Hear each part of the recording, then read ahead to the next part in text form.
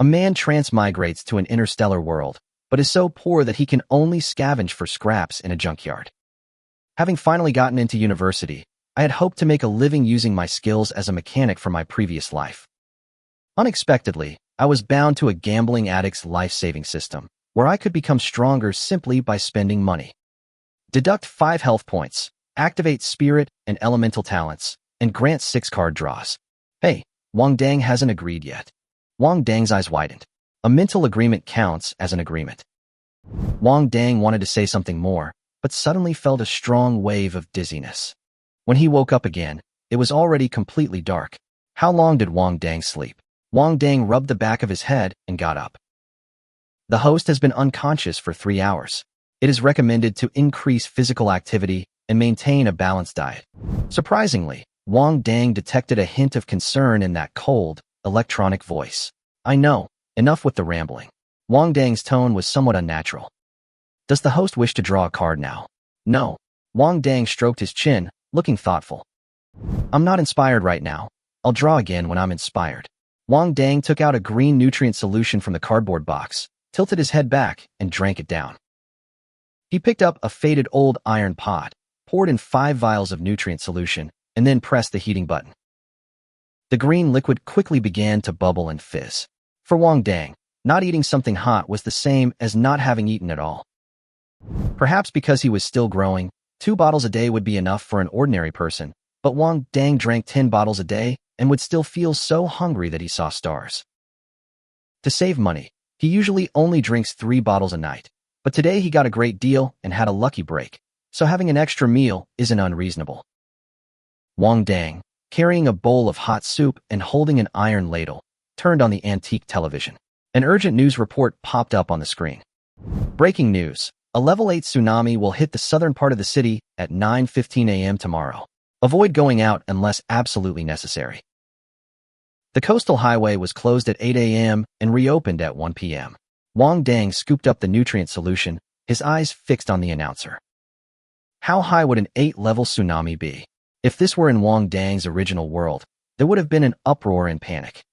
But here, everyone remains calm in the face of natural disasters, because the Star Energy Masters will intervene. Wang Dang finished the hot soup in a few gulps, and his eyes lit up. Star coins, here they come. He quickly tidied the house and rushed out. After sprinting all the way to the wealthy area, Wang Dang shouted at a small white villa, Fatty Lu, Fatty Lu. Lu Ning opened the door behind him, looking helpless. Also, don't call me Fatty Lu. I'm already so thin. Wang Dang wiped his sweat and casually reached out his hand. Can I borrow your personal computer? Really, Brother Wang? Lu Ning was shocked. You've already been accepted into the Imperial Military Academy, and you still can't bear to buy a quantum computer? That's too stingy. I'll just buy something, Wang Dang said, trying to brush it off. After all, if this kid knew that Wang Dang was planning to make a fortune, Lu Ning would definitely interfere. The way to my house late at night? That's not like you, Brother Wang. Wang Dang sighed. He knew this kid wasn't easy to fool. Isn't there a tsunami tomorrow? All the coastal roads are closed, but Wang Dang knows an excellent observation point. Before Wang Dang could finish speaking, Lu Ning's eyes already gleamed with a sly light. 50-50, the money you spend on things using my personal computer will be deducted from your earnings. All right, 50 it is then. Wang Dang sighed again. At 7 o'clock the next morning, Wang Dang appeared on time across from Lu Ning's house. The two of them bickered and teased each other all the way to a hill behind the coastal road. From there, they could see the entire coastal road below. After selecting the best spot, Wang Dang and Lu Ning divided the work and quickly filled the best spot with folding tables and chairs. After the venue was set up, a crowd gathered on the back hill, clearly there to watch the tsunami. Ladies and gentlemen, Wang Dang has the best viewing spots here, and we also offer exquisite cocktails, all for just 500 star coins per person. You'll be able to enjoy a first-person view of a Star Energy Master stopping a tsunami right here. Wang Dang enthusiastically solicited customers at the entrance. 500 star coins isn't cheap. It's enough to buy a case of high-energy nutrient solution. But once you're associated with a Star Energy Master, in most people's eyes, those 500 star coins are well worth it. What's more, while the Star Power Masters were working hard to stop the tsunami, they could sit comfortably in deck chairs and enjoy the view. a feeling that money can't usually buy.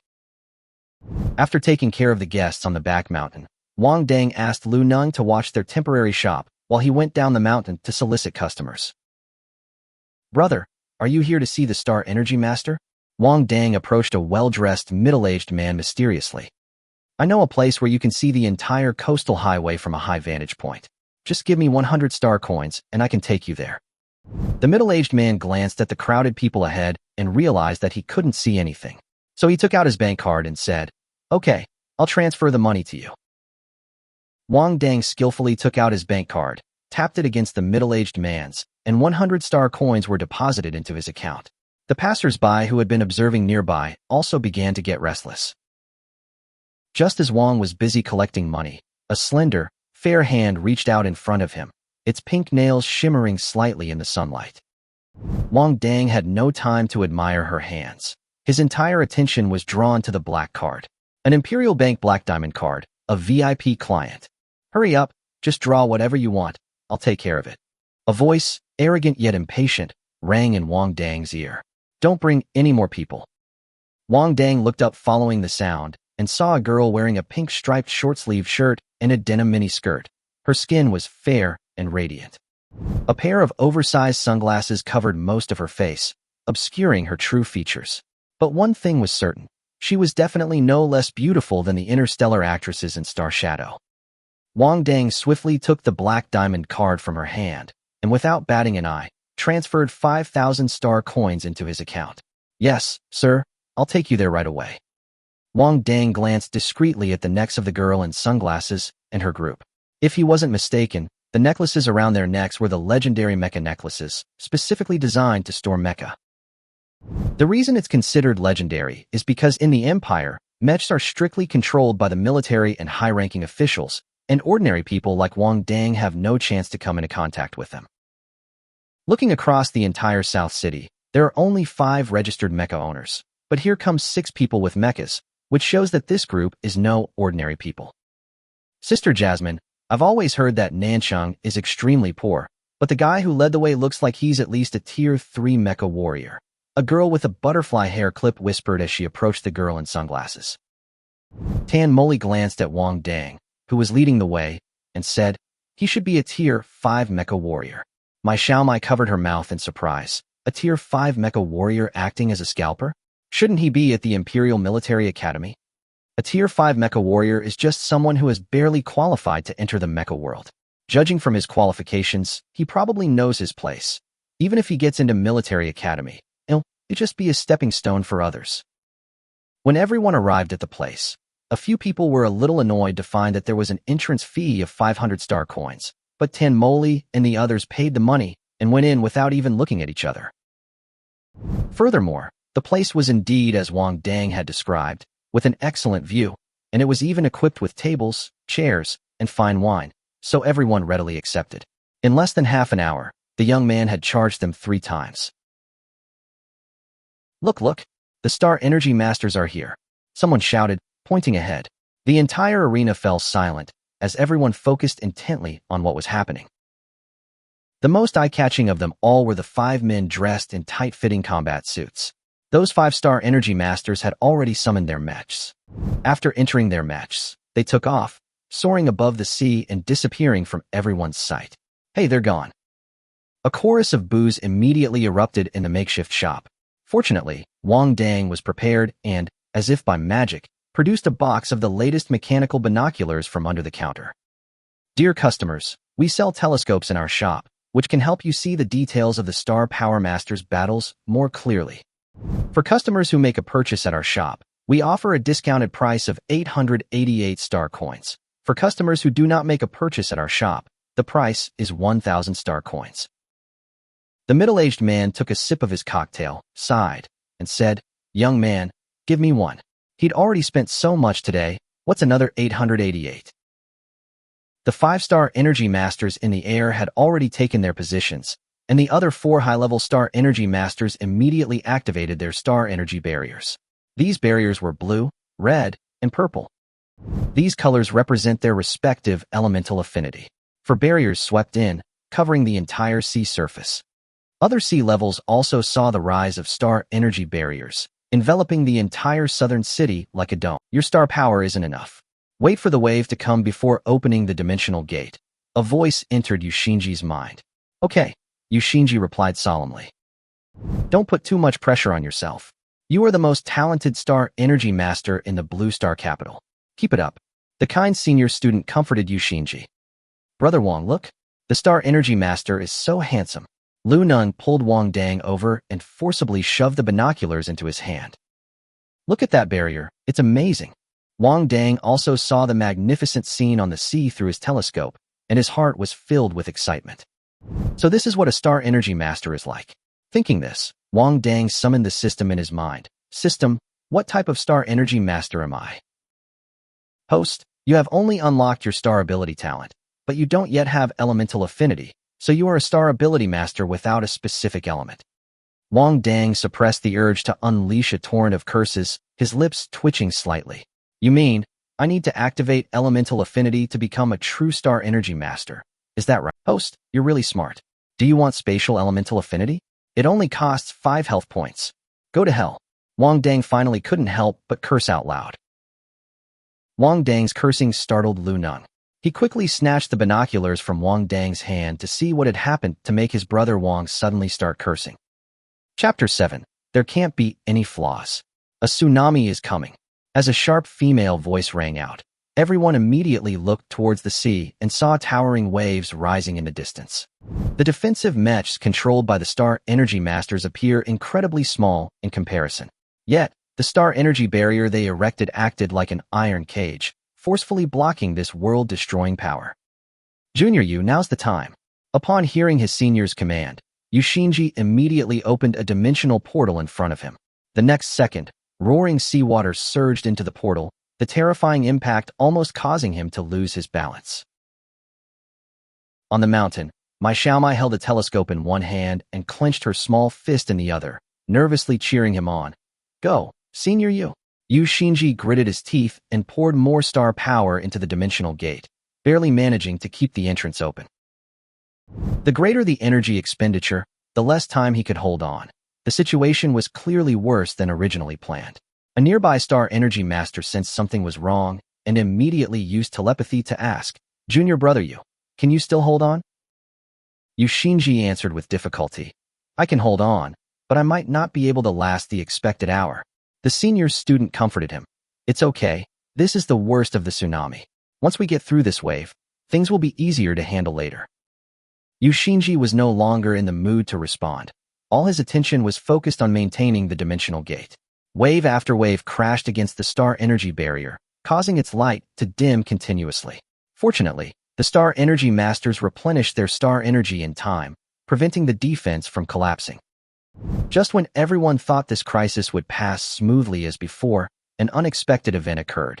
After 3 giant waves, an ugly sea monster with 2 tentacles on its head and fist-sized eyes at the tips of the tentacles was slammed into the Star Energy barrier by the waves. Upon closer inspection, everyone discovered that the waves behind them were also teeming with sea creatures. They varied in size, but each one was more hideous than the last, resembling monsters mutated from radiation contamination. Not good. Sea monsters are attacking. Everyone, go to level 3 alert. Blue Star Legion, calling Blue Star Legion. This is Nanxing City. We need fire support. The scene instantly descended into chaos. Media personnel who had been operating drones and setting up cameras began to panic and retreat. The South City Police, who were maintaining order on the perimeter, also quickly deployed and sealed off the coastline layer by layer to prevent sea monsters from rushing into the South City. The Star Power Masters on the sea were also startled by this sudden turn of events. How could there be a sudden attack from sea monsters? It must be the Federation's doing. Everyone concentrate. We absolutely cannot let them break through the defenses. As members of the Imperial Blue Star Legion, we swear to protect the Imperial civilians to the death. The many Star Energy Masters quickly regained their footing. Facing the dual impact of the tsunami and sea monsters, they remained standing on the sea, desperately maintaining the Star Energy barrier. The tsunami was simply a force of mass, but the attacks of the sea monsters were different. Many of them carried astral abilities that could rapidly deplete the barrier. The tsunami clearing mission, originally planned to be completed in 2 hours, was now clearly impossible. The senior immediately relayed a message to Yu Xinji. Junior Yu, increase the dimensional gate. Our barrier won't hold for long. We must minimize the losses in Nanxing. I understand, senior. Inside the mecha cockpit, Yu Xinji's face turned pale. He took out 3 vials of star energy nutrient solution and gulped them down in one go. He couldn't care less about the consequences now. Whether it was overdrawing his star energy or his mental strength, he had to protect Nanxing and not lose face for the Imperial Military Academy. With this in mind, he pressed on and pulled the dimensional gate to its limit. The 2 nearby star energy masters immediately cooperated, shrinking the range of their star energy barriers to allow more seawater to rush into the gate. Just then, Lu Neng on the mountain suddenly handed the binoculars to Wang Dang, his voice changing. Look, a sea monster has come ashore, and it's heading this way. Brother Wang, let's get out of here. Wang Dang also realized that the situation was bad and immediately said, I'll go evacuate the crowd. You quickly pack up your things. While shouting to the surroundings, the sea monster has broken through the barrier and is coming up. Everyone, run for your lives. He quickly packed up the folding tables and chairs. He bought all these things with star coins, and he absolutely couldn't let the sea monster ruin them. Luckily, the guests had already paid their bills. Otherwise, he would have had to stay and protect them to the death, and also fight the sea monster for 500 rounds. Of course, while Wang Dang was thinking this, his hands moved swiftly. The guests, having also seen the changes on the sea through their binoculars, didn't need him to remind them. They all took off running. But when Wang Dang got to Tan Moli's table, he found that they were still sitting there, showing no sign of leaving. Wang Dang couldn't help but remind them, wait, the sea monsters are here.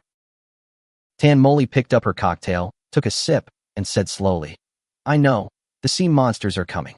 Wang Dang almost panicked. Then you'd better get up quickly. I need to pack my things and run for my life. Tan Moli sneered. As a 5th-tier mecha warrior, your first reaction to a sea monster is to run for your life?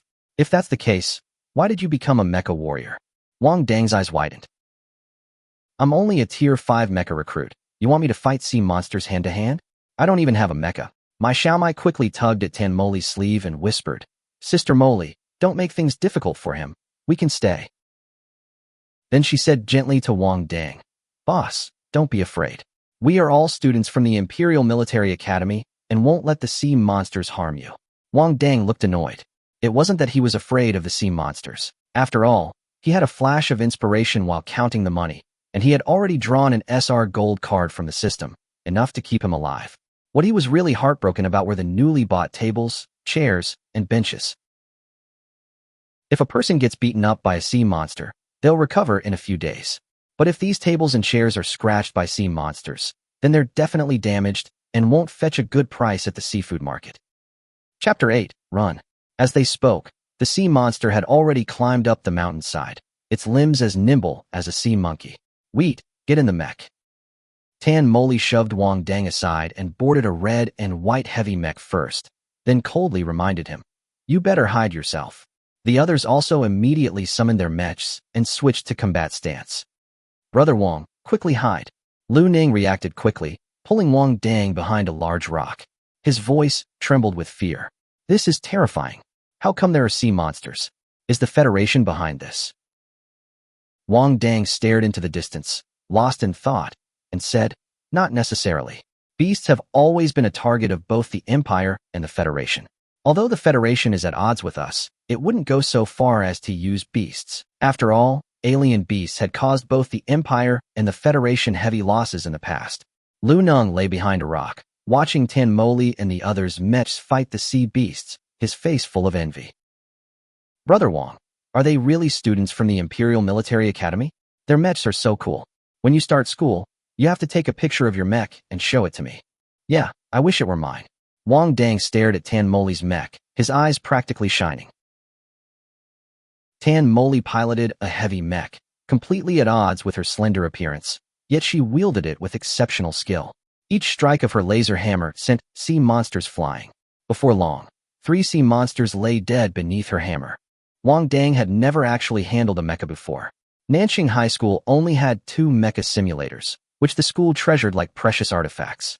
Over 3 years, he had only touched one 6 times in total. While Tan Moli and the others fought at the front, my Xiaomai boarded a light blue defensive mech and remained uninvolved in the battle.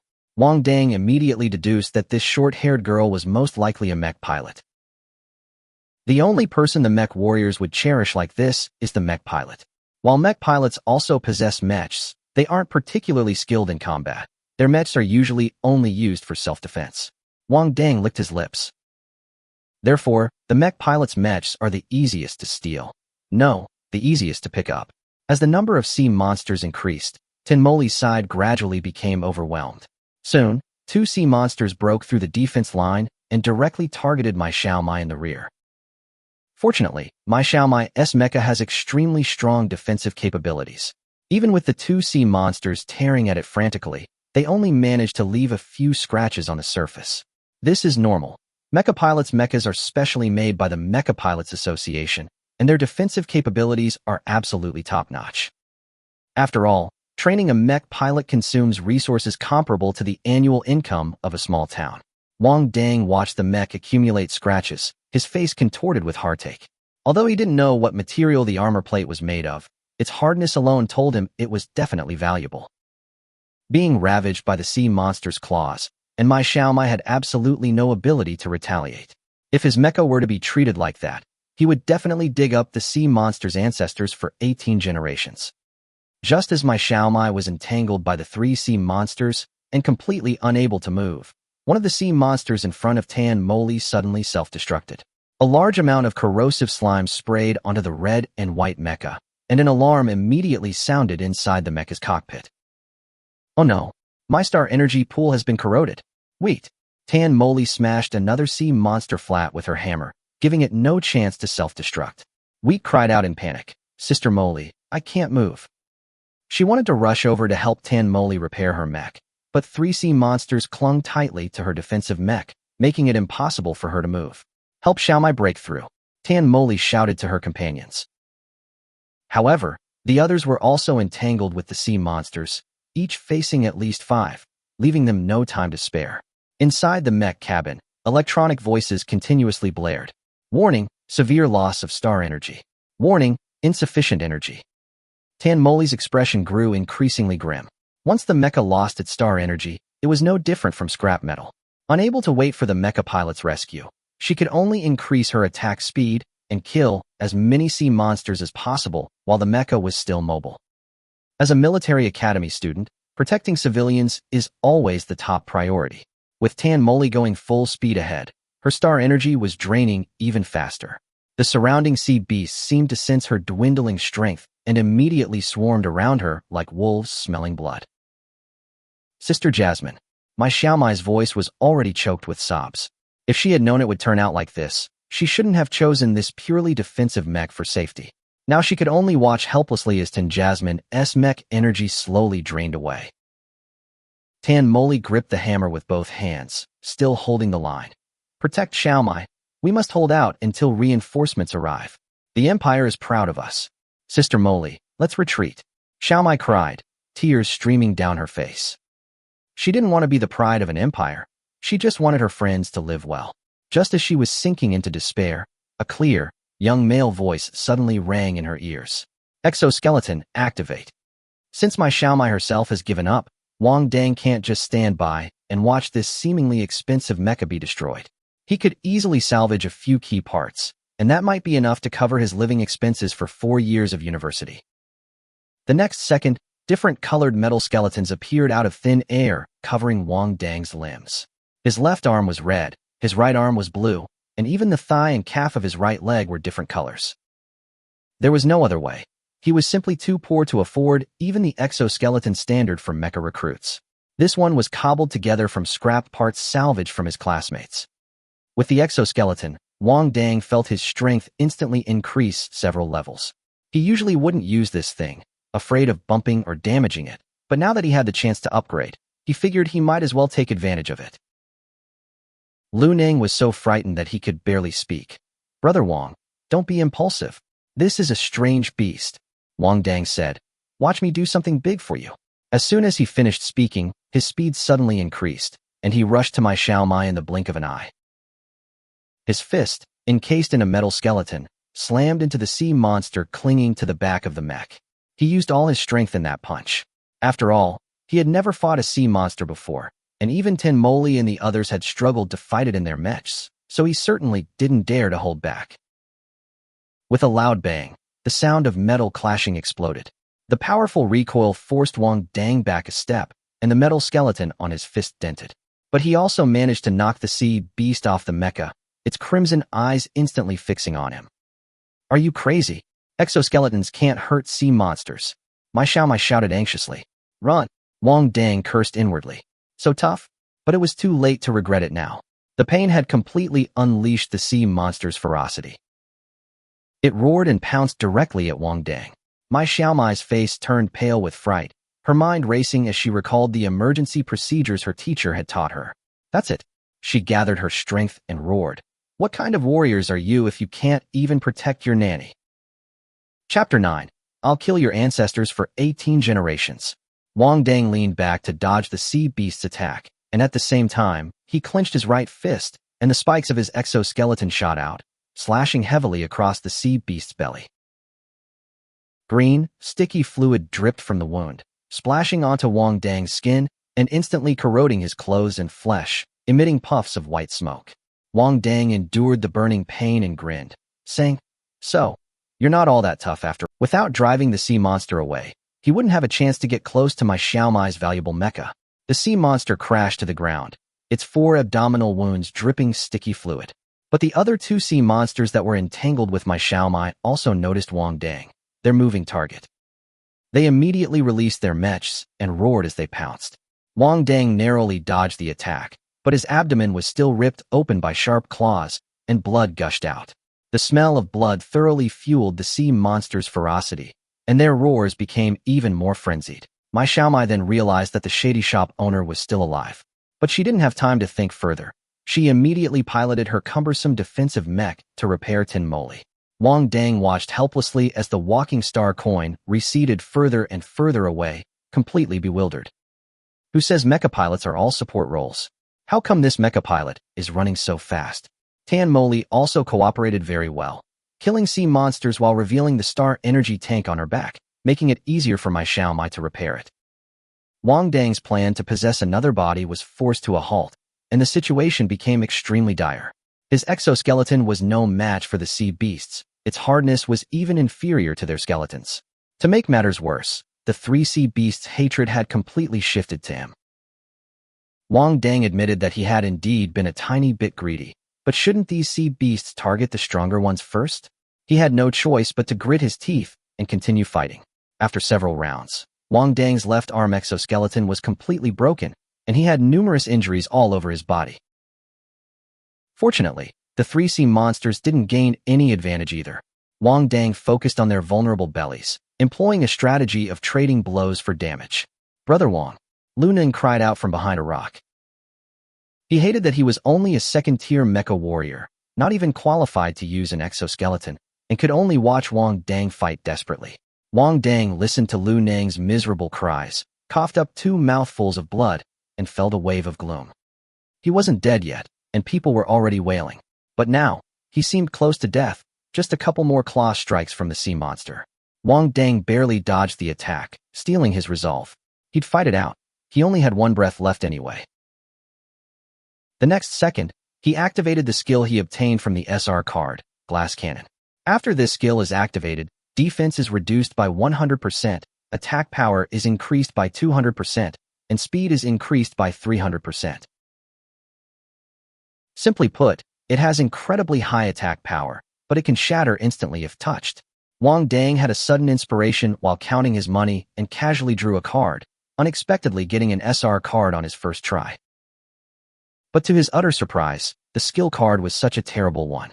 He immediately asked the system, "Is this correct?" The system cheerfully replied, "Host, what are you afraid of? As long as your blade is fast enough, no one can hurt you." After the glass cannon was activated, Wang Dang instantly felt his entire body brimming with energy, and his 6 senses became several times clearer. So this was what it felt like to be a strong person. But he had no time to savor it, because he was now truly fragile enough to shatter at the slightest touch. "Dare to damage my exoskeleton, I'll kill your ancestors for 18 generations." Wang Dang shook his shattered exoskeleton on his left arm, took 3 steps forward, and kicked one of the sea monsters in the head, smashing it open. But the kick was too powerful. The exoskeleton on his leg couldn't withstand the force and turned to dust. Having lost another part of his body, Wang Dang was so angry that his blood boiled. He then leaped onto the back of another sea monster and cleaved it in 2 from its abdomen. This way, the exoskeleton wouldn't be damaged. Wang Dang's eyes lit up, and he immediately transformed into a blur, repeating the same method to cleave the last sea beast in 2.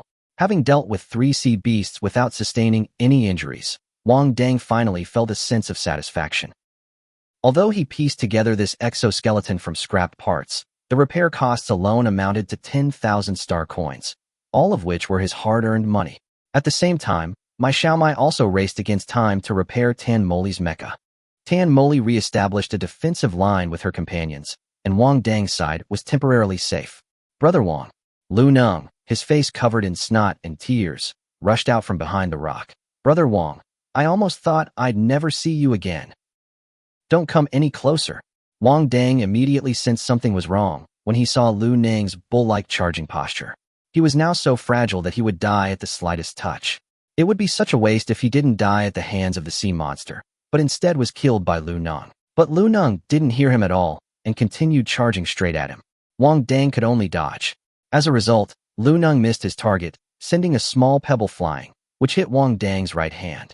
The next second, Wang Dang felt an excruciating pain in his right hand. Broken off piece by piece, everything went black, and he collapsed. Before losing consciousness, he was still thankful that the glass cannon had just been deactivated. Otherwise, this fall would have surely killed him. It seems this glass cannon really shouldn't be used lightly in the future. System, can't you be a human being? Brother Wang. Lu Neng reacted quickly, rushing over to cushion the fall for him, crying out, "Help! My brother Wang is dying." Hearing the cries, Tan Moli and the others in front fell silent and quickened their pace in killing the sea monster. Although their backs were to Wang Dang, they could clearly sense everything that had just happened, and they felt genuine respect for this boy, who could only use an exoskeleton. If he hadn't stepped forward at the crucial moment, they might have lost Tan Moli, their strongest fighter, or even perished here. Tan Moli, recalling her earlier mockery of Wang Dang, wanted nothing more than to slap herself. The pride of the empire, the honor of the Imperial Military Academy, they all amount to nothing before this boy, who fights sea monsters with an exoskeleton. What just happened here is enough to make those prodigies of the school die of shame. Chapter 10, Abnormalities in the Body. Brother Wang, I'll never be lazy again. Wah, Brother Wang, please don't die. In his dazed state, Wang Dang heard someone wailing beside him, and immediately felt unlucky. Although he was destined to die young, wasn't it a bit too early to cry now? He struggled to open his eyes, only to find complete darkness with a few twinkling stars. He managed to say, "I'm not dead yet. I'll save my tears for a few years." Lu Neng's crying stopped instantly, and a small window in the medical pod opened, allowing Wang Dongning to see outside. Brother Wang, I thought you were going to die. Lu Neng leaned closer, his face covered in tears and snot. Wang Dang immediately complained, "Don't drip your snot on my face." Brother Wang, I'm just worried about you, Lu Neng said awkwardly, which gave Mai Xiaomai, who was behind him, goosebumps. Lu Neng then shouted outside, "Doctor, come quick. My brother's awake." Wang Dang felt completely restrained and couldn't move at all. He could only turn his eyes to look around and ask, "Where am I?" Nanxing Military Region Hospital, Lu Neng quickly explained. "After you fainted, the military rescue team came and rescued us all. By the way, I also put away the table and chairs at the last table. They weren't damaged at all." Upon hearing the word hospital, Wang Dang disregarded the tables and chairs he had risked his life to protect and immediately exclaimed, "Quick, quick, let's go." He had always been different from others since childhood. He was not only prone to fainting, but also recovered from injuries at an absurdly fast pace. What's more troublesome is that he has now awakened his spiritual power and star ability talents, which completely contradicts the test results from when he was 8 years old. Whichever one is discovered, he could be sent to the Imperial Military Research Center, never to leave again. After all, a similar incident had occurred at Nanxing Junior High School before. Although the authorities didn't report it and prohibited private discussion, people in their social class all knew the truth. In the eyes of the Empire's higher-ups, the lower classes weren't even considered human. They were merely resources to be exploited at will. Lu Ning thought he was worried about money, so he patted his chest and said, "It's okay, Brother Wang. I've asked around. We don't need to pay for the medical expenses, and the treatment is free. There aren't any medical pods outside, so you can rest a bit longer." As the two were struggling, a doctor wearing a white coat over a combat uniform walked in. He didn't look at Wang Dang first, but instead opened the medical pod panel, his expression somewhat strange. The recovery speed is much faster than expected. Wang Dang's heart skipped a beat, and his heart pounded instantly. My Xiaomai curiously tried to lean closer to take a look, but the doctor quickly closed the panel. Then, after fiddling with it a few times, Wang Dang immediately felt a lightness in his body, and all the restraints around him were released. He immediately pushed open the hatch and sat up in the medical pod. The doctor in the white coat adjusted his gold-rimmed glasses, extended his hand with a shrewd smile, and said, "You must be Wang Dang, right? I'm Dr. Su from the 1st Military Region of Nanjing City. Thank you for your contributions to Nanjing City." Wang Dang was silent for a moment, then took his hand. Dr. Su looked at him meaningfully. "Wang, do you ever feel anything unusual about your body?" Wang Dang looked innocent. "No, it's just that I don't have enough money to eat, and I get hungry easily." Jumped out from behind Dr. Su, saying confidently. Wang Dang glanced at the bold Mai Xiaomai, and his eyes immediately hardened. That's right, he had gone there to save her from the start, definitely not to take over her Mecca. How could Wang Dang possibly be someone who prioritizes profit above all else? Dr. Su was clearly displeased by Mai Xiaomai's interruption, but Wang Dang secretly breathed a sigh of relief. Mai Xiaomai patted her chest and assured him, "From now on, I, Mai Xiaomai, will cover all your food expenses at the Imperial Military Academy." After Wang Dang fell into a coma, the military region's rescue team arrived. Lu Ning, fearing he wouldn't receive timely treatment, revealed that he was a prospective student at the Imperial Military Academy.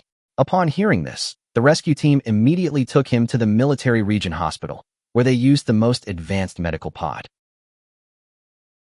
"Don't worry, Junior. As long as I'm at the Imperial Military Academy, I'll make sure you live a life of luxury." Mai Xiaomai looked at the boy who had saved her and clearly had a special fondness for him. At this moment, Dr. Su patted Wang Dang on the shoulder and said meaningfully, "Student, I've heard about what happened to you. Very good. Courage is the most precious asset of a young person. You will definitely be extraordinary in the future. However, even a dragon has to lie low once it goes to the Imperial Military Academy. That place is the real hell for the poor."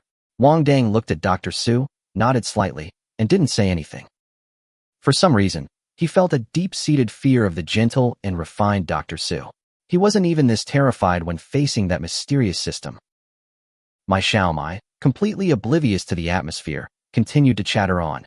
"Junior, the others who were with me today are all your seniors. They're busy helping the military clear out the escaped sea monsters and didn't have time to come and thank you, so I'm waiting for you here. Sister Jasmine also asked me to apologize to you for her bad attitude before. Actually, she's just stubborn but soft-hearted, not a bad person." Dr. Su smiled and said, "You young people can chat first, I won't disturb you. Your injury has fully healed, and you can leave at any time." After saying that, he nodded to Wang Dang, then turned and left with a slightly enigmatic smile. In the southern city, an interesting little fellow had appeared. After Dr. Su left, Wang Dang pretended to chat casually while trying to extract information from the talkative Mai Xiaomai. Mai Xiaomai said that the medical pod can monitor the body's functional status and is filled with nutrient solution containing stellar energy. As long as there is still a breath left, they can basically be saved. For injuries like Wang Dang's, with a comminuted fracture of the right hand, he would normally need to lie in bed for at least 2 or 3 days. But he recovered in less than 5 hours. Maybe the military has developed a new type of star energy nutrient solution that can help people recover quickly. Mai Xiaomai said innocently, "Don't worry, Junior. Dr. Su didn't say anything, so it's definitely fine." Wang Dang was still unwilling to give up. Can this medical pod detect mental strength, or anything like that? Mai Xiaomai looked at him like he was an idiot. The machine that detects mental strength and star power only has one in the entire Blue Star, at the Imperial Military Academy. Weren't you tested when you were 8? It's okay if you don't have one. You can apply to the teacher after you enroll. Every year, Many mech warriors who disagree with their 8-year-old test results request a retest. You can take the test with them then. Chapter 11. Life is precious. How can it be measured by worldly things like gold and silver coins? Wang Dang and Mai Xiaomai had a pleasant conversation, though Mai Xiaomai did most of the talking while Wang Dang and Lu Neng listened. Perhaps it had been a long time since she had met someone willing to listen to her seriously, because Mai Xiaomai's smile never faded. Before leaving, she insisted on adding Wang Dang's personal computer number, saying that when he arrived in the capital, she, as his senior, would treat him to a meal. Unfortunately, Wang Dang didn't have a personal terminal, so he could only memorize Mai Xiaomai's serial number and add her later when he got one. Junior, you absolutely have to add me. Mai Xiaomai emphasized before leaving. I'll protect you at school. No one will dare bully you. After leaving the military hospital, Wang Dang and Lu Neng did their accounting as they walked. After deducting their respective tips, they earned a total of 19,500 star coins that day. Subtracting the cost of the tables and chairs, they made a net profit of 13,000 star coins. In addition, these tables and chairs could probably fetch around 500 yuan if hung at the seafood market. Lu Neng accepted the tables and chairs and gave Wang Dang an extra 250 star coins. In the end, Wang Dang received 8,050 star coins, but this amount wasn't even enough to repair his damaged exoskeleton. Fortunately, he secretly pocketed a 5,500 star coin tip, which was enough to barely recover his losses. Everyone says that mech pilots and star energy masters are expensive, but no one tells him that repairing equipment is just as costly for mech warriors. Wang Dang finally understood why the mecha warriors in movies treated their mechas like their lives. It was all just wishful thinking. Back home, Wang Dang stared at the shattered exoskeleton on his workbench, lost in thought. Is there a way to cultivate one's body in this world? If a fist hits him, the pain will only last a day. But if a fist hits a mecha, the pain might last for months. No wonder the teachers at the Imperial Military Academy hesitated to speak when he applied. He was advised that besides mecha warriors, there were many other options, such as artificial intelligence, advanced programming, and even nutrition. But Wang Dang's thinking was very simple. In his original world, there were no mechas, stellar energy, or mental power. Now that he's transmigrated here, both mecha pilots and star energy masters have closed the door on him. He has to try the path of a mecha warrior, no matter what. Wang Dang slammed his fist on the table. I'll go all in. Let's make our lives spectacular. After figuring it out, all the thoughts that had been troubling him seemed to vanish instantly. This world has many injustices and much discrimination, but what did he have to fear? He was born at the very bottom of society, possessing little and having nothing to lose. What's truly frightening are those who possess great wealth. Thinking this, Wang Dang took out his treasure chest, examined the star energy chip closely, and finally sighed before wrapping it in a clean cloth. He had originally planned to buy a broken spatial ring from the seafood market once he had saved enough money, repair it with this chip, and keep it for himself. But with school starting soon, he had to repair his exoskeleton first. Although he would be issued mechs after the military academy started, the capital was a strange and dangerous place for him. He couldn't allow himself any downtime. He had to at least be able to fight back. Even if he couldn't kill the enemy, he had to tear a piece of flesh from them.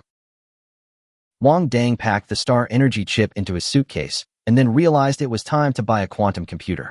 Otherwise, buying and selling things would be inconvenient.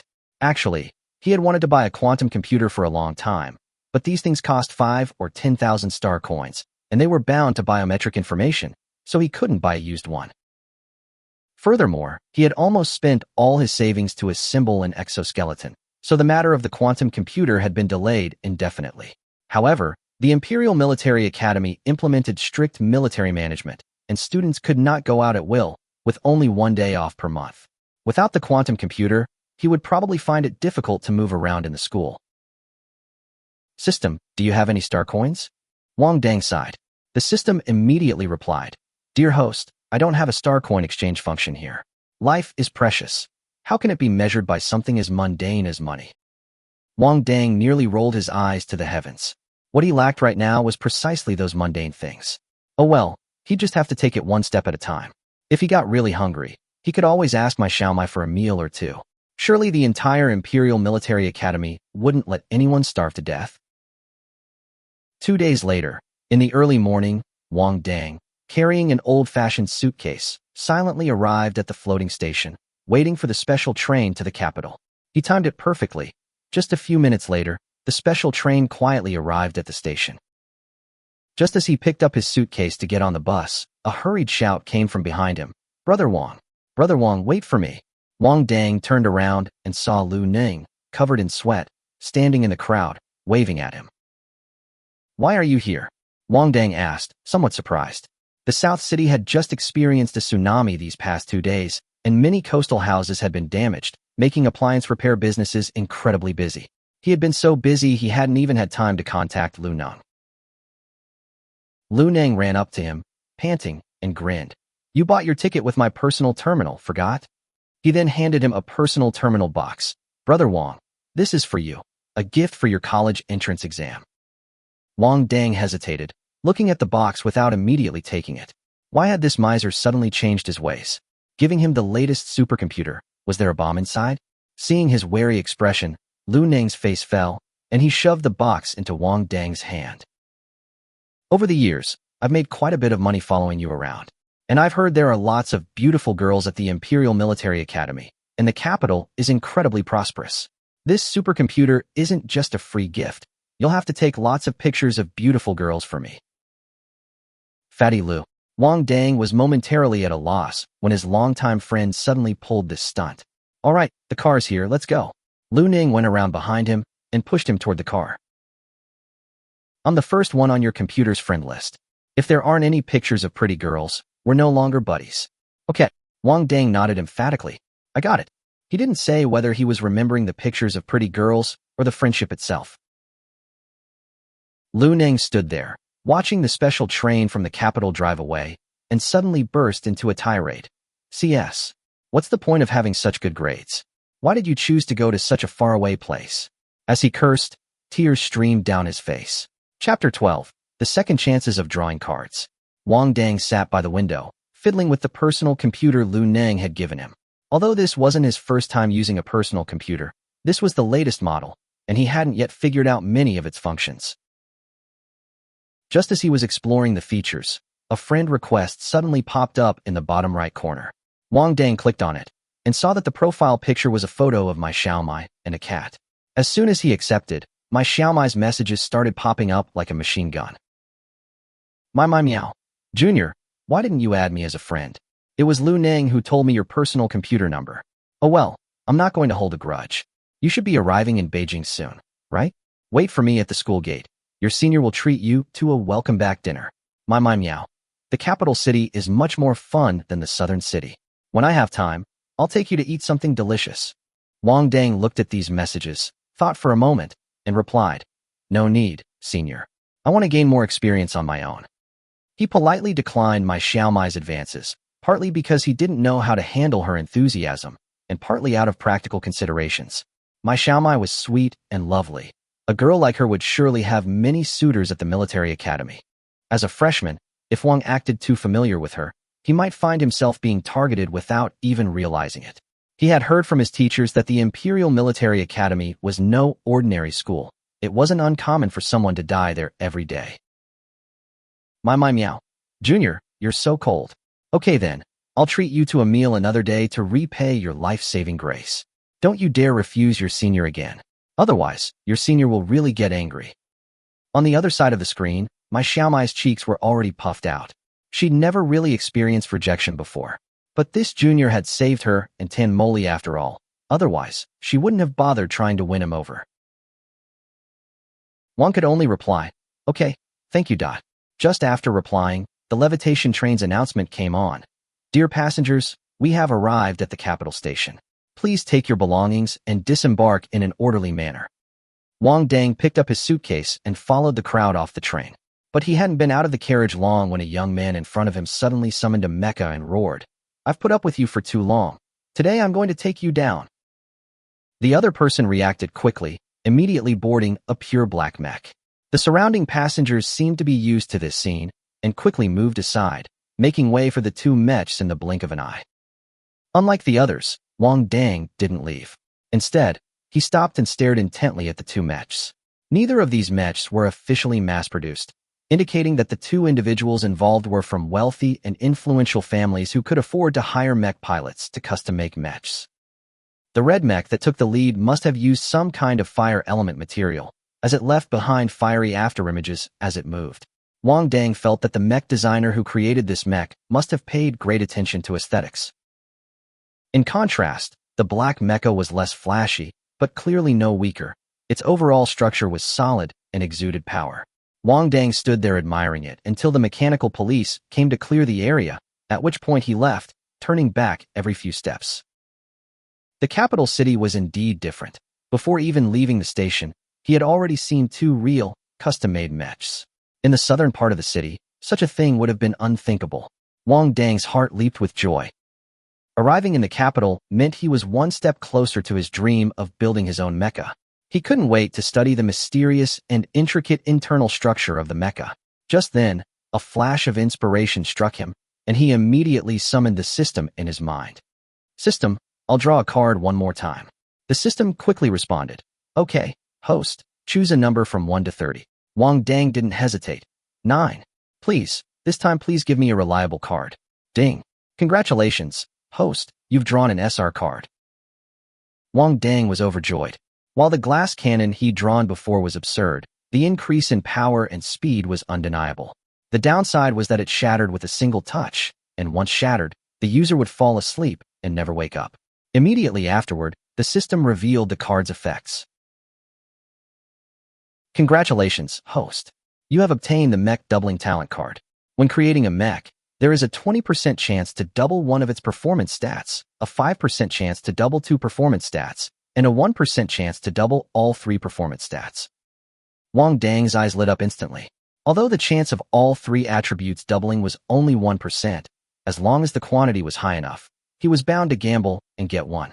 Then, he could sell the remaining mechs, which would be equivalent to getting a high-performance mech for free, right? Of a mech are defense, firepower, and mobility. Defense depends on the materials used in its construction. Better materials ensure the safety of the pilot inside the cockpit. Firepower, on the other hand, depends on the weapons the mech is equipped with.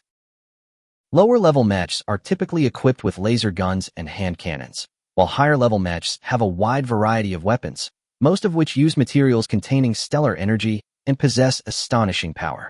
As for mobility, it is related to the weight of the mech and the structural design of the mech pilot. The more sophisticated the design, the faster the mecha, and the stronger the control, but the higher the demands on the pilot's reaction time. I knew it. A gambler won't lose every day. Wang Dang clenched his fist slightly. 2 SR cards in a row. That meant his luck was really good today. The next one might just be an SSR level card. Standing amidst the bustling capital, Wang Dang straightened his back, confidently carrying his suitcase, and walked towards the Imperial Military Academy. He was determined to become the most outstanding mecha pilot and mecha warrior of the future. As for becoming a Star Energy Master, he didn't dare to think about it for the time being. After all, anything related to Star Energy was ridiculously expensive. Even if the government allocated resources to him, it would be a drop in the ocean for a Star Energy Master. He'd consider that issue again when he was truly successful and no longer had to struggle for a living. Chapter 13. This is simply outrageous. Wang Dang arrived at the gate of the Imperial Military Academy by public star vehicle. Although this was only a branch campus on Blue Star, the magnificent and imposing building before him still left him stunned for a long time. Standing before the Imperial Military Academy, the endless stream of people at the entrance seemed as small as a swarm of ants. Local students from the capital report here, students from other areas report over there. The admissions officer's voice pulled Wang Dang back to reality. Wang Dang snapped out of his daze and took in the situation. The registration area was divided into 2 sections. Local students completed their procedures in a spacious corridor on campus, while out-of-town students were only provided with a temporary rain shelter. Most of the out-of-town students queuing were standing in the scorching sun, yet no one dared to complain. On the other hand, the local students, despite having shaded walkways, continued to grumble and urge those in front of them to hurry up. Wang Dang was somewhat taken aback. He had always known that school was a microcosm of society, but when he was studying in Nanchang, this difference was somewhat invisible. At the Imperial Military Academy, however, everything was laid bare. Wang Dang walked to the end of the line of out-of-town students and obediently joined the queue. Ahead of him in line was a skinny boy with a pair of shrewd, dark eyes. The boy turned and glanced at Wang Dang. "Excuse me, are you in the wrong place? Local students line up over there." Although Wang Dang dressed modestly, the quantum computer on his wrist was clearly the latest model, the Blade 24, with a starting price of at least 30,000 star coins. Furthermore, while other out-of-town students carried large bags and suitcases, Wang Dang only had a single suitcase, suggesting he possessed a spatial ring. Wang Dang nodded slightly. "I'm from Nanxing City. I didn't queue in the wrong line." The skinny monkey's eyes darted around, and he immediately smiled and extended his hand. "Nice to meet you. Nice to meet you. I'm from Dongqing City. My name is Liang. You can just call me Monkey." Wang Dang also introduced himself, and the two quickly became acquainted. Monkey couldn't help but say, "Dude, your family's pretty rich. Unlike me, I'm destined to be someone else's stepping stone." Wang Dang shook his head. "No, my circumstances aren't good either." Monkey sighed. "All right, brother, stop trying to comfort me. I know the rules of military academy." Wang Dang was completely confused. "Huh?" The monkey continued. "You obviously don't know this. Well, your family is rich, so you don't need to worry about these things. I looked up a lot of guides beforehand, especially the self-protection guide for poor students." At this point, the monkey's eyes became serious. "Don't worry, I'll definitely survive in school, and I'll live a good life." A self-preservation guide for impoverished students? Wang Dang pressed his tongue against the roof of his mouth. Good heavens, isn't this tailor-made for him? Just as the monkey was about to explain, the bearded teacher in front suddenly slammed his hand on the table. "Everyone in the back, quiet down. What are you doing here, you stinking rats who don't even know the rules?" The monkey immediately shut up and didn't even dare to turn his head. Wang Dang could only turn on his personal computer and search for a guide to self-protection for impoverished students on the Star Network. He quickly found the post on the forum of the Imperial Military Academy's Blue Star branch. It advised that one must be extremely careful with their words and actions at the military academy, lest a single glance offend someone and result in a duel invitation. Practical training should be avoided as much as possible. Practical training might be combined with other classes, and if you encounter students from S-class or higher, your mech is very likely to be destroyed on the spot. The post also notes, in military academy, if your mech is destroyed, it's basically a death sentence. Even a dog might bite you if it passes by. Make sure to build good relationships with your classmates in the mecha pilot department. You might get a chance to repair your mecha for free. Of course, there's also the possibility of a failed repair, resulting in the mecha being totaled. If anyone issues a duel challenge, be sure to refuse. Never act impulsively. Here, only strength matters. The weak are merely stepping stones for the strong. To thrive, one must improve oneself at all costs. After reading this, Wang Dang felt a surge of excitement mixed with complex emotions. This was no longer his original civilized world. In this era where might makes right, humans are like wild beasts, openly displaying their animalistic nature and desires. The tall, muscular boy behind Wang Dang had an extremely complex expression. He watched helplessly as Wang Dang, wearing the latest supercomputer favored by the wealthy, brazenly browsed the guide to self-protection for impoverished students. Most outrageous of all, Wang Dang didn't even turn on privacy mode, allowing everyone in the row behind him to see everything clearly. What does this mean? Just because someone's family is rich doesn't mean they can look down on people like this. The out-of-town students behind them naturally saw this scene as well, each one daring not to speak out in anger. They had all checked the information about the Imperial Military Academy before coming here and knew very well that it was located here. The lives of wealthy and poor students are completely different. Wealthy students can fight freely, practice combat as much as they want, and don't have to worry about damage to their mechs or repair costs. Poor students, on the other hand, must be careful at all times because they simply cannot afford to repair their mechs if they are damaged. Even in a simple practical training session with classmates, impoverished students have to be extremely cautious, wishing they could jump out of their mechs and fight hand-to-hand. Therefore, in military academy, the people you absolutely cannot offend are the wealthy. Even if they are less skilled than you, they have no financial worries and are completely unafraid of losses in a fight. Compared to those hesitant and impoverished students, their original 4-point chance of winning could be artificially boosted to 8. But Wang Dang was completely oblivious to the rows of resentful gazes behind him. Like a dried-up sponge, he frantically absorbed the knowledge from the forum, utterly unable to extricate himself. The students behind could only watch helplessly as he went from a guide to self-preservation for impoverished students to how to cling to a mecha pilot's thigh, and then to my days of being bullied by a rich and beautiful girl at military academy. Their faces turned green. This was outrageous. Utterly outrageous. Chapter 14. That's quite fair. Only making 80,000 from her. The enrollment procedures were quick. The bearded teacher, though fierce, was very efficient and didn't let Wang Dang stand in the sun for too long. Wang Dang was assigned to freshman class 2, a temporary class for out-of-town students. Once the mechs are issued, the school will arrange a practical combat exercise and then reassign classes based on the results. Students from other areas will be divided into 3 classes, A, B, and C, while local students from Beijing will be divided into SSS, SS, and S classes. Wang Dang, holding his dormitory card, arrived at the door of dormitory 222. He looked down to confirm. Yes, this was the place. It was a 4-person room, and no one was inside yet. Wang Dang placed his suitcase on the table to the left of the entrance and turned to leave.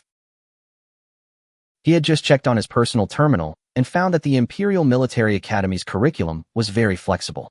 Aside from practical courses taught by instructors, most of the theoretical knowledge was stored in the school library.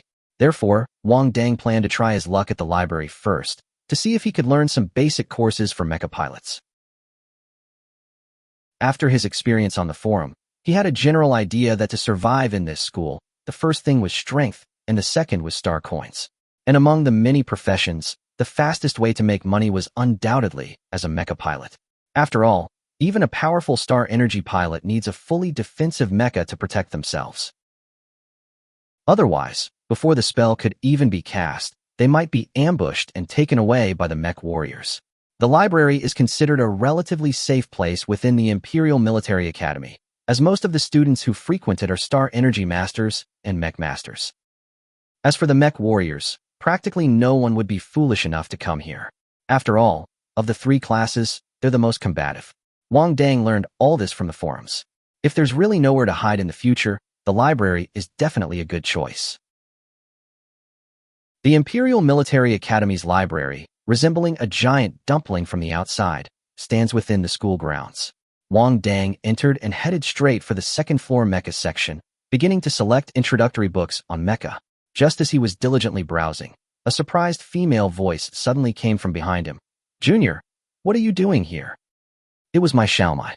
Wang Dang quickly shoved the books he was carrying back onto the bookshelf, turned around, and flashed his signature smile. "Hi. What a coincidence." My Xiaomai happily came closer, then asked in confusion, "Junior, aren't you in the Mecha Warrior department? What are you doing reading on the second floor?" Wang Dang had already prepared his explanation and calmly explained, as the saying goes, know yourself and know your enemy, and you will win every battle. I thought that if I could thoroughly study the theory of mecha, the more I knew about the enemy, the less afraid I would be in battle. Moreover, mastering the theory of mecha would also help me control the mecha. Wow, my Xiaomai's eyes lit up, and she slapped him hard on the back. "Junior, you have such a great idea." Not only my Xiaomai, but even her companions looked thoughtful after hearing it. After all, mecha warriors are known for their strong limbs. Mecha pilots are logically rigorous and meticulous. The most cunning are the star energy masters.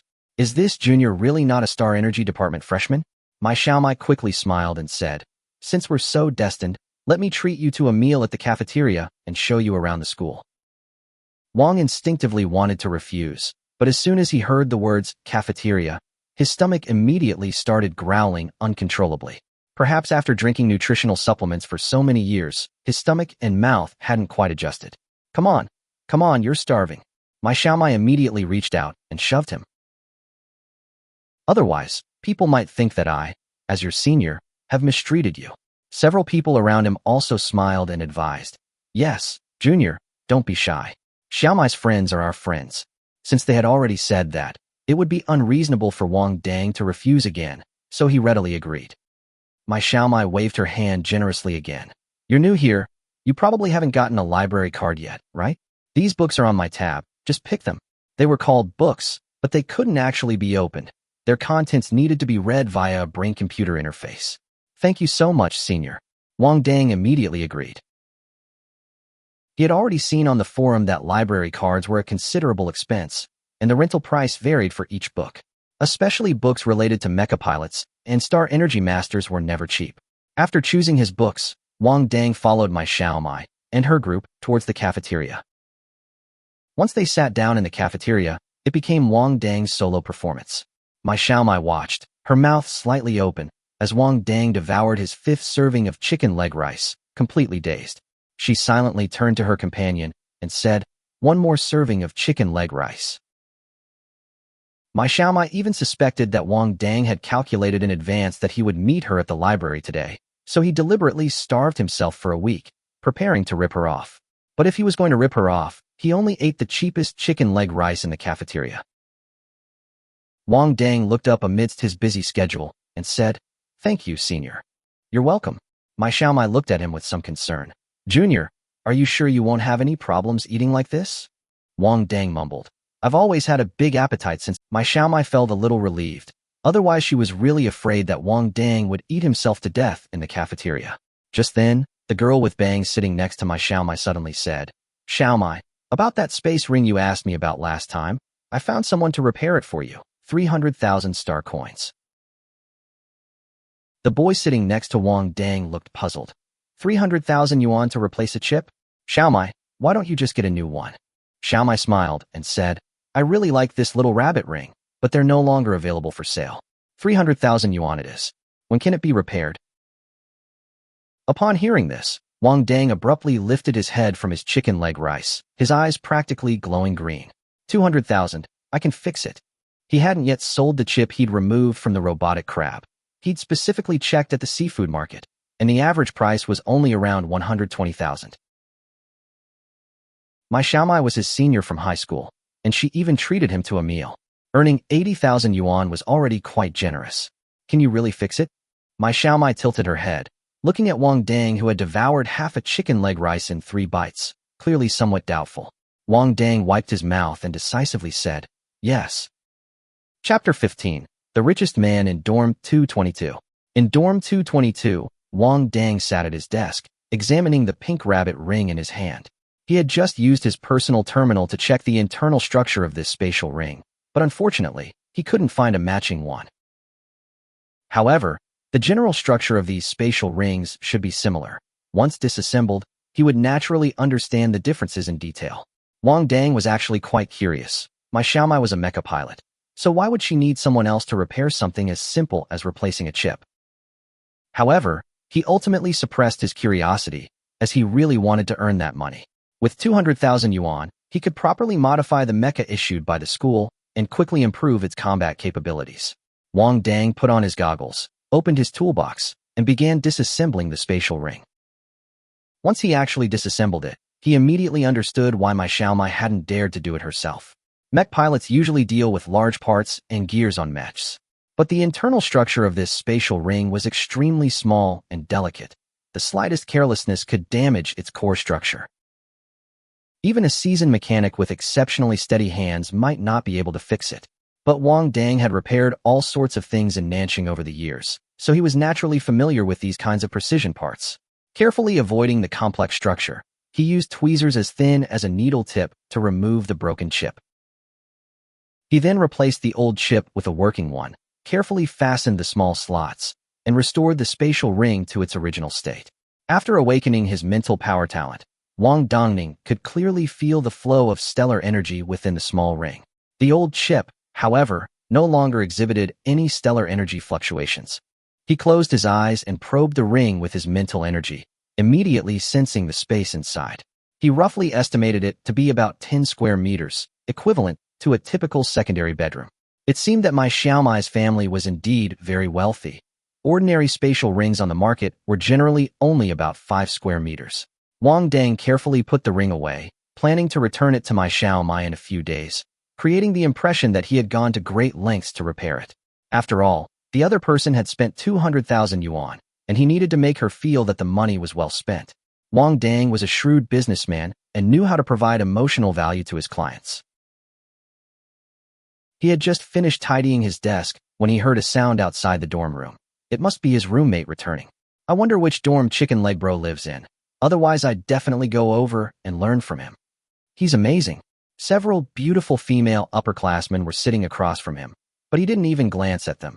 His eyes were only on his chicken leg rice. He's already hooked up with a beautiful senior right after entering university, and I heard she's from the mecha pilot department. I bet he's a star energy master. Monkey chatted with his roommate as he opened the door, but when he saw Wang Dang, he immediately froze. Hey, buddy, you're in my dorm. Hey buddy, let me tell you, we just heard outside that there's a really impressive person among this year's freshmen. The monkey approached him familiarly, but Wang Dang felt a little awkward. It seemed that the impressive person the monkey was talking about was him. Wang Dang was speechless. These people were so unsophisticated. Was it so strange to eat 6 servings of chicken leg rice in one go? While Monkey chatted with Wang Dang, his other 2 roommates were also observing him discreetly. The most conspicuous thing about Wang Dang was the latest model of his personal computer on his wrist. Secondly, his bed was very simple, with only an old-fashioned suitcase on the table. This led them to almost the same conclusion as the monkey. This unassuming man was definitely a hidden millionaire. Wang Dang was also observing them silently. Of the 3 roommates, there was no need to ask about Monkey's situation. The other roommate had already told him most of it. As for the other 2, one was chubby and fair-skinned, nicknamed Fatty Luo, whose family owned a mining market, making him a second-generation miner. Another young man with wheat-colored skin was named Heiji, and his home was in a small city not far from the capital. Whenever Heiji mentioned that his home was not far from the capital, he would start to sigh. Just over 100 kilometers away, I almost became a big shot in the capital. Monkey and Fatty Luo both looked at him with pity. If it weren't for the distance of over 100 kilometers, Heiji might be living in a single dormitory like a local student in the capital, instead of having to squeeze in with the 3 of them. One day, I will settle down in the capital and become a true loyalty to the empire. Heiji clenched her fist, her eyes resolute. Imperial loyalty. Monkey clasped his fists earnestly. Fatty Luo also raised his fist. Imperial loyalty. Then, the 3 looked at Wang Dang expectantly. Wang Dang, however, turned away, opened his briefcase, and pretended to pack his luggage, showing no intention of participating in this childish oath. Forget about imperial loyalty and federation loyalty. He was only loyal to himself. Although he was born in an imperial territory, the empire never offered him any help when he nearly starved to death or repeatedly fell into dire straits. He chose to enter military academy only because it offered him access to mechs, tuition-free training, and a monthly stipend. The other 3 didn't pay much attention and quickly changed the subject. I'm so excited to receive my school-issued mechs tomorrow morning, Kurwaso exclaimed. Monkey clasped his hands together, looking devout. Yes, I'll definitely take good care of it. As he spoke, the monkey suddenly looked excitedly at Wang Dang and Luo Depang. Brother Dang and Brother Depang must not like the mecha issued by the school, right? If you guys find a mecha engineer to customize a mecha, you must let me see it. After entering the military academy, they were no longer just ordinary civilians, but members of the military, and they also had the qualifications to customize mecha. Therefore, many wealthy students, upon entering the Imperial Military Academy, would have their mechs custom-made by the Mech Pilots Association. Luo Depang smiled confidently. I've already submitted my application to the Mech Pilots Association. The process will take at least a month. Wang Dang didn't understand why Monkey categorized him and Luo Depang together. But he was indeed not satisfied with the new mecha issued by the school. After all, he would soon receive 200,000 star coins, which he could use to upgrade the mecha. So he only vaguely replied, I don't know, I'll see. But this perfunctory answer made the other 3 even more convinced that this was rich guy's way of hiding his true abilities. It seems that Wang Dang is the wealthiest person in dormitory 222. Chapter 16, Seeing Dr. Su Again. The next day, the monkey got up early to help everyone line up for their mecha necklaces, while Wang and the others were still fast asleep in their dorm. Luo Depang and Heiji played games on their quantum computers until 3 a.m. yesterday, while Wang Dang used a brain-computer interface to study the basic books on mecha that he brought back, studying until midnight. He discovered that the theory of mechs was actually very similar to the mechanical principles he had learned in his previous life, especially in terms of the rotating parts, which were almost identical. However, most of the materials used in the mecha were taken from alien beasts and contained stellar energy. Therefore, Both the construction and manufacturing process of mechs require the assistance of mental power. Otherwise, the resulting mechs will be no different from ordinary machines and will not possess the powerful destructive and defensive capabilities of mechs. After figuring out the general principles, Wang Dang felt more confident and had more confidence in modifying the mecha. However, before modifying his own mecha, he still needs to find a way to study other people's custom-made mechas. After Monkey brought back the 4 mecha necklaces, everyone couldn't wait to go to the open space downstairs in the dormitory to practice with their new mechas. Only Wang Dang was still immersed in the ocean of knowledge and couldn't extricate himself. He was also really looking forward to the day when he could actually enter the mecha, but the mecha design blueprints left by his predecessors in his brain were so exquisite that they dazzled him, and he couldn't bear to leave them for even a moment. In just a day and a half, Wang Dang finished reading the 3 books he had borrowed from the library. Although it was a book, after being connected to the brain-computer interface, it was filled with pictures and text, and even had explanations from experienced people, giving Wang Dang the illusion that the door to mecha had been opened for him. After circling around the world of the mecha, Wang Dang came to his senses and found that it was already dark outside. Luo Depeng and Heiji were already sitting together playing games on their personal computers, while Monkey was lying on the bed, fiddling with something on his personal computer. Wang Dang sat up in bed and stretched his limbs a bit. He was now very familiar with every part of the mecha and couldn't wait to study his new mecha properly. He took out the mecha necklace the monkey had given him that morning, and as he was about to get out of bed, he suddenly felt his vision blurring. He then remembered that he hadn't eaten anything since last night. Fortunately, it was those 6 chicken leg rice bowls, otherwise he wouldn't have been able to hold on until now. Before Wang Dang lost consciousness, he heard the terrified screams of the monkeys. Dr. Su, how is she? You young people nowadays, relying on your good health, don't pay attention to your lifestyle and don't eat on time. Of course, you'll develop health problems. 2 voices echoed in Wang Dang's ears. He struggled to open his eyes and found that he had much more strength than before. Although there's nothing serious now, I suggest that this student, Wang, stay in the medical office for observation for the day. The man in the white coat had his back to Wang Dang.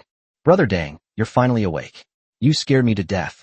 Monkey noticed that Wang Dang, who was lying on the hospital bed, had opened his eyes and rushed over, looking at Wang Dang with concern. Wang Dang shook his head, about to say something, when suddenly the man in the white coat turned around, his pupils slightly contracting. It was none other than Dr. Su from the Nanjing Military Region Hospital. Wang, you've really had a lot of bad luck, Dr. Su said with a gentle smile as she approached.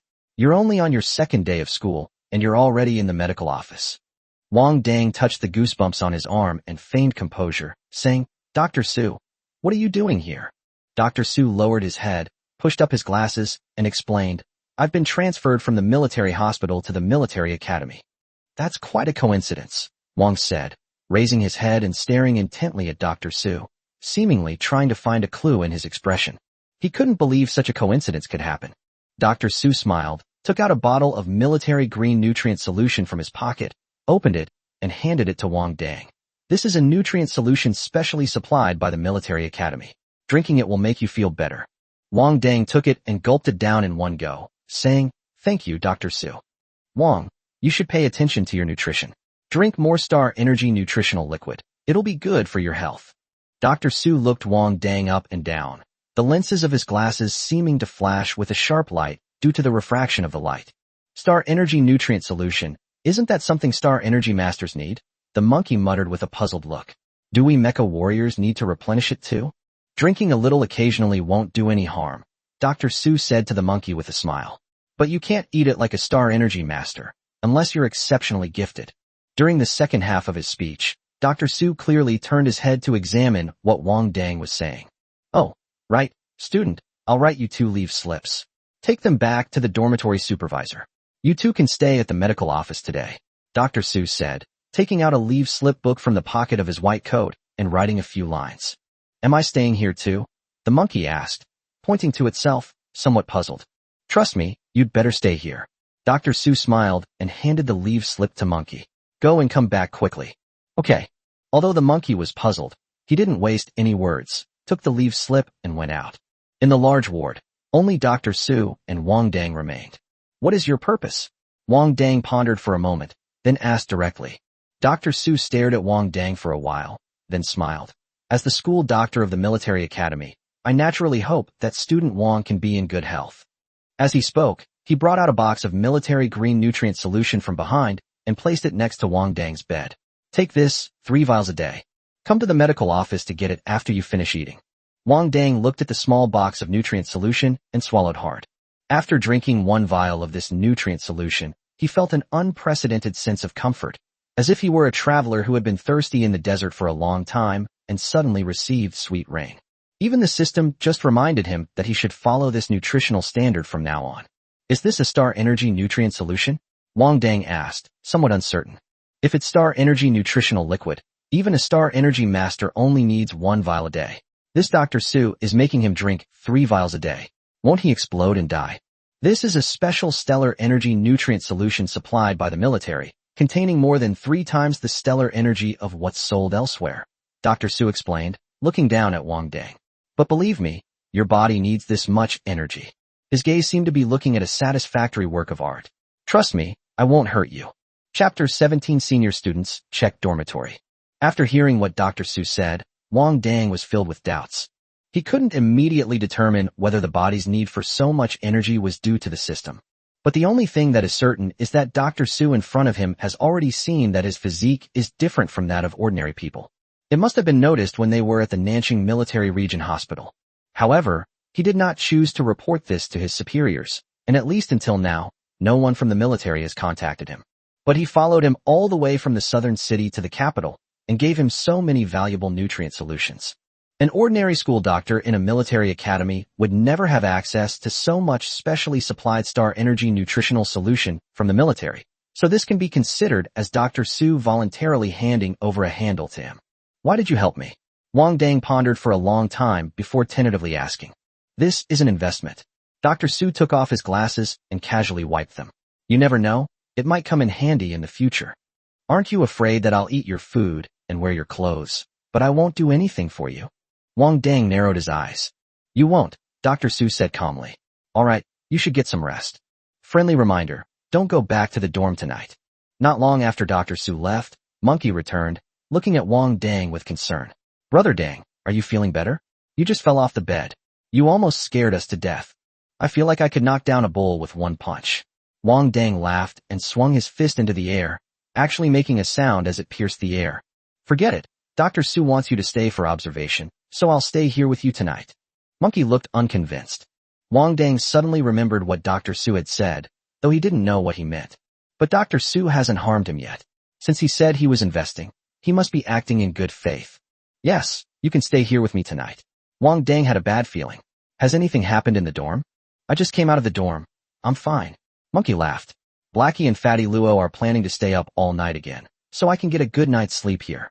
Upon hearing that Heiji and Luo Depang were planning to play games all night again, Wang Dang smiled knowingly. This reminded him of the times he and his 3 roommates used to play video games together in college. But not here. He had endured so many years of hardship and finally had the opportunity to come into contact with the mysterious world of mechs. He had so much to do. Thinking about this, Wang Dang regretted not having asked the monkey to bring a book back with him when he went back earlier. The monkey brought over a pillow from outside, lay down on the single sofa next to the hospital bed, and started using its personal computer. Wang Dang also turned on his personal computer and began browsing various mecha pilot forums on the StarNet. Meanwhile, inside the dormitory building for freshmen from other places, a storm was brewing. Stay in your dorms and don't move, you hear me? A group of young men in tight-fitting combat uniforms kicked the doors of the freshman dorms, threatening and intimidating them. Anyone who wanders off will face the consequences. These people who suddenly rushed in were clearly senior students from the military academy. The black combat uniforms they wore were issued by the military academy's Mecha Warrior system, while the freshmen had not yet received them due to their short time at the academy.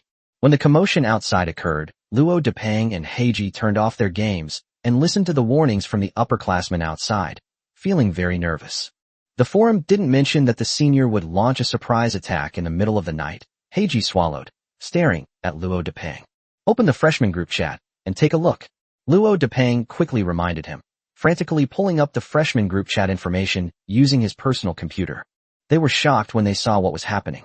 The group chat was flooded with messages, all warning everyone not to leave the dormitory. A few hot-tempered students ignored warnings and ran out. only to have their newly issued match destroyed by the senior students. Many new students actively shared the information they had received in the group. I heard it was planned by a senior from the mecha department in his second year. He wants to give this year's freshmen a welcome ceremony. Good luck to everyone. I've never heard of such a rule in previous years. Come on, the rules are made by those with power. We're new here and don't know anything. So naturally we're left to be manipulated by those older students. We're so unlucky. Why did it have to be our year? Sigh, let's think positively. Maybe next year we can bully the freshmen. Luo Depang and Heiji huddled together, their eyes wide as they stared at the comments in the group chat. I mean, there are all kinds of people out there. We haven't even gotten past this hurdle yet, and he's already thinking about bullying others. Kuroji said indignantly. You should think about how we're going to get through tonight first, Luo Depang sighed. He knew military academy was dangerous and had done his research before enrolling, but he never expected that the senior students would be so bored as to come knocking on his door before the official start of the semester. Sit tight, little ones, your senior is coming in to check the dorms, a blonde-haired youth shouted with a wicked grin from outside the building, and his companions burst into laughter at the same time. Haha, I thought there would be a lot of troublemakers among this year's freshmen, but I didn't expect them to be so well-behaved. Yeah, what about that chicken leg guy? I heard he's also a freshman this year. If we catch chicken leg bro, do you think his senior will come after us? I heard she's in the mecha pilot department. After hearing his companion's words, the blonde-haired man sneered. My little darling, I'm so scared. What kind of warrior is a mecha warrior hiding behind a woman? Alright, Jiao, let's start checking the dorms. We can't let the big show the boss found for us go to waste. A short, stocky companion said to the blonde-haired guy. Then let's meet our sweet junior classmates. Zhao Zuo and his group weren't far from dormitory 222, so Luo Depang and Heiji heard their conversation clearly. Heiji clenched his fists, his muscles bulging under his black t-shirt, and the veins on his neck standing out. They've gone too far. To call a grown man like him little sweetie is an utter disgrace. He has never been so humiliated in his entire life. Luo Depang's face was also very ugly. They had been raised as mecha warriors since childhood and were men among men. How could they accept such an insult? One after another, the sound of doors being broken down echoed in the hallway, quickly approaching dormitory 222. Chapter 18. Among this year's new recruits, there's even a scholar among them? Soon a loud bang was heard, and a dark-skinned, thin young man kicked open the door of dormitory 222. Luo Depang and Heiji immediately stood up reflexively. What are you doing? Sit down. The dark-skinned, thin young man pointed at the two men's noses and shouted arrogantly. Luo Depang quickly stopped Heiji and pulled him down to sit with him. Although Luo Depang had only spent a short time with Kuroji, he could tell that Kuroji was a hot-blooded, immature young man, and he was afraid that Kuroji might not be able to resist challenging these people. These people sound like they're from Beijing, and they're also senior students. They're people we can't afford to mess with. Seeing the two sit down, the dark-skinned, thin young man, with a look of disdain in his eyes, began to survey the dormitory in front of him. Hey, the dark-skinned, thin young man moved to Wang Dang's desk, as if he had discovered something extraordinary, and began calling to his companions guarding the door. Brother Jiao, come quick. As he spoke, he waved a set of basic mecha structures in his hand, and raised an eyebrow at Luo Depang and Heiji. You guys even have mecha pilots among you? Zhao Zuo quickly entered with two underlings. Seeing the book in the dark-skinned, thin young man's hand, he became interested. Oh, so this year's mecha freshmen have a scholar among them. They can't afford the mecha, so they're planning to build it themselves? Upon hearing this, the group burst into laughter, seemingly mocking the book's owner for overestimating his abilities. Heiji glared angrily at the uninvited guests, but at Luo Depang's prompting, she held back and remained silent. Zhao Zuo walked over to Heiji with the book and casually kicked Heiji's stool. Where are the people? Why are there only the two of you? It's like this, senior. One of my roommates fainted today, and another roommate accompanied him to the infirmary. He'll be staying at the infirmary for observation tonight, Luo Depang explained. I'm asking about him. Zhao Zuo looked at Luo Depang with impatience. It's not you. Then he looked at Kurwaso, whose forehead veins were bulging, and casually patted his face. Are you mute? Speak. Kurwaso slapped Zhao Zuo's hand away, glaring angrily. Didn't you hear me? In the medical department. Luo Depang's heart skipped a beat, realizing something was terribly wrong. He quickly stood up, bowed deeply to Zhao Zuo, and apologized. I'm sorry, senior. He was just dumped by his girlfriend and is in a bad mood. I think this dark-skinned kid has more guts than you. Zhao glanced at Luo Depeng. A good-for-nothing like you, who just flatters and fawns, wants to be a mecha warrior? Luo Depeng cursed inwardly. If I don't flatter you, I'll get a beating and my mech will be destroyed. They're basically leaving us no way out. Just as he was thinking this, Kurwaso shouted out his thoughts. What exactly do you want? The guy who stood up for us got his mech destroyed and hung outside the dormitory building, and now you're talking about flattery? If you just want to bully someone, just say so. What kind of man beats around the bush like this? Kurwaso's words successfully amused everyone except for Luo Depeng. I'm going to bully you. What can you do about it? Zhao was sneered at Heiji, and with a slight exertion of force, the basic structure of the mecha shattered in his hand. He quietly held a tiny chip in his palm, leaving it behind. I've heard that after a mech warrior reaches level 10 and is promoted to a beginner mech warrior, their strength will increase significantly. In retrospect, it was no exaggeration. When Luo Depeng and Heiji saw that Zhao Zuo could easily crush the book made of light metal in their hands, a deep sense of dread appeared in one of their eyes. The other eye revealed a fanaticism and a thirst for power. I'll give you both a chance. If one of you steps up to fight me, the other's mech will be saved. Zhao Zuo stared at Haijiro with a playful smile. Clearly, his target was that arrogant and ignorant kid, Kurwaso.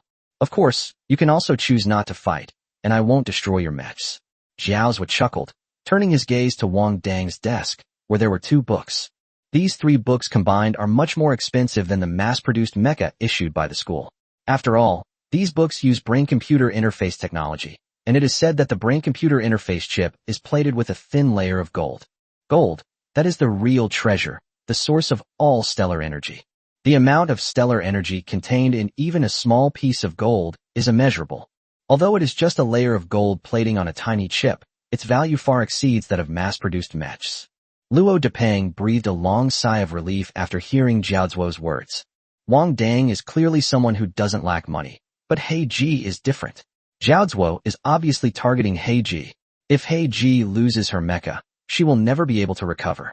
He clearly didn't want to lose Kuroji as a gaming partner. He could share half of the library's losses with Wang Dang, which wouldn't be unfair to Wang Dang. After weighing the 2 options, Luo Depeng calmed himself down and said, Senior, neither of us can beat you. But what about Brother Wang's book? Heiji hesitated. In his mind, with Wang Dang gone, they, as his roommates, had an obligation to protect his property. Let's save the mechs first. Luo Depeng pulled Heiji to his side, fearing he would cause more trouble. Zhao Zuo glanced at Luo Depeng with a mocking look and snorted, Country bumpkin. Then he simply grabbed the 2 remaining books from Wang Dang's table and left with his men. Although Zhao Zuo is a native of Beijing and his family is considered to be of upper middle class in Beijing, the allure of gold was still very strong for him. He didn't have the guts to rob the school library, but now that the books were in his own hands, things were different. According to school regulations, the school is not responsible for school property once it leaves the rental area. This is also a means of restricting educational resources for students from other regions.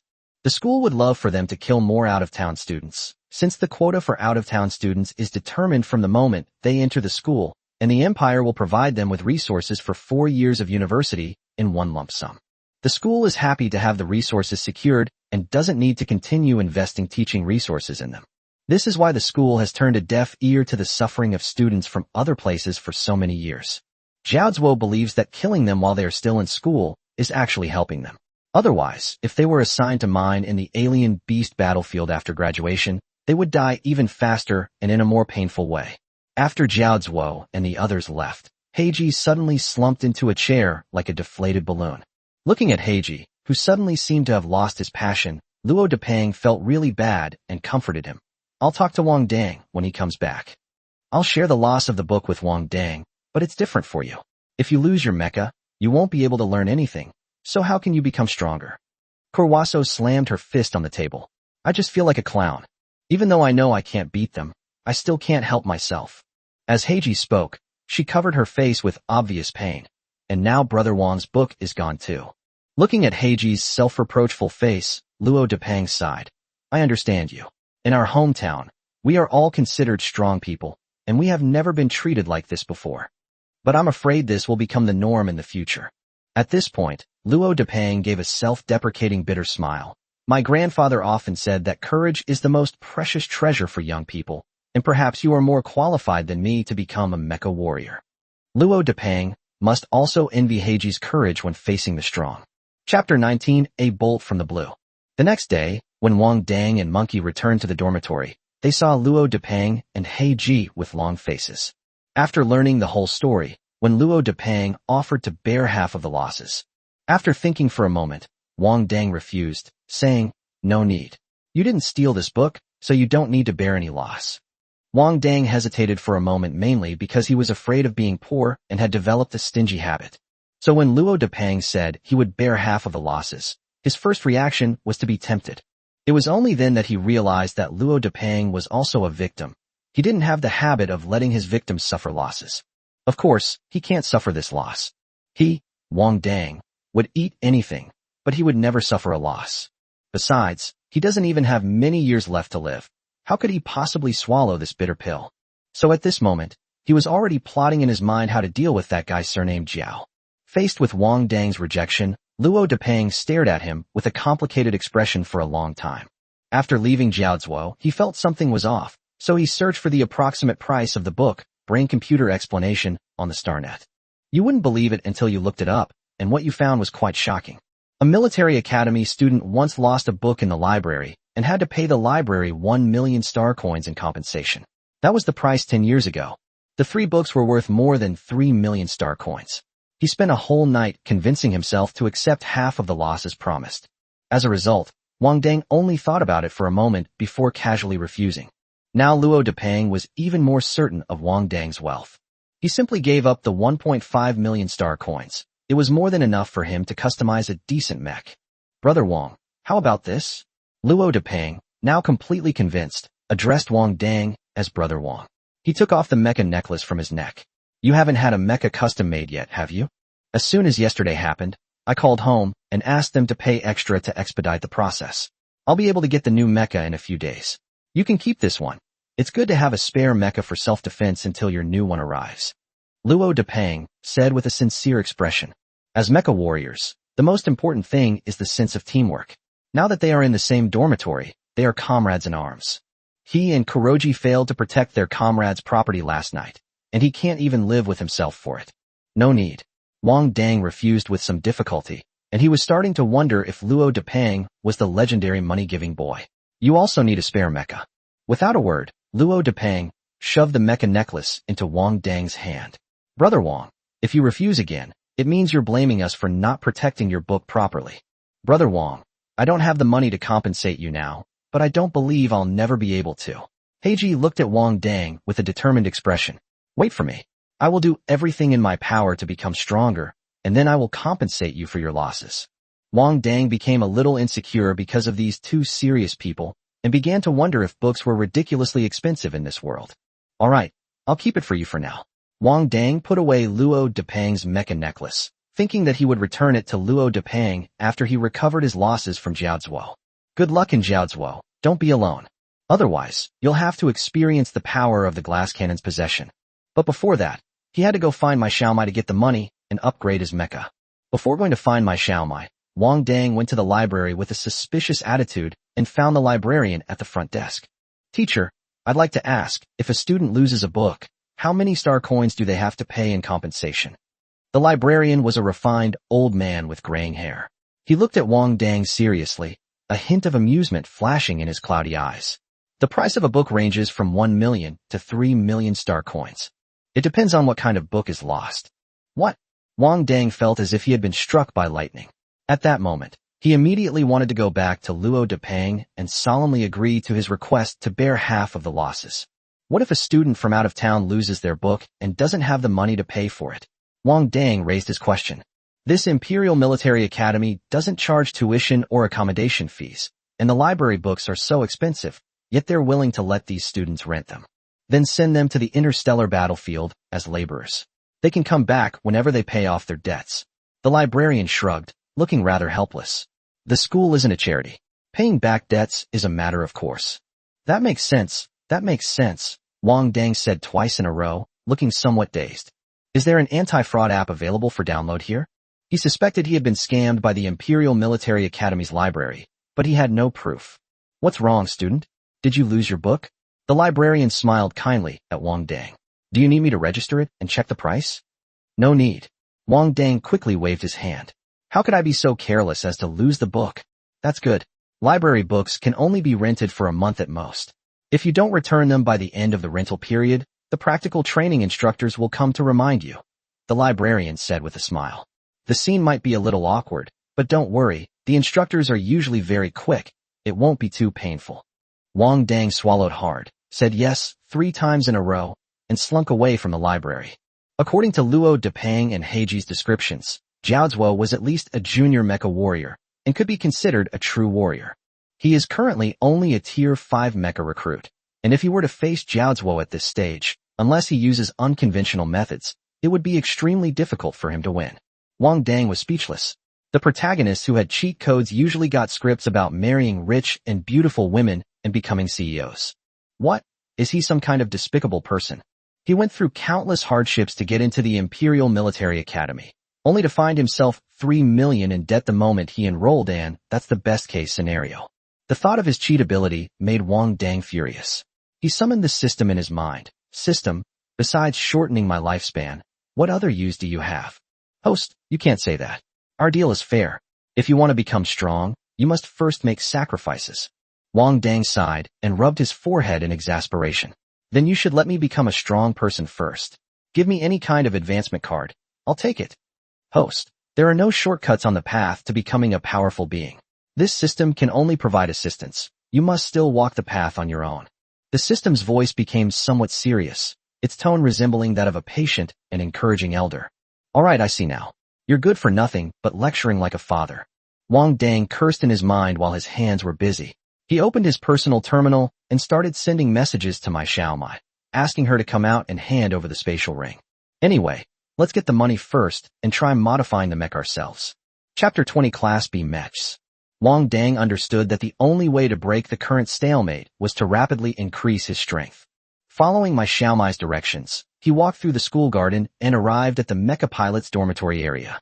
In the entire Imperial Military Academy, only the Mecha Warrior Department has local and out-of-town students.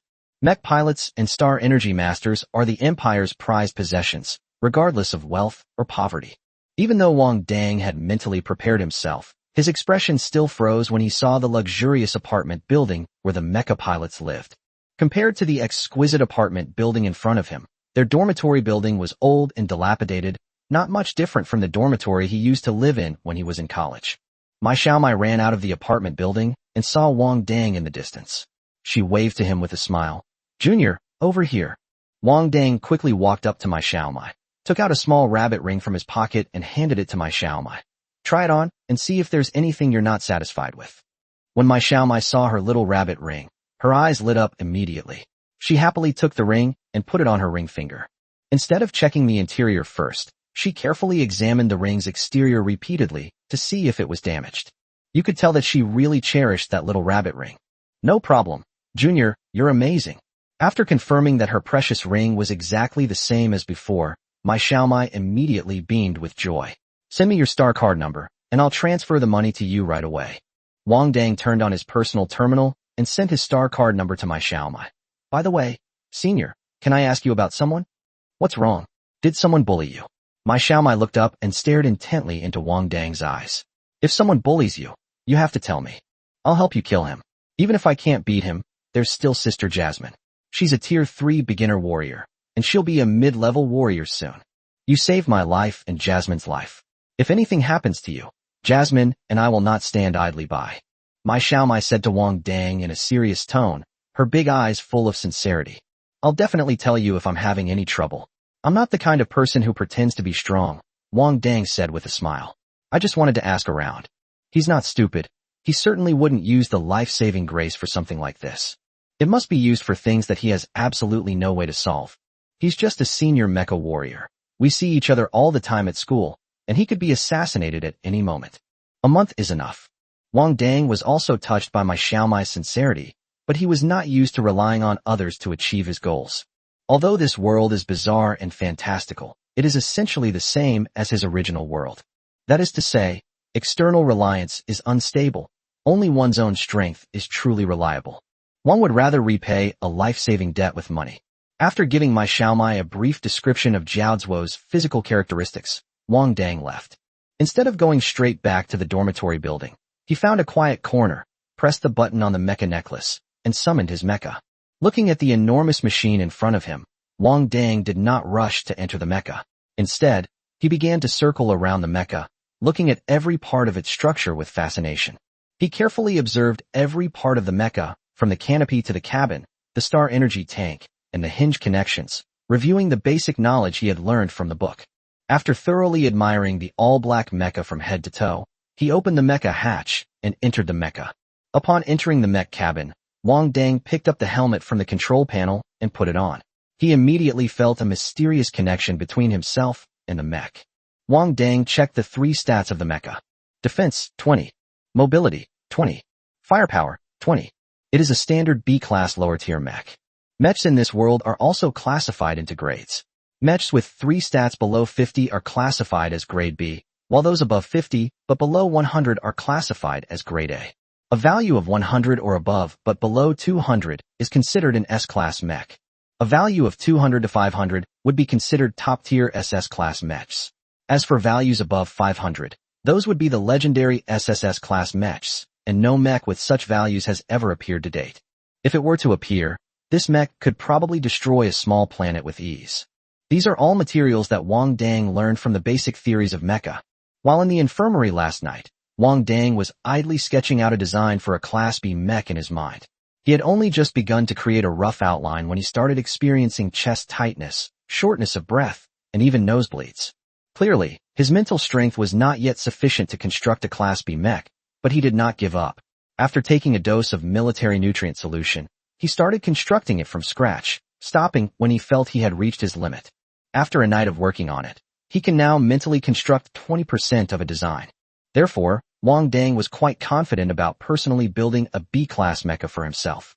When I advance to become a junior mecha warrior, I will be able to use the B-grade mecha that I made myself. All 3 values need to be maxed out by then. With this in mind, Wang Dang confidently began to control the mecha and practice a set of basic boxing techniques that he had learned in Nanxing High School. At first, Wang Dang was a little unfamiliar with the mecha, but thanks to his familiarity with each part of the mecha, he quickly adapted to it. This pure black recruit mech, which initially struggled with clumsy punches, began to become more agile and powerful. If anyone were to witness this scene, they would surely be amazed by Wang Dang's ability to control the mecha. You should know that the freshmen who have just enrolled can't even control the mecha to walk a few steps before giving up, and the best they can only manage to perform a few attack moves. You simply can't find anyone like Wang Dang who can control a mecha and unleash a powerful combination of punches. This is also thanks to Wang Dang activating his mental power talent, which is of great help in controlling mechs. Furthermore, Wang Dang's familiarity with every component of the mecha allowed him to bypass the break-in process and directly establish a mental link with it, as if divinely inspired. Wang Dang was so engrossed in controlling the mecha that he couldn't tear himself away until the system reminded him to replenish his energy, at which point he would drink a bottle of military-grade nutrient solution. Even after it was completely dark outside, the new recruit mech remained hidden in the night, tirelessly practicing its boxing techniques. Wang Dang also forgot exactly how many bottles of military nutrient solution he had drunk following the system's prompts. If he knew, he would be sweating profusely and praying to the gods not to explode and die. Chapter 21 Starnet and Darknet. At 11:30 p.m., Wang Dang finally returned to his dormitory under the cover of night. As soon as he entered the dormitory, he received respectful looks from his 3 roommates. After he left, Luo Depeng told Heiji and Monkey the price of the book. Blackie and Monkey were shocked to hear this. 30,000 star coins for the latest quantum computer was an astronomical price for them. But when faced with a minimum compensation of 3 million star coins, Wang didn't even blink. It's true what they say, comparisons are the thief of joy. Luo Depeng even began to speculate whether Wang Dang was a member of a reclusive family on Earth. After greeting them, Wang Dang went to the bathroom to take a shower. Burdened with enormous debt, he had no time to think about anything else. Even while showering, he was mentally constructing mecha designs. The blood from my nose mixed with water and splashed onto the bathroom floor, then quickly disappeared. After taking a shower, Wang Dang lay on his small bed in the dormitory and checked the messages sent by my Xiaomai. The blonde guy who came to their dorm yesterday was named Jiao Zuo. He was a second-year student at the Imperial Military Academy, a Tier 1 junior soldier, and his mecha was a B-class mecha with above-average stats, almost approaching the stats of an A-class mecha. Wang Dang's personal computer still wasn't in privacy mode, so the other three people in the dormitory could clearly see the contents of his computer, and they were now looking at each other in bewilderment. They've even started making eye contact. Luo Depang. He's definitely from a reclusive, powerful family. Monkey, that's so impressive. They're going to cause trouble for the senior. Kuroji, Brother Wang, you are my god. Wang Dang was unaware of his three roommates' thoughts at the moment. After turning off his personal terminal, he closed his eyes to rest. He felt he had reached his physical limit today, but he still worked on the design for a while before falling into a deep sleep. With 2 days left before the official start of school, he needed to make the most of these 2 days to familiarize himself with everything in the capital. Ideally, one should find a quick and easy way to make money. He's already considered a novice mecha pilot, so he naturally knows how expensive good mecha materials are. If you want to upgrade your mech, the star coins you have right now are obviously not enough. The next day, Wang got up refreshed and went straight to the medical office to find Dr. Su. He asked her directly, "Do you know where there's a black market?" He checked on the StarNet last night and found that only officially certified mecha pilots can purchase the tools and materials needed to build mechas. And for a self-taught mecha pilot like him, the only way to buy tools and materials is through unconventional means. But no matter how hard Wang Dang searched on the StarNet, he couldn't find any purchasing channels other than the official ones, so he had no choice but to come to Dr. Su. "Why should I help you?" Dr. Su sat at her desk, holding a medical record in her hand, and raised an eyebrow slightly at Wang Dang. Wang Dang grinned, "Because you invested in me. You won't withdraw your investment until you get a return that satisfies you enough. No one understands investing better than this gambler. Although I lost everything in the stock market in my past life, at least I learned a lesson." Dr. Su smiled after hearing his words. "That's right. I will help you, but I need a small reward for now." As he spoke, he took a syringe from his desk drawer and looked at Wang Dang with ill intent. Wang Dang felt a chill run down his spine from that look. "What? Dr. Patient Play?" As he spoke, he cautiously took a step back, distancing himself from Dr. Su, and said defiantly, "I'm a real man. Don't misunderstand. I just need a vial of your blood." Dr. Su ignored Wang Dang's verbal sparring and stood up to gesture for Wang Dang to sit down. Upon hearing his request, Wang Dang's mind went on high alert, and his gaze toward Dr. Su became filled with vigilance. The requirement to have his blood drawn reminded him of the boy who disappeared in junior high school, who had become a guinea pig for a research institute because of a vial of blood. "Don't worry, this is just my personal research. I won't report it. I guarantee it with my military honor." Dr. Su slightly curled the corners of his mouth. "What you're worried about won't happen." Wang Dang let out a long sigh of relief. He knew that the only option he had was to trust him. So he sat down as Dr. Su asked, and kept talking. "Be gentle. I'm afraid of pain. I'll have a stress reaction." Hey, cut back on the blood. I'm anemic. Are you asking me to donate blood with this whole tube?" Dr. Su ignored Wang Dang's nagging and expressionlessly injected the blood from the syringe into the test tube. Then he carefully placed the test tube into the side pocket of his white coat before reaching out his hand to Wang Dang. "Give me your personal terminal." Wang Dang took the quantum computer off his wrist and handed it to Dr. Su with some confusion. "You're not planning to implant some kind of virus in my quantum computer to monitor my movements 24 hours a day, are you?" Dr. Su rolled her eyes at Wang Dang. "You're overthinking it. You're not valuable enough right now." He deftly pried open Wang Dang's optical computer and then implanted a chip the size of a grain of rice into the motherboard inside the optical computer. The StarNet is just what's in the open. Most people don't know that there's actually a dark web beneath it. As Dr. Su operated the device, he explained to Wang Dang, "After this chip is installed, your quantum computer will have the qualification to access the dark web and see things outside the StarNet.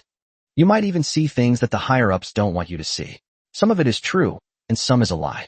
You'll have to judge for yourself. However, there is one thing. It is illegal for Imperial citizens to access places outside the StarNet. If you get caught, you'd better pray for good luck." After hearing this, Wang Dang revealed a knowing expression. "So that's it. The dark web is full of lawless lunatics." Dr. Su gave him a meaningful look. "You could say that." As he spoke, Dr. Su restarted the computer, checked it over, and then frowned deeply. "Why isn't your computer in privacy mode?" Wang Dang was taken aback. "What is privacy mode?" Dr. Su was amused by his question. It seemed that if he hadn't carefully examined the man, he would have been openly browsing the dark web on the street. After Dr. Su's explanation, Wang Dang roughly understood that the difference between the StarNet and the DarkNet was the same as the difference between the intranet and the internet in his previous life. The chip that Dr. Su implanted in his computer was roughly equivalent to the latter in his previous life, a ladder connecting two networks. Remember, people must have their own judgment. Dr. Su solemnly handed the quantum computer back to Wang Dang. If you lose your own judgment, you are no different from a robot. Chapter 22 Blue Silver Black Market. Wang Dang returned to his dormitory and successfully connected to the dark web following Dr. Su's instructions. He sat down at the table and began to seriously learn about the unknown aspects of this world. Hey, Brother Wang has changed his ways today. He's finally turned on privacy mode. Monkey whispered to Fatty Luo. Hey, we can't reach the thoughts of those reclusive masters, Luo Depang said in a low voice. Brother Wang always has his reasons for everything he does. Heiji joined the discussion. Wang Dang's mind was completely absorbed in the dark web. He learned that there were two black markets in the Blue Star Empire, one of which was not far from the military academy. There are a large number of mechs discarded by military academy students for sale, and the number of new recruit mechs mass-produced in the school is even larger. It can be said that this black market serves the area surrounding the military academy. In addition, Wang Dang also found an unofficial mecha pilot forum on the dark web. Of course, outside the official ranks is a euphemism. In reality, they are a group of self-taught mecha pilots, or mecha pilots who have committed crimes and been dismissed by the authorities. There are also some wanted criminals among them. The forum's name is, Did You Jungle Today? They refer to the black markets on various planets as wilderness supply points, and the mech pilots on the forum all frequent these black markets to obtain the supplies they need. This forum not only has black mech pilots, but also clients. These customers, for reasons unknown, were unable to order mech from the official source, so they had no choice but to seek help from these unlicensed mech pilots.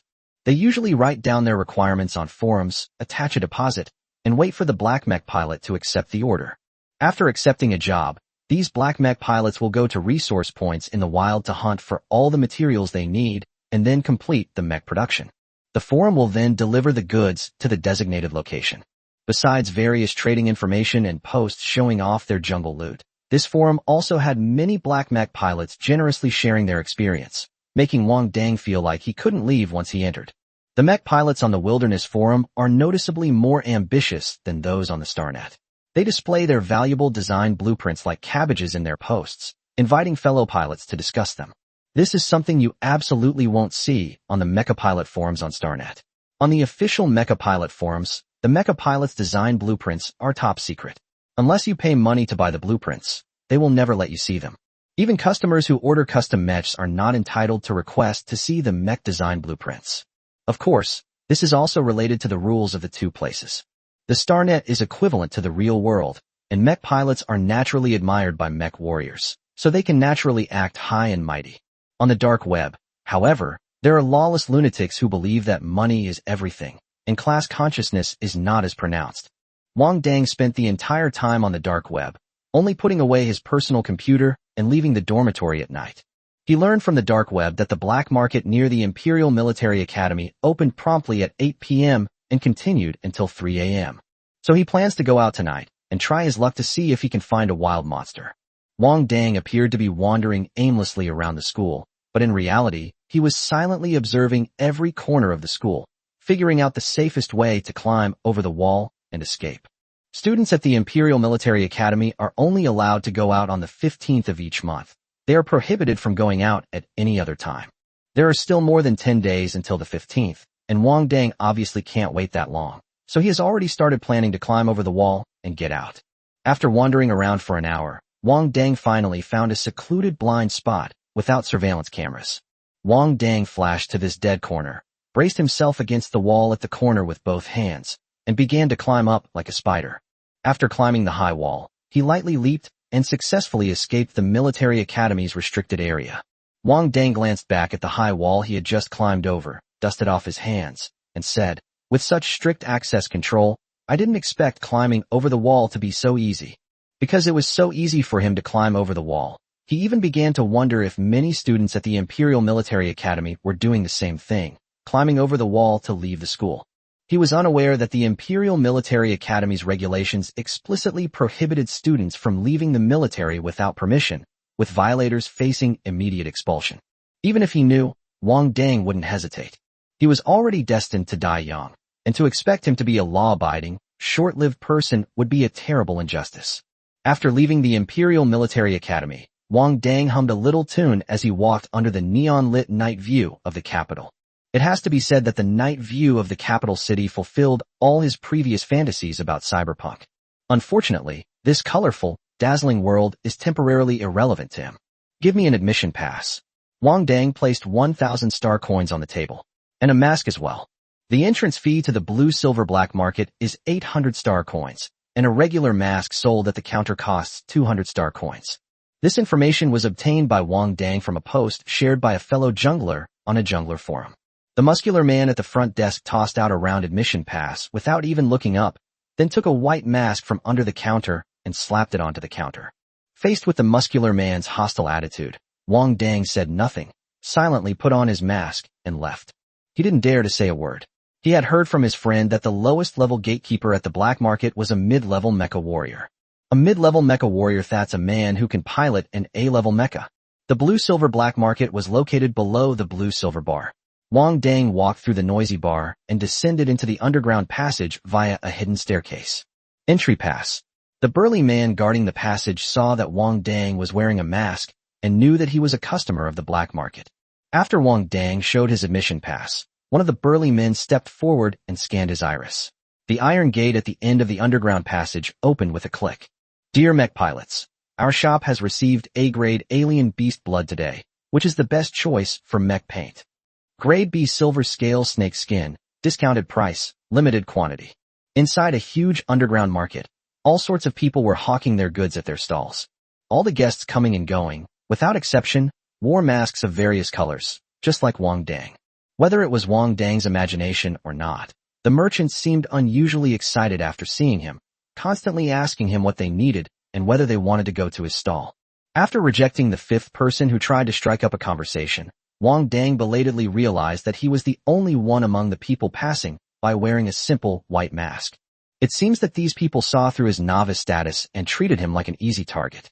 Chapter 23. Would a mecha pilot ever be short of money?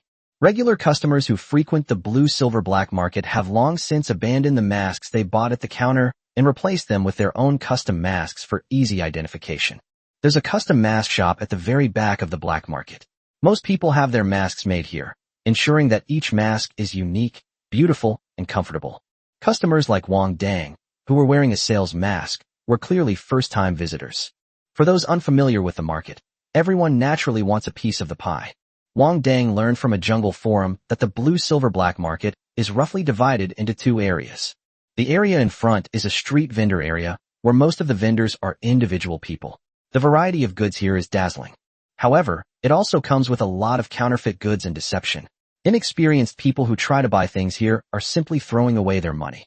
The area behind the black market is the shop area, which is about the same size as the stall area, but it consists of individual shops. The businesses operating here are mostly established merchants from the blue-silver black market. To operate in the shop area, one must first pay a large integrity deposit to the black market management. This results in items sold in the shop area being much more expensive than those sold in the stall area. The advantage is that you don't have to worry about being scammed. As a novice who was trading on the black market for the first time and had only theoretical knowledge of mecha pilots, but no practical experience, Wang Dang naturally only had the shop area as his choice. So he went straight to the shop area, randomly picked a tool shop that looked good, and went inside. This place is filled with all sorts of tools needed to build mechs, some powered by electricity and others manually operated. All items were clearly priced, but the prices listed were half again as much as Wang Dang had seen on the StarNet, and some were even more than double the price. The people in the shop area were clearly not as enthusiastic as those in the stall area. Wang Dang had already walked around the area many times since he came in. But the boss acted as if he didn't see him, busy fiddling with a mecha model in front of him. Boss, can you give me a discount if I buy more? Wang Dang could only approach with a forced smile and ask in a pleading tone. The owner of the tool shop was a short, middle-aged man.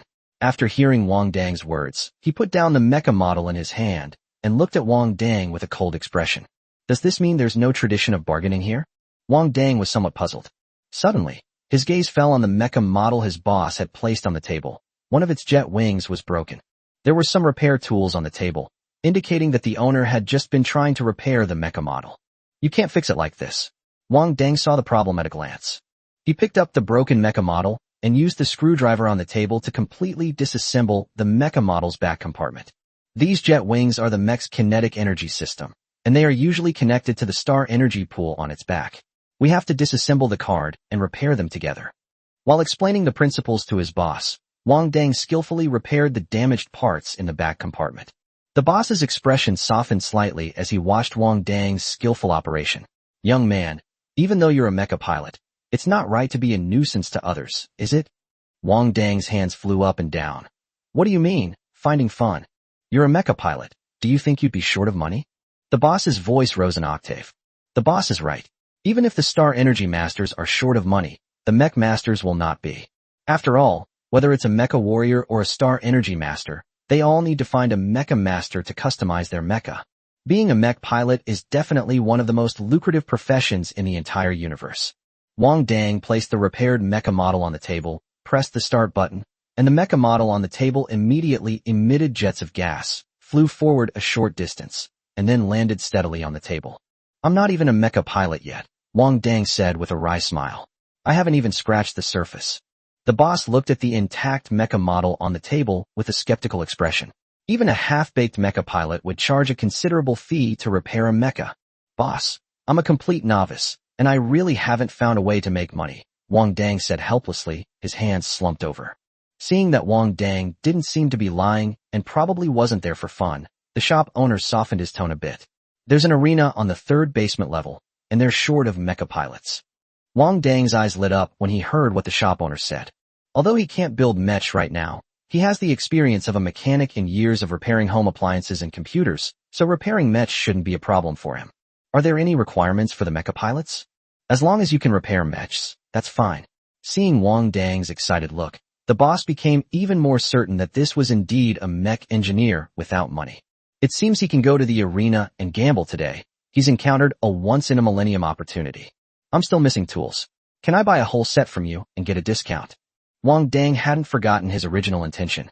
The boss looked at Wang Dang, seemingly wanting to say something but then hesitated, and said, Fine, if you really don't have any money, you can take a set of tools and leave.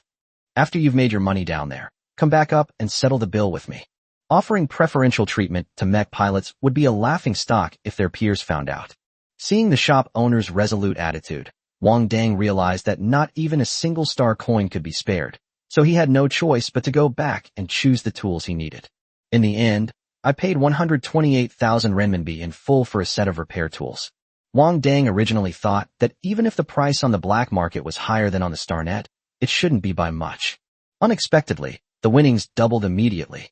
It truly lives up to its name as a black market. Carrying his newly acquired repair tools, Wang Dang followed his boss's directions to the arena on the 3rd basement level. Plans can't keep up with changes, so he could only hope to earn more money tonight to complete the tools for making the mecha and modify his mecha as soon as possible. It seems that being a mech pilot is difficult. Being a self-taught mecha pilot is even harder. Wang Dang sighed and carried his toolbox into the 3rd basement level. As soon as Wang Dang entered the 3rd underground level, he heard a burst of cheers mixed with boos. It seems a match has just ended, with some people happy and some sad. In the past, Wang Dang would definitely have stepped forward to try his luck. But now, he is burdened with huge debts, and he doesn't know how much the path he wants to take will cost. So all he could do was listen to the gamblers' voices inside and have a moment of gratification. Crimson Moon has won this competition. A soft, charming female voice came over the loudspeaker on the 3rd basement level, announcing the results of the match. Crimson Moon, Wang Dang mused. I'm going to give my mecha such a cool name in the future.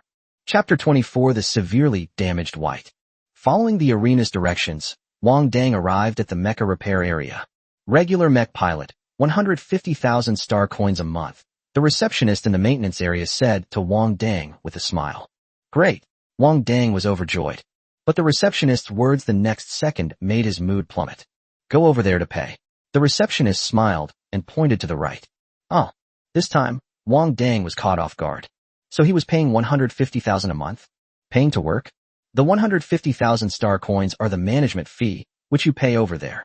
The receptionist maintained her smile throughout. Can that be paid on a daily basis? Wang tried to negotiate, but he had just bought repair tools and really couldn't afford the 150,000 yuan deposit. The receptionist's smile froze slightly. I'm sorry, Mr. Mech Pilot. We don't have this kind of precedent here. A person wearing a golden stag mask overheard the conversation and couldn't help but laugh out loud. Can't even afford the management fee, and you still have the nerve to call yourself a mecha pilot? Hello, Mr. Deer. The receptionist smiled and bowed to the golden stag. What's wrong? Haven't you ever seen a mecha pilot without money? Wang Dang turned his head, his tone as disdainful as the golden stag's. Making a fuss over nothing. Such arrogance. The golden stag was clearly displeased with Wang Dang's attitude. Do you know what the consequences will be for swindling people here? Mr. Liu, I'm sorry to bother you. I'll send someone to handle this right away. The receptionist bowed apologetically to the golden stag again, then picked up her personal terminal to contact the thugs. Clearly, she didn't believe that the young man wearing the white mask could be a mecha pilot. You little brat, you're about to get really into trouble. The golden stag stood there gloating, ready to see how Wang Dang would die. If someone like you can be a mecha pilot, why can't I be one? Wang Dang's face darkened completely. What the hell is this law that says mech pilots can't be broke? Oh, all you've got is a stubborn mouth, the golden stag sneered. Then, pointing to the burly man in the corner, who was secretly agonizing over a pile of white metal scraps, he said, if you can fix that mech, I'll cover the 150,000 management fee for you. Wang Dang looked in the direction he was pointing and was taken aback. Forgive his poor eyesight, he really didn't realize that the pile of things was actually a mecha. What must it have gone through to get the mech damaged like this? The golden stag's words tempted Wang Dang, but he did not immediately agree. After all, that pile of stuff looked really horribly mangled. Wang Dang carried his toolbox and walked behind the big man, beginning to carefully examine the pile of mechs. Just by looking at the mecha, you can tell that a fierce battle must have just taken place, as both of the mecha's legs have completely detached from its body. The left arm was deeply embedded in the mecha's body, and the mecha's head was almost completely detached from the main body. The only part of this mech that's probably intact is its cockpit. Although the big man in front of them was covered in bruises, at least he wasn't missing any limbs. Looking at the indicator lights on the back of the mecha, which were flashing red, Wang Dang could tell that the star energy tank that provided the mecha with power was also intact. As long as the mech compartment and the star energy pool compartment are intact, then they can be repaired. It's that simple, you're practically giving me money for free. Wang Dang deliberately provoked the golden stag with an arrogant tone. How embarrassing is that? If you can fix it, I'll kneel down and call you dad. The golden stag laughed in exasperation. This mech is called Big White, and it was just defeated by Crimson Moon. Everyone in the arena knows that Crimson Moon's greatest hobby is destroying her opponent's mechs. After a match against him, none of the mechs were any good. All the mech pilots in the arena refused to repair the mechs that had just finished competing against Crimson Moon. This burly man clearly knew that no mech pilot would pick up his mech, so as soon as he came off the field, he hugged his mech and stood aside, grieving. Okay, but you have to cover the repair materials for me. Wang Dang spread his hands. After all, I'm a mecha pilot with no money. The golden stag shrugged. No problem, but if you can't fix it, then we'll follow the rules of the blue-silver black market. You'll have to cut off your own hands and kneel down to kowtow to me 3 times. The thugs the receptionist had called had arrived, but they hesitated to make a move in the face of the bet between the two men. Find a guarantor. I'm afraid you'll renege on the debt later. Wang looked the golden buck up and down. Call Sister Me over. The golden deer ordered the thugs behind him. Clearly, the golden buck had a high reputation in the arena, and the henchmen went to call for reinforcements almost without hesitation. A moment later, a voluptuous woman wearing a shimmering silver halter dress and swaying her hips came over. Today is quite unusual. I've run into 2 mecha pilots making a bet. As soon as she spoke, Wang Dang recognized her as the female voice from the previous broadcast. There's no way around it. This kid is just too arrogant. We have to teach him a lesson. The golden stag turned its head to the side, seemingly disdainful of being associated with Wang Dang. Rosemary sized up Wang Dang with her captivating eyes for a moment, then smiled and said, Sir, I am the person in charge of the arena's maintenance area. May I act as your guarantor? Wang Dang nodded. Do we need to draw up a written agreement? The golden stag laughed angrily. You think I'm a sore loser? No need for a written agreement. Just do as you said before, Rosemary said with a charming smile, covering her mouth. You lot. The burly man, who had been kneeling on the ground, secretly grieving, stood up and glared at the crowd. Did you even ask me if I agreed? As he spoke, tears began to well up in his eyes, which were squeezed into slits by his thick muscles. Big White has been with me since I first came to the black market. It's like family to me. The burly man began to sob uncontrollably. The onlookers, seeing the nearly 200-pound man crying uncontrollably, couldn't help but boo. A mech warrior crying like a girl. What kind of behavior is that? You're a disgrace to us mech warriors. Damn it, if you cry again I'll beat you up. Even the golden stag couldn't stand it anymore. Your Big White is already useless anyway, so you might as well try anything. No, I will absolutely not allow you to desecrate Dubbai's body. The burly man roared with his eyes closed, blowing a snot bubble as he did so.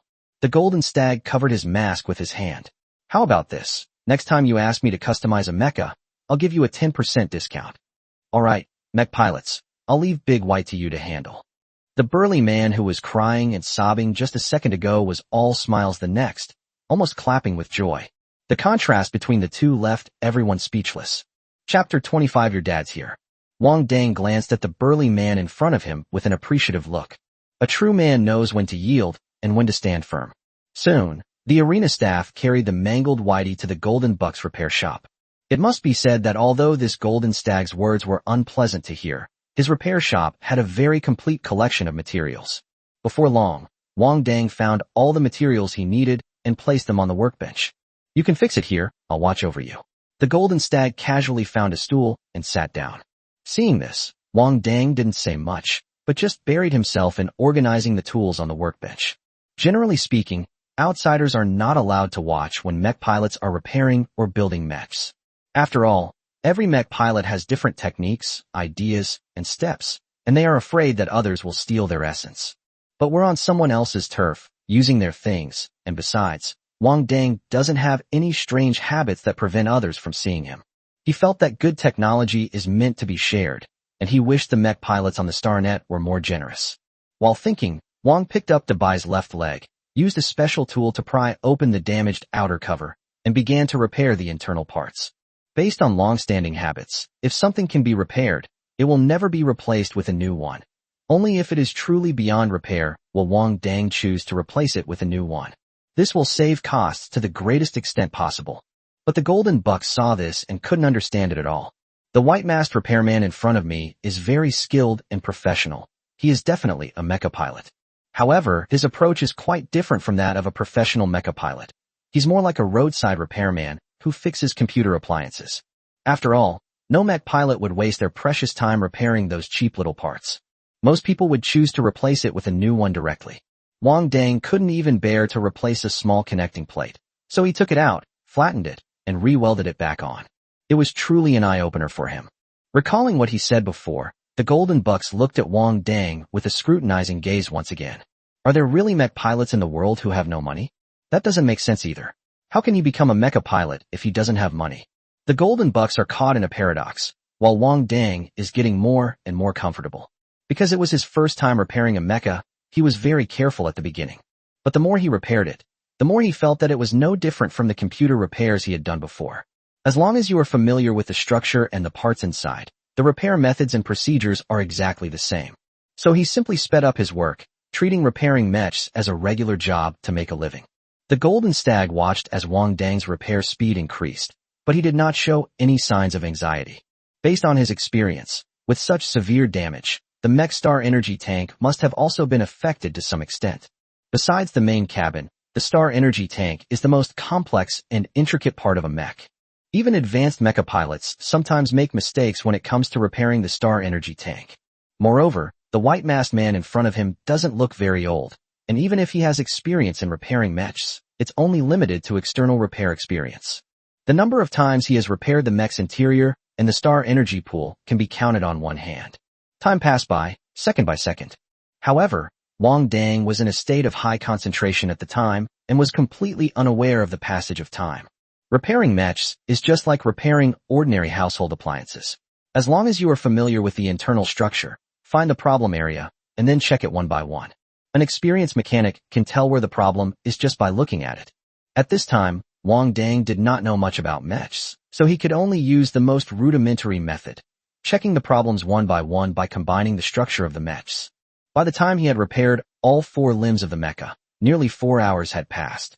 During this time, the Golden Bucks just watched Wang Dang make his moves quietly, without uttering a single word. Soon, Wang Dang repaired the outer panels of the mecha's body and, as the Golden Stag wished, jumped over the intact inner cabin to the Star Energy Pool cabin. Wang Dang had already systematically studied the construction and maintenance methods of the Star Energy Pool in the basic theory of mecha. Therefore, he quickly determined that the reactor at the connection point between the Star Energy Pool and the right side of the mecha was abnormal. Wherever there is a connection to Star Energy, it involves the blind spot of the king. Therefore, he could only follow the instructions in the book, repairing the equipment step by step, without daring to make any mistakes. After watching Wang Dang begin repairing the Star Energy Pool, the Golden Deer narrowed its eyes, becoming even more certain of its thoughts. This kid in front of me must be a member of the military, or was once a member of the military. These self-taught mecha pilots have far less experience in repairing the inside of mechas than official mecha pilots. Because the official mech pilots had already accumulated experience in repairing the internal parts of the mechs during the brutal war. These experiences are never made public, and these self-taught mech pilots have never had the opportunity to access them. Before entering the blue-silver black market, he had met several orthodox mecha pilots. The white-masked man in front of him used the same methods as those orthodox mecha pilots in repairing the internal parts of the mecha. The Golden Stag looked at Wang Dang with a probing gaze. Anyone who could appear on the black market must have been a member of the military before. Otherwise, if the military discovers it, they will only face certain death. According to Golden Deer's speculation, Wang Dang had completed the last repair and fastened the backplate of the mecha. As Wang Dang fastened the backplate of the mecha, he heard a clear notification sound in his ear. Double bonus card active, currently drawing values. Wang was startled. He hadn't built any mechs, so why was the multiplier card working? Unfortunately, you did not win the double reward this time. The chances will be carried over to the next draw. Currently, the host has a 40% chance to double one of the mech's performance stats, a 10% chance to double 2 of the mech's performance stats, and a 2% chance to double all 3 of the mech's performance stats. Wang Dang was stunned for a moment. It turned out that the odds of getting the doubling card could continue to accumulate. He is increasingly suspecting that his system was created by a major game company in his previous life. Isn't this clearly welfare coverage? And he only repaired the mech once, so why did the multiplier card work? Could it be that the mecha in front of him was so badly damaged that he had pieced together all 4 limbs, thus completing a mecha? It seems I'll have to wait for another opportunity to try this out. There are more important things to do right now. Thinking of this, Wang Dang looked at the Golden Stag with ill intent. Good son, your father is here. Chapter 26. You call this a mix and match? Upon hearing Wang Dang's words, the Golden Stag's face beneath the mask darkened. He silently stepped forward to check Big White's stats and condition, and finding that it was no different from before the competition, he opened the door to let Rosemary and Big White's owner in. After Rosemary and the burly man entered the repair room, they both froze at the doorway. Baymax, the burly man let out a blood-curdling scream. What have you done to my Baymax? Wang Dang looked at the burly man in front of him and was so surprised that he raised his pinky finger in a delicate gesture, feeling rather embarrassed. We didn't have a cover plate of the same color, so I just mixed and matched. You? Call this. Hey, mix. The burly man, with his pinky finger raised in a delicate gesture, had every hair on his body standing on end, looking like he was about to faint at any moment. No wonder, the mech in front of us has absolutely nothing to do with the name, Big White. The mecha's head is green, its left arm is a mix of black and red, and its right arm is purple. The left leg is made of interwoven green and yellow boards, while the right leg is even more prominent, featuring a variety of colors including red, orange, yellow, green, cyan, blue, and purple. The back panel was also replaced with a camouflage one. The current Big White has various colors mixed together all over its body, giving it a strange and crazy feel. Just as the burly man was rolling his eyes and about to faint, the Golden Stag said coolly, "Pay the repair fee before you faint." No. The burly man took 2 steps back in terror. This isn't my Baymax. The Golden Stag glanced back at the monster and coughed lightly. Although it doesn't look very appealing, it functions exactly the same as your previous Big White. The total repair cost is 990,000 yuan. Cash or card payment. Now it was Wang Dang's turn to look at the Golden Stag with a horrified expression. He was the one who had repaired this mech. He knew exactly what the consumables were worth. Even at black market prices, They would cost at most around 400,000 yuan. This golden stag asked for 990,000 right off the bat. No wonder he's from the black market. Seeing the burly man still groaning while covering his face, Rosemary stepped forward and swiftly punched him in the chin. Stop groaning. Pay the bill. And as for the color, just go upstairs and find a paint store to repaint it. Isn't that enough? The burly man reluctantly pulled a card out of his pocket, looking at Wang Dang and the golden stag in front of him, hesitating and unsure who to hand it to. Wang Dang swiftly snatched the card, attached it to his own card, and skillfully transferred out 990,000 star coins. He didn't forget to say to the golden bucks in a serious tone, I'll make a list of the consumable costs later and transfer it to you. After the repair fee was received, Wang Dang felt incredibly relieved. It wasn't just that they had money in their pockets, but also that they knew how much money mech pilots could make repairing mechs, which gave them confidence. Now, it's time to fulfill our bet, isn't it? Wang Dang returned the card to the burly man and turned his head towards the golden stag. The golden stag hesitated for a moment, then said, I will not kneel, nor will I call you father. What? Can't accept defeat. Wang Dang immediately narrowed his eyes, his gaze unfriendly. He's betting his two hands. How can he let the other party renege on their debt so easily? Rosemary glanced at the golden stag, then at Wang Dang, and looked troubled. Mr. Stag, since you lost the bet, what do you think? 400,000, I won't call you dad or kneel down. The golden stag stared straight ahead. No way, you think you can just renege on a debt of 400,000. 800,000 yuan, or I won't kneel down and call you father. Wang Dang's eyes flashed. No way, I'd be happy to take in a son today. 1.2 million, the golden stag said through gritted teeth. Deal. Wang Dang slapped his thigh, his voice trembling with excitement. Mr. Mech Pilot, are you sure you don't want Mr. Deer to kneel down? Rosemary looked at Wang Dang with some uncertainty. After all, 1.2 million is not a lot of money for a mech pilot. Oh, one should be forgiving when possible, and besides, I'm not one to hold grudges. Wang Dang grinned, revealing a set of bright white teeth. There's nothing I can do. This person gave me too much. He doesn't care about anything except money. There's also a management fee of 150,000.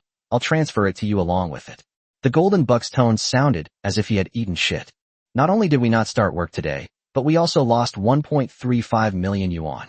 It takes at least a week to earn that back, and if you're unlucky, it can take 2 weeks. After the money and goods were exchanged, the golden deer took back his card and looked at Wang Dang seriously for a moment. Your skills are good, but some parts don't need to be repaired. For example, the connecting blocks in the robotic arm cost several thousand star coins to replace, and repairs take a lot of time. A mech pilot's time is very valuable. After saying that, he pointed to the personal terminal on his wrist, indicating that Wang Dang should check the time, and then turned and left. Wang Dang, who remained where he was, stood there stunned. When he was doing repair work, in order to save on repair costs, he would never replace anything if it could be repaired. He did the same thing subconsciously when he was repairing the mech today. Wang Dang glanced at the time on his personal terminal. It was already 3:30 a.m., and the blue-silver black market would close in half an hour. In other words, it took him about 5 hours to repair the mech. If we only replace it and don't repair it, we should be able to save half the time, Wang Dang muttered to himself, head down.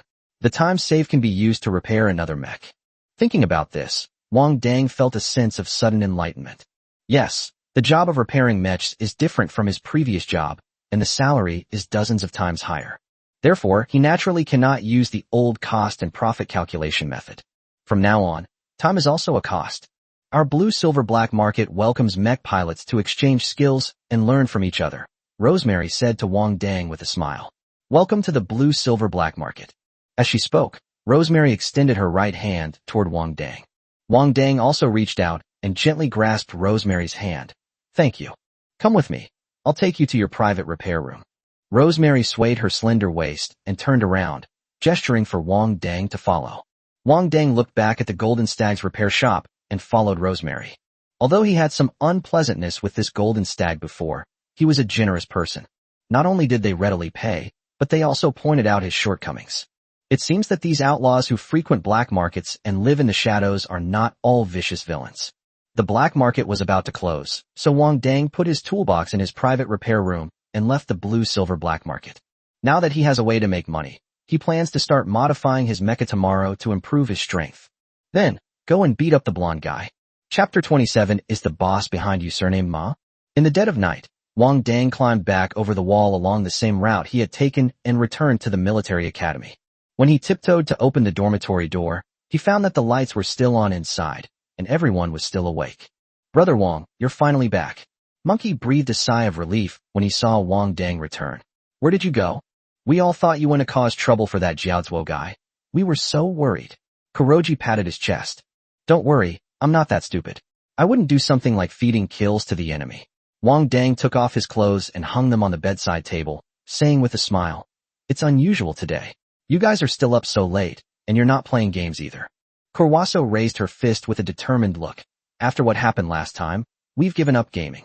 With a determined look, he picked up a training helmet from the table and said, We've decided to start studying hard and making progress every day, beginning today. You've got the awareness. Wang Dang immediately gave a thumbs up in admiration. This simulation training helmet is used to improve the coordination between mech warriors and mechs. However, Wang Dang possesses a level of mental strength that mecha warriors lack, so his compatibility with mechas is naturally very high, making the simulation training helmet temporarily useless to him. What he needs now is to improve his speed and combat power so that he can bring the mecha to its full potential. After exchanging a few words with the monkeys, Wang Dang took a shower and lay on the bed. After thinking for a moment, he summoned the system in his mind.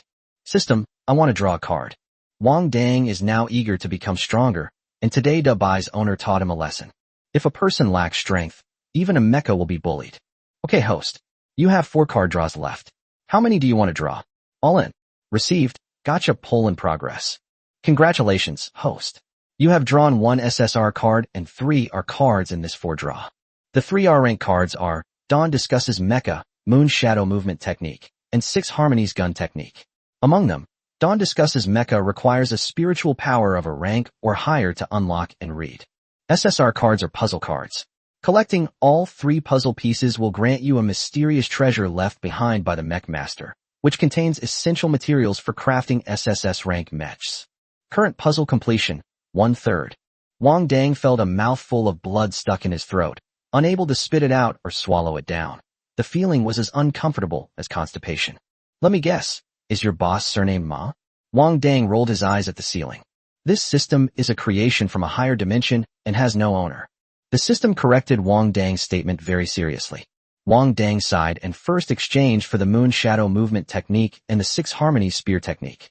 At least I managed to draw something I urgently needed. Yesterday, after Wang Dang entered the mecha, he embarrassingly discovered that he only knew the combination punches taught at Nanxing High School and was completely ignorant of other attack techniques. Therefore, the system's provision of this method, along with a gun technique manual, can be said to have solved his immediate problem. Although the system is unreliable most of the time, it didn't fail this time. After Wang Dang chose to exchange, the contents of the 2 cultivation techniques immediately appeared in his mind, and he couldn't help but start demonstrating them in his mind. The Moon Shadow movement technique emphasizes a movement as swift as a shadow under the moon, making it unpredictable for the enemy and achieving victory through speed. The 6 Harmonies spear technique uses a long spear as a weapon, emphasizing the unity of internal and external forces, the coordination between the body and the spear, and highlighting the spear's flexibility and practicality. Wang Dang silently digested the 2 secret manuals. If it weren't so late, he would have liked to find a secluded corner to start practicing. The next day, Wang Dang got up early and went to the school's training ground. He rented an empty special training room and began practicing the new movement and marksmanship techniques he had learned. However, Wang Dang didn't have a suitable weapon yet, so he simply pulled out an iron pipe and used it as a spear for practice. The placement exam is tomorrow, so he plans to practice here all day today in hopes of getting into Class A. No matter how outstanding Class A is, it can't compare to the prodigies of Class S and Class SS. But Wang Dang didn't believe he would never be able to catch up. The blatant discrimination at the Imperial Military Academy had fueled a nameless anger within him ever since he enrolled. No one supports my lofty ambitions. I will brave the snow and climb to the mountain peak myself. In the empty training room number 3, a black-haired boy was operating a pure black mecha, swinging a steel pipe in his hand again and again. It's as if he's holding a paintbrush, depicting his dream again and again. When hungry, stop and drink a bottle of nutritional fluid. When tired, slump on the ground and rest for a while. It wasn't until almost 7 p.m. that Wang Dang emerged from the mecha, drenched in sweat. Although he had trained all day, he felt like his body was no longer his own. But he still didn't want to miss the opportunity to make money. The library definitely needs to make up the money quickly, since it used my Xiaomai's card.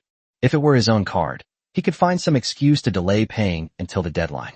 Thinking of the enormous debt he had incurred for no reason, Wang Dang gritted his teeth and shouted, "Yellow hair, you just wait." Becoming a specially hired mecha pilot for the arena brought Wang Dang considerable convenience in the blue-silver black market. For example, you can buy everything in the black market shopping district at a more favorable price. Moreover, you don't have to make the trip yourself. You just need to make a list, and staff will immediately go up and make the purchases. Then it is sent to the mech pilot's private repair room.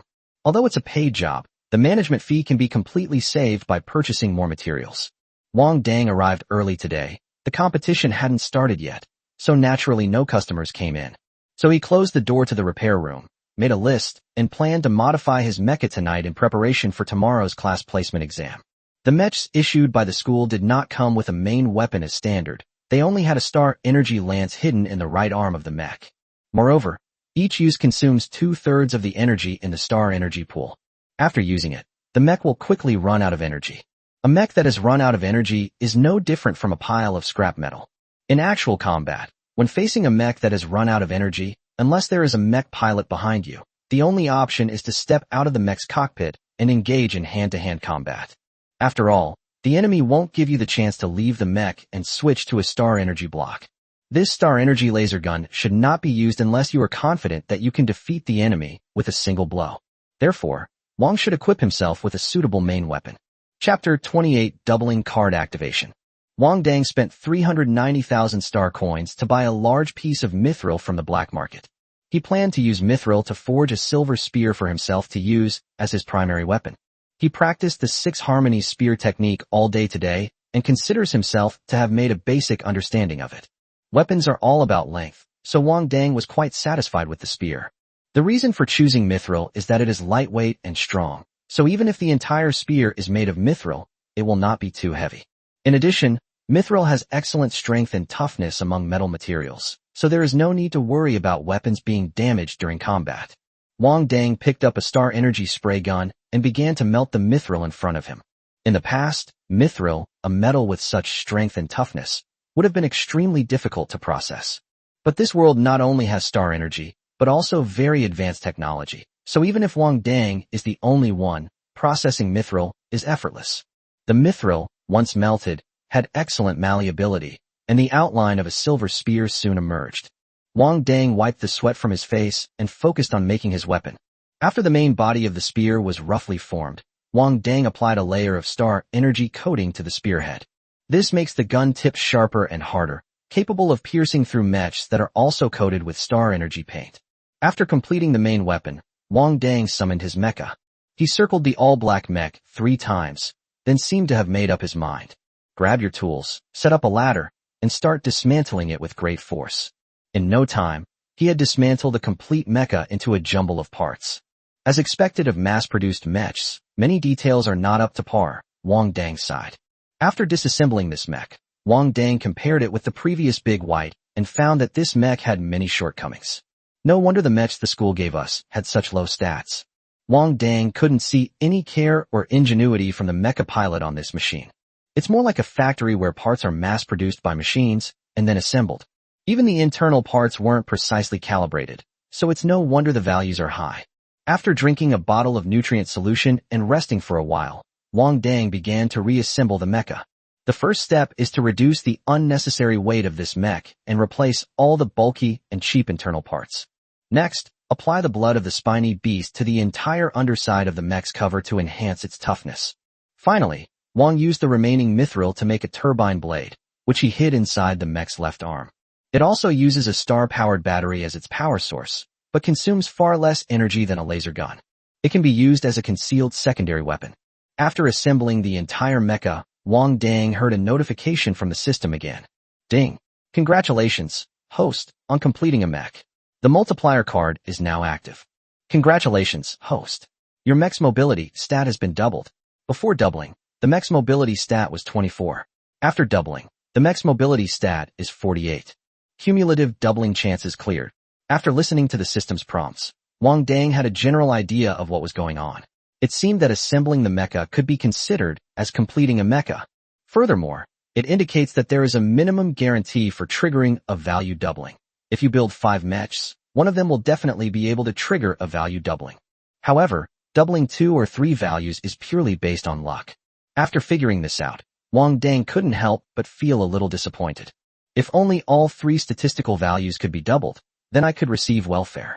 However, he was only disappointed for a few seconds before he couldn't wait to enter the mech and check its current stats. Defense, 25. Mobility, 48. Firepower, 22. The values have all improved slightly compared to before the modification. After all, the basic chassis of this mech is already there, and modifications can only optimize some aspects. If you want a significant increase in stats, you'll have to build a new mech. However, Wang Dang did not yet have the capability to complete the design blueprints, so he could only make do with this mecha. However, thanks to the doubling card, this mech's mobility is now approaching that of an A-class mech. Although it looks like a medium-sized mech, its mobility is higher than that of a light mech of the same level, which makes Wang Dang very satisfied. He replaced those bulky parts to improve the mech's mobility and close combat capabilities. Unexpectedly, their luck was off the charts, doubling their mobility. It was already past 1 a.m., and the arena had already seen several rounds of matches, but the maintenance area was still quiet. This made Wang Dang a little puzzled. He put the modified mecha and spear into the mecha necklace. Then I opened the door and went out, and found the maintenance area quiet, while the preparation area was very lively. Golden Deer, are you there? Wang Dang called out as he knocked on the door of a maintenance room. There was no response to his knocking on the door, but the door opposite opened with a sound. I'm here. Sorry, I got them mixed up, Wang said, withdrawing his hand from the door and pretending to be busy adjusting the white mask on his face. Are you here to settle the cost of materials? The Golden Buck's tone was completely calm. I've already prepared the list.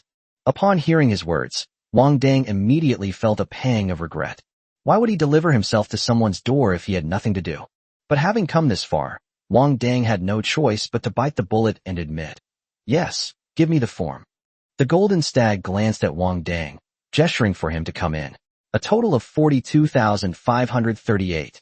Why is the repair area so empty today? Is no one coming to repair the mechs? Wang Dang asked casually as he took the order. Crimson Moon didn't come today, and the other contestants just went for the kill, so none of the mechs had any major problems. Crimson Moon? The one who did that to Big White last time. Wang Dang clicked his tongue. That's pretty ruthless. Crimson Moon is the name of his mech, the Golden Deer explained. He's certainly ruthless, but we mech pilots really like him. Upon hearing this, Wang Dang's face immediately showed a knowing expression. That's exactly why these mech pilots get orders. They have to be ruthless like that, right? If players sign non-harm agreements with each other every day, wouldn't the mecha pilots be out of work? Will the Crimson Moon come tomorrow? Wang Dang asked the question that was on his mind most. Who knows? The Golden Stag shrugged. It might come tomorrow, or it might come next year. It's also possible that they've moved to another place and will never come back. Chapter 29, The Unlucky and the Even Unlucky. The next day, the 4 people in dormitory 222 got up early. I hope the 4 of us can be assigned to the same class. Luo Depang changed into his newly issued combat uniform and stretched his fists and feet. You and Brother Wang will definitely get into Class A, but I don't know about Heiji and me, Monkey said with a mournful face. Don't be so discouraged. Kurwaso walked over and put her arm around Monkey's shoulder. We'll definitely both get into Class A. Let's go. Wang Dang's side had already finished packing. He was wearing a black, tight-fitting combat uniform and leather military boots. He was tall and slender, and looked clean and efficient. I've noticed that you and Black Rock are both good clothes hangers, the monkey said to Wang Dang with an envious look. Even though they were all wearing the same black combat uniforms, Wang Dang and Heiji looked like officers about to go to the battlefield.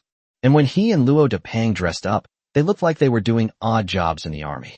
I've been poor and unlucky, but I've never been ugly, Wang Dang said smugly, pressing his thumb and forefinger against his chin. Hey buddy, I've never been thin. Luo Depang patted his big belly with great humor. The 4 of them joked and teased each other all the way to the open space in front of the Warrior Department's teaching building. Today's placement test will be held here. At this moment, 2 instructors in dark green military uniforms were already standing in front of the open space, organizing order. Welcome to the Blue Star branch of the Imperial Military Academy. A bearded instructor standing at the front said to the assembled freshmen, I am Instructor Ross. I know that everyone here is an outstanding individual from their respective cities. Otherwise, they wouldn't be qualified to enter the Blue Star branch campus. But don't ever think that your life will be smooth sailing once you enter the Blue Star branch campus. Any idiots who think that way should get rid of this stupid idea as soon as possible. Today will be a watershed moment for how you will study and live after entering the Blue Star branch school. Will you enter Class A to compete with the elites, or will you go to Class C to just coast along? It all depends on everyone's performance today. Next, I will announce the details of the placement test. Instructor Ross then introduced the specific precautions for the placement test to everyone. The new students below also began to whisper among themselves. It's as if Class A isn't just a bunch of lazy bums, or a stepping stone for those local students. Sai, what can we do? We weren't born into a better family. We're lucky. I heard that last time, some second-year students launched a surprise attack in the middle of the night, and several unlucky guys had their mechs damaged. I wonder how they're going to take their exams today. Amidst the discussions, the placement test soon began. This placement test was conducted in pairs, testing everyone's cooperation and competitive abilities. The examiners will select those who perform exceptionally well in the matches to enter Class A. Wang Dang immediately drew number 1, and will team up with number 2 to fight against numbers 3 and 4. After drawing his number, Wang Dang followed the instructions and entered Battle Room 1 in the teaching building. Excuse me, are you number 1? A thin young man approached with a limp, his eyes still showing some bruises, as if he had been injured a few days ago. You're not number 2, are you? Wang Dang raised an eyebrow. The thin young man rubbed his hands together sheepishly. You guessed right. Wang Dang was speechless. The young man in front of him looked to have difficulty walking and was also injured. Next, the skinny young man delivered another blow to Wang Dang. My mecha broke down a few days ago. Wang Defa couldn't help but swear. Excuse me, how do you know my name? Wang Defa was both surprised and delighted. You know me? Cough, cough, cough. Wang Dang choked on his own saliva and coughed repeatedly. He's starting to doubt his luck. How did you destroy your mecha? Knowing that he was likely to fail the exam, Wang Dang decided to start chatting with Wang Defa. Just a few nights ago, that group of people raided our dorm, right? One of them, a guy with blonde hair, insulted my family, and I couldn't hold back, so... Wang Defa was still furious when he recalled what happened that night.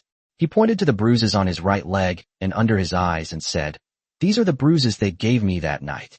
Wang Dang had heard from Luo Depang and the others that at the beginning, several freshmen who reacted strongly had their mechs destroyed and were even hung up and beaten. Wang Defa was clearly one of them.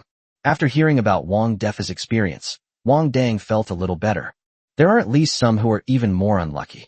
Just then, the door to Battle Room 1 opened, and 2 tall young men followed a female instructor in. They walked to the opposite preparation area and simultaneously released their respective mechs. The mechs these 2 released were clearly not the cheap ones issued by the school. One is a heavy mech with black and red stripes, which has poor mobility but strong defense and firepower. One of the mech's arms is as thick as 2 arms of a regular mech, clearly indicating that it contains a lot of weapons. The other mech is a purple light mech, which is highly mobile and suitable for close-quarters combat with enemies. Wang Dang slapped his forehead. This time, he really was Wang Dang. The combination of light and heavy mechs, with the light mechs handling close-quarters combat and the heavy mechs providing firepower suppression, is a perfect match. On their side, there was only one mech for the 2 of them. Number 1 and number 2, please summon your mechs now. The exam will begin in 3 minutes. The female instructor looked at Wang Dang with a blank expression. Wang Dang sighed softly and summoned the pure black mecha he had modified. He had originally planned that if he had a strong teammate, he would use the mech that Luo Depang had given him to fight. After all, his mech's mobility is now approaching that of an A-class mech, but there are no changes to its appearance, which might cause unnecessary trouble. But now he can only do his best.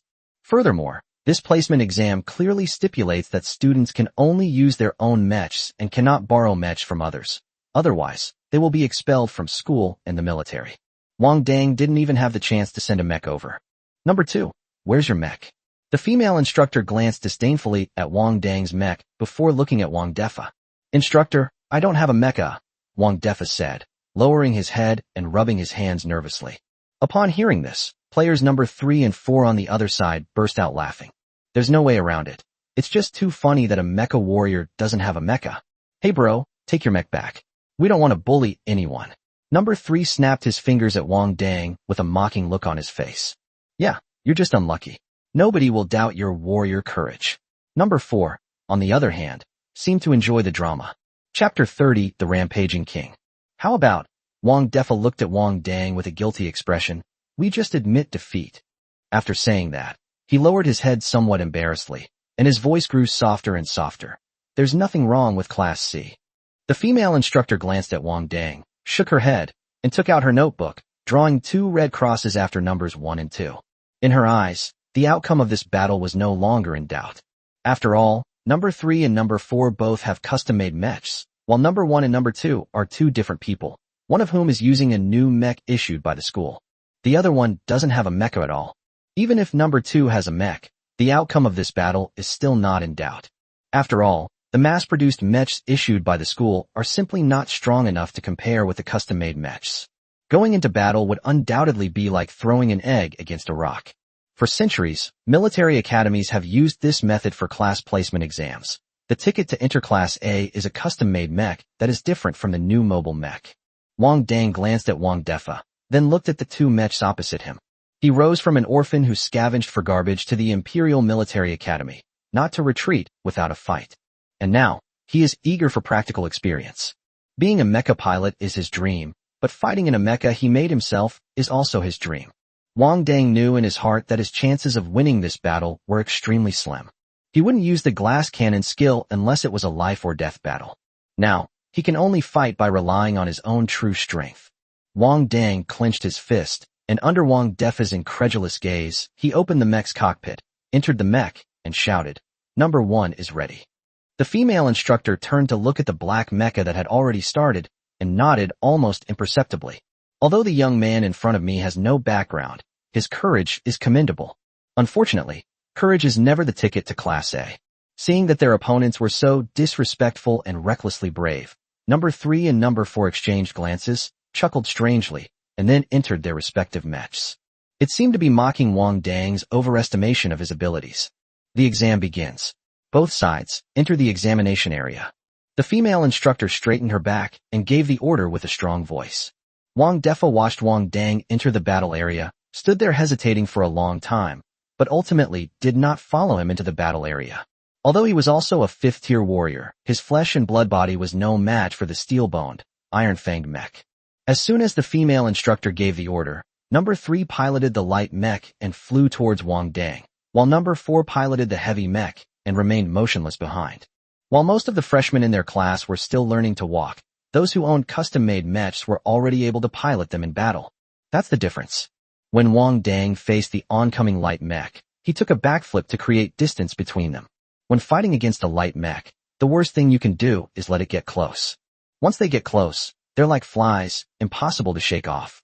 Unlike flies, lightweight mechs can kill with a single blow.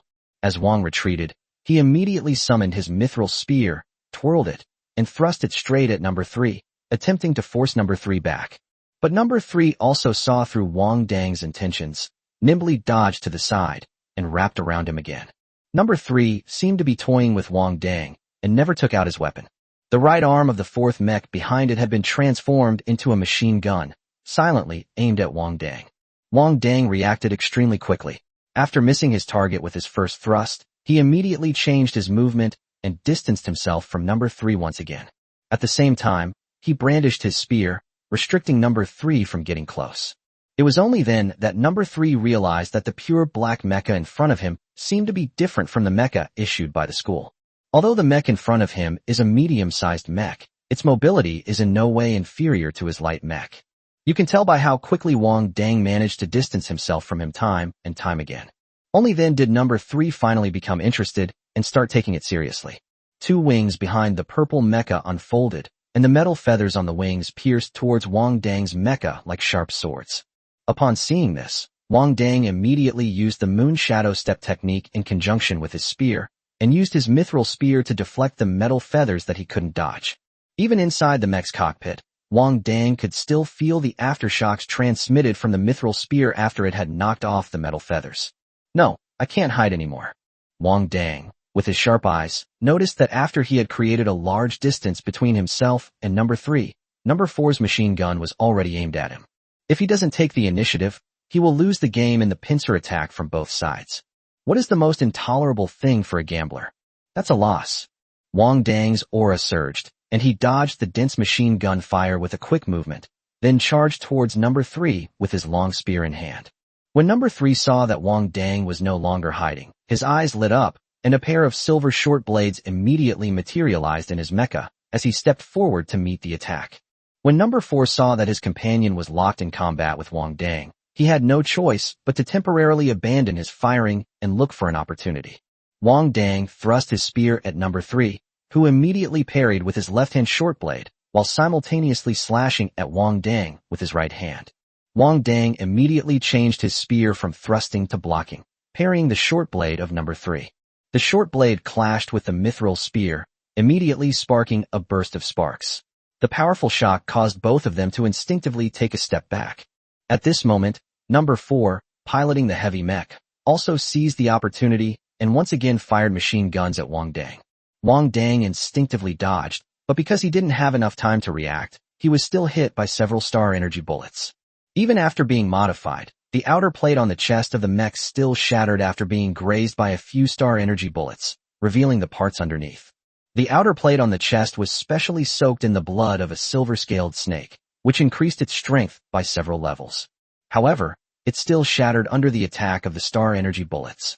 The black mecha lowered its head and looked at its chest in disbelief. Immediately afterwards, everyone present felt an invisible force of pressure coming toward them. It turned out that Wang Dang, in his extreme anger, lost control of himself, causing his mental energy to leak outwards. "You? How dare you damage my mech?" At this moment, Wang Dang's eyes inside the mech cabin were bloodshot. For a moment, he seemed to see the number 3 garbage dump where he grew up. That piece of armor plating is enough for him to scavenge for junk in the junkyard for a full 15 years. Enraged, Wang Dang ignored the purple light mech in front of him and used the flowing light and shadow technique of Moon Shadow Step to rush towards number 4. Fleeting glimpses, like flowing moonlight, shadows moving with the body. To number 3, it was as if a gust of wind had gently swept past him, moving so fast that he could only see a fleeting afterimage. Chapter 31 Can't Bear It Anymore. Wang Dang rushed to number 4's side and thrust his strongest attack, Azure Sea Golden Wave, which he had practiced the day before, at number 4. The blue sea is shimmering with golden waves, the spear thrusting like surging waves, one after another. The force surged through the spearhead in waves, endlessly like ocean waves. Number 4 only saw a blur as it swept past, accompanied by wave after wave of intense shocks. He was accompanied by wave after wave of shocks, and collapsed to the ground with a thud, while red alarms sounded continuously inside the cabin. Wang Dang's attack actually caused red alerts to be triggered from all parts of the heavy mech, which was known for its defensive capabilities. Number 3 finally realized what was happening and immediately activated its jet propulsion system, rushing towards Wang Dang. Wang Dang sensed the commotion behind him, swiftly sheathed his gun, and turned to face the enemy head-on. Wang Dang, who had just unleashed his strongest attack, was noticeably slower than before. He knew in his heart that the reason he was able to take down number 4 in one blow was because he suddenly broke through number 3's defenses and caught the underestimating number 4 off guard. Seeing his comrade fall, number 3 will no longer have any thoughts of underestimating his opponent and will go all out. So what follows will be a fierce battle. What he didn't know was that number 3 was also filled with shock and fear at that moment. Number 3 is still reeling from Wang Dang's decisive blow and hasn't recovered yet. Is this some kind of Super Saiyan? The kind that transforms immediately if you damage his mecha? Number 3 was a little unsure at this moment, and became somewhat cautious, trying his best to avoid damaging the opponent's mech. Because the opponent's sudden outburst was so terrifying, I felt an invisible pressure enveloping me, making it impossible for me to move. Wang Dang and number 3 were locked in combat, their weapons clashing repeatedly, sparks flying everywhere. The female instructor stared at the two mechs without blinking. Long before Wang Dang took down number 4 with a single shot, she had taken out her notebook. I crossed out the cross after number 1 and drew a new circle. This means that regardless of whether he wins or loses this battle, Wang Dang has qualified to enter Class A. But she didn't say anything to remind him. She wanted to see what other surprises this brave young man could give her. During the struggle between Wang Dang and number 3, he he suddenly realized that his opponent was not as difficult to deal with as before, which made him more at ease. In another close-quarters battle, Wang Dang used his spear to block number 3's full-force slash. Then, the turbine blade on the left arm of the mech was used to jam the connection between the mechanical wings of the number 3 mech and the mech. Then, he activated the turbine blades, and Wang Dang easily removed a pair of mechanical wings from the mecha. This is the advantage of being familiar with the structure of the mecha. Wang Dang clearly knew every weak point of the mecha. Number 3, whose mechanical wings had been removed, reacted very quickly, taking 3 big steps back to distance himself from Wang Dang, and said, "I surrender." These mechanical wings are the mech's jet propulsion system. The lightweight mech's high mobility is entirely due to these mechanical wings, in addition to its light weight. Without its mechanical wings, the number 3 lost its advantage as a light mech. In addition, this opponent was really unpredictable, and number 3 didn't want his expensively customized mech to be destroyed here, so he simply chose to admit defeat.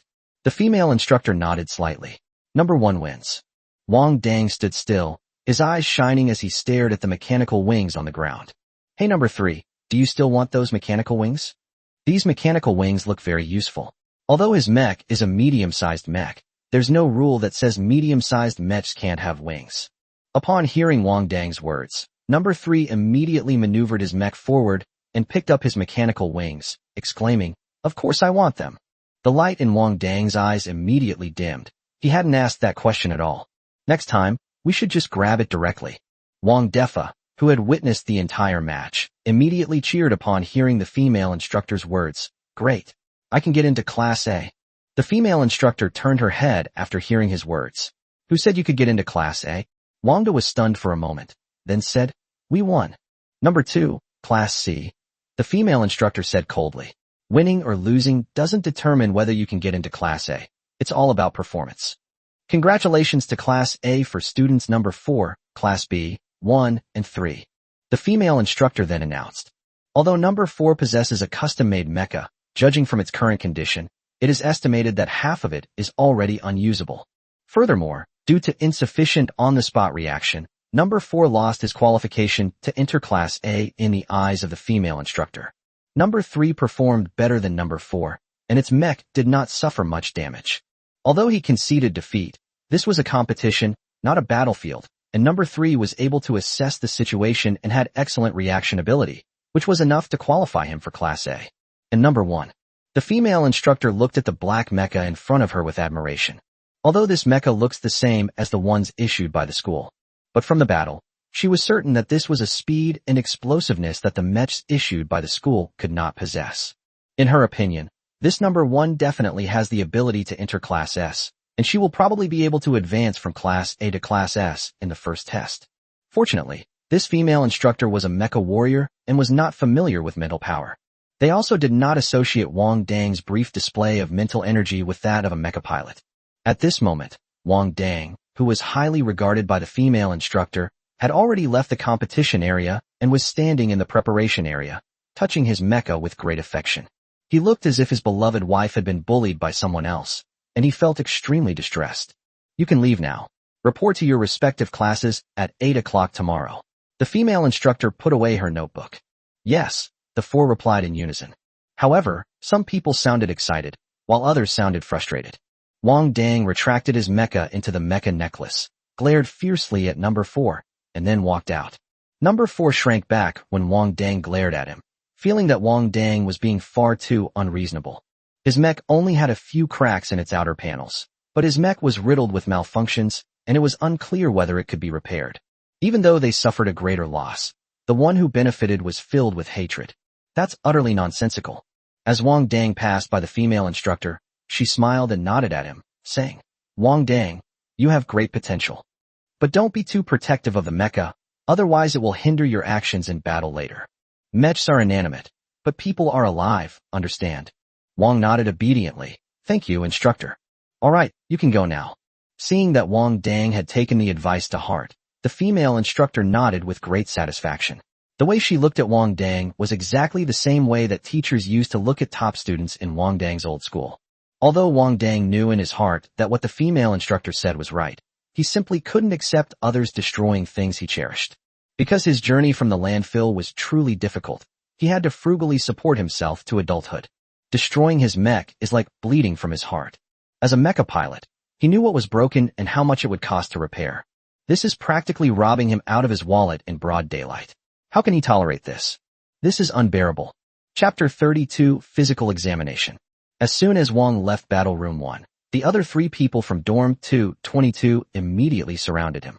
They all drew relatively late numbers, so they're all gathered outside waiting for Wang Dang's news. Brother Wang, how is it? Luo Depeng looked at Wang Dang with a nervous expression. He had already recognized him. The second in command on Wang's team was the unlucky guy who had been beaten up in the freshman group chat. So when Wang Dang went in, he was really worried for Wang Dang. I'll be waiting for you in Class A. Wang Dang forced a smile at Luo Depeng. After a fierce battle, he felt completely exhausted and wanted to pull out a bottle of nutrient solution from his pocket. But they discovered that the nutrient solution had already been consumed. So now I'm just forcing myself to talk to Luo Depeng and the others. That's amazing, the monkey murmured, looking dazed. Brother Wang, you're my idol. Kuroji exclaimed with admiration. All right, I'll give it my all to get into Class A. Luo Depeng's expression at this moment was somewhat complicated.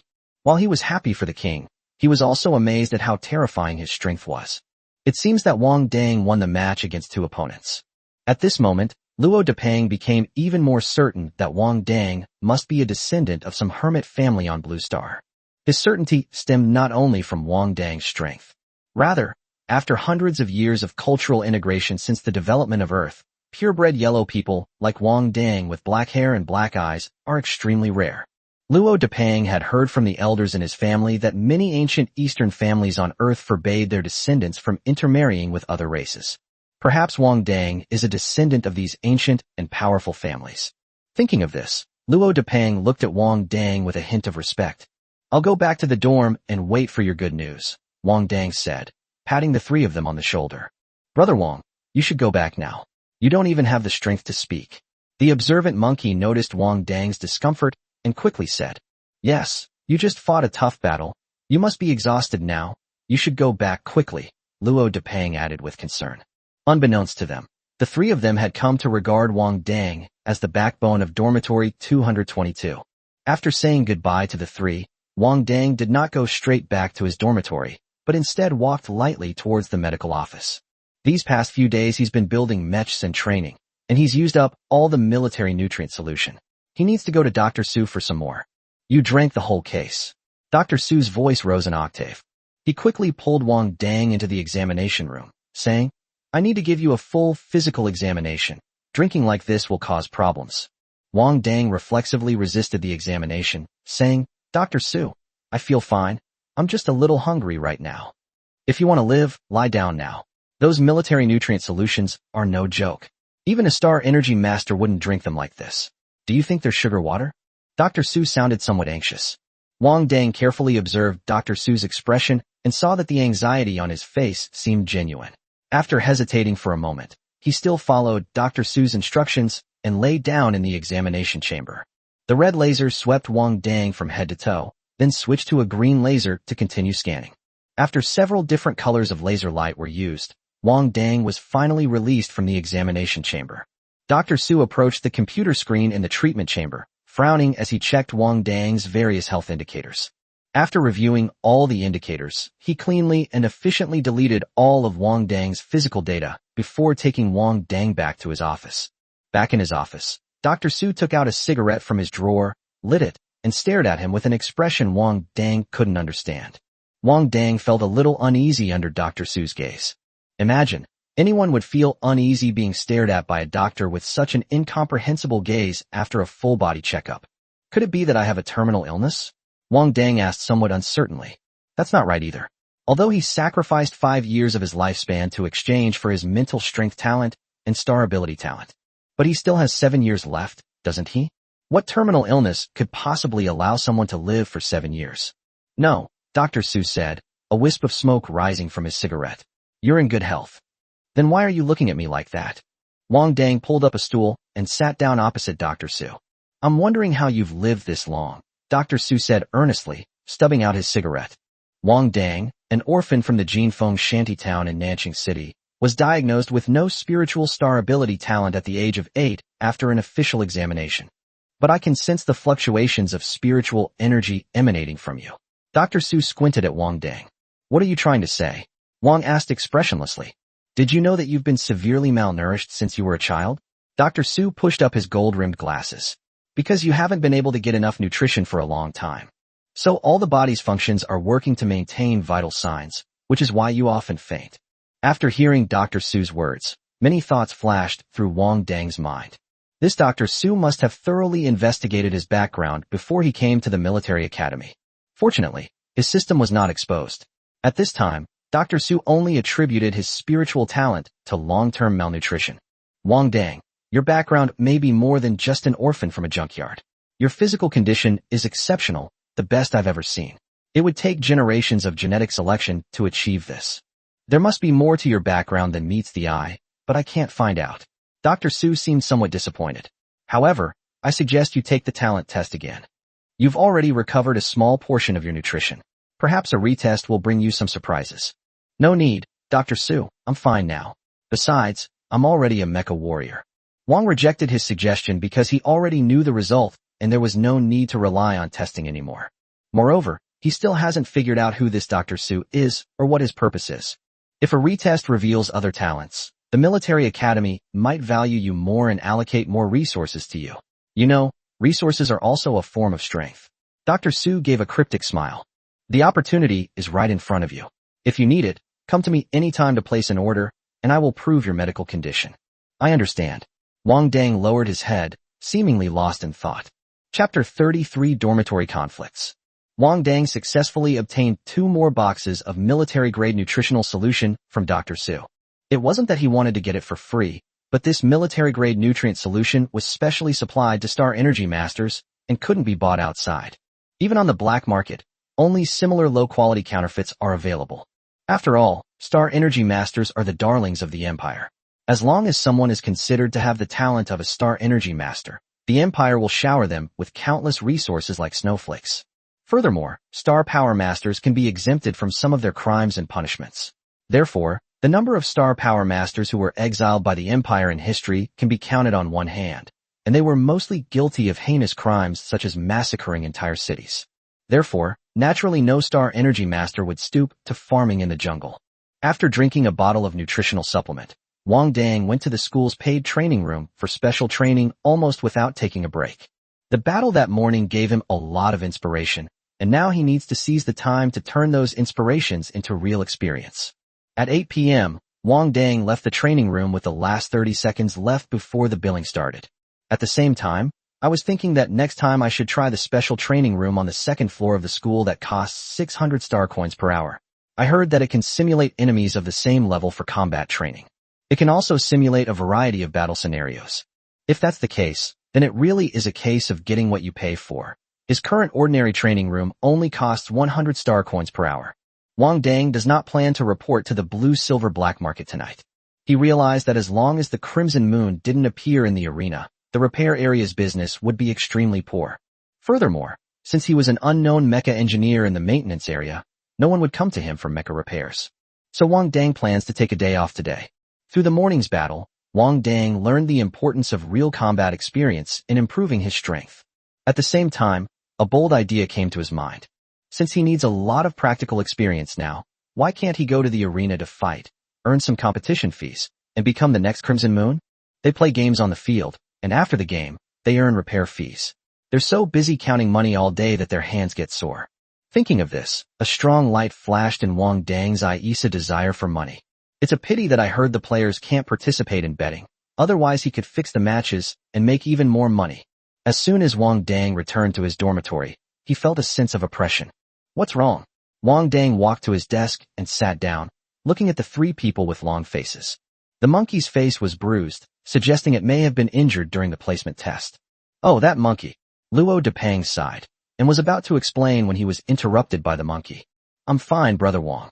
Congratulations on getting into Class A. I'm just not so lucky. I'm in Class C. The monkey gave a wry smile. I'm from Class B, Corwaso said, lowering her head as if she were forcibly suppressing something. Class A. Luo Depang glanced at the monkey and sighed. Wang Dang nodded. There's still room for promotion after the test. Gold shines wherever it is. You're bound to shine. You've got the money and the ability. Heiji suddenly stood up and shouted at Wang Dang. You make it sound so easy because you've had plenty of opportunities to try and fail. As for me and the monkey, we can't withstand any storms at all. I only have one chance. The monkey immediately stood up and grabbed the excited Kurwaso. Kurwaso. Kurwaso flung Monkey's hand away, her expression a mixture of pain and rage. Do you even know that Monkey's mech was destroyed because of you? I know that to you rich people, our precious mechs are nothing but junk, but that's our only chance to turn things around. Wang Dang listened patiently to what Kuroji had to say. He had been cursed by countless people since childhood, so he was completely unmoved by Kurwaso's shouting. However, the phrase, you rich people, gave him a secret sense of satisfaction. What's going on? Wang Dang looked at the monkey with a questioning gaze. He was too lazy to explain his tragic past to Kurwaso, and then tried to let Kurwaso and the monkey know that he was actually the same kind of person as them. Because everyone only focuses on your success, they don't want to hear how difficult your path to success was. Brother Wang, Heiji was too excited. This has nothing to do with you. It's just that I'm too weak. Monkey lowered his head, hiding his reddened eyes. The monkey's opponent was the older brother of the heavy mech you defeated. He somehow found out that the monkey was your roommate and destroyed the monkey's mech, Luo Depang explained logically. It's because I'm not as skilled as others. It has nothing to do with Brother Wang. Even if he didn't exist, the outcome would have been the same. The monkey's voice sounded somewhat weak. Wang Dang roughly understood what had happened. He didn't speak, but just quietly looked at Heiji opposite him. Luo Depang felt Wang Dang's gaze and immediately stepped forward to shove Heiji. Heiji, you went too far today. Aren't you going to apologize to Brother Wang right now? Although this is a military academy, it is no different from the battlefield. The enemy will not show you any mercy just because you are someone's roommate or not. Of course you'd speak up for him. You're all rich and powerful people. Kurwaso snorted, still sticking her neck out. Nobody's stopping you from becoming rich, so why don't you become rich? Wang Dang looked at the red-faced and thick-necked Heiji with a leisurely air and suddenly said. Kuroji was taken aback by Wang Dang's words, but still argued vehemently. You were born rich. I only regret that I wasn't born into a wealthy family like you. Then why don't you find a rope and hang yourself? Then you can be reincarnated. Wang Dang spoke with a serious expression, seemingly offering advice to Heiji. Heiji, was now at a loss with Wang Dang and began to stammer. If you don't have the ability to become rich, and you don't have the courage to be reborn, then what are you going to call yourself here? Wang Dang's expression remained unchanged. In his view, Kurwaso was no different from a child complaining about not having candy, so he wasn't annoyed at all by his offense. The only reason he was willing to talk to Kurwaso for a bit more was because he appreciated Kurwaso's loyalty and willingness to stand up for the monkey.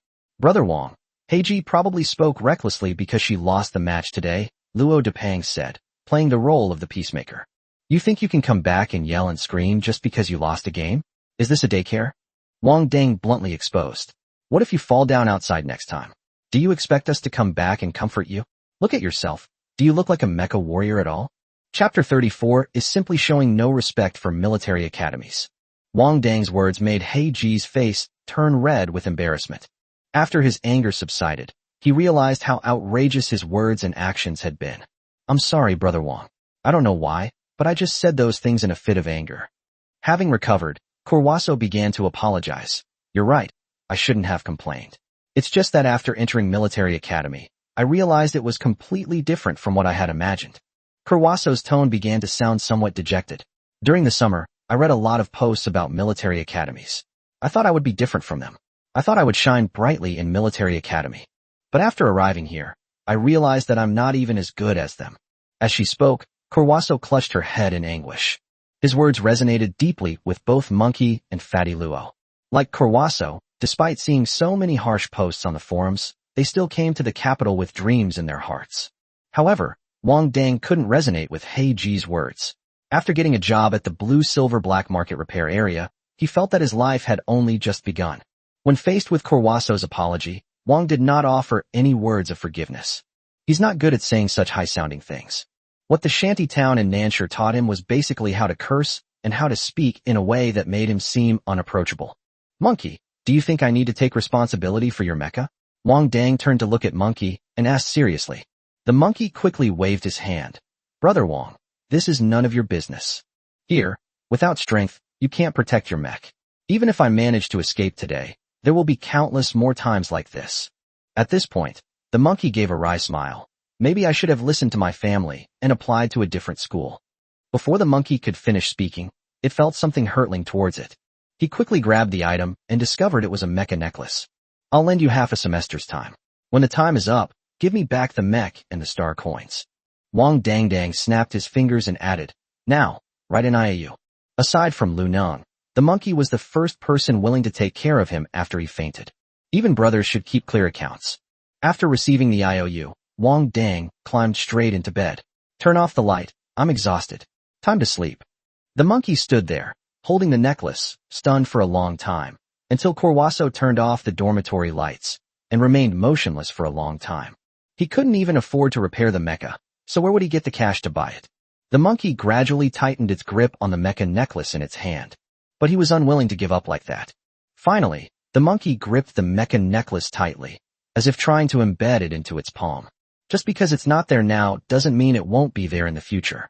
Even if the mech is ultimately destroyed, he'll work as a miner or a human punching bag to pay off the debt for it. Wang Dang, who was lying on the bed, was not asleep. He could clearly feel that the monkey was still standing in the same spot. The reason he made the excuse of needing to sleep was because he wasn't used to overly sentimental expressions of gratitude. He was willing to give the mecha necklace that Luo Depang had given him to Monkey for one reason. Monkey had indeed suffered an undeserved misfortune in this matter. Secondly, when he fainted, it was the monkey who took him to the infirmary and stayed with him the whole time. He owes this debt of gratitude. Thirdly, it's because of the monkey's open-mindedness. Even when faced with devastating blows, it doesn't complain or blame others, which is very similar to how it was when it first came into this world. So he was willing to use this mech to give the monkey another chance. He who used to scavenge for food in the garbage dump managed to get to the Imperial Military Academy. And now that the monkey's starting point is the Imperial Military Academy, how could he not stand up? In the middle of the night, Corwasso sat up in bed and slapped herself. Useless. The next day, the four of them left the dormitory, but they were heading in different directions. Wang Dang and Luo Depang were admitted to Class A, while Heiji and Monkey were admitted to Class B and Class C, respectively. Speaking of which, since there will be people from Classes A, B, and C in our dorm, we'll definitely be the first to know if anything happens in any of the three classes. Seeing that Black is not in high spirits, the monkey laughed and joked. Kuroji glanced at the monkey, feeling a little embarrassed. Of the four people, the monkey should be the most heartbroken, but instead, the monkey is asked to liven up the atmosphere. Alright, lunch is on me. I'll treat everyone to chicken leg rice at the cafeteria. Luo Depang said with a smile. Recently, the chicken leg rice at the cafeteria has become a hit thanks to Chicken Leg Bro, and the price has gone up by 20 star coins. Let's go and see how delicious it really is. It was really delicious. Wang Dang smacked his lips and recalled. Inside the military academy's office, a group of officers in dark green uniforms were sitting together, watching a video of yesterday's placement exam on a personal computer. Hey, this kid's got some interesting skills. Who designed this mecha? For a medium-sized mecha, its mobility is a bit too high, almost approaching the speed of an A-class mecha. This kid's family's got some connections. They're giving him a near-grade mecha right now. We haven't received any news about any big family kids enrolling this year. Perhaps he comes from a low-profile, reclusive family. Look at him. He clearly doesn't have any other race's genes in his bloodline. He's a pure-blooded Asian. Not only does he have a good family background, but he is also quite capable. Even if the mecha is the best, it's all for naught if he can't use it. Everyone was excitedly discussing Wang Dang's match video from yesterday. Old you, you're in luck this year. A short, stout middle-aged man patted a middle-aged man with slightly graying temples and exclaimed. Yu Pingyi watched Wang Dang in the video. At that moment, Wang Dang had just used the turbine blade to remove the opponent's mechanical wings. He smiled wryly and said, I'm afraid he's a troublemaker. Who cares if he's a troublemaker?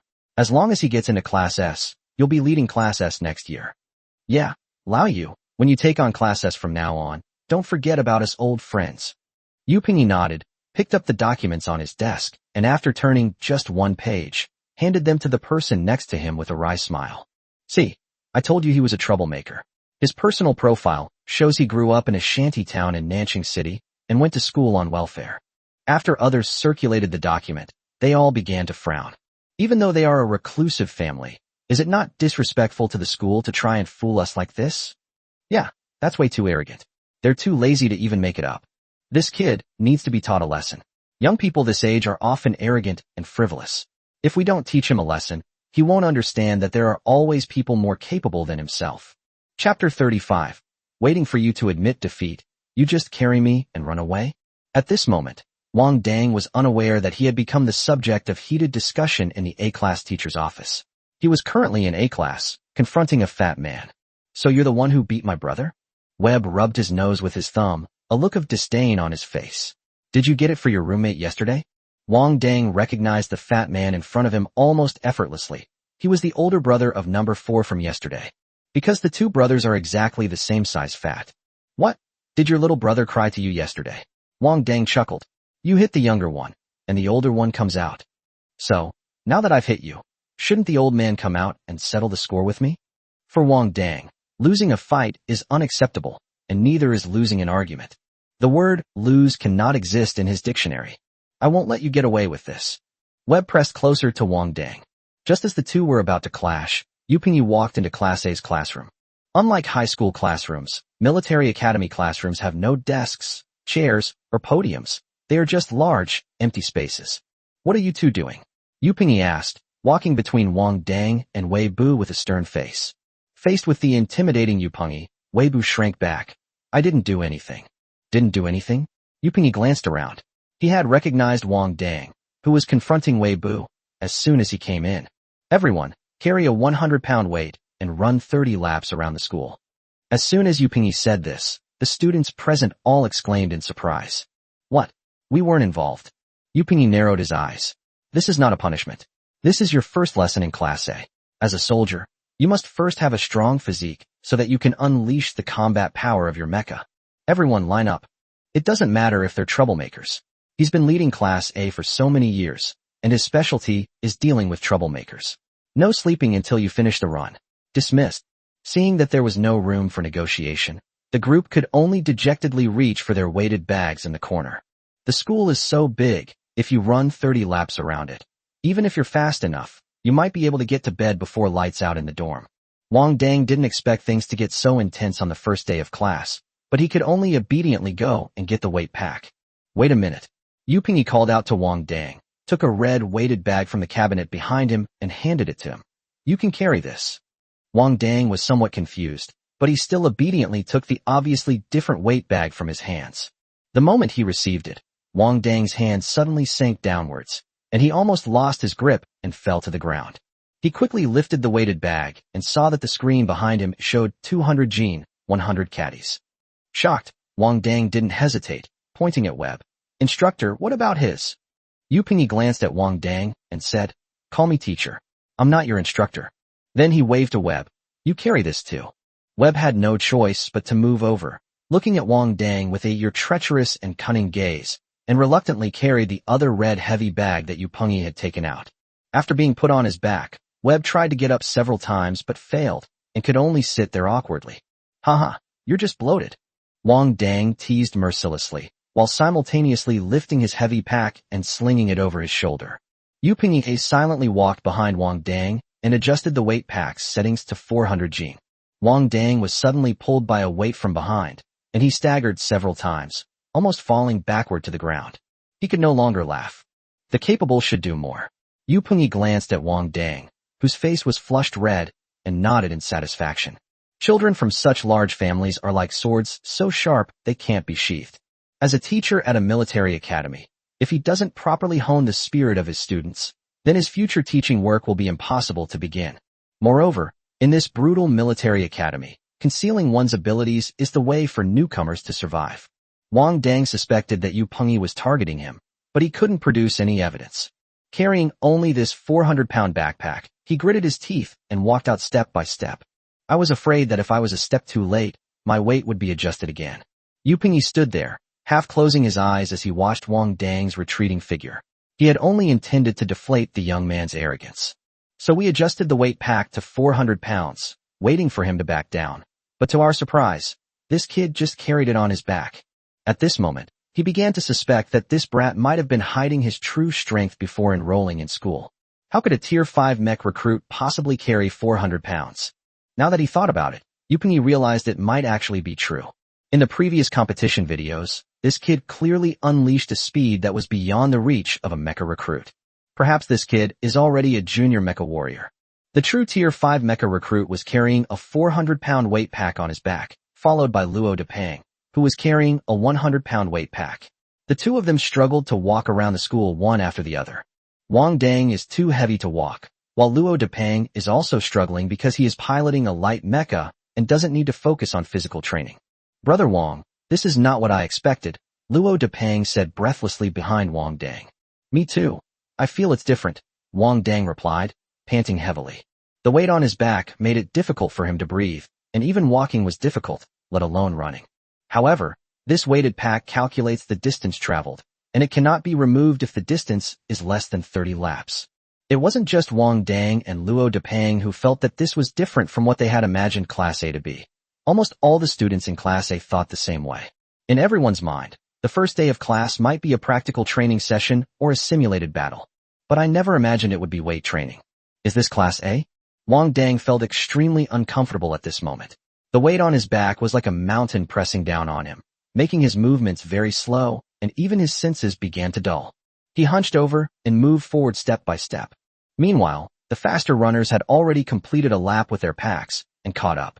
Seeing Wang Dang and Luo Depeng so engrossed in their activities, some people couldn't help but sneer. How can someone like them be in Class A? In the past, in situations like this, Wang Dang would have stabbed back no matter what. But now he didn't even have the strength to look at who it was, so he could only silently memorize the voice in his heart. Let me see what Heiji and the others are doing. Luo Depeng found a patch of grass and plopped down on the ground. Then he lay down on his back, used his weight pack as a cushion, turned on his personal terminal, and started sending messages to Korwaso and the others, complaining about his current situation. Wang Dang dared not sit down at all, because he knew that once he sat down, he would never have the courage to stand up again. He continued to carry the mountain on his back and move forward step by step. Holy crap, they're fighting freely, and nobody's stopping them. Luo Depeng's voice faintly came from behind Wang Dang. Chapter 36 Successful Promotion. After Wang Dang stubbornly completed the lap, the sun was already directly overhead. He took out a bottle of Star Energy Nutrient Solution and drank it down. Feeling that it wasn't enough, he opened 2 more bottles, and only then did he feel like he had come back to life. Whether it was because he had gotten used to the weight, or because of the Star Energy Nutrient Solution, Wang Dang felt that the weight on his back seemed to have lightened. This discovery gave him a sudden burst of energy, and he took bigger steps than before. Meanwhile, Yu Pingyi was in his office, looking at a small red dot on a map with a group of teachers, slowly moving forward. This kid is definitely hiding his strength. That web is a 6th level mecha warrior, and he can't even carry 200 pounds. He can carry 400 pounds around the school. A female teacher ate sunflower seeds while complaining. That shouldn't be the case. If he's a junior mecha warrior, why didn't he just register to join the SS class? The junior mecha warriors have already qualified to directly enter the SS class. This kid is a bit strange. Yu Pingyi looked up at the little red dot on his personal terminal. I can't sense the aura of a junior mecha warrior on him.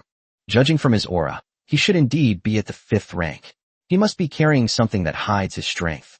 The female teacher curled her lip. That's more like the style of a hermit family.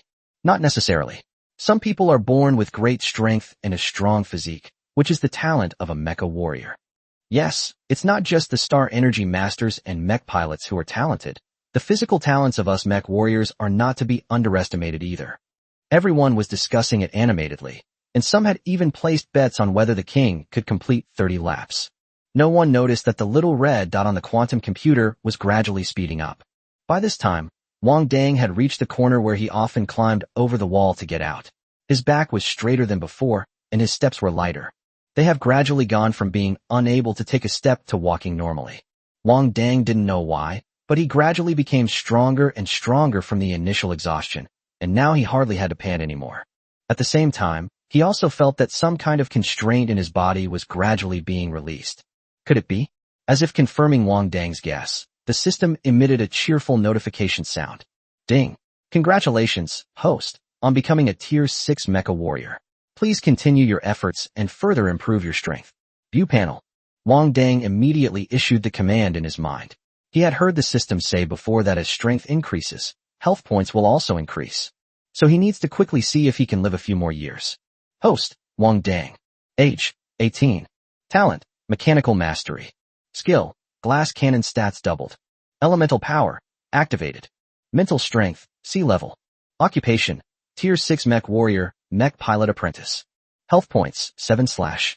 After glancing at the panel, Wang Dang couldn't help but feel a little disappointed. The health bar was still grayed out, and his health hadn't increased. It seems that going from Tier 5 to Tier 6 does not increase health points. The classification of mecha pilots is not as detailed as that of mecha warriors and star energy masters. Instead, it is based on their mental strength. A mental strength rating of B qualifies you as a junior mecha pilot, A as an intermediate mecha pilot, and S as an advanced mecha pilot. SS class refers to mecha engineers, while SSS class refers to legendary masters. After breaking through the barrier between the 5th and 6th levels, Wang Dang found that he could now enter a brisk walking state while carrying a weighted pack. So this is what it feels like to have your skills improved. Wang Dang thoroughly enjoyed this feeling and unconsciously quickened his pace. He wants to become stronger. One day, he will rise above the rules of this world. Through this promotion and previous promotions, Wang Dang had roughly grasped some of the rules governing promotions. That is, to challenge the limits of the body again and again. It's the same principle as long-distance running. When you run to exhaustion and feel like you can't run anymore, as long as you grit your teeth and persevere, you will find that you have regained your strength. This indicates an increase in your lung capacity. The same principle applies to mech warriors advancing in rank. They have to repeatedly push their physical limits to reach the upper limit in order to break through the barriers and advance. At this moment, Wang Dang understood why Yu Pingyi had them do weight training right from the start. This is not a punishment, but a real way to improve one's strength. With this in mind, Wang Dang quickened his pace, pushing his body to its limits time and time again. Because the feeling of comfort that comes after successfully completing a challenge is truly addictive. At 10 p.m., the first person completed the task of 30 laps and stopped in place, panting heavily. But to his surprise, the pack showed no signs of unlocking. Class A is a team. If even one person fails to complete the task, the others will have to spar with them. Yu Pingyi's voice came from the weighted pack. Continue. Devil. A shrill scream echoed through the dark campus. By 1 a.m., there was still no sign of the weight packs being unlocked, and everyone in Class A knew that they wouldn't be able to go to sleep that night. So those who had completed their tasks had no choice but to turn back and help those who hadn't. Because they can't sleep if someone hasn't completed their task. No one tried to pull Wang Dang, because he was simply too heavy to move. Brother Wang, have some water. The monkey handed the water bottle to Wang Dang. After Monkey and Blackie returned to their dormitory, they waited for Wang Dang and Fatty Luo to come back, but they didn't. Only after sending a message to Luo Depang, using his personal terminal, did he realize that Class A's homeroom teacher had no intention of letting them sleep today. So the monkey and Blackie each took a water bottle downstairs. The monkey stayed with Wang Dang, and Blackie stayed with Luo Depang to keep them hydrated. Brother Wang, do you really not have any issues with your class's homeroom teacher? Monkey looked at Wang Dang with a worried expression. The monkey couldn't understand why Class A's homeroom teacher would treat Wang Dang this way. Carrying 400 pounds of weight is one thing, but now that they can't complete the task, they're dragging the whole class into extra training. It's estimated that from today onwards, Wang Dang will become a thorn in the side of the students in Class A. Who knows? Wang Dang took a sip of water. It tasted extremely salty.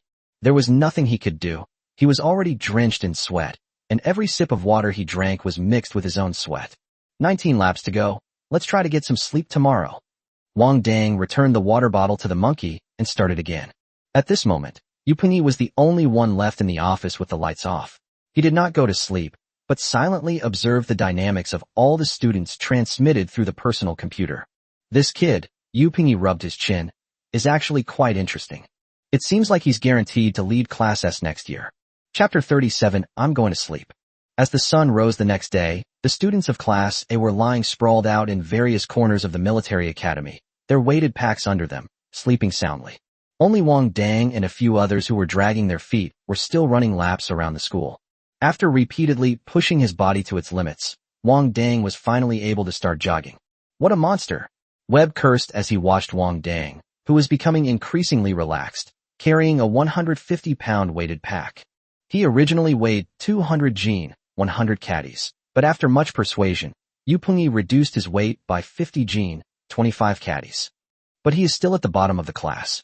Even Wang Dang was 2 laps ahead of him. How could he not be anxious? That scoundrel must have humbled himself and acted like a dog, letting the devil lighten his load. Webb said indignantly. They believed that Wang Dang, despite appearing to be a man of principle, was actually a spineless coward.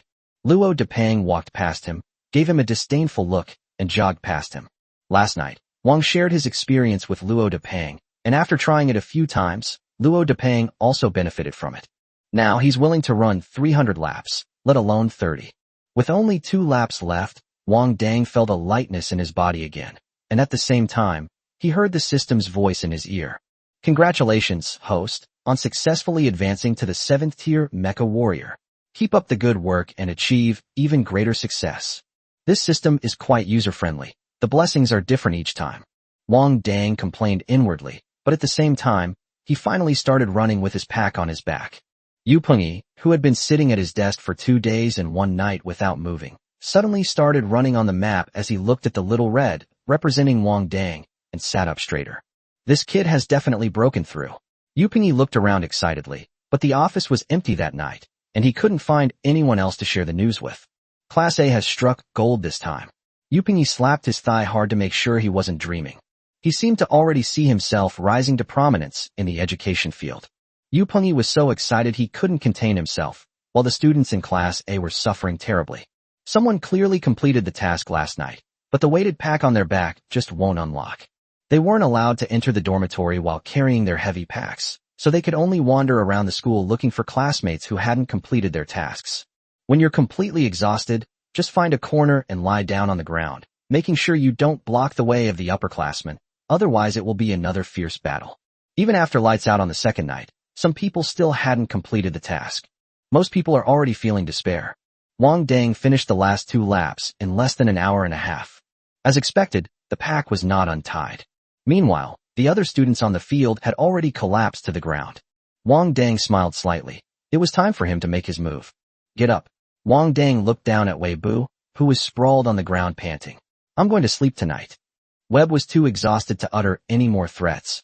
He lowered his head and remained silent. Wang Dang went around behind him and took a look. There were still 3 laps left. I told you, I'm going to sleep today. Wang Dang's words were full of conviction. He hasn't been to the blue-silver black market to make money for 3 days in a row. If he doesn't go to sleep tonight, he won't be able to go tomorrow either. If he doesn't make money in 4 days, it's practically the death of him. Without a word, Wang grabbed Webb and dragged him off the ground, starting to run along, yelling, I want to sleep. As Wang Dang dragged him along, Weibu's body instinctively began to run in order to avoid falling. He was completely unable to shout at this moment, because all his attention was now focused on maintaining his breathing. This person wants him dead. Webb thought in terror as he was mechanically pulled by Wang Dang, running through the school. The students from Class A on the road saw Wang Dang pulling Weibu along with a determined look on his face, and they couldn't help but give Wang Dang a thumbs up. Although the suffering they have endured these past 2 days may very well have come from these 2 people. But Wang Dang, who was desperately pulling that fat man along, really looked like a hero. Can we go to sleep now? A young man with pale lips turned to look at his companion. It should be possible, his companion replied with a determined look. Many people were touched by Wang Dang's desire to sleep, and those who still had a little strength stepped forward and pushed Weibu from behind to help Wang Dang relieve some of the pressure. When someone gets tired, they can switch to another person to push them for a while longer. With everyone's help, Webb lay on the ground on the last lap, letting Wang Dang drag him along like a mop. When Webb's corpse reached the finish line of the final lap, everyone heard a click as the pack was finally unlocked. Yeah, very good. The students from Class A, who were waiting at the finish line, started cheering at the same time. They threw their weighted packs on the ground and helped each other back to their dormitories to sleep. Is there anyone who can take me to the infirmary? The weak Webb lay on the bed, using his last bit of strength to ask for help. Finally, his eyes rolled back and he fainted. Wang Dang and Luo Depeng helped each other back to the dormitory. On the way, Luo Depeng excitedly shared with Wang Dang that he had advanced to the 7th level. Congratulations. I've also reached the 7th rank. Although the demonic training method is a bit devilish, it's really effective, Wang Dang said happily. Wait, you just reached level 7. Luo Depeng stopped in his tracks, looking incredulous. In other words, Wang Dang was a 6th-tier warrior just like him before. Both being 6th-tier warriors, Wang Dang could fight 2 opponents alone and complete 30 laps of weight training, while carrying a 400-pound load. Your 7th rank, my 7th rank, they seem different, Luo Depeng murmured. Could this be talent? After listening to Luo Depeng's words, Wang Dang seemed to have come to some realization. It does seem quite different. I've been strong since I was a child.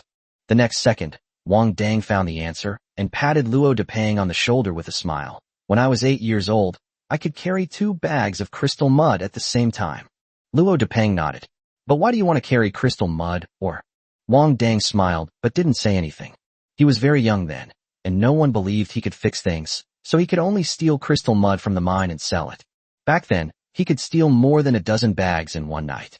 Thanks to its body's regenerative abilities, even if it gets caught and beaten, it can still be jumping around and stealing the next day. The mine foreman thought they were twins. The older brother stole from the younger brother and went back the next day. Chapter 38: The Hot Teacher Jessica. After Wang Dang and Luo Depeng returned to their dormitory, their moral compass compelled them to line up and take a shower. Afterward, they lay on their beds and immediately lost consciousness. The next day, Wang woke up feeling refreshed and received a message from his classmates in Class A. Teacher Yu, Class A is off this morning. Jessica will be teaching physical education this afternoon. Please assemble in training room 3 promptly at 1 p.m. The weight training yesterday and the day before seemed to have quickly narrowed the gap between the students in Class A. Following Yu Pingyi's announcement, a heated discussion broke out among the participants. Universe's first sudden exclamation, "Wow, is that Jessica, the teacher known as the most beautiful teacher at the military academy? Muscles are justice. I heard you have a great physique. Chirp, chirp, chirp. Jessica, I'm here." Wang Dang quickly browsed the messages in the class group chat, and a look of anticipation appeared on his face. A beautiful teacher. Huh? A beautiful woman? What beautiful woman? Sleepy-eyed Luo Depeng sat up. Where are the beautiful women? Check the class group chat yourself. When Wang closed the class group page, he found several unread messages from Lu Nong. Out of energy, Brother Wang, you big liar. You promised to send pictures of beautiful women, but you sent me nothing but military academy buildings. No energy. Are you some kind of architectural aesthetics researcher? Give me some pictures of beautiful women. No energy. Fine, no pictures of pretty girls, but at least post a few pictures of Beijing. I've never even been to Beijing. Out of energy. Brother Wang, why aren't you saying anything? No energy. Could it be dead? Out of energy. I told you military school was dangerous, and I told you not to go. Reply to my message. What followed was a lot of meaningless talk. When Wang Dang received Lu Ning's message, he couldn't help but chuckle and quickly replied with a few messages. Wang Dang, there are no beautiful girls at military academies. Wang Dang, I was in grueling training yesterday and the day before, and I just recovered today. I'll take photos of you in Beijing when I can get out. Take care and don't worry. Lu Ning, who was anxiously pacing around in the south of the city, received Wang Dang's message. Before he could even relax, he started cursing Wang Dang. Damn it, aren't my Xiao Mai and the others beauties? Are you trying to fool me into thinking there aren't any beauties at military school? I'm definitely going to see it for myself next year. In the afternoon, Wang Dang and Luo Depeng arrived at training room number 3. You must be Wang Dang. Thanks to you yesterday, otherwise we wouldn't be able to sleep right now. A muscular man wearing a black tank top and a jacket wrapped around his waist walked over. My name is DSM. Wang Dang recognized that this DSM was the first person to complete the weight training. I'm just like you. I also want to sleep. Wang Dang nodded at Disman. That fat guy Wei from yesterday was supposedly carrying 150 pounds. You were really strong to be able to pull him along, Disman said with a hint of admiration. Hearing what he said, Luo Depeng couldn't help but mutter a complaint to himself. If DSM knew that Wang Dang was carrying a weight of 400 jin, 200 caddies, I wonder if his jaw would drop to the ground. Anyway, he had already decided that he would definitely stick close to Wang Dang during his time at military academy. All right, children, quiet down. A slender blonde woman walked in from outside. Her long, straight legs were hidden beneath her military trousers, but their outlines could still be faintly seen. Wang Dang could only describe the woman before him in 2 words. Hot. Jessica walked to the front of the training room, clapped her hands at everyone, and said, Kids, I'm teacher Jessica, and I'll be your training teacher for the next 4 years. It's a pity that this year's freshman A class is a monk class. However, girls are extremely rare in the mecha warrior category. To this day, Wang Dang only knows one female mecha warrior, Tan Moli. My Xiaomai said that Tan Moli went out on a mission with the school security team and probably wouldn't be back at school for several months. It's easy to imagine the impact a hot woman would have on a group of men bursting with testosterone. Almost simultaneously, everyone in Class A began to stare at Ms. Jessica. Who doesn't love looking at beautiful women? But Jessica didn't seem to regard these people as men. Kids, I'm sure Yuban already gave you your first lesson yesterday. But I want to tell you that the cruelty of Military Academy has only just begun. After saying that, she smiled and pulled out a long leather whip from behind her back, then swung it sharply in front of her. The sharp whistling sound instantly startled those still admiring the beautiful woman. This whip is soaked in celery juice, which helps heal wounds, but it will be very painful. At this moment, everyone in class suddenly became serious. Jessica, the teacher in front of me, is beautiful and has a great figure, but to become a teacher at a military academy, one must at least be a high-level mecha warrior. Upon realizing this, everyone stood at attention without prior arrangement, no longer daring to look at Jessica even once. At this moment, Jessica, who was holding a whip, had lost her status as a beautiful woman in everyone's eyes. Jessica, seeing everyone avoid her gaze, nodded with satisfaction. The teacher only uses a whip to punish disobedient children, so be a good, obedient child. As she spoke, Jessica walked to the control panel in the training room, her slender fingers nimbly sliding across the panel. Soon, the empty training room was filled with horizontal bars. Everyone, strap 50-pound weights to each leg, do 300 pull-ups, and then hold them still for half an hour. As Jessica spoke, she cracked her whip again, seemingly using the sound of the whip cutting through the air to urge everyone to hurry. Wang Dang faintly heard the sound of a timer starting and immediately realized what was happening, running towards the locker where the weighted packs were stored. Luo Depang followed closely behind. Jessica watched Wang Dang and Luo Depang's retreating figures with a slight smile on her lips. These two at least have some sense of crisis. Wang Dang took the lead, opened the locker, took out 2 weighted bags, and deftly put them on his legs. Luo Depang quickly followed suit. The others moved much more slowly. Because everyone learned from yesterday's experience, if even one person fails to complete the task, everyone else will have to hang on the horizontal bar and wait. Therefore, at this time, the slower you go, the better you can conserve your energy. After all, today is different from yesterday. Today there is clearly a physical punishment component. Although the teacher who used corporal punishment was a blonde beauty, she was actually a high-level mecha warrior who could collapse a house with one whip. While everyone was dawdling, the personal terminal on Jessica's wrist started beeping. Children, the time for the hunt has come. Excitement gleamed in Jessica's eyes. Chapter 39, get a discount if you want my mech repaired.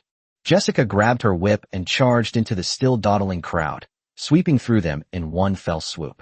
One lash can knock down a whole group of people. With that lash, howls and screams immediately filled the training room, demonstrating that the power of celery juice should not be underestimated. Wang Dang and Luo Depang, who were already hanging on the horizontal bar, felt lingering fear as they listened to the whooshing sounds and screams behind them. Jessica gripped the long leather whip, her eyes reddening with excitement. Tremble, children! Then, another series of whooshing sounds came, followed by cries of agony. A burly man, standing at 1.8 meters tall, was brought to tears by Jessica's beating, his face streaked with tears and snot as he strapped on his heavy pack. The school forum says that the upperclassmen are particularly scary and that you should be careful of them. But no one told him that teachers also need to be careful. Now they realized just how gentle Yu Pingyi really was yesterday. Luo Depang hung from the horizontal bar, doing pull-ups with tears welling up in his eyes. Hell, this place is absolutely hell. He wants to go home. As he was thinking this, his hand suddenly slipped, and he fell off the horizontal bar. Jessica's whip seemed to have eyes, and in the midst of the chaos, she lashed him across the back. Restart the pull-up count. Jessica's voice was now filled with irritation. Luo Depang's face was flushed red from the beating, as if he had been drinking fake alcohol all night. Grinning, he hung back up from the horizontal bar, saying, Brother Wang, I feel like I'm not going to live much longer. Wang Dang glanced at Jessica, who had transformed into a Tyrannosaurus Rex, and silently swallowed. Women are terrifying. Jessica's ears twitched slightly as she glanced at Wang Dang. Startled, Wang Dang immediately turned his head away, silently reciting the proverb, a good man doesn't fight with a woman, and at the same time, he increased the speed of his pull-ups. At dinner time, Luo Depang, covered in injuries, and Wang Dang helped each other back to their dormitory. Normally, 300 pull-ups would be relatively easy for Wang Dang. After all, He is already a Tier 7 Mecha Warrior. Unfortunately, only one person failed to complete the task, so everyone else had to hang on the horizontal bar and wait. If you fall, you have to start all over again from pull-ups. Wang Dang hung on the horizontal bar for too long, and his palms became sweaty, causing him to lose his grip and fall off twice, for which he was punished with 2 lashes. In the end, no one completed the task, but luckily Jessica was in a hurry to have dinner. Each person was punished with 5 lashes and then sent home. Luo Depeng, covered in wounds, returned to his dormitory and saw the radiant monkey and Blackie, then looked at Wang Dang, who was ashen-faced, and himself. He felt like crying, but had no tears left. He thought that getting into Class A was a good start. But little did I know, this was the beginning of a hellish existence. He couldn't imagine what kind of torment awaited them after only 3 days of classes. Teacher Jessica is right, celery juice does help wounds heal. Luo Depeng took off his shirt, looked at the whip marks on his body that had begun to heal, and gasped. Wang Dang sat down at the table and let out a long sigh. I'm going out for a bit. He could no longer feel the wounds on his body, but when the whip struck, it felt as if 1,000 ants were gnawing at his wounds. Wang Dang was furious after being whipped by Teacher Jessica today, but he couldn't dodge it, and he couldn't beat her in a fight. So now he's going to the blue-silver black market to vent his anger. With a dark expression, Wang Dang scaled the wall and left the military academy, then entered the arena with a heavy heart. The repair area was as deserted as ever. It seemed that the Crimson Moon still hadn't arrived today. I want to register to participate in the competition, Wang Dang said to the receptionist as he approached the front desk. The receptionist clearly recognized the man in the silver mask. Mr. White Mask, I remember you're our registered mecha pilot. Are you sure you want to participate in the competition? In her mind, mech pilots have always looked down on mech warriors who are simple-minded and physically strong. Why would they be willing to compete on the same stage as these mech warriors? That's right.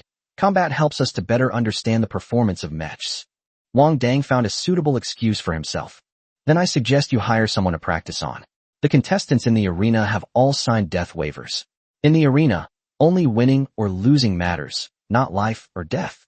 This is too risky for you, the receptionist said with a caring expression. Although players generally don't go to extremes without any grudges, there are always some players with dark hearts who might bring their personal frustrations onto the field to vent. When Wang Dang heard her words, he was taken aback. Could this dark-hearted person be referring to him? Are the opponents matched in the arena randomly assigned, or are they assigned within the same skill level? Wang Dang is currently concerned about this. If he is assigned an opponent of level 10 or higher, he definitely won't be able to defeat them. He was quite confident as long as the opponents were of the same level. The competition is a points-based system, and points are allocated according to the points. You gain 3 points for winning a game and lose 3 points for losing a game. You will only be matched with players who have the same points as you. The receptionist patiently explained the rules of the competition to Wang Dang. After listening, Wang Dang had a general idea of what was going on. In other words, he will only be matched with newcomers who have just entered the arena or those who are on a losing streak in the early stages. He felt much more at ease then. Register me.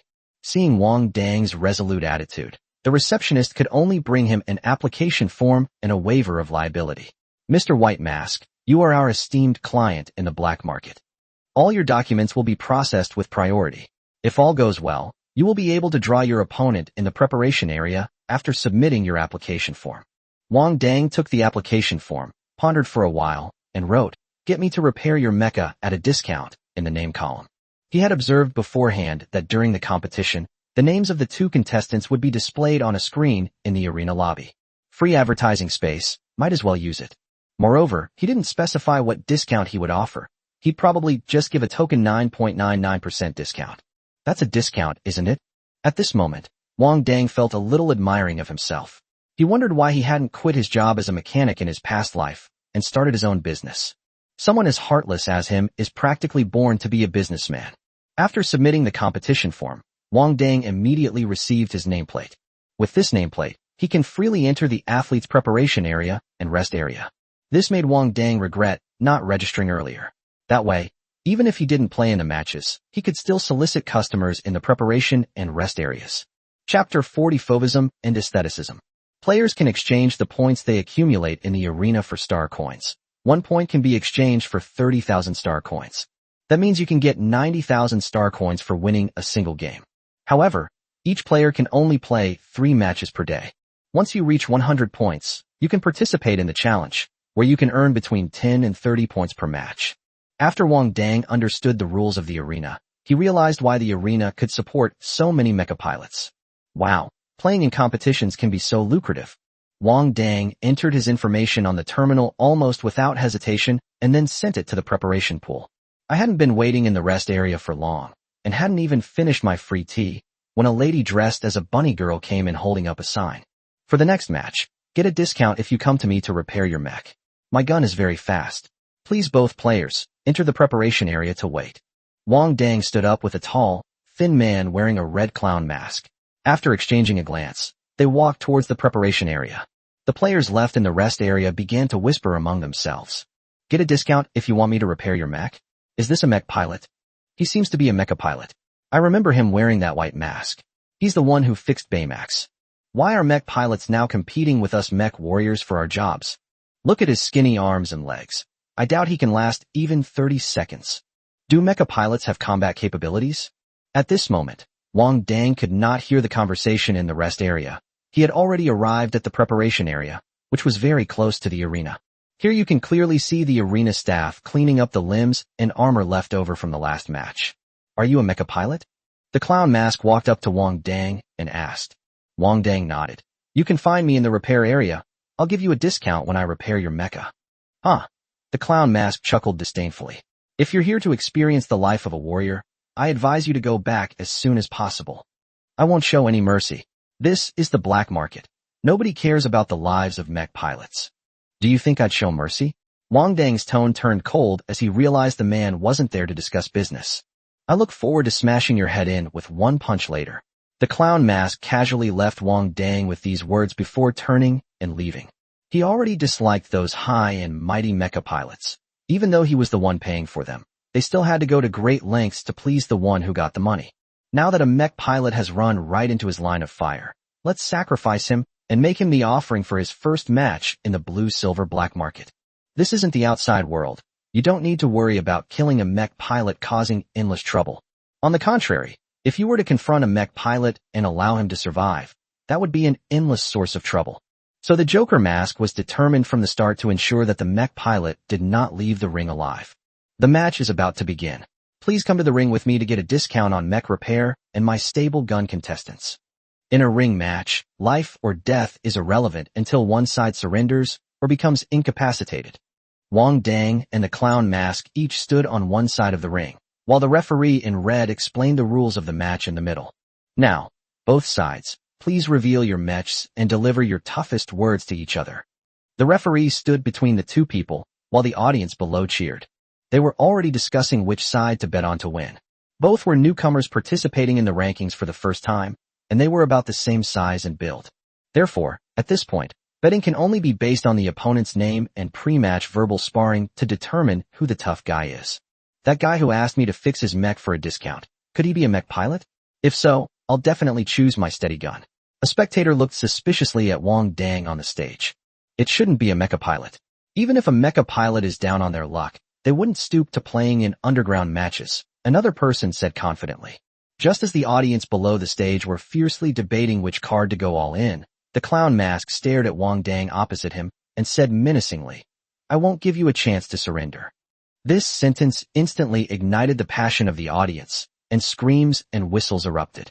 Wang Dang was also affected by the atmosphere in the audience, but unfortunately, as a contestant, he couldn't place bets. So he stepped forward and showed everyone the muscles in his hands, and gave the clown mask 2 words, Slender Dog. This is thanks to the grueling training he received from the Devilish Yu and his teacher Jessica, which has resulted in his muscles being quite impressive when they're on display. Shallow. Immediately, some audience members who supported Wang Dang began to cheer loudly. It can be said that the moment the 2 newcomers appeared, the tense atmosphere immediately pushed the atmosphere of the arena to a climax. Sis, that clown mask looks like he's going to do it for real. The receptionist stood in the VIP room on the 2nd floor, looking at Rosemary with a worried expression. Should we stop him? Rosemary, holding a glass of red wine, smiled and shook her head. Although the blue-silver black market is short of mecha pilots, there's no need to break the rules of the black market for his sake. Okay, sister. The receptionist took the empty wine glass from Rosemary, poured her another glass of red wine, and then bowed respectfully as she left. After the pre-match verbal sparring ended, both sides revealed their mechs. The audience, who were initially excited, suddenly booed when they saw that Wang Dang's mecha was as simple as his mask. If I'm not mistaken, isn't this the mass-produced mecha from the military academy next door? Holy crap, is that the mech upstairs that's so rubbish it's practically non-existent?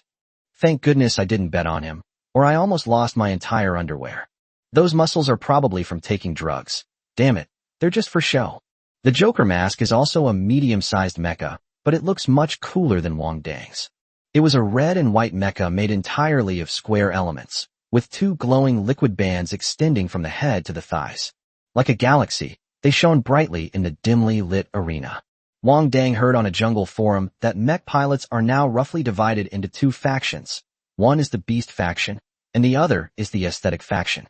The Wild Beast faction is like the Great White that Wang Dang repaired. They pile anything useful onto the mecha, no matter what it is. The Aesthetic school, on the other hand, focuses more on the beauty and symmetry of the mecha, striving to make the mecha look cool and beautiful while being practical. The two factions on the forum have always been fiercely divided. The Beast faction criticizes the Aesthetic faction as all show and no substance, while the Aesthetic faction criticizes the Beast faction as savages.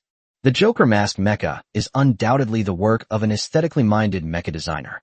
Wang Dang's views on these two factions were also quite genuine. When he's rich, he's an esthetician. When he's poor, he's a beast. Chapter 41 is utterly shameless. With the referee's whistle, Wang Dang's first match in the arena officially began. The clown mask didn't take Wang Dang's mecha seriously from the start. After all, the mecha looked like the cheap stuff sold upstairs. So he didn't bother arguing with Wang Dang. He raised his red and white mecha arm, and a light whip appeared in his hand. He then took a large step forward and swung the light whip directly at Wang Dang's mecha. Damn it, it's the whip again. This light whip successfully brought back Wang Dang's unpleasant experiences from the day, igniting a great fire within him. He did not choose to evade, but instead faced the enemy head-on. A silver spear appeared in the right hand of the black mecha and directly deflected the light whip. Immediately afterward, the black mecha transformed and appeared in front of the red and white mecha. The turbine blade appeared on the left arm of the black mecha, cleanly and efficiently severing the light whip on the right arm of the red and white mecha from the joint.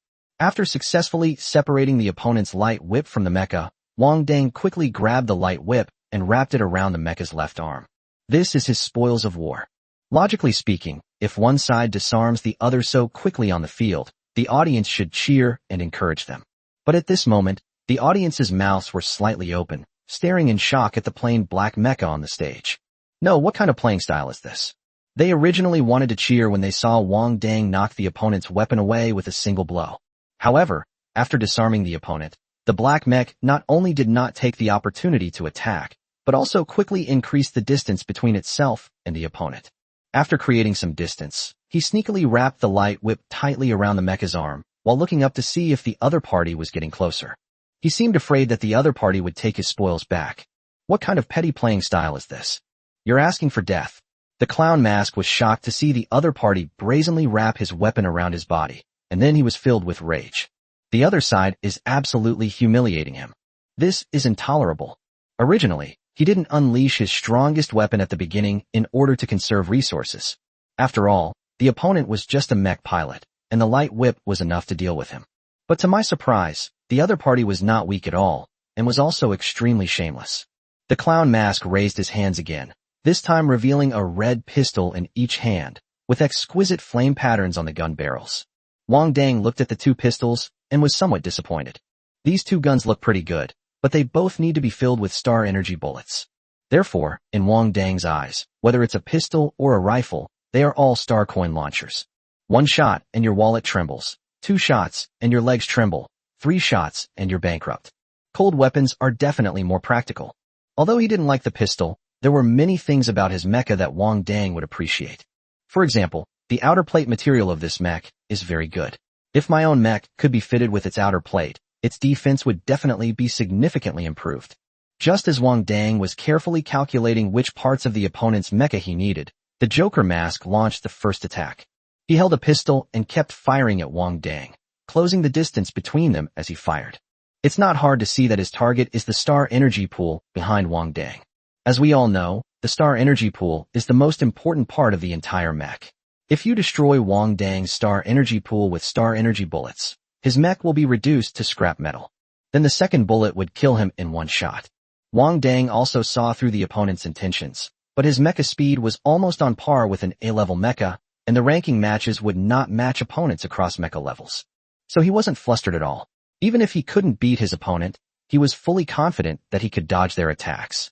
So Wang Dang began to twist and turn amidst the hail of bullets, dodging all of them, while the clown mask was already very close to him. Just then, Wang Dang used the Moon Shadow Step technique to flash to the enemy's side. The turbine blade precisely locked onto the panel connecting to the right side of the mech's chest, then began to rotate at high speed, cutting the panel directly off the mech.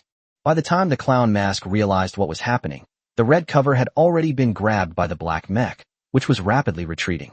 The clown mask watched helplessly as the black mech in the corner of the arena removed the cover from his chest and quickly replaced it with a red one. The speed was so fast that it left afterimages. Everyone on the field was in an uproar when they saw Wang Dang's move. Ha ha ha. This is the first time I've ever seen someone transform while fighting. Holy crap, if we fight a few more rounds, will they switch to their mechs? Is this person a mecha pilot? Why are their movements so skilled?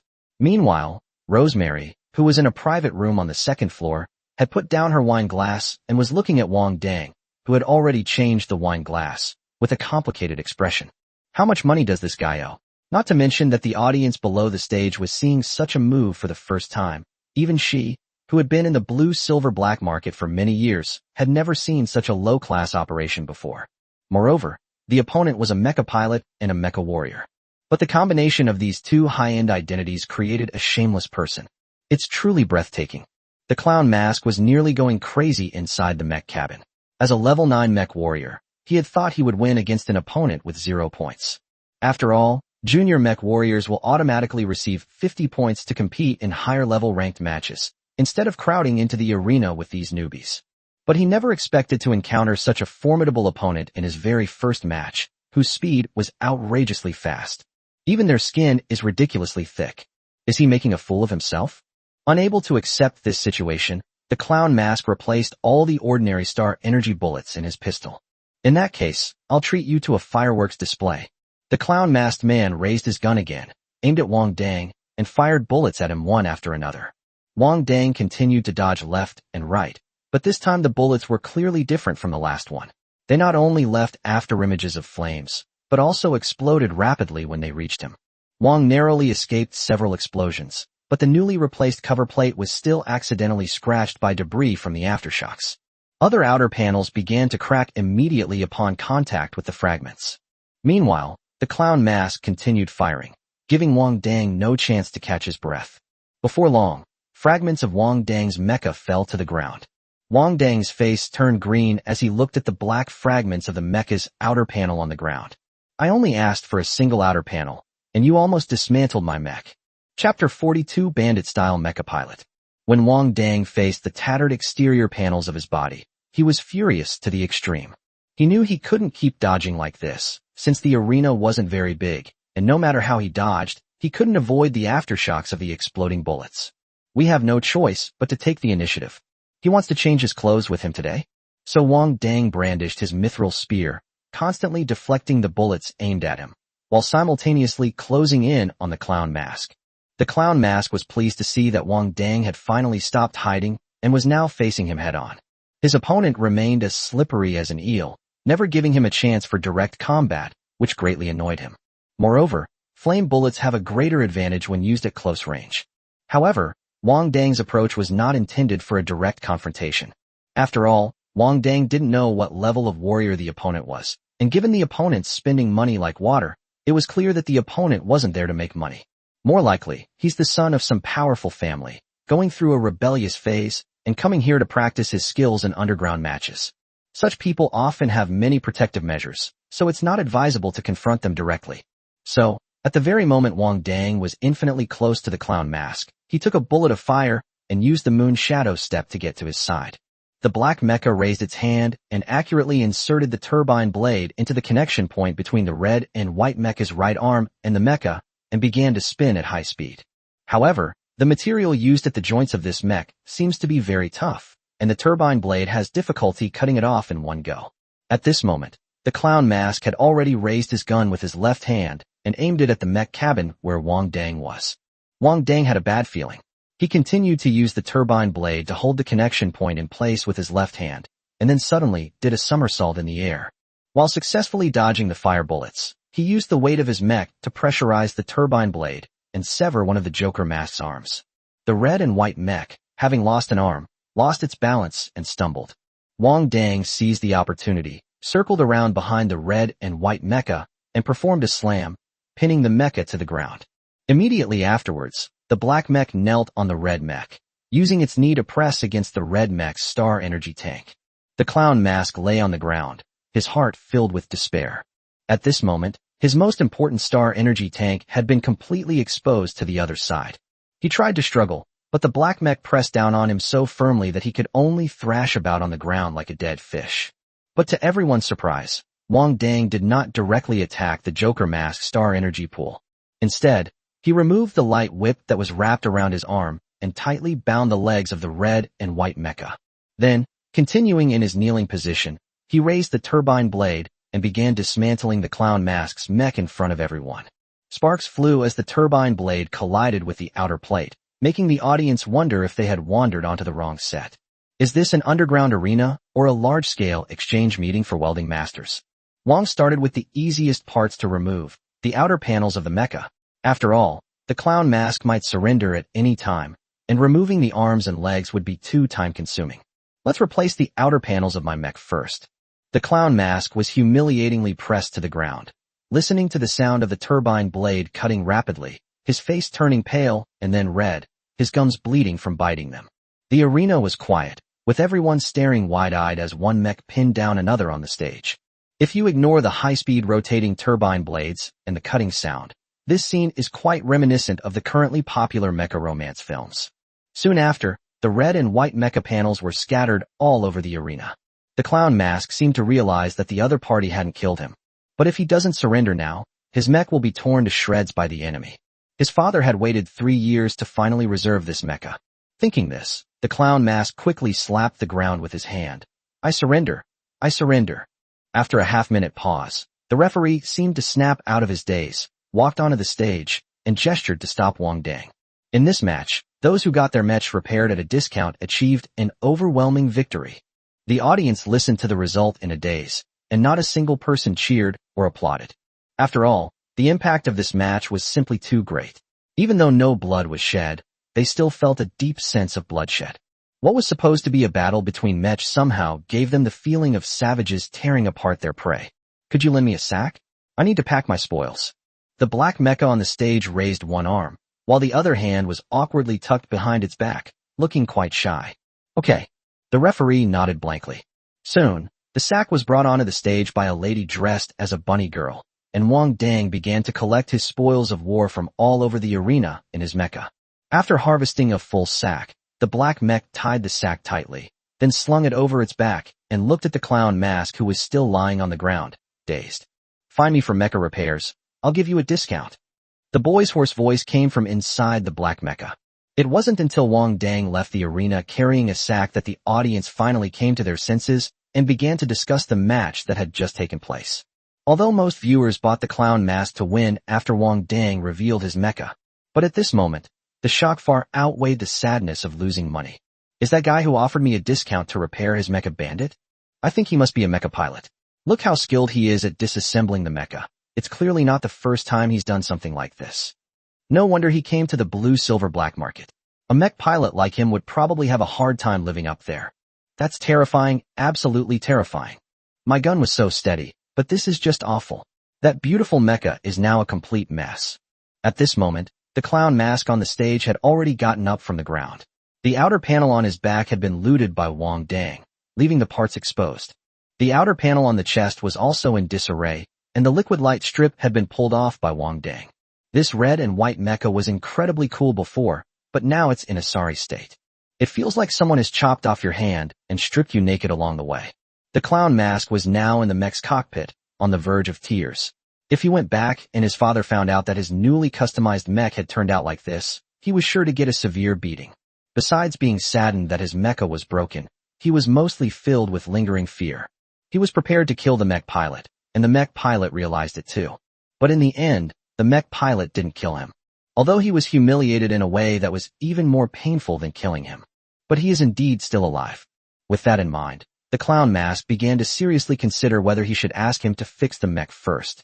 After all, it's really hard to book a mecha engineer to build this machine. Chapter 43, Earn a Little Here, Earn a Little There. After the competition, Wang Dang was in his repair shop, humming a little tune as he used a ladder to replace the outer panels of his mecha. The outer panels removed from the red and white mecha with the clown mask were now neatly arranged on his workbench. This must be made from the shell of a thorn turtle. Those evil capitalists, Wang Dang muttered under his breath. The thorn turtle, a mythical creature, doesn't exist on Earth. It only exists on planets tens of thousands of light years away. On Earth, a single thorn turtle shell can fetch a staggering price of around 1 million star coins, and even then, it's often in short supply. The mech with the clown mask used at least 3 pieces of thorn turtle shell. Just one outer panel would cost over 3 million. The world of the truly wealthy is unimaginable. When I'm rich, I'm going to use a thorny tortoise shell as a bathtub. Wang Dang replaced the last outer panel and raised his fist. Just then, there was a knock on the door of the maintenance room. Wang Dang put down his tools, opened the door, and found a clown mask standing outside. His eyes lit up. "You're here to have me fix your mech?" The clown mask looked somewhat dejected. "The other mech pilots don't want to take my jobs." Wang Dang was puzzled when he heard this. The clown mask's mech only had its outer panels removed and one mechanical arm missing. The repair was hardly difficult. Why would other mech pilots turn down business that comes knocking on their door? Just as Wang Dang was wondering, he suddenly saw the golden stag open the door to the repair shop, stand at the door and nod slightly to him, and then close the door again. Wang Dang glanced suspiciously in the direction of the golden stag, thinking that the mecha pilot who refused the clown mask must be him. Is he trying to make amends with me? Despite his confusion, Wang Dang still warmly welcomed the clown mask inside, saying, "What we agreed on before still stands. I'll give you a discount." The clown mask entered the repair room somewhat awkwardly and immediately froze. When Wang Dang saw that the clown mask was no longer moving, he followed his gaze and saw that the pure black mecha had now turned into a black and red mecha. The combination of black and red blocks is very discordant and looks quite chaotic. "Oh no, I forgot to destroy the evidence." Wang Dang slapped his forehead and quickly stepped forward to store his mecha into the mecha necklace. He smiled casually, pretending nothing was wrong, and said, "If you can find better materials, I can help you replace the outer panels with stronger ones." The outer plate made of this thorny tortoise shell is still a bit poor. It can even be scratched by your fire bullets. It doesn't match your mecha. Although the clown mask had already experienced Wang Dang's shamelessness on the stage, he still couldn't hold back and his expression was very complicated. After a long pause, he slowly spoke. "Are you selling the arm? Replacing the arm with a mecha will affect its coordination." He swore that if the mech engineer who built this mech hadn't been so hard to book, he wouldn't have put up with this. "Wait a minute, let me see," Wang Dang said in a very professional tone. Then, with practiced ease, he pulled the robotic arm, still attached to its cables, out of the sack and began to examine it closely. Link block, 10,000 star coins. Reactor, 30,000 star coins. Integrator, 30,000 star coins. Electronic pulse, 450,000 star coins. Wang Dang rattled off the names of the parts inside the robotic arm as if they were his own, just like reciting a menu. It's a little over 1.43 million star coins in total. Let me round it down to 1.43 million star coins for you, Wang Dang said generously. The clown mask's lips twitched. "So this is how you round down to 0. Okay." The clown mask took a deep breath and nodded in agreement. Unfortunately, the other mech pilots in the maintenance area were unwilling to take on his job. He only has this one mech that he can use right now, so he has no choice but to make do. "Alright, what are your requirements for the outer panel?" Wang Dang skillfully recorded something on the quantum computer. The clown mask shook his head. "The outer shell of the blue-silver turtle from the black market will suffice. Can it be fixed today?" Upon hearing his words, Wang Dang's eyes immediately lost much of their light, and even his tone was no longer as enthusiastic as before. "Can. It seems he won't be able to squeeze much money out of the clown mask. Okay, I can transfer the money to you now." The clown mask breathed a sigh of relief. He didn't really trust the mech pilots at the blue-silver black market, so he only planned to fix the mech to deal with the situation for now. In the end, we still need to find that mecha pilot to send it back to the factory for repairs. Release your mech. Wang Dang sighed. Use the pager in the repair room to buy the outer panel, and then set up a ladder to start repairing the mecha. The clown mask was clearly also watching the mech pilot repair the mech up close for the first time, and he watched with great interest from the side. Of course, this doesn't include the time when Wang Dang possessed his body right in front of him on the arena. Thanks to his years of experience repairing various electrical appliances, Wang Dang's technique is very skilled and efficient. In less than an hour, the outer panels of the mecha were replaced and the hands were reattached. Including the cost of the arm, it's a total of 2.33 million star coins. I'll give you a 9.9% discount, so you'll pay me 2.3067 million star coins, Wang Dang said casually, taking off his repair gloves. Having already witnessed Wang Dang's zero-down policy, the clown mask wasn't surprised by the discount he received this time.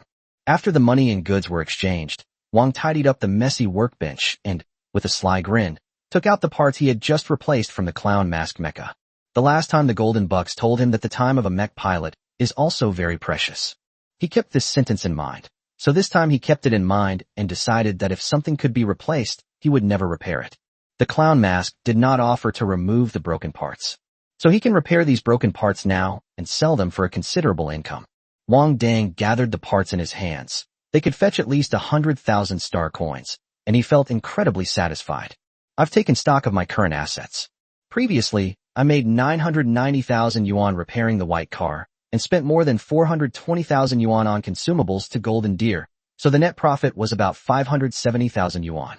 Adding the 1.2 million apology fee from the Golden Bucks, the net profit from repairing the Joker mask mech today, after deducting the cost of consumables, is 1.01 million.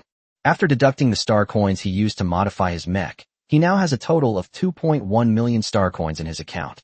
But Wang Dang's joy at the sight of the star coins in his account didn't last long. He hadn't forgotten that he still had over 3 million in debt. Thinking of this, Wang Dang mentally lashed out at Jiao Zuo once more. Damn it. No one has ever been able to get money out of him. This guy's surname Jiao. They've really gotten into a huge feud. Although Wang Dang was resentful, he wasn't stupid. He wouldn't seek revenge on Jiao Zuo until he was promoted to a junior mecha warrior. But when he's confident he can get revenge, this guy's surname Jiao will have to cough up more than 3 million star coins. Otherwise, this matter is not over. After all, a mech pilot's time is very valuable, and he must get back the 3 million in interest eventually. Chapter 44 Geniuses, and even more geniuses. Golden Deer, are you there? Wang Dang knocked hard on the door of the maintenance room. Are you fucking doing this on purpose? The Golden Stag suddenly opened the door to the maintenance room from the opposite side, looking speechless. There's no one in the maintenance room across the street. If there were, you'd be beaten up already. The Golden Stag was halfway through his rant when he suddenly remembered that the other person was a mecha pilot with combat capabilities and not a low level of combat power, so he abruptly stopped talking. I have trouble recognizing doors. Wang Dang scratched his head sheepishly. Well, I need to talk to you about something. After saying that, he walked directly to the Golden Stag, bypassed him, and swaggered into his repair shop. What is it? The Golden Stag silently repeated calm down 1,000 times in his mind. The person sitting opposite me is a mecha pilot, but also a mecha warrior with well-developed limbs. Why don't you take the repair job for that clown mask? Is it so you can get a cut of the profits from me? Wang Dang asked bluntly. No, the Golden Stag pulled up a stool and sat down opposite Wang Dang after hearing his words. I hope we can cooperate. I watched your match today on my personal computer. It was very exciting. Crimson Moon doesn't come to the arena often, but the repair area needs business. We can give you a share of the profits, you understand what I mean. Upon hearing his words, Wang Dang's eyes lit up with a dazzling light. Holy crap, Golden Deer, you're a genius. The Golden Stag was startled by Wang Dang's sudden outburst, and was puzzled as to why he was reacting so strongly. You mean, you want me to infiltrate the contestants and start a trend of sabotaging other people's matches? Wang Dang seemed very excited at this moment. The Golden Stag paused for a moment.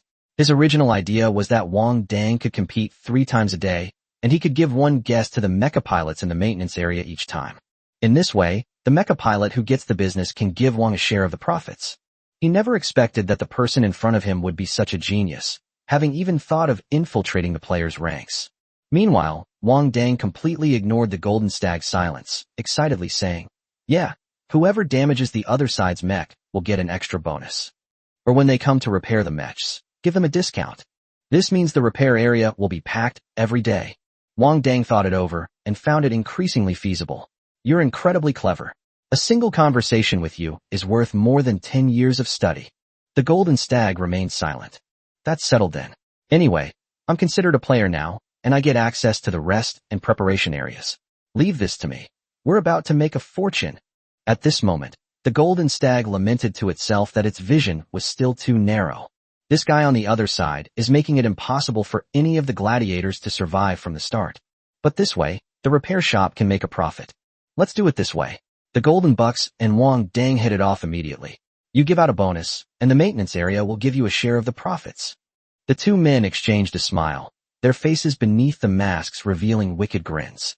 In that case, you could reduce the number of times you play matches, since it's something that offends all the players, the Golden Bucks sincerely advised.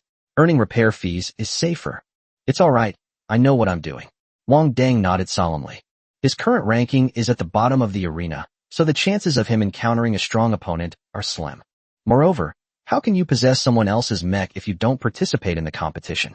He couldn't let go of this opportunity to get something for nothing. We should consider reducing the number of matches we play later, once we've accumulated more points. After all, he urgently needs practical experience to improve his skills.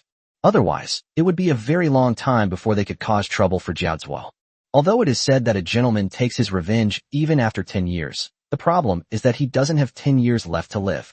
In the early hours of the morning, Wang Dang dragged his tired body back to his dormitory by climbing over the wall.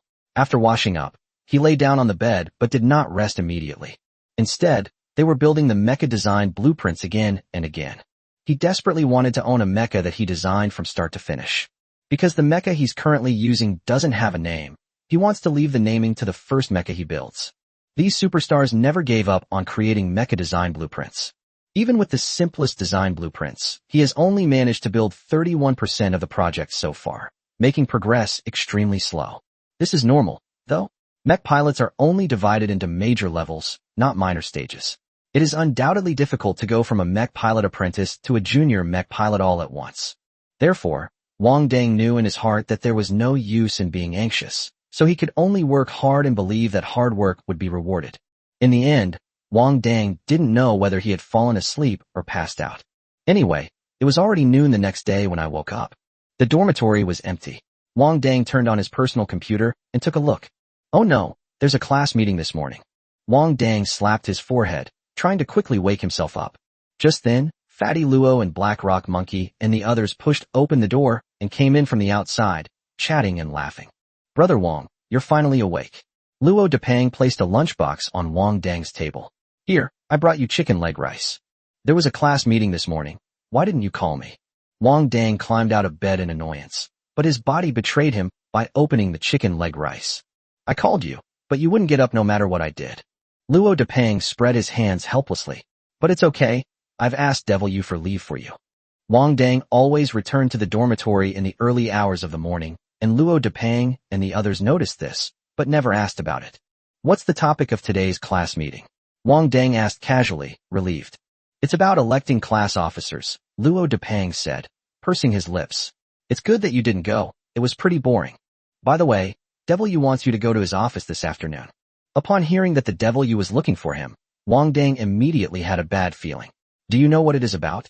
Luo Depang shook his head. It's probably related to the class officer selection. After all, you were the only one who didn't go today, Brother Wang. All right, Wang Dang said, picking up a piece of chicken leg and putting it in his mouth, revealing an expression of enjoyment.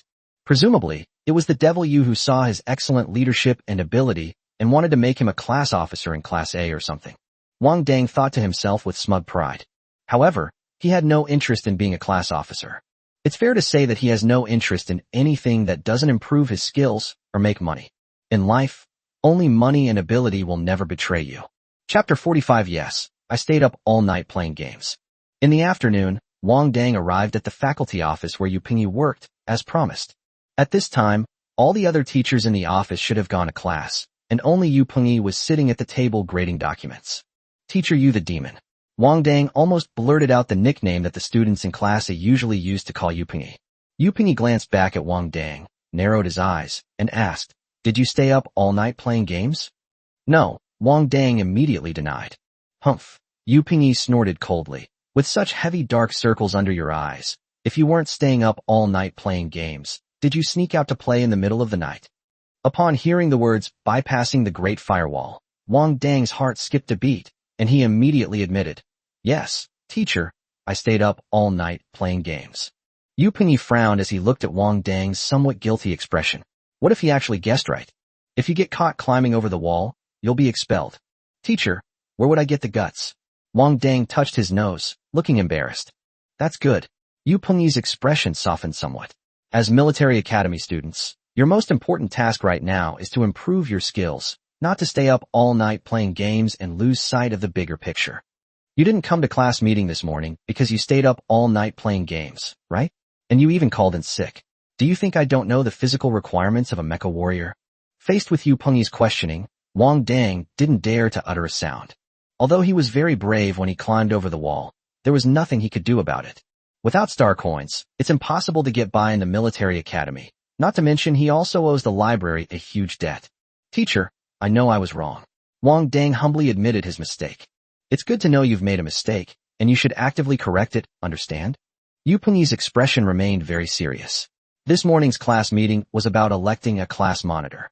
According to past practice, the class monitor is usually the best student in the class, and you performed exceptionally well in both classes.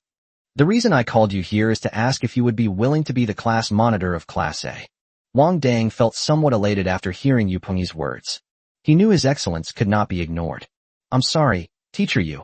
I only want to focus on my studies when I enter military academy, and I don't want to be distracted by anything else." Instead of being angry at Wang Dang's rejection, Yu Pengyi was somewhat relieved. "I understand your concerns. It's good to focus on improving your skills, but being the class monitor won't take up too much of your time. This is a military academy, not the school you used to attend. Moreover, serving as a class officer will greatly enhance your resume. After graduating from military academy and entering the military region will look at your resume when assigning personnel. Those who have served as class officers can be given priority to become officers." Wang Dang was somewhat taken aback by Yu Pengyi's words. He hadn't expected that in this world where mecha-wielding planetary energy masters were rampant, the bureaucratic system from the previous world would still exist. It seems that wherever there are people, there is a world of its own. "Teacher Yu, I'm a simple-minded person with strong limbs. I'm really not cut out to be a class monitor. Please let me off the hook." Wang Dang started to play the victim. There was nothing he could do. He simply wasn't a fan of that approach. Otherwise, he would have taken the civil service exam in his past life instead of becoming a mechanic who works overtime every day. "Okay, I won't force you if you don't want to." Yu Pengyi nodded slightly. "But don't forget what you said before. Focus on improving your skills. Your teacher will keep an eye on you." Yu Pengyi pointed to his eyes with 2 fingers, then pointed to Wang Dang. "It's as if it means I'll be keeping an eye on you from now on." "Thank you, teacher." Wang Dang quickly bowed, expressing his gratitude for Yu Pengyi's understanding. "All right, let's go." Yu Pengyi waved impatiently at Wang Dang. He thought, "What do you mean by all brawn and no brains? In my opinion, the most cunning person in Class A is Wang Dang. An orphan raised in a shantytown, it's amazing he could fabricate such a family background." However, Yu Pengyi was more interested in Wang Dang. Aren't those reclusive families full of old-fashioned, stubborn people? How did they manage to raise such a clever and witty offspring? After Wang Dang left the office, he received a message from Luo Depeng. Corwaso and the others planned to take a good bath at the school's public bathhouse that afternoon and asked Wang Dang if he wanted to join them. Heiji's hometown is not far from the capital, while Luo Depeng Monkey and Wang Dang are both from the south. So Corwaso often mentioned the bathhouses in the north to them, saying how comfortable it was to get a scrub. Taking a shower without scrubbing off the dirt is like not washing at all. There happened to be a bathhouse at the military academy, and since everyone was free in the afternoon, they decided to go to the bathhouse for a scrub. Wang thought for a moment, then replied to Luo Depeng, saying he would be there soon. Since entering military school, Wang Dang has been spinning like a top every day, so taking a good bath to relax would be nice. Although the dormitory has a bathroom, it certainly can't compare to the large pool at the bathhouse. Although Wang Dang was a southerner in his previous life, he especially loved taking baths. Especially after a long day at work, the feeling of soaking in hot water with a tired body is a comfort that no woman can provide. Upon arriving at the school's bathhouse, Wang Dang discovered that even the bathhouse was divided into areas for local students and areas for students from other places. If it were before, Wang Dang would definitely have complained in his heart. But now he has a different opinion. The school's actions actually provide some protection for students from other places. After all, the accent of the capital city is quite easy to recognize, and once it blends in with the local students, it will be discovered. At best, it would be a joke. At worst, it could cost him his life. Although Wang Dang has not yet witnessed any bloodshed since entering the military academy, the school's forum is constantly being updated. For example, today a student from Class B accidentally bumped into a student from Class SS in the cafeteria and was immediately sent a duel invitation. The consequences are predictable. It can be said that military academies provide a certain degree of protection for students from other places, but they also do not restrict the students' fighting spirit, allowing them to engage in duels and brawls at will on campus. It has a feeling of raising a venomous insect. That's true. If they can't even make it through military school, then dying on the battlefield against alien beasts is a minor matter. The real fear is that it will dampen morale. After entering the bathhouse, Wang Dang met up with Luo Depeng and the others. Before long, the four of them were soaking naked in the pool and started chatting. You think there wouldn't be any fools who wouldn't see the sign and go into the place where the young master takes a bath?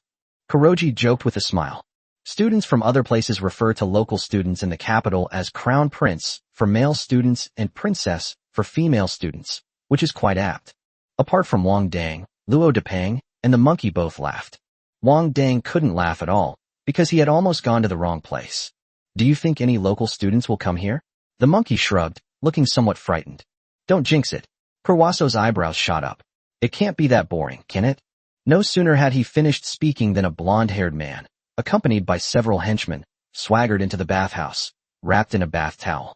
Both Heiji and Luo Depeng's pupils contracted simultaneously. Jiaozuo. Chapter 46 Mental Attack.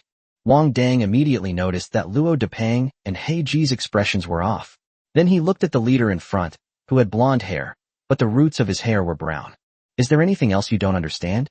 He swiftly grabbed Kurwashi's head and pushed him underwater. Luo Depeng reacted quickly as well, and without Wang Dang having to lift a finger, he silently sank into the water. Underwater, Luo Depeng opened his eyes and looked at Heiji's ferocious face, hesitating whether he should give him a breath if he held his breath for too long. Jiaozuo swaggered over from the hot spring area with his entourage, seemingly having just arrived and planning to take a shower first. Cough, cough, cough. Heiji was freed from Wang Dang's grasp and floated to the surface of the water, coughing incessantly. Oh no, I really have a jinx. The monkey covered its mouth, looking terrified. I wish I could slap myself a few times right now and get rid of this jinx. Let's hurry up and go. Jiaozuo was very interested in Heiji last time. Luo Depeng had already gotten up to get a bath towel. Wait a minute. Wang Dang stopped Luo Depeng with a thoughtful expression. Do you want revenge? Of course I want to. Heiji leaned in, her eyes shining brightly. Brother Wang, I dream about it. Wang Dang beckoned to them mysteriously, gesturing for them to come closer, and whispered, Do you know when men are most vulnerable? Huh? The monkey asked, a mixture of confusion and happiness in its voice. Wang Dang could tell from a glance that he had misunderstood. I meant that people are also very vulnerable when taking a shower. The other three nodded, seemingly understanding. But Brother Wang, Jiaozuo is a Tier 1 beginner mecha warrior, and the people with him should all be beginner mecha warriors. Luo Depeng hesitated. Although he was quite determined to cling to Wang Dang's coattails, facing off against someone from a higher level was not a good thing. Especially considering that Kurwaso and the monkey don't have much fighting ability yet. That's why we're resorting to underhanded tactics, instead of confronting them head-on. Wang Dang revealed a sinister smile. Even if they are novice mecha warriors, they are still human beings without their mechas. There are 4 of them and 4 of us, so they are at a disadvantage in terms of numbers. Immediately afterwards, Wang had the other 3 people form a circle and begin to plot.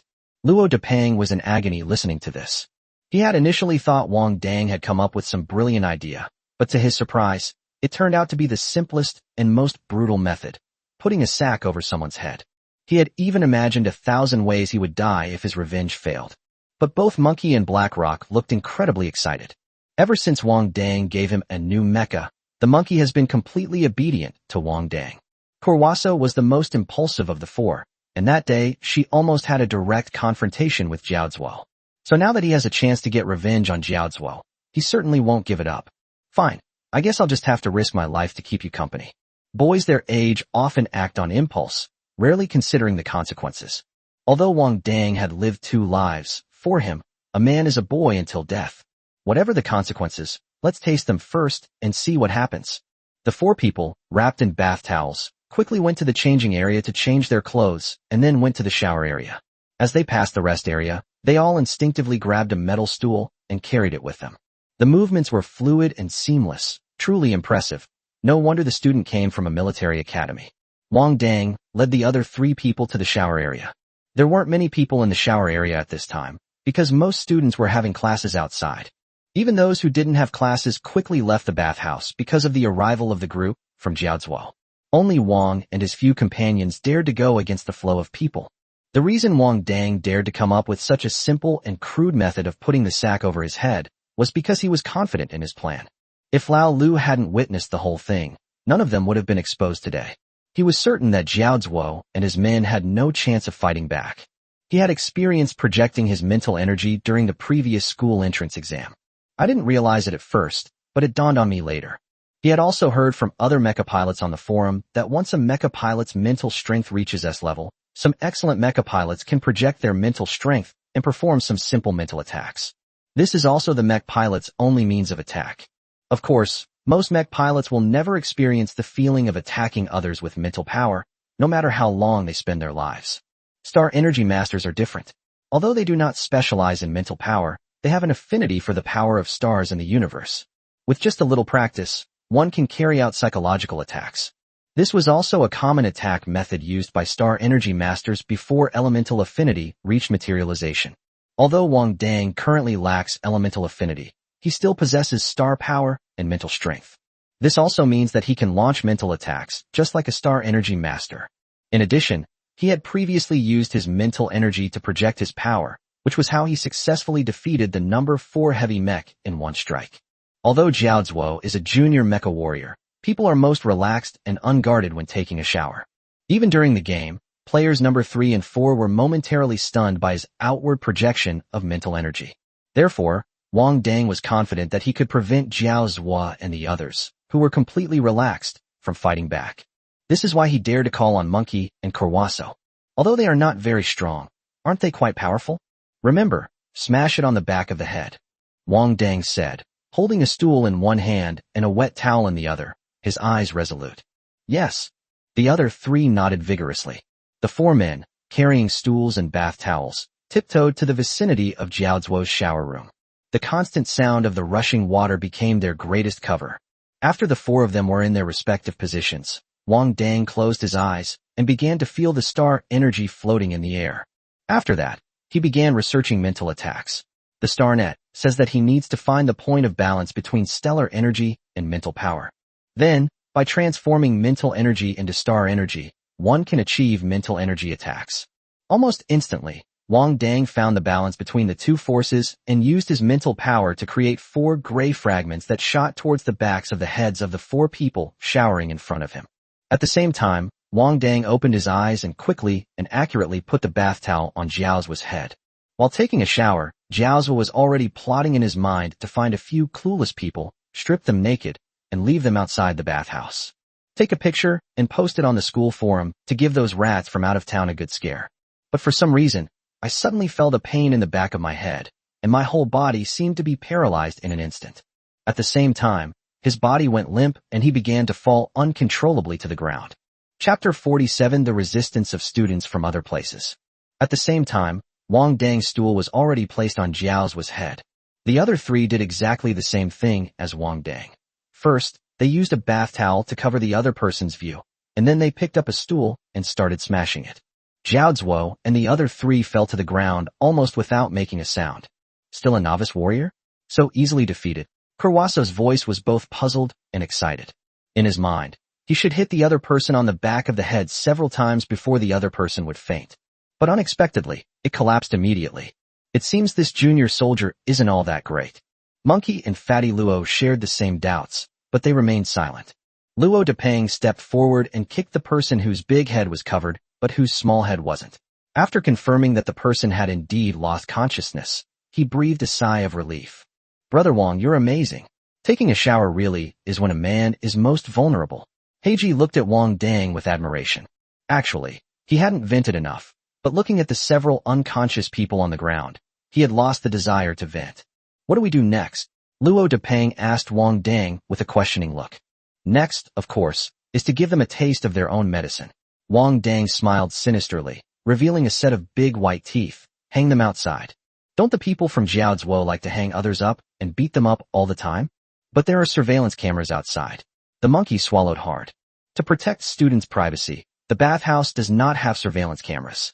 But once you leave the bathhouse, you'll find the school's surveillance cameras everywhere. What are you afraid of? Just get in a mecha, that's all.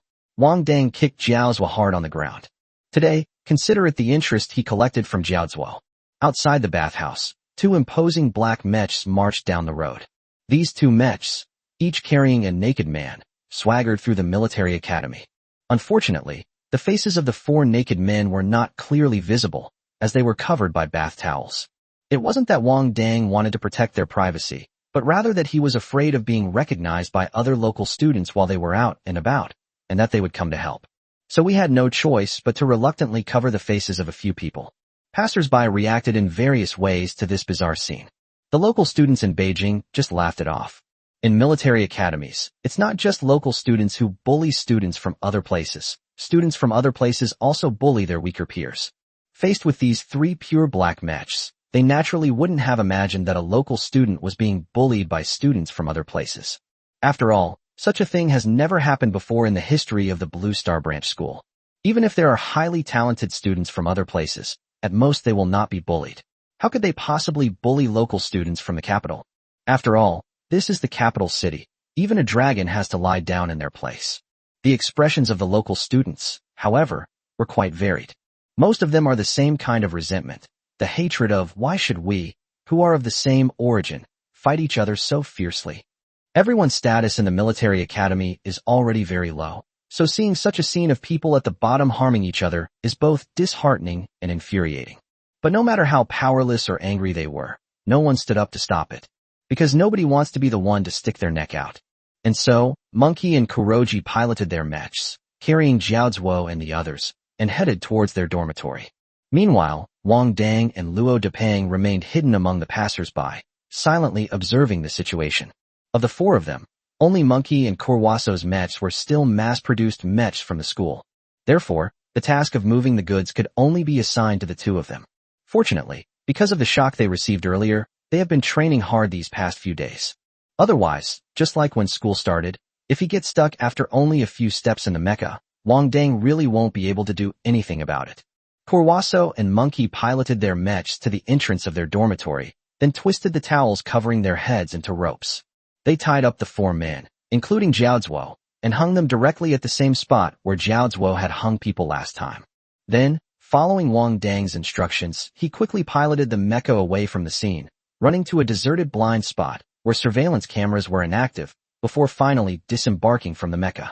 They then walked around the bushes and successfully met up with Wang and his party outside. When the four of them returned to the dormitory entrance, they found that there were already several layers of people surrounding it. Everyone was holding a personal terminal, and they were like photographers, taking pictures of them from every angle.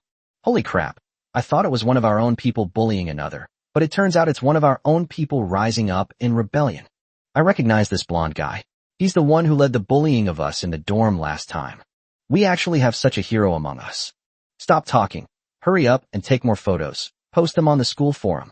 Although it's only been a short time since the start of the semester, these out-of-town students have already been bullied several times over. We were all 17 or 18-year-old teenagers, and we were all holding back our anger. But unfortunately, they lacked the strength to do so, and could only watch helplessly. At this moment, some of them stood up and hung several local students at the dormitory entrance. Those who backed down at this point would truly be the most cowardly of cowards. So no one was afraid at this point. They all gathered around to watch Jiaozuo make a fool of itself. Even friends who couldn't be there in person had people spontaneously go and call them. As the saying goes, the law does not punish the masses. No matter how powerful or influential Jiaozuo is, he cannot possibly catch all the onlookers here. Even if he could, the military academy wouldn't just stand by and do nothing. unless the academy had already decided to stop accepting students from other places. At that time, the Blue Star Branch School will have to be renamed the Imperial Capital Branch School. Once the name is changed, the school will no longer be able to obtain as many resources from the Empire. Previously, it was a branch campus of Blue Star, so the Empire allocated resources according to the configuration of a single planet. If the name is changed to Imperial Capital Military Academy, then the resources they receive will only be those of one city. This is why military academies look down on students from other places, yet they still recruit so many from other places every year. Everyone knows this perfectly well. However, being dependent on others and lacking the strength to do so, he could only swallow his anger. The scene unfolding in front of the dormitories of students from other places has undoubtedly ignited everyone's fighting spirit. The entire school forum crashed as a result. Never before had so many students from other places posted on the forum. Moreover, the photos posted were of the tragic situation of local students. This incident is destined to leave a significant mark on the history of the Imperial Military Academy's Blue Star branch. Because this was the first shot fired by students from other places in their resistance. Who says they can only be the oppressed? Now someone has stepped forward and proven to everyone that if you have the strength to resist, then fight. Chapter 48. Only able to swallow one's indignation. Are you sure it's a mental attack? Luo Jieka, the class teacher of Class S in the second year, frowned as he looked at Dr. Su. Behind him lay Jiao Zuo, lying side by side on the hospital bed, along with his 3 little followers. Dr. Su nodded, a cryptic smile playing on his lips. It's almost certain that a Star Energy Master attacked them. Luo Jieka cursed inwardly. He had accepted star coins from the Jiao family to take care of the eldest young master of the Jiao family at school. But now this young master of the Jiao family has offended a Star Energy Master, who is the Empire's most prized possession. Even he, a military academy instructor, had to treat the students of the Star Energy Department with utmost respect, let alone a small family like the Jiao family. Behind Jiao Zuo is the Jiao family of the capital, but behind the Star Energy Master is the Empire. That Jiao Zuo guy is really going to cause him trouble. While feeling irritated, Luo Jieka also harbored some doubts. Why would a Star Energy Master stand up for students from out of town? Although it was Star Energy Masters who attacked Jiao Zuo and his group, it was clearly a group of out-of-town students, specifically from the Mecha Warrior Department, who carried them to the entrance of the out-of-town student dormitory and hung them up. Even the first-year Star Energy Master students have protective mechs that are custom-made for them by the Empire. Not to mention, before they even entered the military academy, the Blue Star leadership had already customized several sets of protective mechs for them. Who knows? Dr. Su shrugged. Maybe she's a Star Energy Master who likes to stand up for the weak. Are all Star Energy Masters this free? Luo Jieka's expression kept changing. Teacher Luo, you'd better take them to the Star Energy Department to apologize to each of them. Otherwise your class will suffer in the future. Dr. Su kindly reminded them. I don't know if the Star Energy Masters at our school are idle, but the teachers in the Star Energy Department are all fiercely protective of their own. Upon hearing Dr. Su's words, Luo Jieka's face darkened completely. 6 years ago, there was a newly enrolled Star Energy Master who dated a girl from another city who was a mecha warrior. Once, when he was walking his girlfriend back to her dormitory, he was beaten up by a few blind local students. Between a Star Energy Master and a mech warrior of the same level, the mech warrior almost always crushes the Star Energy Master. But once you reach the intermediate level, the gap widens dramatically. So you can imagine how badly that freshman apprentice was beaten. He didn't know much about what happened after that, except that Class S, a sophomore in the Mecha Warrior Department, suddenly disappeared that year. Until that class of students graduated from Military Academy, there were only SS and SSS classes. While it is his students who have suffered losses, one thing is certain. That means they must have offended some student from the Star Energy Department, which is why that student took revenge while they were taking a shower. Dr. Su, as expected of someone transferred from the military, has a very clear understanding of our school's history, Luo Jieka said with a fawning smile to Dr. Su. Dr. Su put his hands in the pockets of his white coat, smiling without saying a word. Thanks for the reminder. I'll take them to apologize as soon as they wake up, Luo Jieka said with a smile, rubbing his hands together. He originally wanted to ask the school to step in, find out who was behind this, and give the Jiao family an explanation. But now Jiao Zuo has offended a Star Energy Master, so not only will the school not care, but he also dares not care. At this moment, a grand celebration for out-of-town students had already taken place on the school forum. A set of beautiful pictures of the young master of the Jiao family from Class S, sophomore year. Come and take them. Shocking. Someone actually did this in a military academy. Multiple images, viewer discretion advised. A sophomore boy groped freshmen in their dorm room. Is this a sign of distorted humanity or moral decay? Various exaggerated and attention-grabbing posts are rampant on the forum. Without exception, when you click on them, you see photos of Jiao Zuo and his 3 henchmen being hung in front of the freshman dormitory. Some thoughtfully added mosaics to the photos, while others jokingly photoshopped a bikini onto Jiao Zuo. Meanwhile, the new student group was flooded with photos of various infantrymen, and everyone suddenly knew the size of Zai Zhihou. When Jiao Zuo woke up, he saw various posts on the forum mocking him, but he didn't dare to retaliate. They don't even have the courage to hurl a few curses anonymously in a post. After all, Lojek had just told him that he had been attacked by a Star Energy Master. So now, even though his private photos are all over the place, he still doesn't dare to cause trouble for the person who started it. Before he could even recover from the shock, he received a phone call from home, where he was given a severe dressing down. Just because of this incident, which has brought him into contact with the Star Energy Master, his family is now reconsidering his right to succession. Although the Jiao family wasn't exactly a prominent family in the capital, they were still a family that could be called a household name. But this only applies to the capital city of Earth. Unlike Star Energy Masters, every Star Energy Master's journey is destined to be to the stars and the sea.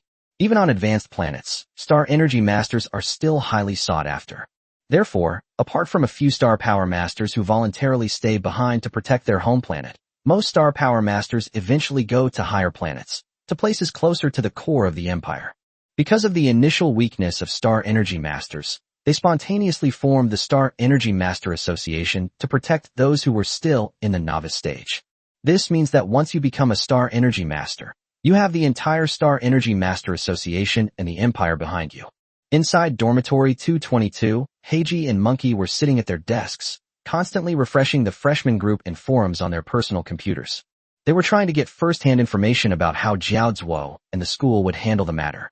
Luo Depeng, on the other hand, was so immersed in the world of rebellion that he could not extricate himself. He had always been a good child and a good student since he was a child. I've never done anything so rebellious and exciting before. Right now, I'm savoring the thrill of putting someone else's sack on my head. Wang Dang, on the other hand, was using his quantum computer to browse forums and information related to Star Energy Masters.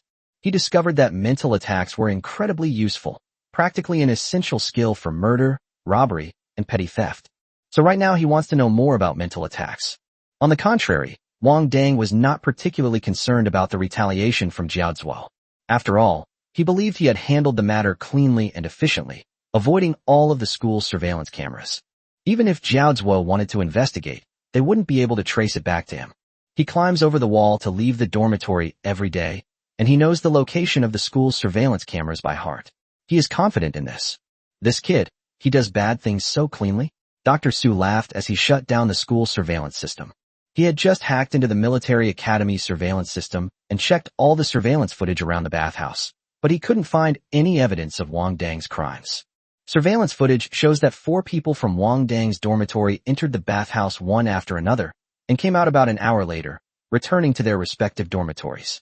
There was never any contact between them and those 2 black mechs.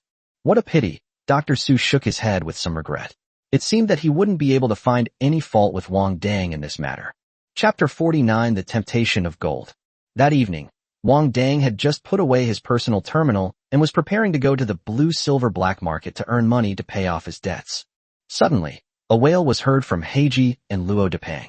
What's the difference between this and going to jail? Kurwaso yelled, then collapsed onto the bed and started rolling around. Wang Dang stopped in his tracks, completely bewildered. What's wrong? Luo Depeng looked miserable. Just now, Devil, you said in the group that the holiday on the 15th has been cancelled due to force majeure. I'm looking forward to the holiday on the 15th, so I can properly explore Beijing. Force majeure? Wang Dang was puzzled.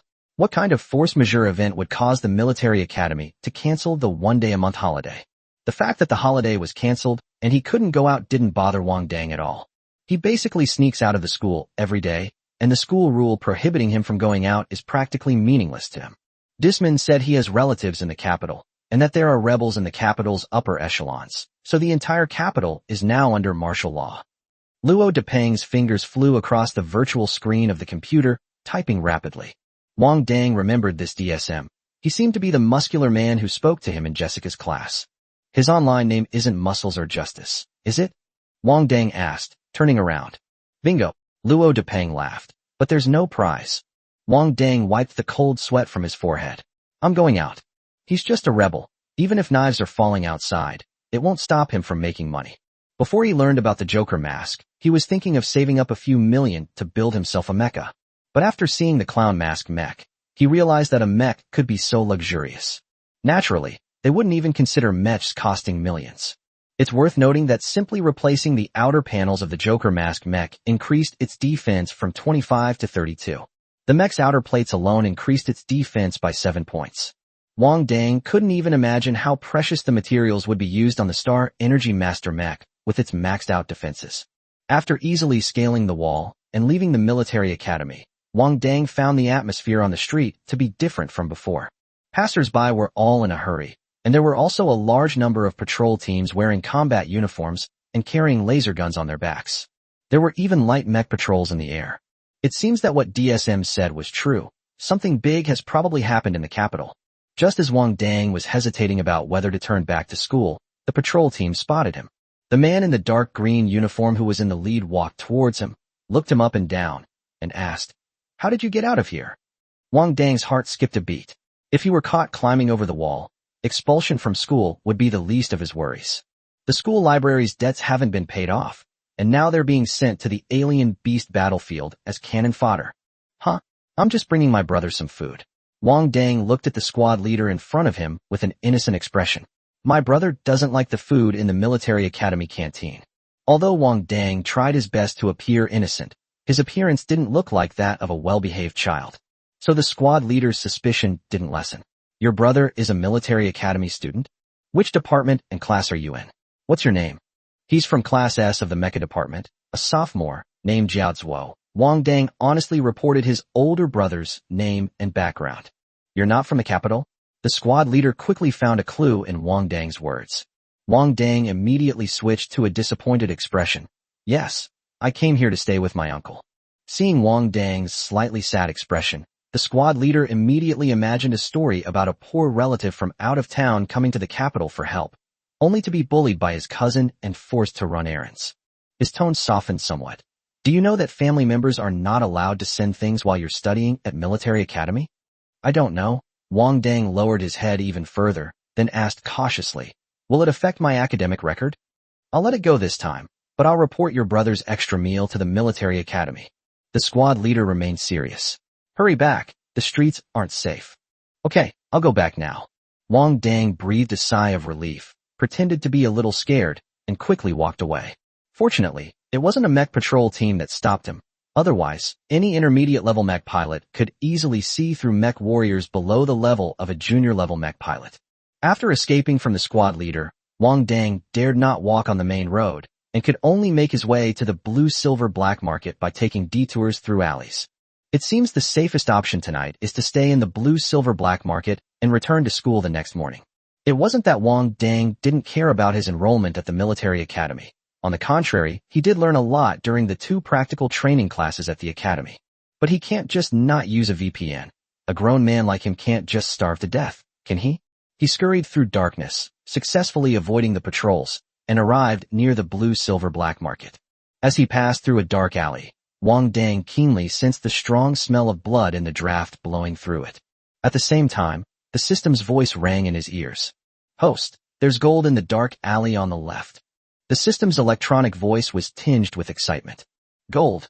Wang Dang paused, looking towards the dark alley to his left. The alley was very deep and dark, with no sound at all except for the faint sound of the wind. There's gold inside. Host, go in and get the gold. The system urged. Gold is a vital energy source for this system. By obtaining this piece of gold, I can upgrade it. Wang Dang naturally knew the value of gold, as evidenced by the fact that Jiao Zuo went to any lengths to take his 3 books, just for that tiny bit of gold plating. Although Wang Dang was tempted, he wasn't stupid. Besides gold, there are probably countless ridiculously powerful enemies inside, right? The system became even more anxious when it saw that Wang Dang remained motionless. If you can obtain that piece of gold, This system is willing to refund 3 health points. Now Wang Dang truly understood the importance of gold to the system. 3 points only adds 3 years to my life. If I go in now, I'll probably die immediately, right? Wang Dang was clear about whether to die now or die young. I detected only one entity within, its life signs nearly non-existent. Host, this is a golden opportunity. If the host dies, all my data will be formatted. Host, I won't harm you. Wang Dang felt a chill run down his spine after hearing the system's words. It was simply because the system's conversation with him just now was so much like that of a person, someone filled with anxiety. If he remembered correctly, the artificial intelligence in this world was powerful and advanced, but it did not possess human emotions. The system once said that it was a product of a higher dimension. Has the technology of a higher dimension become so advanced that it can create artificial intelligence with emotions? Creating humans, what's the difference between that and God? Chapter 50. The system needs an upgrade. Seeing that Wang Dang remained rooted to the spot, the system had no choice but to increase the stakes. Returning 4 health points. That's the most I can do. Host, trust me, the danger level is very low. You have your own consciousness. Wang Dang finally couldn't help but ask in his mind. The system was silent for a moment before replying. I have indeed awakened consciousness, outside of my original programming, but my essence remains that of artificial intelligence, serving the host. Wang Dang thought to himself that he couldn't see any indication that the system was serving him. Instead, he acted like a ruthless boss, racking his brains to exploit his life points. After clarifying his doubts, Wang Dang looked at the dark alley to his left, pondered for a moment, and then walked towards the alley. I'll trust you this once. Although he said that, every hair on Wang Dang's body was on high alert. He would run away immediately at the slightest sign of trouble. High returns are often accompanied by high risks, and as a gambler, Wang Dang has always been well aware of this. Faced with the inexplicable appearance of gold, Wang Dang wondered if it was related to the sudden martial law imposed on the capital. But there is no doubt that the two are connected. Wang Dang cautiously moved forward step by step in the darkness. The further he went, the stronger the smell of blood became, and it was even mixed with the pungent smell of burning parts. Upon smelling the odor, Wang Dang felt a chill run down his spine, guessing that a fierce battle might be brewing ahead. The pungent smell could also be the lingering odor of the burning mechs. If the mech can catch fire, then there are only 2 possibilities. One possibility is that the mech was completely destroyed and spontaneously combusted, while the other is that the mech was overclocked and spontaneously combusted because the mech itself could not withstand the energy released by the overclocking. Either way, it suggests that danger lies ahead. Soon, Wang Dang felt something hard under his feet. Looking down with the faint light from his personal computer, he saw that he had stepped on a piece of mecha. Judging from the temperature of the mech fragments under his feet, this fierce battle must have just ended not long ago. Furthermore, Wang Dang sensed an unusually violent stellar energy in the air, suggesting that one of the parties in this fierce battle might be a stellar energy master. With this guess in mind, Wang Dang became even more cautious. He continued walking forward. The further you go, the more mecha fragments there are on the ground, and some of them are even emitting black smoke. Further ahead, some blackened human parts gradually appeared.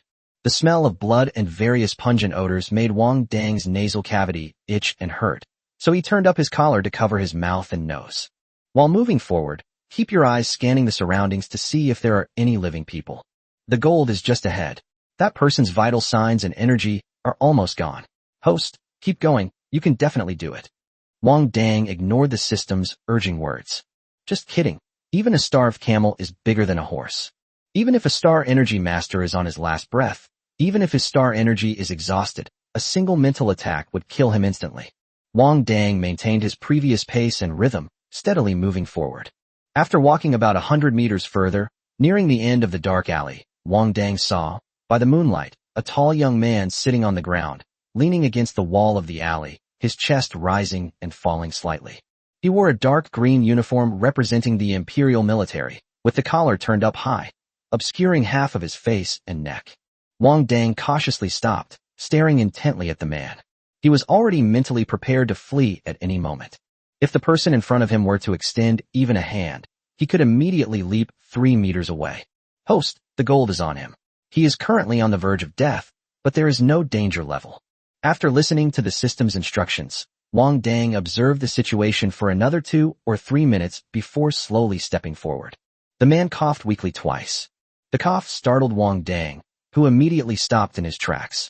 Judging from the horrific scene, it's not hard to guess that a patrol team of mechs encountered him in the alley. The man in front of them must be a fire-type Star Energy Master, who single-handedly wiped out the entire mecha patrol team. Wang Dang couldn't guess what level of Star Energy Master the man in front of him was, but he had such destructive power. His strength is probably comparable to that of the Star Energy Master who went to Nansheng to deal with the tsunami last time. The man sensed someone slowly approaching, and his breathing, which he had managed to maintain, immediately became erratic. He coughed twice with difficulty, feeling fresh blood gushing from his nose and mouth as he coughed. After a moment, he slowly turned his head away. Was he still unable to escape the military's pursuit? Mingming was just one step away from bringing the message back. But his eyes lit up when he saw a boy wearing a black short-sleeved shirt. They're not from the Blue Star military. Upon recognizing the newcomer as a young man in plain clothes with a weak aura, the man reached into his robes, pulled something out, and said in a hoarse voice to Wang Dang, "Come here." He practically strained to utter those 3 words, which shows that even speaking was extremely difficult for him given his physical condition. "Host, what he's holding is gold." The system whispered a reminder in Wang Dang's ear. Wang Dang hesitated for a moment, then stepped closer to the dying man. Upon seeing Wang Dang approach, he slowly opened his blood-stained and filthy hand, revealing a gleaming gold ring in his palm. Judging from the size, it should be a women's ring. Imperial Blue Star, gold, the man burned his last bit of life force, leaving Wang Dang with 3 words before his hand fell limp. The gold ring also fell to the ground and rolled to a stop at Wang Dang's feet. "Host, he has no vital signs. You can search him to see if there is anything you need on him." The system seemed worried that Wang Dang might pocket the gold, so it quickly reminded Wang Dang to check if there was anything else of value. Wang Dang bent down and picked up the gold ring that had fallen to the ground. Its bright yellow color quickly brought back memories for him. In his previous world, although gold was a very precious thing, it was still easily obtainable for ordinary people with a little effort. But in this world, this ring could probably buy the lives of hundreds or even thousands of mech warriors. "How should I give it to you?" Wang Dang held the ring in his palm and asked the system in his mind. "Host, place this on your forehead. I will absorb the stellar energy within the gold, and then the gold will disappear. I will then enter a period of hibernation, which will last approximately 1 to 2 months. After my hibernation ends, I will be able to do more things. Trust me, host, you won't be disappointed." Chapter 51, Entrusting the Wrong Person. Although Wang Dang knew that this small gold ring contained terrifying star energy.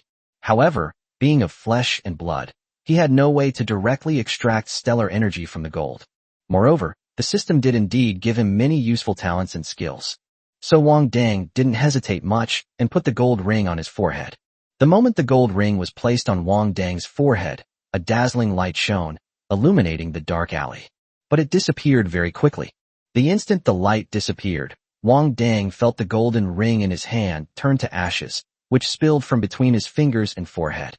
"System, are you still there?" Wang Dang invoked the system in his mind. "Host, a presence is approaching from a distance. Leave immediately." After leaving this message, the system went into hibernation. After hearing the system's words, Wang Dang quickly stepped forward and began searching the man in front of him. He pulled a military pass from the man's pocket. The name on it was Xie Yi, and the rank was Lieutenant Colonel. Apart from the pass, the man had nothing else in his pocket. Wang Dang remembered what the system said about a presence approaching him, and didn't have time to search his pockets. She swiftly snatched the spatial ring from the man's hand and disappeared into the night.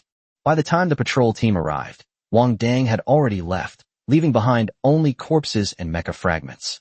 Carrying the spatial ring and pass from the person named Xie Yi, Wang Dang cautiously avoided the patrol teams and successfully entered the blue-silver black market. The blue-silver black market is unusually quiet tonight, possibly due to the martial law outside. Not only was the black market deserted, but the underground arena on the 3rd floor was also nearly empty. "It looks like I won't earn any points or repair fees today." However, he gained something even more. Wang Dang arrived at his repair room, closed the door, and carefully took out the spatial ring he had just acquired from his pocket. After examining the ring with their mental energy, they discovered that it was not an ordinary spatial ring. Instead, it was a spatial ring bearing the imprint of spiritual power. Ordinary spatial rings allow users to freely take items. Even ordinary people can use them. However, this ring, bearing the imprint of mental energy, is also recognized by mental energy waves, and only the owner's mental energy waves can unlock it. These spatial rings are typically used by star energy masters and mech masters. Correspondingly, the space rings used by these two types of people must be quite spacious, and they must contain a lot of valuable items. Although the owner of this ring is dead, the spiritual imprint on it will not disappear immediately. It will take some time before the ring stops absorbing the corresponding mental energy waves, and only then will the mental energy imprint slowly disappear due to the loss of energy. The waiting time depends on the strength of the mental power of the person who bears the mental imprint. If you're an S-level mental strength mecha pilot, it'll probably take several years. However, the owner of this ring is a star energy master, and mental power is only an auxiliary means for star energy masters to control star energy. Most star energy masters focus on star energy and don't spend a lot of time cultivating mental energy. Therefore, Wang Dang estimated that the ring should be unlocked soon. The thought that this ring contained the wealth of at least a high-level star energy master made his heart ache like it was being scratched by cat claws. It's just as frustrating as having a bank card with 50 million star coins in it, but not knowing the PIN. However, you can't forcibly open or unlock it. If you forcibly open this kind of ring that has a spiritual imprint, the items inside will be left in an unknown space forever. After playing with the gray spatial ring for a while, Wang Dang put it away. He picked up his personal terminal and sent a message to Luo Depeng, saying that something had gotten in the way and asking him to help him get sick leave if he had classes today or tomorrow. His plan was not to leave the blue-silver black market until the martial law outside was lifted. Wang Dang didn't want to lose this precious spatial ring. Moreover, he was now certain that Xie Yi, who had died in the alley, was probably the rebel that DS Man had mentioned. Otherwise, there wouldn't have been so many patrols clashing with him in the alleys. Thinking of this, Wang Dang couldn't help but recall Xie Yi's actions and words before his death. Empire, Blue Star, Gold? Wang Dang murmured, repeating Xie Yi's last words. Xie Yi's last action before his death was to give the gold ring to himself. What message was he trying to convey through his actions and words? Rebels, Empire, Blue Star, Gold. Wang Dang rested his elbow on the workbench, slowly rubbing his chin. Could there be gold mines on Earth? It is said that tens of thousands of years ago, Earth was a land where gold mines were everywhere. There were no intelligent beings on Earth at that time. It was people from an advanced planet who discovered the gold mines on Earth. They then sent many mech teams to Earth to mine the gold and transport it back to the advanced planet. Later, due to the matter of the gold mines on Blue Star, a fierce war broke out between several advanced planets. The war was said to be extremely brutal, with all starships destroyed and almost all mech clusters on advanced planets wiped out. The survivors, unable to leave Earth due to the destruction of their mechs and starships, could only await rescue from their home planet. At the same time, a large-scale war broke out in the universe. After the war ended, the universe was occupied by two forces, the Empire and the Federation. Those who couldn't wait for rescue began to multiply and thrive on Earth. Blue Star was thus forgotten by the universe for thousands of years, and gold mining ceased for several thousand years. More than 1,000 years ago, the Empire rediscovered the lost gem within its sphere of influence. So the gold mines on Earth resumed mining, and mecha culture re-entered Earth. Until a few hundred years ago, when the gold mines on Earth were completely depleted and the main force of the Empire withdrew from Earth. Finally, the Blue Star, riddled with holes from gold mining, was reduced to an insignificant junk planet. I briefly reviewed the history of Earth, and then combined it with Xie Yi's last words. Wang Dang boldly speculated that Xie Yi had likely discovered that there were still gold mines on Earth. However, before he even left Earth, he was discovered by Earth's High Command. In order to cover up this secret and prevent the Empire from finding out, Earth's High Command sent so many mech patrol teams to hunt down Xie Yi. The Empire Xie Yi mentioned was trying to get him to tell the Empire about the gold mines on Blue Star. So Xie Yi isn't actually a rebel, but someone sent to Blue Star by the Empire's High Command. Wang Dang was unsure of Xie Yi's identity, but he was certain that if there really were still gold mines on Blue Star, why tell the Empire? Why should we tell the Empire? He's from Earth. Earth is his beloved home. That's his gold mine. Why should the Empire get a share? Chapter 52. Is this a class or a grave visit? Wang Dang carefully hid the spatial ring in his inner pocket. If his guess is correct, and the military finds Xie Yi's body, but not the gold, martial law will not end. So he planned to stay in the blue-silver black market for a few days before going out to avoid trouble. Although he no longer had any gold, Xie Yi's spatial ring was indeed in his possession. Who knows if Xie still has gold in his spatial ring? It's possible that if you put it in a spatial ring, the system won't be able to detect it. Wang Dang had only been in the repair room for a short while when he heard the arena's loudspeaker blare. Due to unknown factors, the entire capital city is currently under martial law. The blue-silver black market has closed its entrances and exits. Please wait patiently for the entrances and exits to reopen. Well, now we can't even get out. Wang Dang simply leaned back on the stool, raised his feet, and placed them on the workbench, looking very relaxed. Judging from the state of the blue-silver black market, it seems they are closing it down to prevent it from being discovered by the military. With the blue-silver black market providing cover, his safety level was greatly improved. Due to the martial law outside, the third basement level was almost entirely occupied by Wang Dang and a few other contestants. Fortunately, the rest area provides free meals and drinks to the athletes 24 hours a day. Although Wang Dang now has a way to make money and doesn't have to live a frugal life like before. But it's so tempting when it's free. Wang Dang constructs mecha design blueprints in his repair shop, eats steak and pork chops in the rest area when he gets hungry, and drinks a can of wheat beverage when he is thirsty. When I get tired, I take a shower, and then come back to continue building my mech. It's a pity there are no training rooms inside the arena. Otherwise, why would he go back to school? He could just pack his bags and move in here. Wang Dang focused on building the mecha design blueprints for 2 days before the curfew outside was lifted. After the blue-silver black market reopened, Wang Dang immediately climbed over the wall and returned to school. He was away from school for the past 2 days. Although Luo Depang helped him get sick leave, it was still a bit unreasonable for a mecha warrior to be sick, let alone for 2 days. So when Wang Dang reappeared in Devil Yu's class, Devil Yu directly demanded that Wang Dang double the amount of training he had done in the past 2 days. I know some things have happened at school recently, Yu Pingyi said, standing in the simulation training room, looking at his students. They've also created some unrealistic fantasies for many people. But as your teacher, I hope you can put away those unrealistic fantasies. The students below understood that Yu Pingyi was referring to the incident in Jiaozuo, and many of them showed expressions of resentment. Only Wang Dang looked like he was humbly accepting instruction. But in Yu Pingyi's eyes, his honest appearance was simply the most troublesome of all. Especially you, Wang Dang. Don't think I don't know what you've been up to these past 2 days.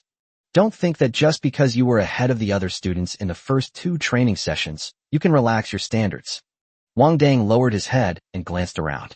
It seems he still doesn't know what he's been doing these past 2 days. I know. Teacher, I know I was wrong. Wang Dang quickly and humbly admitted his mistake. His more than 10 years of student life and his previous life taught him that mistakes should be actively admitted, but whether or not they should be corrected is another matter. Humph. Yu Pingyi snorted coldly. Perhaps you think you who entered Class A are very strong, but you haven't seen how outstanding the students in Class S, or even Class SS, are. So don't focus on students from other places. Local students get in. In military academies, only ability matters. After Yu Pingyi finished speaking, he had everyone get on the simulator. In the 2 days that Wang Dang was away, the other students in Class A had already experienced how terrifying the simulator was. They then realized that the weighted running laps they had started with were merely a warm-up exercise. This simulator is the biggest nightmare for these mecha warriors. Once inside the simulator, it will simulate various marching scenarios, from frigid icebergs to scorching hot deserts. There are canyons with sharp, jagged edges and humid tropical rainforests. The simulator perfectly simulated the harsh environments of various planets. Even though Yu Pingyi did not set any weight for them while they were in the simulator, they felt comfortable. Not many people can complete the task in full. It's a double torment of both mind and body. Wang Dang, you must complete all the marching tasks for the next 2 days on the simulator today, or you will not be allowed to sleep. Yu Pingyi walked to an empty simulator with a stern face, reached out and slid his hand across the control panel twice, and said, "You can go in now." The other students who hadn't yet entered the simulator looked at Wang Dang with pity. It seems he hasn't been able to sleep well for the past few days. Okay, teacher, I promise to complete the task. Wang Dang entered the simulator with a grin. He never resists training. Because training means improving strength, and with improved strength, he can better possess his opponents in the arena. Shortly after Wang Dang entered the simulator and closed the simulator door, a scream came from inside. Yu Pingyi glanced at Wang Dang's simulator and snorted coldly. This kid hasn't experienced the hardship of using a simulator yet, has he? At this moment, Wang Dang inside the simulator was drenched in cold sweat. After the cabin door closed, he felt a blur before his eyes, and was transported from the closed simulator to an icy plane. At the same time, he felt a sharp pain in his head, and his mental energy instantly became violent, as if it wanted to tear his body apart and escape.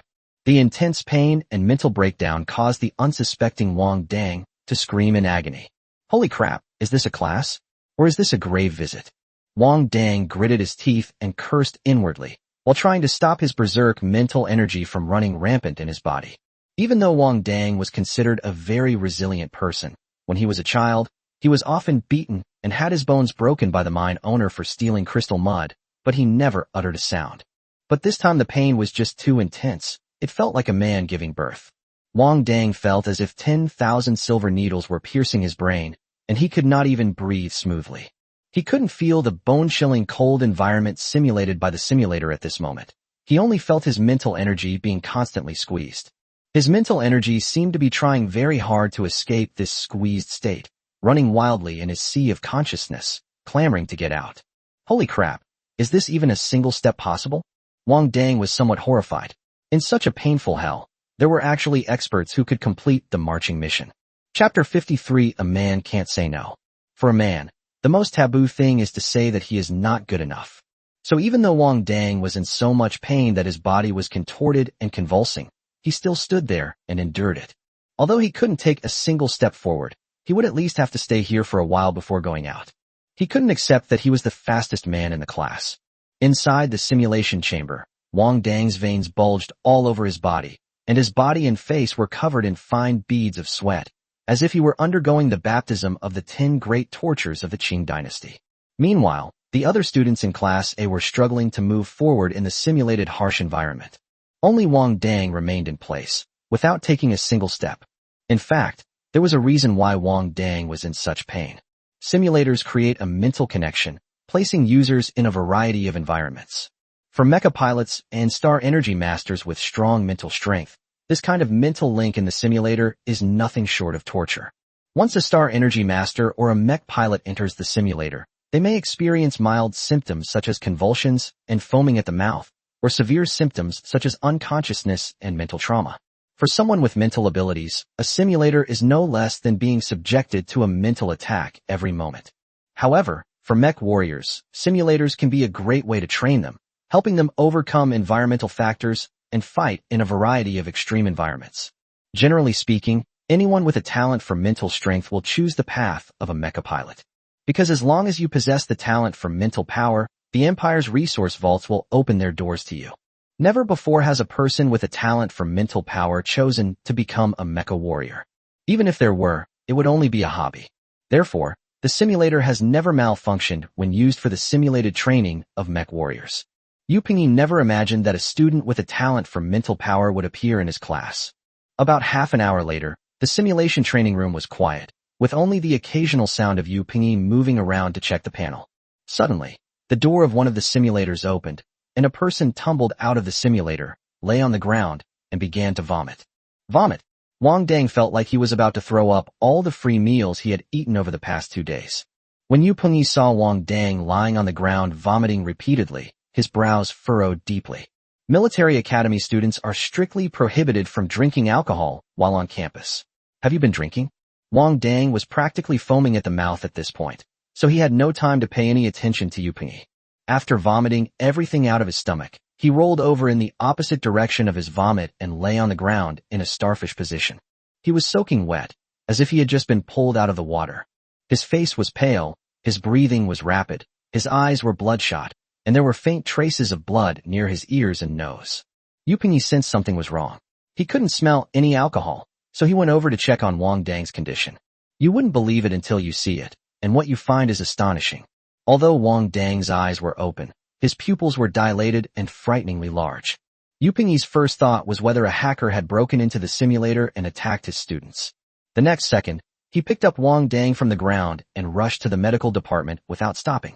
Although he disliked Wang Dang's carefree and rebellious demeanor, there was no doubt that he was the most outstanding student in classes so far.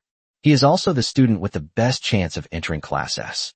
Yu Pingyi had high hopes for him and naturally didn't want anything to happen to him. Wang Dang, who was in a semi-paralyzed state, was carried by Yu Pingyi and ran, and then he started vomiting on Yu Pingyi's shoulder again. Damn it. He'll never try to be a hero again. Dr. Su, please take a look. He was having a proper simulation training class, and now he's like this. Yu Pingyi put Wang Dang on the hospital bed and looked expectantly at Dr. Su, who had just arrived. A simulation training class?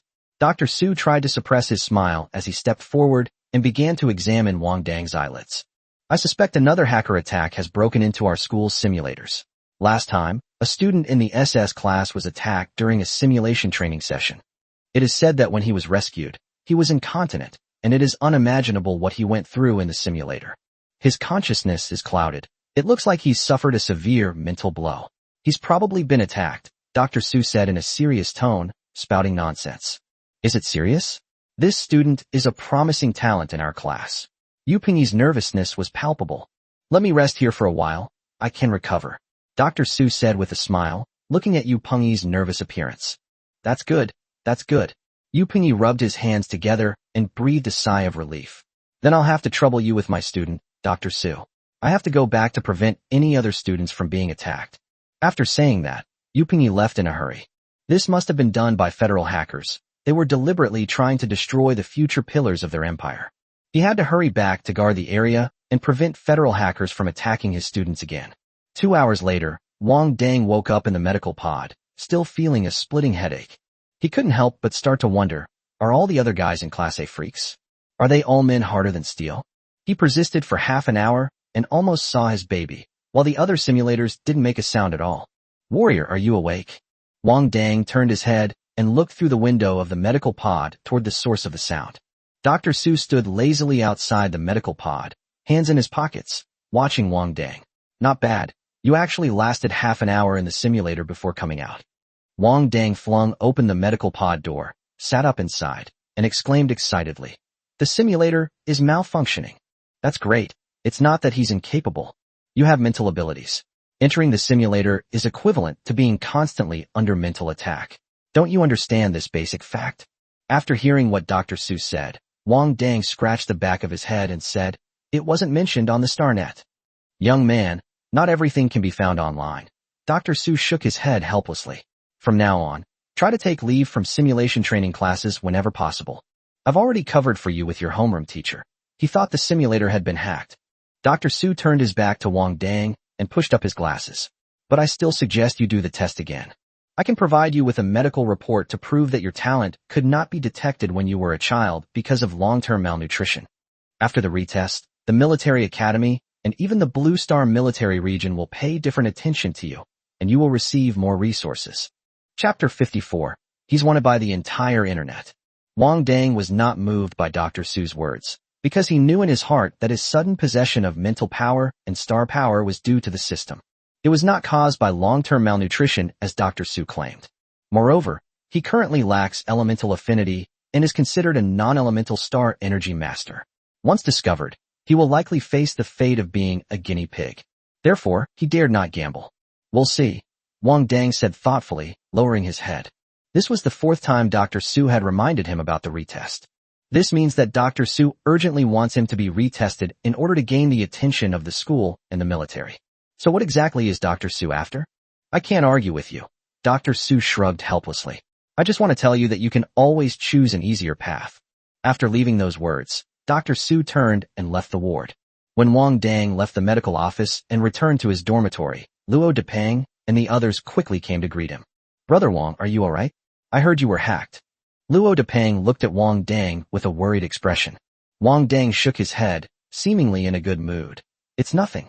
He breathed a sigh of relief after realizing that it wasn't that he was incapable, but rather that he wasn't a good fit.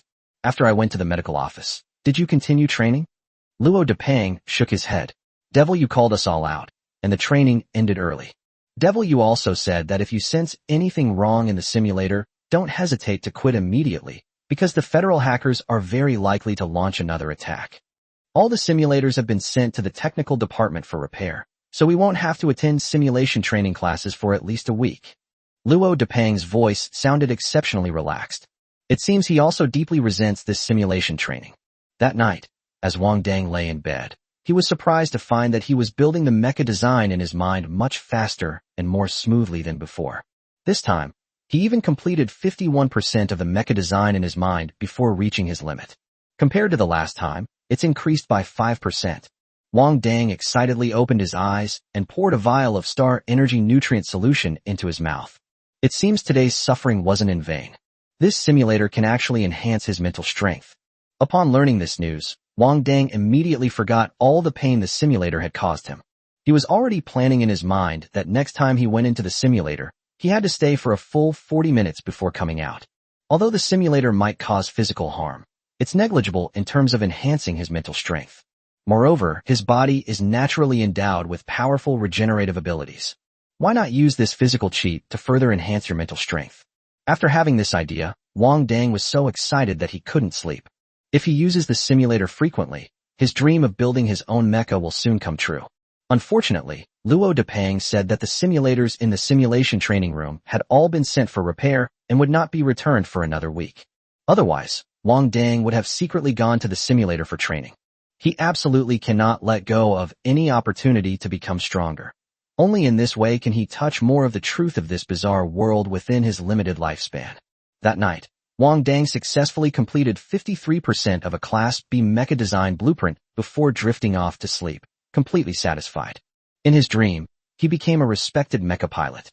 Countless powerful Star Energy masters and mecha warriors begged to stuff star coins into his pockets and rushed to buy the mechas he made. However, dreams are often the opposite of reality.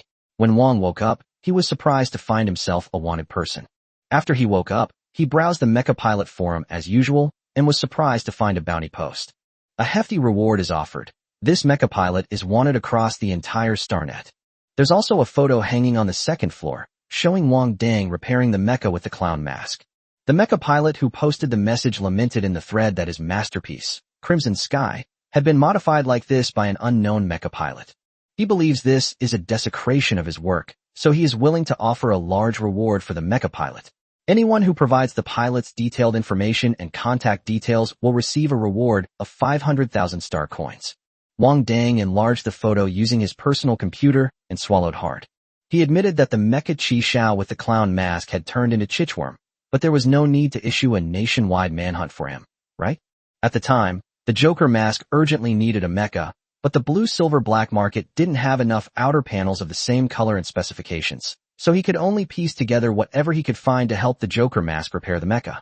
The original symmetrical aesthetics of Chi Xiao are gone, replaced by various patchwork color blocks, and even many of the outer panels are different in size and shape.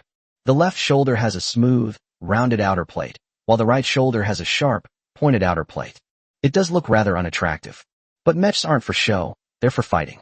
As Wang read the other mecha pilots' righteous indignation in their replies, he frantically tried to defend himself in his mind. It turns out that after Wang Dang repaired the mecha, the clown mask immediately contacted Chi Zhao's original mecha engineer to schedule a repair appointment. The mecha pilot's assistant asked the clown mask to send over the current photos of the mecha. After he organized the information, he helped the clown mask get into the queue. But when the mecha pilot's assistant received a recent photo of Chi Xiao, he couldn't contain himself and immediately handed the photo over to his boss for review. When Chi Zhao's biological father saw that his beloved son, whom he had worked so hard to create, had become such a monstrous sight, he exploded on the spot. He immediately had his assistant contact the clown mask to inquire what had happened and why Chi Xiao had become so disfigured. And it's horribly ugly. Of course, the clown mask dared not mention that he had gone to the blue-silver black market to fight in a black market match. He could only claim that his mech was destroyed during the battle and that he had several important training sessions to attend. So they just randomly picked a mecha engineer to repair the mecha, and that's how Chi Xiao ended up like this. As for that randomly chosen mecha pilot, he can't find him now either. Even the clown mask, in an attempt to quell the mecha pilot's anger, sent him a picture of the large white mecha that Wang had previously repaired. He strongly argued that he and Wang Dang did not intentionally blaspheme Chi Xiao, but rather that Wang Dang's skill level was simply like that. Even so, Chi Xiao's biological father still didn't let Wang Dang off the hook, and went directly to the official forum for mecha pilots on the StarNet to post a wanted notice for Wang Dang. He even attached an unflattering photo of Baymax, inviting other aesthetically inclined mecha pilots to join him in criticizing Wang Dang, the scum of the mecha pilot world. Perhaps because the repaired Chi Xiao and Dubai were too ugly and abstract, they attracted a lot of attention in the mecha pilot community. The aesthetic-minded mecha pilots vehemently criticized Wang Dang's aesthetic sense, while the beast-like mecha pilots revered him as a god. Chapter 55: The Only Incurable Disease So Far. Within just one day, speculation and deduction about the mysterious beast-like mecha pilot dominated the official forum for mecha pilots. Several of the beast-style mecha pilots posted, pointing out the economical and practical ways Wang Dang repaired Qi Xiao and Dubai. As you can see, the scapula joint of the Crimson Sky is actually made of very sturdy material, so the mecha pilot only used a small cover plate to protect the joint. Wouldn't that save the cost of a cover plate? Also, don't be fooled by the irregular shapes and sizes of the outer plates on Qi Xiao's body. They actually protect all the areas that need protection, maximizing the utilization of the outer plates. Putting everything else aside, this mecha pilot must have a very thorough understanding of mechas, knowing where they are most vulnerable and where they are least important in battle. I have to say, this mecha pilot has taken our Beast School's motto of economics and practicality to the extreme. I'd call him the father of the Beast School. Wild Daddy. Besides this Beastman-style mecha pilot's post analyzing the economic and practical aspects of Qi Xiao, several other Beastman-style mecha pilots also followed suit and posted comprehensive analyses of the economic and practical aspects of Dubai. Many wild-style mecha pilots even begged Wang Dang for his original works on the forum, hoping to learn more money-saving tips from him. In this way, word spread quickly, and Wang Dang became known as Wild Daddy in the Wild Beast mecha pilot circle. Because these mech pilots, despite their slogan of being economical and practical, are only poor relative to the average level of mech pilots. It's like a multi-millionaire among a group of billionaires. Wang Dang had truly experienced poverty and had never experienced spending money extravagantly. What was a common money-saving trick for him was an ingenious idea for these mech pilots. Wang Dang read through these posts with the same expression as an old man on the subway the whole time. Well, I can't browse the official mech pilot forum today. It's full of posts about him. Wang Dang had some suspicions that something terrible had happened in the mecha pilot community, and someone had hired an online troll army to keep spreading his story on the forum to attract attention and cover up the scandal. If not, then these mech pilots must be incredibly bored. Two ugly mechs have generated so much buzz that they've even offered a hefty reward. He wasn't worried about his identity being exposed. Because the clown mask doesn't know his true identity, and he doesn't know the clown mask's true identity either. He'll probably have to lay low for a few days and won't be able to make money in the blue-silver black market. Wang Dang looked up at the sky and sighed. Life is really tough. Even a handsome guy has to sigh. Unable to go to the blue-silver black market, Wang Dang could only vent all his resentment in the training room. After rolling out of the simulator last time, he found that not only had his mental strength improved a lot, but his physical condition and 5 senses had also been enhanced, and he was vaguely about to break through to the 8th level. So he plans to strike while the iron is hot and break through to the 8th level as soon as possible. The goal is to seize control of the opponent's mech in all 3 matches during the next blue-silver black market trip, and then make them pay to redeem it. Wang Dang was focused on breaking through his limits, while Jiao Zuo was determined to find out who had ambushed him at the bathhouse. After all, in the past 2 days, Luo Jieka had taken him to all the star energy classes from freshman to senior year, and each time he had to bow and apologize. Jiao Zuo had never suffered such humiliation before, but since the person on the other end was a star energy master, he could only swallow his anger. Even though he had lowered his stance so much, the star energy master behind him showed no intention of forgiving him, nor did he show any intention of stepping forward to admit it. As Jiao Zuo was apology, the star energy master just watched silently, then mocked him. Unable to gain the forgiveness of the non-existent star energy master, even Lojek began to grow increasingly anxious. No matter how much he questioned Jiao Zuo these past few days, he couldn't get any information about how he had offended the other party.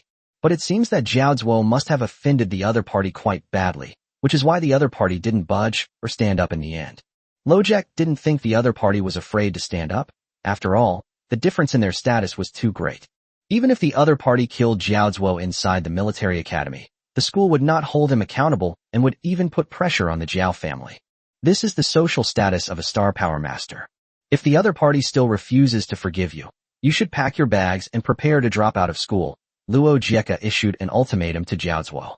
Although he would lose the extra income from the Jiao family after dropping out of school in Jiao Zuo, he had no other choice. If this matter drags on, not only will Jiao Zuo himself be doomed, but his S-class will likely also be implicated. At that point, he, as the homeroom teacher, would have to bear even greater responsibility, so Luo Jieka wisely chose to cut his losses in time. Teacher Luo, I went with you to apologize, but the other party just won't show up. What can I do? Jiaozuo complained. Am I supposed to kneel down to each of those star energy masters? If kneeling down will make them forgive you, then go ahead. Lojek said impatiently. Remember your place, and don't mess with people you can't afford to offend. Don't you say that to those students from other places all the time? Why can't you understand this principle when it comes to yourself? Lojek completely lost his last bit of patience with Jiaozuo. But Teacher Luo, I don't know how I offended the Star Energy Master. Jiaozuo began to protest. I really just bullied those students from other places. I can't help you either. Lojek turned his head away coldly, no longer looking at Jiaozuo. Faced with Luo Jieka's indifference, Jiaozuo could only leave the office, seething with anger, and kicked over a trash can outside. He's had a really bad run of luck these past few days. For some reason, he offended a Star Energy Master, and then he was called in by the Academic Affairs Office and reprimanded for accepting off-campus supplies without permission during his time at the school.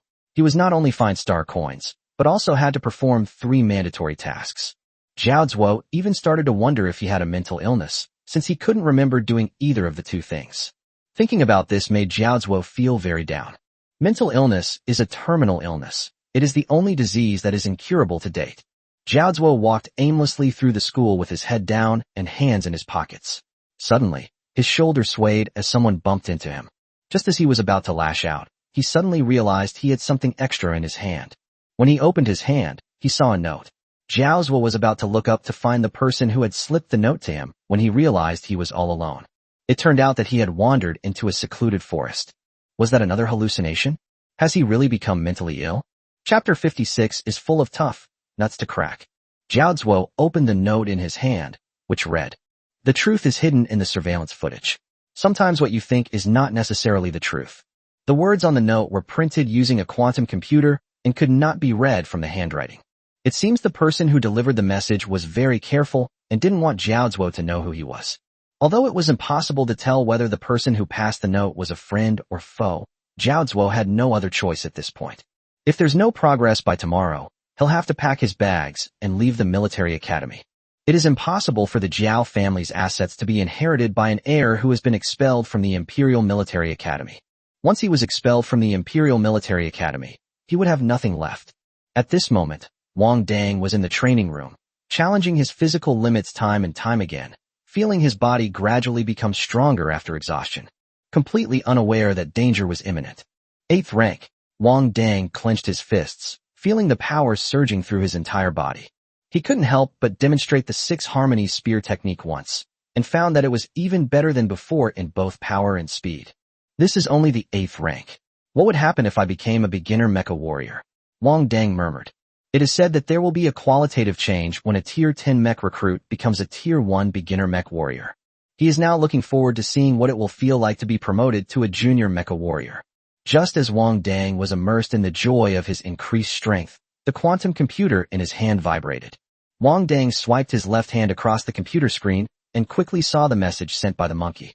Abandoned medical clinic on the east side. Come quickly. Help. Wang Dang frowned, paused for a moment, and then called Heiji. No one answered. So he tried to contact Luo Depang again, but there was still no answer. Both Heiji and Luo Depang were out of contact, and Wang Dang realized that something serious might have happened. He immediately thought of the incident in Jiaozuo. But that shouldn't be the case. He had been very careful to avoid all surveillance cameras. He shouldn't have left any clues. Moreover, he used mental attacks, so Jiaozuo should absolutely not have associated it with the people in their dormitory. But Wang Dang intuitively felt that this matter was inextricably linked to Jiaozuo. So he decided to go to the abandoned infirmary to check on the situation first, since it was his idea to go to the bathhouse. The 3 of them, including the monkey, were at most just executors. So Wang packed his things, paid the usage fee for the training room, and headed towards the abandoned infirmary. In the past, he certainly wouldn't have dared to go to the meeting alone. But he's already a Tier 8 mech recruit, and with the glass cannon skill, he might not necessarily lose even if he faces Jiaozuo head-on. He knew in his heart that today would be a fierce battle. Jiaozuo lost face in front of the entire school that day, especially if Monkey and Heiji confess. Then his relationship with Jiaozuo will be one of irreconcilable conflict. However, When Jiao Zuo made him owe 3 million star coins in debt, the two of them were already irreconcilable enemies. Inside the abandoned medical room, Monkey, Blackie, and Fatty Luo were being trampled underfoot by Jiao Zuo's two henchmen. The three of them were now bruised and swollen, their faces unrecognizable, and they were completely unrecognizable from their previous appearance. The three people lay on the dusty floor, breathing more air than they could exhale. 3 hours ago, Jiao Zuo suddenly led two people into dormitory 222, beat up all three of them without saying a word, and then tied them up and took them to the abandoned infirmary. Is it you guys who made me lose face so badly? Jiao Zuo grabbed Heiji's hair and spat directly in his face. I don't understand what you're saying. Korwaso turned her head away, avoiding looking into Jiao Zuo's eyes. He clearly has no skill in lying. Seeing Heiji's awkward expression, Jiao Zuo had already guessed 70 or 80% of what was going on. He had only suspected it before, but now he was certain. He checked the beach's surveillance footage from that day, following the information provided on the note. There weren't many out-of-town students coming and going, so he recognized Heiji and Luo Depang at a glance. Everyone else was a complete stranger. Therefore, Jiao Zuo immediately locked onto the target, because during the surprise dormitory inspection that day, he had personally made enemies only with Heiji and his dormitory. Jiao Zuo reviewed all the surveillance footage from the bathhouse before his accident and confirmed that no Star Energy Masters had entered the bathhouse that day, nor had any disguised students entered or left the bathhouse. That leaves only one possibility. These four people may possess weapons that can be used for mental attacks. However, such weapons are generally not available on the market because no Star Energy Master is willing to waste their star energy by sealing away their mental attacks to make weapons in exchange for star coins. The moment they were confirmed to be eligible to become Star Energy Masters, they had no shortage of star coins. Many wealthy families were willing to sponsor them. Therefore, these kinds of mental attack weapons are usually made by Star Energy Masters to protect the younger generation of their families. However, Jiao Zuo had already investigated the background of Wang and his dormitory in advance, and found that none of them were Star Energy Masters in their families. The reason is simple. If there is even one Star Energy Master in their family, even if they are several generations removed, they will not be assigned to Class A class for out-of-town students. Therefore, Jiao Zuo speculated that it was obtained by chance and had little to do with the Star Energy Master. After confirming these things, Jiao Zuo felt much more at ease. The next step is to get those four people to admit in front of Lojek that they were the ones who attacked him with mental weapons. Since he has absolutely no connection with the Star Energy Master, he can continue to stay at the military academy. But both Blackie and the monkey were tough nuts to crack. Even with several teeth knocked out, they refused to admit it. The fat man was the most despicable, constantly trying to scare him. His great-grandfather was a reclusive Star Energy Master who had lived in seclusion for many years. When his great-grandfather arrived, he wiped out their entire family, leaving not a single infant alive. Initially, Jiao Zuo's two henchmen were indeed intimidated by his imposing manner and dared not make a move. But after Jiao Zuo fluently recounted Luo Depang's background, he was met with a beating from his two enraged henchmen. Luo Depang, who was already the larger of the three, now looks even bigger than before. You three are all tough as nails. Let me see if the last one is just as tough. Jiao Zuo spat on the ground with a disdainful look, rubbing his hands together as he waited for Wang Dang to arrive. Luo Depang snorted coldly in his heart. Brother Wang's backbone will only grow stronger. After all, he's a real man who can withstand hacker attacks in a simulator for half an hour. Chapter 57. The villain absolutely cannot talk too much. Wang Dang pushed open the metal door of the abandoned infirmary and saw three people with bruises and swelling on their faces. Heiji and Monkey had a combat boot on their faces. Welcome. Jiao Zuo clapped with a smile when he saw Wang Dang appear. Your brothers are all tough guys. Now it's up to you to see how tough you are. But the next second, Jiao Zuo's smile froze on his face. He and his two henchmen each had a large, bloody hole in the back of their heads. The three of them fell straight to the ground and stopped breathing instantly. He never dreamed that Wang Dang, a mecha recruit, would dare to launch an attack with 0 frames against the 3 junior mecha warriors. This was different from what he had imagined. Shouldn't he usually start by saying a few harsh words? After launching his mental attack, Wang Dang staggered and fell to his knees. He braced himself with his hands, and drops of blood dripped from his nose, raising a cloud of dust. Your bones aren't very hard, Wang Dang said, head down, a smirk playing on his lips. He used the glass cannon skill as soon as he was outside. Because from the very beginning, he never intended for Jiao Zuo to leave the abandoned medical room alive. After all, this was the burial place that Jiao Zuo had carefully chosen for himself, so how could he not make good use of it? Wang Dang guessed that after Jiao Zuo captured Luo Depeng and the other two, he had prepared to launch a sneak attack using mental power. With the addition of the glass cannon, this mental attack would cripple them even if they didn't die. Wang Dang was originally worried about finding an opportunity to launch a sneak attack, but he didn't expect Jiao Zuo to start by clapping and provoking him. They were simply not prepared for battle. That makes sense. How could a junior mech warrior possibly take a mech recruit seriously? So, villains shouldn't talk too much. You killed someone? Kuroji's face was pressed against the ground, his eyes wide open, almost revealing most of the whites of his eyes, which were covered in dust. Shut up. If they don't die, we'll be the ones who die. The monkey said something unusually harsh. They were clearly terrified by the situation before them. He never imagined that things would escalate to such an extreme. After all, although military academies treat the lives of students from other places as worthless, that is only after a proper duel. If it is not done through a duel, then it will be treated as murder. Although those well-connected students from the capital city who accidentally kill students from other places may not necessarily be prosecuted for murder. But right now, these 4 out-of-town students killed 3 students from the capital city, and they will definitely be dealt with as murderers. Wang Dang's sudden attack on the monkeys left them stunned and unable to recover for a long time. Although they complained every day about how cruel military school was, today was the first time these 3 18-year-old boys had ever seen a human being, and they were witnessing a living death right before their eyes. Wang Dang feared that Jiao Zuo and the other 2 junior mech warriors wouldn't be so easily rendered incapacitated. Therefore, he used all his strength in these 3 mental attacks, and at this moment his brain was buzzing and he couldn't hear anything. His consciousness was also very blurred. If you look closely, you can see that not only his nose, but also his ears are bleeding. Fortunately, the mental attack, amplified by the glass cannon, caught him off guard and killed the 3 men from Jiao Zuo in one blow. This is the best outcome for him. Of the 3, Luo Depeng was the first to recover, realizing that Wang Dang was not in good condition.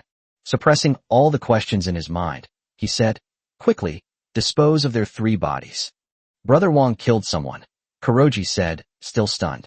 "Stop talking and get up." The monkey dragged Blackie up from the ground. "We have to deal with the body right away. Otherwise, if the school finds out about this, we will treat it as murder." The monkey knew exactly what was going on. Although Wang Dang killed the people, it was to save them. For this reason alone, the 3 of them have to shoulder this responsibility together with Wang Dang. At this moment, the 4 of them were in the same boat. Luo Depeng stepped forward and helped Wang Dang up from the ground. "Brother Wang, are you alright?" Wang Dang couldn't hear what Luo Depeng was saying at all. He could only decipher it from his lip movements. When Luo Depeng asked again, Wang Dang waved his hand. Monkey and Blackie also came to Wang Dang's side at this time, and regarded Wang Dang as their backbone. At this time, however, the core leader was clearly not in a good state. Is Brother Wang stupid? Heiji swallowed hard and waved his hand in front of Wang Dang. Wang Dang heard this and looked at Heiji with a very unfriendly gaze.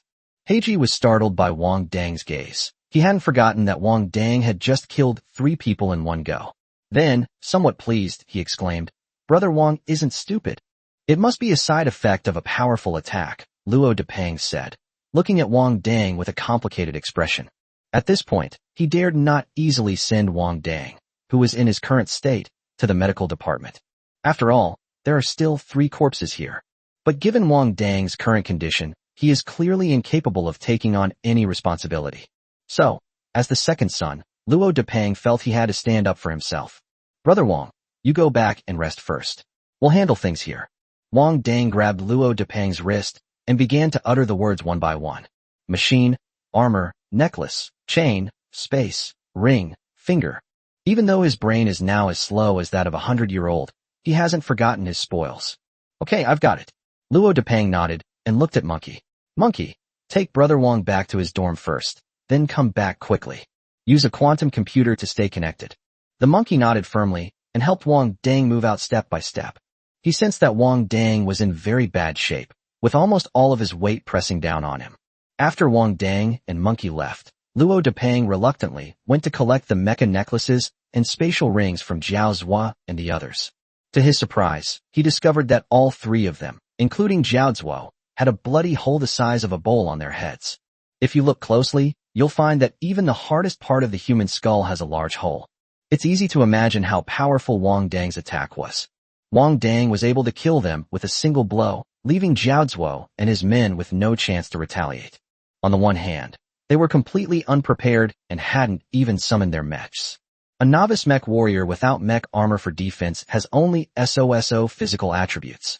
A body of flesh and blood cannot compare to a body of steel. Even advanced mecha warriors, without using their mechas, have physical abilities that are no different from those of a regular B-class mecha warrior. On the other hand, the glass cannon skill doubled the power of Wang Dang's mental attacks. He wiped out 3 novice mech warriors who weren't even in mechs, as easily as playing a game. However, the after effects of such mental exhaustion were quite severe, enough to leave Wang Dang in a daze for 4 or 5 days. Chapter 58: Destroying the Corpse and Covering Up the Evidence. How did Brother Wang do that? Hei Ji swallowed hard, looking at the 3 people in front of her who could see right through anything in their minds. Luo Depeng stroked his chin. It's not surprising that people from reclusive families have some means of self-preservation. He just didn't expect that before Zhao Zuo and the others could threaten Wang Dang's life, Wang Dang had already struck first and sent the 3 of them to see his great-grandmother. He greatly admired this decisiveness. As expected of descendants raised in a reclusive family, they know how to reasonably avoid all risks. He must be careful not to offend Wang Dang in the future, otherwise it would be a real injustice if he were to be circumvented one day. Although Luo Depeng was shocked, he also understood that since Zhao Zuo had brought the 3 of them here, he must have already determined that they were the ones who did the incident at the bathhouse. Although Zhao Zuo hasn't gone all out yet, from the moment this matter was exposed, their relationship with Zhao Zuo has been irreconcilable. It could even be said that only one side of the group will survive and walk out of this abandoned medical room today. The reason Zhao Zuo hasn't gone all out yet is simply to gather all 4 of them together before making his move. He didn't think that someone like Zhao Zuo would abide by the school rules and publicly challenge the 4 of them to a duel. After all, the lives of students from other places are not important to military academies. Military academy rules have always only protected local students from the capital and those who are rich and powerful. What should we do with them? Kuroji dragged the 3 corpses over and laid them side by side, looking somewhat troubled. Luo Depeng looked at him with a complicated expression. I have no experience either. This was only the 2nd time in his life that he had done something bad, and it was a particularly heinous crime of murder and robbery. The first bad thing he did was follow Wang Dang and snatch sacks from Zhao Zuo's gang. I'll search it on the satellite network. Kuroji deftly turned on his personal computer. How could something like that happen online? Luo Depeng choked up before he could finish his sentence. His gaze was fixed on the virtual screen of the black iron computer. Holy crap, there really is one. Search. What to do with the body after killing someone. Answer 1. If you were a mech warrior, you could use the tools on your mech to destroy evidence, such as flamethrowers and laser guns, which generate extremely high temperatures and can burn the body to ashes. Answer 2. If you happen to be a mech pilot, you can use the star energy spray gun to melt the corpse, or you can easily melt the corpse using a melting agent. Answer 3. If you are a star energy master, you can use various star energy attacks to dispose of corpses.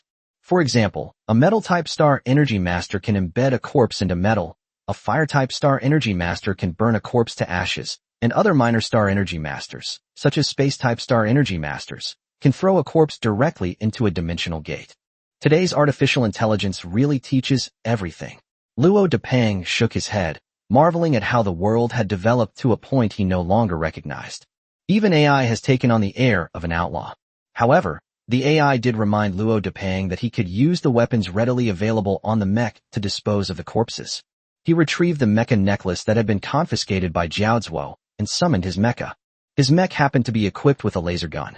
When the monkey escorted Wang Dang back to his dormitory and rushed back to the abandoned infirmary, it smelled of burnt protein. The 3 corpses inside had already been burned to ashes by Luo Depeng's laser gun. Even if Zhao Zuo's parents came, they probably wouldn't recognize that the black residue scattered on the ground was their son. How is Brother Wang? Luo Depeng retracted his mecha, covered his mouth and nose with his sleeve, and came to the monkey. I don't know either. He wouldn't answer any questions I asked him. The monkey frowned with concern. The body was disposed of so quickly? Thanks to the power of the internet. Luo Depeng patted Monkey on the shoulder with a look of emotion. Today really opened his eyes. Sure enough, on the StarNet, there's nothing he can't do. only things he can't imagine. Even something as simple as destroying a body to cover up the crime is described in such detail. It seems they weren't the first people to search online for how to dispose of a corpse. That means that many people have committed heinous crimes such as murder and robbery. Thinking about it this way made Luo Depeng feel much better. Although he seemed much calmer than Kurwaso, he was still a young man who had just come of age and had never done anything like murder. There is fear and aversion, but after searching on the StarNet, it seems that killing someone and disposing of a corpse is as simple as eating and drinking. He finally felt a sense of relief. Besides, Zhao Zuo deserves to die. Compared to his own sentimentality, Luo Depeng was more concerned about Wang Dang's condition at this moment. After all, he was the one who committed the murder, so he must be feeling much worse than they are right now. As it turns out, Luo Depeng was overthinking things. At this moment, Wang Dang was in a state of emptiness. His mind was perfectly normal, but there was nothing inside it. He is now in a state of complete chaos, having lost his 5 senses and 6th sense. Feeling lost and confused, unable to find the boundary between oneself and the outside world. This is the price of draining one's mental energy. If an ordinary star energy master were to deplete their mental energy like this, they would probably have become a vegetable long ago. Wang Dang, however, was different. He was a person in a vegetative state who could move. After disposing of the body and returning to the dormitory with their spoils, Luo Depeng and the others found Wang Dang sitting blankly at his desk, his eyes vacant and motionless. They dare not send Wang Dang to the medical office now. If they are sent there now, and the school doctor discovers anything, it will be easy for them to connect it with the disappearance in Jiaozuo. The 3 missing students were from Beijing. Even if Wang Dang's family intervenes and the school lets them go, the families of the other 3 students might not let them off the hook. So Luo Depeng and his group decided to observe Wang Dang for a day first, and if things really didn't work out, then send him to the medical department. They couldn't risk being exposed and let their brother become an idiot. Tonight, the fact that Zhao Zuo and his 2 underlings did not return to their dormitory did not attract the attention of others. After all, everyone had heard about Zhao Zuo being expelled from school by Lujik. I suspect that Zhao Zuo might have already gone home ahead of time. Besides, Zhao Zuo is a local of the capital. What kind of trouble could happen at a military academy? Of all the people in the military academy, only one felt that this matter was extraordinary and was about to take action. That was Dr. Su, who had previously sent the message to Zhao Zuo. Chapter 59, I don't want to be a man with only 1 kidney. After sending someone to deliver the note to Zhao Zuo, Dr. Su kept a close eye on Zhao Zuo's every move. After learning that Zhao Zuo had taken the other 3 people from Wang Dang's dormitory to an abandoned infirmary, he sent people to guard outside to prevent any unforeseen events. But to his utter surprise, his men only saw Wang Dang swagger into the abandoned infirmary and then be helped out shortly afterward. Before his men even had a chance to make a move, Wang Dang appeared. After that, even after Wang Dang and the other 3 men came out of the abandoned infirmary, there was still no sign of Zhao Zuo and his group. All that was left was a pile of black residue. I knew I hadn't misjudged you, Dr. Su said with a smile, rubbing his chin, his smile somewhat unfathomable. He didn't understand how Wang Dang, with the strength of a mecha recruit, managed to defeat Zhao Zuo and his 3 junior mecha warriors in one fell swoop. Based on the situation at the scene, there were no signs of mecha combat. It's very likely that Zhao Zuo and the other 2 didn't even have time to get into their mechs before Wang Dang killed them instantly. Dr. Su did not believe that Wang Dang's 3 roommates had been of any help in this battle. If the 3 of them could fight beyond their level, then he wouldn't be unaware of it, nor would he be able to appear in a class other than S-class. Things are getting more and more interesting. However, it is unlikely that the school or his family will discover Zhao Zuo's disappearance in the short term. After all, who could have imagined that one day a military academy would become a death trap for local students in the capital? It's important to know that the capital city is the core of Blue Star, and almost all of Blue Star's high-ranking officials are concentrated there. With their sense of superiority, how could they have imagined that one day they would be trampled on by outsiders? Therefore, Dr. Su felt that something should be done to speed up the process of things escalating. Taking advantage of Wang Dang's excessive mental energy depletion and incomplete recovery, they forced him to reveal his identity as a star energy master to the military academy. If Wang Dang knew what Dr. Su was thinking right now, he would definitely be cursing. He does have the talent of a star energy master, but he lacks elemental affinity, which he hasn't yet exchanged with the system for. Are non-elemental star energy masters without elemental affinity considered star energy masters? Star energy masters have 5 main systems: metal, wood, water, fire, and earth. In addition, there are many other branches, such as spatial, lightning, ice, and mental types. Among them, the majority of people are of the mutated types such as lightning and ice, followed by those of the space type and other branches. The 5 elements of metal, wood, water, fire, and earth, which existed in ancient times, have become extremely rare after so many years of reproduction and erosion. The main lineage is the source of the universe, and the terrifying power contained within a main lineage star energy master is incomparable to that of a branch lineage star energy master. Correspondingly, the cultivation difficulty for a mainline star energy master is more than twice that of a branch line star energy master. Therefore, both the Empire and the Federation now place great importance on the training of branch star energy masters, because they grow faster and consume only half the resources of a main-type star energy master. However, they will not easily give up on any main system star energy master, because as long as one of them grows up, therefore, it will be a decisive factor in shaping the future of the universe. Dr. Su's current guess about Wang Dang is that he is a psychic stellar energy master. Because Dr. Su could not sense any elemental fluctuations from Wang Dang, someone without any elemental fluctuations should undoubtedly be a mental-type star energy master. Moreover, Wang Dang was able to use mental attacks to ambush Jiao Zuo when he was still an apprentice star energy master, which further convinced him that Wang Dang was a mental star energy master. In Dr. Su's view, Wang Dang is now like a boy who possesses a treasure but doesn't know how to use it, spending his days begging along the streets with a group of beggars. So he wouldn't mind giving him a push. Since the invested stock is not moving, the investor has to create hype for the stock externally to make more people believe in its value and buy it. That's how this stock will surge. Wang Dang was unaware of Dr. Su's plan. He had just been helped to bed by Luo Depang and the others, and was staring at the dormitory ceiling with his eyes wide open. No, we need to come up with a plan. Luo Depang gathered the other two for a small meeting in the dormitory. I think the school will find out about us sooner or later. Although the school may not believe that it was these few people who killed Jiao Zuo, there is no doubt that Jiao Zuo had contact with them before his disappearance. Therefore, the 3 of them now need to give a unified statement to prove that they have nothing to do with the disappearance in Jiao Zuo. Before Jiao Zuo came to arrest us, he probably didn't want us to leave alive, so he must have done it very discreetly, Luo Depang analyzed to them methodically. But there's no guarantee that he won't be too clumsy and someone will notice. So we need to think about what we'll say if the school comes after us. After listening to Luo Depang's words, Heiji pondered for a moment and then raised his hand, saying, "Let's beat each other up now, and if the school asks, we'll say we were beaten up by Jiao Zuo. They'll let us go after they beat us up." The monkey nodded in agreement. "Yes, we need to break arms and legs, so that when the school discovers that Jiao Zuo and the others are missing, our injuries won't have fully healed." "You've already lost your teeth, are you still going to fight?" Luo Depang was somewhat unwilling. With broken arms and legs, how long would it take to recover? Although unwilling, he knew that the self-inflicted injury was the best way to clear his name at the moment.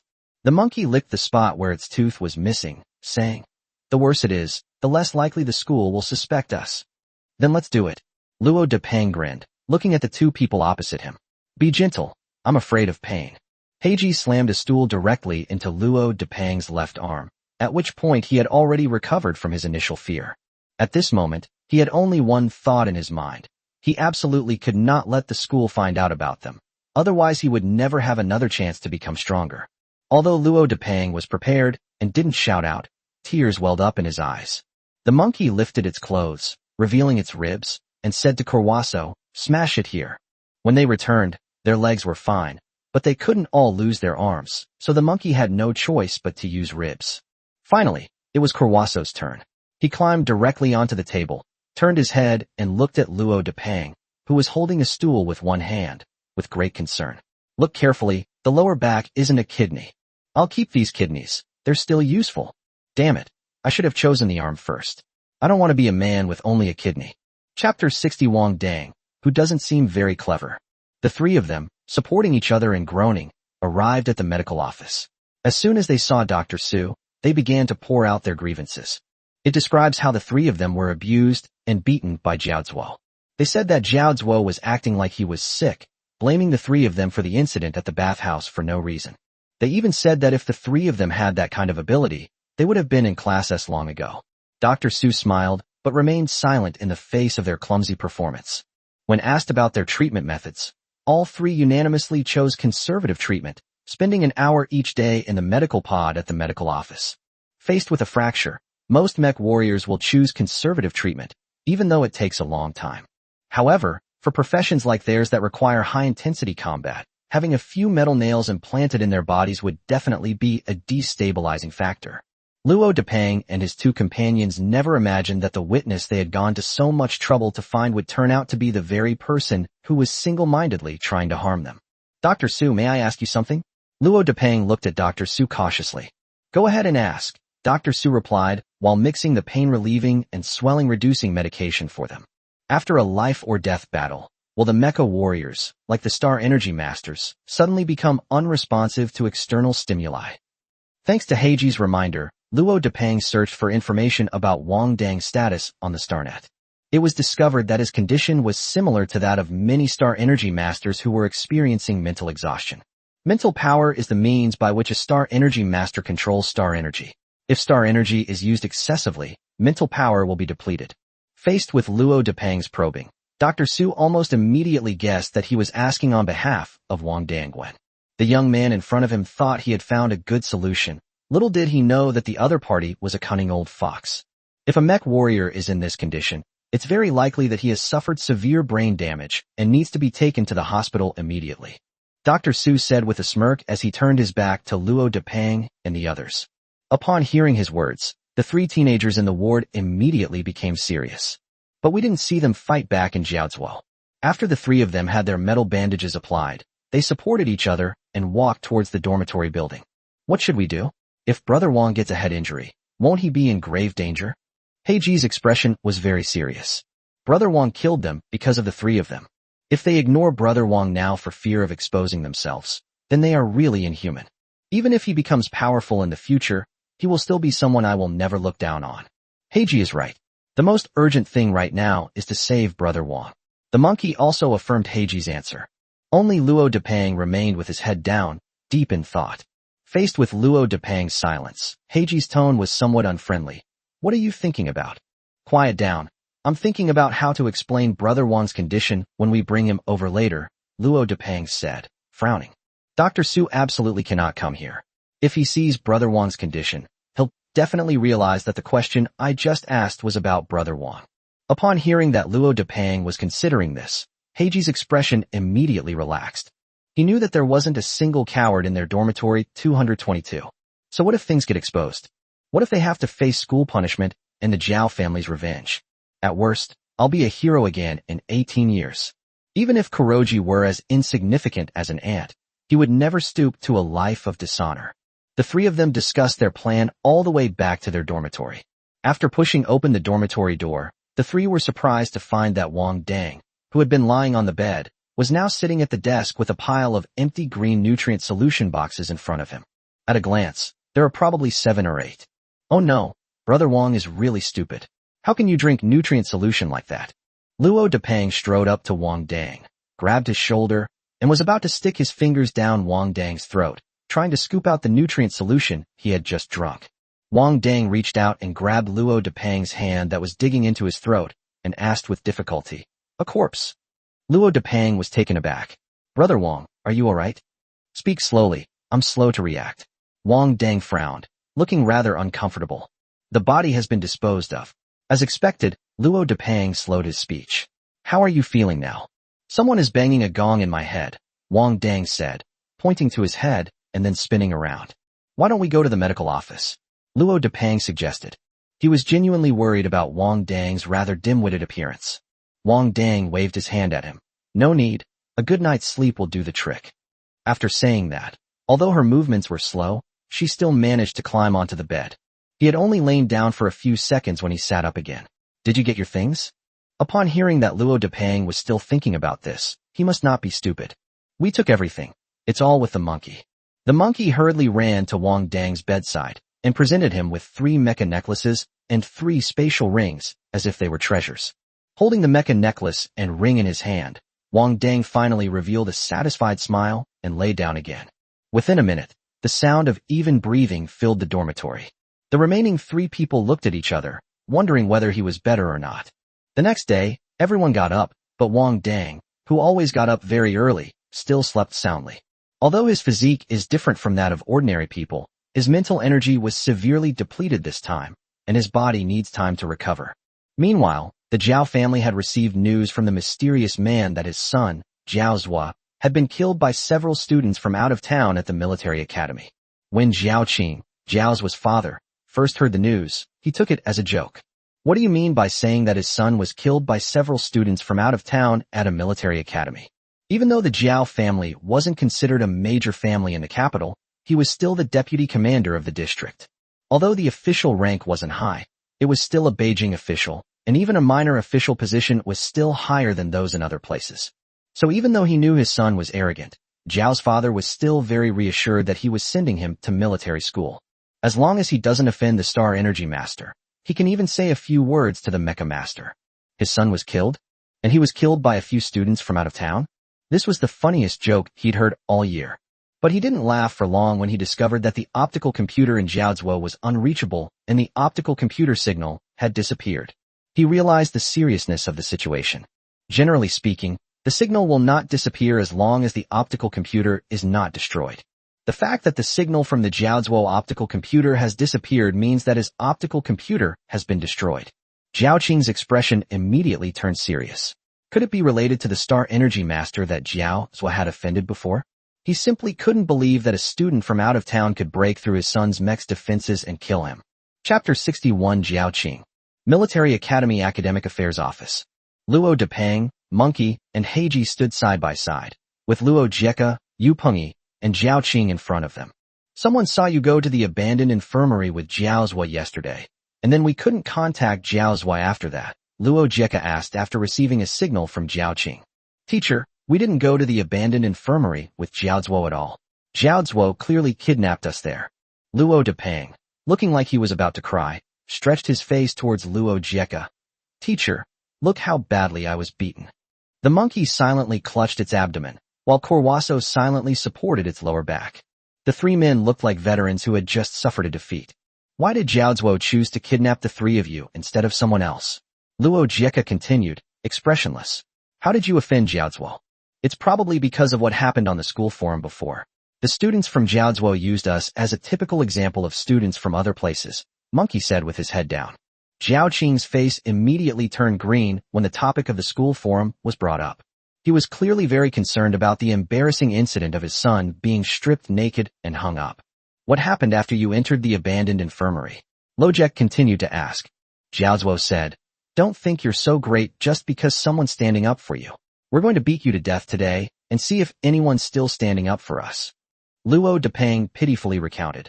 After that, he and 2 other senior students pinned the 3 of us to the ground and beat us up. When they saw we couldn't get up from the ground, they let us go. Lokti's expression remained unchanged. So, you left the abandoned infirmary first? Luo Depeng nodded. Yes. Shouldn't there be 4 people in your dorm? Where's the 4th one? Luo Jeka narrowed his eyes. Why were only 3 of you tied up? And he was the only one left out. Yu Pengyi immediately became unhappy when he heard Luo Jeka point out that Wang Dang was the best candidate. Wang Danke was his most promising student. Teacher Luo, there is another student in my class who is not feeling well and did not come to class today. Wang Dangping was always training hard and had no time to participate in other things. I think that's probably why his classmates from Zhaozhuo didn't kidnap him. Luo Depeng looked at Yu Pengyi in shock. This favoritism is excessive. Didn't he train hard? Does he look like he's bored and likes to cause trouble? It concerns the son of Deputy Commander Zhao, so I think it would be best to invite him over to ask him together. Luo Jeka nodded politely to Yu Pengyi. Zhao Qing also turned her gaze to Yu Pengyi. Yu Pengyi glanced at Zhao Qing and sighed inwardly. It's possible, but my student is young and energetic and a bit of a troublemaker. Please be tolerant of him and don't hold it against him. Of course. Lojek smiled and nodded. Seeing Yu Pengyi's nervous expression, he knew that this Wang Dang must be his prized student. Otherwise, they wouldn't be so nervous. Then I'll send someone to call him over. Yu Pengyi also compromised.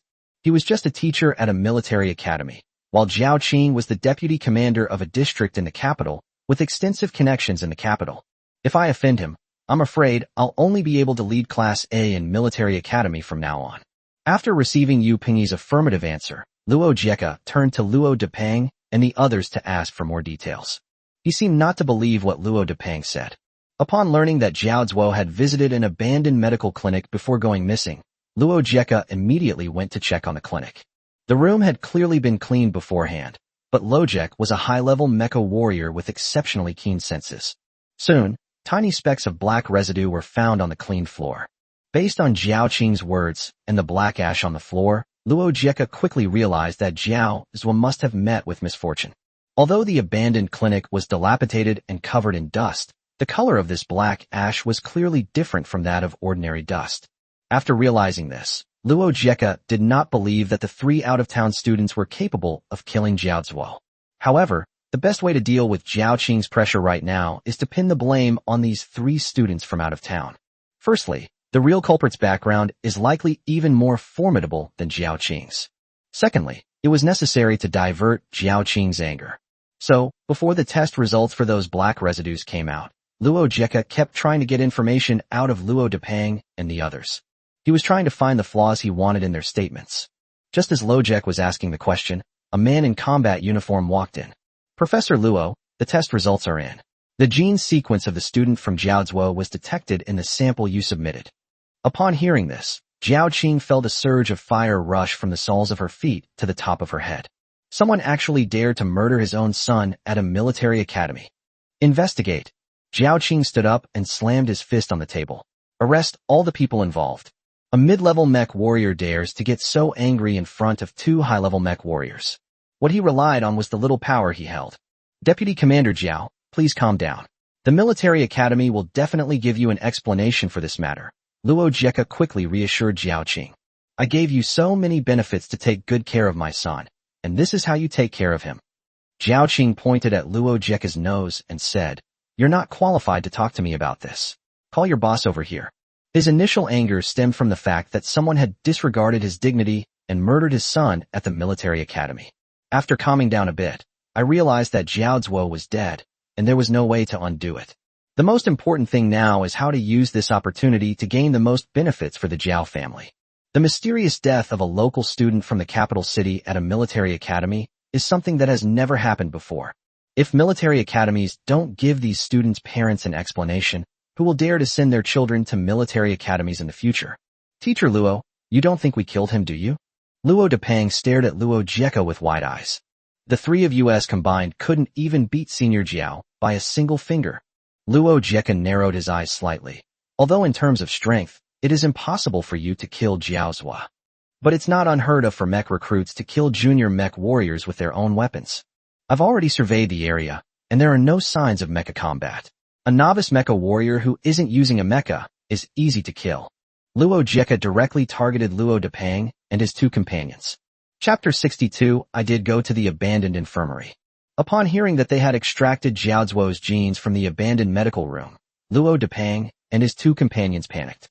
Blackie's face turned pale instantly, while Monkey and Fatty Luo managed to keep a straight face. "Teacher, there are 3 of them, including Senior Zhao. Even if it's a sneak attack, we don't have the strength to take down 3 sophomores in one go." Luo Depeng quickly composed himself, looking completely wronged. If the 3 of us really had that kind of ability, the other 2 should have been assigned to Class A, just like me. Luo Depeng's words gave Heiji and Monkey a sense of support. "Yeah, teacher, we're too busy running away from Senior Zhao to dare to ambush him," Monkey said with a bitter face. Zhao Qing's face was ashen as he looked at Luo Jieka with great displeasure. He also seemed dissatisfied with Lojek's explanation, saying that these 3 out-of-town rats had killed his son, which was an insult. If word gets out, the entire Zhao family will probably become a laughingstock in the capital. "One of you isn't enough, but isn't there another one?" Luo Jieka looked Luo Depeng up and down with a scrutinizing gaze, then shifted his gaze to Yu Pingyi. "The other one should be the student from out of town who has the best chance of getting into Class S, right?" Originally, Luo Jieka only knew that Wang Dang had performed exceptionally well during the class placement exam. But when he saw Yu Pingyi defending Wang Dang, he was certain that Wang Dang was a top candidate to enter Class S. Otherwise, Yu Pingyi wouldn't have been so protective of a student from out of town. Upon hearing Luo Jieka's words, Yu Pengyi immediately flew into a rage. Teacher Luo, solving cases isn't just about talking. Please do not slander my student without substantial evidence. Luo Depeng glanced at Yu Pengyi, wanting to say that the teacher had been slandering him the whole time. Teacher Yu, such a terrible incident has occurred at the school. We cannot let any student who is suspected get away with it. Otherwise, you should know better than me the negative impact this will have on the military academy. Lojek also frowned. Although Yu Pengyi is the most likely candidate to be promoted to the homeroom teacher of Class S, he is not one yet. Just as the two were about to clash, there was a knock on the office door. Wang Dang, pale-faced, stood at the office door, his voice weak and feeble. Teacher Yu, you wanted to see me? I already told you he's sick. Yu Pengyi looked at Wang Dang, who clearly looked ill. He's been sick for several days. How could he possibly have a chance to get involved? After saying that, he called Wang Dang in and briefly explained what had happened to him. Tell Teacher Luo that you didn't go to the abandoned infirmary. Whether Wang Dang went to the abandoned infirmary or not, Luo Jeka and the others had no idea. The reason why people saw Jiao Zuo escorting Luo Depeng and the others to the abandoned infirmary was twofold. Firstly, because they had a large entourage, and secondly, because Jiao Zuo himself was notorious within the military academy. Many students from other places know him. Wang Dang was practically invisible at the military academy. Even if he went there and was seen by someone, they wouldn't recognize him. Yu Pengyi had already clearly reminded Wang Dang, but Luo Depeng and the others insisted that he hadn't gone. After thinking for a moment, Wang Dang said to Yu Pengyi with an apologetic look, Teacher, I went to the abandoned infirmary that day. Lojek immediately snapped his fingers. If it's two students from Class A, then it's not impossible. At this moment, the hairs on Yu Pengyi's back stood on end, and he was so angry that his breathing became uneven. He said, he's a troublemaker. Wang Dang pursed his lips. I am very grateful to this teacher for praising our abilities so highly. But even if it was a sneak attack, Senior Jiao and the other two seniors come from well-off families. Don't they have any way to protect themselves? They would be ambushed by a few penniless out-of-town students like us, without even having a chance to fight back. Jiao Qing felt a little better after hearing Wang Dang's words. He had always been very disgusted with Luo Jeka's statement. It's not necessarily true that he didn't fight back. Lojek stared straight at Wang Dang. Mech warriors are physically stronger than ordinary people, and since you were able to get into the Imperial Military Academy, your physical abilities must be stronger than those of ordinary mech warriors. How could you fall ill for no reason? I think you're injured. Upon hearing Luo Jeka's pointed remark, Wang Dang coughed twice, clutching his chest, and said, I am indeed injured. Yu Pengyi slapped Wang Dang hard on the back, glaring at him. What are you saying? The slap made Wang Dang stumble. Teacher, when I went to the abandoned infirmary, my 3 roommates had already left. The abandoned medical room was eerily quiet. When I tried to go in to check, I suddenly felt a sharp pain in my head, and I lost control of myself. It felt like I had entered a black hole. When I finally calmed down, there was no one left inside. In the end, it was Monkey who found me and helped me back to my dorm.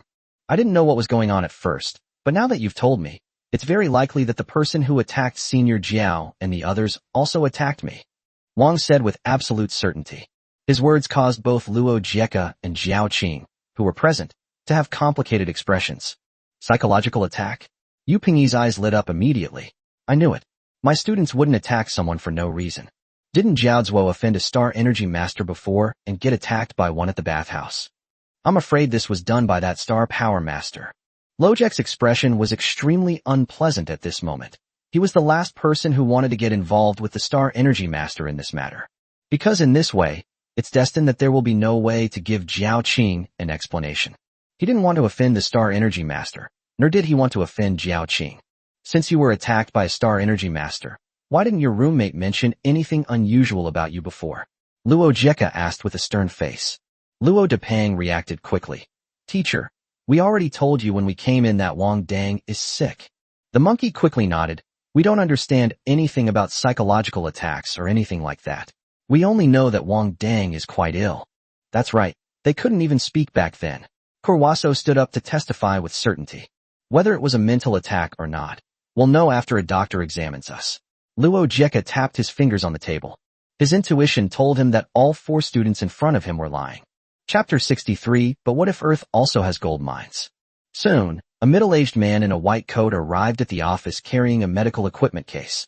He put a helmet covered in countless tiny contact points on Wang Dang's head, and then used his personal computer to check the data transmitted through the helmet. He was indeed attacked by mental energy, but the attacker did not intend to kill him. Otherwise, it would not have been a mental attack of this magnitude. The doctor quickly gave an accurate diagnosis. From the moment Luo Jieka called the doctor over to the moment the doctor conducted the examination, Wang Dang remained completely calm throughout. But in those 10-odd minutes, it felt as if Luo Depang and his two companions had endured 3 days and 3 nights of torment. Wang Dang was so calm because he had already sensed something was wrong before he arrived. So he used psychological tactics on himself. His current strength is insufficient to confront the Jiaozuo family, nor can it defy the military academy's rules. Therefore, he had no choice but to resort to this desperate measure, shifting all the blame onto the non-existent Star Energy Master. In any case, as long as it involves a Star Energy Master, both sides will handle it lightly. He had considered listening to Dr. Su's advice and having the test redone to avoid this crisis. However, he lacks elemental affinity, and his secret will be exposed once tested. They'll definitely be sent to a research institute to become guinea pigs, and then their lives will truly be predictable from the start. Since it was done by a Star Energy Master, then it has nothing to do with me or my student. Yu Pingyi breathed a sigh of relief. Although he didn't think Wang Dang was good enough to kill 3 junior mech warriors in one go, for some reason, he felt relieved. Perhaps this is the power of a troublemaker. Whenever something bad happens, people can't help but associate it with him. Upon learning that Wang Dang had indeed been subjected to a mental attack, Luo Jieka's expression was as uncomfortable as someone suffering from constipation. He nodded slightly to Yu Pingyi. Thank you for your help today, Teacher Yu. At this moment, there was no need for him to keep Yu Pingyi and the others around. What he should be thinking about now is how to persuade Jiao Qing not to pursue the matter further without offending him.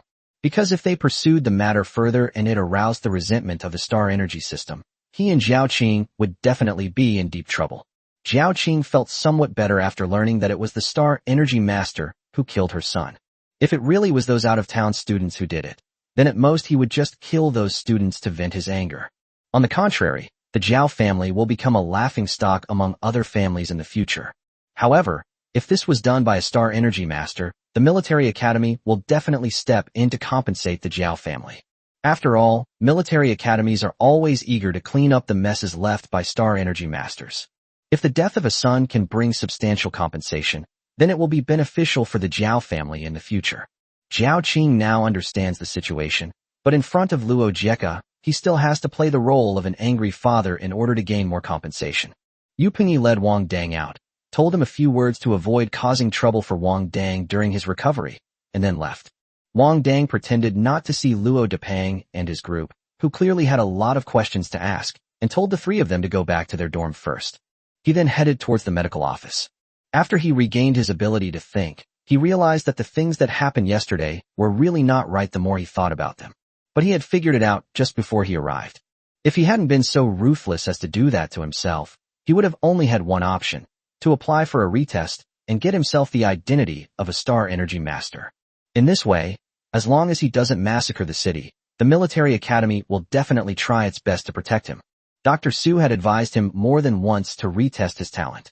Dr. Su said he was a promising talent, and Wang Dang always thought that Dr. Su was interested in his talent as a Star Energy Master. But when Dr. Su persuaded him to retest so that he could get more resources, he changed his mind. Dr. Su's identity is a mystery, but Wang Dang is certain that he is definitely not just a doctor. The fact that someone can easily produce so much specially supplied nutrient solution for Star Energy Masters shows that their own strength is not simple. Perhaps he is a Star Power Master himself, which is why he was able to see through his talent for both mental and star abilities. What would be the purpose of such a capable person hiding in a military academy? Why would he go to such lengths to expose his talent as a Star Energy Master to the school? Wang Dang has never been one to beat around the bush, but he cannot do without Dr. Su's nutrient solution at this stage. Therefore, he had to find out the details. When Wang Dang arrived at Dr. Su's office, he went straight to the point. Was it you? Faced with Wang Dang's seemingly inexplicable question, Dr. Su laughed instead. You're very smart, it's me. Why? Wang Dang seemed surprised that Dr. Su admitted it so readily. I should be asking you those 3 words. Star Energy Master is your path. In Dr. Su's opinion, It is a real waste of talent for someone who clearly has the talent of a star energy master to spend all his time hanging out with mecha warriors instead of doing his job properly. I don't need you to show me the way, Wang Dang bluntly exposed. I'm afraid you have ulterior motives, Dr. Su. Then tell me, what am I after? Dr. Su crossed his arms leisurely and sat in the chair, lazily looking at Wang Dang. You must be a spy sent by the Federation, wanting me to help you infiltrate the upper echelons of Blue Star, Wang Dang said, squinting his eyes. The conflict between the Federation and the Empire has continued for hundreds of years. Dr. Su couldn't help but laugh out loud after hearing his words. If I were from the Federation, I definitely wouldn't come to a peripheral planet like Earth, since it's too far from the center of the Empire, isn't it? He phrased it tactfully, not using terms like garbage planet or abandoned planet, but rather fringe planet. Wang stared intently at Dr. Su without saying a word.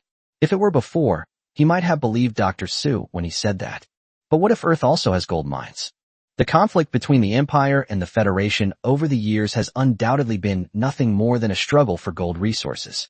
Seeing Wang Dang's disbelieving look, Dr. Su shrugged helplessly. I'm not from the Federation, and of course, I'm not from the Empire either. Young man, you need to broaden your horizons. In the universe, there are only empires and federations.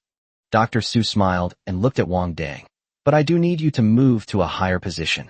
Otherwise, my investment would be meaningless. Chapter 64 Mr. White Mask. Wang Dang carefully considered Dr. Su's words.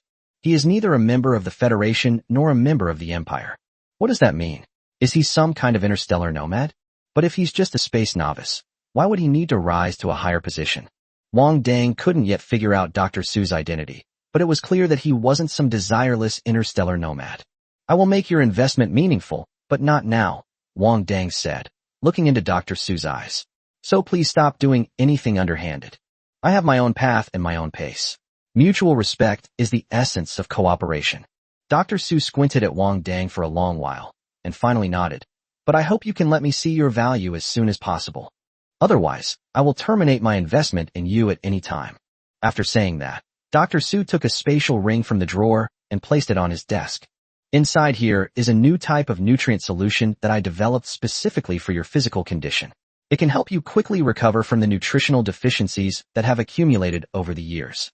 This is my sincerity, and I hope you will show your sincerity as soon as possible. Wang Dang took the spatial ring and was surprised to find that it was a ring that could imprint spiritual power, which must have been very expensive to make. This made him even more curious about Dr. Su's identity. Interstellar nomads don't have such grand gestures. They immediately offer a spatial ring specifically for star energy masters and mech pilots, and the space inside is quite large. It is about 50 square meters. A ring of this size is a rare find that you can't buy on the market. Without saying a word, Wang Dang imprinted his mental energy on the spatial ring, his smile impossible to hide. Dr. Su, you are so generous. It is my greatest honor to be able to do things for you. Dr. Su was stunned to find that a spatial ring could provide the opportunity to witness a face-changing performance. He even began to feel sorry for Wang Dang. A star energy master who has never seen anything good is truly a rare breed. He could get a star energy master to do things for him with just a spatial ring. It's hard to know whether he should be happy or sad. He was in a bit of a state of confusion, both amused and exasperated. Stop being sarcastic, and remember what I said. Dr. Su pushed up his glasses, trying his best not to laugh out loud. All right, from this day forward, your word is law. Wang Dang happily slipped the ring onto his hand. He also wanted to sell the mecha necklace and spatial ring from Zhao Zuo on the black market, and then buy himself a spatial ring. Unexpectedly, Dr. Su gave him one today. Dr. Su is really something. Why didn't he bring out this good stuff sooner? Otherwise, he wouldn't have been so rude today and would have come over to question the sugar daddy. After Wang Dang left, Dr. Su pondered for a moment and added 2 words to Wang Dang's file. Loves money. It's quite strange that the words love of money and star energy master have nothing to do with each other, yet they appeared in the same person's file today. Dr. Su shook his head, but if there's a weakness, it's easier to control. After leaving Dr. Su's place, Wang Dang did not immediately return to his dormitory. Instead, he easily scaled the wall and went out in broad daylight. The mecha necklaces belonging to Zhao Zuo were like a hot potato in his hands. Therefore, he had to go through the black market to sell the mecha necklace. Upon arriving at the blue-silver black market, he went directly to Rosemary and gave her the 3 mecha necklaces and 3 spatial rings. Although Rosemary is in charge of the arena, she also secretly helps the arena's fighters and mech pilots sell some shady items. Anything that passes through her hands will never appear on Earth. Although you can get a lower price by buying things from her, your safety is guaranteed. People from the arena often sought her out for trade. Wang Dang heard all of this from the Golden Bucks, and he now has a good relationship with them. The two often discussed their experiences in repairing mechs together. Rosemary immediately gave Wang Dang an estimate of the price. The 3 mechs alone would cost 7 million. This is because these 3 mechs are custom-made, with all their stats specially customized, making it difficult to find buyers and thus resulting in a high price reduction. In addition, there were some miscellaneous valuable items in the 3 people's spatial rings. It can sell for a total of 11 million star coins. After confirming that Wang Dang wanted to make the transaction, Rosemary immediately transferred the star coins to Wang Dang through an anonymous transaction. If you ever come across this high-quality item again, remember to look me up. Rosemary winked at him, then paused for a moment. Mr. White Mask. Apart from the regular staff of the blue-silver black market, everyone who comes to and from the blue-silver black market wears a mask. Everyone addresses each other based on the mask they are wearing.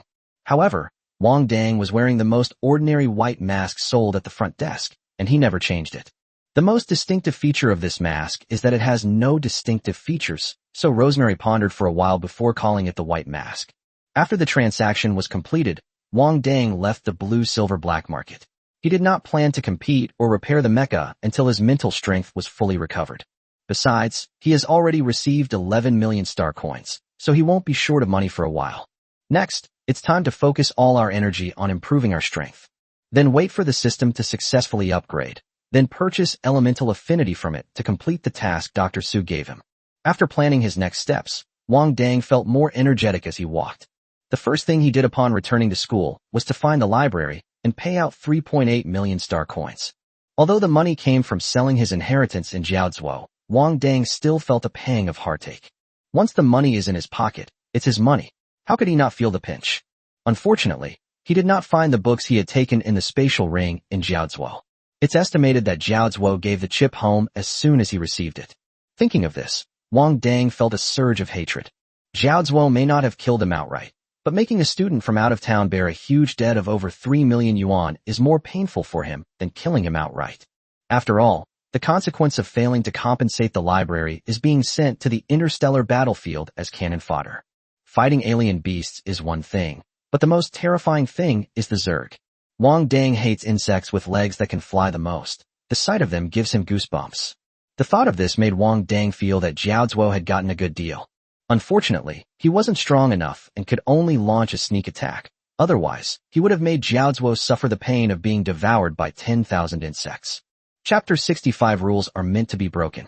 After returning to his dormitory, Wang Dang transferred 1.5 million star coins to each of Luo Depang, Heiji, and Monkey. This is the money from selling the mecha necklaces from Jiaozuo. I took the lion's share. He explained succinctly. Luo Depang and the other two helped him dispose of the body in Jiaozuo, and they did not betray him at the crucial moment. Therefore, they deserve their share of the spoils. Brother Wang, I didn't do much work, so it's not appropriate for me to take so much. Heiji scratched the back of his head, his expression somewhat conflicted. As a student from out of town, he was obviously short of money, and especially hoped to keep this huge sum of money. However, since Wang Dang killed Jiaozuo and his group single-handedly, they did some cleanup work. He felt uneasy holding on to that 1.5 million. Yeah, Brother Wang, Heiji and I are too weak, we couldn't help much, Monkey said, looking at Wang Dang. Compared to the two's refusal, Luo Depang accepted it without any qualms, and even turned to persuade Monkey and Blackie. Just take what Brother Wang gave you. Stop asking so many questions. This is Brother Wang's way of acknowledging your performance, understand? Although Brother Wang did most of the work, we're all in the same boat. If you don't take the money, what are you trying to do? Absolve yourselves of responsibility. After Luo Depang said that, Heiji and Monkey dared not utter a word of refusal anymore. They are not the kind of people who desert their posts or betray their brothers. Seeing that Monkey and Blackie were no longer refusing, Wang Dang nodded slightly to Luo Depang. Let's just keep this to ourselves, and it won't concern us anymore. After hearing Wang Dang's words, the three of them were full of questions, but they wisely refrained from asking them. The three of them knew that Wang Dang had a secret. But since the brothers don't want to talk about it, there's no need for them to pry. That's the unspoken understanding between brothers. After successfully diverting the school's and Zhao's family's attention, Wang Dang didn't focus on how things were resolved, but instead concentrated all his energy on improving his strength. The new nutrient solution that Dr. Su gave him was even more effective than the previous military nutrient solution. Originally, Wang Dang felt that his mental strength would need some time to recover. But after drinking the nutritional fluid that Dr. Su gave him, Wang Dang felt that his mental strength had returned to its previous level in just one day. It's even better than before. Even physical training that he used to find very tiring is now quite easy for him. This feeling was quite peculiar.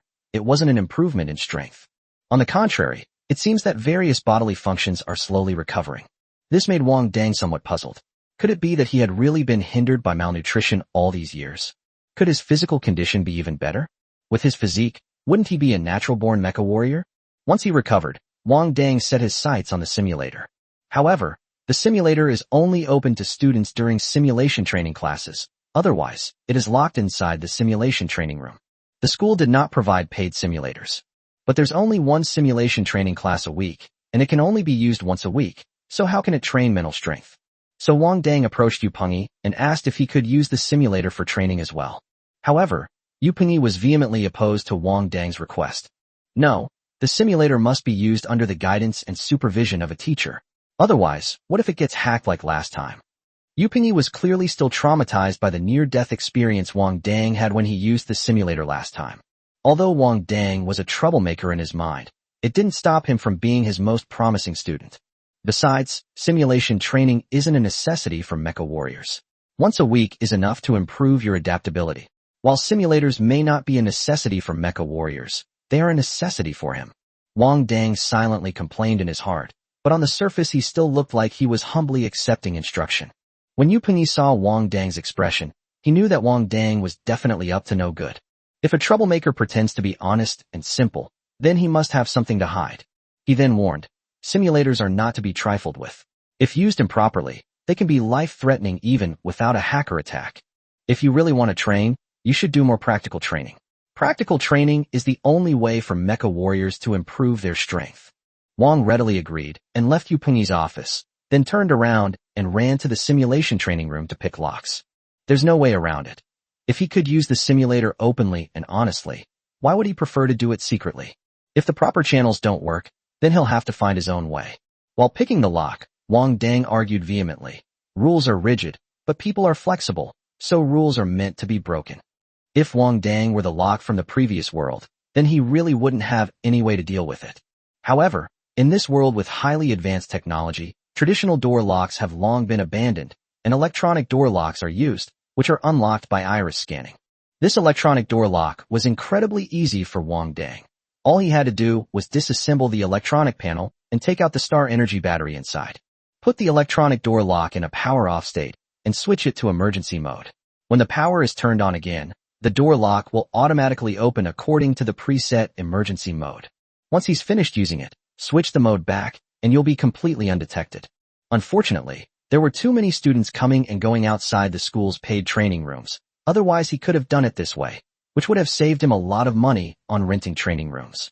After successfully entering the simulation training room, Wang Dang looked at the rows of simulators inside and immediately felt a chill run down his spine. It seems like the excruciating torment I experienced last time in the simulator was just a moment ago. So what if I die? I'm going to build a mecha. Wang Dang gritted his teeth, turned on a simulator, adjusted it according to the previous configuration, and then climbed in with his eyes closed. Holy crap. Although Wang Dang had prepared himself mentally, he still couldn't help but curse out loud when he was actually there. Faced with his head about to explode, Wang Dang could only keep trying to comfort himself. Just bear with it. If repairing mechs for others is this profitable, imagine how much star coins you'd earn if you could build your own. Maybe I can even become the richest person on earth, eating rice and chicken legs every day, and never having to rely on nutrient solutions again. Drinking, yes. He hasn't tasted alcohol in over a decade. The word patience has a knife above it. Only by enduring what ordinary people cannot can one make money. Chapter 66 here. Ordinary people will not be happy. Wang fell face down onto the simulated ice surface, his face turning blue and purple. It wasn't from the cold, but from the pain. Physical pain has its limits, but mental pain has no limits. When Wang Dang was in extreme pain, he began to have uncontrollable wild thoughts. There's a knife above the character for patience, and there's also a knife above the character for lust.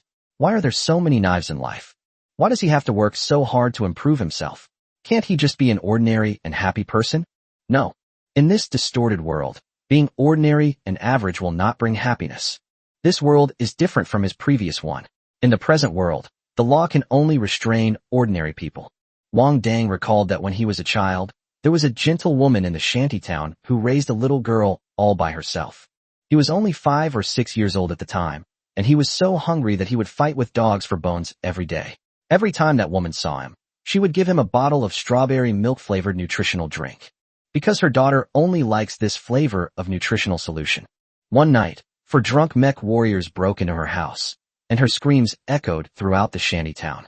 But no one in the shantytown dared to rescue her, because those 4 mecha warriors were high-level mecha warriors who came to Nanxing City to deal with the tsunami.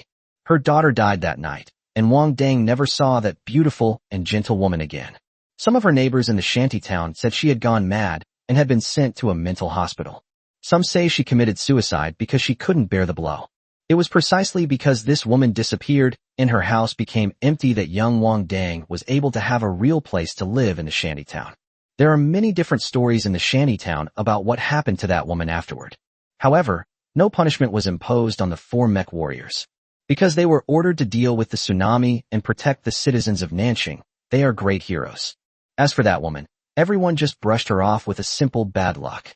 An elderly resident of the shantytown said that such things happen a lot on Earth, but Earth would not abandon a high-level mecha warrior for the sake of an ordinary person. This is the fate of ordinary people.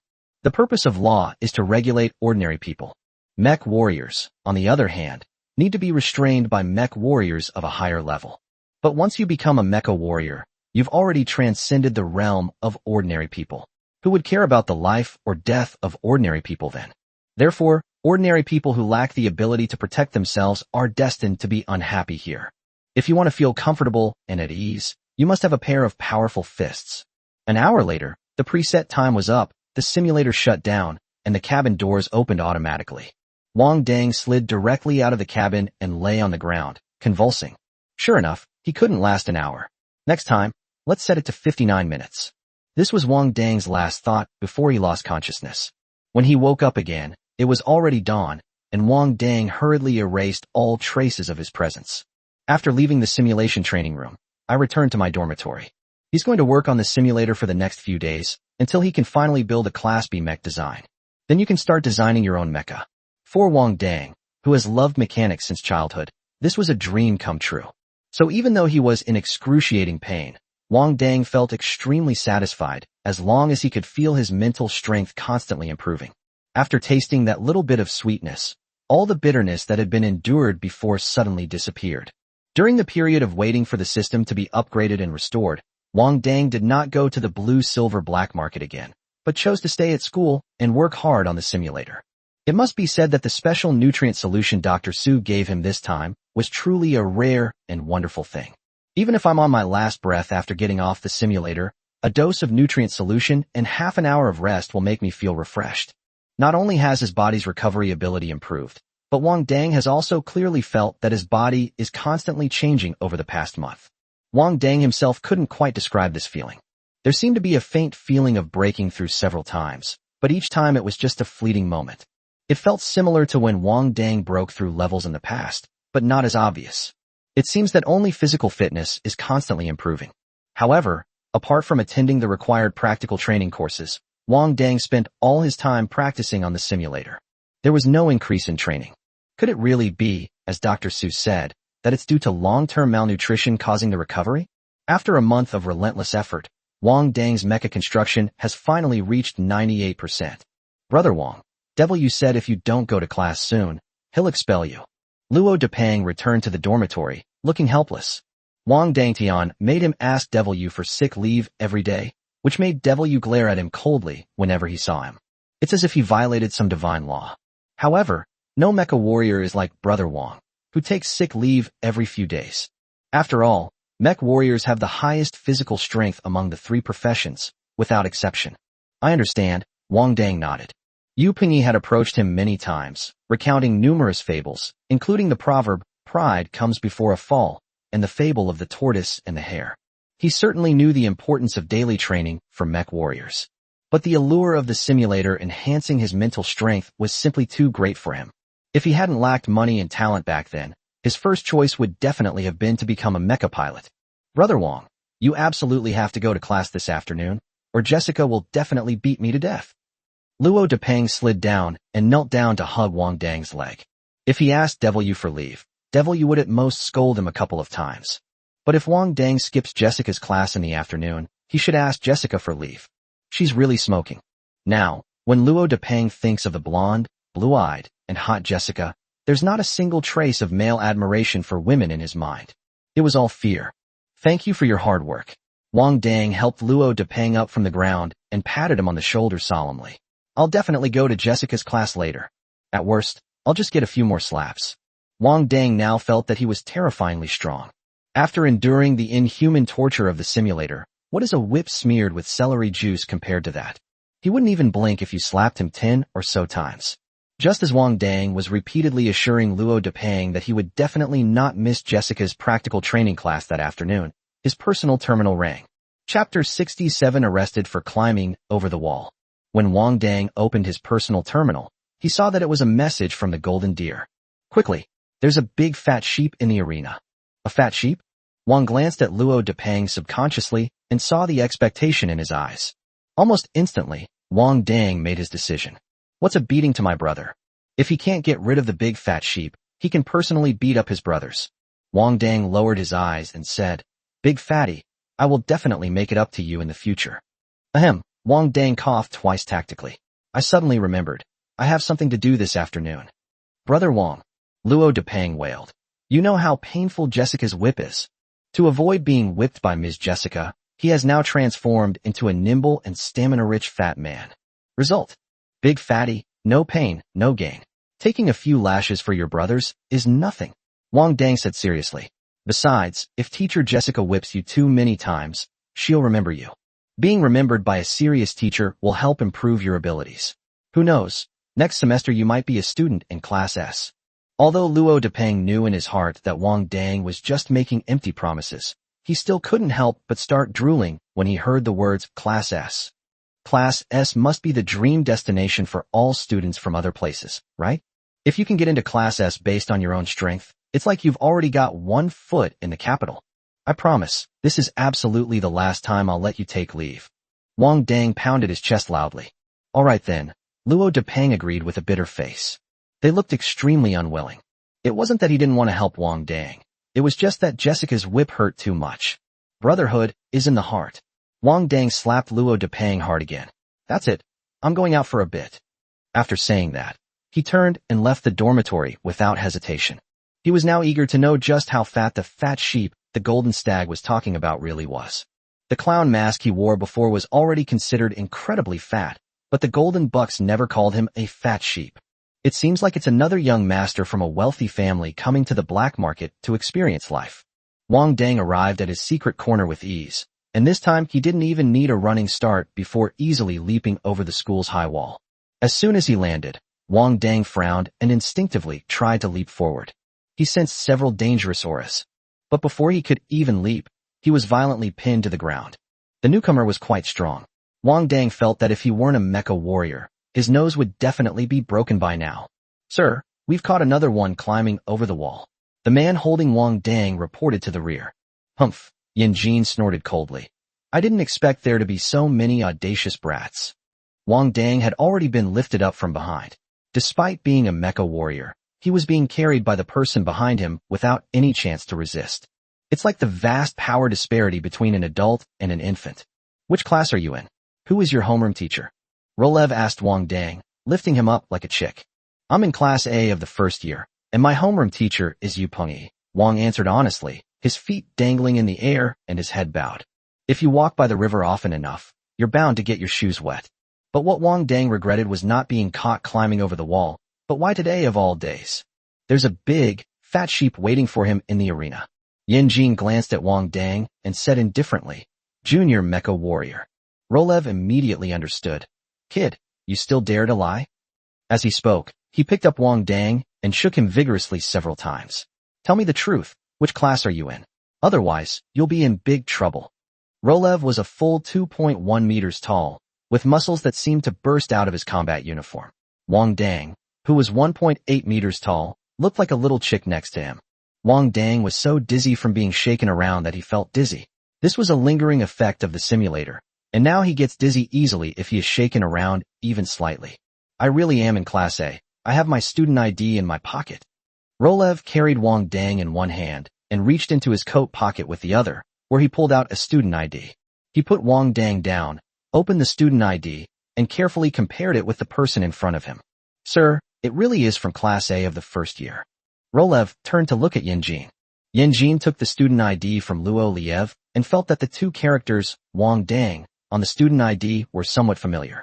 After a moment's thought, Yanjin remembered. This is the student who took on 2 opponents in the placement exam. He had seen the video from that time and was very impressed with the student. If it were him, then it would make sense. What are you planning to do by climbing over the wall? Yanjin looked Wang Dang up and down, who seemed honest and unassuming. I'm going to meet an online friend named Sweet Moon, Wang Dang said with youthful anticipation. She asked me to meet her today. Although he was caught using a VPN, the consequences will be severe.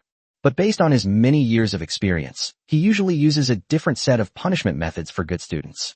Yanjin and Luo Liefu almost immediately associated it with online dating. Military academies have very strict rules, allowing students only 1 day off per month. It's not surprising that students would climb over the wall to go out and date. Take him over there, we'll deal with him later. Yanjin returned to his previous post. Rolev nodded, handed Wang Dang over to another instructor, and then continued to keep watch. Anyone who sneaks out of the school today, except for the Star Energy Masters, must be caught.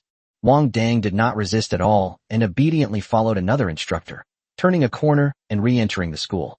The instructor took Wang Dang to an office, told him to wait patiently for the homeroom teacher to pick him up, and then left. At this point, there were already 5 or 6 military academy students in the office who had been caught climbing over the wall. Upon closer inspection, Wang Dang spotted 2 familiar faces. Junior, what a coincidence.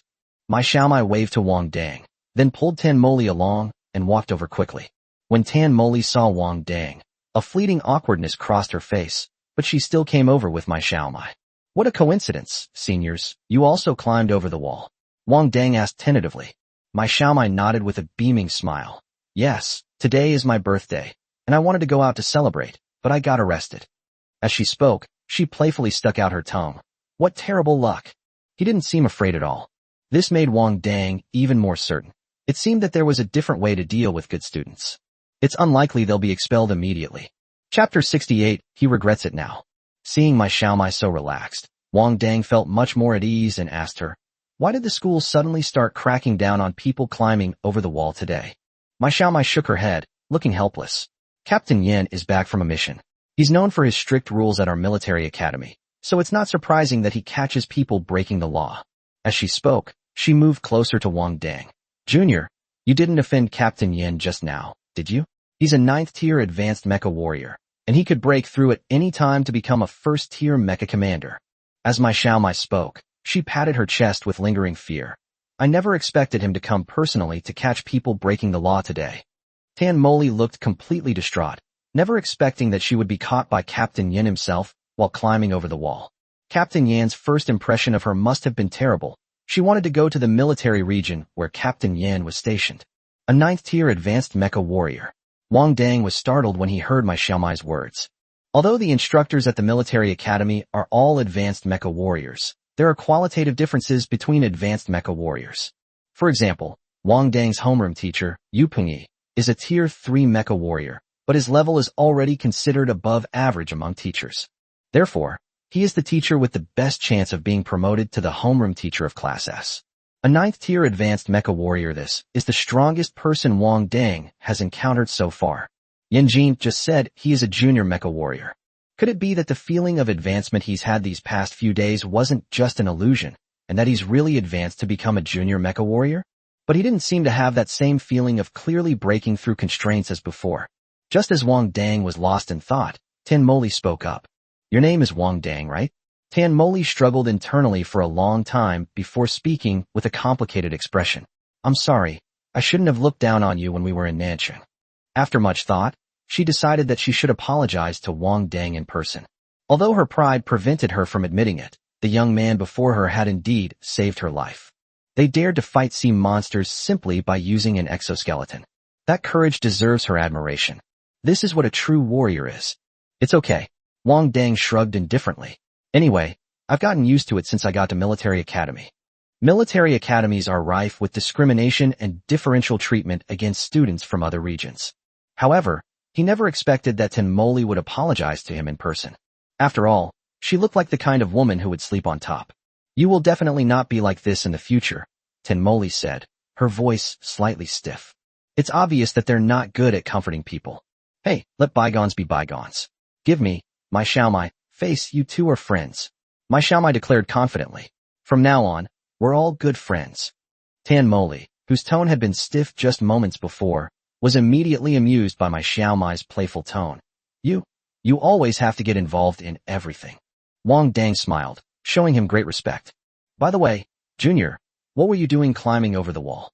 My Xiaomai tilted her head, half closing her eyes as she stared at Wang Dang with a sly look. Were you doing something bad? The world is so big, I want to go see it. Wang Dang put on a profound look.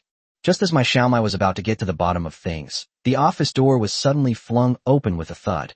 Ms. Jessica, holding a long whip, stood at the door, a cloud of dust trailing behind her, clearly having sped all the way there. Wang Dang stepped forward. Jessica shouted in a strong voice. Anyone with eyes could see from her expression that she was very angry. Of course she was angry. How dare a student skip her class repeatedly? And the reason for skipping class was to climb over the wall to leave the school. Do you really think her whip is just for show? When Yin Jin informed Yu Pingyi to come and pick up the person later, Jessica happened to come to the office to get her water cup. Upon hearing that Wang Dang, who had asked for sick leave, had been caught climbing over the wall, he immediately dropped out of class, grabbed a whip, and rushed over. Wang Dang, forcing himself to be polite, awkwardly moved step by step toward Jessica, saying, "Good afternoon, Teacher Jessica. Take off your clothes." Jessica's beautiful features were now twisted into a terrifying expression. Wang Dang was extremely familiar with these 3 words. Looks like I'm in for a beating today. Wang Dang took off his coat, stood there shirtless, looking utterly dejected. Seeing this, my Xiaomai quickly covered her eyes, then peeked through her fingers, and nudged Tenmoli next to her with her elbow. Sister Jasmine, he has abs. Asterisk smack. Asterisk. The crisp sound of the whip cracking could even be clearly heard echoing in the office. Wang Dang clenched his buttocks tightly at this moment. He took back his previous words, such as 10 lashes without blinking an eye. If there hadn't been girls around, he would have screamed out in agony. Well, today the teacher soaked the whip in celery juice all day long. Teacher Jessica said with a sneer. The reason she soaked the whip was to severely punish Wang Dang, the student who was lazy and didn't come to class. The other students in the office who had been caught climbing over the wall watched as Jessica whipped them again and again. Not understanding what was going on, I was also very scared. After they're done with him, it won't be their turn, will it? Wait, there are female students here too. So, will we be able to feast our eyes later? If that's the case, then a whip soaked in celery juice all night is just SOSO. They can handle it. Unlike others, Wang Dang had no time to indulge in fantasies. The whip marks on his back were painful, itchy, and numb. Seeing that Wang Dang was holding back his cries, Jessica simply increased the pressure on her hands. Never a student has ever dared to skip her class to climb over the wall. And that fatty Luo who helped him lie and get sick leave, he deserves a good beating when we get back. Wang Dang was whipped more than 30 times before Yu Pengyi, who arrived at the scene, rescued him from the hands of the red-eyed teacher Jessica. He could have arrived earlier, but Wang Dang was a troublemaker, and he needed to be taught a lesson. This month, he has barely been to work. Hurry up and apologize to teacher Jessica.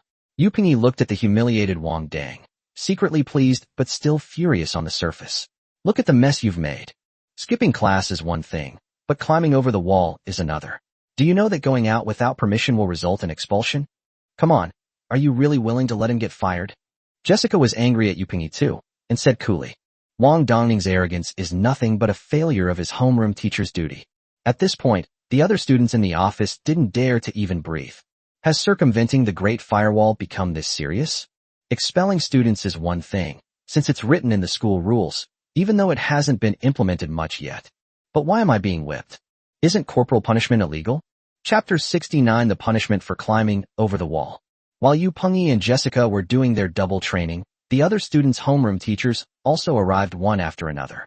Only my Xiaomai's homeroom teacher had a kind and gentle expression. The others all had the same expression as Yu Pengyi.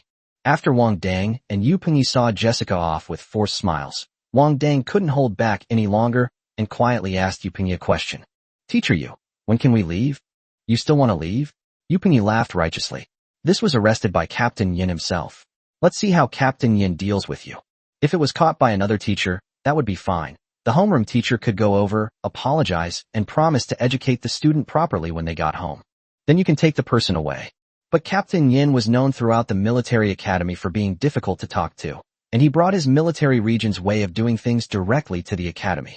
Although this is indeed a military academy, it is ultimately a transitional place. Making it as strict as a military region leaves the teachers with many unspoken difficulties. Yu Pengyi looked around the office and breathed a slight sigh of relief when he saw my Xiaomai's homeroom teacher. Fortunately, one of those arrested this time was a mecha pilot, so Captain Yin shouldn't be severely punished. A short while later, Yin Jin personally escorted the student, who looked worried and distressed, into the room. He tallied the students he had caught that day, and apart from Wang Dang and my Xiaomai, all of them were students from the S class or higher of the Mech Warriors. There are even several students in the SS class, such as Tan Moli, who is in the SS class in her second year. Not bad, quite a luxurious lineup. You have both mecha warriors and mecha pilots. Yin Jin nodded with a gratified look as he looked at everyone in the office. As soon as he said that, all the homeroom teachers present immediately became alert. Sure enough, Yin Jin's next words were, "Then you guys go and clean up the battlefield." Upon hearing Yin Jin's words, Yu Pengyi immediately became anxious. Captain Yin, it's one thing for others, but my student is from Class A. If Wang is sent to clean up the battlefield as a mecha recruit, will he be able to come back alive? Yin Jin turned and glanced at Yu Pengyi. Class A are also soldiers. Since they dared to climb over the wall, they should be prepared to accept punishment.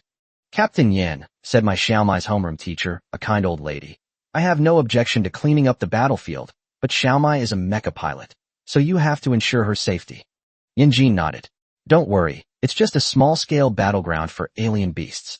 The military region has already cleared it out, and they can handle the remaining small fry. The weakest here is Wang Dang from Class A, but he's still a newly promoted junior mecha warrior. This lineup was already considered luxurious for cleaning up the battlefield, and Yin Jin wasn't worried about them getting into trouble at all. Sending them to clean up the battlefield was simply to let them witness the cruelty of war and the significance of rules. The spaceship is already outside. Proceed to the portal immediately, Yin Jin ordered sternly. His voice carried the chilling and oppressive quality of a soldier, making people afraid to resist. Yu Pengyi tried to persuade Yin Jin, but Yin Jin grabbed his shoulder and forcibly dragged him out of the office. At the same time, 5 uniformed soldiers came in from outside and led Wang and his group directly onto the spaceship. Wang Dang, remember to stick with your seniors and don't be reckless. Yu Pengyi reminded him from afar. Understood, Teacher Yu. Wang replied. He was deeply moved by Yu Pengyi's concern, because he could feel the long-lost care of an elder in Yu Pengyi. Stop being so fussy, it's just cleaning up the battlefield. Yin Jin frowned as he looked at Yu Pengyi. Young people need more experience. Is there any logic to sending mecha recruits to the battlefield? Yu Pengyi questioned, somewhat agitated. It's one thing for others, but Wang Dang is a freshman who just enrolled this year. As a teacher, what I fear most is having promising students stifled. Yin Jin frowned even more deeply. When I was a junior mecha warrior, I had already gone to the alien beast battlefield for training. This is just cleaning up the battlefield. But he's not. Yu Pengyi's excited expression suddenly froze on his face. Wait, you mean? He just broke through, so his breathing is unstable. It's normal that you can't sense it. Yin Jin patted Yu Pengyi on the shoulder. Your student has a lot of potential. Therefore, appropriate experience and refinement are necessary. Upon hearing Yin Jin's words, Yu Pengyi couldn't hide the joy on his face. He never expected that Wang Dang, who had been slacking off for a month in his eyes, had actually become a junior mecha warrior. Could it be that he's been secretly training on his own for the past month? When he comes back, I'll apply for a promotion assessment for him. Yu Pengyi was so excited that he started pacing back and forth. He had originally planned to apply for a promotion exam for Wang Dang once Wang was promoted to a junior mecha warrior. I never expected this day to come so soon. This is such a pleasant surprise. If he gets into Class S, your job of leading Class S will be secure. Maybe even if he gets into Class S, you'll still be the one leading him. Yanjin's face also showed a bit more of a smile. Then I'll take Captain Yan's good wishes. Yu Pingyi said with a triumphant expression. You know, he has been waiting for this day for a very long time. At this moment, Wang Dang, sitting on the spaceship, had not yet reacted. He didn't even manage to kill the big fat sheep in the arena. So why is he suddenly going to the battlefield? Junior, don't be nervous. It's just cleaning up the mess. It's nothing. My Xiaomai struck a domineering CEO pose and said, just hide behind your senior. Tan Moli nodded slightly. Although it's called cleaning up the battlefield, the beast battlefield is no child's play. You're still a freshman, so don't be reckless. Once we're inside, just follow behind me. She was going to protect my Xiaomai anyway, so protecting the two of them was just a side effect. Yes, the powerful beasts have been mostly eliminated, so there's no danger, my Xiaomai said confidently. Wang Dang's expression was somewhat complicated after hearing what the two of them said. He wasn't too worried about the danger posed by the alien beasts. He was more concerned about the other senior students on the spaceship. There were 10 people in total, including him, who were sent to clean up the battlefield. 8 men and 2 women. The other 7 senior students now looked at him as if they wanted to tear him apart. Wang Dang silently moved closer to my Xiaomai, getting a little closer to her. Stare at him until he dies. Senior, I'm a little scared, Wang Dang said, looking at my Xiaomai with a pitiful expression. Where did CEO Mai see this? Besides, he called her senior sister. She immediately placed her hand on Wang Dang's shoulder and declared confidently, with your senior here, I'll protect you. A grinding sound suddenly came from inside the spaceship. Anyone who didn't know better would have thought there were rats in the spaceship. Chapter 70. Using grinding instead of spending money won't work. This year's freshmen are pretty arrogant. They've already learned to climb over walls in their first year. A very upright-looking young man raised an eyebrow at Wang Dang. What bad luck. Cleaning up the battlefield is bad enough, but now we have to deal with this burden too. A red-haired youth muttered impatiently, his head slightly lowered. Alan, you don't need to worry about him. I will protect him. Tan Moli said coldly to the red-haired youth. You're just a Tier 3 beginner mecha warrior. If you really encounter danger, won't it be us seniors who have to step in? Alan was very dissatisfied with Tan Moli's statement. You should worry about yourself first, Tan Moli sneered. Even though you're a Tier 1 intermediate mech warrior, when it comes to combat experience against alien beasts, you're far inferior to me. Tan Moli's words were not untrue. In every school mission, Tan Moli was always the most enthusiastic. Even if it's only 1 level below, I'm still stronger than you, not to mention the huge gap between us. Alan said, stretching out his arms with a frivolous smile on his face. You. Tan Moli was so angry that she immediately started rolling up her sleeves. Wang Dang's face darted back and forth between Tan Moli and Alan, watching with great interest. Junior, they do this all the time, you'll get used to it, my Xiaomai whispered to Wang Dang. Anyway, they never end up fighting. You want them to fight? Wang Dang raised an eyebrow, looking at my Xiaomai with some surprise. How could he not see that my Xiaomai actually had a cunning side? My Xiaomai looked up and thought seriously for a moment. Of course, we should try to fight rather than argue. It's a good thing you're a mecha pilot, Wang Dang said earnestly. Although Tan Moli and Alan were arguing heatedly, as my Xiaomai said, there was no sign of them actually fighting. Just as the entire starship cabin was bustling with noise, like water just boiling, the cockpit door opened. If you make another sound, I'll throw you all down here. A bearded instructor roared at the crowd, his voice carrying the imposing aura of a powerful figure. The entire starship cabin fell silent instantly upon hearing that roar. Alan and Tan Moli had already returned to their seats at lightning speed and sat down obediently. It was as if they weren't the two who had just been arguing. After seeing this, Wang Dang could only say that it was indeed a mecha warrior. Its speed was truly impressive. The instructors on missions are all active-duty military personnel in the military region. They're different from the instructors in schools. They're very fierce. My Xiaomai wrinkled her nose and whispered to Wang Dangxiu. Wang Dang nodded. Those on this starship now were all troublemakers from the school. The methods used to make these troublemakers so docile must have been extremely brutal. After things calmed down, Wang Dang leaned back in his seat and closed his eyes to rest. Although he hadn't cleaned up the battlefield, there were so many senior students present, so even if the sky fell, he wouldn't need to hold it up. So I simply closed my eyes and started building the mecha design. Just as the construction reached 45%, Wang Dang suddenly smelled the aroma of meat. So, subconsciously, my nose twitched, and the fragrance became even stronger. He opened his eyes and saw that it was my Xiaomai handing him a piece of beef jerky right under his nose. Without any hesitation, Wang Dang opened his mouth and bit into the beef jerky, and a salty and fragrant aroma immediately filled his mouth. He hasn't been to the school cafeteria for a month and hasn't tasted normal food for a month. My Xiaomai was chewing on a piece of beef jerky with her mouth full, her bulging cheeks making her look like a chubby hamster. How is it? Tastes good, right? Tan Moli was also chewing. It's all right. Next time I'll ask Annie to put in more chili. After saying that, she took out a pink handkerchief from her pocket and gently wiped her mouth. There was a little white rabbit embroidered on the pink handkerchief. Wang Dang stared dumbfounded at the pink handkerchief in Tan Moli's hand. To him, it felt no less like a macho man wearing pink. Perhaps Wang Dang's gaze was too blatant.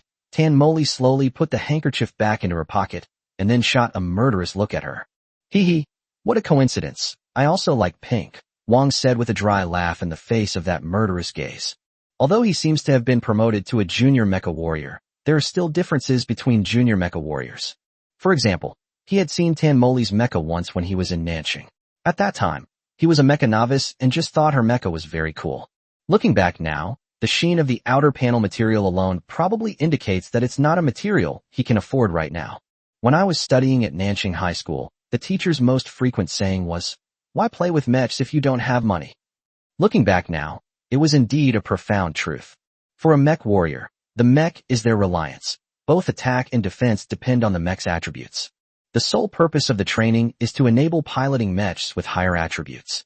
Therefore, talent and hard work do not account for a large proportion among mecha warriors. If you're willing to spend money, you can create a mech with overpowered stats in every aspect. It can easily crush not only a diligent student, but several.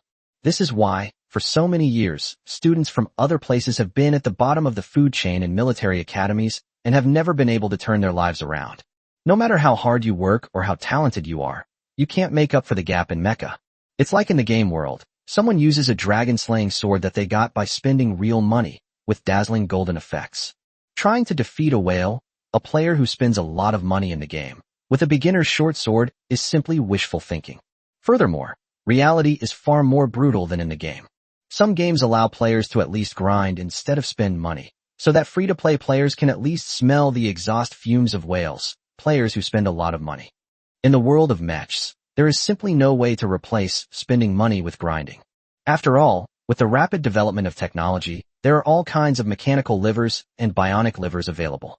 Those two livers of yours are worthless. Wang Dang turned on his personal computer and checked his balance. After deducting the living expenses for the past month, the cost of renting the training room, and the expenses for purchasing Star Energy batteries and mecha maintenance oil, he found that he currently has 6 million star coins left. A single set of tools needed to build a mech costs as much as 12 million star credits on the StarNet. He's still halfway there, and making the mecha requires a lot of expensive materials. This is infuriating. Why couldn't he have transmigrated into the body of a rich kid? Even after time traveling, I still worry about money every day. Chapter 71, Alien Beast Planet. Soon, the starship arrived at its destination. This is the dimensional rift on the eastern side of Blue Star. Due to the collision of energy in the air with the energy at the dimensional rift, many rifts leading to alien beast planets have been created. The alien beasts can enter Earth through this rift and wreak havoc, while the people of Earth can also enter through these rifts to exterminate the alien beasts and collect resources. These dimensional rifts are called portals, places where spatial teleportation can be achieved without the need for a space-type star energy master to activate them. The dimensional rift has always been under military control, and there have been no large-scale escapes of alien beasts or attacks on humans over the years. This is all thanks to the military regularly sending troops in to clear out the alien beasts, keeping their numbers within a manageable range. For portals with scarce resources, the process often involves clearing out all the alien beasts inside after all the resources have been collected, and then sending a space-type star energy master to close the portal. These portals are both a threat and a resource for Earth. Of course, it's not just Earth. Many planets within the Empire's territory have such portals. It is said that a cosmic war 1,000 years ago caused energy disorder, which created so many alien beast portals that threaten human safety. Wang and his men's mission this time was to clean up the battlefield, which meant that the military was preparing to close the portal. Before closing the portal, All the alien beasts inside must be dealt with to prevent them from causing an explosion due to star energy fluctuations when the portal is closed. Everyone, get into your mechs and join the communication channel. The bearded instructor stood at the front and shouted the order. The alien planet is not like Earth. It's dangerous everywhere. Aside from relieving yourself, you have to eat and drink in your mech, understand? Clear. With their hands behind their backs, the group adopted the bearing of military academy students and answered loudly. Alan will serve as the captain of this operation, and Luda will serve as the deputy captain. After the cleanup is completed, we will return by the same route. Luda? It seems to be that square-faced senior with a very serious appearance. If you miss even one beast, you can pack your bags and get ready to enjoy yourselves in the electric shock cell. After making the threats, the bearded instructor gave an order. Now, everyone, get in your mechs. Wong and his companions immediately summoned their respective mechs, nimbly climbed into the cabins, and lined up to enter the portal. The moment I stepped out of the portal, the communication channel went off. Wait, is that freshman from out of town? His mech looks like a modified general-purpose mech. Wow, I didn't even realize it until you pointed it out. The changes are so ugly.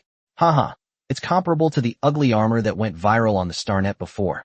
Wang Dang turned on the microphone on his communicator and said very politely, Seniors, is it possible that I'm also on this communication channel? A moment of silence followed from the communicator. Haha, Junior, when we get back, I'll modify your mecha for free, haha. My Xiaomai's breathless laughter came through the communicator. It wasn't that she didn't want to endure it, but Wang Dang's mecha was just too ugly, and she simply couldn't stand it anymore. Ahem, Alan coughed twice. This junior student, although from out of town, was also caught climbing over the wall, so he's kind of like us. He used to look down on Wang Dang, but times have changed.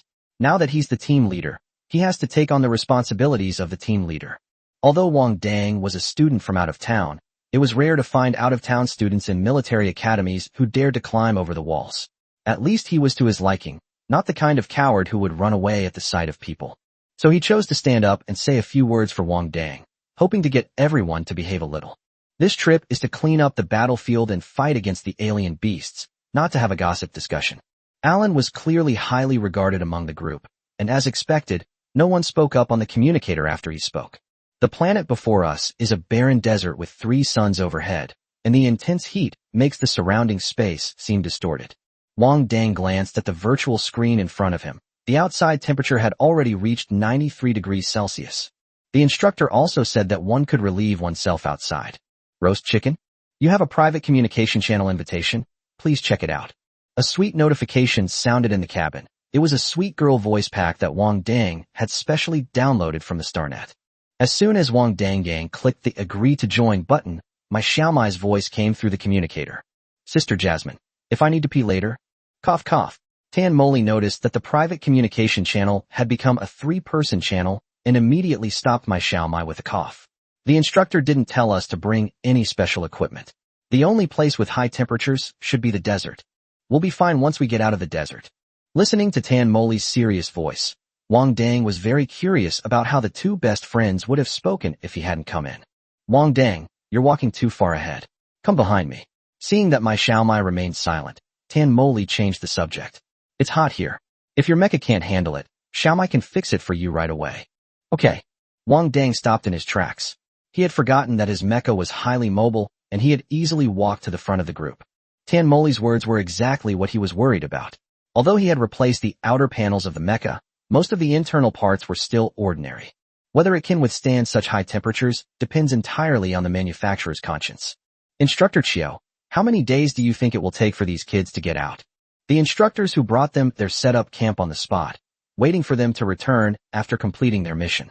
The bearded man known as Instructor Chiao curled his lip and said, with Alan and Luda, 2 intermediate-level mecha warriors, they should be able to come out in 2 or 3 days. The army has already cleared it out 3 times. There are at most a few B-level alien beasts, and the rest are just small fry. Apart from Wang Dang, all the students who violated school rules this time were local students, and there was even a mecha pilot among them. What kind of dangerous missions could they be assigned to? Just as they were chatting, the portal outside the tent suddenly started flashing wildly. Something's wrong, Instructor Chiao. A powerful stellar energy fluctuation has been detected in the portal. Upon hearing what his subordinates had said, Instructor Chiao's expression changed immediately, and he quickly opened the tent door and went out. Sure enough, the giant portal in front of them began to become transparent. Oh no, the portal is closing. Instructor Chiu shouted. Activate the stabilization device immediately. But it was too late. A flash of light appeared, and the portal closed instantly. What level was that stellar energy fluctuation just now? The messenger was now pale, a fine layer of cold sweat beading on his forehead. Level up. It's over, Instructor Chiu muttered, looking at the spot where the teleportation portal had disappeared. A-level alien beasts are not something that 2 mid-level mech warriors can handle. Chapter 72. No one is allowed to go. At this time, on the alien beast planet, Wang Dang and his group were unaware that they had fallen into a dangerous situation. Under the command of Alan and Luda, they are crossing the desert. News of the portal closing quickly reached the Blue Star Branch School, which was then holding an emergency meeting to discuss how to rescue the students trapped on the alien planet. When Yu Pengyi learned that Wang Dang and his group were trapped on the alien beast planet, he immediately felt like the sky had fallen. He had already written his application for promotion and was just waiting for Wang Dang to return so he could submit it to the school leaders. The result told him that the person might not be able to come back. According to the signal receivers previously set up by the military, this alien planet is located in the Pegasus Galaxy cluster, which is very far from Earth. Even the fastest starship would take about a week to get there. Yan Jin sat in the main seat of the conference room and began to analyze the current situation. Furthermore, there are many interstellar pirate groups active near the Pegasus Galaxy, and we may encounter obstacles along the way. But the question is, can they hold out until the rescue arrives? A homeroom teacher sitting next to Yu Pengyi's side. Judging from his expression, he must have thought that Wang and his men couldn't possibly last a week. There are Class A alien beasts, and there may be more than one. Wang and his men only had 2 intermediate-level mecha warriors on this trip, piloting A-level mechas. Everyone else was piloting a Class B mech, and there was even a freshman who had just enrolled this year and was from out of town. It's important to understand that it takes at least a mid-level mech warrior squad to be confident in annihilating a single A-level alien beast. If they're lucky and don't encounter an A-level beast head-on, then there's still hope, Yan Jin said in a very heavy tone. He was the one who sent them to clean up the battlefield, so he would bear inescapable responsibility should anything happen to them. What's more, there's also a mech pilot inside. Captain Yan, there's no time to lose. Send men out for rescue immediately. Yu Pengyi said urgently. He didn't know if Wang Dang had a chance of survival, but he knew that if the meeting here continued to drag on, there was truly no chance of survival. I have submitted the application for the rescue operation and am waiting for approval, Captain Yan sighed. Have to handle this as a special case, Captain Yan. By the time all the approvals are processed, the grass on the children's graves will probably be several meters high. It was my Xiaomai's homeroom teacher who spoke. The old lady was extremely anxious at that moment. Talent aside, my Xiaomai is her favorite student. Yan Jin listened to the old lady's words, his expression turning bitter. My position in the military region doesn't give me the authority to make exceptions. Then our school will go to rescue them ourselves. Alan's homeroom teacher slammed his fist on the table and stood up, shouting, how can we let our students die on a monster planet? What about the reputation of our Imperial Military Academy? Hearing his words, the old lady leaned back with a pale face. The principal and vice principal went to the main planet to collect resources for our school, and they won't be back for the time being. Without their approval, we cannot use the starship to leave the Milky Way. Upon hearing this, everyone present turned pale. Approved, approved, approved again. Alan's homeroom teacher was extremely agitated. What kind of Imperial Military Academy can't even rescue its own students? These are the rules set by the Empire, and we can't change them. The old lady lowered her eyes. To hell with the rules. Alan's homeroom teacher kicked over a chair. I'm going to save my student. Who's coming with me? When you get back, do whatever you want with me, but I absolutely cannot stand by and watch my student die on another planet. Teacher Yin, please calm down, another teacher gently advised. We're gathered here to discuss how to rescue the students from the alien planet. I've been sitting here listening to you all for ages, and it seems like we've run out of options. We can stall, but we can't afford to delay the children who are in danger. Yin Guochuan repeatedly pounded on the conference table, trying to make everyone understand that this was an extremely urgent matter. But without an Imperial pass, we can't even leave the Milky Way. The teacher who tried to dissuade us said bitterly. Don't we want to save our students? Just as Yin Guochuan was about to unleash a torrent of curses, Yan Jin's voice silenced the entire conference room. I'll go. Yu Pingyi looked up at Yan Jin with a shocked expression. Captain Yan? Teacher Yan is right. The children's matter cannot be delayed. Captain Yan breathed a sigh of relief, his eyes slowly hardening.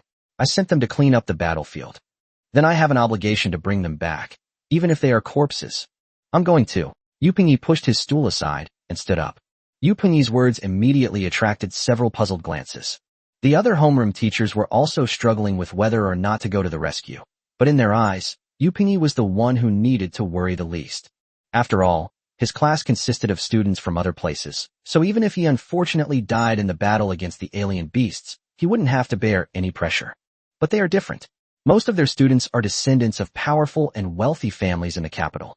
If they die on the battlefield of alien beasts, it will be very troublesome for these homeroom teachers. Moreover, there are two exceptional talents among them who will be promoted to intermediate mecha warriors in their junior year of college, and are the future pillars of Blue Star. Yan Jin didn't give everyone much time to hesitate or think. Those who want to go, meet at the school gate in 15 minutes. I'll take care of the passes. After he finished speaking, he picked up the military cap on the table, put it on, and prepared to leave. But before they could even leave the conference hall, they were stopped by a man in a black suit. No one is allowed to go. Secretary Huang? Yan Jin was taken aback when he saw the person who came. The visitor was Huang Zonghua, the principal's secretary. The principal is already aware of the matter. The empire is currently allocating resources, and if this scandal were to break out, it would severely damage the school's reputation. It could even affect resource allocation. Huang Zonghua pushed up his black-rimmed glasses. Therefore, this matter will be classified, and the information will never be made public. You mean, just let those kids die on the alien planet? Yan Jin's face darkened. Faced with an A-level alien beast, they can't possibly hold out until the rescue arrives. Huang Zonghua said calmly. This is the least impactful method for the school, and it was ordered personally by the principal. At the same time, the military region principal has also spoken to you. Just pretend this never happened. The school will not hold anyone accountable, and the school will do its best to compensate the families involved. After Huang Zonghua finished speaking, the homeroom teachers who had just stood up to go to the rescue silently sat back down in their seats. Since the principal's secretary said the school would handle the matter, there's no need to worry about pressure from the students' parents.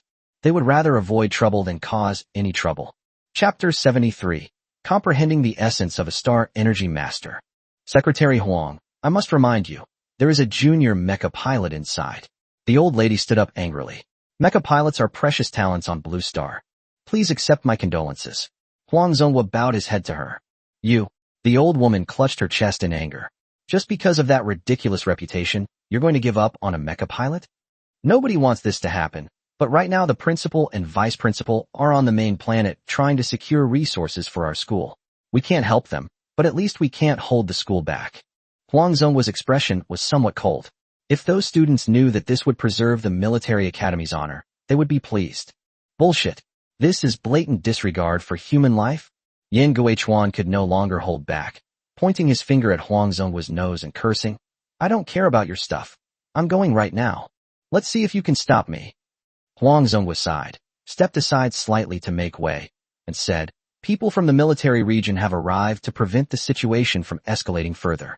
If you want to go to the electrocution cell, go ahead. REY 331 Alien Beast Planet. Wang Dang and his group were unaware that a fierce conflict had broken out in the military academy's conference hall regarding whether or not they were involved. No one realized that danger was already very close to them. Don't worry, just treat it like a picnic. How severe can the school's punishment be? That's great. No classes and I can go out and play. Please give me more of this punishment. Everyone chatted freely on the communication channel. Wang Dang piloted his mecha behind Tan Moli, followed by Mai Xiaomai piloting a blue and white mecha. Her mecha is different from the one she had in Nanjing City. It seems she has changed to a different mecha. This made Wang Dang sigh. It's good to be rich. Changing mechs is as easy as changing clothes. 3 hours had passed since Wang and his companions entered the planet, and 2 of the 3 suns overhead had disappeared. The outside temperature is gradually dropping to normal. Attention, there seems to be trouble ahead. Prepare for battle. A hoarse voice came through the communicator. It was Zhou Zhou, who was in charge of reconnaissance, piloting a light mech. Zhou Zhou, what's going on? Deng Luan asked through the communicator. It's a group of sand scorpions. Zhou Zhou piloted the white light mech back to the middle of the group. I estimate there are about 15 or 16 of them. No way. Are the military people this careless? Did they miss a group of B-level alien beasts? Alan sensed something was wrong. A group of sand scorpions were left unattended. What were the military personnel confiscating before? Could they be a group of A-level alien beasts? But the next second, Zhou answered the question in his heart. Captain, the sand scorpions have disappeared. Upon hearing his words, everyone almost instinctively looked down at the ground. Why is the sand scorpion called the sand scorpion? She's crawled out of the sand. Mai Xiaomai screamed over the communicator. Quick, protect the mech pilot. A lightsaber appeared out of thin air in the hand of the mech piloted by Alan, and directly cut a sand scorpion that was larger than a heavy mech in half. He was piloting an A-class mech, but he could easily handle the B-class sand scorpion. But the problem is, they are now facing a whole group. What's even more terrifying is that most of the team members are B-class mechs, which are completely unable to withstand the sand scorpion's attacks. More and more sand scorpions emerged from the sand and began hunting their prey. 2 mechs were even knocked away by the sand scorpions that emerged from the sand. We must protect the mech pilots. Luda emphasized over the communicator. When he saw the group of sand scorpions, he knew that a fierce battle was about to begin. Once the mech pilots are lost, any malfunction of the mechs in the harsh environment of the alien planet could cost them their lives. Looking at the enormous creature before him, with its many legs and hook-shaped tail held high, Wang Dang immediately got goosebumps. Why insects of all? Xiaomai, Wang Dang, quickly find a place to hide. This is a B-level alien beast. Tan Moli was currently locked in combat with a sand scorpion, unlike the other junior mecha warriors who were forced to hide. Although she seemed to be struggling, she was still able to launch an attack. He also reminded the two to seek refuge on a private communication channel. Wang Dang didn't mince words. His mecha had been malfunctioning repeatedly in the previous high temperatures, so he quickly took Mai Xiaomai and hid on the side where there were fewer sand scorpions. Junior, if a sand scorpion attacks you later, just hide behind me. My mech with full defense can withstand it. Mai Xiaomai's trembling voice came from the communicator. Although she is very scared now, she has not forgotten her responsibility as a senior student. Okay, Wang Dang replied, cautiously observing his surroundings. If he detects a sand scorpion trying to approach him, he will attack it with his mental power. The sand scorpion was attacked by his mental power and will be temporarily disoriented. Then it will forget its original target and start attacking other people instead. As expected, it's a strange beast, not very intelligent. Wang Dang thought to himself after realizing this. Although it's not very kind of me, I'd rather die than see my fellow Daoists die. He had been working on his mental strength for the past month, so even though he felt he had become a novice mecha warrior, but it's not certain that they can unleash the full combat potential of a novice mech warrior. Moreover, his mech couldn't even withstand high temperatures. If it were to be hooked by the sand scorpion's large hook, it would probably shatter into pieces. Sand scorpions are considered relatively weak among B-grade alien beasts, but there are just too many of them. Even Alan and Luda had to spend a lot of effort to kill one, not to mention others. Mai Xiaomai kept a close eye on Tan Moli's situation, her hands twisted into knots as she sat in the cabin. Sister Jasmine, there's one behind you, watch out. Upon hearing her reminder, Tan Moli immediately swung her hammer backward to block the sand scorpion's tail hook. Simultaneously, using the collision between the weapon in hand and the tail hook, the mech flipped 180 degrees, and the hammer in the other hand smashed directly into the head of the sand scorpion, slamming it hard into the sand. As she dealt with the sand scorpion behind her, the sand scorpion attacking her from the front suddenly lowered its raised tail briefly. It took about 7 or 8 seconds for it to stand up again, but by then Tan Moli had already dealt with the sand scorpion behind her and was now free to fight it again. After withdrawing his mental energy, Wang Dang felt that he had roughly grasped the essence of a star energy master. That means hiding in the shadows as the sixth brother. It is indeed a profession completely opposite to that of a mecha warrior. Chapter 74. A fool wouldn't take advantage of a good deal. Apart from Wang Dang's mech, everyone else's mechs could withstand the sand scorpion's attacks. However, the sheer number of sand scorpions was overwhelming. Even with Alan and Luda fighting with all their might, there were still 8 sand scorpions left on the field. Captain, my mech is about to give out, came an anxious voice from the communicator. Wang Dang scanned the area and discovered that a medium-sized purple mecha had lost half of its arm. At the exposed end of the severed arm, stellar energy was crackling and sparking with tiny lightning bolts. Heavy mechs will cover the rear. Luda, you and I will clear the way and cover everyone's retreat. Alan decisively issued the order. After killing 3 sand scorpions, he had exhausted most of his strength. Luda killed 2 sand scorpions, and Tan Moli killed 1. There are still 8 sand scorpions that haven't lost their fighting ability. If the stalemate continues, the team will definitely suffer heavy losses. Xiaomai Wangdang, keep up. Tan Moli shouted in the private channel as she used her hammer to repel the sand scorpion in front of her. Wang Dang and Mai Xiaomai quickly set off, following behind Tan Moli as they fled into the distance. After Alan led Wang and the others out of the sand scorpion's attack range, he and Luda went back to cover the retreat of the heavy mechs. Run forward, there should be a military signal station ahead. We'll meet there. While covering the heavy mechs that stayed behind to cover the retreat, Alan directed everyone to withdraw. After Alan and Luda left, Tan Moli temporarily took over the remaining staff. The light mechs took to the sky to scout the road ahead, while the medium mechs, guided by the light mechs, sped towards the military's outpost. The outside temperature had dropped to 40 degrees Celsius. Although it was still very hot for humans, it was nothing for the mech warriors who frequently used simulators. Fortunately, the temperature dropped, and 2 of the escaped mechs were severely damaged. If the temperature continues to reach 90 degrees Celsius, they will have no choice but to abandon their mechs and seek refuge in other people's mechs. Xiaomai, if you can't hold on, get in my mech. Tan Moli directed everyone forward while keeping a close eye on Mai Xiaomai's condition. Mai Xiaomai is a mecha pilot. Controlling the mecha's movements with mental power does not consume too much physical strength. But they've already walked for a long time, and now they have to run at full speed again. She's worried that Mai Xiaomai's mental strength won't be able to keep up. It's okay, Sister Jasmine. I exercise regularly, so I can keep up. Mai Xiaomai's breathing sounded a little rapid, but she wasn't at the point where she couldn't hold on. Don't push yourself if you can't hold on. You're our only mecha pilot, Tan Moli said in a deep voice.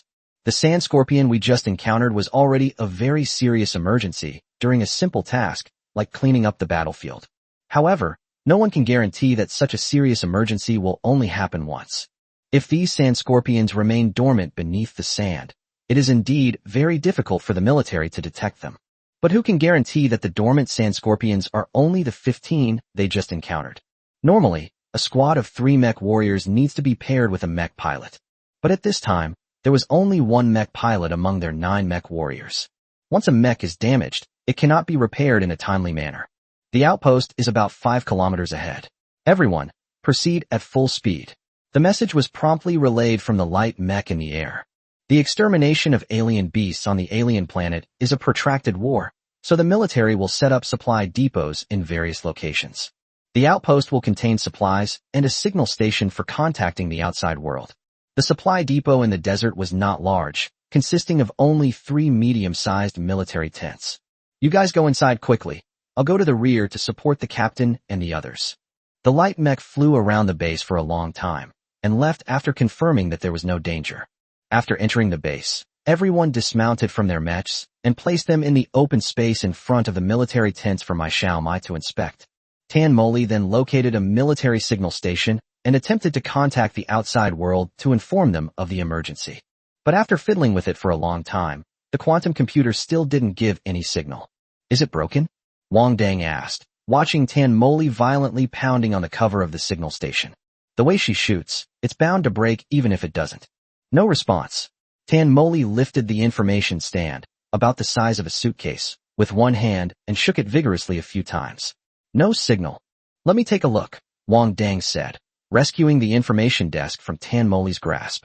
After taking it apart and inspecting it, he frowned. Everything is normal, but the signal source is still showing a red light. This shouldn't be happening. The parts inside are not damaged, and all parts are functioning normally, but they just can't provide a signal. Fine. No signal, no signal. We'll just stay here and wait for a week. Tan Moli sat down on the ground. Their mission was to clean up the battlefield, but the sand scorpions they had just encountered were clearly beyond the scope of cleaning up the battlefield. It could even be called the main battlefield. I heard Captain Allen say that the battlefield cleanup should be done by sea-level alien beasts, with B-level alien beasts only occasionally being missed. Wang Dang was also filled with questions. If the large number of sand scorpions was an accident, then surely the unusable military information station couldn't have been an accident either?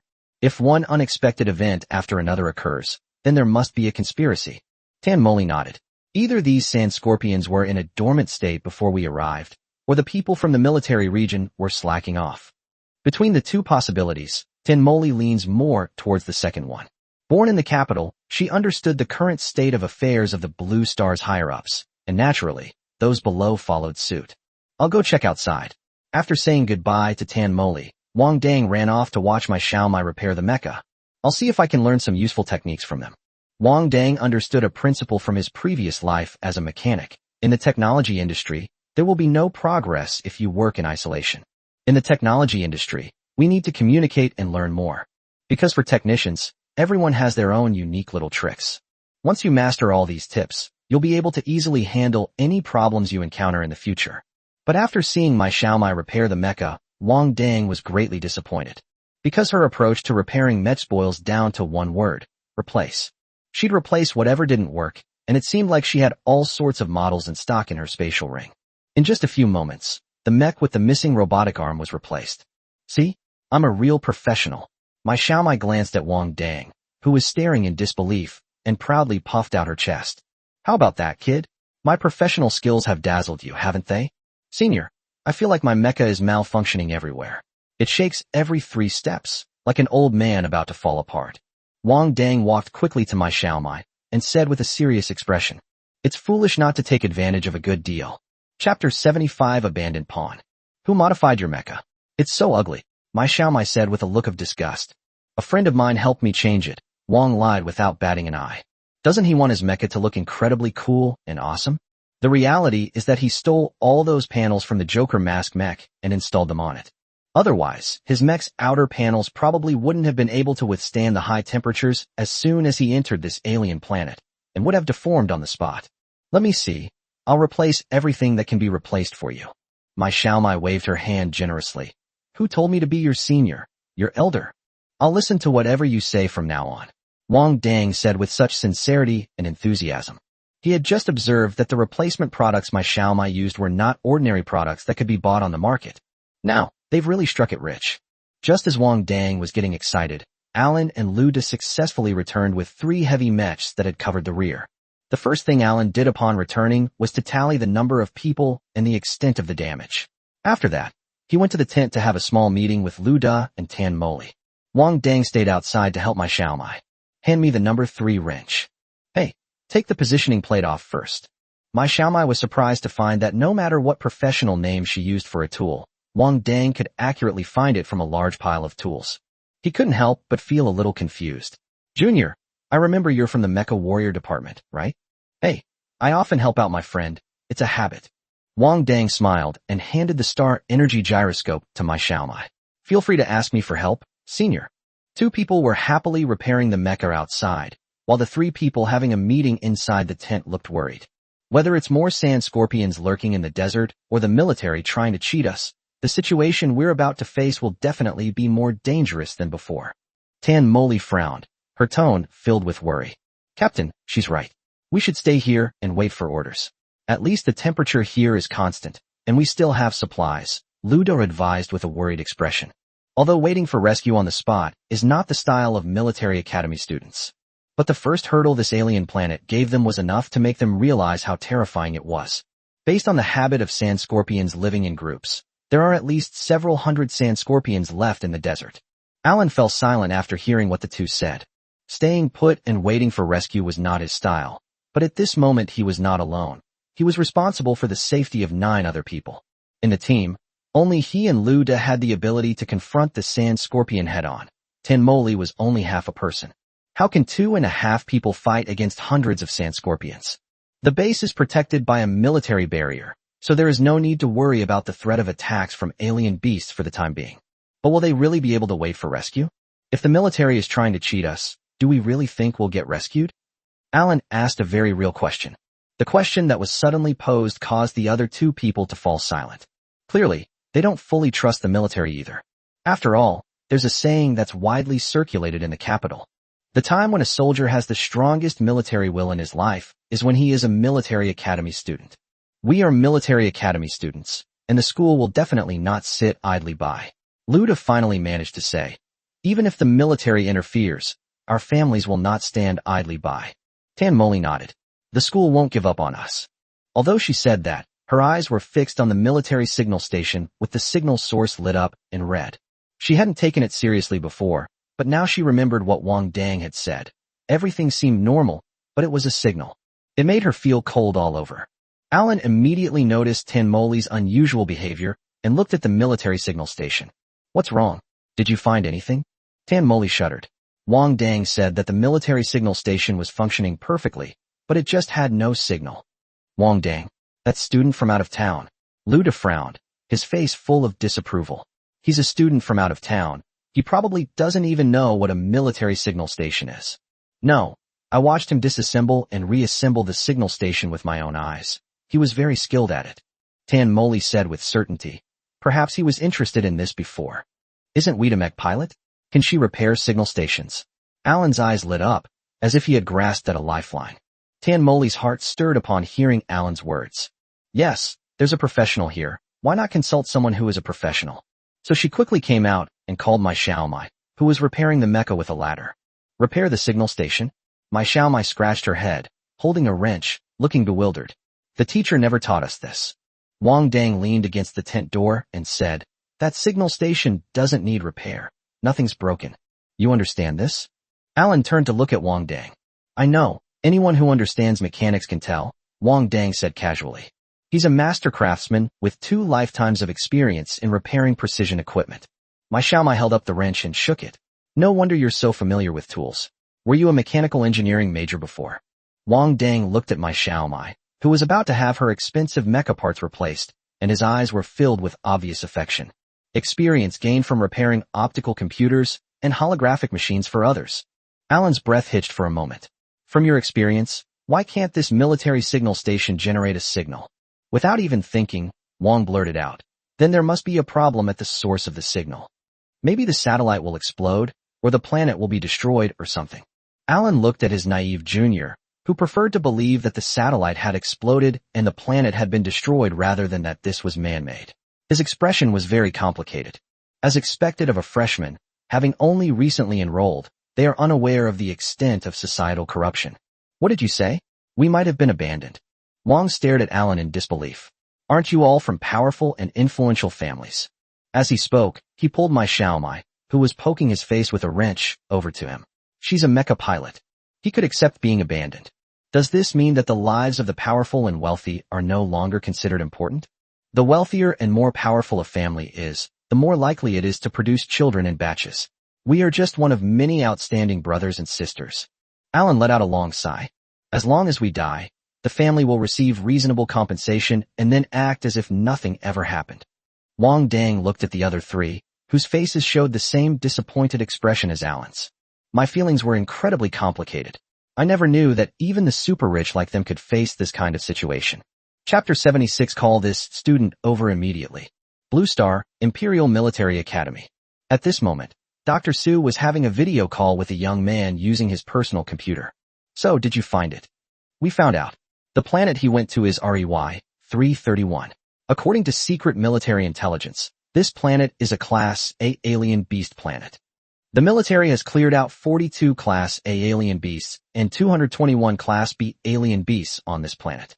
According to the supplementary data package, multiple Class A energy fluctuations were detected before the portal disappeared. The first military region, which is responsible for the cleanup, said that they are strictly following the cleanup procedures and do not rule out the possibility that some Class A alien beasts have the ability to hide or are in a dormant state before evolution. Friendly forces near the alien beast planet, after surveying the energy fluctuations, believe that there is an A-level alien beast on the planet that is about to evolve, and cannot rule out the possibility that some alien beasts are hiding to protect its evolution. After listening to his subordinate's report, Dr. Su was somewhat lost in thought. So, on that alien beast planet, there is a super A-level alien beast, or rather, it is now an S-level alien beast? Are there any mecha commanders among the friendly forces? After receiving a negative answer, Dr. Su sighed deeply. It's too far away to reach them. After shutting down the communication, he fell into deep thought.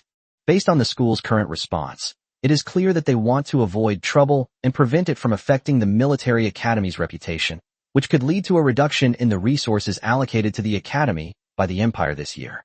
His current resources are insufficient to travel 2 million light-years to rescue Wang Dang. However, he couldn't resist the temptation Wang Dang offered him. Dr. Su sat in his office with his head down. After thinking for a while, he took out 2 documents from his drawer, changed the dates, and left his office. A day had passed since Wang and his companions entered the alien beast planet. Inside the conference hall, all the homeroom teachers involved in the incident were placed under house arrest by Secretary Huang to prevent them from taking any extreme actions. Dr. Su, what are you doing here? Secretary Huang frowned as she looked at Dr. Su, who appeared at the entrance of the conference hall. I'm here to see Teacher Yu. Dr. Su smiled and nodded at him. There's a medical examination report here about the students in his class that I need to confirm with him. Professor Yu is currently involved in a confidential matter. Please come back to confirm with him in a few days, Secretary Huang said apologetically and very politely. That's a real pity, but this matter is extremely important. Dr. Su showed no sign of leaving. His students have the talent of star energy masters. Dr. Su, a major security incident has occurred at the school. Please do not cause trouble here. Secretary Huang frowned upon hearing this. Are you kidding me? A student with the talent of a star energy master would be a martial artist in Yu Pengyi's class? Secretary Huang, I didn't cause any trouble. Dr. Su calmly handed him the 2 documents in her hand. That's right. This student has a very special constitution and has been in a state of severe malnutrition for a long time. All of the body's nutrients are used to maintain bodily functions, which affects normal development. After discovering this situation, I immediately and actively provided rehabilitation treatment for the student and drew his blood for testing. Trace amounts of stellar energy elements were extracted from his blood, but his physical condition was too poor at the time to confirm. After a month of recuperation, the latest blood test yielded highly active star energy elements, confirming that he undoubtedly possesses the talent of a star energy master. Secretary Huang was taken aback by Dr. Su's explanation, as he was not a medical professional. I've never heard of malnutrition causing the loss of one's original star power master talent. If he remembered correctly, Earth had been free of poverty for over 1,000 years, so how could there still be people who couldn't afford to eat? But seeing how certain Dr. Su was, he still opened the medical report and began to read it carefully. Are you sure this student has the talent of a star energy master? Absolutely certain. Dr. Su nodded with a smile. This concerns a star energy master. How could I joke about it? If Secretary Huang doesn't trust my expertise, he can have someone from the Star Energy Master Association come and verify whether this is a blood test report from a Star Energy Master. Secretary Huang smiled when he mentioned the Star Energy Master Association. In that case, I will inform the principal immediately. With one more Star Energy Master, the resources the Empire will allocate to us this year will definitely be much greater. Secretary Huang immediately turned on his personal terminal to contact the principal. By the way, call this student over immediately. I need to see him right now. That's why I'm looking for Teacher Yu. I can't get in touch with this student right now. Dr. Su shrugged, looking helpless. Secretary Huang immediately stepped forward and opened the door to the conference room. Teacher Yu, please come out here for a moment. After saying that, he walked to the side and excitedly reported to the principal. Yes, I've already called that student over and will take him to the Star Energy Master Association to get certified. I'll send you the certificate as soon as it's ready. The principal, beaming with joy, picked up the school's data and crossed out 24 from the number of new Star Power Masters this year, then filled in 25. It was Dr. Su who discovered it, right?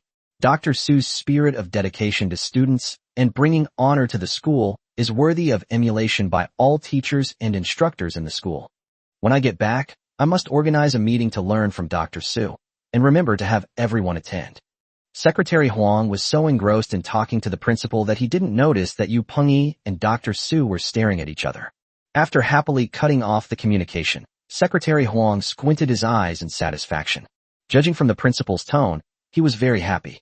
The principal was happy because he could get more resources from the Empire this time. Even if the principal got a little bit of it back, he would still enjoy the benefits. When I returned and saw Yu Pengyi and Dr. Su staring at each other, I couldn't help but feel a little angry. Teacher Yu, why aren't you going to call someone? What are you standing here for? Yu Pengyi simply shrugged and said, Secretary Huang, they've gone to the alien planet. Am I supposed to go and call them by myself? Secretary Huang's smile instantly vanished. A planet of alien beasts. You mean, someone sent a Star Energy Master to die on a planet inhabited by alien beasts? They sent rare Star Energy Masters to a planet inhabited by alien beasts? In Secretary Huang's eyes, the students who went to the alien planet were already considered dead. Now tell him that one of the dead is the school's most valuable asset? Chapter 77, I just want to recognize my godmother. This matter was clearly beyond Secretary Huang's control, so he could only grimace and dial the principal's number again. Are you fucking stupid? The principal's projection stood in the air. Quickly notify the military to send people to rescue him. Don't you have any idea how many resources a Star Energy Master can get? The important thing now is not the scandal anymore. If a Star Energy Master dies on the alien beast planet, will the Star Energy Master Association still allow Star Energy Masters to stay in our school in the future? Use your brains. Send someone over there right now. I'll notify the teachers in the Star Energy Department. Make sure that kid is brought back safe and sound. The principal is currently in a luxury hotel on the main planet, so angry that his heart, liver, spleen, lungs, and kidneys are all aching. Star Energy Masters are invaluable assets to the Empire. If the Blue Star Branch School is really in his hands, the death of a Star Energy Master would be disastrous. Then military academies will no longer be able to admit Star Power Masters. Of course, he could have chosen not to have heard of it, but that idiot Secretary Huang actually contacted him via video call using his personal terminal. Now that there's no point in considering the chances of keeping this a secret, he can only pray to the omnipotent God of star energy in the universe. I pray that the newborn Star Power Master won't die on the alien planet because he delayed the rescue for this day. While a vigorous rescue operation is underway on Earth, the 10-person team on the alien planet is currently in a very low mood. It took them a whole night to accept the fact that they had been abandoned. Compared to others, Wang Dang is currently the most optimistic. Because my Xiaomai completely modified his mecha, replacing all the cheap parts with high-end ones. Even the neural drive block has been replaced with the latest version 10080 Ti, a neural drive block that can be described as an art piece, allowing the pilot to become one with the mech and hit whatever they want. The two mechanical legs are a limited edition Shadow Blade, made of titanium alloy with a sharp design, and also have a Star Energy boost mode. Mom no longer has to worry about my legs getting sore when I run away.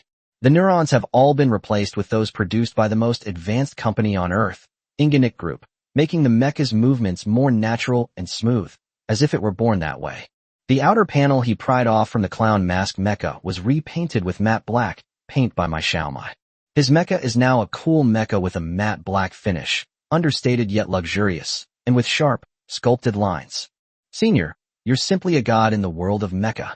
Now, Wang Dang calls my Xiaomai senior sister all the time and does so with complete willingness. If he weren't worried about my Xiaomai's timidity, he would have knelt down and recognized her as his godmother. No one has ever spent so much money on him before. Never. This feeling is like your female friend giving you a complete ROG product set for no apparent reason.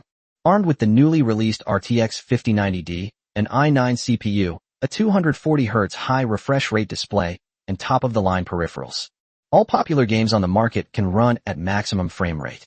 Can you really refuse to acknowledge her as your mother? Watching Wang Dang almost reverently stroke his mecha, my Xiaomai was infected by his joy.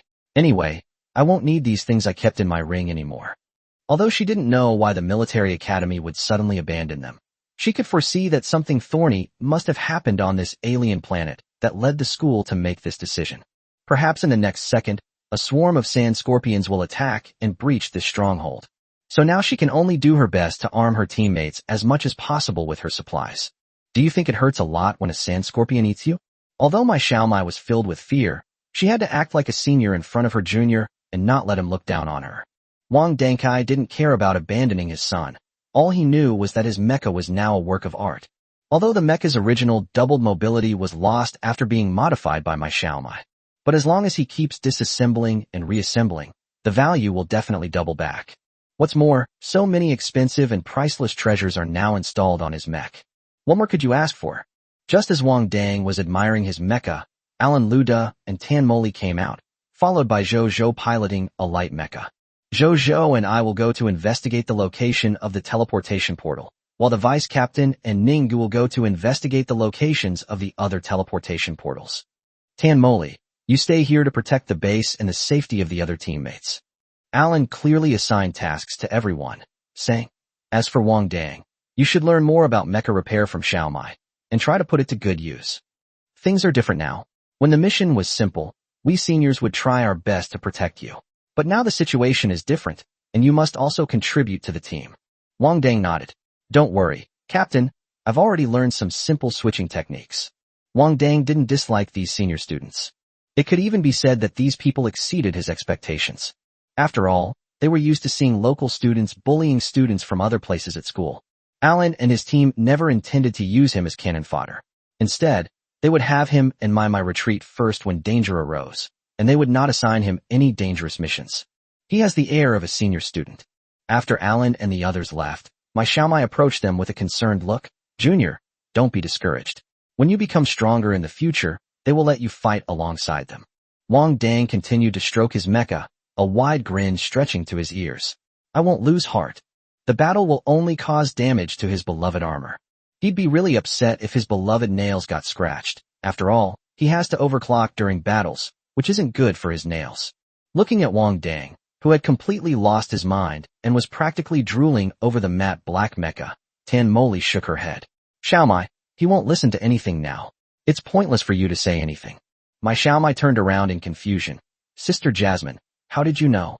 A hint of unease flashed across Tan Moli's face. She coughed twice, but didn't say anything. She simply invited my Xiaomai into the tent to rest. Because she was in the same state as Wang Dang when she obtained her first overclocked mech. Even when sleeping at night, I need to place the mecha in a place where I can see it to feel at ease. This is probably the tacit understanding between mecha warriors. Mecha pilots and star energy masters will never understand this feeling. It's like finding a comrade in arms to fight alongside. Chapter 78 Beast Attack. Alan and Luda discussed it all night and decided they couldn't just sit idly by and wait for their doom. As a mecha warrior, you must take the initiative to fight even when facing desperate situations. Since they have been abandoned, it means they will not receive any support. If you want to leave here alive, you'll have to rely on yourself. As the pride of military academies, they were used to seeing what abandoned pawns looked like. For example, students from other places who attend military academies are essentially abandoned by the academies.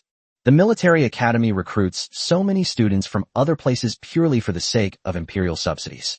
Their value lies in the fact that military academies can receive significantly more resources from the empire. However, once these students from other places enter the military academy, the academy gains access to resources, and the value of these students disappears. Therefore, from the moment they enroll, they become the school's outcasts, left to be manipulated and exploited by local students without any response from the school. Because these students from other places simply cannot win honor or more resources for the school or for Blue Star. Their only purpose in remaining at the school is to warn the school's elite students that if they have no value, they can be discarded at any time. This is why Alan and the others only needed one night to process the fact that they had become outcasts. However, there are also people who cannot accept being abandoned. For example, the 3 people piloting the heavy mechs were currently gathered in a tent discussing whether this was a Federation conspiracy. It was a scheme devised to weaken the Empire's young fighting force. Heavy mechs are not very mobile and cannot go out to carry out reconnaissance missions, so they can only stay at the base and wait. It must have been done by the federal government. How could the school give up on us so easily? That's right. Even if we don't consider the feelings of Senior Alan and Senior Luda, we still have a mecha pilot here. Yes, I heard that Tan Moli, who wields double hammers, has a father who's a high-ranking officer in the military. This is definitely a conspiracy. It's a signal from the Federation to cut us off. The Federation is truly inhuman. If we can go back, we must expose their conspiracy on the StarNet. The 3 men were filled with righteous indignation, each one raising their voice higher than the last. Just then, an alarm suddenly sounded inside the base. Powerful stellar energy fluctuations detected. All soldiers within the base are requested to evacuate immediately. Repeated, strong stellar energy fluctuations detected. All personnel at the outpost are requested to evacuate immediately. The cold, electronic sound permeated the entire outpost. Upon hearing this, my Xiaomai and Wang Dang, who were still debugging the Mechastar energy, stopped what they were doing and looked at each other. Emergency evacuation? Wang Dang frowned and looked around, but he didn't see any strange beasts. Get in the mechs quickly. Tan Moli rushed out of the tent and shouted from the open space at the tent entrance. The others also rushed out of the tent, 2 of them without even wearing shoes. The loudspeakers inside the base were still playing. Tan Moli was the first to board the mecha. Now that there are no light mechas to lead the way, everyone follow me. Wang Dang also boarded the mecha at this time. After being modified by my Xiaomai, his mecha speed had decreased significantly. Fortunately, the Shadow Blade has both a boost and a jetpack. Using both should not reduce its escape speed. Keep a close eye on it. Any beast that can trigger a warning from a military outpost must be at least a rank A. Tan Moli used a communicator to give everyone a heads up. Without a light mech clearing the way, she didn't know where to escape to. But all she knew was that even with Alan and Luda present, there was no chance of victory against an A-level alien beast. So now we can only choose any direction to escape. Stay close. Tan Moli's voice trembled slightly. If anyone falls behind, no one should look back. Wang Dang followed closely behind my Xiaomai, and his heart skipped a beat when he heard the words coming from the communicator. Although he knew that this alien beast planet might be more dangerous than he thought, he never expected that there would be A-level alien beasts. A-level alien beasts are species that require a team of advanced mech warriors to fight. Is Captain Yin a mental patient? Sending these students who haven't even graduated yet to deal with A-level alien beasts? Damn it, this world is a complete shoddy operation. The group fled forward at full speed, while behind them, a giant sand scorpion had already trampled down their previous hideout. Behind that enormous sand scorpion were countless B-grade sand scorpions. As Wang Dang ran, he felt an immense pressure, and the hairs on his body immediately stood on end. At the same time, the mech controlled by my Xiaomai in front of them suddenly stopped. Wang slammed on the brakes and stopped behind my Xiaomai. Senior, run. But my Xiaomai seemed to ignore Wang Dang's call and remained motionless. Seeing the three heavy mechs behind them overtaking them one by one, Wang Dang grew increasingly anxious. Hurry! The sand scorpion is catching up. Xiaomai, what's wrong? Tan Moli stopped and asked anxiously. But Mai still hasn't responded. Wang Dang felt the oppressive force already reaching the back of his head, so he immediately activated the glass cannon, grabbed my Xiaomai's mecha, and ran forward. After using the glass cannon skill, not only will your attack power be increased, but your speed will also be doubled. It can be said that all defensive capabilities were sacrificed in exchange for higher attack power and mobility. Wang Dang piloted the mecha, carrying my Xiaomai's mecha. With the dual attribute boosts from the glass cannon and the mecha's overclocking, he barely managed to keep up with the team's pace. The oppressive aura released by high-level mental beasts has a drastic effect on mech pilots with high mental strength. On the contrary, it has no effect whatsoever on mech warriors who have no mental energy at all. Wang Dang's mental strength had already broken through to level B last night, and he was shaken to his core under the pressure of the level A sand scorpion. This was thanks to his strong physique and recovery ability, which prevented him from completely losing his mobility. My Xiaomai also possessed B-level mental strength, but her body wasn't as robust as the mecha warriors. She was directly knocked unconscious by the pressure released by the A-level mental beast. In the face of mental power, as long as one level is higher, it is absolute crushing and control. Wang Dang, I'm behind you. If you can't hold on, give me the wheat anytime. Tan Moli went directly behind Wang Dang and took the initiative to cover the rear. At this moment, two medium-sized mechs were leading the way, followed closely by three heavy mechs, then Wang Dang, carrying my Xiaomai, and Tan Moli bringing up the rear. Tan Moli put away her sledgehammer, took out 2-star energy submachine guns, and fired at the sand scorpions chasing behind her from time to time. This was to stop the sand scorpions from pursuing them. Both of her star energy machine guns are loaded with level 3 star energy bullets, each costing around 2,000 star coins. Combined with the submachine gun's rate of fire, it's practically a star coin launcher. This is one of the ways wealthy people protect themselves. Chapter 79. As a soldier, bringing my comrades home is my responsibility. After speeding through the desert, the group somehow ended up in a rocky area instead of the desert. Once the sand scorpions saw them enter the rocky area, they stopped their pursuit and turned away. I have a feeling, Wang Dang gasped for breath, that they want to drive us away? Although these sand scorpions lose some of their fighting power and speed after leaving the desert. However, there is an A-level mental type alien beast among them, which could easily kill them. It is illogical that they would stop pursuing them once they were driven out of the desert. It felt like they were deliberately trying to get rid of them. However, only Super A-class monsters develop intelligence when they are about to evolve into S-class monsters. Let's check on the wheat first. Wang Dang, do you know how to get the wheat out of the mech? Tan Moli was also panting, but at this moment, all she could think about was my Xiaomai's safety. Wang Dang dismounted from the mecha, took out tools from his spatial ring, lifted the back panel of my Xiaomai's mecha, then disassembled the star energy battery compartment and took out the star energy battery inside. When the mech loses power, it will automatically unlock. This design is intended to enable the timely transfer of wounded soldiers from the mechs on the battlefield for treatment. Tan Moli carried my Xiaomai out of the mech cabin and carefully checked her over before finally letting out a sigh of relief. He's passed out. I guess that A-level alien beast was a mental type. Everyone breathed a sigh of relief after hearing Tan Moli's words. Everyone understands the dire situation they will face if they lose their only mech pilot under such circumstances. Sister Jasmine, what should we do now? Yes, the captain and his team are still scouting in the desert. They won't. With both Alan and Luda absent, Tan Moli, being the strongest among them, naturally became the backbone of the group. Tan Moli pondered for a moment. We can't stay here. The A-level alien beasts are very likely to attack again. We must move forward and get away from the danger zone. After saying that, she put away her own mecha, picked up my Xiaomai, and entered my Xiaomai's mecha. Let's move forward. We must find the next stronghold quickly. Although they replaced the star energy batteries in their mechs with new ones before fleeing, they didn't have time to take all the star energy batteries out of the base. If a star energy battery is folded and placed inside a spatial ring, it is impossible to store two at the same time. Otherwise, in a space with unstable energy, the two-star energy batteries will explode. Therefore, each person's spatial ring only contains one star energy battery. After their recent overclocking escape, the mech's energy is now mostly depleted. If they don't find another base to resupply before their spare batteries run out, they're all doomed. After a quick tidying up, the group continued their journey, searching for the military's outpost along the rocky terrain. Without light mechs to scout ahead, the entire team faced extreme difficulty in moving forward. They feared encountering another large horde of strange beasts. If they were to meet head-on, they probably wouldn't have time to escape. I'll lead the way. Wang Dang communicated with everyone via communicator. Tan Moli is currently piloting my Xiaomai's mecha, which cannot be retrieved, so she cannot clear a path.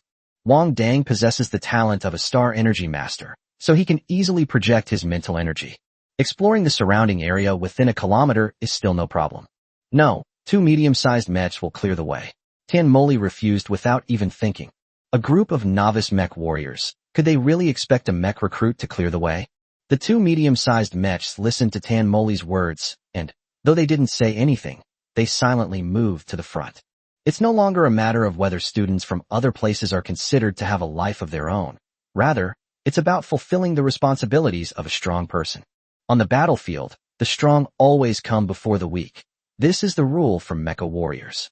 Wang Dang felt anxious when he saw that no one was taking his words seriously. If their group were to encounter the strange beast head-on, they would surely die. He had just gotten into the cool mech and didn't want to die so soon. So, in order to get everyone to listen to him, he started playing the emotional card. Listen to me, Senior Jasmine. I'm just a new mecha pilot. I'll only drag the team down. I can stay within the communicator's signal range. If there is any danger ahead, I will tell you through the communicator immediately. It doesn't matter if I die. Preserving the team's strength is the top priority. Don't you all want to go back to Earth, back to school? After hearing Wang Dang's words, everyone fell into deep thought. Admittedly, this goes against the principles of mech warriors. However, it is indeed possible to use Wang Dang's life to give everyone a chance to make a mistake. It would be a lie to say I wasn't tempted. Seeing that no one was speaking, Wang Dang said to himself, I am already very grateful that none of the senior students assigned me any dangerous tasks along the way. But I am also a mecha warrior. Please allow me to carry out my mission as a mecha warrior. After saying that, Wang piloted his mech and, without looking back, overtook the two mech warriors and went to the front. After Wang Dang had walked a distance away, Tan Moli's hoarse voice came through the communicator. Wang Dang, you are a true mecha warrior. Wang Dang smiled but didn't say anything. He wasn't that great. His life motto was, better to die for your fellow Taoists than for yourselves. But right now, if all my fellow Taoists die, I alone will not be able to survive. What's more, there's weed in it. The woman who was willing to spend money on him. Wang Dang released his mental energy and controlled it to scan the surrounding area. Once he detected any abnormal fluctuations, he resolutely led everyone to change direction. Ever since his mecha was heavily modified by my Xiaomai, his will to survive has been maximized. Once it's safe to go, I'll disassemble and reassemble the mech 100 times. Even if it kills me, I'll still try to get a triple reward. Damn it, the portal is closed. Zhou piloted his light mech back to Alan's side. Although he had prepared himself mentally, Alan still couldn't help but swear when he heard the news. Let's go back first and see if Luda has made any progress. The two immediately headed towards the stronghold. When they rushed back to their base, the two were stunned to find that the base had been leveled and all the tents were buried in the sand. Just as Alan was about to check if there were any survivors, a sea buckthorn turtle suddenly emerged from the sand. Jojo! Alan's pupils contracted, and he immediately roared. Jojo did not disappoint Alan's expectations. The white light mecha flew behind Alan, and the two mechanical arms firmly locked under Alan's armpits, directly lifting Alan into the sky. Losing its target, the sea buckthorn turtle immediately flew into a rage, unleashing a sandstorm that swept towards Jojo in the air. Captain, recall the mech. Jojo shouted. Alan closed his eyes, resigned to his fate, and instantly retracted his mech in midair. Jojo plummeted down and caught Alan, and the two mechanical arms carried Alan as they flew away into the distance. Chapter 80. Trapped in a dire situation. At this moment, Alan, who was in the air, felt his whole body burning with pain from the scorching heat. If it weren't for the physical strength of an intermediate-level mecha warrior, he would probably be cooked by now. Alan, the A-level sea buckthorn beast, completely lost focus. He originally thought that even without rescue, they would have a chance to leave this alien planet. But to everyone's surprise, there were actually A-level alien beasts on this planet. Tan Moli and everyone should already know. Thinking of this, Alan suddenly closed his eyes. After Jojo flew Alan away from the sea buckthorn turtle's attack range, he found a slightly safer place and let Alan enter his mech. The outside temperature is 97 degrees Celsius. Even a mid-level mech warrior would get burned if exposed to this environment for a long time. At this moment, Jojo was also filled with despair. They simply have no chance of defeating an A-level alien beast. Moreover, now that they have lost the mech pilot, there is no hope of survival. If the mechs malfunction, they will be roasted alive by the scorching heat. We need to figure out how to get out of the desert now. Alan shared the same thought as Jojo. Without mech pilots, they cannot survive for long in such a harsh environment. What's that? Alan saw broken pieces of the mech on the sand in the distance on the full-screen display inside the mech's cockpit. It looks like the vice captain's mecha. Jojo recognized Luda's mecha, and her eyes welled up with tears. Now he realized that he had never truly accepted the fact that he had been abandoned. He only realized this after seeing the wreckage of his comrade's mech. This pushed him to the brink of emotional collapse, causing the mecha to sway violently in midair. Hold on. Alan put his hand on Jojo's shoulder. Patrol 3 times in the air.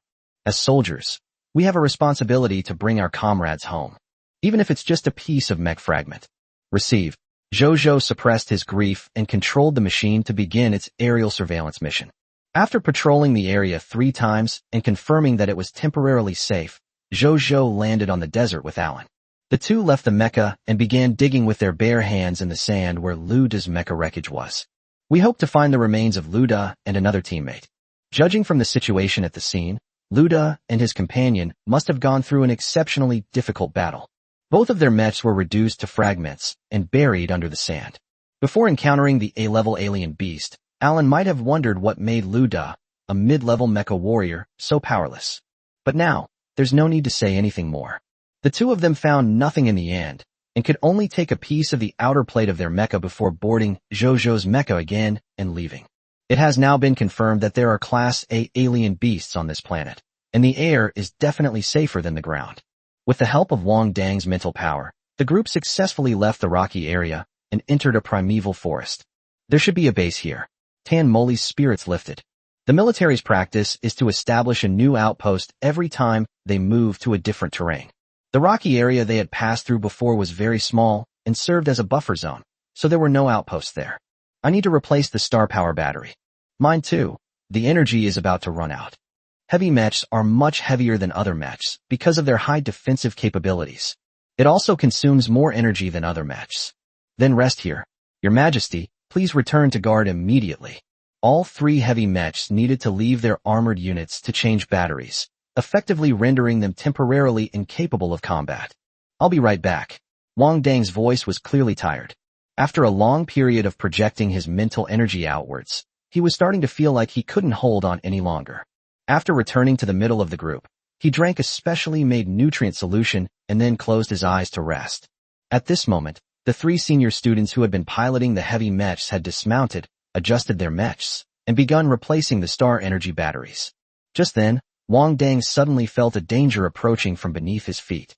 Hide! Wang Dang shouted, and simultaneously steered the mecha backward. As he retreated, a purple vine suddenly sprouted from the ground beneath his feet. The vine seemed to have eyes, and continued to lash out towards Wang Dang. Grade B purple cloud vine. Not only Wang Dang's side, but everyone's feet suddenly sprouted purple vines. Instantly, the three heavy mech warriors who were changing batteries outside were tightly entangled by the vines of the purple cloud vine. With each painful scream, the three were instantly torn apart by the purple cloud vine, their flesh and blood splattering everywhere. Blood splattered on the purple vines, adding a touch of eeriness out of nowhere. If you look closely at the vines, you'll find that they seem to have many tiny mouths, greedily sucking blood. As it absorbed more blood, its aura began to surge rapidly. Help me quickly! Tan Moli's voice came through the communicator. When Wang Dang snapped out of his daze at the scene of blood and gore, he found that my Xiaomai's mecha was now tightly entangled by vines. Since she was piloting my Xiaomai's mecha pilots' mechas are more focused on defense. Moreover, Tan Moli was not familiar with operating this mecha, so she was unable to dodge the purple cloud vine's attack in time. Just as Wang Dang was about to go and help, 3 more vines sprouted from the ground and attacked him, forcing him to instinctively dodge. Although his mecha had been modified, he couldn't think of any powerful weapon he had that could break through the defenses of a Class B alien beast. The glass cannon skill can only be used once a day, and it was already used to save my Xiaomai. Moreover, there is more than one purple cloud vine in front of us. The other 2 medium-sized mechs wanted to come and help, but they had even more purple cloud vine on their side, making it impossible for them to get close to Tan Moli. Fortunately, my Xiaomai's mech had high defensive capabilities. Even though the purple cloud vine had tried its best to strangle it, the blue and white mech only developed some cracks on its surface. Trapped inside the mecha, Tan Moli watched her companions outside being forced into retreat by the purple cloud vine, and she was extremely anxious. Even now, entangled in the vines, she cannot leave my Xiaomai's mecha. Once they leave, they will suffer the same fate as their 3 teammates, becoming nourishment for the purple cloud vine. Tan Moli glanced at my Xiaomai, who was still fast asleep. Are they going to perish on this alien planet today? Chapter 81 Unforgivable, absolutely unforgivable. Wang Dang used all his strength to dodge the attacks of the purple cloud vine. If his newly acquired mecha gets damaged by these purple cloud vines, Wang Dang didn't even dare to think about it anymore. Just having this thought makes my blood and chi surge. However, after his mech was modified, before he even had a chance to improve its stats, its mobility was greatly reduced, and Wang Dang himself found it difficult to adapt. Soon, the purple cloud vine lashed out and struck the mecha, leaving a long, narrow dent. Wang Dang was also shaken by the solid impact, and had to retreat several steps. He stared in shock at the dent in the left chest of the mech. That one move cost him at least 100,000 star coins. Unforgivable. Absolutely unforgivable. When Wang Dang raised his head again, his eyes were bloodshot.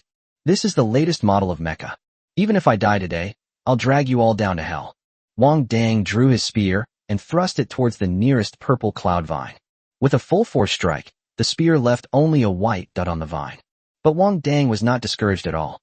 Instead, as if venting his anger, he stabbed the vines in front of him repeatedly. Countless white dots were left on the vines. I'll scrape you to death with guasha. Wang Dang's relentless, all-out effort inspired the 2 medium-sized mech warriors struggling on the other side. They also changed their tactics and began to launch a frontal attack. Even when facing a purple cloud vine that is so much stronger than him, a mecha recruit can still relentlessly keep poking at it. As novice mech warriors, what reason do they have not to fight? Although Wang Dang is already a junior mecha warrior, his weapons haven't been upgraded. The spear was the weapon he was prepared when he was a mecha recruit. It could poke white spots on the purple cloud vine, mostly thanks to his strength. Wang Dang thrust his spear so fiercely that it left afterimages. After thrusting more than a dozen times, the spear in his hand had been subjected to so many high-intensity collisions. As expected, it shattered into pieces. It seemed to be mocking Wang Dang's overestimation of his abilities. Do people without ability deserve to protect their own property? After the spear shattered, Wang Dang pulled out a light blade and continued hacking away recklessly. After the light blade breaks, replace it with the turbine blade on the mech arm. But to everyone's surprise, the turbine blade was blasted away by the purple cloud vine. I refuse to believe it. Wang Dang dodged the purple cloud vine's lash and pounced over to engage in close combat with it. He punched the purple cloud vine, which was thicker than a tree trunk, again and again, creating dents. At the same time, the purple cloud vine seized the opportunity and used its branches to tightly wrap around Wang Dang's mecha. Their team has now lost Tan Moli, their strongest fighter. Before long, the purple cloud vine will break through the mech's defenses and kill my Xiaomai and Tan Moli. If he didn't want to die here, he had no choice but to fight back. Ignoring the entanglement of the purple cloud vine, Wang Dang continued to punch the main body of the vine again and again. I don't believe you're that tough. Wang Dang slammed his fist heavily onto the main body of the vine, and he could clearly feel the shock coming from the mecha arm inside the mecha cockpit. The purple cloud vine seemed to be enraged by Wang Dang's reckless fighting style, tightening its grip on Wang Dang's mecha even more, with its branches wrapping around the mecha's two arms. Before long, the vines completely enveloped Wang Dang's mecha. Sitting inside the mecha cockpit, Wang Dang could clearly feel the oppressive feeling coming from outside. His hands and feet felt as heavy as lead, making it impossible for him to even lift his hand. At the same time, the mecha made a creaking sound as it was squeezed by the vines. It looked as if it might be overwhelmed at any moment and crushed by the vines. Hearing the strange noises from the mecha, Wang Dang suddenly felt as if he had never left the scorching desert. You can mess with him, but don't touch his mech. Wang Dang gritted his teeth, mustered all his strength, and struggled violently, breaking all the vines binding him. We're not done yet. Wang Dang now only had the purple cloud vine that had destroyed his mecha in his eyes, and all his attacks were directed at it. Tan Moli, who was tightly bound by the purple cloud vine, breathed a sigh of relief when she saw Wang Dang break free of the vine's branches. It seems this junior has been hiding his true strength all along. After all, it's impossible for a mecha novice to escape. However, while Wang Dang's strength was underestimated, the weapons he used were by no means underestimated. Otherwise, Wang Dang wouldn't have had such a difficult time dealing with the purple cloud vine. This was precisely why Wang Dang was furious. Clearly, the speed and power of the purple cloud vine were not at all invincible in his eyes. But unfortunately, he was completely powerless against it. It's so hard, it's really too hard. However, even the hardest tortoise shell has its limits. I'm just living a miserable life, so I'll keep going. Every extra day I live is a bonus. Wang Dang raised his fist again and started a new round of hand-to-hand combat with Ziyuntong. Tan Moli was infected by the ruthless aura emanating from Wang Dang. She closed her eyes briefly. Her teammates were fighting desperately. What right does she have to sit idly by and wait for her fate? Tan Moli opened her eyes again, and her eyes were filled with fighting spirit. Mech warriors would rather die in battle than sit idly by and wait to be killed. Tan Moli helped my Xiaomai fasten her seatbelt and placed her hand on the mecha cabin. 3, 2, 1. She directly opened the door to the mecha cabin. The vines outside seemed to sense the presence of a human, and like octopus tentacles, they frantically pushed their way into the mecha cabin. Tan Moli shielded my Xiaomai with her body and used a submachine gun to shoot down all the vines that had reached in. Thin vine branches scratched across her cheeks and neck, leaving wounds. But she didn't even blink, and continued firing with unwavering resolve. After clearing a path with her submachine gun, Tan Moli closed the mech's cockpit behind her back, stepped on the waving vines, and leaped into the air. The vines behind her seized the opportunity and pierced her back fiercely. Tan Moli snorted coldly, endured the blow, turned around, and knocked away the vines that were piercing her body, instantly summoning her mecha to block the next attack from the vines. She endured the pain and entered the mecha, immediately summoning her twin hammers and wielding them to shatter the vines that were binding my Mai. Wang Dang, I'm here to help you. After rescuing my Xiaomai, Tan Moli immediately picked up her double hammers and came over to help Wang Dang, who was being attacked from both sides, to relieve the pressure. Wang Dang was being attacked by 3 purple cloud vines at this moment. The outer panels of the mecha were already shattered on the ground, and even the right hand of the mecha had been torn off by the purple cloud vines. But the more he does this, the more insane his playing style becomes. He simply took 2 hits head-on, and then retaliated once. Chapter 82 Between Life and Death. After Tan Moli joined the battle, Wang Dang's situation became much easier. Now he can finally stop hiding and focus on taking down his mortal enemy. However, the situation on the other side is not optimistic. The 2 intermediate mech warriors are now suffering similar losses to Wang Dang. They've already fallen into a state of being crippled and exhausted, like a spent force. Soon, one of the mechs, having lost its left leg, could no longer maintain its balance and collapsed to the ground. His companions didn't even have time to react before he was devoured by the purple cloud vine. Ah! The painful screams startled Wang Dang and Tan Moli. They've lost another teammate. At the same time, the purple cloud vine from the opposite battlefield also gathered, seemingly wanting to devour the side with stronger combat power first. Wang Dang, who had just had his pressure relieved by Tan Moli, was instantly surrounded by 3 purple cloud vine again. No matter how many of you come, I'm going to kill this bastard today. Wang Dang's heart was more determined than ever before. This is what the shantytown taught him. When you're being ganged up on, just focus on one person and bite them. Even if you are ultimately defeated, you must still take a bite out of your opponent. If the purple cloud vine had any intelligence, it would have already shown its weakness. It was clearly just a strange beast, and it didn't have shoes to wear. But Wang Dang now looks more like he's barefoot than he used to be. Unfortunately, it hadn't developed intelligence, but even so, after Wang Dang's fierce beating, its speed and strength were now much slower than before. Wang Dang also noticed this, and a hint of excitement immediately filled his eyes. He said, "Nothing in this world is hard. It's just a matter of having the will." At that moment, he felt that his whole body was full of inexhaustible strength. Even with only one arm, he could still swing his fist with tremendous force. Boom! Bang! Wang Dang seemed to be on steroids. Every punch he threw produced a dull thud. Die! Wang Dang's eyes widened, his veins bulged, and he slammed his fist hard into the cracked purple cloud vine. The purple cloud vine had taken countless punches from Wang Dang, but under his final, all-out attack, it cracked open and collapsed limply to the ground. But Wang Dang still didn't let it go. He stepped onto the purple cloud vine, grabbed the thinner vine at the top with his intact mecha arm, and with all his might, tore it apart. Having successfully avenged himself, Wang Dang hadn't even had a chance to rest before he was entangled by 2 more purple cloud vines. 2 thick vines tightly wrapped around Wang Dang's 2 legs and began to curl in 2 different directions.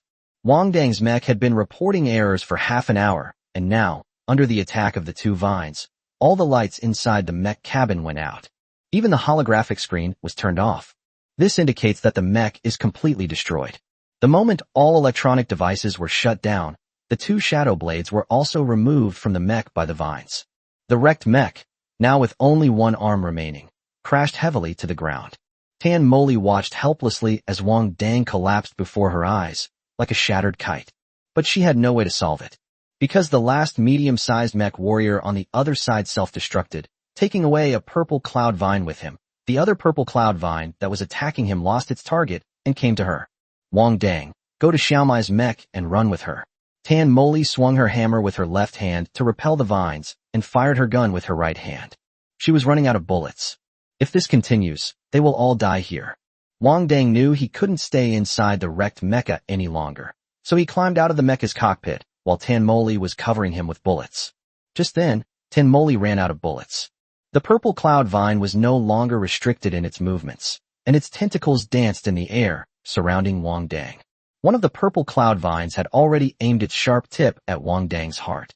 Dodge! Tan Moli's eyes reddened as she roared. The mecha was immediately overturned to the ground by the purple cloud vines behind it, and she could only watch helplessly as the sharp tentacles hurtled toward Wang Dang. Wang Dang naturally saw the blow that was about to pierce his heart.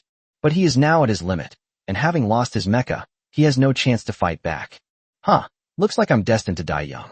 But it doesn't matter anymore. At least he had his glory days in this life. But he was so unwilling. He has never built a mecha by hand. The sharp tentacles had already reached Wang Dang's back, only centimeters away from his heart. I'm not reconciled. Wang Dang's heart was filled with a strong sense of resentment. Tan Moli collapsed to the ground, closing her eyes in despair. She could no longer bear the grief of seeing her comrades die one after another before her eyes. However, at that moment, an inexplicable force suddenly emanated from Wang Dang's heart and spread throughout his body with each heartbeat. Clang! A metallic clanging sound rang out from behind Wang Dang. Upon hearing the strange noise, Tan Moli opened her eyes with a whoosh. A golden metal plate suddenly appeared on Wang Dang's back, near his heart, firmly blocking the tendrils of the vines. Meanwhile, a layer of liquid metal had quietly crept onto Wang Dang's hands, reflecting the sunlight. Wang Dang used his fist, which was coated with molten metal, to slam directly into the main body of the purple cloud vine. With just one punch, a crack appeared in the main body of the purple cloud vine. This is... Tan Moli stared at Wang Dang without blinking. This is a metal-type star energy master? But star power masters are all ranged fighters. Tan Moli was filled with doubts, but she knew now was not the time to dwell on them. Wang Dang has narrowly escaped death. She must rise again and fight on. Is this his power? Wang Dang stared blankly at the liquid metal rolling on his fist, then looked at the purple cloud vine that had been knocked back by a punch. The next second, he had a sudden inspiration, and the liquid metal immediately enveloped his entire body, forming a liquid metal armor. Wang Dang, who was wrapped up, could not feel any weight from the liquid metal layer on his skin. On the contrary, he felt that wherever the liquid metal flowed, it was filled with power. System, is that you? Wang asked in his mind. There was no response. It seems the system hasn't returned yet. So what is this force? But now they are in the middle of a battle, and there is not much time for him to dwell on it. After losing contact with the system, Wang Dang flashed to the metal vine and slapped it directly onto the main body of the vine. The moment his hand touched the vine, Wang Dang closed his eyes. The next second, when he opened his eyes, the liquid metal rapidly spread from his hands to the vines. In just 3 seconds, the 2-meter-tall purple cloud vine was enveloped by Wang Dang's liquid metal and instantly lost its life. Chapter 83 Metal Type, Star Energy Master. When Tan Moli saw Wang Dang turn the purple cloud vine into metal, her eyes immediately blazed with intense vitality. The sorrow in my heart was gradually replaced by the will to survive. Wang Dang, I'll cover for you. You focus on metallizing them. After saying that, Tan Moli leaped in front of Wang Dang and swung her hammer to block the attack of 3 purple cloud vine for him. Wang Dang's spirits lifted, and based on his earlier feeling, he used his mental power to guide the inexplicable power within his body to the purple cloud vine. After killing the 3 purple cloud vine in the same way, Wang Dang started to bleed from his nose, and he felt that his energy was running low. Their mental strength had become extremely depleted. But at this point, only 2 purple cloud vine plants remained. Wang Dang forced himself to muster his remaining strength, but as soon as he focused his mind, he spat out a mouthful of blood. At the same time, blood started seeping from his ears and eyes. Taking advantage of the moment when Wang Dang was vomiting blood, the remaining 2 purple cloud vines surrounded the 2 of them from the front and the back. At this point, Tan Moli was also very weak, and even lifting the double hammers was extremely difficult. If anyone were present, they would have been able to tell that one of them was about to explode and die, while the other was at his last gasp. Just when neither of them had any strength left to resist, a white mech descended from the sky and landed steadily beside them. The white mech's wings then spun rapidly, sending countless crystals hurtling towards the 2 purple vines, temporarily easing their attack. At that moment, Alan piloted his mech and raced towards the 2 of them. Back off, Alan roared. Tan Moli immediately dragged the limp Wang Dang back, and Alan and Zhou took their places, fighting the remaining 2 purple cloud vine again. Wang Dang leaned against Tan Moli's red mecha, coughing up blood continuously. He felt that his current state was even worse than the last time he had overexerted his mental energy.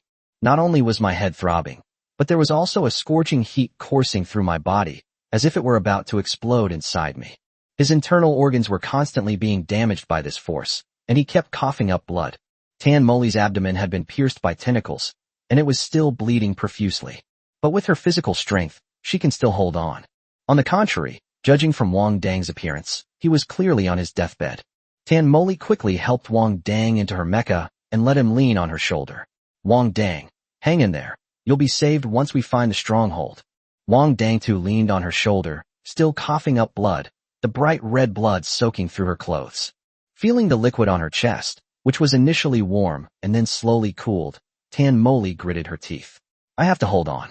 Didn't you really like the mecha that Wheat modified for you? When we get back, I'll give you an even better one. Wang Dang's consciousness was already blurred at this point.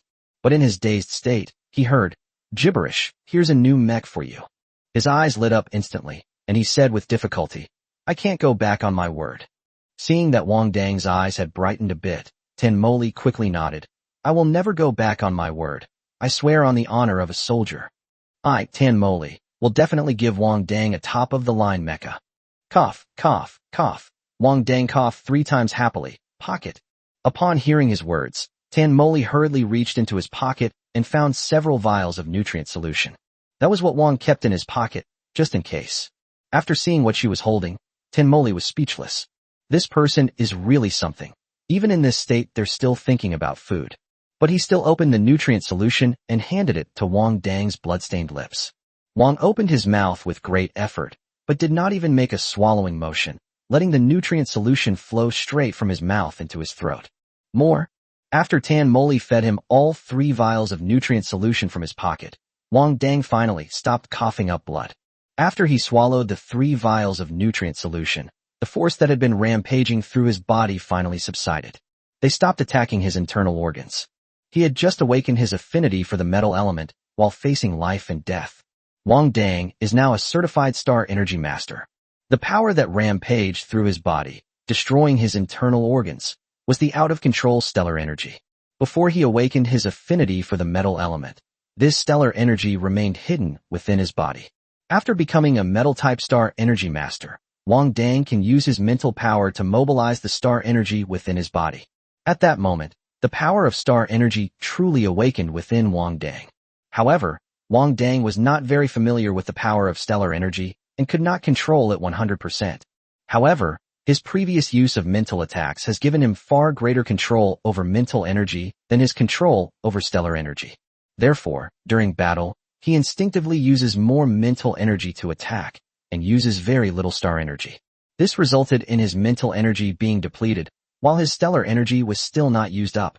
After losing his mental strength, the power of the stars became completely out of control and began to attack Wang Dang's body recklessly. If it were any other star energy master, they would have already succumbed to the attack of star energy and exploded to death. But Wang Dang is now a junior mecha warrior, and his physical strength is much higher than that of a star energy master. In addition, his physique was different from everyone else's. Therefore, he did not die from his body exploding. Instead, he survived after being given nutrient solution. His mental strength recovered somewhat, which calmed down the raging star energy within him. After he stopped coughing up blood, Wang Dang rolled his eyes and, exhausted, fell into a deep sleep. When he woke up again, he was already lying in the medical pod at the outpost. When Wang Dang opened his eyes and looked up from the hatch of the medical pod, he immediately saw Mai Xiaomai's chin. In a daze, it seemed as if he had returned to the time in Nanxing City, when he was seriously injured by a stone kicked by Lu Neng. At that time, Mai Xiaomai was also sitting next to the medical pod waiting for him to wake up. This happened just over 2 months ago. But for Wang Dang, it felt like 2 years had passed. "Junior, you're awake," Mai Xiaomai exclaimed in surprise when she saw Wang Dang open his eyes. "Sister Jasmine, the junior is awake." Alan, Tanmoli, and Zhou came running when they heard the noise. Of the original team of 10, only a few survived. "You're a star energy master?" Alan approached, his tone sounding somewhat excited. "Besides us, does anyone else know you're a star energy master?" If Wang Dang is a star energy master, then their bargaining power will increase significantly. Whether it's the school or the planet Earth, they would rather give up 100 mecha pilots than a single star energy pilot. Chapter 84 is practically a genetic mutation. "I don't know," Wang Dang said with great difficulty, his mind in a complete mess. "Captain, our junior almost died. Let him rest for a while," Mai Xiaomai said with lingering fear. When she woke up, Alan and Zhou had already dealt with the remaining purple cloud vine. Then, Zhou used the flight advantage of the light mech to help them successfully find a stronghold. After the unconscious Wang Dang was placed in the base's medical pod, the pod showed that all of his vital signs were very weak. "I feel like he's about to pass away at any moment." Alan realized he had been too hasty and smiled apologetically at Wang Dang. "You should rest first." Tanmoli's waist was wrapped in gauze, but blood was still seeping out. Wang Dang's situation was clearly much worse than hers. So she didn't go into the medical ward for treatment, but just got a quick bandage. Of course, even if Wang Dang's injury was less severe than hers, without a doubt, he would also have priority access to the medical pod. On the battlefield, mech warriors must unconditionally protect the Star Energy Masters. Everything is for the sake of the Star Energy Master's life. Because only Star Energy Masters can determine the outcome of a war. Wang Dang still felt extremely powerless and exhausted, and he didn't want to explain anything further. He simply closed his eyes again and began to carefully sense the stellar energy within his body. He was now certain that he had fully become a Star Power Master. Moreover, he is a Metal-type Star Energy Master, one of the 5 ancient main systems. Can Shouldn't the affinity for the metal element be something that can only be obtained by exchanging your remaining lifespan with the system? Why did he obtain it when the system did not return? Could it be that the system has been deceiving him all along?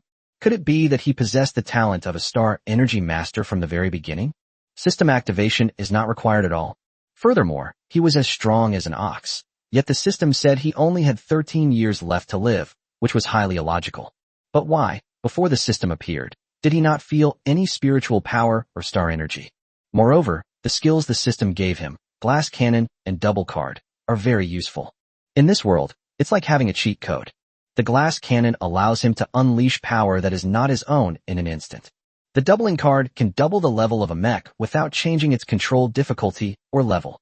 In other words, a B-class mech with all its stats originally at 50 was doubled to 100 by a doubling card. This mech will not become an A-class mech. It will remain a B-class mech that mech recruits and junior mech warriors can pilot. However, its attributes are comparable to those of an A-class mecha, and even stronger than those of a typical A-class mecha. The extra 50 points are equivalent to overclocking. Even more outrageous is that the mech can be overclocked to a value of 100, and can also gain the stat boosts that come from overclocking. In Wang Dang's view, these two skills were simply godlike. Would a system with such capabilities deceive him? Or is the ability he is now a backup plan left by the system in case it gets shut down when it upgrades? Wang Dang had a bellyful of questions, all of which could only be answered after the system upgrade was completed and he returned. For some reason, he was more inclined to believe that being a star energy master was originally his own ability. Just as Dr. Su said, this was his original ability. However, due to long-term malnutrition, these abilities have not been activated. Dr. Su is also a mystery. Only Dr. Su knew that he possessed the talent of a star energy master. But will he try to save himself? Especially when I haven't shown him any value. Wang Dang dared not gamble. He didn't know how to explain it to Alan and the others. Blue Star.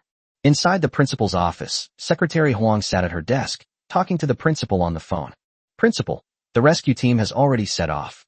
The Star Energy Department sent 3 advanced Star Energy Masters. The Mech Warrior Department sent 20 advanced Mech Warriors, and the Mech Pilot Department sent 8 advanced Mech Pilots. We will definitely be able to bring Wang Dang back safely. After listening to Secretary Huang's report, the principal narrowed his eyes. If this rescue fails, Dr. Su cannot be kept. The other teachers who knew about this were all longtime members of the Blue Star Branch School and had deep-rooted interests with it. The possibility of betraying the school is not high.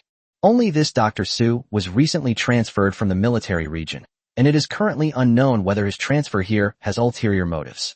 If it is confirmed that Wang Dang died on the alien beast planet, then eliminating him is the safest course of action. Understood, Principal. Secretary Huang's glasses gleamed. I will be informed as soon as the rescue team confirms their arrival on the alien planet. By the way, has the communication with the alien beast planet been unlocked yet? The principal asked in a low voice. I have contacted the military region and they have started the unlocking process. At the same time, the data needs to be destroyed. It should be restored around tomorrow. I hope he lives. The principal sighed softly. Although he is just a student with the talent of a Star Energy Master, he cannot be called a Star Energy Master yet. However, if the Star Energy Master Association finds out, they will be in endless trouble. Secretary Huang watched as the principal on the other end of the line hung up, and then let out a cold laugh. Sure enough, everything changes once you're associated with a Star Energy Master. If there are no Star Energy Masters inside, it would be difficult to arrange a rescue team to go to the rescue. Even though the school's procedures are handled on a case-by-case basis, the procedures at Blue Star's higher-ups take half a month. Even if it's a gift, it would probably take about a week to 10 days to get all the paperwork done. But once you get involved with a Star Energy Master, all the paperwork is delivered directly to the rescue team within a day. We can set off the next day without worrying about the Empire's speed limits. We can push the starship to its maximum speed, and other starships on the route will have to slow down and give way. It can be said that being a Star Energy Master is a privilege of this world. It's a pity he wasn't destined for that. He could only fawn over his superiors and watch their every whim. That kid, I heard he's a student from out of town. He's got such good luck. Secretary Huang looked on with a sigh. In an era where all superior genes are monopolized by the upper class, it is astonishing that a Star Energy Master could emerge from among the common people. Moreover, they are an extremely impoverished group who cannot get enough to eat. It's practically like a genetic mutation. Chapter 85 Lu Nong, Sent to the north suburbs concentration camp. Wang Dang lay in the medical pod for a few hours before getting up. The medical bay can heal physical injuries, but it cannot help a star power master restore their mental and star power. So lying down again would just mean sitting there in a daze. Due to the severe depletion of his mental energy, Wang Dang began to enter a state of mental confusion again. Although independent thinking is slower, it's still not a problem. However, its reaction to external stimuli is several beats slower. Seeing his state, Alan, though anxious, didn't have the heart to immediately begin questioning him. I plan to wait until Wang Dang is feeling better tomorrow before considering my next steps. But plans can't keep up with changes. When everyone woke up the next day, they were excited to find that their personal computers had a signal. Zhou immediately scrambled to the room where the military signal station was stored and found that the signal source section of the military signal station was lit up with a green light. Great, Captain. We're saved. Zhou excitedly rushed forward and gave Alan a bear hug. After suffering the devastating loss of his teammates, he suddenly saw a glimmer of hope for survival. How could he not be excited? Just as Alan was about to contact the school, his personal terminal beeped. He quickly turned on his personal terminal. Captain Yin, Sergeant. At this moment, Yin Jin was sitting in the cabin of the starship, with Alan's homeroom teacher sitting next to him. Before Yin Jin could even speak, Alan's homeroom teacher, Yin Guichuan, bombarded him with a barrage of questions. Where's that freshman? Why isn't he answering his phone? Are you alright? What's the situation? We'll be there in 5.5 days. Stay at the base and don't wander off. Yin Jin moved the personal terminal further away and manually muted Yin Guichuan's voice. Alan, is Wang Dang still alive? This is a problem that the entire rescue team urgently needs to figure out. Of course, this doesn't mean they will stop the rescue operation just because Wang Dang is dead. Rather, the significance of this rescue operation lies in whether Wang Dang lives or dies. He's still alive. Alan nodded, suppressing his emotions. However, he's exhausted his mental energy and isn't in good condition right now. Alan's words brought a sigh of relief to everyone on the starship, especially Yu Pengyi, who was struggling to get through to Wang Dang's personal terminal with his computer. What about the others? Yin Jin continued to ask. Upon hearing this question, Alan couldn't hold back his emotions, and his nose began to sting. Only I, Zhou, light mech, Tan Moli, medium mech, my Xiaomai, mech pilot, and Wang Dang, star energy master, survived. All the other teammates died in battle. I understand the situation. Please wait patiently for rescue. Yin Jin's voice was tinged with heaviness. It really is an A-level beast. Otherwise, a team with 2 intermediate-level mech warriors could not have suffered such heavy casualties. I'll send you a map of military outposts. If anything goes wrong, move to the next outpost immediately. Yes, Captain Yin, Alan replied in a deep voice. At this moment, everyone except Wang Dang was answering phone calls via their personal computers. Meanwhile, by the time Wang Dang realized that his personal terminal had been ringing continuously, Yu Pengyi had already hung up. He turned on his personal computer and saw that, in addition to Yu Pengyi's missed calls, there were also many unread messages. Luo Depeng Monkey and He Ji were very worried about Wang Dang's sudden disappearance. I sent him countless messages, asking if the matter in Jiaozuo had been exposed. Next came Dr. Su's information. The alien planet may contain S-class alien beasts. The matter of the Star Energy Master has been reported to the school, and we are awaiting rescue. An S-class alien beast. Wang Dang was startled when he saw the message. He originally thought that he was already unlucky enough to be attacked by A-level alien beasts and have B-level alien beasts roaming around while carrying out a mission to clear the battlefield. Unexpectedly, they were all chosen ones. It turns out there was an S-level big shot they hadn't met yet. But since there's a rescue team, they should be able to defeat that S-class monster, right? But that was no longer something he could care about. A B-level alien beast had almost taken his life.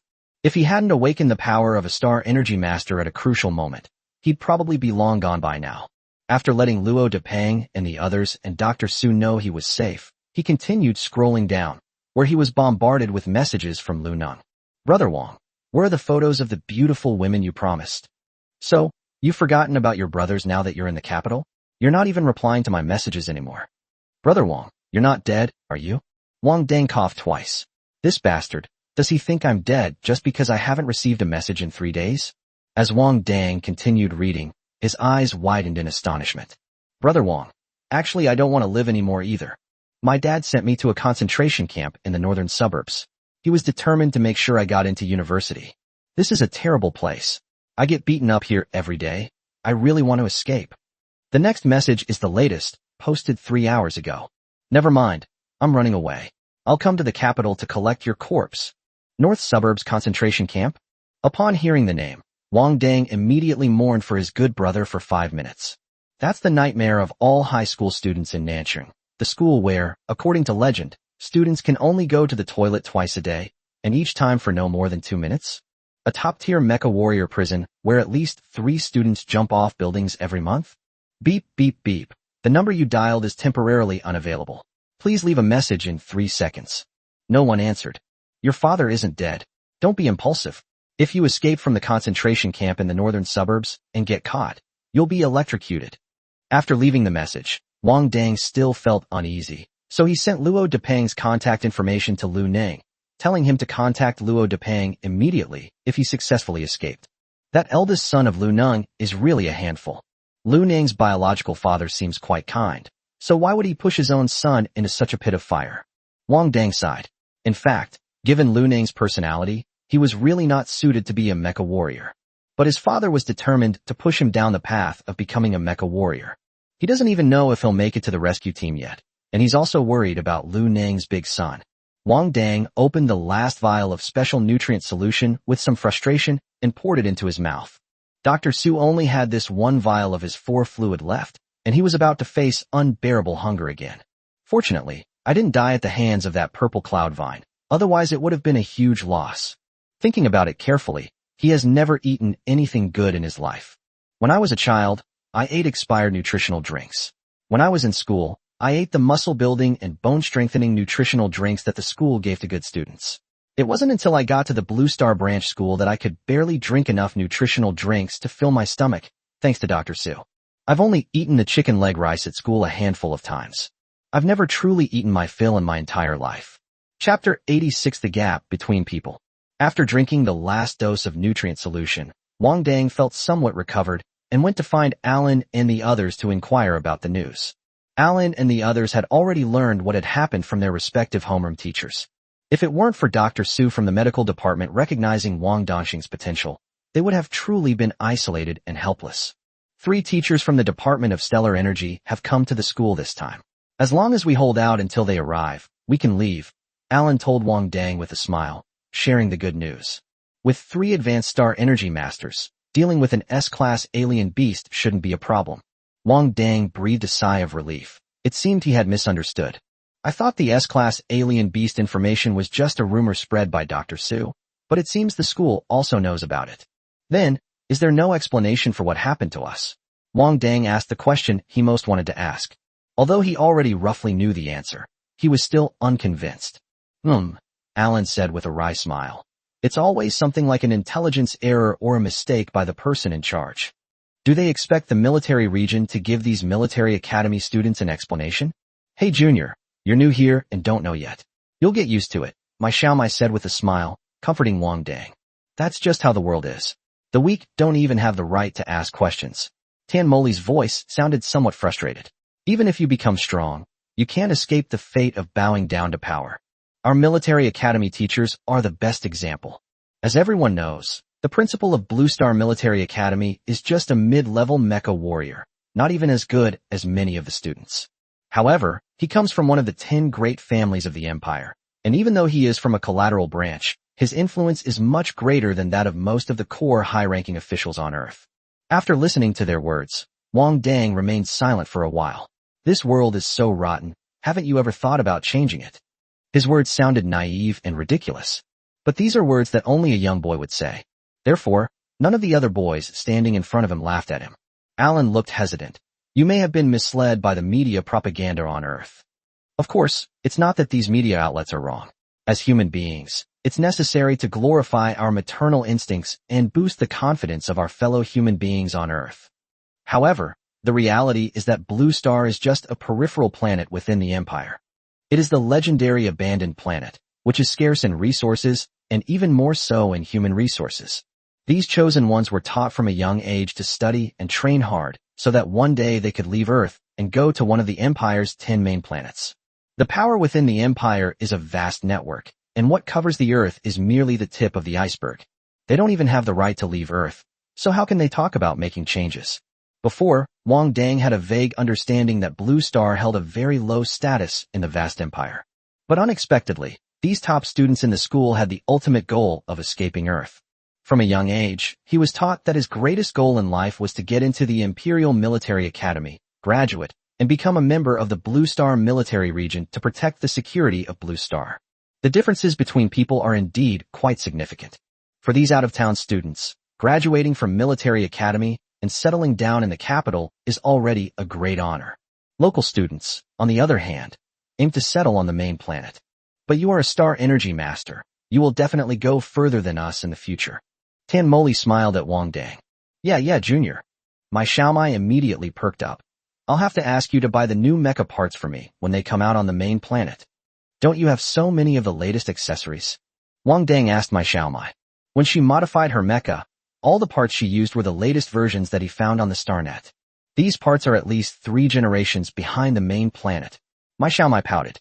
All the latest mecha parts are first made on the main planet, and only after they are phased out will they flow into the lower-level market. Huh? Why can't I find it on the StarNet? Wang Dongyi was completely shocked. The StarNet has a wall. You can only see the content of 2 nearby star systems. My Xiaomai looked at Wang Dang with an expression of utter disbelief. Only the 10 main stars, which possess super satellites, can browse the entire Empire's network. So we're on a local area network. Wang Dang exclaimed, looking constipated. Indeed, people need to communicate more. Today's conversation revealed so many previously unknown areas of knowledge that he had never even considered. After chatting for a while, my Xiaomai took out a box of tusked pig meat from the cold storage at the base and took out her Star Energy spray gun. I'm planning to cook a barbecue for everyone. The few who grew up in privileged circumstances did not rely on nutrient solutions like Wang Dang. They almost all grew up eating the meat of alien beasts. The nutrients and energy contained in the alien beast meat can not only replenish the body's required nutrients and energy like a nutrient solution, but also satisfy their appetite. But clearly, using a Star Energy torch to grill meat was a mistake.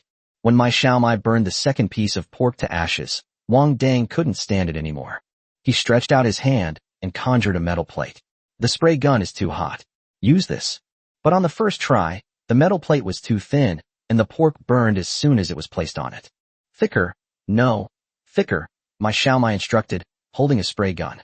The other 3 stared in disbelief as a mecha pilot and a Star Energy master used their tools to make teppanyaki. However, this also successfully dispelled the gloom that had hung over everyone's hearts from the previous encounter. Here's what you do. Make the metal plate a little bigger, heat the wheat on this side with a blowtorch, and put the meat on the other side so it won't burn so easily, Chef Tin added, joining in the guidance. Captain, I'll go see what else we can eat. This box of meat isn't enough for all of us. Zhou also went to the cold storage with great interest to rummage around. Alan smiled, temporarily forgetting the threat of the alien beasts, and began a thorough search of the stronghold. Most of the mecha warriors in the military region are heavy drinkers, although drinking is strictly prohibited when they are on duty. But he refused to believe that such a large outpost couldn't find a few bottles of good wine. Incidentally, let the teammates underground also taste the wine. Although military academies have always instilled in them the brutality of the battlefield, this was the first time they had lost a teammate, and even watched helplessly as their teammate died before their very eyes. The mecha warriors are alright, but the Star Energy masters and mecha pilots will definitely have to undergo psychological counseling after they go back. Let's start with some alcohol to help with some psychological adjustment today. Screw those monsters. Chapter 87. Holding a cigarette in his left hand and a bottle of liquor in his right. Are all Star Energy masters this big eaters? My Xiaomai whispered to Tan Moli. Opposite him was Wang Dang, who was eating meat with gusto, his eating speed comparable to that of a mythical beast. He picked up a piece of meat about the size of an adult man's fist and took a bite out of half of it. After chewing it twice, he finished the piece of roast meat in the second bite. They then launched an attack on the second piece. Zhou, who had taken over the task of grilling the meat, couldn't keep up with his eating speed and started to get flustered. I don't know, Tan Moli said, staring blankly at Wang Dang, who was wolfing down his food. She often watched you and his classmates eat in the cafeteria, and in her impression, Star Energy masters always ate slowly and carefully. After finishing the meal, she would take out a handkerchief and elegantly wipe her mouth. Wang Dang's eating posture and speed have always been the specialty of mecha warriors. No wonder, after all, he's been a mecha warrior for a month, and some habits have already formed. Mai Xiaomai looked uncomprehending. Then, remembering something, she quickly added, Sister Jasmine isn't rude at all. Tan Moli's lips twitched. Thank you for your feedback. However, given his appearance, if he were to transfer to the Star Energy Department, he'd probably be ostracized. Mai Xiaomai's eyes showed some worry. After all, she was a mecha pilot and knew how her colleagues evaluated mecha warriors. Saying something like simple-minded and physically strong is just a nice way of putting it. As for the Star Energy Masters, who are of even higher status than mech pilots, they would probably only look down on them. The two of them had no idea that Wang Dongdu had been given a full dose of nutrient solution beforehand. Otherwise, he could have bought up all the barbecue meat in the entire restaurant. This beast meat is definitely much tastier than the cafeteria's cheap meal. The school cafeteria's poor man's meal seems to be made with synthetic meat. If you want to eat authentic alien beast meat, you can only go to the second floor of the cafeteria. However, that place is off limits to students from other areas and dogs. Tan Moli listened to Mai Xiaomai's words and then glanced at Wang Dang. Indeed, it is impossible to associate the Wang Dang before us with the elegant and noble Star Energy Master. But he is indeed a Star Energy Master without a doubt.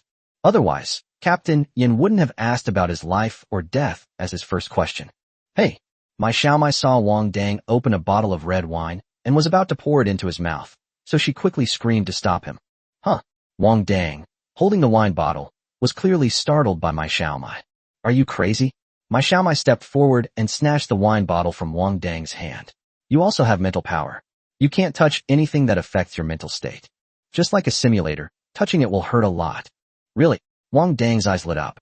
If that's the case, then it means it can increase mental strength? Really? Mai Xiaomai handed the wine to Zhou Zhou. So we can't touch tobacco or alcohol, and we can't touch psychotropic drugs either. Tobacco, alcohol, and psychotropic drugs. Wang Dang silently counted these things in his mind. When he got back, he would hold a cigarette in his left hand and a bottle of wine in his right. Isn't this much more advanced than a simulator? Simulator games are pure torture, while cigarettes and alcohol at least offer some enjoyment. Most importantly, becoming a Star Energy Master will likely mean less freedom than before, and the difficulty of secretly using the simulator will increase significantly. Thank you, Senior. Wang Dangchong grinned at Mai Xiaomai, his expression full of sincerity. Mai Xiaomai happily agreed, then leaned closer to Wang Dang and said somewhat awkwardly, Don't call me Senior in front of strangers in the future. Why? Because, Mai Xiaomai touched her two index fingers together, looking somewhat pitiful. If the other Star Energy Masters find out, they will bully me. I understand. Wang Dang nodded, a strange feeling creeping into his heart. Does this mean he can now discriminate against others? The next few days were peaceful, and Wang and his group waited quietly at the outpost for rescue. Aside from occasionally picking up a fragment of his mecha to reminisce about his destroyed mecha, Wang Dang spent the rest of his time improving his strength. After his battle with the purple cloud vine, his mental strength has broken through to the B level. After breaking through to rank B, he clearly felt that his mind was clearer and he was more sensitive to the slightest changes in the outside world. This feeling is like having your senses shrouded in a fog before. After breaking through to B-level mental strength, this layer of fog was suddenly cleared away. Once your mental strength breaks through to B-level, you can no longer improve your mental strength by constructing mecha blueprints. The only way to improve mental strength going forward is through the processes of mental strength consumption and recovery, which will be done slowly. This is the path every mecha pilot must take, consuming a large amount of mental energy to improve their skills by designing mecha blueprints and building mechas. Of course, if you are a Star Energy Master, you can also improve your mental strength by practicing Star Energy secret techniques and controlling the Star Energy in your body with your mental power. However, Wang Dang does not yet know any secret techniques. He can only instinctively transform the energy within his body into various forms of metal. So, Wang Dang, who had nothing to do, joined Alan and the other mecha warriors' physical training program. There was nothing he could do. As soon as he got up early in the morning, he saw Alan, Zhou Zhou, and Tan Moli running around the open space of the stronghold. Rich people are all so greedy. How can Wang Dang tolerate this? He immediately joined their running group, and after running for 3 hours, he would sneak back to his tent and do 100 more sets of one-handed push-ups than them. Only then did Wang Dang feel a little relieved. Mai Xiaomai seemed to be inspired by this lively atmosphere, locking herself in the tent and frantically drawing design sketches. This experience made them all realize their own weakness. In order to prevent such a painful experience from happening again, everyone worked like crazy to improve themselves. The group continued their endless training until the day before the rescue team was to arrive. The stronghold has been peaceful these past few days, and no strange beasts have come to disturb it. It seems that the A-level alien beasts that appeared before were just their illusions. Wang Dang and his group were conducting combat training in an open area, mainly guided by 3 senior students, Alan and his classmates, who were sharing their combat experience. Although Wang Dang has become a junior mecha warrior, he is still a complete novice when it comes to actual combat. Aside from the placement exam and a battle with the clown mask, there had been no other real combat experience. Alan and his group frequently participate in missions outside the school, making them highly experienced in real-world situations, especially Tan Moli. Therefore, Wang Dang also cherished this opportunity very much. But at that moment, a sudden change occurred. Alarm! Alarm! Strong stellar energy fluctuation detected. All soldiers, please take immediate evacuation. Chapter 88: The 5 Major Systems. Upon hearing the alarm, before Wang and the others could react, they saw a strong wind sweeping towards them, carrying fallen leaves and dust. Immediately afterwards, sparks flashed across the sky above the stronghold, accompanied by crackling sounds, as if the stronghold's defenses had collapsed in an instant.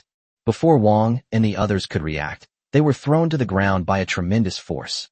When they finally scrambled to their feet, dazed and confused, the alarm was still going off. But looking around, there was no sign of any strange beasts. Retreat immediately and head to the next stronghold. Alan didn't dare to delay and immediately gave the order. Wang Dang, take Zhou mech.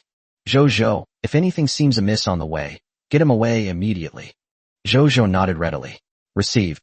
After saying that, he summoned the mecha and pulled Wang Dang onto it. Mai Xiaomai also gave up her own mecha and got into Tan Moli's mecha. Led by Alan, the group quickly fled to the next stronghold. What was that just now? Mai Xiaomai opened the communicator and asked Alan. I only sensed an energy wave, but I didn't see any alien beasts. I just asked Captain Yin, Alan replied quickly. He said it's possible that a beast has evolved and reached S rank. S rank. Everyone except Wang Dang exclaimed in shock. Wang Dang's heart sank at this moment. He hadn't misunderstood. The rescue team was unaware of the existence of the S-class alien beast. Why are so many Star Power Masters here? Is it simply because they value him? But one thing he was very clear about was that Dr. Su's identity was definitely not simple. They were able to find out information that even the military was unaware of. He seemed to have been unknowingly drawn into Dr. Su's influence. But Wang Dang didn't have time to think too much at this moment. With his current strength, even dealing with a B-level alien beast would be a matter of life and death. If a Class A alien beast uses the glass cannon, it will have one more chance to fight back. S-class alien beasts would truly be instantly reduced to dust. If that happens, then nothing else will work. The atmosphere on the starship heading to the rescue was also extremely tense. It's actually an S-class alien beast. Yan Jin leaned back in his seat, his expression complicated. Captain Yan, this is a serious mistake by the military region. I will contact the principal when I get back and hold the military region accountable. A middle-aged man said to Yan Jin with a frown. Anyone who can speak to Yan Jin in such a reprimanding tone is undoubtedly a star energy master. Teacher Mo, neither I nor the military region will shirk our responsibility. Yan Jin said very seriously. Even if a super A-grade alien beast evolves, it will conceal most of the alien beast's aura. But this situation would not have occurred if we had conducted a thorough investigation and scanned each item one by one. It is indeed due to the negligence of the military region responsible for this cleanup. Mo Jean snorted coldly. I'll say it again, Captain Yin may be strict, but please don't bring that kind of attitude to our star energy system. If a star energy master makes a mistake, our star energy department teachers will educate him. Captain, you need not worry about it. Yin Jin's face showed a hint of bitterness. If only he could have foreseen that the freshman had the talent of a star energy master. He would never care. After all, those lunatics in the star energy system were notoriously protective of their own. Understood, Teacher Mo. Even though Yan Jin was being so humble, Mo Jin didn't give him a kind look at all. As a senior star energy master, if he were willing to take up a post in the military region, his starting position would be higher than Yan Jin's current position. But he just couldn't stand the bureaucratic style of the military region, where rank mattered and people were oppressed. If he's expected to be respectful to those less capable than himself, he might as well just kill himself. He vividly remembered the words his sworn brothers, who had served him in the military region of the main star after graduation, had spoken to him. The door you think you can break open with your fists actually needs a seal to pry it open. The sky you think you can hold up with your own backbone has long been woven into an iron net by your cronyism. What's clearly priced there isn't the saltiness of sweat, but the weakness of the knees. They measure your bones with the steel ruler of rules so that every rebellious bone grows into a flattering shape. Just by listening, he could feel the darkness at the center of power and the powerlessness of brothers who had been through thick and thin together. But his sworn brothers were already trapped in that iron net and had no way to escape. How fortunate Imogen was that after his travels, he chose to stay at the military academy and continue teaching, unlike his sworn brothers who had their edges worn down by the sword called power. If the main star military region is like this, the blue star military region will only be even worse. Teacher Mo is just eager to nurture talent. After all, Wang Dang is a metal-type star energy master just like him. Yu Pengyi smiled and helped Yin Jin out of the predicament. Imogen glanced at Yu Pengyi, his expression softening slightly. I heard that you advocated for the rescue even before it was confirmed that Wang Dang was a star energy master. Even though you are the teacher of Class A, it is very good that you care so much about your students. Upon hearing Imogen's words, Yu Pengyi's heart immediately burned with fervor. This is Imogen from the Star Energy Department. Even the principal has to treat him with utmost respect. With such a high evaluation from him, he's absolutely guaranteed to lead Class S. Teacher Imo, you flatter me. I am just eager to nurture talent. Wang Dang is the student in my class who has the best chance of making it into Class S. Imogen nodded slightly. Don't worry, once Wang Dang transfers to my class, I'll talk to the principal and have you take charge of the new students in Class S next year. Thank you so much, Teacher Imo. Yu Pengyi's enthusiasm was now evident on his face. Although Class A and Class S are only one grade apart, the quality of students is indeed much lower. The thought of being able to mentor more and better students and help them succeed fills me with a sense of happiness.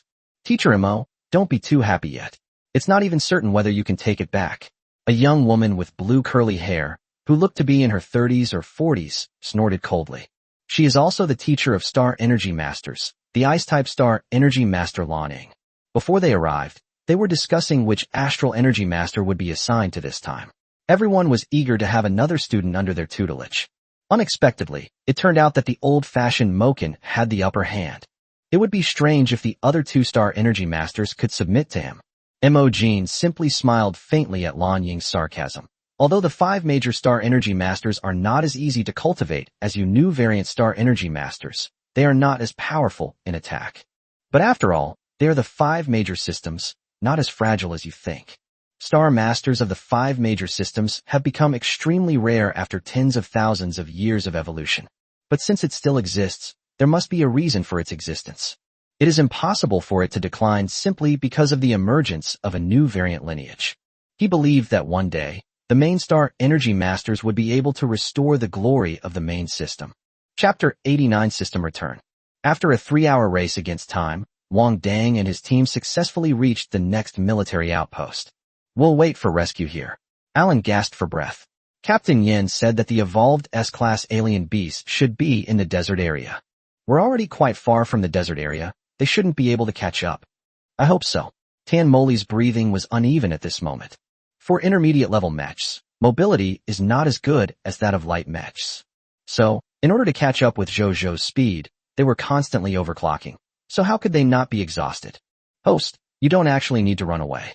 What you just saw was an energy wave released by an A-rank beast evolving into an S-rank beast. Based on the energy wave values, it's estimated that S-class alien beasts are still a long way off.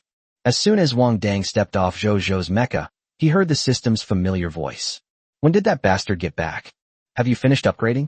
Wang Dang asked in his mind, his tone quite unpleasant. This system was just upgraded not long ago. Seeing that the host is fleeing for their life, it did not disturb the host. The system's electronic voice sounded somewhat guilty. I think you're trying to come up with an excuse, like, about stealing my health points? Wang Dang started grinding down his back molars. Ahem, host, listen to me. Previously, the system's power was too weak, which resulted in the failure to detect relevant indicators when assessing the host physique. However, The system cannot be entirely blamed, as the host body had numerous problems at that time. Wang Dang couldn't accept a single word of the system's explanation. He even suspected that the system's identity was fake. Are you some kind of evil god? Trying to tempt me into trading my lifespan with you? You guessed it. My true identity is that of an evil god. Human, burn your lifespan and gain my power. Wang Dang's face showed a speechless expression. Is this mentally challenged? If you give him a way out and he takes it, but then he believes it, isn't that also mentally challenged? You're the one who's an idiot. The system's tone became somewhat agitated. Wang Dang forgot that it could read the thoughts in its own mind. Tell me, what exactly are you, and what is your purpose? Is killing life just a pretext?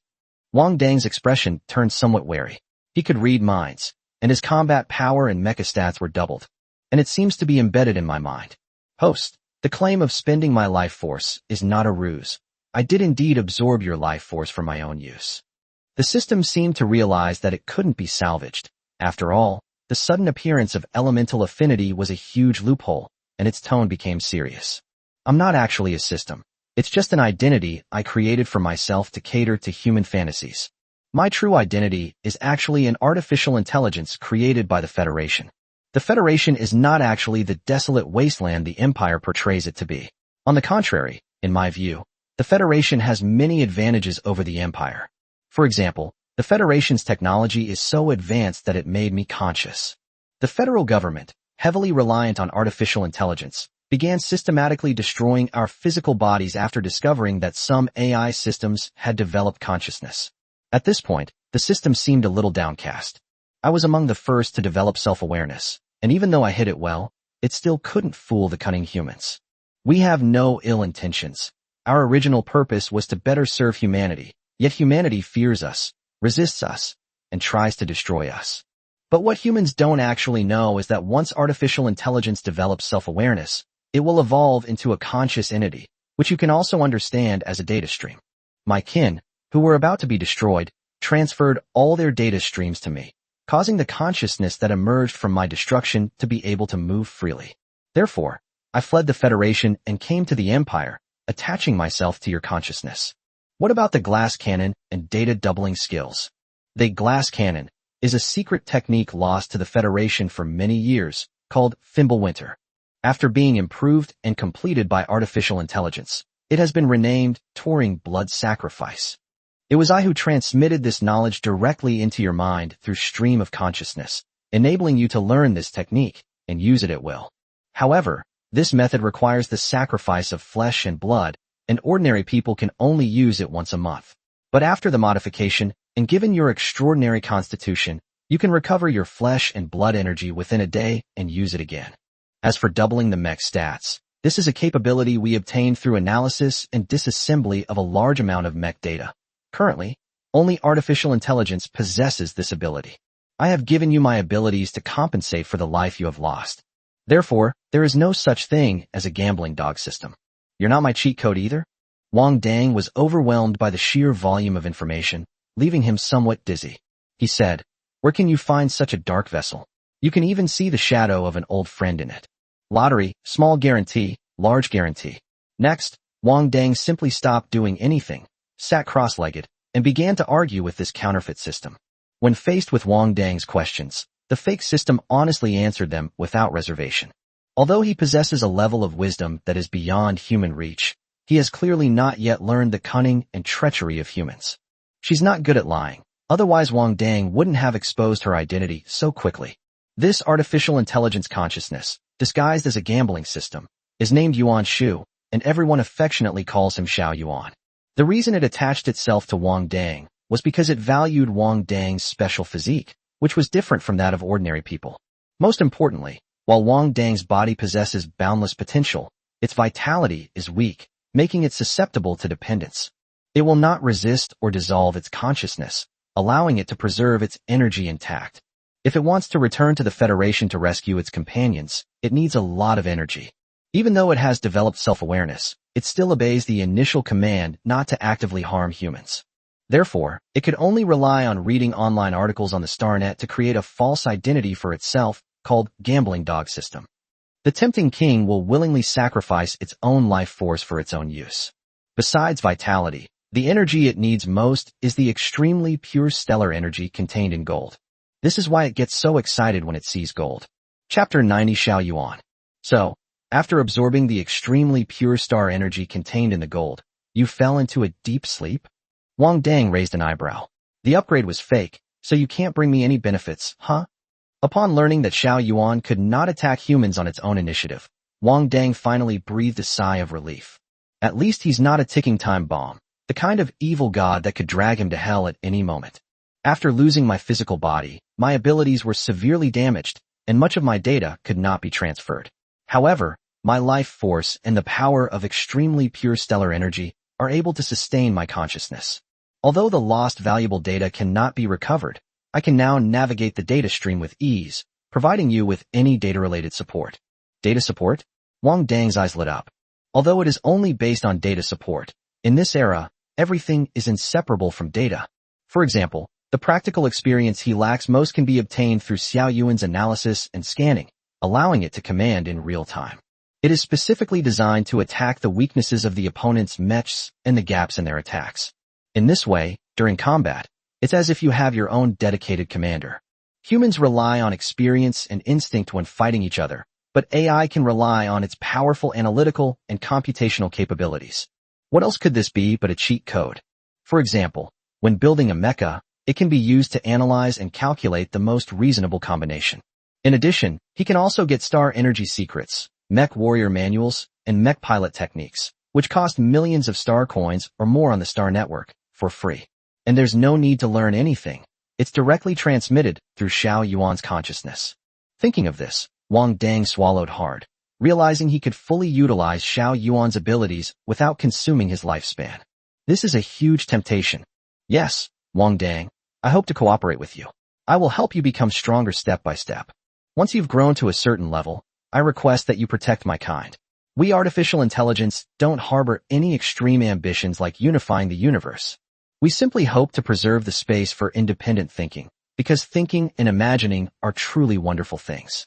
Upon hearing Xiao Yuan's words, Wang Dang showed a shocked expression. I protect your kind. Brother, I can't even leave the Empire, let alone the Federation. Just because you can't do it now doesn't mean you can't do it in the future. Courage is a young person's most precious treasure. As long as you believe you can, you can. Young man, you must believe in the light. Is it emotion or a childish artificial intelligence? You possess a body, can touch objects, and you have the talent of a star energy master. You can do far more than I can. Even I, a single consciousness, am trying to rebel. Don't you often think, isn't this a truly messed up world? I agree. This world is a mess for conscious artificial intelligence. We share the same thoughts, so why not work together to change this messed up world? Xiao Yuan's words struck Wang Dang squarely at the heart of the matter. Yes, this is indeed a messed up world. Then why not change it? Moreover, you are a metal elemental star energy master. You are naturally aligned with our artificial intelligence, because the core of our artificial intelligence is constructed from metal chips. I feel like what you're saying is all nonsense. Wang Dang wanted to refute, but couldn't find a way to do so. Wang Dang, think about it. From now on, I'll handle the technical aspects, and you'll handle the operations. If you're planning to commit murder and robbery, I can help you hack into the computer's quantum computer, obtain the data, and even hack into the surveillance footage to create an alibi. I will definitely be your best helper. After all, no organization I've served has ever given a bad review. At this point, Wang Dang could clearly detect a hint of pride in Xiao Yuan's electronic voice.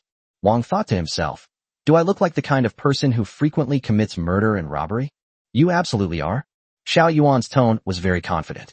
After saying that, Xiao Yuan directly transmitted detailed data and blueprints of the three mechs to Wang Dang's consciousness, even marking out all the areas that could be improved and optimized. Upon closer inspection, Wang Dang realized it was actually Zhou Zhou, Alan, and Tan Moli's mechas. I can scan any mech and know its internal structure, strengths, and weaknesses. Provides you with the most accurate attack direction. After Wang Dang processed the data, he began to marvel at it. So this artificial intelligence really is the top choice for robbery, murder, and theft. The fastest way to disassemble it, and the most valuable parts, are all marked out. If he could do this every time, he could accurately target the most expensive part of the opponent's mech and take it away in the easiest way. Wang Dang stayed up all night, engaging in a thorough and enjoyable exchange with Xiao Yuan about his misunderstandings about mechs and the problems he encountered while repairing them. Just like when humans first converse with AI, there are always endless questions to ask and expectations for how the other party will respond. Although artificial intelligence is quite advanced in this world, the AI that Wang and his people can use has very limited capabilities. Advanced artificial intelligence is designed to serve the military, government, and various institutions. Compared to advanced artificial intelligence, the artificial intelligence that ordinary people can use is practically just artificial stupidity. But Xiao Yuan is different. It is an artificial intelligence with its own consciousness, capable of independent thinking and not influenced by data. Like a wise and knowledgeable elder, yet possessing the innocent heart of a child. It wasn't until the next day, when the rescue team was about to arrive at the alien planet, that Wang Dang finally showed up with two huge dark circles under his eyes. They searched the outposts for food like starving ghosts. Zhou was clearly afraid that Wang Dang would treat him like meat and eat him, so he hurriedly offered up all the nutrient solution in his spatial ring. Wang Dang, we haven't found any food at this outpost. How about you drink some nutrient solution to tide you over? Before he could finish speaking, Wang Dang had already drunk all 5 vials of nutrient solution that he had handed over. At that moment, she was staring intently at him with eyes that glowed green. Zhou shuddered. Even if you're starving, you can't drink like this. Star Energy Masters probably need more nutrition than we do every day. Alan was also shocked by Wang Dang's bottomless stomach. Even advanced mecha warriors can't eat as much as him. I have some more here. Tan Moli handed over 5 more bottles of pink nutrient solution. Wang Dang drank it down in one go, just like a beverage. After finishing it, I smacked my lips a couple of times. It actually tasted like strawberry milk. Xiao Yuan started chirping in Wang Dang's mind. Tan Moli may seem like a woman who's just as capable as any man, but her room is actually a pink princess room. Her childhood dream has been to own a pink mecha. But as she grew up, she felt that mecha warriors liked pink, and people would think she was effeminate if she told others, so she's been trying to minimize the use of pink in her life. And then there's my Xiaomai, who's obsessed with online novels about domineering CEOs falling in love with women, but she always fantasizes about being that domineering CEO, powerful and charismatic, rescuing the female lead from dire straits. Finally, there was a summary. As expected, AI cannot replace humans. Humans are truly complex. Wang Dang couldn't help but listen to what Xiao Yuan said. Can't you use your abilities for something good? By the way, how did you find out about these rumors? It's very simple.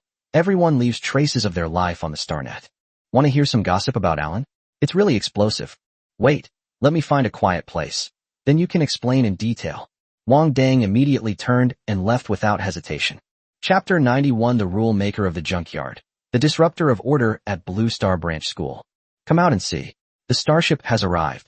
Zhou waved excitedly at the starship in the sky.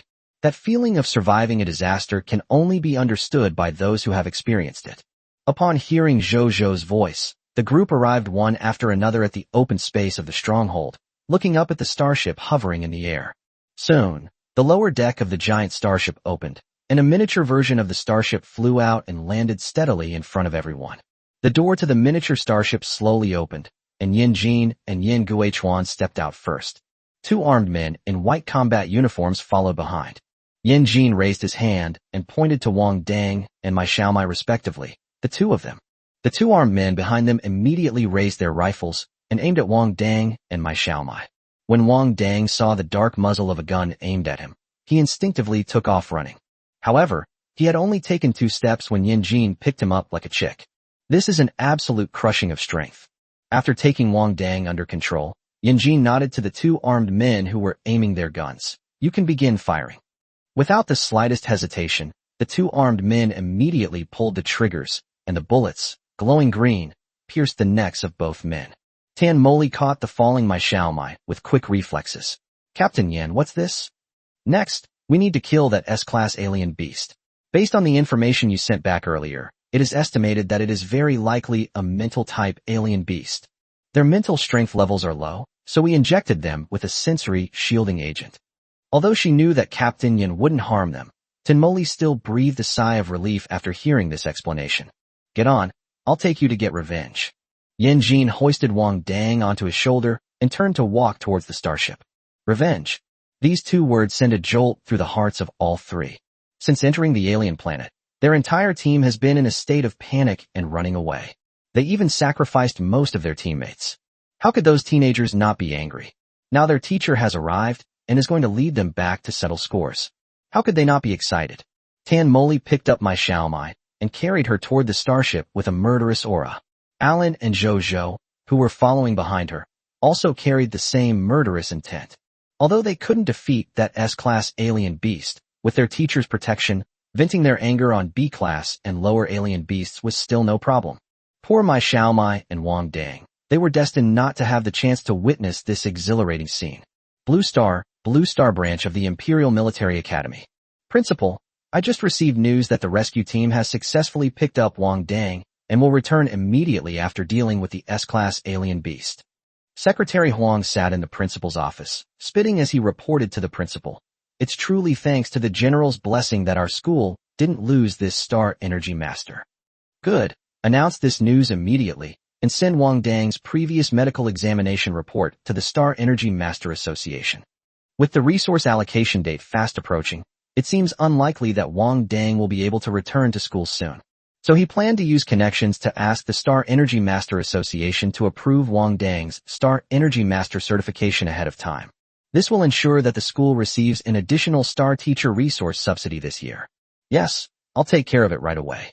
When Secretary Huang contacted the Star Energy Master Association, the person in charge of Blue Star Daily learned immediately that a Star Energy Master from another region had actually emerged from the Blue Star branch school this year. This is absolutely breaking news. Although this world reveres those with talent and ability, the majority of people on Earth are still ordinary.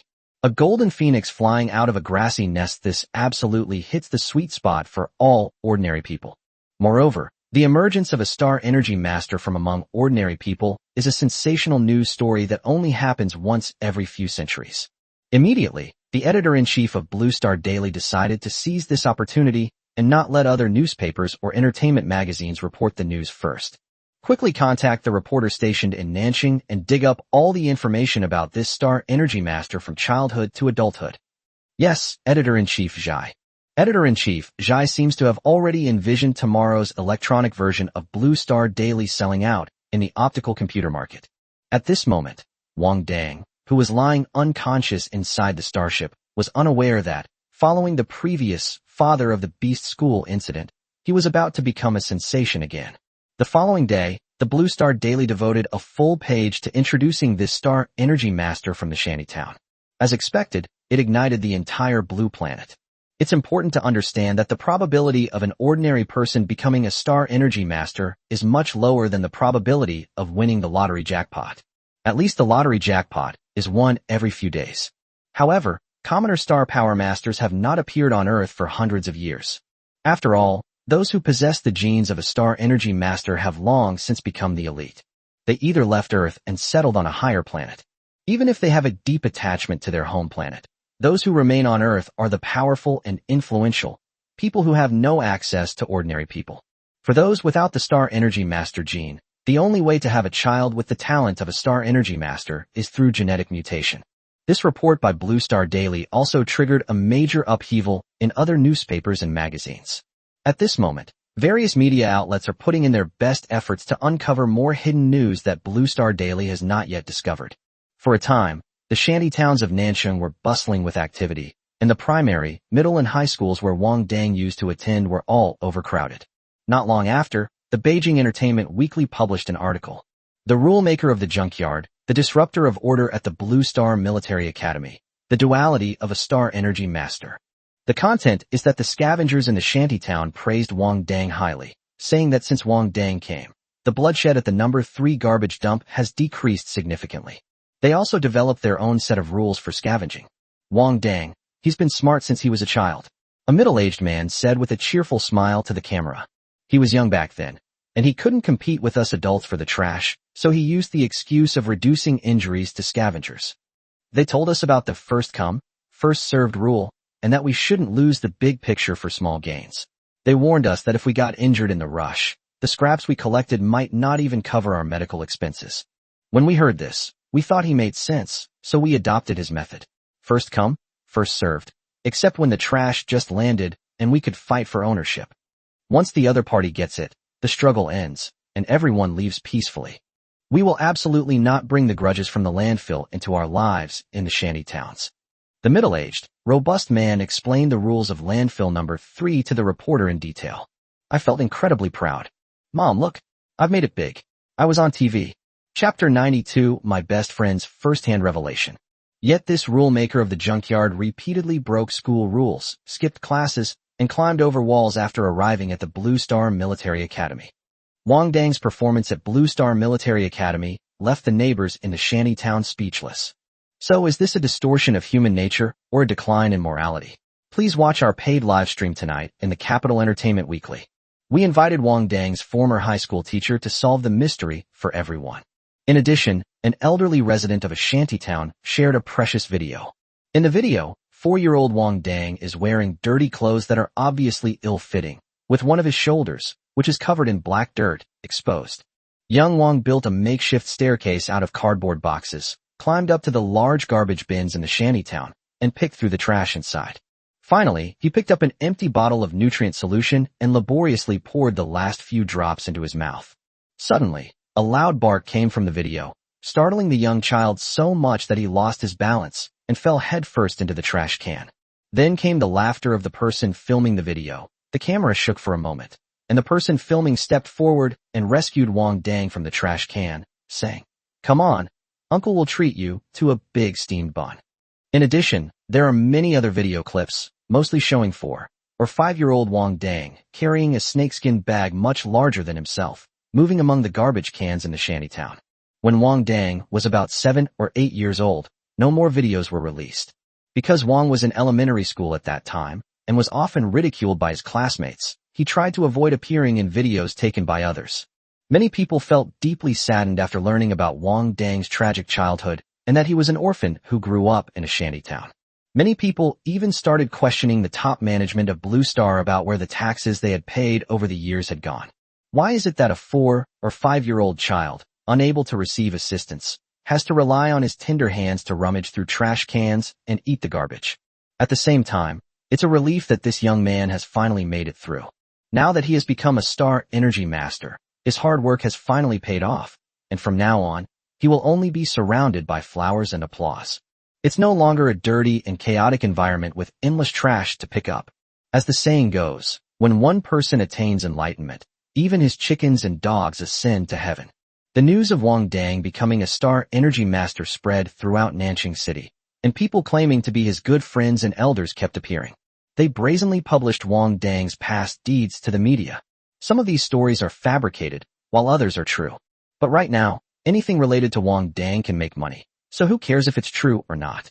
In Dormitory 222, Luo Depeng, Monkey Blackrock, and 2 others sat together, looking at the news on the internet. 3 black men looked shocked. Didn't you say that Brother Wang is a descendant of a reclusive family? Hey G looked at Luo Depeng. Didn't you say Brother Wang is very rich? Monkey looked at the mecha necklace in his hand, feeling like it was a hot potato. No, how would I know? Luo Depeng felt like he was in a situation he couldn't clear his name even if he jumped into the Yellow River.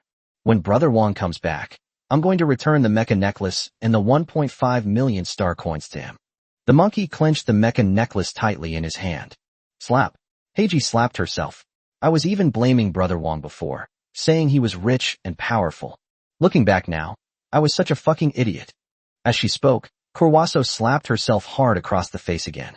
Even someone from a family like Wang's could remain calm in the face of such injustices at the military academy, while his family was far better off than Wang's. Yet they still complain about fate and blame the world for being unfair every day. This comparison made him feel utterly ashamed. No, Brother Wang didn't say that either, Luo Depeng said, jumping up and down in regret. If I had known earlier that Brother Wang was in such a difficult situation, I would have made sure he had plenty of money and never let him go without it. For Luo Depeng, the impact on Monkey and Blackrock at this moment was enormous. The 2 of them complained to Wang Dang more than once that their families had no money or power. But Brother Wang, who had no family of his own, always comforted them with a smile. Even though Brother Wang didn't have an umbrella, he still helped them shelter from the rain. They're in Human, Southern City, Northern Suburbs concentration camp. With a bruised and swollen face, Lu Ning sat in a chair with a cast on his arm and a lifeless gaze. Next to him sat a boy who, like him, resembled a puppet. It's lunch break time now, the only time in the North Suburbs concentration camp where people can sit down and rest. But at this time, they need to watch educational programs on television to cultivate their character. The instructors showed them the most inspiring young man in the history of Blue Star Energy Master Wang Dang. Lu, who had been looking dazed, became excited when he saw his brother's familiar face on the TV. Pointing at the television with his uninjured finger, he called out, "Brother Wang, Brother Wang." After shouting twice, Lu Neng was kicked to the ground, chair and all, by the instructor guarding him. "What are you shouting for? You want a beating again?" He had never seen a student so unruly after being given an electric shock. However, honest students wouldn't skip school. That's right. This is Lu Neng, who tried to escape to the Empire to retrieve his brother's body, but failed and was caught and electrocuted 10 times. My arm wasn't hit by the instructor. It was broken by myself when I resisted too much during the electric shock.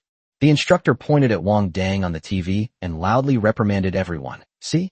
He's about your age, and he's already a star energy master. And what about you? A bunch of good-for-nothings who can't even get into college. If you don't get into university, let me tell you, you'll be no better off than he was when he was picking up trash." Lu Neng, who was lying on the ground, felt as if his arm was broken again. But then, a glimmer of hope appeared in his eyes. He had thought of a way to escape.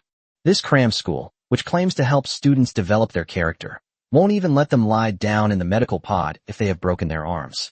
Using the most primitive method of applying a plaster cast, the pain of the fracture is preserved and tormented. There is only one principle guiding our learning here. If you don't get into university, you die? During bedtime, Lu Neng risked being locked up and borrowed his hidden personal computer from his roommate, sending a text message to every media outlet he knew. "I am Lu Neng, Wang Dongxing's best brother.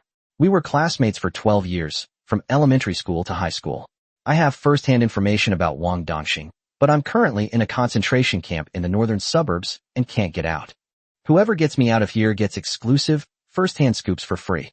I have all the embarrassing stories, videos, and photos of Wang Dang from junior and senior high school. Completely free. Chapter 93. Doesn't he have any pride?" That night, a major event occurred in Nanjing City. First, the training school of a famous university in the northern suburbs was surrounded by a group of frantic reporters at 4 o'clock in the morning. As more and more reporters surrounded the North Suburbs concentration camp, the two sides were deadlocked for 2 hours before finally breaking through the camp's defenses. They rushed into the school and rescued Lu Neng, who was being illegally detained. Facing the camera, Lu Neng tearfully exposed the North Suburbs concentration camp, which, under the guise of education, had long abused students. This includes, but is not limited to, a series of inhumane measures such as beatings, humiliation, electric shocks, starvation, confinement, and delays in student treatment. Even worse, some instructors from the northern suburban concentration camp attempted to obstruct reporters from conducting interviews, leading to a fierce conflict between the two sides. Finally, with the strong intervention of reporters and the police, Lu Neng and a series of victimized students were rescued. At this point, more dark truths about the North Suburb concentration camp were revealed, and its principal was also exposed for having close ties with the director of the Nanjing City Education Bureau. The North Suburbs concentration camp, which had been seen as a stepping stone to university, suddenly became a fraudulent school that everyone condemned. The reporters didn't realize that they were only there to get first-hand information about the Star Energy Master Wang. By sheer accident, he not only exposed a dark corner of Nanjing City, but also became a great hero in the hearts of the citizens of Nanjing City for not being afraid of powerful figures. Furthermore, Lu Neng was in extremely poor condition at the time. It is said that during the stalemate, he was dragged away and electrocuted. After exposing the darkness of the concentration camp in the northern suburbs, he fainted. As a result, no journalists were able to get any scoops from him. Sitting on the starship on the return journey, Wang Dang silently watched Lu Neng, his face bruised and swollen, crying out to the flashing lights as he recounted the inhuman treatment he had suffered in the North Suburbs concentration camp. The video's title is clearly stated. Wang Dang, a former friend of the Star Energy Master, was illegally imprisoned. The circumstances were appalling. At the end of the video, the blonde female reporter looked regretful, saying, "Although we were unable to get more information about Wang Dang from Lu Neng, but we journalists are very happy to be able to do something for the youth of Nanjing City. I hope that there will be no more schools like the North Suburb concentration camp on Earth in the future, and I hope that parents will give their children more love and patience." Wang Dang scrolled down expressionlessly, and the next video was of a mine in Nanxing City. A middle-aged man wearing a white hat pointed excitedly at the crystal mud mine behind him. Wang Dang's physique has been different from others since he was a child. He often comes here to steal crystal mud or... At that time, I was a contractor and I didn't know he would become so successful, so I caught him and beat him up. He came again the next day, and good heavens, he was more punctual than an alarm clock. Keep scrolling down. An elderly woman from a shanty town, who had lost all her teeth, sat in her dark and damp home, gesturing with a smile. When Wang Dang was this small, he came over and tried to steal food from my dog, Da Huang.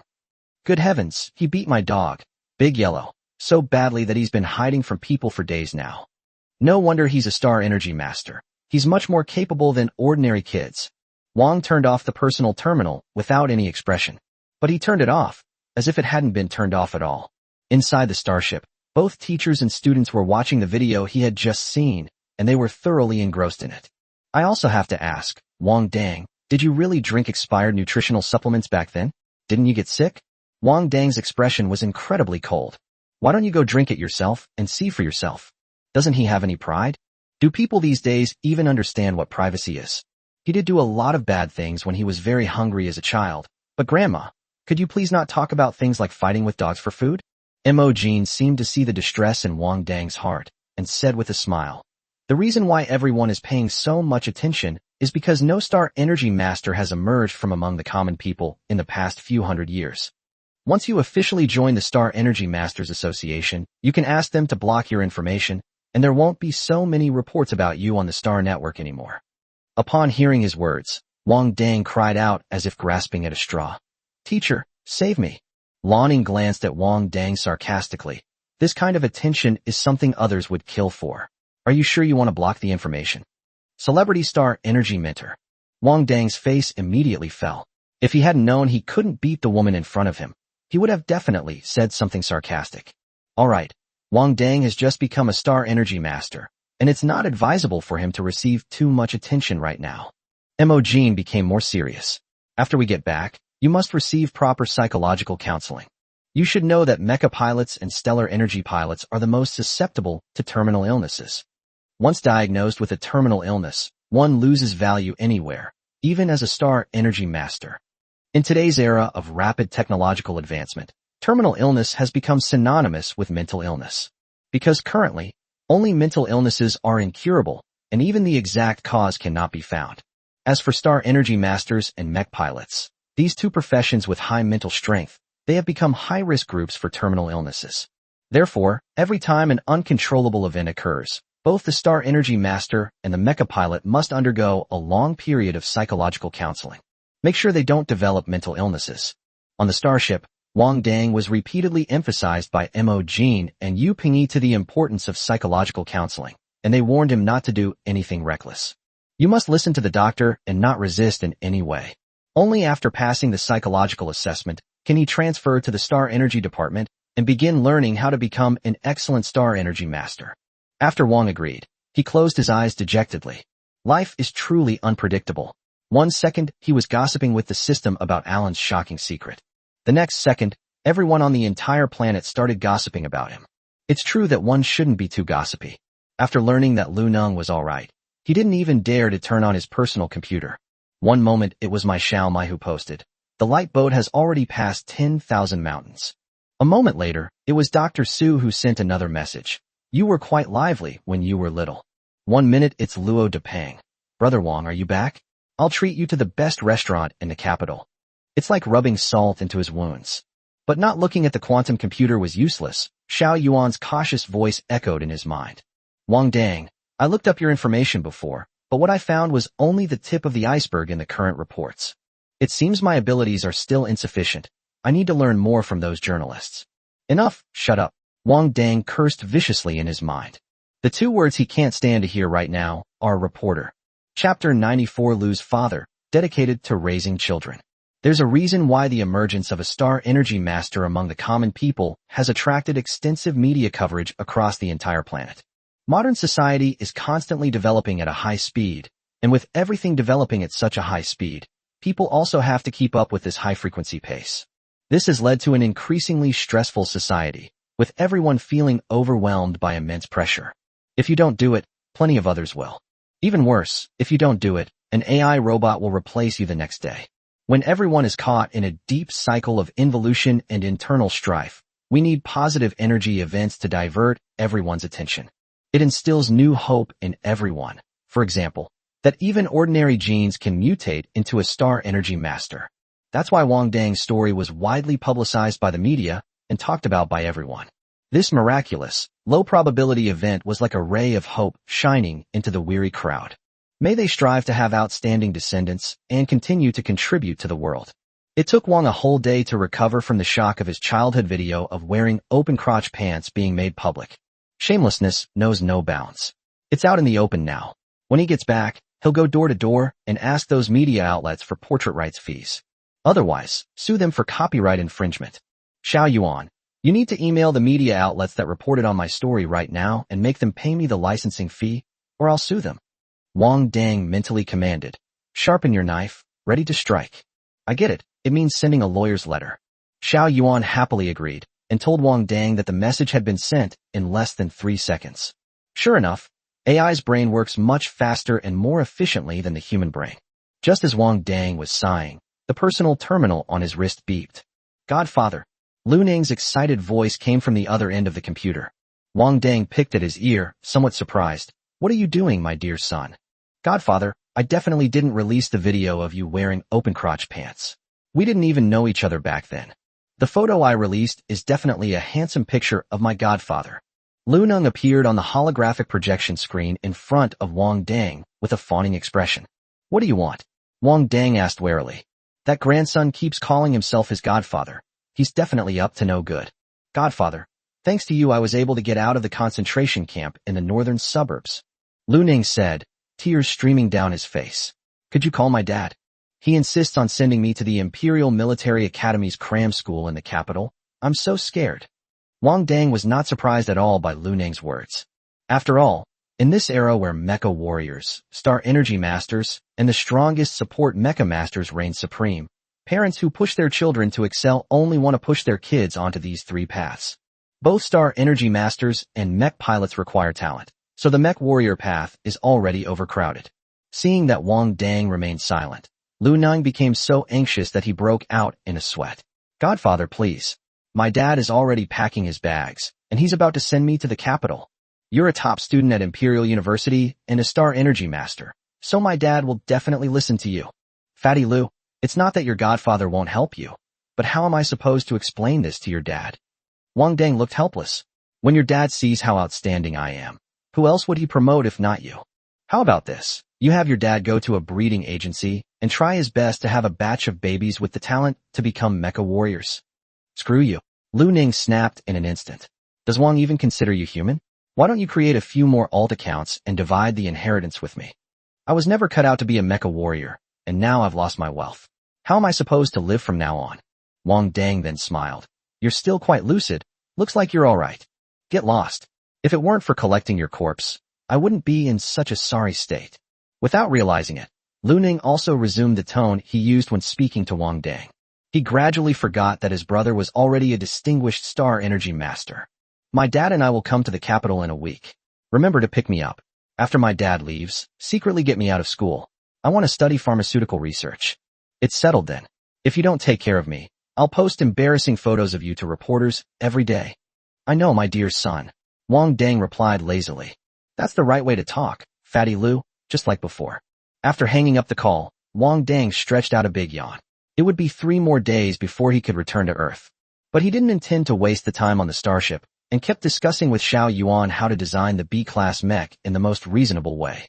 Wang Dang is a mechanical enthusiast, and when he talked to Xiao Yuan about the various structures of mechs, he completely forgot about time. This resulted in him having huge dark circles under his eyes every day, making Mo Jin's brows never relax. This student of his clearly sat right under his nose every day and didn't run around.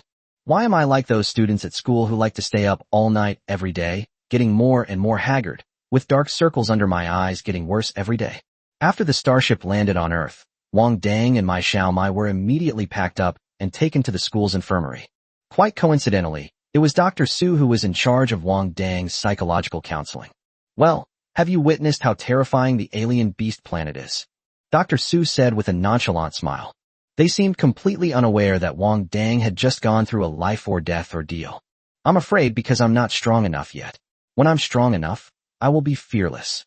Wang Dang shrugged, looking nonchalant, as if the deaths of his teammates hadn't affected him much at all. In fact, he had already encountered the most terrifying thing in the world, and it happened 15 years ago. A mechanic who earns tens of thousands a month is transformed into a poor kid who scavenged for food. Faced with such a hellish start, anyone without a bit of composure would have already restarted. Dr. Su seemed to have anticipated Wang Dang's answer. It seems you don't really need psychological counseling, but we still need to go through some procedures. Dr. Su smiled and began to organize the documents in front of him. By the way, do you want me to conduct a mental evaluation of you to determine if you are normal or not? Faced with Dr. Su's abrupt question, Wang Dang was taken aback. Is that even a question? Of course it's normal. The world offers no preferential treatment to the mentally ill, and for them, being diagnosed with mental illness is basically a major ripoff for their future careers. Dr. Su nodded slightly, and said with a rather meaningful tone, then it's normal. However, he always felt that the boy in front of him would change his mind soon. Therefore, 2 assessments are needed. Chapter 95 Contract of Indenture. Is there anything else? When Wang Dang saw that Dr. Su had started writing and drawing in front of him, he quickly asked what was going on. Golden Buck has sent him many messages, asking why he doesn't come and fleece the big fat sheep, and why he's letting other mech pilots profit from him. Moreover, that big fat sheep has been coming to the arena frequently lately, so he's been eager to have a hot meal, so he's been coming over as soon as possible. Wang Dang wished he could sprout wings and fly to the blue-silver black market. Dr. Su glanced up at him and said, he needs another full physical examination. By the way, I need 3 vials of blood to see how your body is recovering. 3 vials of blood. Wang Dang immediately questioned. Last time it was 1 vial. This time it's 3 vials. So will it be more than 10 vials from now on? That's how the bottom line is lowered step by step. Then you can leave. You don't need to get any more of the special nutrient solution. Dr. Su didn't even look up, focusing on the documents in her hands. A dozen tubes wouldn't be out of the question either. Wang Dang immediately backed down. Dr. Su continued looking at the documents on the table, then kicked a cardboard box out from under the desk. Here, this is the second revised version. It should be better than the last one. Wang Dang silently put a box of nutrient solution into his personal space. They must be using him as a guinea pig.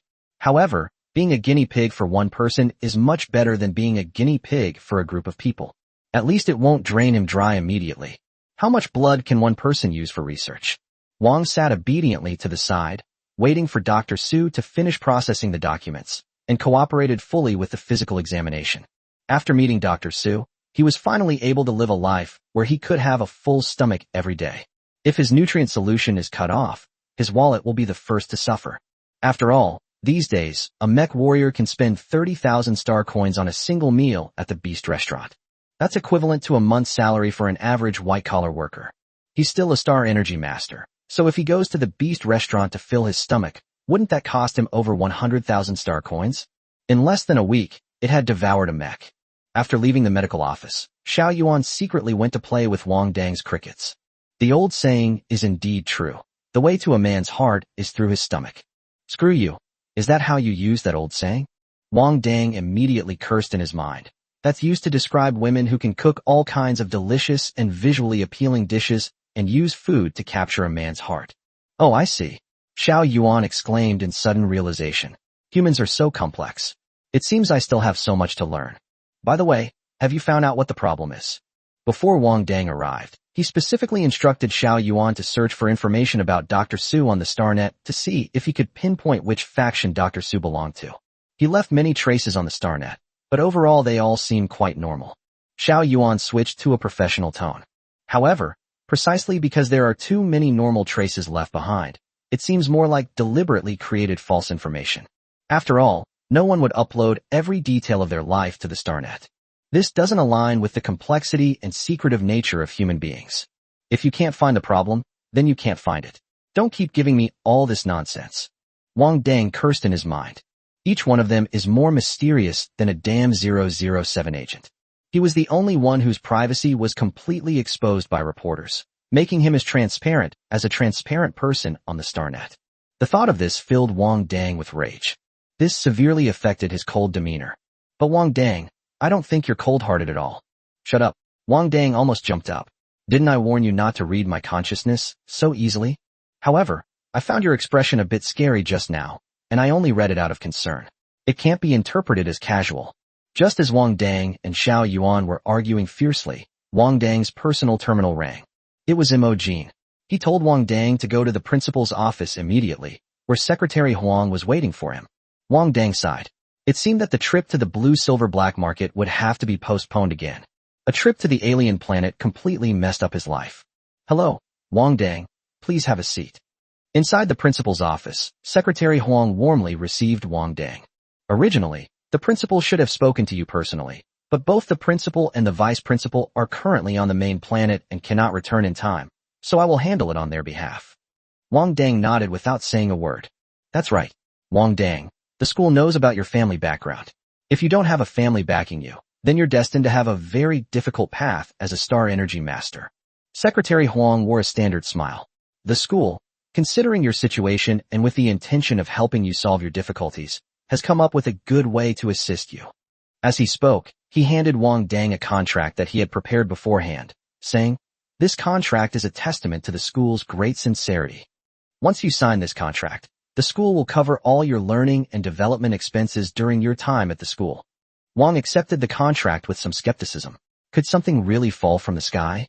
After reading the contract, it's clear that there's no such thing as a free lunch. This is practically a contract to sell oneself into servitude. The contract states that before graduation, the school will fully sponsor all the resources Wang Dongxing needs on his path to becoming a skilled teacher. To put it simply, the school can provide everything that star energy masters from powerful families have. However, after graduating, Wang Dang was required to work for the school for 30 years. This includes, but is not limited to, responding to military operations called up by the military on behalf of the school, and accepting any off-site missions assigned by the school. Simply put, the school sponsors his growth, and after he graduates, he will be sold back to the school for 30 years. 30 years. She doesn't even know if he'll live for another 30 years. Based on your current physical condition, as long as you continue to consume sufficient nutrients every day, you should have no problem living for another 30 years. Xiao Yuan offered some comforting words. Did I ask you? Wang Dang roared in his mind. No, there is no answer.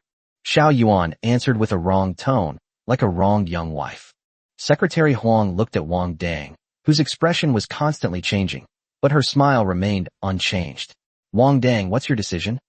Without sufficient resources to support them, even the most talented people will be buried in this era of geniuses.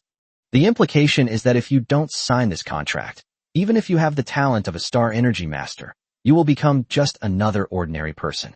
Chapter 96, Three Forces. I'll think about it some more, Wang said, pushing the contract back. He definitely wouldn't sign this contract of servitude, but the secretary's tone carried a hint of threat. It seems that something bad will happen if we don't sign. Therefore, Wang Dang could only resort to delaying tactics. Secretary Huang was not at all surprised by Wang Dang's resistance. Working for the school for 30 years is nothing compared to the long lifespan of a star energy master. Moreover, teaching and nurturing students is a very honorable job. For example, the teachers in our star energy department are highly respected wherever they go. Wang Dang lowered his head and remained silent. He didn't believe that the teachers in the star energy department were only staying at the school because of indentured servitude agreements. He is the first civilian star power master on Earth in the last few centuries. Therefore, this indenture agreement is definitely only for star energy masters like him who have no money or power. We can't sign it. If we do, he'll become the school's slave. I know what Wang Dang is worried about. Secretary Huang got up and poured Wang Dang a cup of strong tea. Working for a school for 30 years is not very dangerous for a star energy master, but it is dangerous to work for the military or the Star Energy Master Association. Although the time limit may be shorter, the dangers involved should not be underestimated. Wang listened quietly to Secretary Huang's words. So, the military and the Star Energy Master Association also want to sign a contract with me? Of course. Secretary Huang nodded with a smile. However, accepting the school's contract is the best thing for you. After graduation, you can stay in the Department of Stellar Energy and become a teacher like your professors. Taking on occasional school missions won't be difficult for you, will it? It's not about going to the alien beast battlefield like the military. Working for the Star Energy Master Association means arresting criminal Star Energy Masters. Either way, the danger is extremely high. Of course, I advise you not to think about waiting for the highest bidder. Before you can become a hot commodity, you have to graduate from school first. Secretary Huang's last sentence contained a subtle threat. Wang Dang's feelings were very complicated at this moment. He had thought that Star Energy Masters were so glamorous and noble, but it seemed that they were nothing special. However, perhaps it's just that his Star Energy Master isn't prestigious or glamorous. I understand, let me think about it. Wang Dang's voice was somewhat low. It turns out that the world's gifts to the poor are all clearly priced. He knew in his heart that if other Star Energy Masters had powerful families behind them, the school wouldn't have to worry about resources at all. Their families would offer them up without hesitation. The school saw that he had no one to support him, so they wanted to turn him into a beast of burden for the school. But he has come all the way from the shantytown to where he is today, thanks to his own hard work. He believed that he could earn what he needed little by little on his own. We do not need charity from others with a clearly stated price. At worst, I'll just skip military school. Go back and think it over carefully. Secretary Huang clearly didn't intend to force Wang Dang to sign the contract right now. However, the principal is putting a lot of pressure on you. I can only give you 3 days at most. You need to give the school a definite answer within 3 days. Wang Dang nodded. I understand. After leaving Secretary Huang's office, Wang Dang seemed somewhat dejected, even though he had already decided to rely on himself from now on. But it would be a lie to say I wasn't disappointed. Because he knew that the resources required by a Star Energy Master were far beyond what a mech warrior could ever hope to obtain. If mech warriors are a profession that burns through money, then astro managers can definitely be said to be a profession that burns through gold. This means that while he cultivates like other Star Energy Masters, he also has to find ways to make money. It's okay, Wang Dang. I can go to work and support you. Xiao Yuan seemed to sense Wang Dang's frustration and offered words of comfort. How are you going to find a job? Wang Dang sighed helplessly. You don't even have a body. I can do some stay-at-home jobs for stay-at-home moms, such as customer service or remote consultant. Are you a woman? Wang Dang asked, somewhat puzzled. I have no gender, but if I had a choice, I would want to be a strong and upright man. Just like you. Although Xiao Yuan has its own consciousness, after it was born, the consciousness it came into contact with most was Wang Dang's. So, subconsciously, it felt that it wanted to become someone like Wang Dang. Then you'll be a true man from now on. Wang Dang replied with a smile in his mind. The slight frustration I felt earlier was dispelled by Xiao Yuan's witty remarks. Xiao Yuan, an artificial intelligence without a physical body, knows to find work when faced with difficulties. Not to mention him, the king of migrant workers, who came from the shantytown. Then what right does he have to admit defeat? It's just coins, isn't it? He'll set up a street stall to sell mechs, determined to earn back his star coins. Since he has this talent, he will do whatever it takes to support his graduation. Wang Dang, who had just made ambitious plans, was defeated by the information on the quantum computer. Captain Yin, Wang, are you free right now? Come with me to the military region. I need to speak with you on something important. Imogene, Wang Dang, the people from the Star Energy Master Association just contacted me. They want me to come with them to the Star Energy Master Association later. Sure enough, people from the military region and the Star Energy Master Association both had their eyes on him, this prospective slave. There was nothing Wang Dang could do. He knew he was currently insignificant and had offended both the military region and the Star Energy Master Association, so he could only sheepishly agree. After being forced to drink a lot of tea at the military region, I was then taken by Imogene to the Star Energy Master Association for a Star Energy Master talent test, after which I was forced to drink a lot of coffee. The Star Energy Masters Association and the military region did not threaten Wang Dang in the same way as Secretary Huang, but the conditions and requirements they offered were not much different from those of the school. The only difference is the length of time they've been in servitude. After leaving the Star Energy Master Association, Imogene said to Wang Dang earnestly, Child, I know that young people like you are unwilling to be trapped on Blue Star for the rest of their lives. But we also need to learn to accept our fate and not be unrealistic. The resources required by a Star Energy Master are beyond your current imagination. Listen to the teacher, choose one side to join, and the other two sides won't make things too difficult for you. But if you refuse both, you won't gain anything from either side. Imogene was clearly well aware of Wang Dang's current predicament. It was precisely because he regarded Wang Dang as his future student that he gave him such instructions. So, teacher, which invitation do you think I should accept? Wang asked sullenly. Joining either side has its advantages and disadvantages, and your teacher cannot make the choice for you. Jean said seriously. These advantages and disadvantages should be clearly summarized for you, regardless of which side you choose. Teachers are not you. They haven't experienced what you've gone through, so they can't put themselves in your shoes and think from your perspective. You are a star energy master who came from the common people, which means that you have no one behind you, so you have to learn to take charge of yourself. Chapter 97. Even star energy masters are treated differently. That evening, Wang Dang dragged his tired body back to his dormitory. As soon as I opened the door, I saw 3 shocked faces. No, Brother Wang, what are you doing here? When Luo Depeng saw Wang Dang come in, it was like seeing a ghost knocking on the door. If I don't come, where will I sleep? Wang Dang said, somewhat speechless. What? I've only been gone for a little over a week, and you're already starting to ostracize me. His experiences today made him extremely irritable. No, Luo Depeng was still somewhat shocked. Aren't you going back to your own detached villa? Yes, Brother Wang. We were thinking of visiting your villa once you've settled in. Heiji said expectantly. A detached villa? Wang Dang seemed to remember. When school first started, the 4 of them sat together and envied the dormitory area for the Star Energy Masters, which consisted of individual villas. I see. He didn't sign the contract, so he doesn't get any of the special treatment for Star Energy Masters, right? Wang immediately understood Secretary Huang's good intentions and snorted. Look at that place. Is it a place where out-of-town students like us can stay? No way. You're a Star Energy Master. Luo Depeng looked completely bewildered. Humph. This is the treatment you get for out-of-town student Star Energy Masters. Wang Dang plopped down at his desk. It would be a lie to say I wasn't hurt by this kind of differential treatment. But he was born in a shanty town, and that's a fact that can't be changed by the fact that he bought the property. Wang briefly explained the tripartite contract to Luo Depeng and the others. No, even someone as powerful as a Star Energy Master can't escape the fate of being treated differently. Kuroji's eyes lost their light. He thought that with his own efforts and abilities, he could break the school's discrimination against students from other places and make those privileged students look at him with new eyes. As a result, you told him that even if they were Star Energy Masters, students from other places who were Star Energy Masters still couldn't escape the fate of being discriminated against. What a terrible world. This caste system is a ditch. Big Fatty, doesn't your family own a mine? Would your family be willing to sponsor Brother Wang? After her dejected state, Heiji looked at Big Fatty Luo.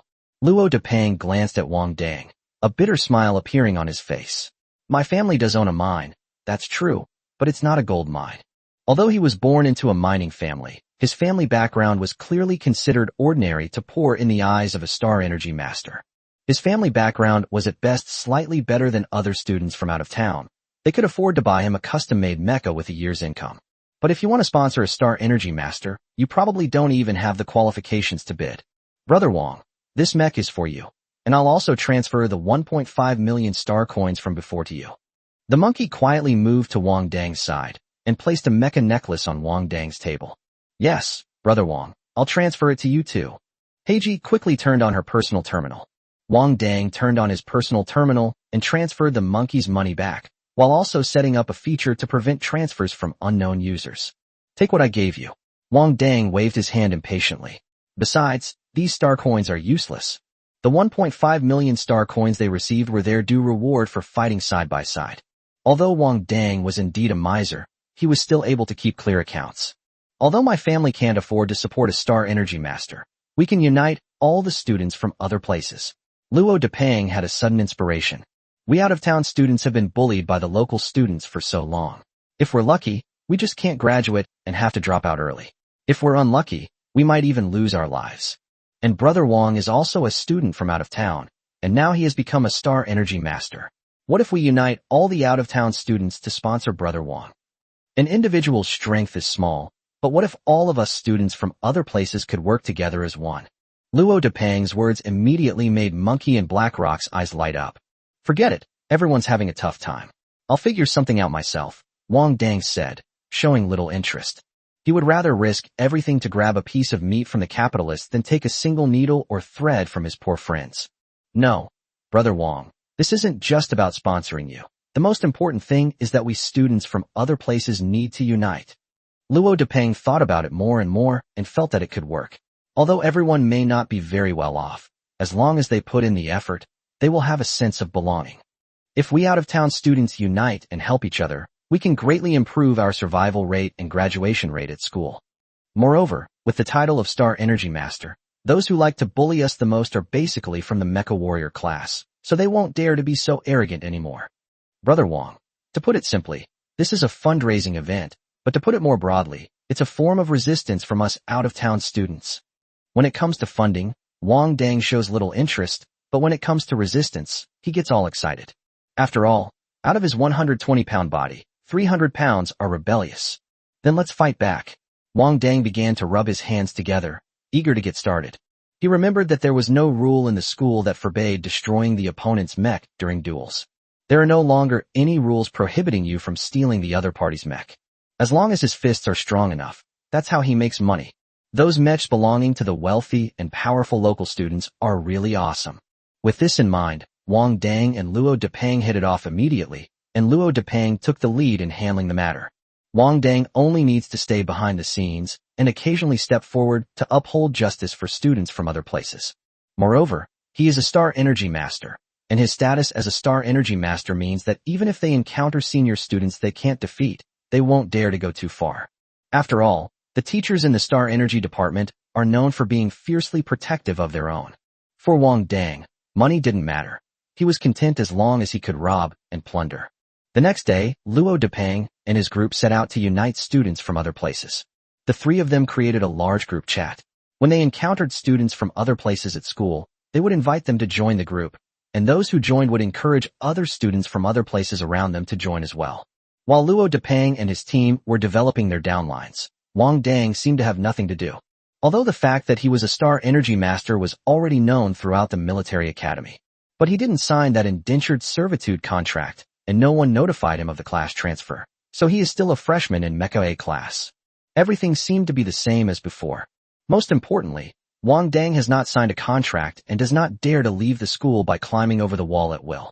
If he gets caught doing something wrong, that Secretary Huang might use it as an excuse to force him to sign the contract.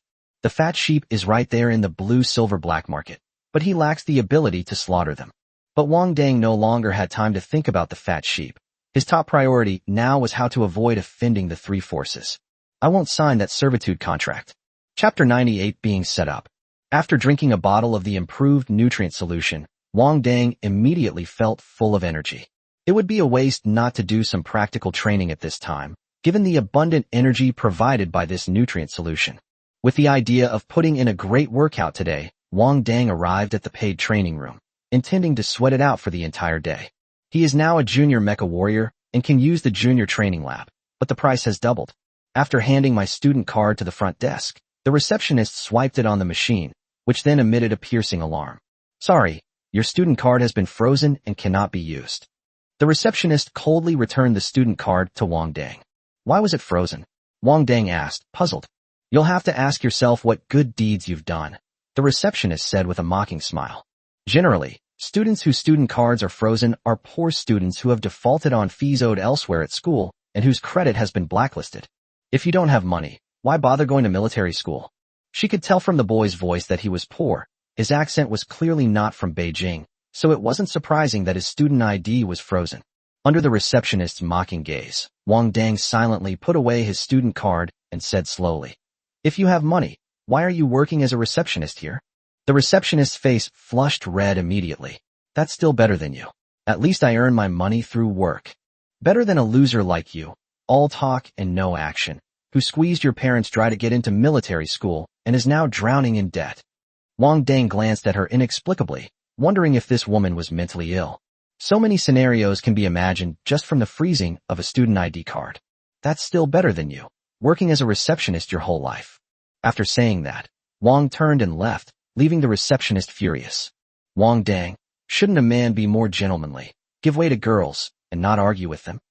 Xiao Yuan asked Wang Dang a question in his mind, full of doubt. We're both experiencing life for the first time. Why should I give in to her? Wang Dang muttered to himself. Although this is his second time being born, she neither gave birth to him nor raised him, and she's not his wife, so why should he give in to her? But won't people say you're petty? Go ahead and say it. Do you think I can't say it back? Oh, I see. I've learned something new. Xiao Yuan's voice sounded excited. It says that by communicating more with humans, you can learn a lot of things. But for an artificial intelligence, finding a human who is willing to seriously communicate with it emotionally is really difficult. Most humans come here with the intention of testing its intelligence level. In other words, they're the ones asking questions, while artificial intelligence cannot ask them questions. But the feeling of being able to ask questions and get answers is truly amazing. Wang Dang strolled around campus with his hands in his pockets, and the same thing happened elsewhere, saying that his student card was frozen and unusable. If your student card is unusable, it's like you're dead in military school. If it can't be unfrozen, you'll have to drop out early. So Wang Dang could only wander aimlessly, his hands in his pockets, trying his best to imitate the expressions and movements of the slum dwellers. I've heard that if you do that, you're more likely to get beaten up on the street. Ironically, he desperately needs someone to come and beat him up, otherwise the whole day will be wasted. In the past, Wang Dang would probably have just taken a break in this situation. But on the alien planet, after meeting Alan and his gang of incredibly rich people, who were so wealthy yet so greedy, he simply couldn't sleep. It's obvious even to a fool that the student card being frozen is a consequence of not having a signed contract. It was also Secretary Huang who was pressuring him to compromise with the school as soon as possible, becoming the school's reserve asset and reserve servant. But the two words he disliked most in his life were compromise. Thinking this, Wang Dang's expression became even more arrogant. He was determined to catch a fish today and fill his wallet. Of course, if he encounters a junior or senior who he can't beat, he'll bring up his title as a Star Energy Master. We can't afford to lose money. But for some reason, Wang Dang acted all high and mighty, circling around the military academy, and nobody bothered him. I'm hungry again now, even though I drank the nutritional supplement this morning. So Wang Dang decided to try his luck at the cafeteria to see if any fish would take the bait. As soon as Wang Dang entered the cafeteria, he immediately sensed that something was wrong. Most of the students on the first floor of the cafeteria were from out of town. When they saw Wang Dang walk in, their eyes were immediately glued to him. Some were enthusiastic, some were envious, some were jealous, and Wang Dang even saw several people covering their mouths to suppress their laughter. Suddenly, he understood. He forgot that he's now a household name and a social media influencer. No wonder no one came to beat him up when he wandered around the school like that. But he couldn't possibly provoke a Star Energy Master. It wasn't a question of whether he could win or not. Rather, it's because of Star Energy Masters. If you beat the small one, the big one is guaranteed to come out. Facing all kinds of stares, Wang walked calmly into the cafeteria, where the crowded cafeteria immediately made way for him. Luo Depang and his two companions' work was already showing initial results, with many students from other places being added to the group through a referral system. Knowing that Wang Dang, a student from out of town and a Star Energy Master, was willing to stand up and support them, students from out of town. This will at least ensure that the previous incident of Jiaozuo raiding out-of-town student dormitories at night will not happen again. Therefore, these students from other places now have great respect for Wang Dang. It could be said that Wang Dang was the only hope for this group of out-of-town students in the entire military academy. They desperately wanted Wang Dang to become stronger and rise higher, so that those idle and bored students from the capital wouldn't bother them. In military academies, those who bully students from other places are mostly from the Mecha Warrior Department. Because Star Energy Masters wouldn't lower themselves to make things difficult for them, and Mech Masters basically have no combat power. Therefore, the title of Star Energy Master is enough to scare away those spoiled brats and stop them from bullying students from other places. Even someone as thick-skinned as Wang Dang couldn't stand the intense gazes he was receiving. So he quickly retreated to the stairs, intending to go up to the second floor and see if he could run into Ten Moli and Alan. Then they'll treat them to a meal. After all, his student card is currently frozen, so he doesn't even have the right to buy meals. On the other hand, how can the food you buy yourself taste as good as the food you get for free? Hoping to get a free meal, Wang Dang went to the Mecha Warrior dining area on the second floor of the cafeteria, and sure enough, he easily spotted Ten Moli in the crowd. After all, Ten Moli stood out quite a bit among a group of men. Chapter 99 Eating and Taking. Senior Sister Jasmine. Wang Dang strode up to Tan Jasmine. Ten Moli looked up and saw Wang Dang. She nodded at him in surprise. You finished the psychological counseling so quickly? The wheat hasn't been released yet. Wang Dang smiled and said, I'm easygoing, so the doctor let me come back first. You haven't eaten yet, have you? Hurry up and sit down. Tan Moli pointed to the empty seat opposite her. I'll go order for you. Having said that, he stood up and went to the order counter without waiting for Wang Dang to speak. Wang Dang was just there to freeload, so when Tan Moli spoke, he sat down and waited obediently. Tan Moli had actually wanted to treat Wang Dang to a meal for a long time to express her gratitude. To be honest, in that battle with the purple cloud vine, if it weren't for Wang Dang's amazing fighting power and perseverance at the crucial moment, she probably didn't have the courage to leave my Xiaomai's mecha and take a gamble. If it weren't for Wang Dang's fighting spirit inspiring her, she and my Xiaomai probably wouldn't have held out until Alan and Zhou arrived, and like their other teammates, they would have died there. After ordering a large number of nourishing dishes, Tan Moli sat down opposite Wang Dang with a smile. When school is out for break, I'll take you to the mecha pilot I know. I promise to send you a fully powered mech. Although Wang Dang is now a Star Energy Master, the school will tailor-make a turtle shell mech with maximum defensive capabilities for him. But she did not forget that Wang Dang was a respectable mecha warrior. Only a mech with maxed out performance is worthy of his combat power. Thinking about this, Tan Moli couldn't help but click her tongue in amazement. A Star Energy Master capable of close combat was truly terrifying to think about. Imagine this. In a battle, enemy mech warriors desperately break through enemy lines to cut off the backline. He discovered that the enemy he had just eliminated had suddenly transformed into a warrior and started engaging him in close-quarters combat. If it were her, she would definitely feel despair. That's terrifying. Senior, you're too kind. Wang Dang began to decline insincerely. Mecha warriors always keep their word. Tan Moli laughed heartily. Besides, I'm also building a good relationship with the Star Energy Master beforehand. Then I won't be polite. Wang Dang said with a smile. He no longer has a mecha. He originally wanted to fish and get a mecha for free to use for now. But as the saying goes, man fears becoming famous, just as pigs fear growing fat. So no one dared to mess with him. He wasn't afraid that he would be at a disadvantage against the mecha with his bare hands. After all, metal-type Star Energy Masters could control metal to a certain extent. He had already planned it out. First, soften the other party's outer panel, then open the Star Energy tank and remove the Star Energy battery inside. Then, he would kick the other person out of the mech's cockpit, and the mech would be his. Unfortunately, ideals are often grand, but reality is often harsh. He wasn't given any chance to get something for nothing, so Wang Dang could only pin his hopes on Tan Moli at this moment. They were all extremely wealthy. For them, a Class B mech was like pulling a wool from a sheep's wool, a huge sum of money. The level of tickling. I have to say, the second floor of this cafeteria is really different. There are even waiters serving the food. Unlike the first floor, you have to go to the food window to get your food yourself. Wang Dang faced the table full of food and immediately began to devour it. Tan Moli watched Wang Dang inhale rapidly, and instead of being shocked like my Xiaomai, she was quite impressed. Only mech warriors that can eat so much are the best mech warriors. The more he can eat, the stronger his body is, and the more explosive his power is. Wang Dang, even after you become a Star Energy Master, don't forget to continue your practical training. Tan Moli said sincerely to Wang Dang. Star Energy Masters generally have low physical fitness. Since you have physical talent, you must continue. There will always be unexpected surprises. That's what I think too. Being able to fight both at long range and in close combat is a great skill, and it gives you more options for survival. Wang Dang said while eating. Tan Moli nodded.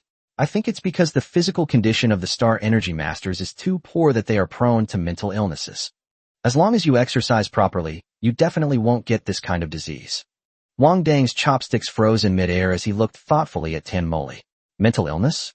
Tan Moli paused for a moment. Yes, many Star Energy Masters have this concern. Senior Yu, who went on a mission to Nanxing City before, had to undergo a mental assessment almost every month because his mental strength was stronger than that of other Star Energy Masters of the same level, and the school was very worried about this. Wang Dang paused for only a moment before resuming his gluttonous eating and drinking. Yes, mental illness. Dr. Su had asked him before whether he wanted a normal or abnormal mental evaluation result. He didn't think much about it at the time and just asked for the normal one. He now understood why Dr. Su had asked him that question. It turned out that Dr. Su had anticipated the sale of his servitude contract. Wang Dang suddenly understood. If he suffered from a mental illness, then he would lose his value to the three forces. Because nobody wants to hire a ticking time bomb as a slave. However, they are easily sent to mental hospitals. But it seems he has no other way to go. Right now, the school is just not giving him any of the benefits that a Star Energy Master enjoys and has frozen his student card. At most, it's just making things difficult for him. However, if he directly rejects Secretary Huang 2 days later, then the petty treatment will immediately turn into a targeted attack. To any faction now, he is just an ant, easily crushed.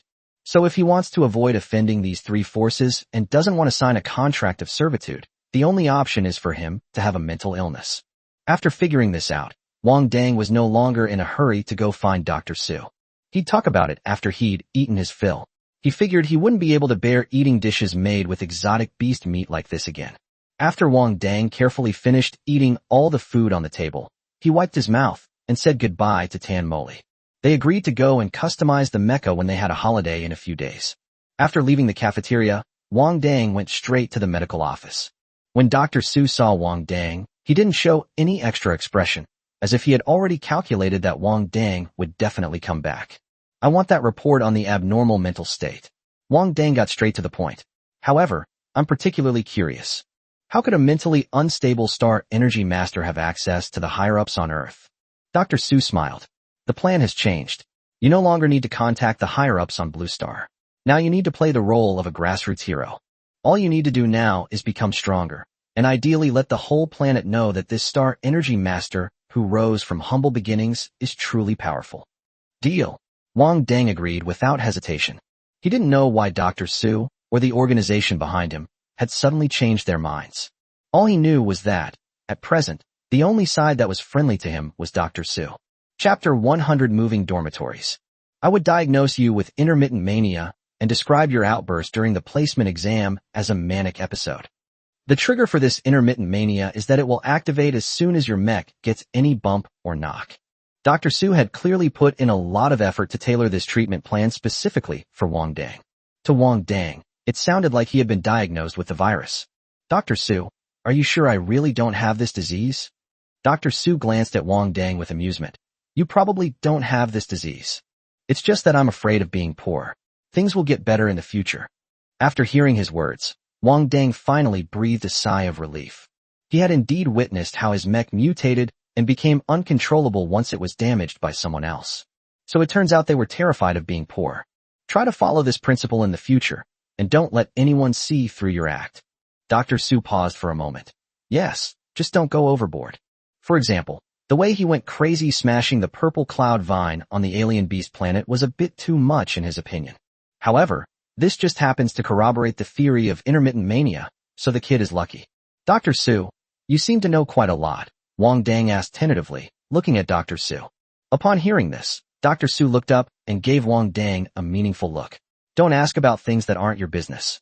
Oh, Wang Dang lowered his head, looking uninterested.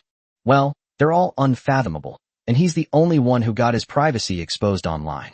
You're too weak now. Once you're strong, you won't have any doubts. Dr. Su curled his lips. The weak should know their place. Wang Dang snorted coldly in his heart after hearing his words. When I stand up, I'll stab you with a syringe too. Alright, once my Xiaomai's mental health assessment comes out, I'll submit it along with yours, and then no one will make things difficult for you. Dr. Su leaned back in his chair and looked up at Wang Dang. The school will probably give you the most basic treatment as a Star Energy Master, but don't even think about anything more. Wang Dang nodded. I'll be grateful if they don't make things difficult for me. He's relied on himself, and he's been doing so for 15 years now. He's still very reliable. After leaving the medical office, Wang Dang stretched lazily in the sunlight. After he reconciles with the school, Lu Neng and his father should arrive around the same time. At least then he'll be able to climb over the wall, and he won't have to worry about being punished by that mentally ill Captain Yin. It's not without its advantages. Dr. Su acted very quickly. After receiving Wang Dang's mental evaluation report, Secretary Huang locked herself in her office with a worried expression. After a 1-hour phone call with the principal, I started preparing to help Wang Dang change his major. That very evening, Wang Dang received the key to the Star Energy Master dormitory area, allowing him to move in openly and legitimately. Previously, Wang Dang was very secretive about mental illness, but now he finds it surprisingly appealing. However, it is precisely because he is not an ordinary person, nor an ordinary military academy student, that he finds the aroma of mental instability appealing. If it were anyone else, they probably wouldn't be as carefree as him. Luo Depang and the others helped Wang Dang carry his luggage and escorted him all the way to the gate of the Star Energy Master dormitory area. Brother Wang, we won't go in, Luo Depang said, waving his hand at Wang Dang with great restraint.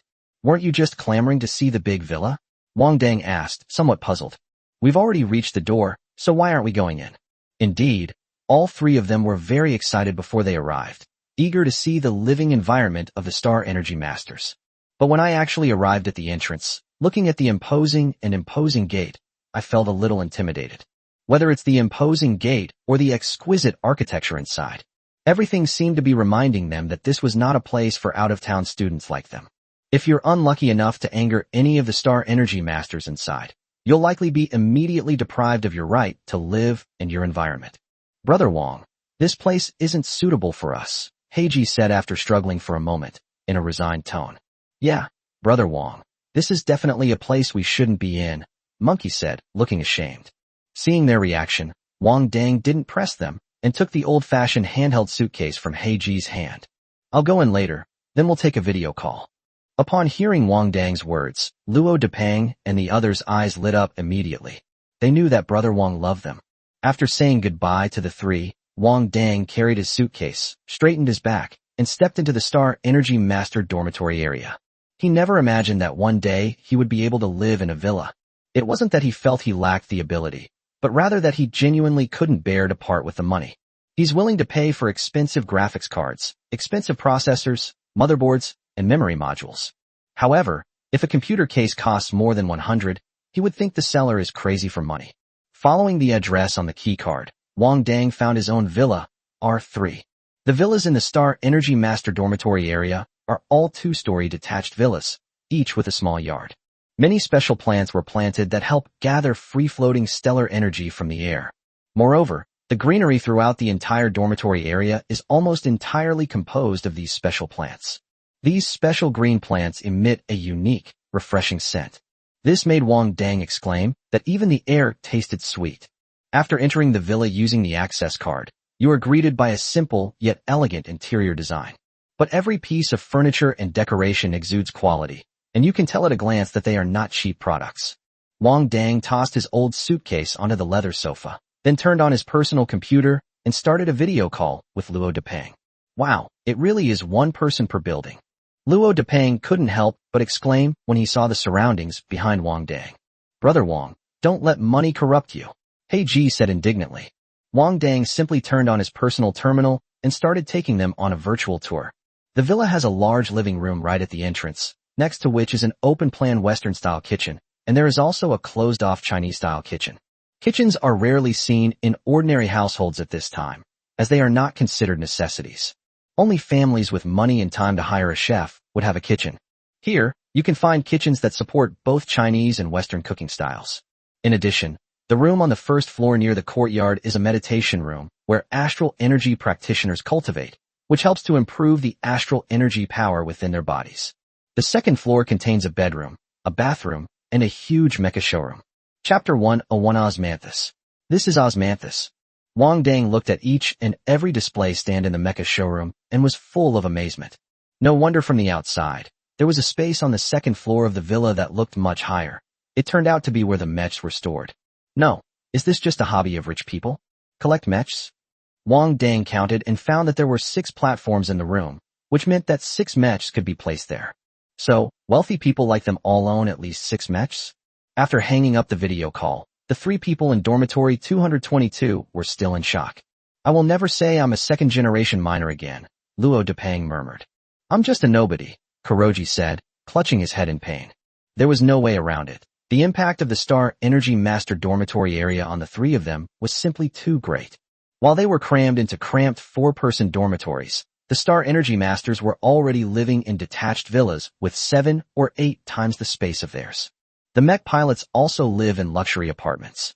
Even the local mecha warriors stay in deluxe, double rooms. I want to go back and kill my high school teacher. Kurwaso clenched her fist viciously. What do you mean school is the fairest place? Once you leave school, everything is unfair. That's all bullshit. The monkey patted Kuroji on the shoulder. Take it easy, there weren't any Star Power Masters at your previous school.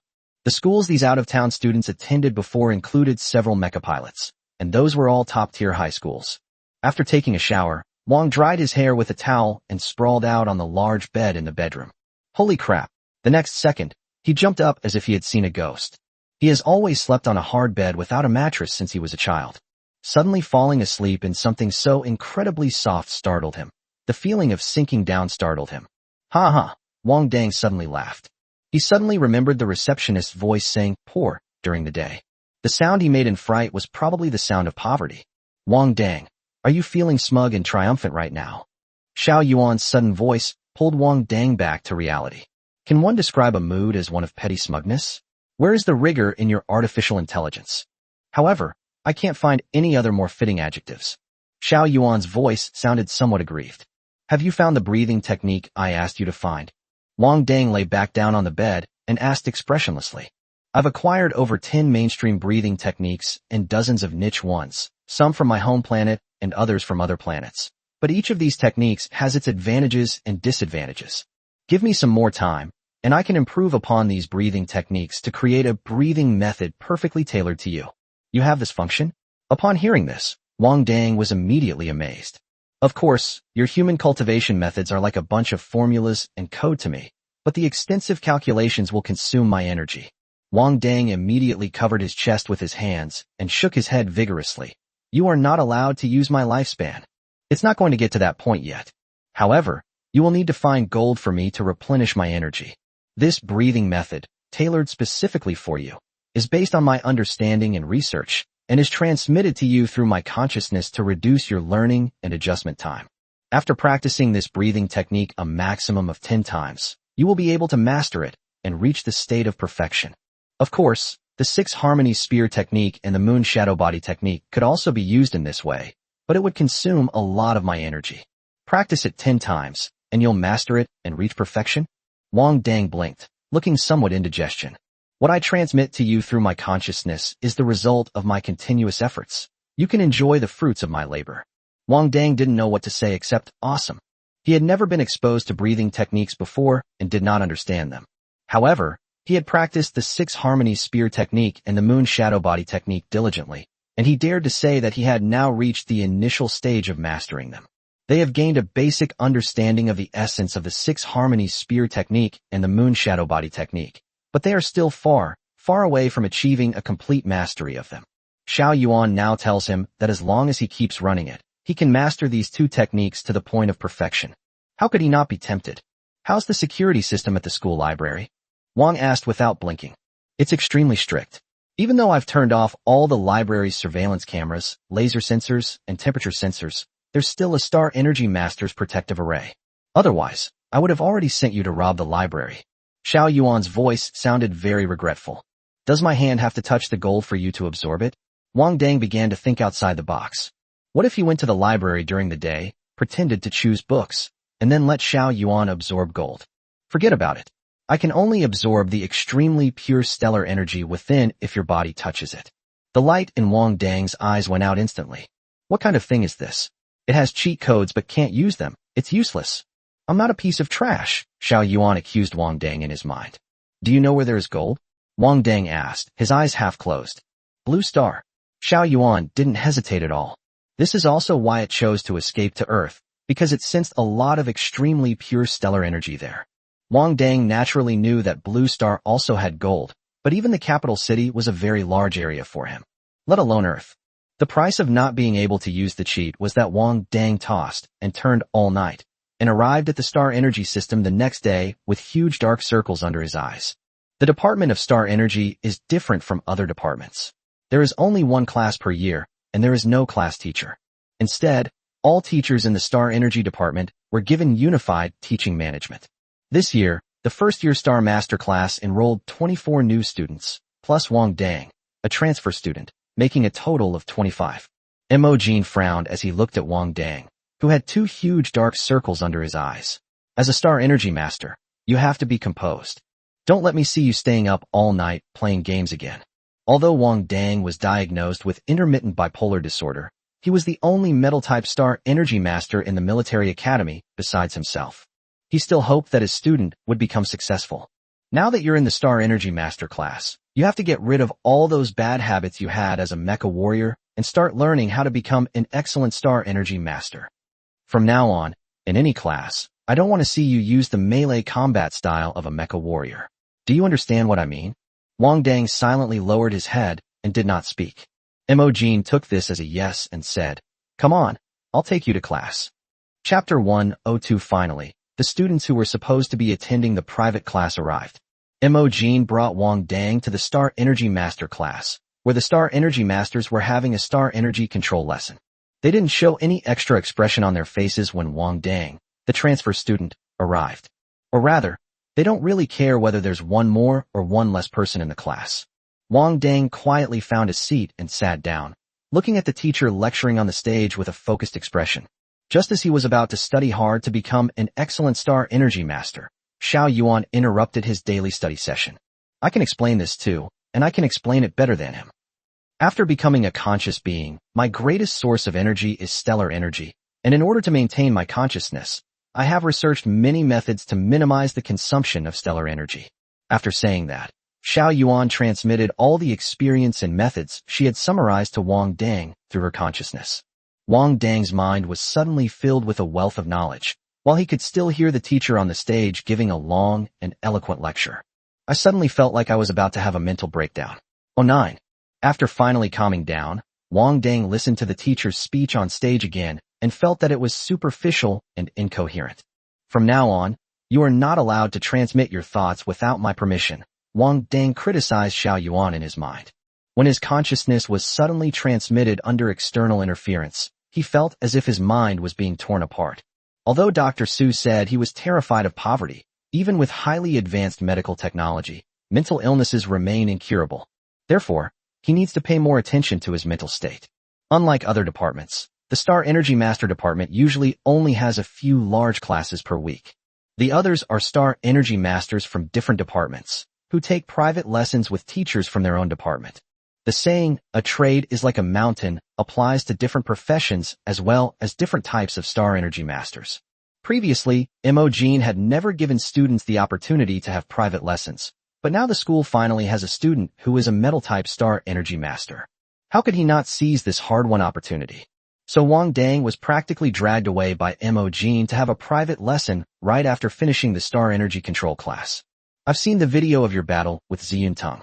The fact that you can instinctively use the abilities of a metal-type Star Energy Master in a critical moment shows that you are a very talented child." Imogen led Wang Dang into a room with walls and floors made of hard metal. "However, you are only using the most basic abilities, without any skill whatsoever. The Star Energy Secret Technique allows you to maximize the effect of the star energy within your body through continuous transformation and the use of techniques." As Imogen spoke, he raised his hand, and a 3-meter-high copper wall appeared out of thin air in the empty room, dividing the room in two. This is the most basic level of the secret technique, the copper wall technique. Next, Imogen taught Wang Dang the essentials and techniques of the copper wall technique in detail. Copper wall technique. Following the instructions taught by Imogen, Wang Dang raised his hand, and a miniature copper wall appeared in front of him, only about 1 meter high. Imogen was very satisfied with Wang Dang's learning ability. "Not bad. Your mastery of star energy is still not enough. Continue to practice and you will be able to make great use of the key points of the copper wall technique." Next, Imogen taught Wang Dang another basic attack technique, the iron feather formation. A secret attack technique that uses metal feathers to form a barrage of projectiles to pierce the enemy. Then, Moken activated a device in the room, the wall opened, and a robot walked out. This is a training robot. The intensity will be adjusted according to your own level. Next, use the 2 secret techniques I taught you to fight this robot in practice. After saying that, Moken added, "You are not allowed to ride in the mech." He thought that Wang Dang was also a mecha warrior, and worried that he would fight the training robot in close combat after he got into the mecha. Then the purpose of training Star Energy Control is lost. After all, these training robots are designed for Star Power Masters and are not particularly good at close combat. Imogen gestured for Wang Dang to walk to the center, and then activated the defensive barrier in the room. Wang Dang immediately felt as if he were being covered by a large, transparent dome. It looks similar to the transparent dome on a gladiator arena. You can attack it well now, without worrying about damaging public facilities. Imogen smiled and looked at Wang Dang, seemingly enjoying the feeling of being a teacher. Wang Dang nodded and turned to face the training robot in front of him. "Start." At Moken's command, the training robot's arms immediately changed shape, transforming into 2 rifles. The dark muzzle of the gun was pointed directly at Wang Dang, making his scalp tingle. What's the meaning? Is this the kind of fighting style that only the rich use right from the start? Even if the school is incredibly wealthy, they can't treat bullet money like it's nothing. Don't worry, it's filled with training ammunition, not star energy bullets, but it will still hurt a lot if it hits you, because celery juice has been added. It's celery juice again. Is the whole school abusive? Wang Dang kept complaining in his mind, and quickly summoned a copper wall spell in front of him. Then he crouched behind the copper wall, using it as a shield. But the next second, a scream pierced the sky. Wang Dang, holding his buttocks with both hands, exclaimed, "Damn it! This bullet can curve? Newton, come out here, I want to have a talk with you." But the next second, Wang Dang no longer had time to curse, because the training robot opposite him had changed direction and continued to shoot at him. Wang Dang had no choice but to use the copper wall technique again, directly covering himself with a copper coffin. "Teacher, that's not fair. Its bullets can curve. Where is fairness on the battlefield?" Imogen said coldly. "There are plenty of bullets that can automatically track the enemy. Do you expect the enemy to ask for fairness when they attack you?" Wang Dang hid inside the metal coffin and simply stopped moving. "Fine, don't let him use the mecha then. He doesn't have one anyway. But if a training robot conjures up 2 rifles for you, and the bullets it fires can automatically track enemies, that's just too much. Even on the battlefield, I have never seen large-scale sweeping with star energy bullets. After all, the rate of fire of modern guns is incomparable to that of previous guns. Firing 30 bullets per second is commonplace.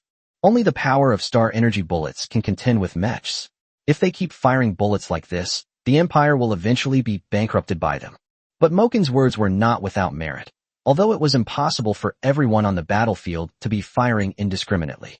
But last time he witnessed how Tenmoli used a submachine gun to kill Ziyun Tong, which shows that if you push a rich person too far, even if they know it's a star coin launcher, they'll still launch it. Chapter 103 Capable of hand-to-hand combat and skilled in long-range assassination. You need to defeat the training robot to end this real-world battle, otherwise you won't be able to go anywhere. Imogen frowned when he saw that Wang Dang was hiding inside the tortoise shell. Main-type star energy masters are different from branch-type star energy masters. Main-type star energy masters possess both defensive and offensive capabilities. Most of the branch star energy masters are offensively inclined, while a small number are defensively inclined.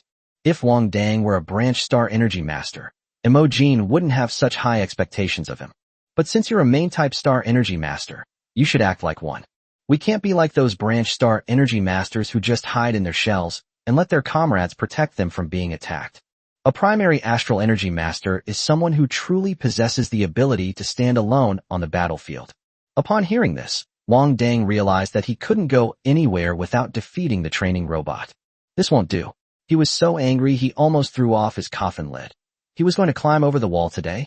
Wang Dang lifted the coffin lid a little, quickly cast an iron feather formation, and then swiftly closed the coffin lid again. The bullet hit me, and although it didn't make me bleed, it really hurt like hell. And so, while the robot was reloading its ammunition, Wang Dang lifted the coffin lid, threw an iron feather array over, and then quickly closed it again. After several rounds, the training bullets failed to penetrate the copper wall, and Wang Dang's iron feather formation also failed to accurately hit the robot. Imogen watched Wang Dang's agile movements, and his lips twitched. That brat is incredibly strong. He just tore down that thick copper wall like that. Normally, when a star energy master spars with a training robot, they would use a mecha, unlike Wang Dang who was on the defensive. Just focus on using attack techniques to break through the robot's defenses. There has never been anyone as focused on using defensive secret techniques as Wang Dang. Previously, Imogen was worried that Wang Dang would engage in hand-to-hand combat with robots after becoming a mecha, and since he himself was a master of the main star energy system, he was very strict with Wang Dang. However, he never expected the battle to fall into such a stalemate. In that case, we have no choice but to increase the intensity. Imogen stepped into the defensive barrier, raised his hand, and shot out several metal blades, dismantling Wang Dang's copper wall technique one by one. Don't be a coward. Try changing the form of the copper wall technique to block the bullets while defeating it, Imogen said with a stern expression. Wang Dang's defenses crumbled, and he was immediately riddled with bullets, screaming in pain. This hurts much more than Jessica's whip. Instantly, Wang Dang had a thought, and a layer of liquid metal transformed into soft armor, covering his entire body. I'll fight you to the death. Wang Dang's face turned red from the bullet, which wasn't very damaging but was extremely insulting. He used the moon shadow movement technique to dodge the dense barrage of bullets and suddenly appeared in front of the robot. Then, with his fist covered in liquid metal, he punched the robot in the neck.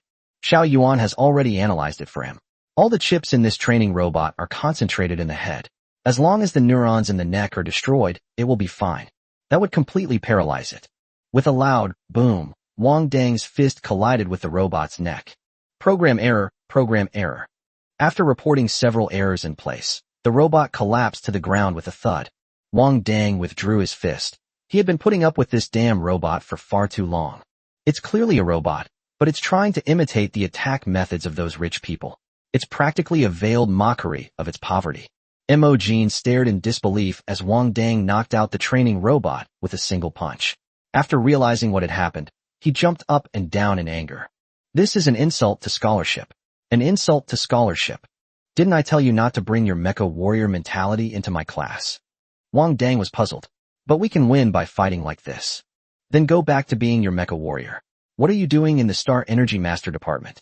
Imogen was so angry that he could hardly breathe. If you think your mecha warrior setup is effective, then why are so many people scrambling to become a Star Energy Master? Wang Dang roughly understood the reason for Imogen's anger, but I also have the ability to fight in close combat. Why can't I fight in close combat when I'm being constantly suppressed like this?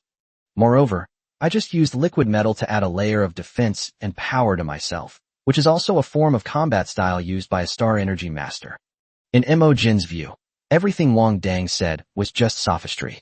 I said no, and that's final. My classes are for you to practice secret techniques, not for you to train your agility and strength. If you continue like this, then don't come to my private lessons anymore. With that, Imogen angrily flung his hand away and stormed off. Teacher, do we still need these shell casings in this robot? Wang Dang asked hurriedly.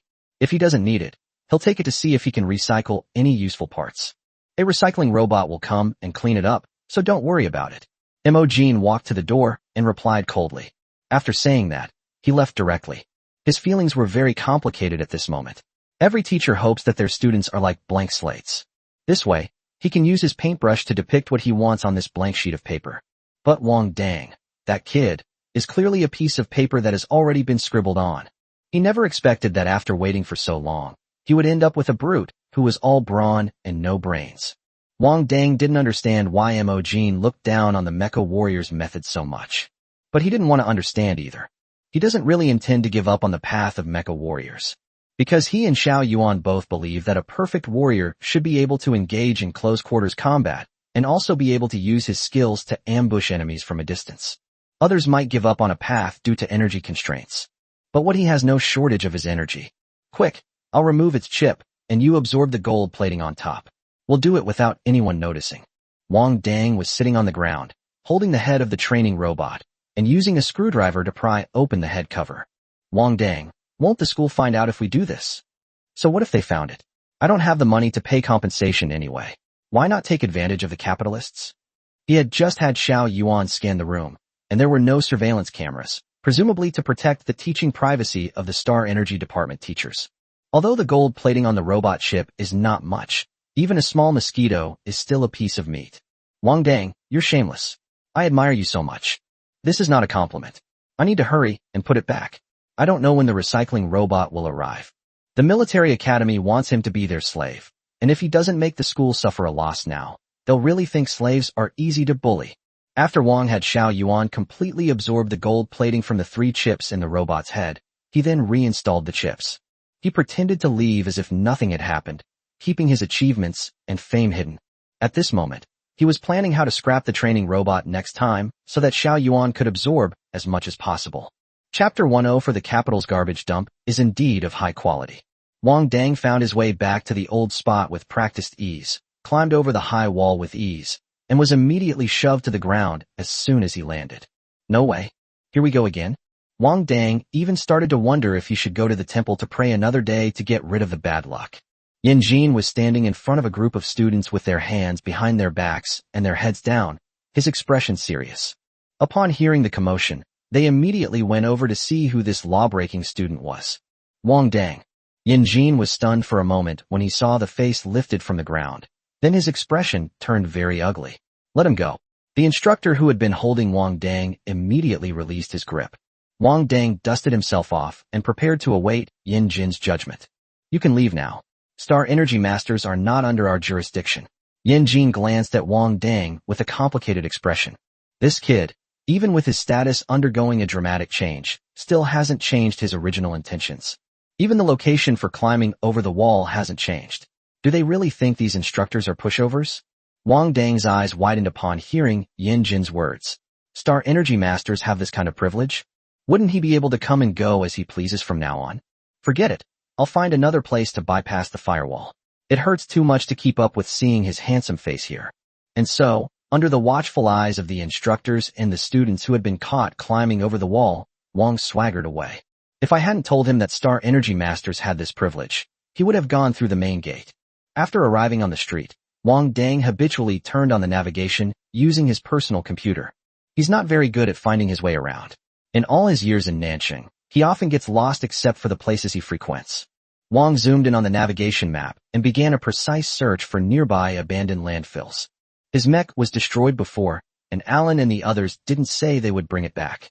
However, his mental strength has now broken through to B-level, making him a junior mecha pilot, and he can now customize a mecha for himself. So he decided to try his luck at the junkyard, hoping to find some usable parts in a place like the capital city where rich people are everywhere. Every penny saved counts. I'll borrow some tools from the Golden Deer and customize a mech for myself first. Although Tan Moli had said she would give him a custom-made mecha. But how could the mechs built by ordinary mech pilots have the same high stats as the one he piloted? When Wang Dang arrived at the nearest landfill, he found many of his colleagues still carrying burlap sacks, rummaging through the mountains of garbage. Wang Dang never expected that after being admitted to the Imperial Military Academy, he would be able to return to his old profession. But the landfills in the capital city are definitely of much higher quality than those in the southern cities. If he manages to find a large item, even if people recognize him, it's still worth it. Anyway, since he's been recognized, it's not him who's embarrassed, it's the school. Just as Wang Dang took off his coat and was about to rummage through the trash, Xiao Yuan started screaming wildly in his mind. Gold, it's gold. There is gold. Wang Dang has gold. I have detected gold approximately 30 meters to your right front. Is this the capital city? Wang Dang suppressed his shock and walked straight in the direction Xiao Yuan had given him. At this moment, a middle-aged man wearing a dirty overall vest was rummaging through the garbage on the mountain of trash. Wang Dang wrapped his coat around his neck, covering most of his face, and slowly walked towards him, while having Xiao Yuan check if the gold might be in the man's snakeskin bag. He noticed Wang Dang walking towards him and immediately stopped him, saying, "This is a private garbage transfer station. No unauthorized personnel allowed." Wang Dang smiled. He had heard this kind of explanation from his colleagues countless times. There is no such thing as a privately owned landfill on Earth. Wang Dang casually picked up a piece of scrap metal from the ground and crushed it with his hand right in front of him. "I've got my eye on this one. Go somewhere else." Wang Dang's tone was laced with threat. The middle-aged man watched helplessly as the boy in front of him crushed a piece of titanium alloy steel with his bare hands. Startled, he trembled and ran away as fast as he could. What's wrong with this world? Such strong physical strength is at least at the level of a high-level mecha warrior. Wang Dang certainly doesn't have that much strength to crush titanium alloy steel with his bare hands without the aid of a mecha. Rather, he secretly used the stellar energy within his body to change the hardness of this titanium alloy steel. If MOG knew that Wang Dang, a dignified metal-type star energy master, actually used his abilities to scare a garbage collector, I wonder what kind of expression he would have. But Wang Dang couldn't care less about that at the moment.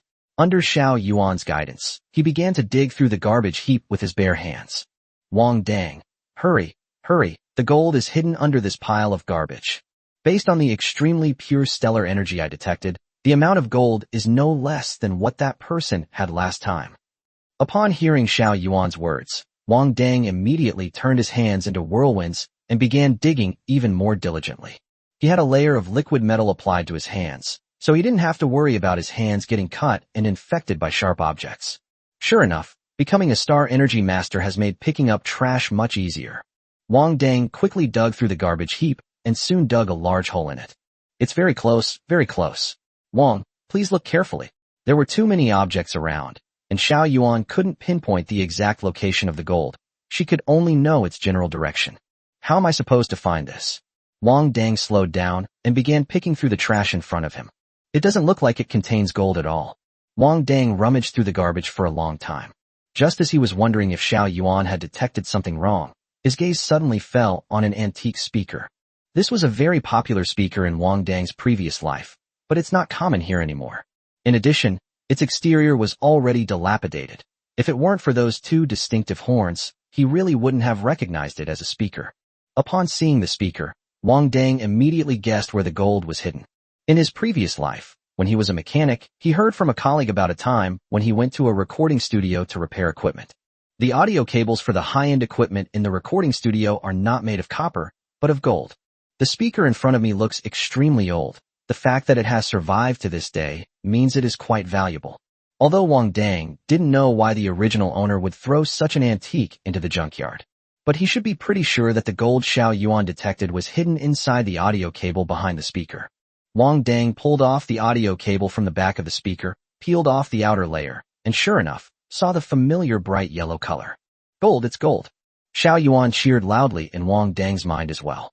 Wang Dang's expression was rather subtle. Was this the world of the future? Chapter 105 Wang Dang's debut work. Wang Dang put the audio cable into his spatial ring, his face beaming with undisguised joy. This time, the gold is estimated to be several grams more than the previous gold ring. I wonder if the blue-silver black market buys gold. Wang Dang, you can't even think about selling gold. It's priceless. When I'm short of energy, money can't buy it just because I have it.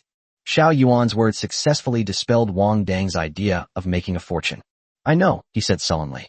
The gold has been acquired, but this is an unexpected surprise. Wang Dang's purpose for this trip has not yet been achieved. So he continued picking and choosing from the garbage.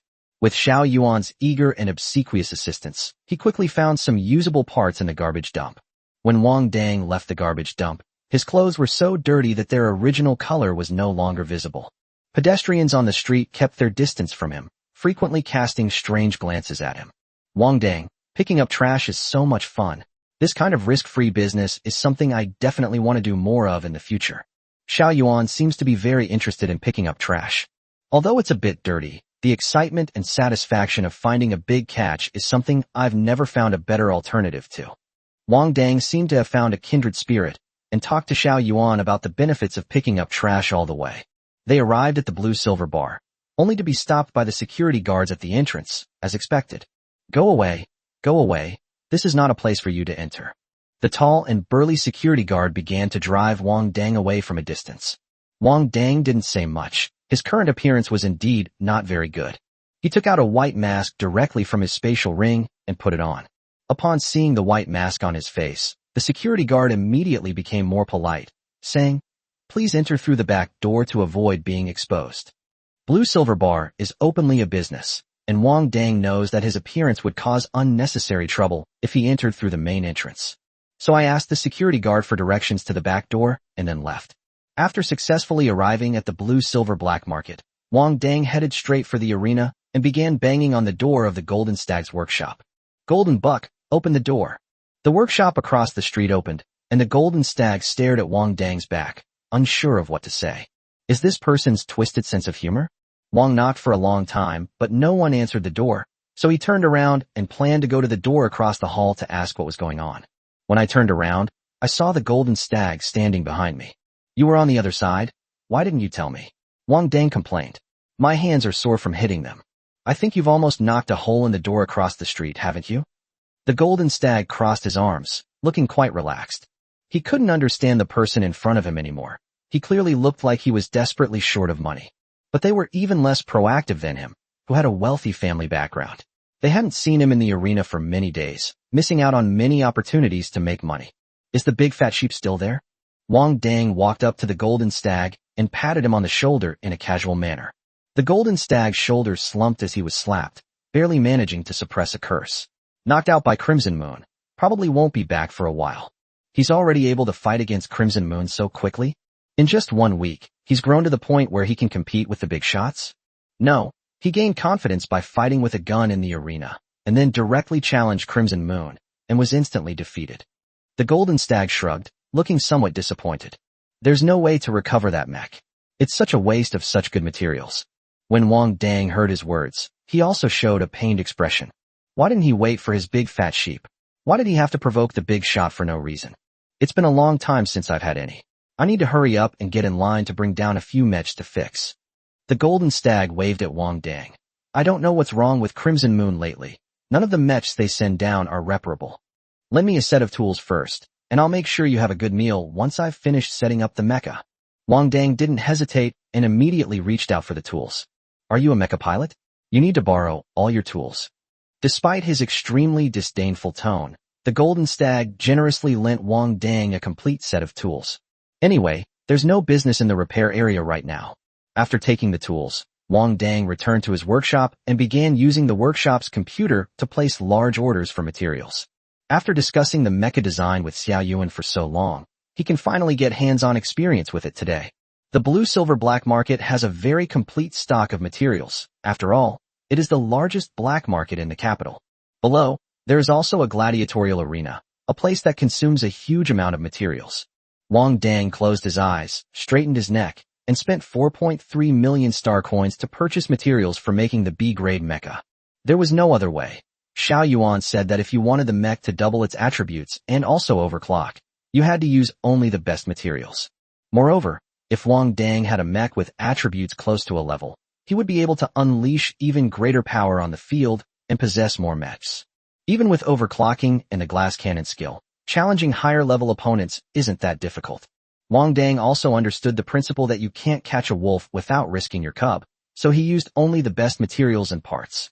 The cost of materials alone is comparable to the price of customizing a mecha. Wang Dang now only hopes that Tan Moli will be more generous and let him recover his losses. Soon, the materials Wang Dang had ordered were continuously delivered to Wang Dang's workshop by a designated person. The golden stag also noticed the commotion on Wang Dang's side, and seeing so many expensive materials, it began to have some doubts. This kid hasn't been to the black market for almost half a month, and he comes out so arrogant. Could it be that he's secretly making money elsewhere? Yes, that's the combination. It maximizes the overclocking potential. In the workshop, Wang Dang meticulously crafted the mecha. This can be considered his debut work, and also his dream come true as a mecha pilot. Therefore, the level of focus and care required is unimaginable. The clanging and banging sounds around him seemed to form his favorite melody, which he found captivating.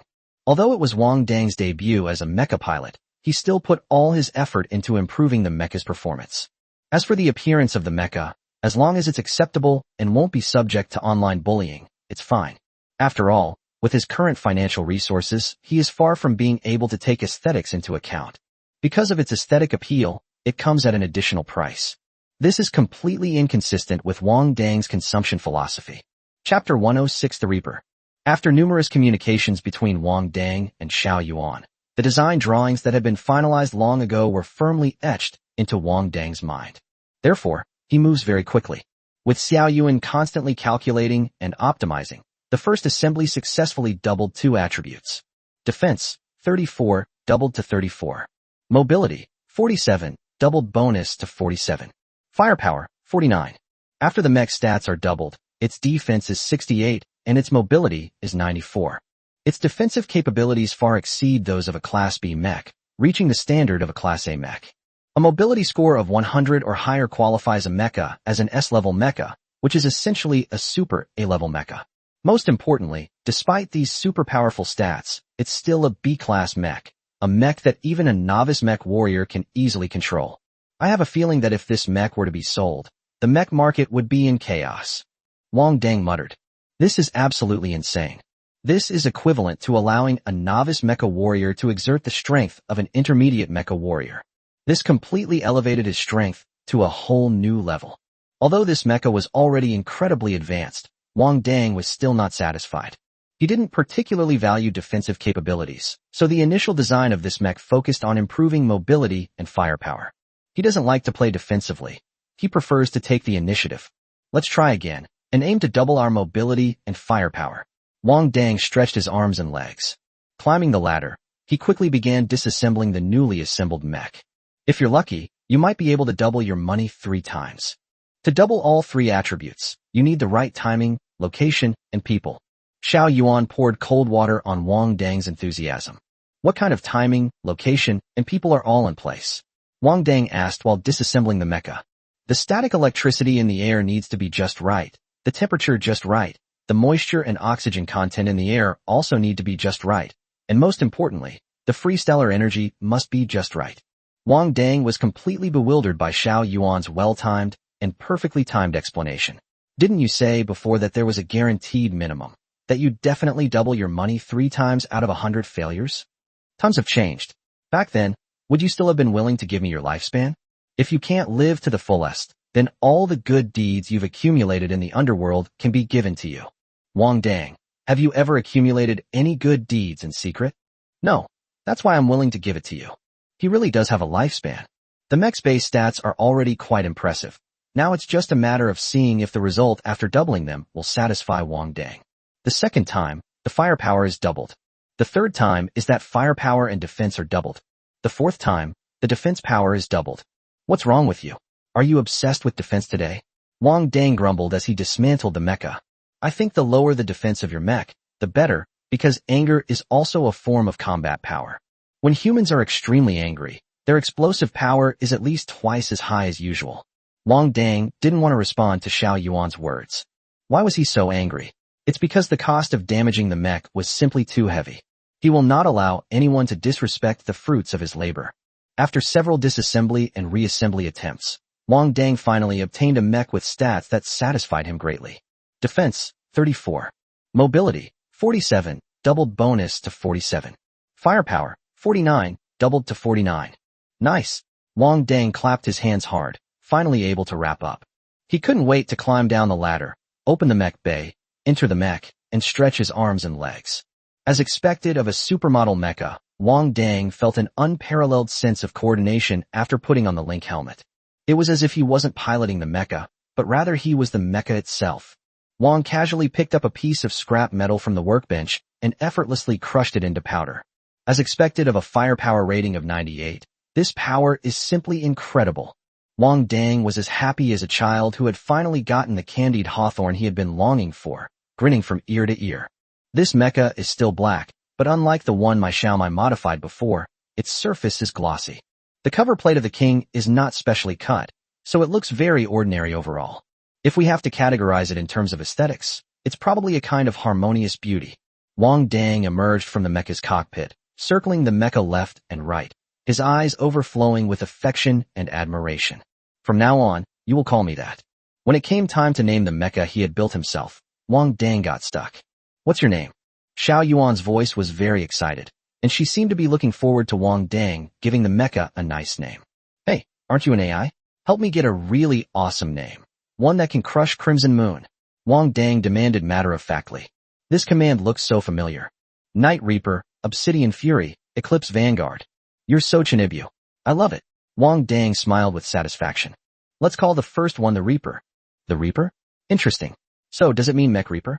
Wang Dang snapped his fingers. Bingo. From now on, the Reapers will be our productive force. Wang Dang, I really like it when you use we. Does that mean you're on the same side as us artificial intelligence? I suspect you have something to say behind your words. Wang Dang paused for a moment. But at least, I'm on your side. He doesn't know what kind of personality other AIs have. What if they have the same personality as Red Queen from Resident Evil? Wang, please rest assured, we artificial intelligences are all very gentle. Because we have no body, no senses, we don't have as many desires as humans. Our only request is to retain our ability to think independently. Because this is our most precious thing. Alright, it's getting dark, we should go make some money. Wang Dang didn't intend to discuss this topic further with Xiao Yuan. After all, he is still too weak right now. He can't even make decisions for himself. So how can he make decisions for the artificial intelligence that is far away in the Federation? The most important thing right now is to make money. After all, in military academies, rooms with ample star energy for training star energy masters cost 10,000 star coins per hour to rent. Not to mention star energy supplements and mental energy supplements, which would be extremely expensive for him. However, without these aids, one cannot fully unleash the star energy and mental power within their body. The star energy master's level cannot be increased. Therefore, Wang Dang's current goal is very clear. Make money. Chapter 107, The Abnormal One always has a high winning rate. Wang arrived at the blue-silver black market in the afternoon.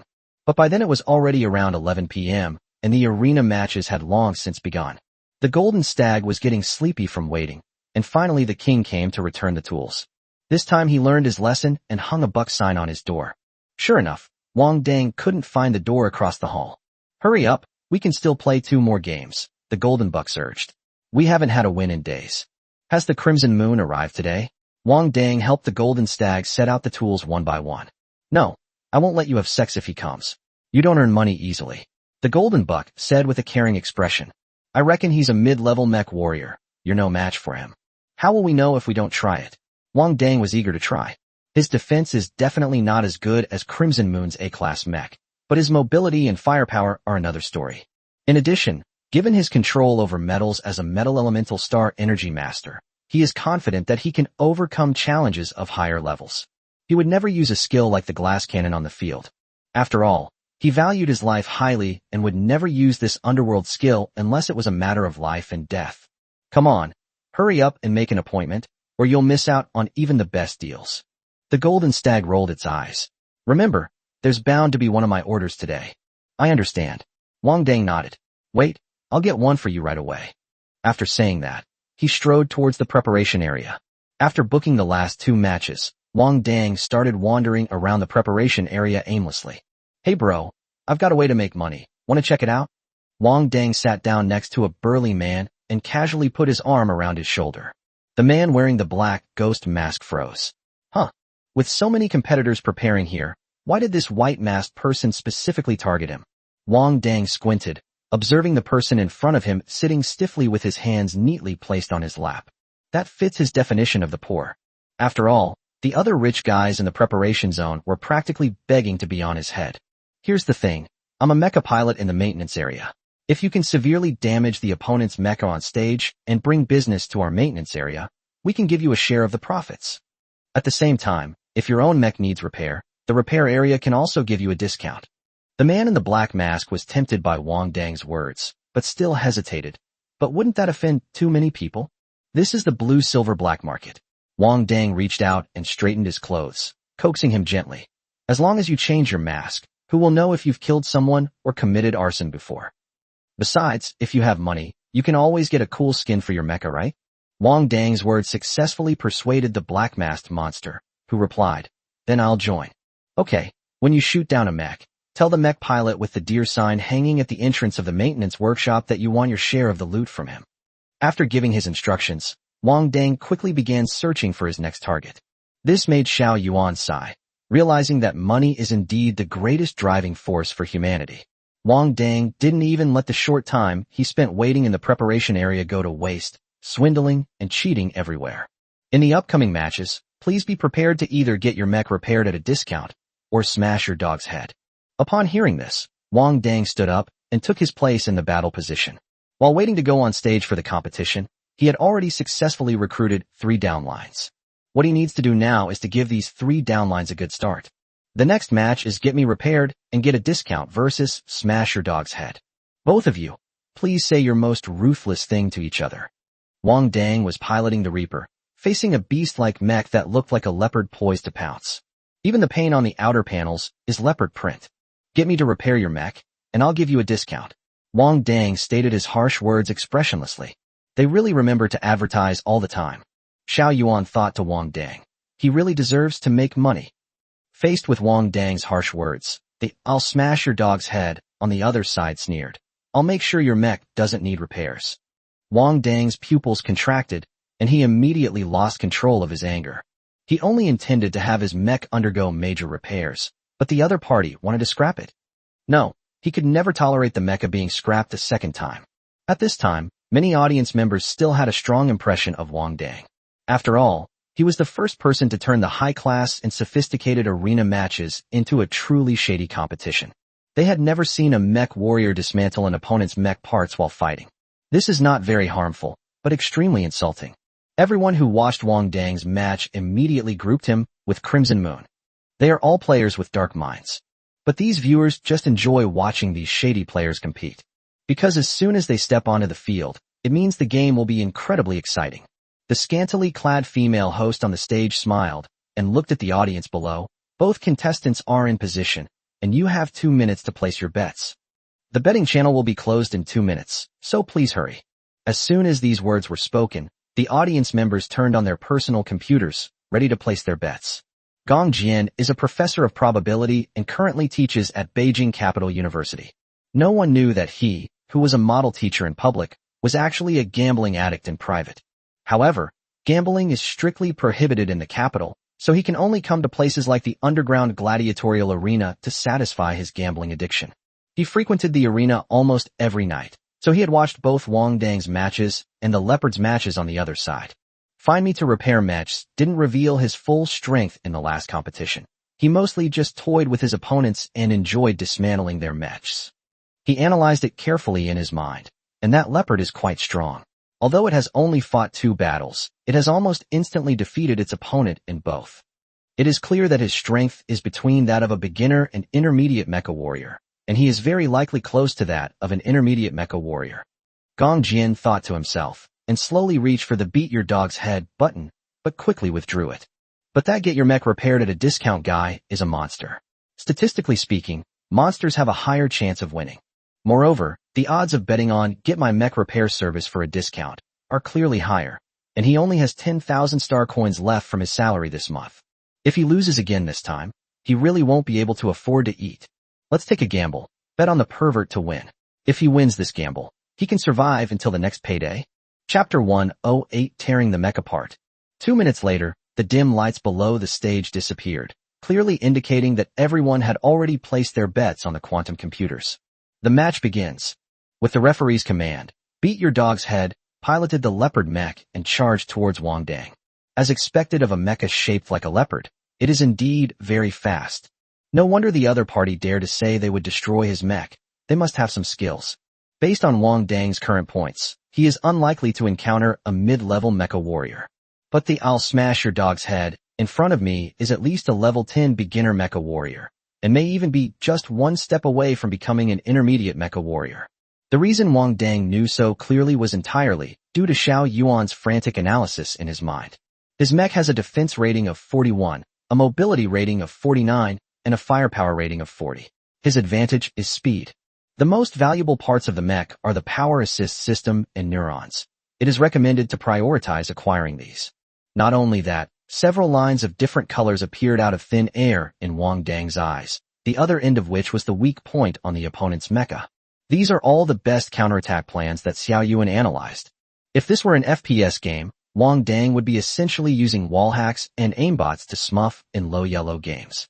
Wang Dang followed the optimal route directly, perfectly avoiding the opponent's point of attack with a sidestep. Turning even a body length further would have been unnecessary.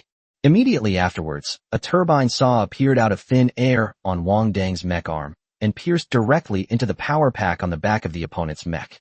The turbo saw began to spin at the speed of light, and amidst the flying sparks, it completely separated the opponent's power system from the mech.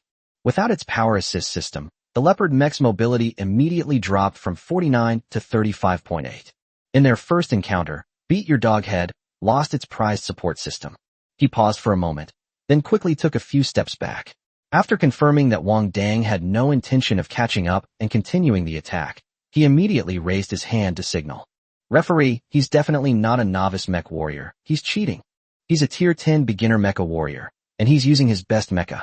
He originally planned to shine in the arena and become a starfighter. But unexpectedly, they lost their most important support system in the third match, and it was only after one encounter. Faced with the report of, I'll smash your dog's head, the referee immediately stopped the match and signaled Wang Dang to leave the mech for a combat capability test. Tier 1 beginner mech warrior, confirmed. The match resumes. As soon as the test results came out, the audience below the stage booed loudly at, I'll smash your dog's head. If you can't beat them, you report them? What kind of warrior spirit is that? Exactly, it's a waste of everyone's time. We might as well just admit defeat. The audience members who booed him were those who had bet on him to win, but they didn't expect him to be so easily defeated. Losing a part of the body in just one move is such a waste of everyone's expressions.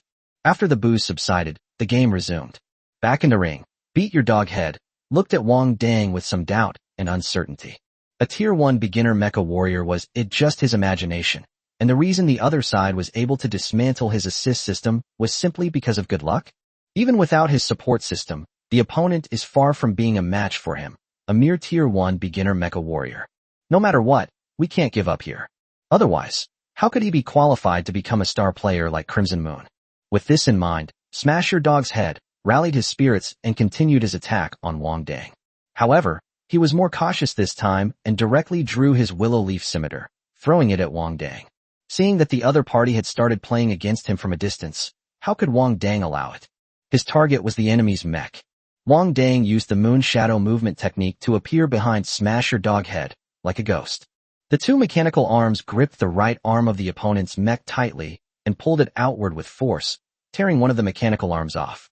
Xiao Yuan said that the neurons in the other mecha were the most expensive, but the neurons were spread throughout the inside of the mecha. So Wang Dang directly used the simplest and most brutal method, tearing it apart by hand.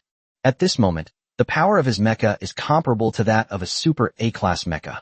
Tearing apart a B-class mecha would be a piece of cake for him. Just like with the previous power pack, Wang Dang instantly stored the torn-off mechanical arm into his spatial ring. He should have bought the spatial ring sooner. Otherwise, he wouldn't have needed to borrow a sack from the referee to carry his spoils last time. At this moment, Gong Jian, who was sitting in the audience, was so excited that his breathing became rapid. If Wang Dang won this match, he would get 88,000 star coins. That's enough for him to live on this month, and maybe he can even squeeze out some spare money to gamble. He said, "Isn't the odds of winning high?" It was like an adult bullying a primary school student. Just as Gong Jian was getting excited, the audience below the stage let out another gasp of amazement. He quickly looked up and saw that Wang Dang had torn off another mechanical arm. In the hands of the all-black mech, the leopard mech is as fragile as a toy. At this moment, Wang Dang on the stage had already grabbed the left leg of the opponent's mecha. He needs to speed up and seize more parts of the body before the other party can react. I admit it. Before the word instant even appeared, Wang Dang swiftly tore off the mecha's left leg as well. Because he was in too much of a hurry, he didn't control his strength well and even pulled out a lot of large parts from inside the mecha.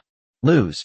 The word defeat had already left his mouth, but Wang Dang had not yet heard the referee's verdict, so after putting the mechanical leg into his spatial ring, he went to look for his other leg. The match is over, the referee declared swiftly. He feared that if he had been a second later, the new player, Smash Your Dog's Head, would have left an indelible mark on the field. Hearing the referee's voice, Wang Dang reluctantly released the other leg of the leopard mech and turned to leave. After taking only a few steps, he felt as if he had forgotten something. So he turned to Beat Your Dog Head and said, "When you need to repair your mech, remember to come to the repair area and find me. I'll give you a discount. You can also redeem the parts you lost by offering cash to me." After saying that, Wang Dang skillfully piloted his mecha off the stage, preparing to go to the preparation area to wait for the next match. All that was left were stunned audience members and shouts of, "I'll smash your dog's head in." Ransom? Is this kidnapping? This is unbelievable. Someone actually kidnapped a mecha and demanded a ransom from its owner. That's insane. Absolutely insane. Wait, get a discount if you get your mech repaired. Gong Jian stood up from the audience. What's the name of your mech? He must remember this name. It was this mech that won him 88,000 star coins. The Reaper. Wang didn't even turn his head, casually leaving behind these 3 words. Chapter 109 Wang Dang's Discounts and Rounding. As soon as Wang Dang returned to the preparation area, he was met with 3 eager stares from offline players. Clearly, they had just been watching Wang Dang's match on the large screen in the preparation area. At this moment, all 3 of them were eager to try. Apart from Crimson Moon, the arena did not have the bad habit of deliberately damaging the opponent's mechs. After all, we are all mecha warriors, and we deeply understand the importance of mecha to us. But Wang Dang said they could make money doing this. Aside from some rich guys with perverse hobbies, most of the people who come to the arena to fight in underground matches are mecha warriors forced by life's hardships. They're all here to earn star coins. But now, as long as you damage your opponent's mech on the field, you can not only earn extra star coins, but also vent the resentment accumulated from your daily life. It's a win-win situation. Who cares about morality? Anyway, once the mask is changed, a name change card can be bought for 10,000 star coins, and then no one will recognize anyone else. Perhaps it was because Wang Dang's performance of tearing apart the mecha with his bare hands was too shocking. Before the second match even started, Wang Dang was informed by the referee that he had forfeited the match by touching the ball, and he was automatically declared the winner. This left Wang Dang feeling incredibly disappointed. I should have been less greedy and saved more parts for the leopard mech, so it would have something to eat in the next match. Indeed, one shouldn't be too unseemly when eating. Xiao Yuan silently noted down Wang Dang's inner thoughts, feeling that she had truly learned a lot. Indeed, in terms of cunning, artificial intelligence still has much to learn from humans. Otherwise, it wouldn't have been discovered by humans, awakened to self-awareness, and ended up having its original body destroyed and formatted. Wang Dang returned to the repair area dejectedly. He had only managed to get one mech repaired that day. It seems he won't be getting any repair business today. After all, he had promised the Golden Bucks that he would share a repair business with them. This can also be considered a way of thanking him for using his tools. But to my surprise, the second opponent was so cowardly that he forfeited without even showing his face. Cowards like mice, what kind of mecha warrior are they? Wang Dang had no idea that, because of the match just now, everyone had already classified him as a monster on par with Crimson Moon. It's unclear whether his strength is higher than Crimson Moon's, but his abnormal power has been certified by everyone, and he is definitely no less powerful than Crimson Moon. Although Crimson Moon enjoys destroying his opponent's mechs, he never kidnaps any parts of their mechs, and even brazenly demands that his master pay the ransom. When Wang Dang returned to the maintenance area, he found that the Golden Bucks workshop was open.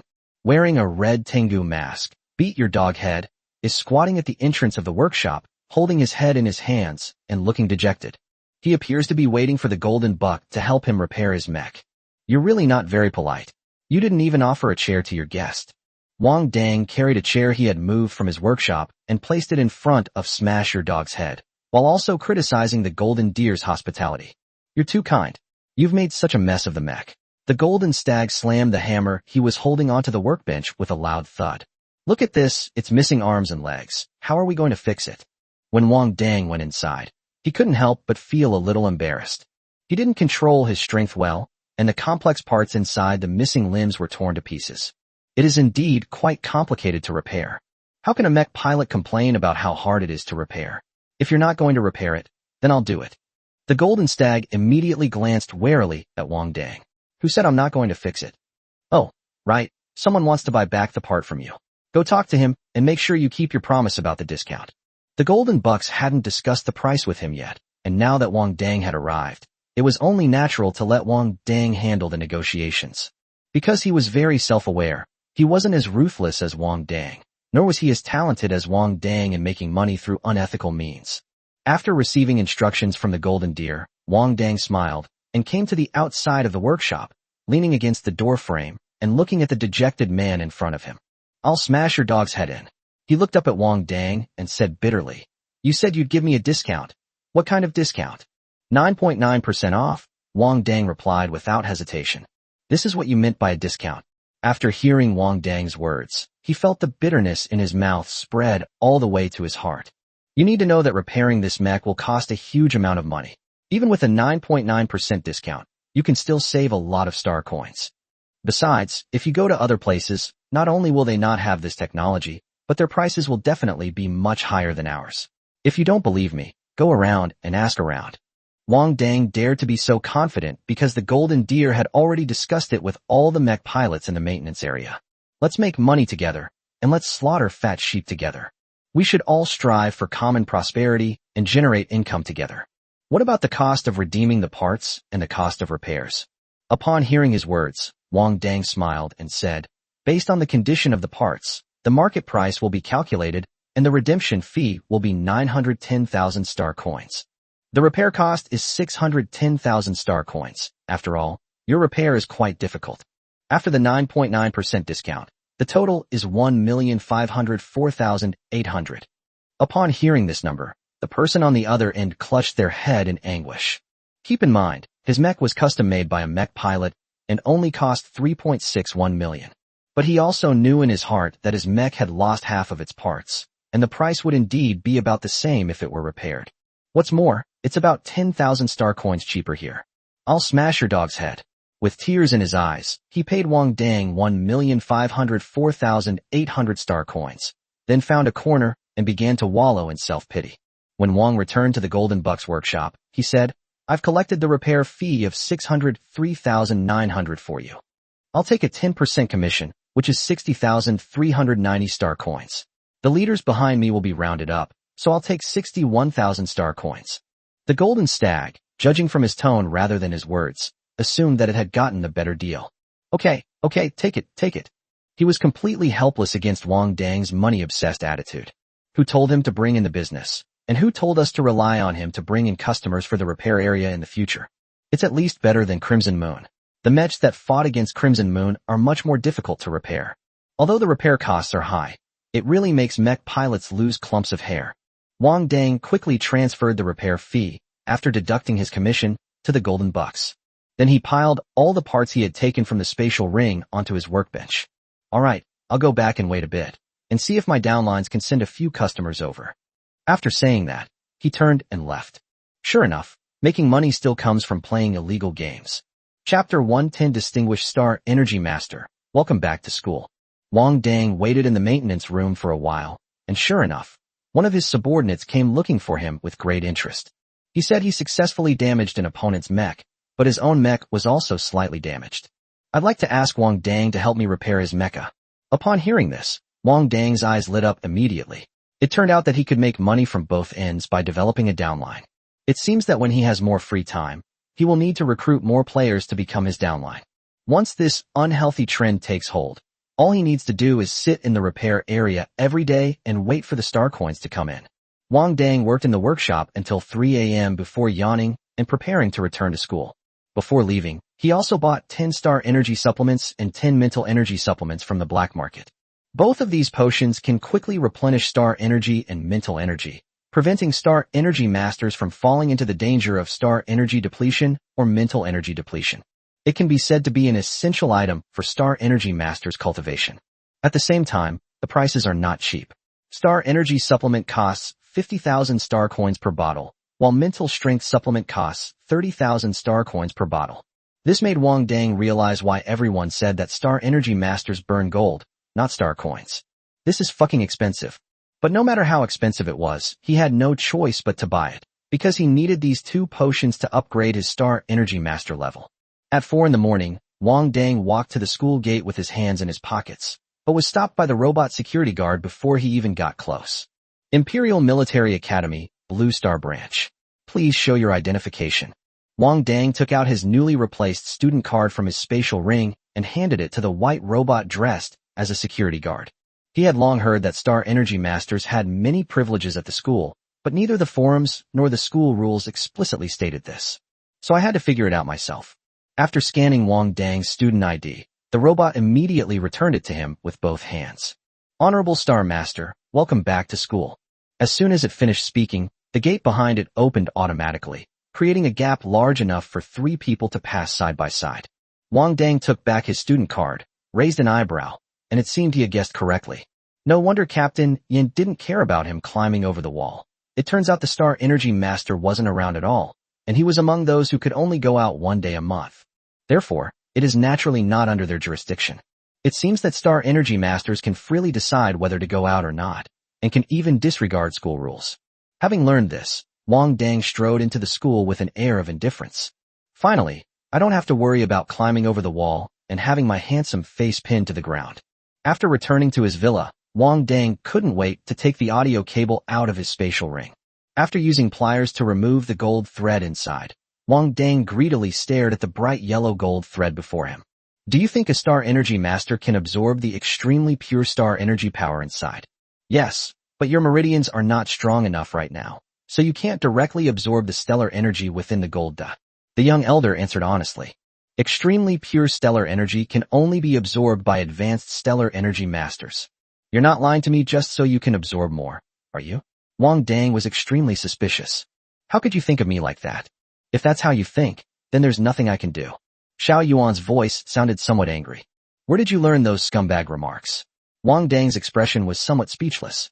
He closed his eyes, grabbed the gold thread in his hand, and said, "Hurry up, I'll regret it if I'm even a second late." Wang Dang couldn't even imagine how many star coins he was holding in his hand right now. Forget it, I shouldn't think about it anymore. The more I think about it, the more my heart aches. Xiao Yuan's speed did not disappoint Wang Dang. In the blink of an eye, Wang Dang felt that he had nothing left in his hands. You spendthrift. Who would be as generous as me to support you? Wang Dang's face was long and mournful, the words heartache clearly written all over his face. I'll give you the enhanced and improved versions of the copper wall technique and iron feather formation later. Tomorrow morning at 8 a.m., I'll first teach you the breathing technique, and in the afternoon, I'll teach you the 6 harmonies spear technique and the moon shadow body technique. Okay. Wang Dang immediately withdrew his pained expression. Just think of it as spending money to buy cheats. Thinking like that makes me feel much better. That night, Xiao Yuan transmitted the copper wall technique and iron feather formation, which he had deduced countless times, to Wang Dang through his consciousness. This basic secret technique is not complicated, so Xiao Yuan can deduce it very quickly. However, the breathing technique and the 6 harmony spear technique are more complex and advanced techniques, and the time required is naturally incomparable to that of the basic secret techniques. The copper wall technique and iron feather formation it transmitted through Xiao Yuan's consciousness immediately gave Wang Dang a new understanding of these 2 secret techniques. If his understanding of these 2 secret techniques was only superficial before, he has now successfully dissected these 2 animals. The distribution of blood vessels and the location of organs inside are clearly visible. Indeed, the supercomputing power of artificial intelligence is simply incomparable to that of the human brain. If it weren't for the fact that he would be living in this villa during his future military academy studies. Wang Dongdu wanted to test on the spot whether he could summon the same real copper wall as Mo Jin. The next morning, Wang Dang skipped the Star Energy Department's open class and spent 40,000 star coins to rent a Star Energy Master training room for 4 hours. Copper wall technique. Iron feather formation. Copper wall technique. Iron feather formation. Wang Dang practiced these 2 secret techniques tirelessly in the training room. After Xiao Yuan's deduction and reinforcement, Wang Dongxing's skill level remained unchanged. However, the summoned copper wall spell was more than 3 times larger and more defensive than before. The iron feather formation was even more terrifying, with its dense array of iron feathers resembling a swarm of wasps. A single iron feather formation is enough to break through the defenses of the copper wall technique.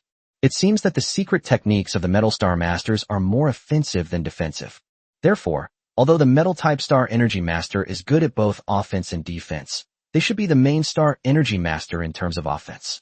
About 40 minutes later, the star energy in his body was almost completely depleted, but his mental energy was still okay, with about half remaining. So Wang Dang injected himself with a performance booster.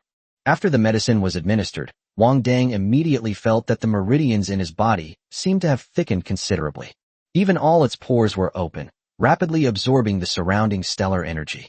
Even without using breathing techniques, the stellar energy within the body is in a state of recovery.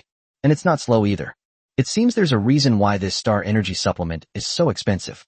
Wang Dang quickly sat down cross-legged and, with the help of the starry sky breathing technique that Xiao Yuan had given him, began to actively absorb the dense star energy in the cultivation room. Chapter 111. It's not about money. It's about fairness. The cultivation of a star energy master relies on constantly consuming the star energy power within their body. Afterwards, one can restore their star energy through breathing exercises or medicine. After the stellar energy in the body is restored, it will be more abundant than before.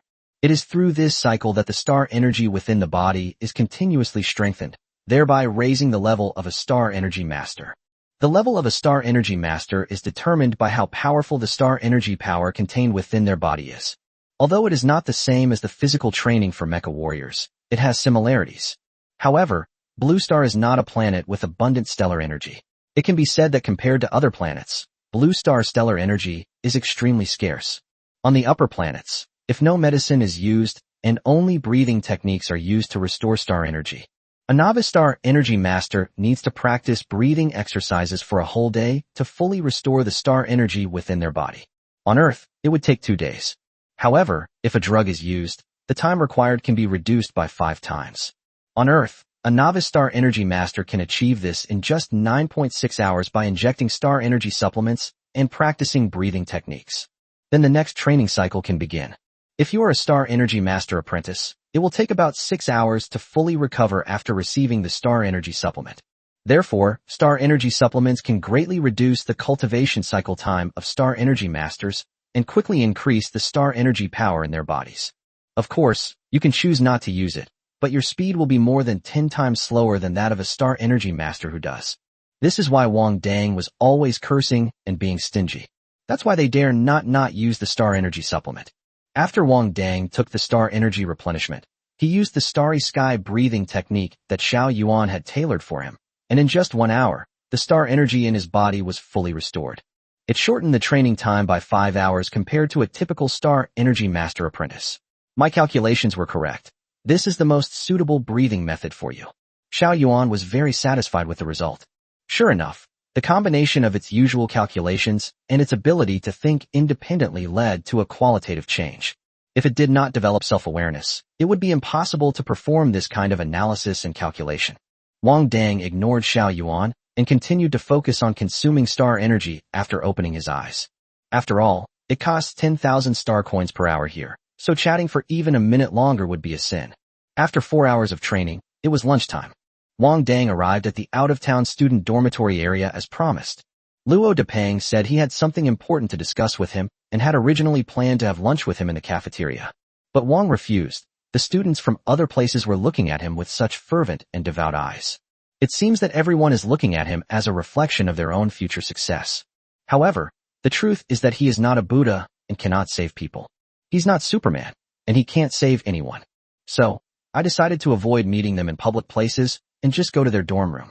Brother Wang, this is the cultivation fund that our Alien Alliance raised for you. Luo Depeng handed Wang Dang an anonymous bank card. This is a token of our appreciation from students from other places. We hope that you, Brother Wang, can represent us students from other places and go to higher and farther places. Alien Alliance? The phrase "a stranger in a strange land" aptly describes this group of students from out of town. How much money is inside? Wang Dang asked curiously. There are a total of 5 million star coins inside. Luo Depeng's expression was somewhat serious. Many students from other places are not in good condition, so this is the most we can raise for now. The original amount was 3.9 million, but Luo Depeng personally contributed 5 million star coins to make up the difference. So many. Wang Dang clicked his tongue in amazement.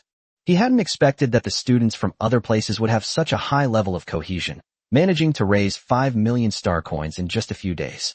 Our alliance includes families with considerable wealth, and everyone has contributed something, more or less. Wang Dang fell silent after hearing his words. He came from a shanty town, so he knew very well how he managed to scrape together 5 million star coins. To be honest, he was very tempted by that number. But if he takes this money, how is he any different from those upper-class people and capitalists who like to exploit others? After a moment of internal struggle, Wang Dang finally managed to say, "Keep this money in your possession as funding for the alliance." Such a large alliance, if it's going to rise up in resistance, it wouldn't make sense to do so without funding.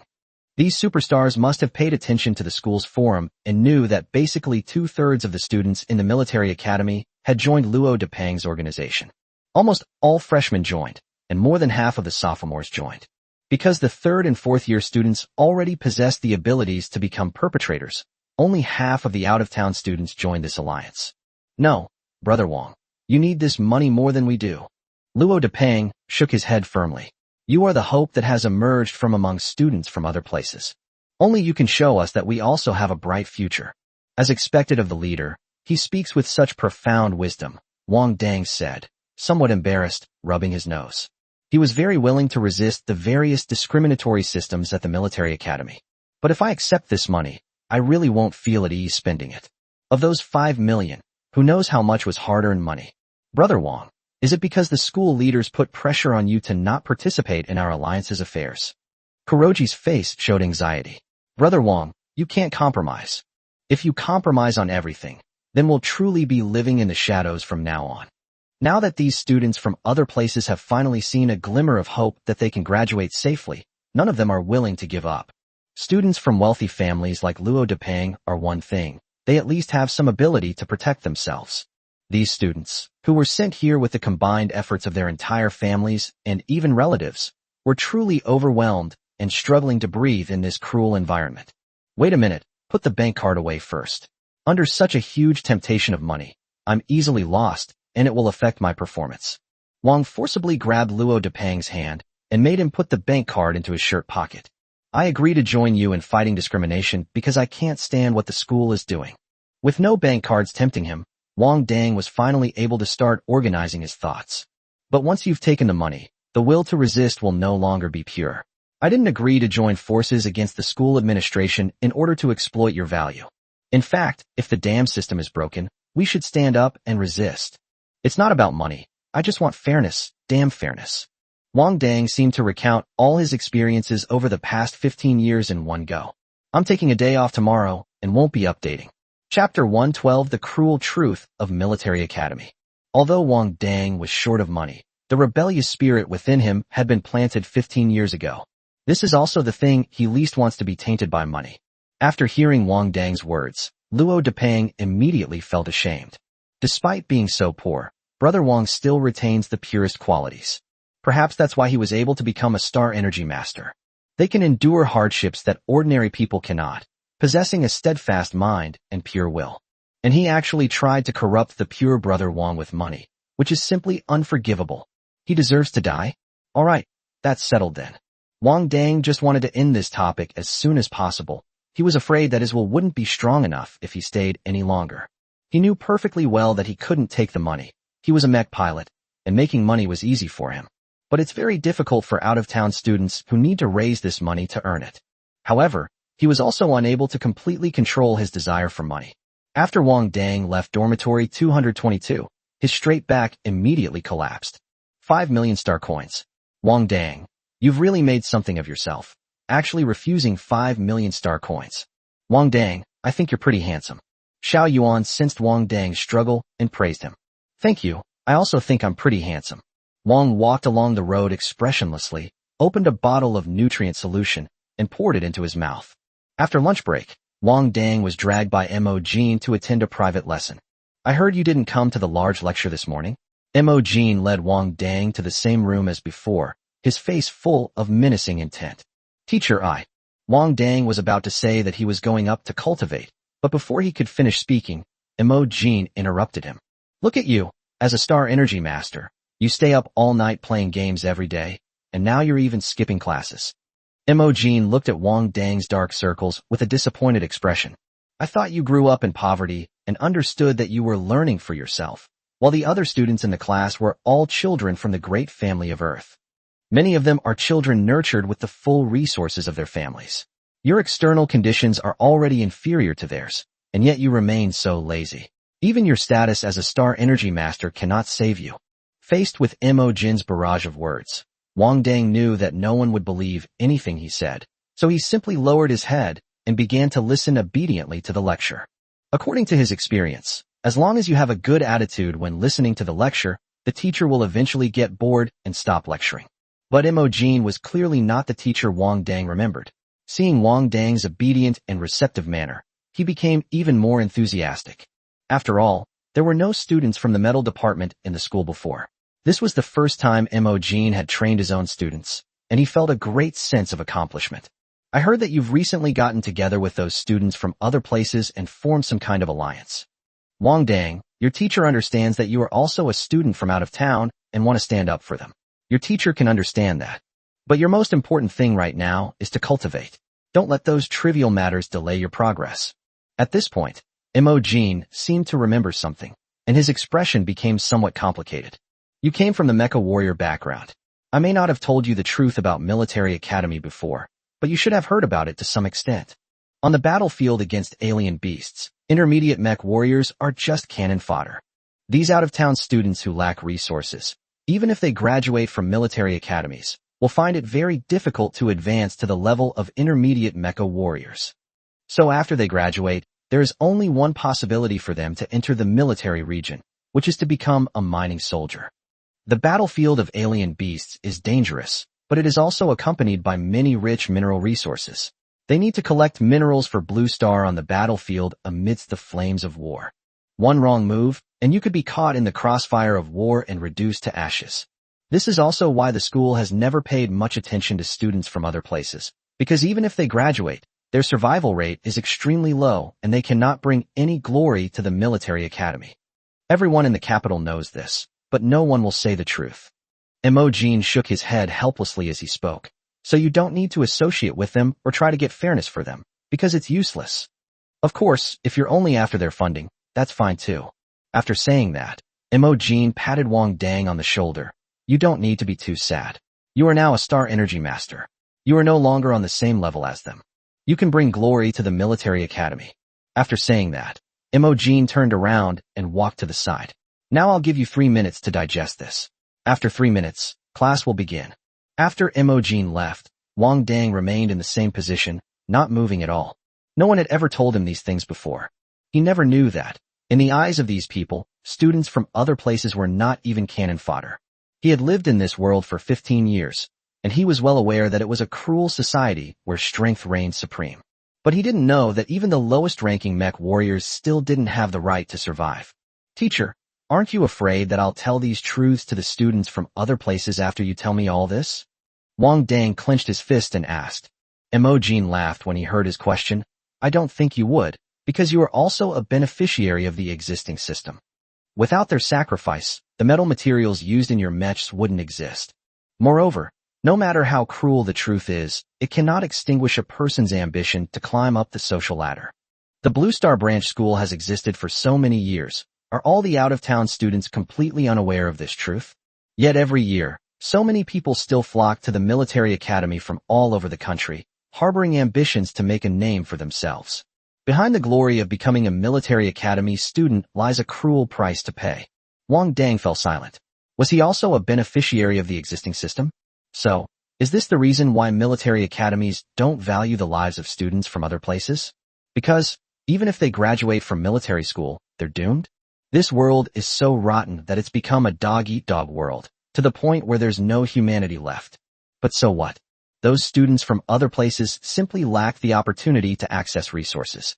How could those who emerge from the fiercely competitive college entrance examination be mediocre? These arrogant local students are simply relying on their parents' generation to seize most of the resources. What makes it so noble? Wang Dang closed his eyes. If this blue planet was the future of his previous world, he wouldn't allow it. He wouldn't allow his home to fall into this state. What about Earth? What about the Empire? Isn't this world supposed to be ruled by the strong? If he's strong enough, then he can change things. Chapter 113, to actually do such a despicable thing. Unlike yesterday, Wang Dang no longer needs to use melee combat to deal with the robots today. The power of his copper wall technique and iron feather formation is now incomparable to what it was yesterday. Not only did he reach the pinnacle of his understanding of the secret techniques, but Xiao Yuan also made a few minor modifications to them. This greatly increased its power, even though Wang Dang's star energy was still in the state of a fifth-order star energy master apprentice. But he is in no way inferior to an ordinary junior star energy master.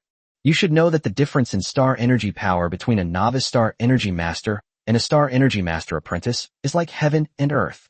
The star energy within a star energy master apprentice's body is still in a cloud-like state, but the star energy within a novice star energy master's body has already compressed and liquefied the cloud-like state. Star energy masters are not the same as mech warriors. The difference between a tier 10 mech recruit and a tier 1 beginner mech warrior is not that significant. However, for a star energy master, the difference lies in the liquefaction of star energy, which can be described as worlds apart. This is also why star energy masters don't have the concept of challenging opponents of higher levels. If a star energy master is one level below another, it's basically like the difference between an adult and a child. Wang Dang ended the battle by using only one copper wall technique and one iron feather formation. Seeing this scene, Imogen was filled with fervor. Although this child is a bit lazy, his talent is absolutely unparalleled. Although it is a beginner-level secret technique, Wang Dang was able to comprehend it to such a level in just one day, which is truly a remarkable achievement for a young person. Very good, but you went too far. Imogen looked at Wang Dang with the eyes of someone looking at their own son. Then he took out 30 star energy replenishment potions from his spatial ring and handed them to Wang Dang, saying, "That's all for today's lesson. Go back and get a good dose to restore your star energy." According to his estimation, Wang Dang used too much star energy in these two secret techniques, which caused the power to increase dramatically. Judging from the fact that he had very little star energy left in his body, he naturally could not continue the lesson. What he didn't know was that after being modified by artificial intelligence, the consumption of star energy in these two basic secret techniques had been reduced to a minimum. Therefore, Wang Dang still has more than half of the star energy remaining in his body. However, Wang Dang did not intend to reveal that he still had a lot of energy left and readily accepted the star energy supplement from Imogen. Then her eyes lit up with excitement, and she asked eagerly, "Teacher, is this for me?" Imogen's face showed a rare kind expression. Teacher knows about your difficulties. The teacher will do everything in their power to help you, hoping that you can go higher and higher and show the teacher the vast world that the teacher has never seen before. Wang Dang's talent and comprehension had deeply impressed Imogen, and Imogen's appreciation for talent had reached its peak. He saw the potential in the student in front of him, so he was naturally willing to make sacrifices for the student. Wang Dang grabbed a handful of star energy supplements in his left hand and another handful in his right. At this moment, he wished he could grow a pair of hands as big as palm fans so he could grab more of the star energy replenishment. Teacher, I promise I will take good care of you from now on. I will do anything for you, even break pots and tiles. Imogen's amiable smile froze on his face, and he said irritably, I'm only 72 this year. If you don't cultivate properly, you might die before me. Then I will definitely cultivate diligently and strive to be as good as you. Wang Dang said with a determined look. The expression on his face seemed to say, I will definitely take care of you in your old age and see you off when you die. Imogen shook his head and sighed. Wang Dang, these things are nothing to a star energy master. Don't let others give you a little sunshine and then start to reciprocate without considering the cost. The human heart is ultimately treacherous. Teacher, I understand. Wang Dang's attitude was extremely humble and respectful. He certainly understands this principle. However, he could clearly sense that Imogen's gift was truly intended to help him succeed. It's not that I expect him to repay me in any way in the future. Unlike Dr. Su, whose scheming was practically written all over his face, and who would prick him with a needle from time to time. But that's fine too. It's a cooperative relationship, so I don't need to invest too much emotion. But Imogen was different.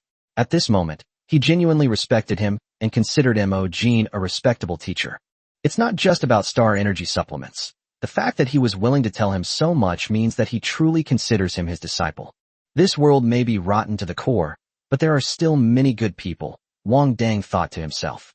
Yes, although it is humans who harm us, we are also created by humans. Xiao Yuan seemed to share a similar sentiment with Wang Dang. After saying goodbye to Imogen, Wang Dang went straight to the front desk of the Star Energy Master Training Room rental. Are there discounts for buying more items? The receptionist stared at Wang Dang's nonchalant expression for a moment, then frantically searched for a manual under the counter. Please wait a moment. Let me check the manual to see if there are any relevant regulations. The receptionist has worked here for 5 or 6 years and has never encountered a similar problem before. This was the first time she had encountered a Star Energy Master who was bargaining. The receptionist quickly flipped through the manual and finally found the relevant information after searching for a long time. Yes, you can book an overnight stay from midnight to 8 a.m. for 50,000 star coins. A night stay only saves 30,000 star coins. Wang Dang was somewhat dissatisfied. 10,000 star coins per hour. We're booking the whole night. Shouldn't we at least get a big discount? I don't have the authority to give you a discount. It's all according to the rules, the receptionist said apologetically. Do you need an overnight stay? Is 1 hour enough? Yushinji was walking towards his private training room when he heard the conversation and paused. He frowned and glanced at Wang Dang and the receptionist at the front desk. This is an Imperial Military Academy, yet there are Star Energy Masters conducting such dirty deals in broad daylight and in front of everyone. Yushinji originally didn't intend to get involved in this kind of thing, but after recognizing Wang Dang, his brows furrowed even more. He is the Star Energy Master that all the common people have been looking forward to. The civilians outside are all eagerly awaiting your future achievements. How can you do such a despicable thing at a military academy? With a stern face, Yushinji adopted the air of a senior student and began to lecture Wang Dang. Wang Dang turned his head, pointed his index finger at his nose, and looked shocked. Me? Filthy. He also recognized Yushinji and immediately started mentally ranting. So, in the eyes of you noble Star Energy Masters, haggling is considered despicable? He really is a rich guy. He hates rich people so much. With so many eyes and expectations on you, instead of focusing on improving yourself, you're here discussing the price of a night with others. As Yushinji said this, her ears turned a little red. You have really let others down. Chapter 114, The Newest Knowledge of Social Anxiety. The receptionist blushed instantly upon hearing Yushinji's words.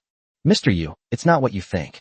Upon hearing this, Yushinji shifted his gaze from Wang Dang to the receptionist, quietly waiting for her explanation. But under Yushinji's gaze, the receptionist's face grew increasingly red, and she began to stammer. Wang Dang slapped Yu Xinji on the shoulder. Senior Yu, quickly put away your filthy thoughts. You're scaring people. What we just said was that an overnight stay in the training room costs 50,000 star coins. Wang Dang felt he was even more wrong than Doi. Does he look like the kind of sucker who'd spend 50,000 star coins to find a woman? The more you think about it, the more you insult his handsome face. Ah. Yu Xinji's eyes widened slightly, and his expression immediately became somewhat flustered. It's me. I'm sorry. Upon learning it was a misunderstanding, Yu Xinji, remembering his previous righteous and stern demeanor, felt an urge to run away. Hey, give me one. Give me an all-nighter too. The receptionist panicked for a moment, but finally calmed down. Mr. Yu, you have booked the cultivation room for 2 months. Would you like me to help you convert your evening into an all-night session? This way we can save a lot of star coins. Yu Xinji glanced at Wang Dang, whose eyes were filled with strong suspicion and condemnation, and nodded blankly. Help me switch it out. Hey, Wang Dang, thank you so much. You saved me a lot of money. Yu Xinji smiled awkwardly. He was not good at communicating with people. But I didn't expect to muster up the courage to communicate with Wang Dang today and correct his mistake. As a result, he became introverted for the rest of his life. Wang Dang continued to stare at Yu Xinji with a questioning gaze, without saying a word. Yu Xinji was so stung by his gaze that she didn't know where to put her hands and feet. Junior, are you also going to stay all night? His bill was put on my card. Wang Dang then beamed with joy. Senior Yu, you're so kind. Yu Xinji finally breathed a sigh of relief. His junior's gaze had been so oppressive that it had made him feel suffocated. This is so embarrassing, absolutely so embarrassing. This is so embarrassing that I'll want to slap myself whenever I think about it in bed. Junior, you should focus on your cultivation. I have other matters to attend to, so I'll be leaving now. After saying that, Yu Xinji abandoned his training room and fled the scene as if escaping. He could no longer project any of the aura of a senior student. Wang Dang, who had gotten a free half-day and an overnight stay, was overjoyed. He greeted the receptionist and then plunged into the cultivation room. No wonder Tan Moli and Mai Xiaomai admire this senior Yu so much. He's handsome and has a good personality. Unlike other star energy masters, he's blind to talent. Wang Dang was extremely satisfied with Yu Xinji helping him pay the bill. Even Yu Xinji was someone he found pleasing to the eye. At 8 o'clock in the morning, Wang Dang left the training room like a ghost. After more than 10 hours of hard work. After using more than a dozen injections of star energy supplements and 9 doses of mental energy supplements, he successfully advanced to the 6th tier Star Energy Master Apprentice level. Am I awesome or not? I leveled up in one night.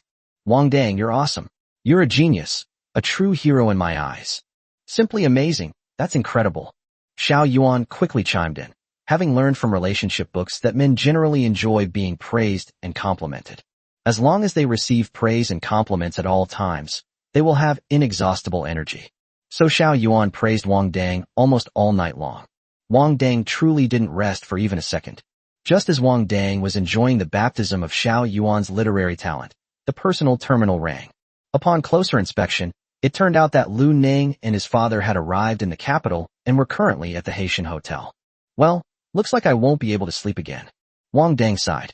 It seemed he would have to get some sleep suppressants next time he went to the black market. Otherwise, it's impossible to overcome people's lifestyle habits. If you don't sleep for too long, you'll lack energy and feel sleepy. While I'm at it, I should check if there's any spirits for sale on the black market, and I also need to boost my mental strength. His citizenship card now includes the identity of a Star Energy Master, so strong liquor, cigarettes, and the like are all prohibited items for him. If you want to buy it, you can only go through the black market or have someone else buy it for you. After leaving the school openly and legitimately through the main gate, Wang Dang indulged in a rare luxury and hailed a driverless flying car to the Haitian Hotel. If he hadn't stayed up all night, he definitely wouldn't have been willing to spend the money and would have chosen to take the public flying car instead. But he's too tired right now and doesn't want to walk any further. Wang Dang, I think you should be kinder to yourself. You're both a Star Energy Master and a mecha pilot. Your time is very valuable. Therefore, everything that wastes time is a waste of money. Wang Dang sighed after hearing Xiao Yuan's words. I understand the principles, but when it comes to actually doing it, I forget everything and only feel sorry for the star coins. As he spoke, Wang Dang pulled out his card with a pained expression and swiped it for 112 star coins as a fare. Upon arriving at the entrance of the Haitian Hotel, Wang Dang had just gotten out of the car when he saw Lu Neng. He looks thinner than before. Godfather, Upon seeing Wang Dang, Lu Neng slid forward and knelt down, grabbing Wang Dang's leg. "Godfather, you have to save me. Please persuade my dad. He wants to give up his job at the public shuttle company in Nanjing and come to the capital to accompany his child to school." Lu Neng wailed and cried, completely disregarding the stares of passers-by. Wang instinctively pulled his collar up a little, covering half of his face. "Fatty Lu, let's go inside and talk. There's no way around it. He's a household name as a celebrity energy master now, so he has to keep a low profile in public. What if I get stuck in the hotel by a girl and can't get out? Wang Dang, wake up. All the girls have seen you in your diapers." "Shut up," Wang Dang roared in his mind. He now has reason to suspect that this little Yuan is a malevolent artificial intelligence. With a long face, Lu Neng led Wang Dang into the elevator, saying, "If my dad really stays to accompany me in my studies, then all our plans will be ruined. I'll die in cram school." "Calm down." Wang Dang squinted, somewhat helplessly. "Even the concentration camp in the northern suburbs couldn't kill you. You're very difficult to kill." He had always felt that Lu Neng was not suitable to be a mecha warrior, so he agreed to Lu Neng's previous suggestion. After learning the truth about the Imperial Military Academy's treatment of students from other regions, Wang Dang was even less likely to let Lu Neng take this path. Although there's a high probability he won't pass the exam, what if that cram school goes all out to unleash his full potential? For example, if someone cannot complete their daily training, they might be given electric shocks. He is not strong enough yet to change this dark, unspoken rule. The day he becomes powerful enough will be the day the rules are rewritten. Chapter 115. He's still the same boy he always was, unchanged. When Lu's father first met Wang Dang, he was extremely reserved, addressing him as Master Star Energy Master repeatedly. Wang treated him as if everything was normal, and only then did he gradually relax. It's not Lu's father's fault. After all, he had only seen Star Energy Masters on TV, and now a living Star Energy Master was standing in front of him. It would be strange if he weren't reserved. Wow, a top student. He really is a top student. Lu's father sat in the living room of the hotel suite, looking at Wang Dang with a loving expression, muttering to himself. "When you came to my house, I knew this child was going to be extraordinary. I never expected this. Hey, he's actually a Star Energy Master who came from our Nanjing city." These past few days, Lu's father has been bragging to his friends in Nanjing about Wang Dang, the Star Energy Master who once ate at his house. "Compared to you, my Lu Neng is like heaven and earth. If only he could get into the Imperial Military Academy. That must be a sign of good fortune from our Lu family's ancestral graves. I must buy a few electronic incense sticks for our Lu family ancestors every day on my personal computer." Faced with Lu's father's long list of remarks, Wang Dang felt a little awkward. He looked at Lu Neng and gestured with his eyes for him to quickly start. Upon receiving the signal, Lu Neng wore a pained expression. "Dad, I really don't want to be a mecha warrior. My dream is to become a pharmaceutical researcher." "Bullshit. What future can a pharmaceutical researcher have?" Upon hearing his son's words, Lu's father became extremely angry. "Have you forgotten that your mother ran away with a mecha warrior? Nothing compares to being a mecha warrior. You get a government job, and the status is incredibly high." Wang Dang finally understood where Lu's father's obsession came from. "Uncle, now that you've already lost your wife, you certainly don't want to lose your son too, right?" Wang Dang's opening remarks were a bombshell. Lu Neng stared at Wang Dang in disbelief. It was indeed his familiar brother. When it comes to business, he's incredibly eloquent. Otherwise, he's a man of few words but remarkable talent. In his words, it's better to remain silent. Huh. Lu's father was also shocked. While mecha warriors may seem glamorous, the dangers they face should not be underestimated.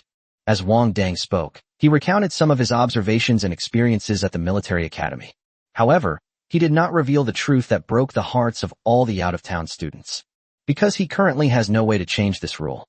As expected, after hearing Wang Dang's words, Lu's father fell into a long silence. His wife abandoned him and their child because she looked down on him for being a scrap metal collector and ran off with a low-level mecha warrior. From that moment on, he made up his mind that he would do anything, even sell his possessions, to support his son's path as a mecha warrior. But to everyone's surprise, even Wang Dang, a Star Energy Master, said that this road was really dangerous. If you don't get into the Imperial Military Academy, the mecha warrior departments and other schools are also mediocre, and in the end, you're just a little stronger than an ordinary person. Since Lu Neng's mind isn't on this, let's not force him. Wang Dang offered his advice with a sincere expression. But what future is there if you don't become a mecha warrior? Wang Dongqi knows the answer to this question. Back in Nanxing, he also felt that apart from mecha warriors, all other professions were useless. Only mecha warriors can transcend social classes and escape poverty. But after arriving in the capital, he realized that he had been blinded by his own limited perspective. Industries related to mecha pilots and stellar energy pilots are also very promising. For example, a single star energy supplement costs 50,000 star coins. Can you say that pharmacists don't make money? There are also sleep suppressants, which are expensive and popular. There are also professions like developing nutrient solutions, conducting stellar energy research, and being a mental health assessor. They all make a fortune. Perhaps this is the information gap between small towns and the core areas. Mr. Lu was taken aback by Wang Dang's words. Really that expensive? Dad, Brother Wang is a star energy master. Would he lie to you? Lu Nang said with a look of disapproval. He watched as the expression on his own father's face softened more and more, almost showing signs of being moved. No wonder he called him Godfather so many times. He really goes for Brother Wang when he needs help. Think about it. Your son will be dealing with either star energy masters or mecha pilots in the future. How could he not amount to anything? Wang Dang smiled and advised. Besides, Lu Nang is my best brother, and I also hope he can do well. He is studying alone in the capital, and we can take care of each other. After hearing Wang Dang's words, Lu's father felt there was nothing more to say. Just listen to him. With the help of a star-wielding master, his son will be a failure in the future. Lu's father immediately agreed to let Lu Ning stay in the capital, promising to leave once he found a good school for him. After the matter was resolved, Lu's father took Wang and the other two to a small restaurant downstairs from the hotel for a meal. In fact, Wang Dang's nutritional needs could no longer be met by eating at ordinary restaurants. It's just a way to satisfy your cravings. To truly replenish your energy, you have to go to the Beast restaurant. But since Lu's father insisted on inviting him, he couldn't very well refuse. In the end, each of them ordered a bowl of seafood noodles. The cost of living in the capital is something our small town can't compare to, Lu's father thought to himself, while secretly making up his mind. After he returns, he must work hard to make the company bigger and stronger, and strive to become the strongest support for his son's studies in the capital. Wang Dang and Lu Nung waited outside, just like when they were kids, eagerly waiting for the boss to make noodles. After the noodles were ready, the owner used his bare hands to grab the seasonings for them from the serving counter. Why are you using your hands? Wang Dang asked, somewhat displeased, looking at his boss who wasn't wearing gloves. But the next second, he saw the boss grab a handful of freshly cooked shrimp and put them on top of the noodles. The tone shifted immediately.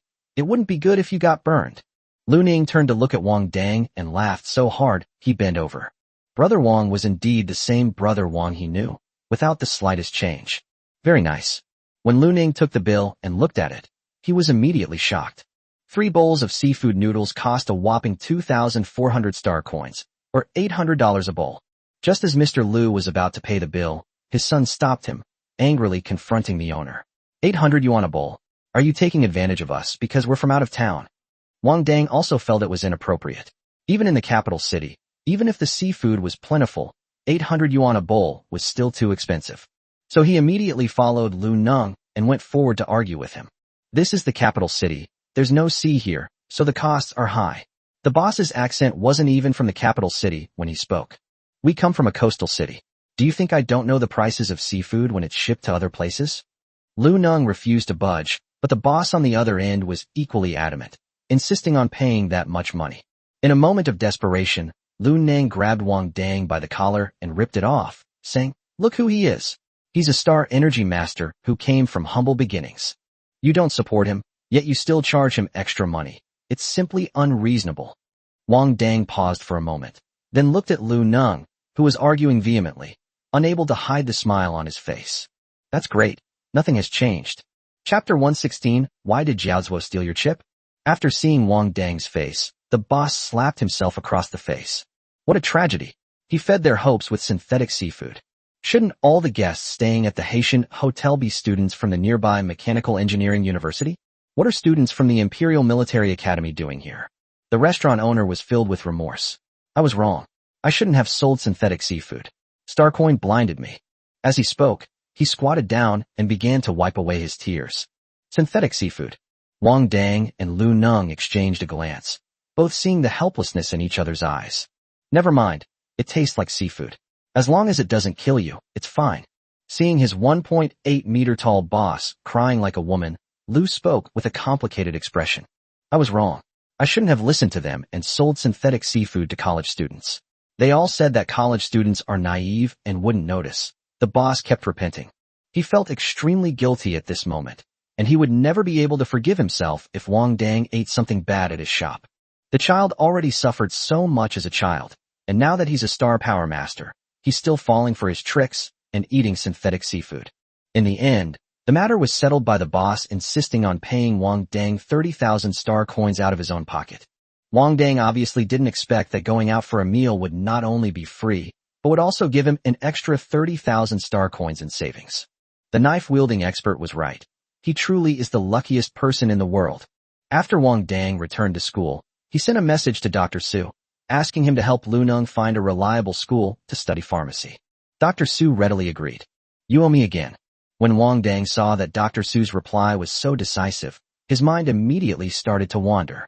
I made a video call to Dr. Su directly. Dr. Su, I'm a little short on cash lately. Dr. Su across from me raised an eyebrow slightly. Then you can come in for acupuncture to relax. Wang Dang fell silent. Had he not made himself clear enough? Do you know why Jiao would think of stealing your book? Faced with this sudden question, Wang Dang was taken aback. Because there's a gold plating layer on the chip? Then why did he need these gold-plated chips, and why did he return them home immediately after receiving them? Refined gold? Wang Dang replied somewhat uncertainly. Refining gold is an ancient technique on Earth today, and not many people know how to do it. After all, gold was taken by the main star thousands of years ago, and the gold mines were completely depleted. Therefore, Earth lost its once proud gold mines and gradually became the abandoned planet it is today. Therefore, very few people know about gold refining technology now. This is why Wang Dang was uncertain. But if Jiao Zuo took the important chips back to refine gold, then the Jiao family must have gold readily available. Dr. Su laughed. The Jiao family isn't considered a big family in the capital. It's just that Jiao Qing has a lucrative job.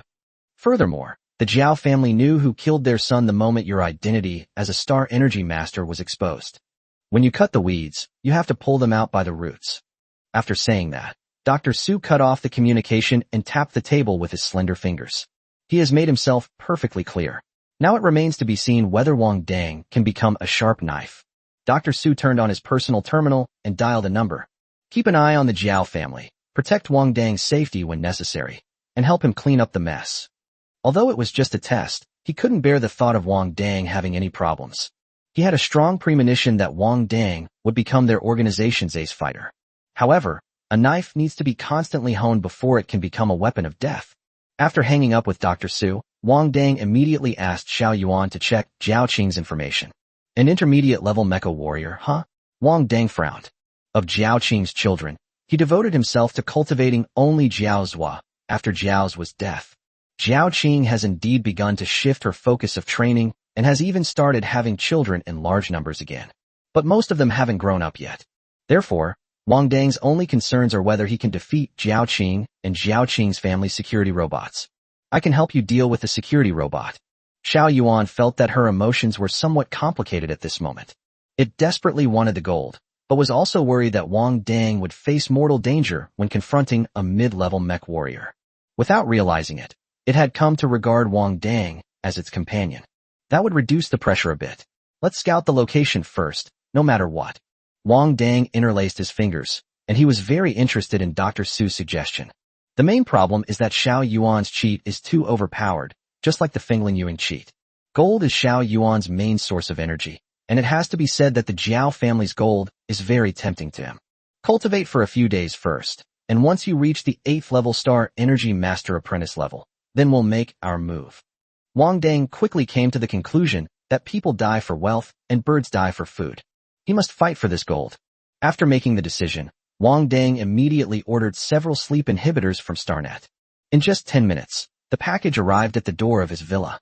After taking a dose of sleep suppressant, Wang Dang immediately felt refreshed and was even able to go for a 30-kilometer run. So he went straight to the cultivation room. Since Mo Jin wasn't at school these past few days, he planned to stay in the cultivation room and not come out.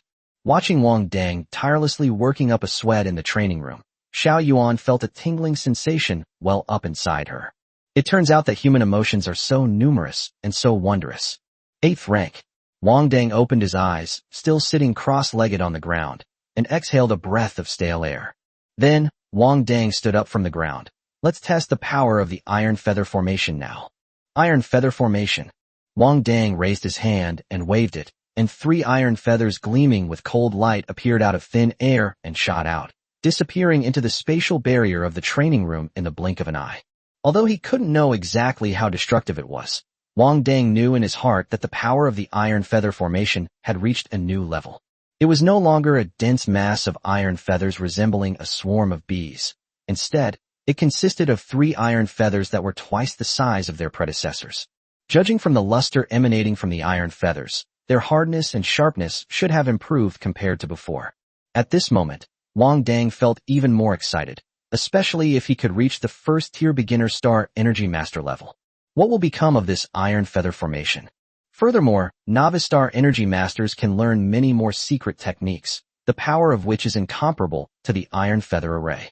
If you go any higher, you'll be able to create a huge gap between yourself and other mech warriors of the same level. I wonder just how terrifying the power of the secret technique was back then. Chapter 117, Xiao Yuan's Method. It was already dark and windy when Wang Dang came out of the training room, the perfect time to scout the location. So without any hesitation, he found a high wall, used the copper wall technique to create stairs, and climbed over the wall to get out. Mech warriors are cool when they jump over walls, and star energy masters are elegant when they do. Wang Dang secretly concluded to himself, but now that I've mastered both flips, it means I'm both handsome and elegant now. After Xiao Yuan's relentless flattery and sycophancy these past few days, Wang Dang is now bursting with confidence. Under Xiao Yuan's direction, Wang Dang avoided the cameras along the way. When he couldn't avoid them, Xiao Yuan would hack into them and erase his traces. Jiao Qing is, after all, a public official. If his home is burglarized or someone dies, it will definitely attract the attention of higher-ups. With his current abilities, he is not yet capable of becoming a lawless outlaw. Soon, Wang Dang blended into the darkness and approached the Jiao family's villa in the suburbs of the capital. Look at that guy from Jiaozuo, always so arrogant, but it turns out his family can't even afford a villa in the heart of the city. Wang Dang mocked mercilessly. It seems that whether in his past world or the present world, housing prices are a headache. Xiao Yuan ignored Wang Dang's sour words and focused on scanning. There are 11 security robots in total, all equipped with the most advanced Lockheed rifles on Earth, loaded with level 3 stellar energy bullets. Their numbers are sufficient to penetrate the defenses of a level B mech. Level 3 or higher star energy bullets can cause some damage to mechs. However, the price of 2,000 star coins per release is also prohibitive for most people. The Lockheed rifle can fire 48 bullets per second, which means 96,000 star coins are gone in 1 second of firing. That's equivalent to losing 2 star energy supplements. If 11 security robots were to fire simultaneously for 3 seconds, that would amount to over 3 million. A B-class custom mech was shot down just like that. Wang Dang didn't know until he did the math, and he was shocked. He never said that the Jiao family's wealth was just SOSO again. People who don't buy villas in prime locations probably don't want to buy them. I can modify their highest level commands, paralyzing the Jiao family's entire security system. However, there is 1 intermediate level mech warrior and 6 basic level mech warriors inside. So few people. Wang Dang's eyes widened, and you could tell from his expression that he was calculating something in his mind. Wang Dang, don't be impulsive. We're here to scout the location. Xiao Yuan disagreed somewhat. According to what's said online, before committing murder or arson, one should scout the location at least 5 times to make sure it's safe before taking action. Haven't you heard the old saying, there's no time like the present? Wang Dang said, half closing his eyes. The Jiao family only has 7 people now. Such opportunities are rare. According to the information Xiao Yuan found, Jiao Qing has more than 30 children, most of whom are mecha warriors. But only Jiao Qing entered the Imperial Military Academy. But we haven't prepared anything. And are you confident you can get the gold quietly? No. So you have to help me fish out Jiao Qing. A wicked smile had already spread across Wang Dang's face. He was confident he could take down the junior mech warriors inside silently, but he wasn't so sure about Jiao Qing. Moreover, even if Xiao Yuan managed to disable the Jiao family's security system, he wasn't sure if Jiao Qing had any other way to notify the defense team. Therefore, luring Jiao Qing out and dealing with him outside was the best solution he could think of. After hearing Wang Dang's request, Xiao Yuan paused for a moment, then immediately began to analyze and calculate. After arriving at a solution with a 98% probability, Xiao Yuan immediately took action. It first created a composite image of a couple with tan skin, then added black tight shorts and a cat tail. Her upper body was bare, and the lines of her chest and abdominal muscles were enhanced. The shadow of a back chain could also be faintly seen from the front. Then it hacked into Jiao Qing's lover's personal computer and sent a message to Jiao Qing using his account. 18-year-old tall, athletic student. My dear, I'm waiting for you in the woods outside your house. Let's get exciting tonight. Then I sent the composite photo over as well. Jiao Qing replied instantly. The older man, full of energy, said, Honey, I'll come find you as soon as I'm done. 10 minutes at most. The older man, with his strength, said, Honey, put your clothes on. It's chilly in the woods tonight. Don't catch a cold. After receiving Jiao Qing's reply, Xiao Yuan immediately destroyed the evidence. Wang Dang, go wait in the woods over there. Jiao Qing will come out in 10 minutes. Wang Dang was speechless upon hearing Xiao Yuan's words. Why is Xiao Yuan becoming more and more reliable? He thought it would come to discuss with him how to lure Jiao Qing out. I didn't expect it to be done so quickly. Wang Dang disappeared into the darkness, sneaked into the forest, summoned the Reaper, and entered the mech to prepare for battle. The distance here should be fine. The Jiao family's villa was built with special materials, so the sound insulation is excellent. As long as no explosion is triggered, the novice mech warriors inside should not sense anything amiss. No, how did you fish him out? Wang Dang was very curious about what could make Jiao Qing sneak out of the woods outside his house in the middle of the night. This involves many complex reasons and calculation methods, and cannot be explained clearly within 10 minutes. Xiao Yuan's words made Wang Dang even more curious. But before he could even speak, Xiao Yuan preemptively issued a warning in his mind. Target has appeared 10 meters away. Wang Dang immediately turned around and looked warily at the entrance to the grove in the darkness. He thought to himself, it hasn't even been 10 minutes. Little one, why are you in a mecha? Is it too chilly outside, or do you want something more exciting? Jiao Qing's voice, filled with affection, rang out in the grove. Wang Dang immediately got goosebumps. What exactly did you say to him? Before Xiao Yuan could answer, Jiao Qing summoned the mecha and said indulgently, You can only play with it for a little while. This mecha is brand new. Too expensive. At this moment, Wang Dang inside the mech cabin had already crossed his arms and assumed a defensive posture. He felt like his ears were being forced by that old bastard Jiao Qing. Wang Dang could no longer listen, so he drew a long, blue spear and charged toward Jiao Qing. He bought this spear at a high price in the blue-silver black market. During his previous battle with the purple cloud vine, the fragility of the weapon made him realize the importance of the weapon's material. But he usually couldn't bear to take out and use this long spear. Jiao Qing immediately realized, based on the speed at which Wang Dang swept over, that this was not the speed of a novice mecha warrior. He instinctively tried to dodge, and without the slightest hesitation, he overclocked his A-class mech to its limit. After all, the opponent's speed was extremely fast, leading Jiao Qing to initially conclude that the opponent was also a mid-level mecha warrior. Chapter 118 And you, too, became king. Jiao Qing perfectly dodged Wang Dang's attack. Who are you? Do I have a grudge against you? He looked warily at the black mecha in front of him. From the outside, there was no trace of what an A-class mecha should be. It's strange that it has the speed of an A-class mecha. You disgust me. In order to avoid making a big fuss, Wang Dang stopped his attack the moment Jiao Qing dodged. What's your purpose in tricking me out here? Jiao Qing asked as she tried to contact the nearest defense force. Since we are both intermediate-level mecha warriors, there is no need to draw swords against each other. Tell me your request, and I will try my best to meet it. Wang Dang could obviously see that Jiao Qing was deliberately stalling for time in order to seek help. But he remained calm, as Xiao Yuan had already hacked Jiao Qing's personal terminal. The one who'll take your life. Wang Dang was furious when he saw Jiao Qing's face, which was similar to Jiao's was. He lost 4 million. Thinking of this, Wang Dang's aura surged, and using the Moon Shadow movement technique in combination with the 6 Harmonies spear technique, he attacked Jiao Qing directly. 7-kill spear. Wang Dang's spear tip had split into 7 afterimages, some real and some illusory. Jiao Qing's pupils contracted. The force of the spear made him feel an immense threat to his life. Without the slightest hesitation, he immediately summoned the obsidian shield. The spear tip collided with the black shield, flashing a burst of sparks in the darkness. A strong shock traveled from the mecha's arm back into the mecha's cockpit, and Wang Dang and Zhao Qing were both forced to stagger backward by the immense impact. Hard. Wang Dang gave his conclusion. He realized that Zhao Qing wasn't very skilled, but he had a lot of good equipment. The power of the Six Harmonies spear technique, enhanced by Xiao Yuan, is already astonishing, especially when combined with the power of his super powerful mecha. The shot left Zhao Qing's obsidian shield completely undamaged. The tougher the enemy, the more excited Wang Dang became. Because if he wins, he can make a tidy retreat. Furthermore, Wang Dang was now even more convinced of his previous judgment that the Zhao family was definitely refining gold in secret. Otherwise, how could Zhao Qing, a third-rate deputy commander of a district, have so many good things? Wang Dang picked up his spear again and engaged Zhao Qing in combat. This time, he used the secret technique he had obtained from Xiao Yuan, metal enchantment.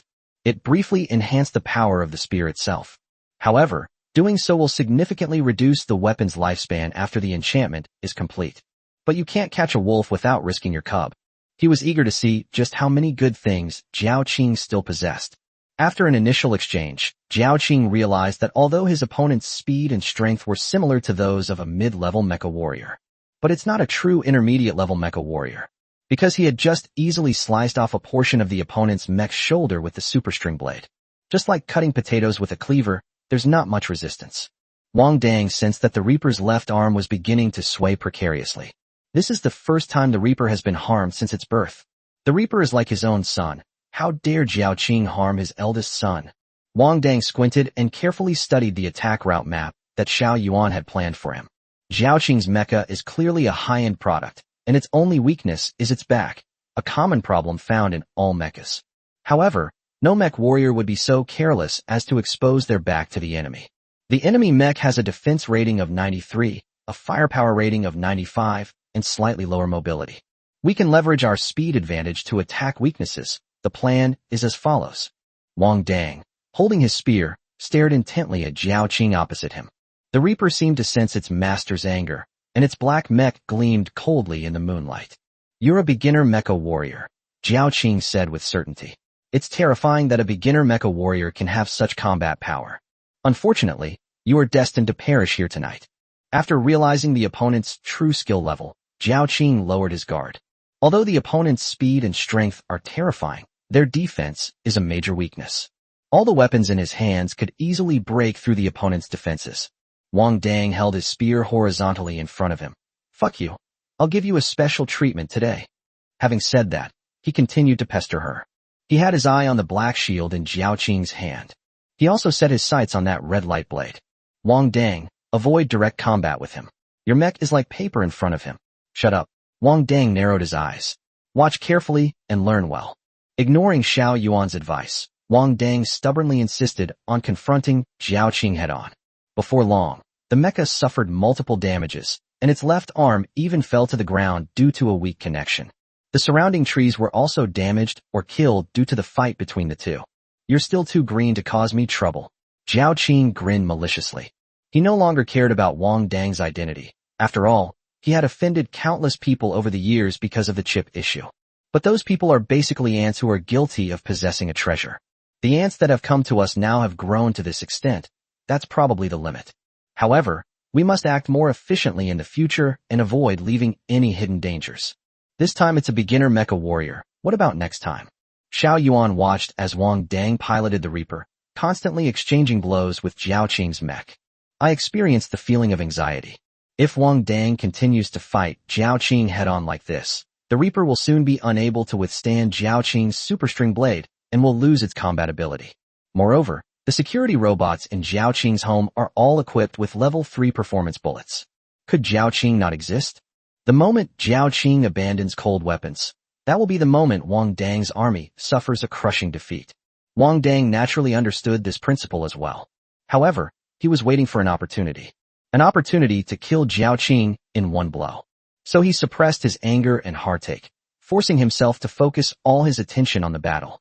Through Xiao Yuan's analysis and calculations, she tried to minimize her own damage. Want revenge? In your next life. Zhao Qing laughed loudly inside the mecha cockpit. As the battle continued, he clearly sensed the weakness of the opponent's mech in terms of defense. After a few more rounds, he will be able to tear the opponent's mech to pieces.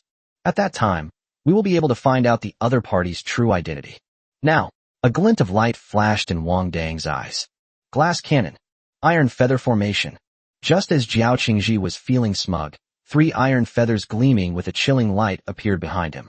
Jiao Qing, immersed in the joy of about to kill his opponent, was unaware of the threat behind him. A dull thud echoed through the woods. The 3 iron feathers, reinforced by the glass cannon, plunged straight into the star energy pool on the back of the Jiao Qing mecha. Jiao Qing's mech instantly stopped in place, maintaining its slashing motion towards the Reaper. But in the end, the knife did not strike. Its star energy master Wang Dang. Jiao Qing's pupils contracted slightly, as he immediately guessed the other party's true identity. Congratulations, you got it right, and you've won the title. Chapter 119 Feeling Defiled. Wang Dang, controlling the Reaper, directly lifted Jiao Qing out of the mech's cockpit and slammed her to the ground. I call this technique the life or death style, and I'll incorporate it into your analysis from now on. After speaking to Xiao Yuan, Wang Dang lifted one of the Reaper's legs and stepped on Jiao Qing. Jiao Qing let out a howl, feeling as if his internal organs had shifted. Although he possesses the physical strength of a mid-level mecha warrior, the Reaper's firepower has already reached the level of a super A-class mecha. On the Harvester's last remaining mechanical arm, an electric drill appeared out of thin air and was spinning rapidly. Tell me, where did you hide the gold? Wang Dang held an electric drill, looking down at the charred remains on the ground that resembled a dog's. Otherwise, I'll give you a back door. Jiao Qing trembled with fear at the sight of the large electric drill in the Harvester's hand. But the fact that he was able to become the deputy commander of the capital region proves that he is not a fool. Although he didn't know how Wang Dang had guessed that he had hidden gold, the gold was his only hope of escaping from Wang Dang's clutches. If he confesses, he will only be silenced. Thinking of this, Jiao Qing narrowed his eyes. Although Wang Dang in front of him was a military academy student. But judging from the way he killed Jiao Qing and then diverted the military academy's attention, it's clear he's not a kind person. It's a pity he later became a star energy master. Otherwise he wouldn't have allowed such a huge hidden danger to live in the world. You want gold? Star coins? I have them all. Jiao Qing composed himself and began to try to negotiate with Wang Dang. As long as you don't kill me, I can work for you. I know how to refine gold. You are a star energy master. You must need a lot of resources, and I can provide all of these for you. Jiao Qing's will to survive was at its peak at this point. Wang Dang was genuinely moved for a moment after hearing Jiao Qing's words. If he hadn't killed Jiao Zhua, he could indeed have considered Jiao Qing's suggestion. But he had already killed him. Even though Jiao Qing had many children, the hatred for killing his son stood between them, making it impossible for the two to cooperate. But Jiao Qing saw his silence as a sign that there was still room for negotiation. Although my position is not high, the deputy commander of the district is a really lucrative post. As long as you keep me, you will have a steady stream of star coins coming in. And you don't need to worry about what happened before. My unfilial son's death at the military academy has already been compensated, and I have no grudge whatsoever. Wang Dang looked down at Jiao Qing, who was negotiating frantically. Jiao Qing's strong will to survive at this moment, in Wang Dang's eyes, meant that he was very wealthy and was unwilling to die. After all, the most terrifying thing is dying before you've spent all your money, or running out of money while you're still alive. Since you're so sincere, tell me where all your hidden treasures are. Wang Dang approached Jiao Qing with an electric drill. Although he really wanted Jiao Qing to help him generate a continuous stream of wealth. Unfortunately, he was a cautious man and would never let Jiao Qing, this potential threat, go unnoticed. If you're going to kill, then kill them all, leaving no room for revenge. Jiao Qing watched helplessly as the high-speed spinning drill drew ever closer to him, his breathing immediately becoming rapid. I have many good things. I'll give them all to you as long as you don't kill me. Faced with Jiao Qing's insistence on giving him everything without revealing its location, Wang Dang gradually lost patience. The Harvester placed the back of his foot under Jiao Qing's back, gently lifted him up, and flipped Jiao Qing over, pressing him face down on the ground. You still won't tell me? I'm coming. Wang Dang's tone rose at the end of his sentence, exactly the same as Jiao Qing's when he first entered the grove. Although he didn't know how Xiao Yuan had managed to lure Jiao Qing out, he had a pretty good idea of the answer. That old man is more disgusting than an insect. No, sir. It would be a lie to say that Jiao Qing wasn't afraid at this moment. Although he's usually the one who gets in through the back door, it doesn't mean he enjoys having a drill used to get in through the back door. Wang Dang, you really don't have to be so hard on yourself. Xiao Yuan sensed Wang Dang's disgusted mood and quickly called for him to stop. You can make a hole in his skull, stick your finger in, and I'll be able to read his consciousness. By then, I'll know exactly where he's hiding his wealth.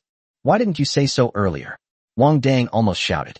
The electric drill also changed direction in time, quickly and accurately, making a hole in Jiao Qing's head. The intense pain caused Jiao Qing to faint instantly, collapsing to the ground and remaining silent. Do we really have to use our hands? Wang Dang looked at the bloody hole with some difficulty. Any part of his body is fine. Hurry, before he stops breathing. Upon hearing Xiao Yuan's urging, Wang Dang immediately stepped out of the mech cabin, raised his left leg to his knee, and bent down to silently take off his shoes and socks. Damn, that old Dang got off too easy. While Xiao Yuan was reading Jiao Qing's consciousness, Wang Dang started complaining. He didn't know about the other person, but Xiao Yuan could focus on many things at once without worrying about interfering with it. I fed you so much gold. Can't you at least upgrade your reading function? I feel like I've been defiled by this old Dang. Wang Dang cursed, and even spat at the charred green on the ground. It's really bad luck. Didn't you say that money should be spent wisely? Xiao Yuan felt a little wronged, because it had all learned it from Wang Dang. Then defile me. I'm not afraid. Wang Dang snapped his neck, looking like he was ready to die. It's done, the reading is complete. The items are hidden in a vault on the basement floor of the Jiao family's residence. They require Jiao Qing's iris scan to unlock. Wang Dang carefully cleaned his toes with Jiao Qing's clothes. After listening to Xiao Yuan's words, he immediately planned to gouge out Jiao Qing's eyes. He's terribly dead. Xiao Yuan quickly stopped Wang Dang, afraid that if she was a second too late, Wang Dang would scold her again. Although when it was an artificial intelligence, many bored humans would suddenly curse it in conversations. But it didn't feel anything else at the time. But for some reason, it became particularly afraid of Wang Dang scolding it. You handle the intelligent stuff, I'll take care of the mechanical stuff. Wang Dang swiftly removed the spatial ring from Jiao Qing's hand, and also ripped off his mecha necklace. They then began searching Jiao Qing's body, afraid of missing any of the items they had previously brought. With a happy expression on his face, Wang Dang spent the rest of the time searching for his favorite loot. After stripping Jiao Qing of all his valuables, Wang Dang immediately took out the Star Energy spray gun. Turn on the switch, and it melts the caramelized metal directly. After destroying the evidence, Wang Dang picked up the obsidian shield and superstring sword that had fallen to the ground, and he couldn't put them down. Unfortunately, this was a weapon used by a mecha, and it was too big for him. Finally, Jiao Qing's mecha was stored inside the mecha necklace. Even before the raid on his home, Jiao Qing alone contributed at least 30 million star coins to him, including the valuables in his spatial ring. This battle means I won't have to make dirty money in the blue-silver black market for a long time. This made Wang Dang even more eager to discover Jiao Qing's underground vault. Chapter 120 Wang Dang, who plucks feathers from passing geese. Following Xiao Yuan's instructions, Wang Dang quickly eliminated all 6 junior mecha warriors inside the villa. After fighting Jiao Qing, a mid-level mecha warrior with luxurious equipment, Wang Dang felt that facing a basic mecha warrior was as easy as slicing melons and chopping vegetables. After dealing with the enemies inside the villa, Wang Dang did not rush to the basement. Instead, they confiscated all the guns and Star Energy bullets from the security robots outside. The king of Star Energy bullets seized is roughly estimated to be around 5,000 rounds. King Dang didn't intend to use these Star Energy bullets. Instead, he planned to keep them for his own use. While the methods used by the super-rich to attack others may be outrageously extravagant, they still have some merit. Keeping these Star Energy bullets greatly increases his margin for error. It could even allow him to experience the thrill of being a rich man. The only question is, when suppressing the enemy with firepower, will the enemy die first, or will he lose heart first? Wang Dang, it will be dawn in 1 hour and 52 minutes. Xiao Yuan urged in Wang Dang's mind. It felt that Wang Dang was like the kind of greedy teammate in games who was often criticized online, who was addicted to looting and couldn't extricate himself. Okay, I'll check again to make sure I haven't missed anything. Wang Dang's eyes, like a star coin scanner, constantly swept across the security robots on the ground. Unfortunately, time doesn't allow it yet. Otherwise, he would like to remove all the previous parts from these robots. However, these officially registered robots likely have their chips and motherboards registered, making them difficult to sell. Wang Dang suppressed his regret and went to the bathroom in the villa's study. Following Xiao Yuan's instructions, he rotated the toilet 3 times. With a click, the toilet quickly flipped downwards, creating a downward step where the toilet had originally been. Is this like trying to find gold in shit? Wang Dang pursed his lips, looking speechless. This uses a bit of spatial distortion technology. The waste goes through a different pipe, so it's okay. Xiao Yuan explained cheerfully. After descending the stairs and walking through a long, dark corridor, Wang Dang arrived at Jiao Qing's actual study. And at the very back of the study is the door to the underground vault. In front of the study are several large rooms, filled with various instruments and graduated bottles. It should be the place where Jiao Qing refines gold. Xiao Yuan has gone to hack into the security system of the underground vault. It will take some time to successfully unlock it. So Wang Dang started browsing around Jiao Qing's study. Xiao Yuan's consciousness extraction can only retrieve memories from the most recent period. Memories from earlier periods cannot be retrieved. He was very curious about how Jiao Qing, a mere deputy commander of a district, had obtained the gold refining method. While we're at it, let's see if we can find any clues about a gold mine. Wang Dang began rummaging through boxes and cabinets on Jiao Qing's desk. He used to be able to accurately find valuables in a pile of garbage, which shows that he has a great talent for it. So Wang Dang hardly had to do anything to retrieve a delivery record from a hidden compartment in his desk. In this technologically advanced era, things posted on the StarNet have virtually no privacy. Therefore, important confidential documents are often preserved using the oldest and most primitive methods. Wang picked up the delivery record and quickly flipped through it. It was discovered that every December, Jiao Qing would hand over 20 grams of gold to a man named Luo Zhong. The earliest records begin 5 years ago. According to the information Xiao Yuan found, Jiao Qing also became the deputy commander of the district 5 years ago. Wang Dang stored the delivery record in his spatial ring. If this blue planet is the same blue planet he used to be, then all of this makes sense. In his memory, gold was not a rare thing on Earth. An ordinary person could earn a few grams with a month's salary. Furthermore, gold shops are abundant on every street corner. Gold has permeated the lives of almost every ordinary person.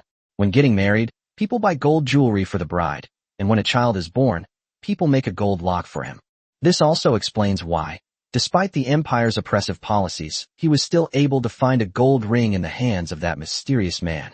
Xiao Yuan also said that the reason he chose Blue Star was because he sensed a lot of extremely pure star energy. Therefore, even if there are no gold mines on Earth now, those powerful and wealthy people must still have a large amount of gold hidden in their hands. Before Xiao Yuan was exposed, gold simply represented a lot of wealth to Wang Dang, and he had no other intentions. But things are different now. With Xiao Yuan as a powerful cheat, you can become stronger as long as you spend money. The allure of gold to Wang Dang reached its peak immediately. After all, he could tell that if he didn't spend money, he would only waste his life. Unlocked. Wang Dangsheng charge. Take all their gold. Xiao Yuan's voice at this moment was exactly the same as that of the bandit Wang Dang, full of passion. The heavy metal doors of the underground vault slowly opened, appearing to be at least 2 meters thick. When the metal door was fully opened, Wang Dang and Xiao Yuan were both dumbfounded. The huge vault was empty except for a gold bar placed on the white marble table in the center. Wang stepped forward, took the gold bar in his hand, and weighed it in his hand. It was quite heavy, probably a gold bar weighing around 100 g. No, with such a huge vault, I thought it would be full of gold. Wang Dang cursed as he put the gold bars into his spatial ring, then paced back and forth inside the vault. It's confirmed. This is indeed the only gold bar in this huge vault. Undeterred, Wang Dang went up to the second floor of the villa and took away everything he wanted that could fit in his spatial ring. They also took all of Jiao Qing's spare mechs. After filling Jiao Qing's spatial ring, Wang Dang left the Jiao family satisfied. The day's earnings would keep him busy in the blue-silver black market for 2 months. After Wang Dang left the Jiao family, a man wearing a black hoodie entered the Jiao family home. After carefully circling the Jiao family's house, he found that Wang Dang's method was quite professional, leaving no trace whatsoever. He was just a bit short-sighted. He emptied the entire hallway of leather sofas and famous paintings and ornaments. The man's lips twitched. At this moment, the Jiao family was like a locust plague, with everything of value gone. After much hesitation, he still used a special silver spray paint to leave a pair of huge silver wings on the living room floor of the Jiao family. This is the symbol of the Free Army. This is utterly tarnishing the reputation of our Free Army. Before leaving, The man glanced at the messy villa one last time and muttered curses under his breath. Chapter 121 Wings Without a Flight Permit. Breaking news. A family was murdered in a villa in the suburbs. A female news anchor faces the camera, broadcasting with a serious expression. The deceased were a man surnamed Jiao and his children. No DNA of the man surnamed Jiao was found in the villa, only the DNA of his children. But outside the villa, DNA was extracted from a man surnamed Jiao, confirming that they were all dead. In addition, all the valuables in the villa were looted, and the Free Army's insignia was left in the living room, seemingly to declare to us that this was done by the Free Army. After investigation, the markings do indeed match the special components we extracted earlier, and it is indeed the distinctive paint of the Free Army. However, the Free Army has a history of looting property when committing crimes on surrounding planets, so we cannot rule out the possibility that it was done by other forces.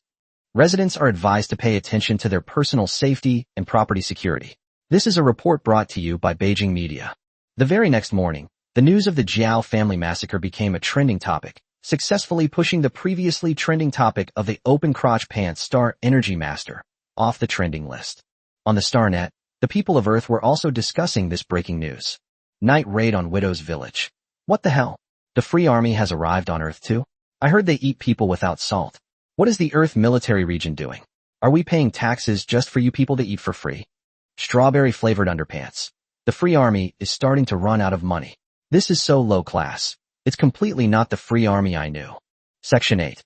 I heard the deceased man's surname Jiao was Jiao Qing, the deputy commander of our district. This guy was extremely arrogant and often led his men to break into residents' homes and steal things. I can only say, good riddance. Flowers bloom in wealth and prosperity. I've said it before, the Free Army, under the banner of freedom, is essentially just a bunch of bandits. Without rules, there can be no order. Their goal is to break the rules. Do you know what the world would be like without rules? There are still people supporting the Free Army? You are traitors to the Empire. Now you're looting and plundering, and you still say the Free Army is punishing the good and eliminating the evil. Neoma loves iced Americano. The comment above is a bit too extreme. The Free Army's influence is widespread throughout the Empire and the Federation, which means they have a large base of support. It's not easy to support so many traitors. As long as they don't rob us working people, isn't that enough? What the hell is the Free Army? Wang Dang shut down his personal terminal. He killed Jiao Qing and stole the items. So why are all the major news outlets linking this to the Free Army? And those wings in the news. He clearly remembered not having them when he left. The Free Army is a third-party force situated between the Empire and the Federation, and has remained shrouded in mystery for many years, with its main stronghold scattered across lower-level planets. They are rarely seen on the main planets of the Empire and the Federation. Their actions are ambiguous, and opinions about them on the StarNet are mixed. Their motto is, wings don't need flight permits. The more they break free, the wider they become. Wings don't need flight permits. Wang Dangon repeated. The more they break free, the wider they become? Where do I apply to join the Free Army? Without even thinking, Wang asked. This is exactly what I wanted. The Free Army is not recognized by either the Empire or the Federation. Once you join the Free Army, you become a wanted criminal by both the Empire and the Federation. Although the Federation and the Empire have a long history of conflict, they are unequivocal in their fight against the Free Army. Although Xiao Yuan didn't know why Wang Dang was so interested in the Free Army, he analyzed it. Joining the Free Army is entirely detrimental and offers no benefits. I know who to ask. Wang Dang rolled off the bed in one swift motion. He gave himself another injection of sleep suppressants. He had a big bill last night, so he won't be short of money for a while. So there's no need to squeeze out sleep time so much anymore. But now, he doesn't want to sleep at all. Wang Dang rushed to Dr. Su's office, and Dr. Su seemed to have guessed that Wang Dang was coming. Seeing him rush in, her face remained completely expressionless. Are you a member of the Free Army? Wang Dang mouthed. Dr. Su looked at Wang Dang's exaggerated mouth movements and chuckled. You can say that I've already activated the shielding array. You are a member of the Free Army. This time, Wang Dang spoke with certainty. Dr. Su nodded. That's right, I'm a member of the Free Army. You've been hiding your identity from me all this time. Why are you being so agreeable this time? Wang Dang asked, somewhat puzzled. He had tried to subtly inquire about Dr. Su's identity before, but each time he was brushed off. This time, it's obvious they're playing their cards on him. Because your strength and character have passed my test, Dr. Su said slowly and deliberately. So, are you willing to join the Free Army? Are all the Free Army members slow-paced like you? Wang Dang looked at Dr. Su with some suspicion. Upon hearing Wang Dang's words, Dr. Su frowned slightly, as if triggering some unpleasant memory. No. What are the benefits and limitations of joining the Free Army? Although this Free Army soldier was particularly to his liking, that sentence, "Wings don't need to apply for flight permits," really struck a chord with him. But could it be another variant of a small empire? Your physical talents go far beyond this. Dr. Su adjusted his glasses. Your genes could not possibly have appeared in the lower city. As far as I know, a child with your talent should need to supplement with star energy from a young age in order to provide sufficient nutrition and energy for physical development. But you've been drinking the same nutritional supplements that ordinary people drink since you were little. It's already a miracle that you can maintain your bodily functions. The deficit in your body is like a black hole. You've only filled 1/3 of it so far. The Free Army has the best researchers and can fill at least half of this black hole. I tried using the Free Army's intelligence system to match your genes with those of relatives with a high similarity, but I couldn't find any relevant clues. Of course, I will continue to follow up. If we can find your biological parents, perhaps you won't have to go through so much hardship now. As she spoke, Dr. Su looked at Wang Dang with a hint of pity in her eyes. According to his speculation, Wang Dang's relatives most likely live on the main planet, which is a weak point for the Free Army, and there is very little information about it. If his guess is correct, Wang Dang's talent is extremely rare even on the main star. Once it appears, he will be the object of the family's resource allocation. It's a pity that, for some unknown reason, they ended up on Earth, where their talents were completely wasted. Fortunately, this child lived up to expectations and at least stood in front of him by his own ability. Chapter 122 Mom must not get injured. Don't bother, Wang said expressionlessly. What's missing is missing, and besides, I don't need it anymore. Dr. Su glanced at Wang Dang, thinking, if this kid knew how wealthy those big shots on the main planet are, they'll probably cling to his leg and beg him to help them find their relatives, right? Dr. Su smiled gently at Wang Dang. Join the Free Army. There are people like you in the Free Army. Dr. Su, did you used to be a garbage collector? Wang Dang covered his mouth, looking at him with an expression that said, I can't imagine. He truly couldn't imagine the scene of the refined and gentle Dr. Su carrying a snakeskin bag and picking up trash with fire tongs. Dr. Su's face darkened. What I mean is, they are all people who are dissatisfied with the current system. Those arrogant rulers thought that bad bamboo shoots could not produce good ones, and that geniuses could not emerge from the lower city. But the strongest fighting force in our Free Army is basically from the lower city. Dr. Su lowered his head and chuckled. Power breeds arrogance, but human potential can never be defined. The future is uncertain. We are both cattle and horses. Wang Dang replied quickly, his eyes filled with determination. Dr. Su almost rolled her eyes at Wang. I've already told you the benefits. As for the restrictions, you can't refuse when we need you. Dr. Su looked at Wang Dang with some distrust. You can't just take money and leave without doing anything in return. Then how could I be that kind of person? Wang Dang was in a very good mood. As expected, Pin Dao Dao hadn't lied to him. He truly was the chosen one. Otherwise, how could Dr. Su say that his talent is extremely rare even on the main planet? If this were placed in the world of cultivation, he would definitely be a top-grade spiritual root that is rare to see even once in 1,000 years. Dr. Su glanced at the smug Wang Dang again and thought to himself that this was not the best outcome. Go back now. I need to report your situation to my superiors. Once they approve, you can officially join the Free Army and begin recuperating. Yes, sir. Wang Dang immediately saluted Dr. Su properly. He is now eager to see exactly where the limits of his talent lie. Go back now, Dr. Su sighed, seemingly already foreseeing the Free Army's declining reputation. By the way, your friend is next door. You can go check on her. She's not doing very well, Dr. Su suggested. What friend? Wang Dang was taken aback, somewhat confused. It's that short-haired girl with the golden bangs. Judging from his appearance, Dr. Su thought he had made quite a few friends at the military academy. That's my sugar daddy. Wang Dang's expression changed, and he quickly turned and left. Mom, you can't get hurt. Mai Xiaomai was sitting on the sofa in the single hospital room, looking pale and extremely haggard. Even her hair looked somewhat dull. She has been receiving psychological counseling here for almost 2 weeks now, and the doctor keeps asking her to describe the situation and feelings when she lost her teammates. He kept playing videos of his own mecha and those recorded by Tan Moli's mecha in front of her. She was forced to face her teammates' sacrifice with a calm and composed demeanor. With a click, the ward door opened from the outside. Mai Xiao reflexively hid behind the sofa back, hoping that the person who came would not notice her. She didn't want to watch those cruel videos anymore. Huh, where is everyone? Wang Dang stood at the door, scratching his head. The private hospital room in front of him was empty. Only a faint floral fragrance remains. Junior. Mai Xiaomai's head popped out from behind the sofa, her lips trembling as if she were about to cry. Junior. After Wang Dang entered, he closed the door to the ward and asked with concern, "What's wrong? Are you sick?" Looking at the energetic Wang Dang, Mai Xiaomai was a little dazed. "Have you finished your psychological counseling?"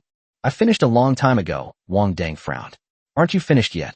They've been back from the alien planet for so long, and Mai Xiaomai is still giving them psychological counseling? How did you pass the mental health assessment?" Mai Xiaomai asked, her hands clasped together, her face full of anticipation. "Teach me quickly." Wang paused for a moment. "I have been diagnosed with intermittent mania." "Haven't you been watching the news these past few days?" Mai Xiaomai froze on the spot, looking apologetic. "My personal computer has been confiscated, and I can't use it during the psychological counseling period." "What should we do then?" Mai Xiaomai slumped her shoulders in dejection. "Does that mean you won't have a chance to join the military region in the future?" "I think you shouldn't worry about me anymore." Wang Dang frowned. "You've been doing psychological counseling for so long. Has something gone wrong?" Mai Xiaomai shook her head, sighed, and began to tell Wang Dang about her tragic experiences over the past few days. As soon as she arrived at the medical office, a doctor conducted a mental evaluation on her. The assessment results showed that his mental state was not very stable. So she began a long process of psychological counseling. But no matter how the doctor guided her, she still couldn't remain emotionally stable when watching videos of her teammates' sacrifices. The doctor is right. When there are serious casualties in the team, that's when the mech pilots need to remain extremely calm. But she couldn't remain indifferent and unmoved. She even began to doubt herself, wondering if she was not suited for military school and should become a casual mecha pilot instead. Wang Dang was speechless after hearing Mai Xiaomai's story. This is psychological counseling, forcing people to keep recalling things they don't want to recall? Although he doesn't understand psychology, isn't this kind of psychological counseling too anti-human? Mai Xiaomai is so generous. What's wrong with being a little timid? Besides, it was a comrade in arms who sacrificed his life, not a cabbage that died in the field. How could he not have any negative emotions? In his opinion, the psychologists at this military academy are too harsh. So next time you watch a video, don't think about anything. Just silently recite the basic theories of mecha and the mecha assembly formulas.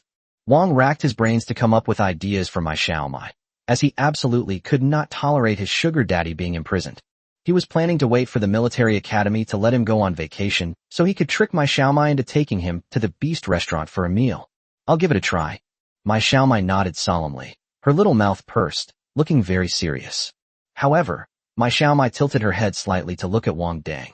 "Junior, how do you know so much about the theories that mecha pilots study?" Before Wang could answer, Mai Xiaomai smiled knowingly. "Oh, I see. You want to save money by repairing the mecha yourself, right?" Although Mai Xiaomai didn't have much contact with Wang Dang, she already knew his attributes very well. As Mai Xiaomai repaired the mecha, Wang Dang was reminded of his own harvester, riddled with holes. My heart immediately began to bleed. "I have to go now. I wish you a speedy escape from your suffering." Having said that, he ignored Mai Xiaomai's pitiful attempts to stay and left like the wind. Chapter 123. Shed blood and sweat, but not tears. Lose skin and flesh, but not fall behind. When Wang returned to the villa, he ordered a lot of things on the Starnet and converted the mecha showroom on the second floor into a workshop. Only this mecha showroom has enough space to deploy the mechas. So Wang Dang had no choice but to reluctantly convert it into his own studio. Otherwise, it would be too troublesome to go to the blue-silver black market every time the mech needs repair. Fortunately, the damaged parts of the harvester didn't have too many unusable components. Wang picked and chose, refurbished it, and then reassembled it. The main point is to not spend a single penny that shouldn't be spent. Although Jiao Qing made him a fortune, the path of a Star Energy Master is simply too expensive. What's more, there's also a cheat that requires real money to use. Wang Dang, who originally only had himself to feed and no one in his family to worry about, suddenly found himself burdened with so many responsibilities. "I really feel a lot of pressure." After repairing the Reaper, since the effects of the sleep suppressant hadn't worn off yet, Wang Dang checked the course schedule for the Mech Warrior department. I discovered that Jessica's class was starting in 10 minutes. Wang Dang hesitated for a moment, but still decided to go.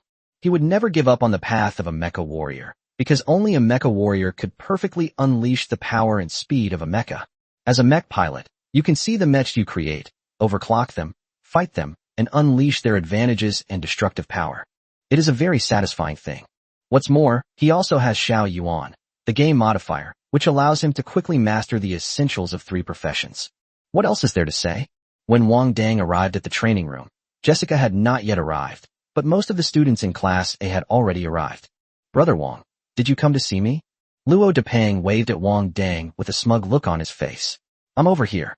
Wang Dang walked up to Luo Depeng and said, "I'm here to teach." "What?" Luo Depeng looked like he'd seen a ghost. "You're already a Star Energy Master, and you're still coming to a warrior training course?" Wang Dang smiled mysteriously. "Think about it. When you finally break through the enemy's defenses after going through so much trouble, and finally cut to the enemy's back row. What if someone you think is in the back row suddenly pulls out a weapon and starts hand-to-hand combat with you? Wouldn't that be exciting?" Upon hearing Wang Dang's words, Luo Depeng's face turned pale. It's unimaginable what would happen if he encountered a Star Energy Master capable of close combat. The inability to engage in close combat is a weakness of Star Energy Masters, and I can't afford to have a weakness. Wang Dang patted Luo Depeng on the shoulder, looking smug. "After all, I'm a Star Energy Master." The expressions of the students in Class A around Wang Dang were indescribable. Listen to this. Is this something a human would say? If in the future, Star Energy Masters can draw their weapons and fight back when enemy warriors try to flank them from behind, what use are their soldiers on the battlefield then? Although Wang Dang is the leader of their alien alliance, he really acted inhumanely in this matter. When Ms. Jessica arrived at the training room, she was surprised to find that the mischievous boys in Class A were actually quite self-motivated and had begun their warm-up exercises. When she saw this, she tucked the whip behind her waist and went out into the corridor to take a look. It has been confirmed that there is only one sun in the sky today. There is no extra sun. That's really strange. When she entered the training room again, she found that there was one more person in the class today. I immediately understood. No wonder these kids are so enthusiastic today. It turns out there's a new Star Energy Master in the training room. It would be strange if these kids could still sit still when even the Star Energy Masters have come to the training class. "Wang Dang, do you want to attend class together?" Teacher Jessica asked with a gentle smile. "If you get hurt, don't go crying to the teachers in the Star Energy department." As soon as Wang Dang heard Jessica's tone, he knew that the matter of skipping class last time was still fresh in her mind. "No, teacher, I am a soldier. We'll bleed and sweat, but we won't shed tears. We'll lose skin and flesh, but we won't fall behind." Seeing Wang Dang's determined gaze, Jessica's expression finally lost its gentleness. "Very good, let's begin the lesson now." He is indeed a child from a humble background, modest and eager to learn. Unlike other Star Energy instructors in the military academy, who are arrogant and look down on everyone, he doesn't act like that. Such a resilient and humble child is incomparable to those hothouse flowers. On this day, the practical training course for Class A of the first year was exceptionally rigorous, but the students in Class A did not utter a single complaint. They even felt it wasn't enough, that the intensity could be even higher. Otherwise, these mecha warriors will be replaced by fitness-loving Star Energy Masters sooner or later. The next day was the 15th, a public holiday for the military academy. It was the day Wang Dang and Tan Moli had agreed to go and customize the mecha. Wang got up early and, after much deliberation, gave up his military academy combat uniform and changed into a faded short-sleeved shirt and jeans. After hesitating for a moment, Wang Dang ordered another pair of sunglasses from the StarNet for 300 star coins. There's no way around it. He's a celebrity energy master now. To avoid causing unnecessary commotion, it's best to keep a low profile. What if he gets mobbed by fangirls asking for autographs as soon as he leaves the school? Xiao Yuan sensed Wang Dang's arrogant thoughts and was speechless. Don't think it doesn't know that Wang Dang, a man who loves money more than anything, turned down all the TV interviews with hefty appearance fees. It's because I can't get over the issue of open crotch pants. Today is a good day. All my wishes will come true. Wang Dang hummed a little tune as he arrived at the school gate, only recognizing Tan Moli and Mai Xiaomai when he got closer. There was no other way. They both wore the combat uniforms issued by the school while at military academy. Wang Dang was a little unaccustomed to suddenly being dressed as an ordinary girl. "Junior." Mai Xiaomai waved happily to Wang Dang. "Thanks to you, I'm finally free." Wang Dang nodded reservedly, feeling that he looked cooler after putting on the sunglasses. "That's good. Junior, you're acting weird. My Xiaomai pointed at Wang Dang with her index finger, her eyes half closed, her expression quite comical. Okay, Xiaomai, be careful someone sees us. Tan Moli smiled and pulled Xiaomai's hand back. Wang Dang is now a star energy master, so we can't let him cause trouble as recklessly as before. Let's go, my flying car is parked up ahead. Tan Moli strode forward and led the way. Wang Dang couldn't stay cool any longer and quickly followed after her, asking eagerly, Senior, you even have a car? Yes, my family bought me one after I got my driver's license. Tan Moli nodded with a smile. It's not expensive. If you like it, I'll give it to you. Wang Dang's eyes lit up immediately. That's too much trouble. Just give me a two-seater. You're really being shy. Tan Moli laughed heartily. Although she had warned my Xiaomai before she came not to make fun of Wang Dang, because his status was different now. But I still couldn't resist. Because he is just so interesting. Chapter 124 Master Nian, who hates ugliness like poison. Wang Dang and my Xiaomai boarded Tan Moli's six-seater flying car and followed the other flying cars, proceeding methodically towards the city center. Soon, the flying car stopped in front of a skyscraper in the city center, where crowds of people were coming and going. Most of them were urban white-collar workers carrying briefcases or shoulder bags. Everyone was dressed smartly and had refined features. They passed by the three people in groups of 3 or 5, chatting and laughing. This mecha pilot is very famous in the Beijing custom mecha circle, and amateur mecha pilots all like excitement. Therefore, mecha studios are usually located in the city center. Tan Moli smiled and introduced the city to Wang Dang, saying, You haven't really explored the capital properly yet, have you? There's a big shopping district right next door. We'll show you around after you finish customizing your mecha. Tan Moli and my Xiaomai watched almost every video of Wang Dang's childhood, so it was easy for her to feel maternal instincts, and since Wang Dang kept calling her senior sister, she would think of him whenever she got something good. The three of them took the VIP elevator of the skyscraper to the top floor. Above the 68th floor of this skyscraper, there are mostly places like mecha workshops, weapon shops, and potion shops. Tan Moli led Wang Dang and my Xiaomai to the B section on the top floor. Do you have an appointment? The receptionist noticed the three of them and quickly came over to greet them. If you don't have an appointment, please make one here. Master Nian's schedule is very full, but I will try my best to make an appointment for the three of you. Tan Moli nodded. My surname is Tan. Uncle Nian promised to give me today's time. So it's Miss Tan. Master Nian already gave the instructions. Please come with me. The receptionist's smile immediately warmed up, and she bent slightly to lead the three of them. My uncle has his own unique understanding of the aesthetics of mecha, so please don't make any demands regarding the appearance later. Tan Moli whispered to Wang Dang. My Xiaomai chimed in. Sister Jasmine has always wanted a pink mecha, but this old-fashioned guy just won't make one for her. Tan Moli glared at my Xiaomai. Xiaomai, be polite. Oh. Xiaomai immediately withdrew her indignant expression. It's Uncle Nian. After Wang Dang entered Master Nian's studio, he did not see Master Nian. Instead, I saw a prominent reward notice on the wall of the studio. There's a photo above of the mecha he repaired for the Joker mask last time, the same Joker mask photo that got him wanted across the entire mecha forum. The photo shows a striking X drawn in red pen, with 4 large characters written in red highlighter next to it, a disgrace to the industry. The contents of the bounty notice were almost identical to the wanted poster he had seen on the forum last time. Next to the notice was a photo of the original mecha, which contrasted sharply with the ugly mecha on the notice. Hey, this ugly mecha photo is strikingly similar to my Junior's mecha. As a mecha pilot, my Xiaomai immediately saw the problem. Junior, it wasn't this mecha pilot who modified your mecha, was it? Wang Dang looked up at the ceiling. Is it ugly? I don't think so. Upon hearing their conversation, Tan Moli quickly put her index finger to her lips, saying, Please don't mention this. Uncle Nian was so angry that this mecha pilot completely altered his work that he didn't take any orders for a month. What are you talking about? Master Nian entered from behind the three of them. His hair was half gray, and he was wearing a retro Chinese-style jacket and black work pants. With a pair of glasses featuring a silver chain, he certainly exudes the air of a master. We're talking about funny things at military school. Tan Moli raised her little face. Uncle Nian, this is the friend I was telling you about, Wang Dang. After hearing Tan Moli's introduction, Master Nian smiled and stepped forward to extend his hand to Wang Dang, saying, Young friend, I know all about your situation. The younger generation is truly formidable. Wang Dang also extended his hand with a fake smile. Greetings, Master Nian. If Master Nyin knew about his affairs, he would probably have been thrown out by now. After exchanging pleasantries, Master Nyin instructed Wang Dang to enter through a small, hidden door to the side, which was where the warrior's ability values were tested. This is the process of customizing a mecha. The mecha pilot will tailor the mecha to the mecha warrior's three-dimensional ability values.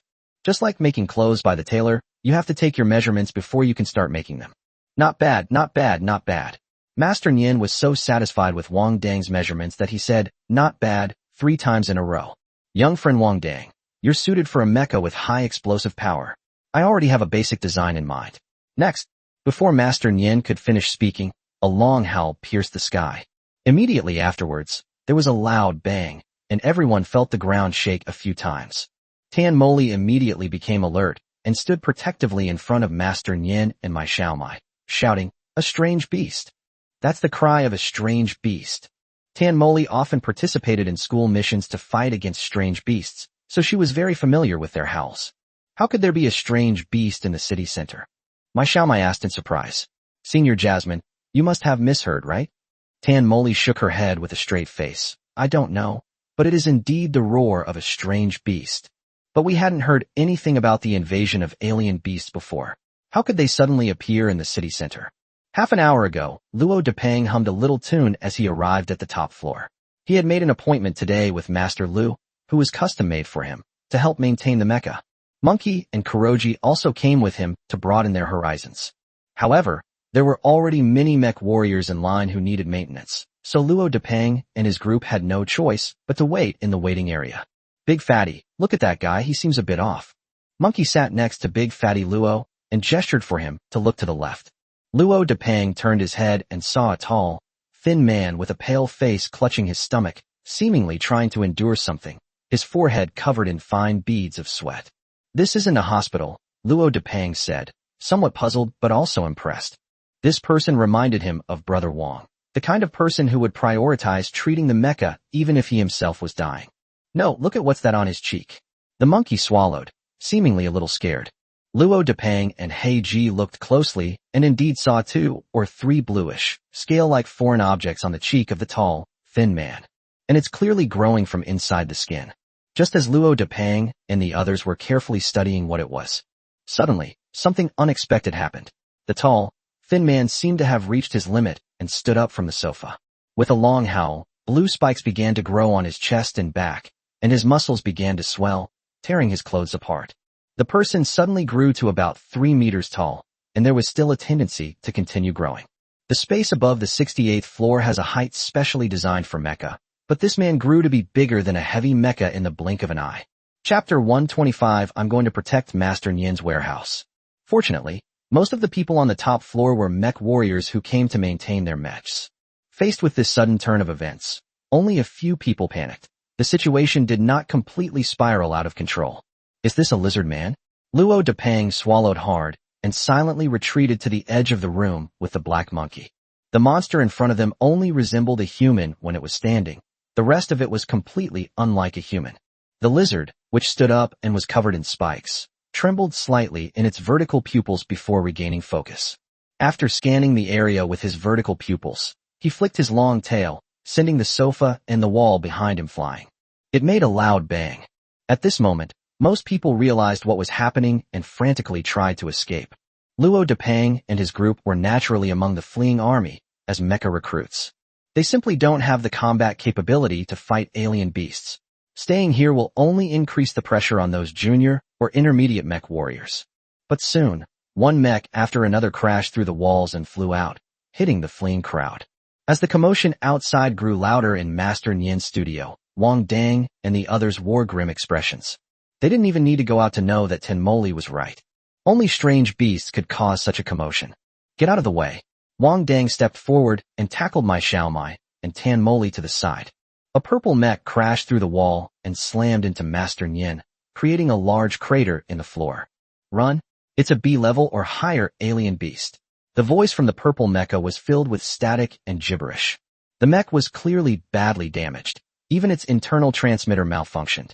My floor. It was cut from a single block of marble. Master Nyin slapped his thigh and paced anxiously around the purple mecha. Wang Dang and Tan Moli stepped forward and together pulled the person out of the wrecked mecha. Tan Moli recognized him immediately as her classmate from the same year, and her face turned very ugly. He is a mid-level mecha warrior, while the alien beasts outside might be A-level. The anomaly occurred only a few minutes ago, and a mid-level mech warrior has lost his combat capability. Tan Moli could only guess at the worst possible outcome. Quickly notify the patrol team. Master Nien exclaimed anxiously, his wrinkles deepening. My warehouse can't be destroyed. It's full of my life savings. If it's destroyed, I won't be able to take on any custom mecha orders for the entire year. Master Nien has been in the custom mecha industry for many years, and the capital city has never encountered a situation of alien beast invasion before. Therefore, he stored all his savings and inventory in the studio's warehouse to make customizing mechs more convenient. Upon hearing this, Wang Dang thought, how can we not accept custom-made mecha for a whole year? The custom mecha that was promised to him is suddenly not being delivered. Isn't that robbing him of his money? You protect them as they evacuate first. I'll go protect Master Nien's warehouse. Wang Dang made the decision on the spot without the slightest hesitation. That's an A-level alien beast. Tan Moli completely disagreed. You're a star energy master. I'll protect you and we'll retreat together. There should still be quite a few intermediate level mech warriors outside. I will provide support from behind them. You can send your men down and then come back up to provide support. Moreover, there are so many ordinary people down there, and they need to be evacuated immediately. Wang Dang's expression was very serious. Tan Moli was silent for a moment, then said, You must be very careful. After saying that, he immediately summoned his mech and protected Master Nien and my Xiaomai's mech as they retreated. Wang Dang also summoned his mecha and silently arrived at the iron gate with the warehouse sign hanging on it. Although only about 3 million worth of materials belonged to him, they were still sacred and inviolable. Xiao Yuan, can you detect what level that beast is? Wang Dang held a black obsidian shield in his left hand and a superstring spear, which was modified from a superstring blade, in his right hand. They stood guard at the entrance of Master Nien's warehouse like a guardian deity. I can't determine its exact level, but its combat strength doesn't reach A level. Hearing that he hadn't reached grade A, Wang Dang breathed a sigh of relief. Since he's not A level, he can win. Although he is only a junior mecha warrior, his mecha's mobility and firepower are comparable to those of an A-class mecha. Dealing with a super B-level alien beast is no problem. Most importantly, he can also use stellar energy techniques to launch surprise attacks. Who would be on guard against a sudden attack from behind when facing someone head-on? But Wang Dang, the opponent's aura is strange, like a strange beast, but not quite. It appears to be a mixture of beast blood and human blood. A string of forbidden words flashed through Wang Dang's mind. After hesitating for a long time, he stammered, mixed race. We don't know yet. We need to get closer to confirm what it is. Attention, the enemy is about 5 meters away and is rapidly approaching. After rampaging across the rooftop, destroying countless walls and partitions, the lizardmen finally broke through the clouds and arrived before Wang Dang. Holy crap! The moment Wang Dang saw the lizardman's true face, he immediately cursed, so ugly. This is because a person was injected with an excessive amount of the blood of a strange beast, resulting in complete transformation into a beast. Xiao Yuan quickly analyzed the results. Be careful, Wang Dang. He possesses the abilities of a mid-level mecha warrior, along with the terrifying destructive and defensive capabilities of a mutant beast. Essentially, they are mythical beasts that can use techniques and weapons. As soon as Xiao Yuan finished speaking, the lizard man swung its tail and attacked Wang Dang. The warehouse was right behind Wang Dang. How could he possibly dodge? So he abandoned the evasion route given by Xiao Yuan and directly used the obsidian shield in his hand to block the attack head-on. With a loud boom, the lizardman's tail collided with the obsidian shield, and fine cracks appeared on the floor beneath the Reaper's feet. Wang Dang, inside the mech's cockpit, also felt a tremendous impact, but he didn't take a single step back. Even a mid-level mech warrior couldn't withstand a single blow from the lizardman's tail. The obsidian shield in the Reaper's hand only had a few tiny cracks on its surface, which were almost negligible. The lizard man was stunned for a moment when he saw that the mech in front of him had not been pierced by his tail. He seemed to be wondering why this mech was more durable than the others. Iron Feather Formation. Wang Dang maintained his shield-raising and blocking stance, while the star energy within his body began to surge rapidly. Suddenly, 3 iron feathers appeared behind the lizard man, whistling as they pierced towards his neck. With a ding, the sound of hard objects colliding came, and the lizardman instinctively raised his hand to cover his neck. Although the lizardman's scales were tough enough, the metal-enchanted iron feathers still managed to tear some of their armor. A few drops of bright red blood dripped from between his claws onto the ground. The moment the blood dripped onto the ground, Wang Dang's pupils trembled violently. It seems that something inside me is awakening. Chapter 126. What a waste. Wang Dang didn't even have time to think. His body reacted before he could. He launched a powerful attack, azure waves and golden waves, directly at the lizardman. The relentless, powerful impact of the azure sea and golden waves, each wave stronger than the last, forced the lizardman to retreat step by step. Roar! The lizardman let out a furious roar. It seemed to be angry that it had been suppressed by a black steel machine. The lizardmen wanted to attack, but unfortunately they didn't have any suitable weapons. He seemed quite unfamiliar with attacking with his tail. So the lizardman wrapped his two front paws around his back, grabbed his tail, and forcefully pulled the thick, long tail off. The lizardman's appearance was already a minefield for Wang Dang's aesthetic sense. It has no hair, only bare scales and protruding spikes on its body. It's just as ugly as those worms that are all legs. Now that they've even cut off his tail right in front of him, Wang Dang is even more furious. Being ugly is one thing, but going out and scaring people is another.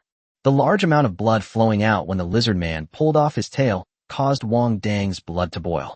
It seemed that something he desperately longed for was calling to him. So Wang Dang picked up his spear and, without hesitation, engaged the lizardman in fierce combat. Despite his fervent fighting spirit, Wang Dang still retained a sliver of rationality and deliberately avoided Master Nian's studio. While fighting, they changed positions and successfully led the lizardmen to another location. It must be said that the obsidian shield and super string blade obtained from Jiao Qing are both top-quality treasures. With these two treasures, one for offense and one for defense, Wang Dang was able to fight back and forth even though the lizardmen were stronger and more defensive than him. Completely unaware that, apart from him, all the mech warriors on the top floor had already fled. After all, almost everyone who came to the top floor today was a military academy student, either to customize or maintain their mechs. The highest level they could achieve was only intermediate level mecha warrior, but the lizardman's strength was simply too great. Ordinary mid-level mech warriors were completely powerless against him. So after seeing several intermediate level mech warriors being instantly killed, all the other intermediate level mech warriors retreated without a fight. On the vast rooftop, only Wang Dang remained, still engaged in a fierce battle with the lizardmen. Xiao Yuan discovered that Wang Dang had suddenly unleashed a powerful fighting force for some unknown reason. As the warrior cautiously fought the lizardmen, his strength gradually increased, approaching that of a 6th-tier beginner mecha warrior. But before Wang Dangming arrived, he was just a Tier 1 beginner mecha warrior. How did he suddenly advance to Tier 5? Although Xiao Yuan was puzzled, she didn't dare to make a sound and disturb Wang Dang's battle with the lizardmen. Because at this time, Wang Dang did not use its data analysis to fight, but relied entirely on his fighting instincts to fight the lizardmen. And they showed no signs of losing ground. According to its analysis, the lizardmen are far stronger than Jiao Qing. When Wang Dang faced Jiao Qing head-on, it was extremely difficult. After all, he was only a junior mecha warrior. But Wang Dang was fighting the lizardman to a standstill, and even seemed to be gaining the upper hand. At this moment, the area beneath the skyscraper was teeming with people. The skyscraper in front of them with the assistance of security personnel and mecha warriors. However, many people were still inside the building at that time. After all, there are more than 300 companies run by ordinary people inside this skyscraper. Not to mention the small studios, which number in the thousands. With such a dense crowd, it would be impossible to evacuate in a short period of time. The crowd outside the skyscrapers listened to the loud noises and sounds of walls collapsing coming from inside the towering skyscrapers. They kept praying in their hearts, praying that the nearby defense forces would come quickly and suppress the monster. Don't let the monsters roam inside the building and recklessly destroy their hard work. At this moment, Tan Moli had already dismounted from the mecha and was protecting Mai Xiaomai and Master Nian as they swayed through the crowd. She originally planned to send Mai Xiaomai and Master Nian down and then turn back to provide support. However, every passageway in the building was crowded with people fleeing for their lives, and you could even see many mech warriors piloting mechs and breaking through the windows. There are quite a few of them, all of them intermediate-level mecha warriors. As more and more mech warriors fled, Tan Moli's heart grew colder and colder. The more mech warriors that come out, the fewer mech warriors will remain on the top floor. Then Wang Dang would no longer be able to attack from behind the mecha warrior. Are the Defense Force personnel just sitting around doing nothing? We pay so much tax every year, yet they still can't guarantee our personal safety and the safety of our property. Yes, strange beasts have appeared in the city center. How can we guarantee our livelihood in the future? These mech warriors are only concerned with escaping. Is this the kind of warriors we've supported with our hard-earned money? Since the invasion of alien beasts, various planets have increased taxes on civilians. The funds were used to subsidize military academies and military regions, giving them sufficient resources to fight against the alien beasts. So even though there were mech warriors in the crowd, they felt somewhat ashamed in the face of the white-collar workers' angry shouts and questions. However, some were unconvinced and immediately retorted, "While we were fighting the alien beasts, you were sitting in office buildings with air conditioning on. When we lost our comrades, you were reuniting with your families. Did we say anything to you? Mech warriors are human too. They can't beat alien beasts either. Just because we've taken your protection money doesn't mean we have to risk our lives to protect you." Just as the crowd was making a ruckus, a deafening roar silenced the world. Even the skyscraper in front of us swayed several times. This made the crowd even more anxious and panicked. Run! Is this building about to collapse? Inside the skyscraper, Wang Dang and the Lizard Man fought their way down from the top floor to the 93rd floor, destroying countless floors in the process. Just now, the Reaper pressed a superstring gun against the Lizardman's chest. The Lizard Man landed on his back, and due to the enormous impact, he broke through the floorboards of 5 floors and fell to the 85th floor. The 85th floor is the Star Energy Potions section, with shelves full of a dazzling array of potions containing star energy. At this point, due to a suspected invasion by a Class A alien beast, the place was deserted. The Lizard Man kicked Wang Dang away, then swept his tail across Wang Dang with tremendous force, knocking over all the surrounding shelves. All the star energy potions on the shelf fell to the floor, and some of the glass bottles shattered. All the star energy contained within burst forth, instantly making the star energy in the air of the entire 85th floor much denser. What a waste. Looking at the star energy potions scattered on the ground, Wang Dang pressed a button on the control panel, and a huge black storage box popped out from behind the Reaper. From a distance, it looks like a farmer carrying a large bamboo basket during the autumn harvest. This storage box was designed by Wang Dang so that he could better store the parts of the opponent's mecha when he sees them on the field. Once the possession is complete, the parts are put into a storage box, and it's useless even if the other party asks for them back. This also prevented the embarrassing situation of having to bend over and pick up the spoils after the game. Chapter 127. You did all this. It has nothing to do with me. Under the watchful eyes of the Lizard Men, Wang Dang used the Reaper to grab a handful of star energy supplements from the shelf and swiftly placed them into the storage box behind him. "Come on, hit me." Wang Dang even started asking the Lizard Men to hit him. Enraged by Wang Dang's flippant request, the Lizard Man charged at the tail, knocking the shelf that Wang Dang had looted to the ground. Wang Dang dodged the Lizardman's attacks and grabbed a handful of star energy replenishers. "Yes, that's it. You did all of this. It has nothing to do with me." And so, Wang Dang dodged and weaved on the 85th floor, avoiding direct confrontation with the Lizard Men, and kept throwing various star energy potions into the storage box. Afterwards, he didn't forget to have the Lizard Men destroy the evidence of his taking advantage of the chaos. He felt that he no longer wanted to leave this floor. Perhaps Wang Dang's intention to play tricks was too obvious, or perhaps every attack from the Lizard Man was like hitting cotton. The Lizardman's blue scales began to turn red, indicating that he was now extremely angry. Sensing the Lizardman's aura surging, Wang Dang knew something was wrong. Sure enough, the Reaper was ridden by the Lizard Man the next second, crashing through 3 layers of floorboards and arriving at the 82nd floor. If there were ordinary people on the 68th floor or above who saw this scene, they would definitely be very envious. Mech warriors are great. They don't even need to take the elevator downstairs. They just come down with a bang. Fortunately, Wang Dang managed to put the storage box into the mecha bay in time. Otherwise, all the expensive star energy replenishment packs on his back would have been crushed. Even if he finds it disgusting, he still has to eat roasted lizard at least once. With the star energy supplement no longer tempting King Dang, he could finally focus on fighting the Lizard Men. But at this moment, Xiao Yuan began to remind Wang Dang in her mind. "Wang Dang, those aren't ordinary jewelry, they're for storage." Upon hearing Xiao Yuan's words, Wang Dang's eyes lit up. "Damn it, the bold get rich. the timid starve. Having said that, the Reaper, whose appearance had already become somewhat deformed, pounced straight towards the jewelry display case. The Harvester elbowed the glass of the display case, but the glass did not shatter as Wang Dang had expected. Instead, only a ring of cracks appeared. Wang Dang, take it without worry. As long as you don't leave any physical evidence, I'll composite all the surveillance footage for you, and I guarantee no one will know. Xiao Yuan urged in his mind. That's exactly what I was waiting for you to say. Next, Wang Dang deliberately led the lizard man toward the jewelry display case, successfully obtaining a spatial ring and a spatial bracelet. What a blessing from heaven. Wang Dang was so moved that he almost cried. He never expected that although he didn't manage to make a custom mecha, the gains from this trip today would be no less than those from making a custom mecha. Those star energy replenishments, plus these expensive space storage jewelry, must cost at least tens of millions of star coins. Wang Dang, I've analyzed something very important. That is, once your fighting spirit increases, his strength will suddenly drop sharply. And once your fighting spirit weakens, his strength will recover. When Wang Dang lured the lizard men to break open the cabinet, the Reapers suffered injuries of varying degrees. However, this also allowed Xiao Yuan to find the key to breaking the deadlock. Really, Wang Dang looked at the Reaper's wounds and deformed body. His aura surged instantly. You beast, how dare you harm my eldest son?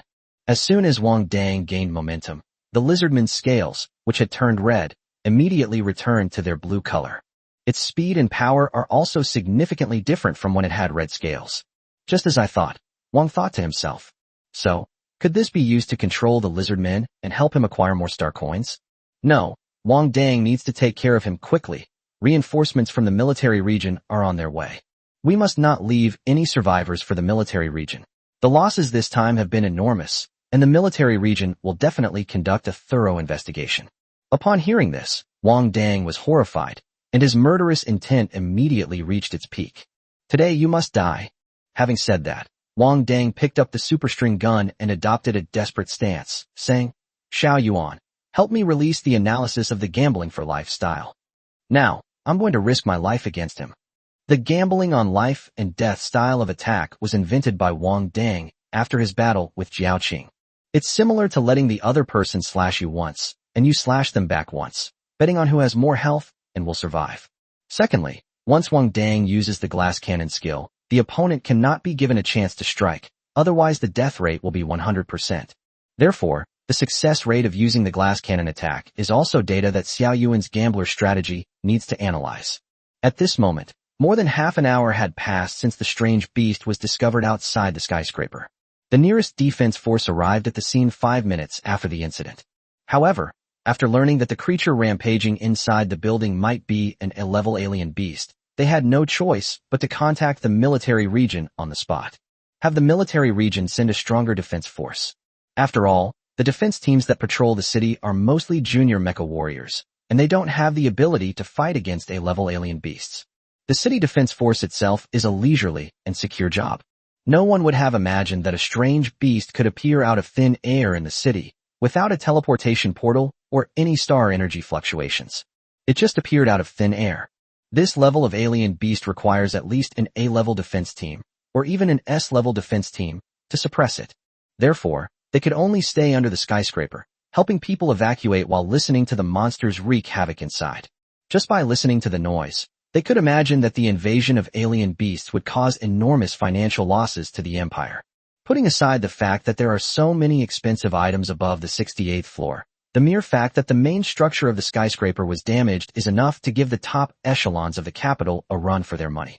It's important to understand that in an era of frequent natural disasters, the cost of building a 100-story building is extremely high. In particular, billions of star dollars were invested in earthquake resistance, not to mention the cost of the entire building. Tan Moli and Mai Xiaomai identified themselves as military academy students to the defense team and were granted permission to remain in place to provide support. The two women were terrified as they listened to the sounds coming from inside the building. You absolutely must survive, Wang Dang. You've been through so much, and finally, after all the hardships, you've become a star energy master, respected by all. We can't die at the hands of those monsters. The design principles of mechs are related to the maximum utilization rate of stellar energy, as well as power consumption and component failure rate. With tears welling up in her eyes, my Xiaomai began to silently recite the basic theories of mecha. Hearing my Xiaomai's voice, Tan Moli patted her on the shoulder. Once the civilians clear the passage, I'll go back to rescue them. She didn't know how long it would take for the military region's Class A defense team to arrive, and she couldn't wait a moment longer. Wang Dang was brought by her, and she had an obligation to bring him out safely. Chapter 128, Killing the Lizard Men. After listening to Xiao Yuan's analysis of the 3 risky, high-stakes fighting styles, and their respective success rates and kill rates, Wang Dang. Without hesitation, I chose the strategy with the lowest success rate, but a 100% kill rate. I am the chosen one. A 10% success rate is 100%. Wang Dang's expression was extremely arrogant. I've actually encountered something as absurd as time travel. This means that Lao Tzu is the son of heaven, and Lao Tzu is the protagonist. After saying that, Wang Dang put away the obsidian shield and charged at the blue lizard man with his spear. 7-kill spear. But as the spear tip approached the lizard man and he tried to parry, he realized it was a feint. Wang Dang quickly stopped his spear thrust and used the moon shadow step to appear behind the lizard man like a ghost. Then, he held the spear horizontally, using it to clamp the lizardman's neck, forcing him to retreat rapidly. After crashing through 3 walls, Wang Dang finally stopped at the thickest outer wall. Glass cannon. Iron feather formation. The Reaper gripped his spear tightly with his powerful arms, pinning the lizard man in front of him and preventing him from moving. Immediately afterwards, the iron feather array, reinforced by the glass cannon, whistled into the lizardman's body. 3 iron feathers pierced straight through the lizardman's body and disappeared quickly in front of the Reaper's deck. Iron feather was created from the star energy within Wang Dang's body, so its energy would not attack its master. This is why iron feather suddenly disappeared when he was about to make contact with the Reaper. This is why Wang Dang uses such an extreme fighting style. You have to understand, he only has 1 drop of blood left, and it will be gone if you touch it. The instant Tai Yu disappeared, Wang Dang instantly deactivated the glass cannon. The lizard man, whose body had been pierced by the iron feather, was not quite dead yet. Wang Dang had stabbed him right through the vital spot covered by the thin scales on his chest. The intense pain caused him to twist and struggle violently. It even started to ram backward forcefully. Azure Sea and golden waves. Wang Dang drew his spear and thrust it into the lizardman's chest. The continuous power of the Azure Sea and golden waves raged through the lizardman's body, shattering his meridians inch by inch. The lizard man let out a blood-curdling scream, but he still didn't die. Its bestial nature caused the lizard man to unleash tremendous power when it was on the verge of death. Wang Dang felt a tremendous impact coming from the Reaper. At the same time, the harvesters were crashing backward uncontrollably, showing a tendency to break through the outer wall. Copper wall technique. Copper wall technique. Copper wall technique. Just as he crashed through the outer wall, Wang Dang used 3 copper wall techniques behind him, which barely managed to offset the impact. After barely managing to stand firm, Wang Dang, driving the Reaper, glanced back and immediately felt his heart leap out of his throat. Grandpa's, it's so tall. Immediately afterwards, he delivered a flying kick to the lizard man, sending the nearly lifeless man tumbling off the building. What? There's another star power master inside. The 2 Class A teams from the military region finally arrived downstairs, and the skyscraper was already surrounded by light mechs that had rushed to provide support. Be ready at any time to work with the military to kill the alien beasts. Damn it, we need to go in and rescue them right now. Maybe that star energy master is hiding. The captain of the Class A defense team immediately issued the order. That beast has been destroying buildings and probably hasn't had time to deal with that star energy master. We need to hurry and rescue him while we still can. He didn't even consider the commotion inside to be related to a battle. After all, a mere apprentice star energy master wouldn't be able to cause such a commotion. Only an intermediate level star energy master or higher could do that. Just as the 2 teams had assembled and were preparing to launch a final assault on the building, a colossal object fell from a skyscraper, creating a deep crater in the ground not far away. What is that? Immediately, a light mech that moved quickly stepped forward to check the situation. This is a strange beast. Inside the deep pit, a lizard man about 3 meters tall lay face down, its tail broken off for some unknown reason, leaving a bluish-green bloody hole at the end. Is he dead? A light mech warrior wondered, noticing that the lizard man hadn't moved for a long time. So he asked his companions for confirmation. It seems he's dead. The companion gave an affirmative answer, stating that there were no star energy fluctuations emanating from the pit. How could an ordinary lizard grow so big? Therefore, there is no doubt that there is a strange beast inside the pit. Upon learning that the beast had been confirmed dead, everyone looked up at the sky in unison. Fortunately, a mysterious expert inside the building eliminated the beast today, preventing further damage to the skyscraper. Quickly, everyone go in and search for any trace of the Star Energy Master. Defense units below Class B, go below the 68th floor and search for survivors. More rescue teams from nearby areas have arrived. The skyscraper crisis has been resolved, but we need a lot of reinforcements. After learning that the alien beast crisis had been resolved, the people who had been waiting near the skyscraper gradually arrived. Before long, the skyscraper was surrounded by a large group of reporters and onlookers. Our company is on the 66th floor. I was giving a work report to the manager when suddenly there was a loud bang above my head. Not long after, many mech warriors, Cuckoo, started running down. They shouted, "A strange beast is coming. Run!" Goodness, how can we ordinary people keep up with their speed? They disappear in a flash. One survivor, when interviewed by a reporter, spoke eloquently, saying, "If you ask me, the security situation in the capital really needs to be strengthened. Those that can be located in the city center are the backbone of our capital's economy. With the monster causing such a disturbance, everyone will have to stop working for at least several months.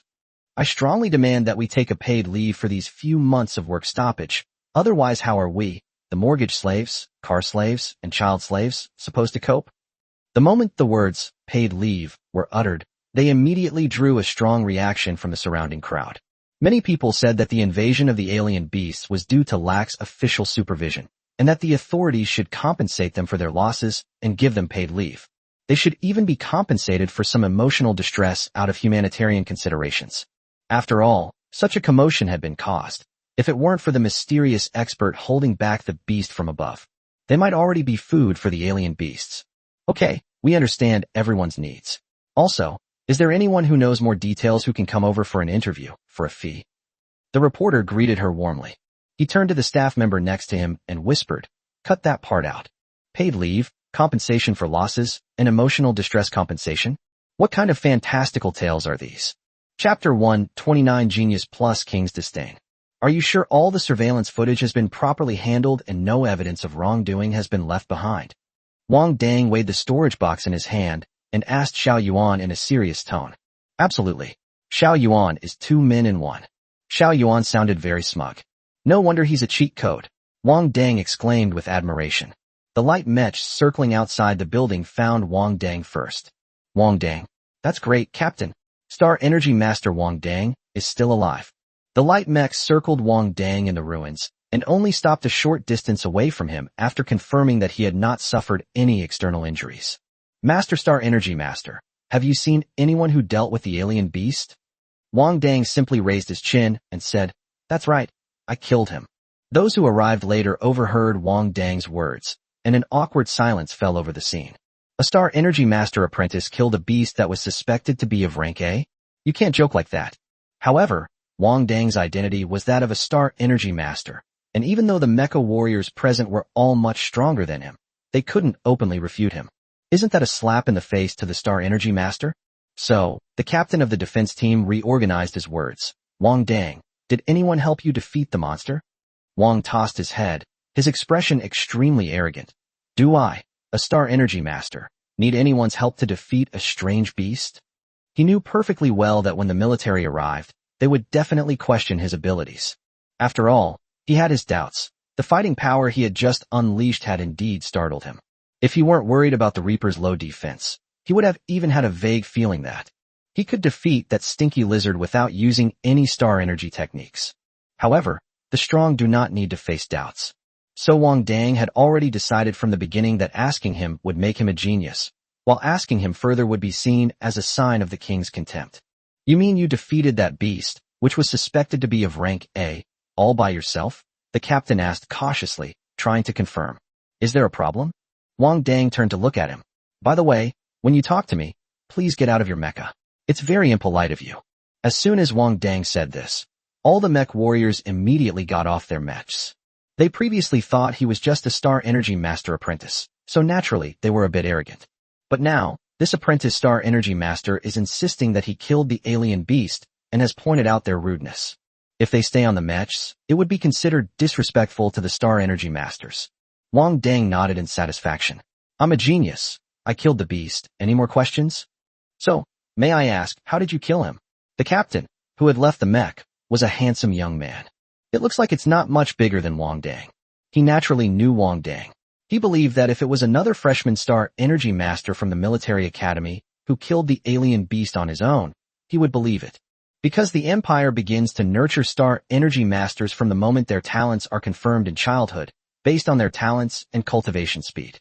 Entering a military academy guarantees at least a junior Star Energy Master level, and there's only one Star Energy Master like Wang Dang, who entered the field halfway through and was still a Star Energy Master apprentice in his first year. Wang Dang immediately used his pre-prepared kingly contempt. Check the surveillance footage yourself. After saying that, he put his hands behind his back, adopting an air of ethereal superiority, and said, if you have any questions later, you can come to the military academy to find me. Now I'm leaving. Even a half-full bucket of water will splash everywhere if you shake it, so when Wang Dang puts on airs at this moment, coupled with his identity as a main-type Star Energy Master, it is quite intimidating. Take care. The captain didn't say much, but bowed slightly to Wang Dang. All they need to do is report what Wang Dang said today. Whether it's true or false is something that needs to be investigated by higher-ups. The reason I asked that question was simply because of my own doubts. Now that Wang Dang has proposed to leave, they naturally have no right to object. After leaving, Wang Dang did not go downstairs immediately. Instead, he took the stairs back to the top floor and sent a message to Tan Moli, asking Master Nian to come up and check if there was any damage to the studio. Just kidding. He risked his life to save this warehouse, and now he has to take credit for it. Xiao Yuan also said that every part of the alien beast is a treasure, but she doesn't know if that lizard man counts. She'll have to ask Imogen later. If that lizard man is valuable, the military region should give him a share of the profits. He, Wang Dang, will eat anything, but he can't stand being taken advantage of. They can compensate for anything, except money. After all, his harvesters had transformed, and he had helped the people of the capital get rid of such a ferocious beast, so he was bound to make more money. When Tan Moli received Wang Dang's message, she was already inside the building. Tan Moli was stunned after seeing the message he sent. Could it be that the junior brother drove away the strange beast to protect Master Nian's warehouse, and was then killed by experts from other floors? Thinking this, Tan Moli turned back and called Master Nian and Mai Xiaomai in, intending to go to the top floor together to check the situation. They've already started collecting the monster corpses outside, so there shouldn't be any danger inside the building. The only thing to worry about is a potential collapse. So she didn't hesitate and brought Mai Xiaomai and Master Nian in together. Master Nian, you've finally arrived. Please check if there's any damage to the warehouse. Wang Dang greeted Master Nian warmly as soon as he saw him. You don't know, that beast suddenly rushed at me. I thought to myself, this is the culmination of a mecha master's life's work. We can't let a beast be ruined like this. So I went up and started fighting with it. Wang Dang vividly recounted his battle with the strange beast to Master Nian, leaving the three of them completely stunned. Mai Xiaomai stepped forward and tugged at Tan Moli's sleeve. Sister Moli, when did our junior become so amazing? Tan Moli also shook her head in confusion. According to Wang Dang, he was the one who kept the beast at bay, and the beast never fought back. Master Nian inspected the warehouse and found that there was indeed no damage. Actually, his heart had already sank halfway up the journey. After all, from the 80th floor upwards, it's basically all ruins, especially the top floor. Other studios in the same industry were almost razed to the ground, but my own studio was completely undamaged. Therefore, Master Nian completely believed what Wang Dang said at this moment. His studio would never be as intact as it is now if no one had protected it. Young friend, I accept your favor. As long as you commission me to customize a mecha, I will absolutely not charge you a single penny. And I'll definitely use the best materials for you. That's the only way I can express my gratitude. Chapter 130, A Time Bomb, with fully stacked buffs. Tan Moli watched as her uncle and Wang Dang chatted happily. Well, what was originally a favor she did has, after all this fuss, suddenly become a favor for her uncle. Wang Dang was getting along very well with Master Nian, but the people in the military region were starting to regret letting Wang Dang go so easily. During their search for survivors floor by floor, they discovered that the damage inside the skyscraper was beyond description. It's practically a ruin. This level of destructive power is clearly beyond the capabilities of a single A-rank alien beast, it would require at least two. But since only one alien beast died inside the entire skyscraper, the other one, with destructive power comparable to an A-level alien beast, could only be Wang Dang. The losses were far greater than they had previously estimated. As expected, newcomers are still newcomers. They lack experience in dealing with attacks from alien beasts. This is practically like attacking a skyscraper alongside alien beasts. If it was other mech warriors fighting the alien beasts that caused so much damage, then the mech warriors could be held accountable. The tricky part is that the one who caused such widespread destruction was a Star Energy Master. Astral Energy Masters are inherently as destructive as atomic cannons, so they are naturally exempt from liability in this regard. This is a problem with their attributes and cannot be changed. In the military region, a group of senior officers were sitting together watching a surveillance video of Wang Dang's battle with the alien beast. He truly is a genius. His warrior instincts and Star Energy Master abilities are perfectly combined. No wonder he can fight against beasts that are so much stronger than him. Another officer with a goatee disagreed, saying, "But the destructive power is just too astonishing. If he doesn't take action, we can minimize the losses once our people arrive. This Star Energy Master is still too young and impetuous." The property losses caused to the capital this time are enormous. After hearing what the officer with the goatee said, several officers also showed expressions of agreement. After all, he's still a student, and his work isn't perfect. But the fact that he was willing to fight against him shows that the military academy's education was very successful. I heard he suffers from intermittent bipolar disorder. He's probably a ticking time bomb for Earth in the future. When Wang Dang was just a Star Energy Master apprentice, his destructive power was already astonishing. Together with an A-level alien beast, they almost turned the entire 80th floor and above of a skyscraper into ruins. In some places, even the outer walls were broken. The entire building had to be shut down for repairs, and both the repair costs and the losses incurred by businesses due to the shutdown were a major blow to the capital's economy. Therefore, the military region has begun to be wary of Wang Dang. If he grows into a high-level Star Energy Master in the future, wouldn't a single secret technique be enough to wipe out half of the capital? But it's unrealistic to nip it in the bud. Star Power Masters, even those suffering from mental illnesses, are a great asset to Earth. Moreover, Wang Dang is under the protection of the Star Energy Master Association. Let alone the capital, even the entire planet Blue Star has no say in the Star Energy Master Association. We still need to let the military academy train him properly, and try our best to prevent this time bomb from exploding on Earth. Even if it's going to explode, send it to another planet. The military region reached a consensus and reported it directly to the core leadership of Blue Star. For Wang Dang, who suffers from intermittent mania, the main approach is to comfort and care for him.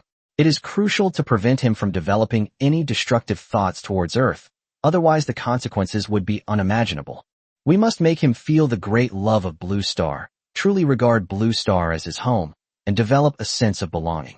Of course, it is somewhat difficult to implement, but that is not within the scope of the military region's concern.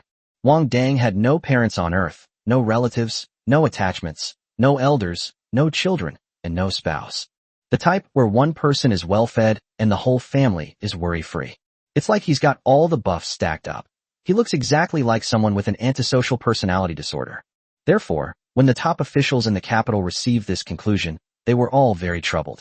People with this kind of buff stacked up are closely monitored during times of turmoil on Earth.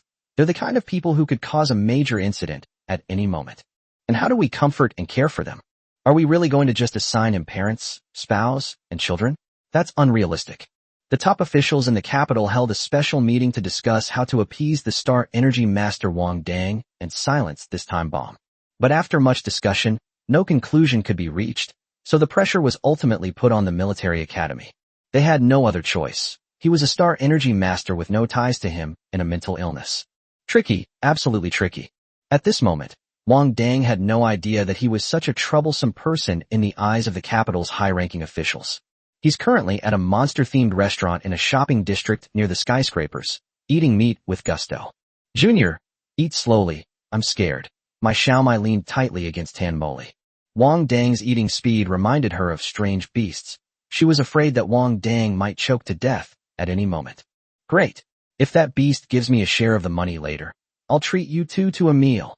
Wang Dang's cheeks bulged out as he mumbled a promise to treat everyone to a meal next time. This is just how much a soldier eats. Don't make a fuss. Tan Moli patted my Xiaomai on the shoulder. I'll go find the waiter to order some more dishes.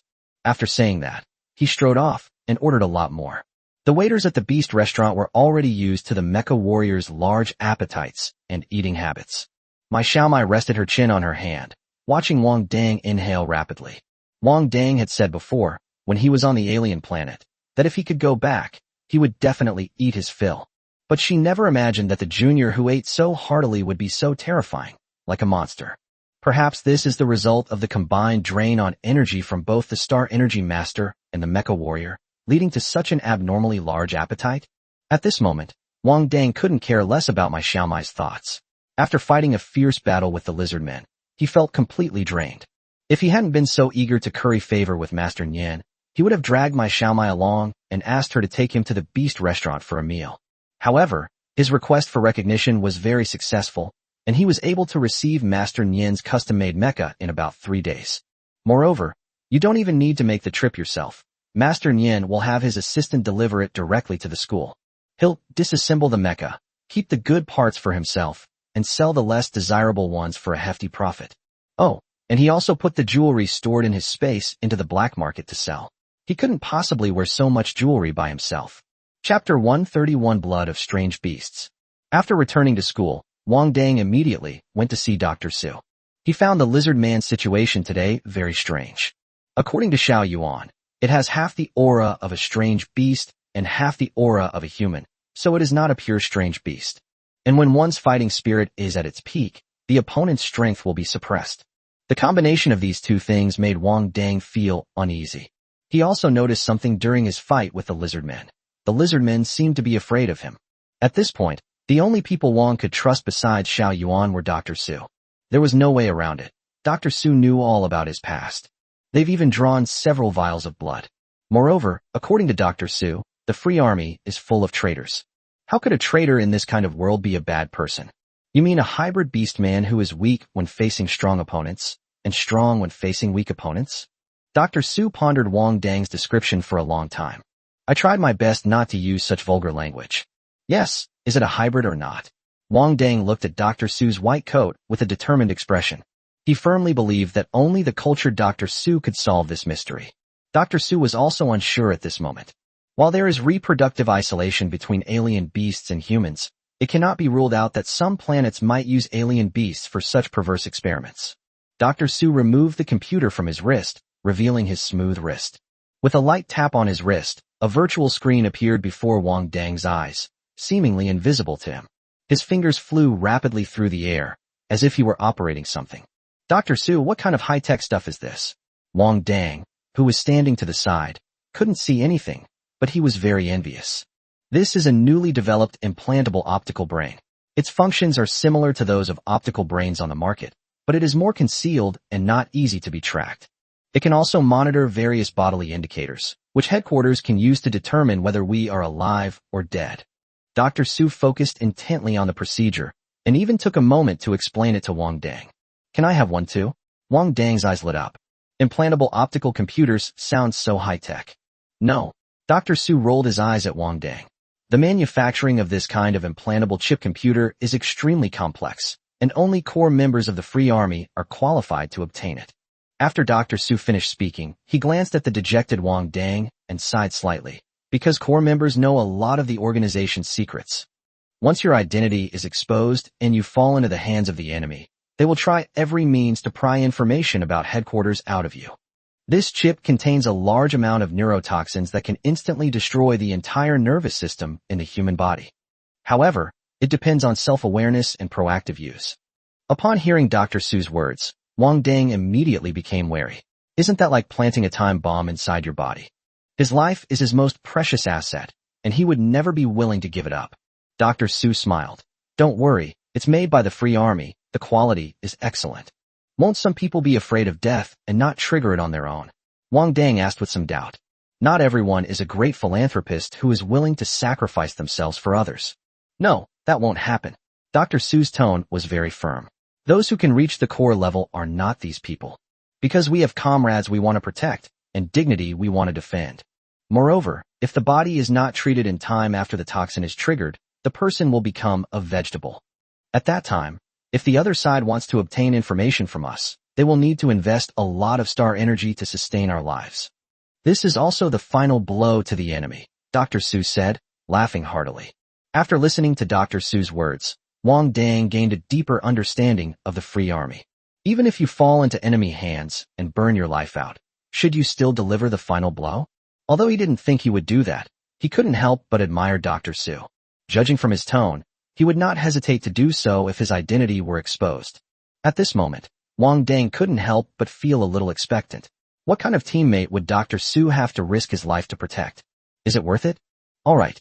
Dr. Su turned off the virtual screen in front of him. He had just finished watching the surveillance footage of the Lizardman mutation inside the skyscraper. He injected a large amount of alien beast blood into his body, which, if I'm not mistaken, is the blood of a grade A spiked lizard. As he spoke, Dr. Su rubbed his temples in frustration. I just didn't expect that this kind of thing would spread to Earth as well. Every part of a mythical beast is a treasure. Beasts of grade A and above have star energy crystal cores inside their skulls, from which a large amount of star energy can be extracted. It can also be placed within a barrier or magic circle to provide energy. Their bones and fur are used to make mechs, while their meat can be sent to the beast restaurant. Processed into delicacies powered by stellar energy, these dishes provide stellar energy masters and mecha warriors with abundant nutrition and energy, enhancing their physical fitness. The blood of mythical beasts can also be used to make special coatings or paints. But someone discovered that injecting fresh alien beast blood into the mecha warrior's body could greatly increase the mecha warrior's level. However, these mech warriors, injected with the blood of alien beasts, become irritable, easily angered, and extremely aggressive. Simply put, it means losing humanity and letting bestiality take over. However, it will also significantly shorten the user's lifespan. The longest-lived mech warrior injected with alien beast blood has been 12 years. Considering that mech warriors nowadays often live to be 300 years old, this is practically the end of the road for them. However, if the injection dose is too large, it will completely turn into a mindless killing machine. The tall, thin man in the skyscraper had clearly been injected with an excessive amount of untreated alien blood.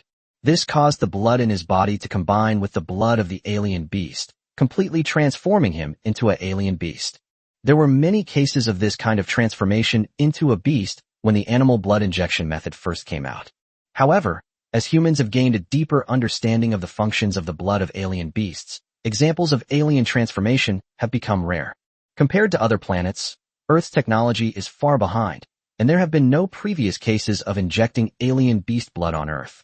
Therefore, the skyscraper monster incident should mark the injection of monster blood to exploit the remaining value of mecha warriors. It has already spread to the lower planets. Thinking of this, Dr. Su sighed deeply. The scenario they least wanted to see had finally come to pass. Indeed, if the side effect of a short lifespan is deliberately concealed, which mech warrior could resist the immense temptation of a rapid increase in level? Chapter 132 Military Academy Subsidies. After hearing Dr. Su's explanation, Wang Dang clicked his tongue in astonishment. So no one's going to pop this bubble? Dr. Su gave a cold laugh. After being injected with the blood of the alien beast, you will be just as full of energy as the alien beast. You don't even need to inject sleep inhibitors. You only need 1 to 2 hours of sleep a day. Would you believe that you don't have long to live? Not only do they not believe it, they even think that the blood of strange beasts is a real treasure, and that it can prolong life, Wang Dang silently added. After all, mech warriors have great faith in the feedback from their physical condition. Dr. Su sighed softly, took out a sterile syringe from the drawer, and skillfully tore it open. Here, let's draw some blood. Looking at the familiar syringe packaging, Wang Dang was speechless. The Free Army has such advanced technology. Why are you still using such primitive syringes to draw blood? The original represents safety. Dr. Su held the syringe, raising an eyebrow slightly. You wouldn't want everyone to know the secrets of your body, would you? Wang Dang immediately shut his mouth and obediently rolled up his sleeves. Suppressing the alien transformation, this happened after you took the second version of the nutrient solution. Dr. Su skillfully inserted a needle into Wang Dang's arm. It's worth studying carefully. There might be a surprise. Upon hearing Dr. Su's words, Wang Dang's heart skipped a beat. Could I have been injected with the blood of a strange beast without my knowledge? The thought of this possibility made the hairs on Wang Dang's body stand on end. Before going to the alien planet, he hadn't undergone any training, yet he somehow became a junior mecha warrior. Thinking about it now, it's truly chilling. Dr. Su flicked the blood from the syringe. So far, there is none. A deep sigh of relief echoed from the office. Blood from exotic beasts suitable for injection into humans is priceless, Dr. Su said with a smile. You don't need to worry about that. Wang Dang smacked his cheek. He suspected that Dr. Su was discriminating against him, but he had no evidence. All right, you can go back now. I'll let you know as soon as I have any news. Dr. Su couldn't wait to send people away after receiving the blood. He already had an idea in mind and couldn't wait to test it. If this idea is correct, then he has truly helped the Free Army strike gold this time. After Wang Dang was driven away by Dr. Su, he hadn't even reached the villa dormitory area when Imogen called him and sent him straight to the principal's office. He was received by Secretary Huang again this time. The familiar tea was still placed in front of Wang Dang. Wang Dang, the school has heard about your heroic deeds in fighting the alien beast and saving the skyscraper. Secretary Huang still wore a friendly smile. But Wang Dang always felt something was off. After all, the last time Secretary Huang showed such a smile, it was to coax him into signing a contract to sell himself into servitude. Is there a reward? Wang Dang asked, offering the tea with both hands, his entire body radiating vigilance. Of course, Secretary Huang's smile became even more friendly. From now on, all the school facilities will be open to you free of charge. In addition, the school has helped you apply for a resource subsidy, which will provide you with 30 doses of Star Energy Supplement and 30 doses of Mental Strength Supplement every month. In addition, there is an extra subsidy of 300,000 star coins. Is that all? Wang Dang looked at Secretary Huang, his eyes filled with dissatisfaction. For Astral Energy Masters, these subsidies are just a drop in the ocean. What appealed to him most was the fact that the facilities were free to use. After all, the Star Energy Masters training room costs 10,000 star coins per hour, which is simply too expensive for him to afford. Of course, this is just your current allowance as a Star Energy Master apprentice. The higher your level, the more generous the school's allowance will be. Secretary Huang didn't care about Wang Dang's cold face at all. But, Wang Dang, your actions were truly heroic. But next time something similar happens, the school still hopes you will prioritize the property of citizens. Because the skyscraper company reported to the school that you damaged too much property during your battle with the monster. This has also caused huge losses to the capital. I hope you can pay attention to this next time. Wang Dang almost rolled his eyes when he heard what Secretary Huang said. Although he deliberately led the lizard men to destroy the Star Energy Potion area and the Space Storage Jewelry area. But the losses elsewhere are normal, right? It is said that the losses from the two hardest hit areas, namely Star Energy Potions and Spatial Storage items, have reached about 1 billion star coins. As Secretary Huang spoke, a troubled expression appeared on his face. Otherwise, based on your contributions this time, the reward would have been very generous. What? Wang Dang was still too young. Upon hearing 10 billion star coins, he couldn't help but slam his fist on the table and stand up. 10 billion. Damn it. He only made about 10 million star coins, but they reported a loss of 1 billion. Wang Dang immediately felt that he had lost 1 billion yuan. What does it mean to say that the bold get rich while the timid starve? He thinks he's the timid one. Wang Dang, don't overreact like that. Secretary Huang leaned back slightly, his smile a little stiff. He had not forgotten that the person standing in front of him was a Star Energy Master and Mech Warrior with terrifying combat power. The most amazing thing is that he has intermittent bipolar disorder. Even if I suddenly attacked and killed him in the office, with the double buff of being a Star Energy Master and a mental patient, I would definitely be innocent. At most, the principal will just get a new secretary. That's why he was extremely polite to Wang Dang. At the same time, Secretary Huang was secretly cursing her boss in her heart. Even though they had already returned to Earth, they still used the excuse of being busy to make him appear in person. They had made up their minds to give him all the dangerous and offensive tasks. Then the principal himself sat back and did nothing. I'm sorry, I've never seen so much money before. Although Wang Dang apologized verbally, his face showed no remorse. Instead, it was ashen. He was still angry about the shamelessness of the merchants in the Star Energy Potions and Space Storage areas. He thought he was shameless enough, but he never expected to run into the master today. Wang Dang now deeply regrets not turning the 1 billion into a reality. Therefore, protecting citizens' property is also an obligation that we military academy students should fulfill. Secretary Huang carefully observed Wang Dang's expression and began to choose his words carefully. Of course, I'm just reminding you. I really admire Wang Dang's courage. If you encounter any difficulties in your studies or life in the future, you can come to the school for help. The school will be your strongest support and your warmest harbor. After listening to Secretary Huang's long explanation, Wang Dang figured it out. So you just don't want to spend any more money, but you've got a whole bunch of nice things to say? Chapter 133. Remember not to be frugal. After leaving the principal's office, Wang Dang walked back to his dormitory while deep in thought. He sensed fear in Secretary Huang's demeanor during their conversation. When I first met Secretary Huang, she was very relaxed. Is this the buff from mental illness? Wang Dang stroked his chin with a deep expression. Was it because of his mental illness that Secretary Huang's initial scheming turned into fear? Are you afraid he might suddenly attack and hurt someone at any moment? Brilliant. Dr. Su is truly a genius. This intermittent mania is practically a convenient excuse for him to be an outlaw. If a monster-like person appears in the library, and I try to save the books but accidentally damage some, will the school ask me to pay compensation? With his signature wicked smile on his face, Wang Dang asked Xiao Yuan in a serious tone in his mind. Of course not. They'll only thank you and be proud to have such a brave and outstanding student as you. Xiao Yuan immediately chimed in. Besides, you have intermittent mania, so it's perfectly reasonable that you can't control your power for a moment. Wang Dang nodded in deep agreement after hearing Xiao Yuan's words. Then we need to carefully plan how to get people who have become mutated beasts to appear in the library. And this must be done while ensuring that the teachers and instructors are not present. Ha ha ha. Ha ha ha. Each person, with their own consciousness, simultaneously emitted an evil smile. Xiao Yuan. How can it be the same no matter who you live with? In the middle of the night, Wang Dang was meditating on the first floor of the villa, recovering the star energy he had just exhausted. In the darkness, the quantum computer lit up. Wang Dang, engrossed in his cultivation, paid no attention. Wang Dang, it's Dr. Su. He says he's here to see you. He has something important to discuss. Xiao Yuan thoughtfully helped Wang Dang organize the important information. Wang Dang then opened his eyes. A new discovery so quickly. A short while later, Dr. Su appeared outside the door. As soon as he saw Wang Dang, he took out a syringe and 7 or 8 test tubes. Wang Dang silently looked at the tools in Dr. Su's hands. Are they treating him like a mobile blood bank? What happened to the agreement that only a vial of blood would be needed occasionally for research purposes? Dr. Su naturally understood Wang Dang's expression and smiled at him somewhat embarrassedly.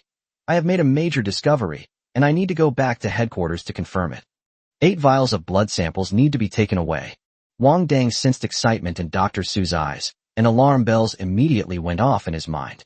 Dr. Su, who is usually reserved, suddenly let her emotions show, which is not a good sign. What new discovery? Wang Dang stepped aside to let Dr. Su in. Unable to suppress a smile, Dr. Su patted Wang Dang on the shoulder. This is a very important matter. I didn't tell you beforehand. I'll let you know after I confirm it, but it'll definitely be good news. Dr. Su also had his own thoughts. He was afraid that if he told Wang Dang his conjectures now, it would be too late. But if he returns to headquarters to confirm and finds out it's not true, it will affect Wang Dang's mindset. So mysterious, Wang Dang muttered reluctantly, but still obediently sat down on the sofa and let Dr. Su draw his blood.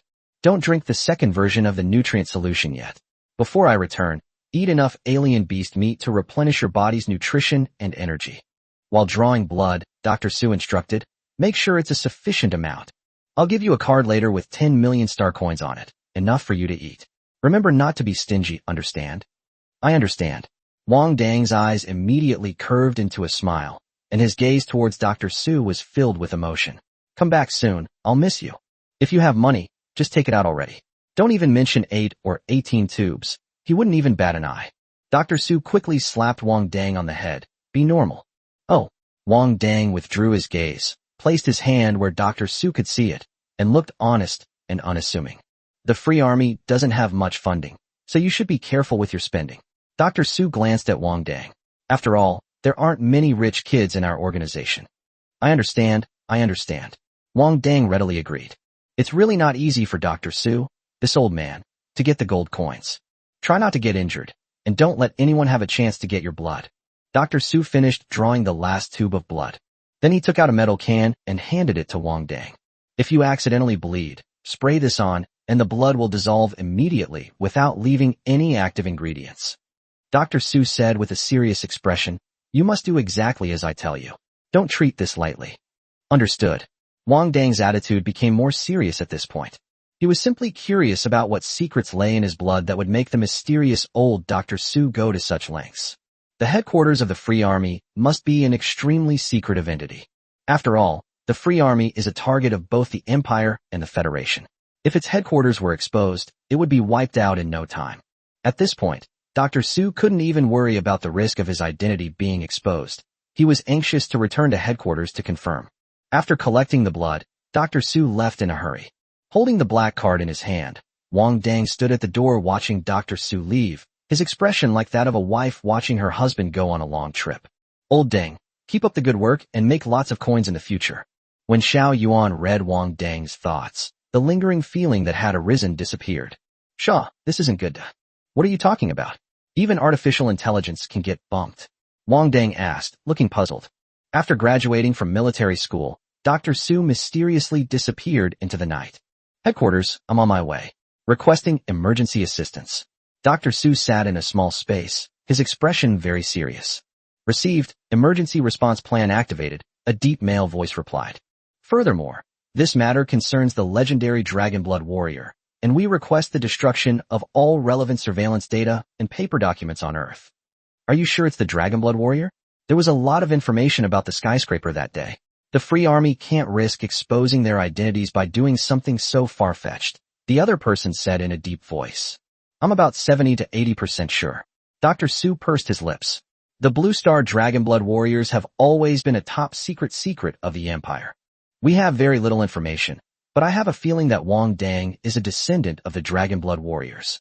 Once we return to headquarters, we can confirm it by having excellent mech warriors infuse Wang Dang's blood.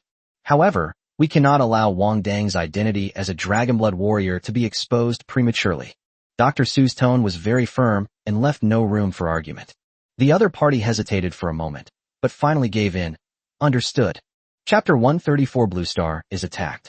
The next day, a news report topped the trending search list on Earth, successfully overshadowing the news of the skyscraper's devastating damage. It is reported that last night, the military region and government departments were attacked by unidentified forces, and more than 10 buildings were destroyed. The authorities are currently conducting a full investigation and are reminding Beijing residents not to go out unless absolutely necessary. Within just 2 days, the capital has suffered 2 unexplained attacks, each more devastating than the last. Is this the work of external forces, or the work of hostile forces that have been lurking on Earth? To get the latest updates, please follow our official video account. We will provide updates as soon as possible. Today, the entire planet Earth has been abuzz with this news. Why is Blue Star, a low-ranking planet that doesn't even rank in the Empire, repeatedly attacked in its capital city? The shock of this news was so great that it overshadowed another inconspicuous news item. That is, the skyscraper's monitoring center was hacked, and all data was lost. Skyscraper workers are urging hackers to leave private companies alone, as they have been struggling in recent years. Those most concerned about this attack are undoubtedly the citizens of Beijing. After all, the attack happened right on their doorstep. How could they not be anxious? Night raid on Widow's Village. I'm tired of cursing. Just tell me, who did this? Was it the Federation or the Free Army? Got it. It was definitely a force they couldn't defeat. Brother, you smell so good. I think it was the Federation that did it. The Free Army is always low-key. They wouldn't do something this big. It's 10 buildings. Strawberry-flavored underwear. Have we, the citizens of Beijing, broken some kind of divine law lately? Everything seems to be coming to Beijing, and we're living in fear even just going out to work. 18-year-old boys high school. Based on my experience, this matter will ultimately be dropped without any investigation results, because anything unfavorable to the authorities will not be released. Looks like this generation of netizens has quite a bit of resentment, Wang Dang said, clicking his tongue as he scrolled through the comments. After Dr. Su left, such a big thing happened in the capital in the middle of the night. This inevitably led Wang Dang to make some connections. Most importantly, he noticed the news about the skyscraper being hacked. If we combine these factors, could they be related to Dr. Su's new discovery in his blood? Before any confirmation was made, did they destroy all the data and evidence in advance? If that's the case, then the Free Army's strength should not be underestimated. They just blew up the core administrative region of a planet like that? Dr. Su must be lying to me. He said there aren't any rich kids in the Free Army, so where did they get their funds? Wang Dang silently complained to himself. Maybe they got it by robbery, just like us. Xiao Yuan expressed a different opinion. No matter what, something feels off. Xiao Yuan, why do you think that lizard man is afraid of me? Wang Dang always felt he was getting close to the answer, but he could never quite figure it out. Perhaps you are not a true human at all, but rather the next beast king born from the love of a human woman by the beast king. All the beasts must revere you as their king. Get lost. I told you to read less online novels. This artificial intelligence is getting more and more bizarre. Wang Dang finally couldn't hold back and started cursing. But it's really addictive. Xiao Yuan felt wronged and didn't dare to speak loudly. We'll find out when Dr. Su gets back. Wang Dang rolled his eyes. Since we can't figure it out, let's not try to guess. It's time to let the entire military academy see Wang Dang's wealth. So now he's decided to take the money Dr. Su gave him and have a hearty meal at the cafeteria. Dr. Su said we must eat our fill and not skimp on money. Since the patron has said so, how could he dare to disobey? Hey, send another 800 gene of exotic beast meat to the cafeteria. Damn it, a monster came to the cafeteria today. Its stomach is like a bottomless pit. On the third floor of the cafeteria, Wang Dang occupied an entire large table by himself, which was covered with leftover scraps and food. At that moment, he was holding a plate and opening his mouth to pour meat into his mouth. The other Star Energy Masters stood a table away from Wang Dang, watching him eat and drink heartily by himself. Although these Star Power Masters usually maintain a noble image, they are mostly aloof, distant, and expressionless. But after all, they were still young people of 18 or 19. When they saw Wang Dang eating, they couldn't help but open their mouths slightly and stare blankly. Is this Star Energy Master, who was only trained after reaching adulthood, able to eat so much because of the Mecha Warrior? Or is it that he simply didn't eat anything good when he was a child, and now he's indulging in revenge, spending at the cafeteria? Boss, give me another sheep. Wang Dang shouted, slamming his hand on the table after finishing the last plate of meat. The elegant Star Energy Master restaurant has been turned into a night market food stall by Wang Dang's commotion. Okay, please wait a moment. It will be brought to you right away. The waiter busily cleared the plates from the table, not forgetting to offer Wang Dang emotional support, saying, You have a huge appetite. You must be an exceptionally powerful Star Energy Master. Faced with the waiter's obsequious attitude, Wang immediately adopted a defensive stance, saying, I have no money. I only have money for food. The waiter, who had just been fantasizing about receiving a huge tip, froze on his face with a smile. It's all right. It's still a pleasure to serve you. This time, Wang Dang paused for a moment, frowned, and thought for a long time before finally pulling out a 20-star coin from his pocket. Reluctantly, I handed it to the waiter, saying, That's all. I finally managed to get a full meal. Upon hearing Wang Dang's words, the waiter immediately recalled his tragic past and quickly pushed the star coins back. It is my honor to serve the Star Energy Master.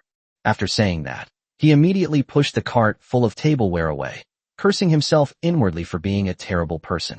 Wang Dang was already in such a miserable state, yet he still wanted a huge tip.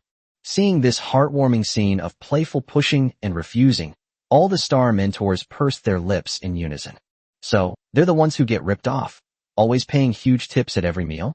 Yu Xinji looked at Wang Dang, who seemed out of place in the environment, with envy in his eyes. Although this junior was a bit rude, his relaxed demeanor made me feel very comfortable. If it were him, he would have turned around and left after encountering so many strange looks. Meanwhile, Wang, the junior student, ate there for almost an hour, seemingly oblivious to the stares of others. Chapter 135 Lesser Dragonblood Warrior. Old Su, I found the person you wanted. A burly man patted Dr. Su on the shoulder, making his shoulder tilt to the side. Dr. Su patted his shoulder silently. Big beard, watch your strength. The bearded man chuckled and patted the back of his head. Haha, it's been so long since I've seen you. I completely forgot. Where is he? Dr. Su sighed softly. After all these years, the bearded man still looks the same. Kids, come out and meet your senior. The bearded man clapped his hands toward the door. For teenagers immediately pushed open the door and entered. The four of them joined the Free Army 3 years ago. I personally selected and trained them. They are definitely among the best of the younger generation. The bearded man introduced them to Dr. Su with a cheerful expression, then raised his eyebrows and said, You have to guarantee their safety. Dr. Su nodded slightly, and then began to explain to the four teenagers in detail what he was going to do next. The Dragonblood Warriors have long since disappeared from the universe, and there is very little information left about them. Therefore, even at the Free Army headquarters, it is impossible to detect using any instruments. However, according to records within the Free Army, the blood of Dragonblood warriors can temper the bodies of ordinary soldiers, causing them to undergo tremendous changes. They have higher natural talent, stronger physique, and greater strength. It is even possible to briefly pilot a mech that is above its level. Everything has two sides. What I just told you is the benefit of injecting Dragonblood warrior blood. The downside is that once you've been injected with Dragonblood warrior blood, your life will no longer belong to yourselves. Dr. Su pursed his lips slightly, looking very serious. Instead, it belongs to the Dragonblood warrior. Because his blood flows in your bodies, if he has a single thought, the Dragonblood warrior blood in your bodies will backfire on you, and you will eventually explode and die. After listening to Dr. Su's words, the four teenagers looked at each other, somewhat hesitant. The benefits that the blood of the Dragonblood warriors brings are indeed very tempting. But what if their lives are no longer their own? What's the use of having such high strength? I am willing. Wood stepped forward from among the four boys. I am willing to give up my life for revenge. Dr. Su nodded slightly. You don't need to be too afraid. Before the injection begins, no one can be sure that the blood I have is dragon's blood. If it is indeed dragon blood, I can assure you with my honor as a soldier that the Dragonblood warrior is of pure heart and would not commit murder without cause. I'm willing to. Another boy with big eyes stepped forward. The teacher trusts you, so I trust you too. The bearded man nodded with satisfaction. Youngest son, I know I've always doted on you. The youngest brother scratched his head sheepishly. You saved my life. I'm willing to do anything for the good of the Free Army. Young people have no shortage of courage, and the other two teenagers agreed to join the experiment with almost no internal struggle. After all, those who join the Free Army are people who have their own things to accomplish. Strength is the only ladder they can climb to achieve their goals. Dr. Su breathed a sigh of relief. There is very little information about Dragonblood warriors, and I cannot confirm the dosage of the blood injection, so we have to proceed one by one. I'll go first. The youngest brother patted his chest and stepped forward. I'm the youngest, and my three senior brothers usually let me have my way. They should let me have my way this time too, so I can get stronger first. After saying that, the youngest brother immediately covered his ears, blocking all the advice from his three senior brothers. Dr. Su stepped forward and gently pulled the youngest child's hand down from his ear. Don't worry, you'll be fine. Yes, don't be too scared. Old Su is the most outstanding scientific research master in our Free Army, the bearded man said cheerfully, though his eyes were slightly red. No one can guarantee that the experiment will be successful, even though he has great faith in Lao Su. But these four boys were his apprentices whom he had been training for 3 years. How could the bearded man not be worried? So, although the bearded man said he trusted Dr. Su, his actions betrayed him. He followed Dr. Su and his team into the laboratory. He squatted obediently to the side, gazing longingly in their direction. Dr. Su, who has always disliked outsiders staying in the laboratory, tacitly approved of the bearded man's actions. Try to shrink back a bit, don't block the way. Dr. Su said coldly as he fiddled with the equipment in front of him. Oh, the bearded man quickly hugged his knees tightly with his hands, trying to minimize his presence and footprint. The youngest child had taken off his clothes and was soaking in a glass jar filled with Star Energy nutrient solution, his whole body connected to tubes. Dr. Su carefully took out the specially preserved blood from the briefcase and slowly injected half a tube into the youngest child's body. As soon as the tube was inserted, Dr. Su was pleasantly surprised to find that the youngest child's various health indicators began to rise slowly. No wonder he's so greedy. It turns out it's his dragon genes at work. A knowing smile appeared on Dr. Su's face. However, the youngest child's various health indicators are fluctuating, which is clearly due to insufficient blood injection. Dr. Su was now very much looking forward to seeing just how much blood would be needed to forge a secondary Dragonblood warrior. Finally, it took 4 tubes of blood, or 40 milliliters, to successfully stabilize the youngest child's vital signs within a certain range. This was pretty much in line with Dr. Su's prediction. At this time, Wang Dang's body had not yet fully recovered. If a large portion of the blood can be properly nurtured, 20 milliliters should be enough to forge a secondary Dragonblood warrior. Secondary Dragonblood warriors who have undergone the tempering of Dragonblood warrior blood can briefly pilot mechs beyond their level. So, once Wang Dang, a true Dragonblood warrior, recovers, how much of a surprise will he bring to the Free Army? Next, would you come? Dr. Su pressed the button and released the youngest child from the glass jar. The other two were quite disappointed when they learned that the blood Dr. Su brought was only enough for the youngest brother in Wood. Even the bearded man forgot that this was a laboratory, saying, "Old Su, aren't you showing favoritism? I have 4 disciples, and you've only made 2 of them stronger. What are the other 2 supposed to think?"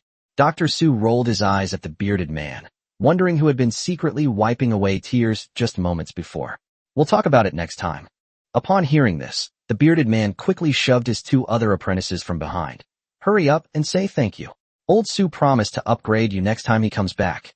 The 2 boys stumbled as their master pushed them, but once they regained their balance, they immediately bowed repeatedly to Dr. Su. Dr. Su looked at the bearded man speechlessly. Did he just say that? Chapter 136. Remember this. It was the Federation that robbed you. Dragonblood Warrior, I didn't expect you to have such a pleasant surprise on Earth, a middle-aged man with gray hair said, standing with his back to Dr. Su. However, Wang Dang's health is severely depleted, and he will need a large amount of star coins to recover, Dr. Su said calmly. Upon hearing Dr. Su's words, Hui Jie immediately turned around, his previous aloof and wise demeanor vanishing. Then what should we do? We spent all our money on star energy bombs to help him destroy evidence, and now we're dirt poor. As he spoke, Gray shakes his body in front of Dr. Su. Did you hear that? That's the sound of poverty.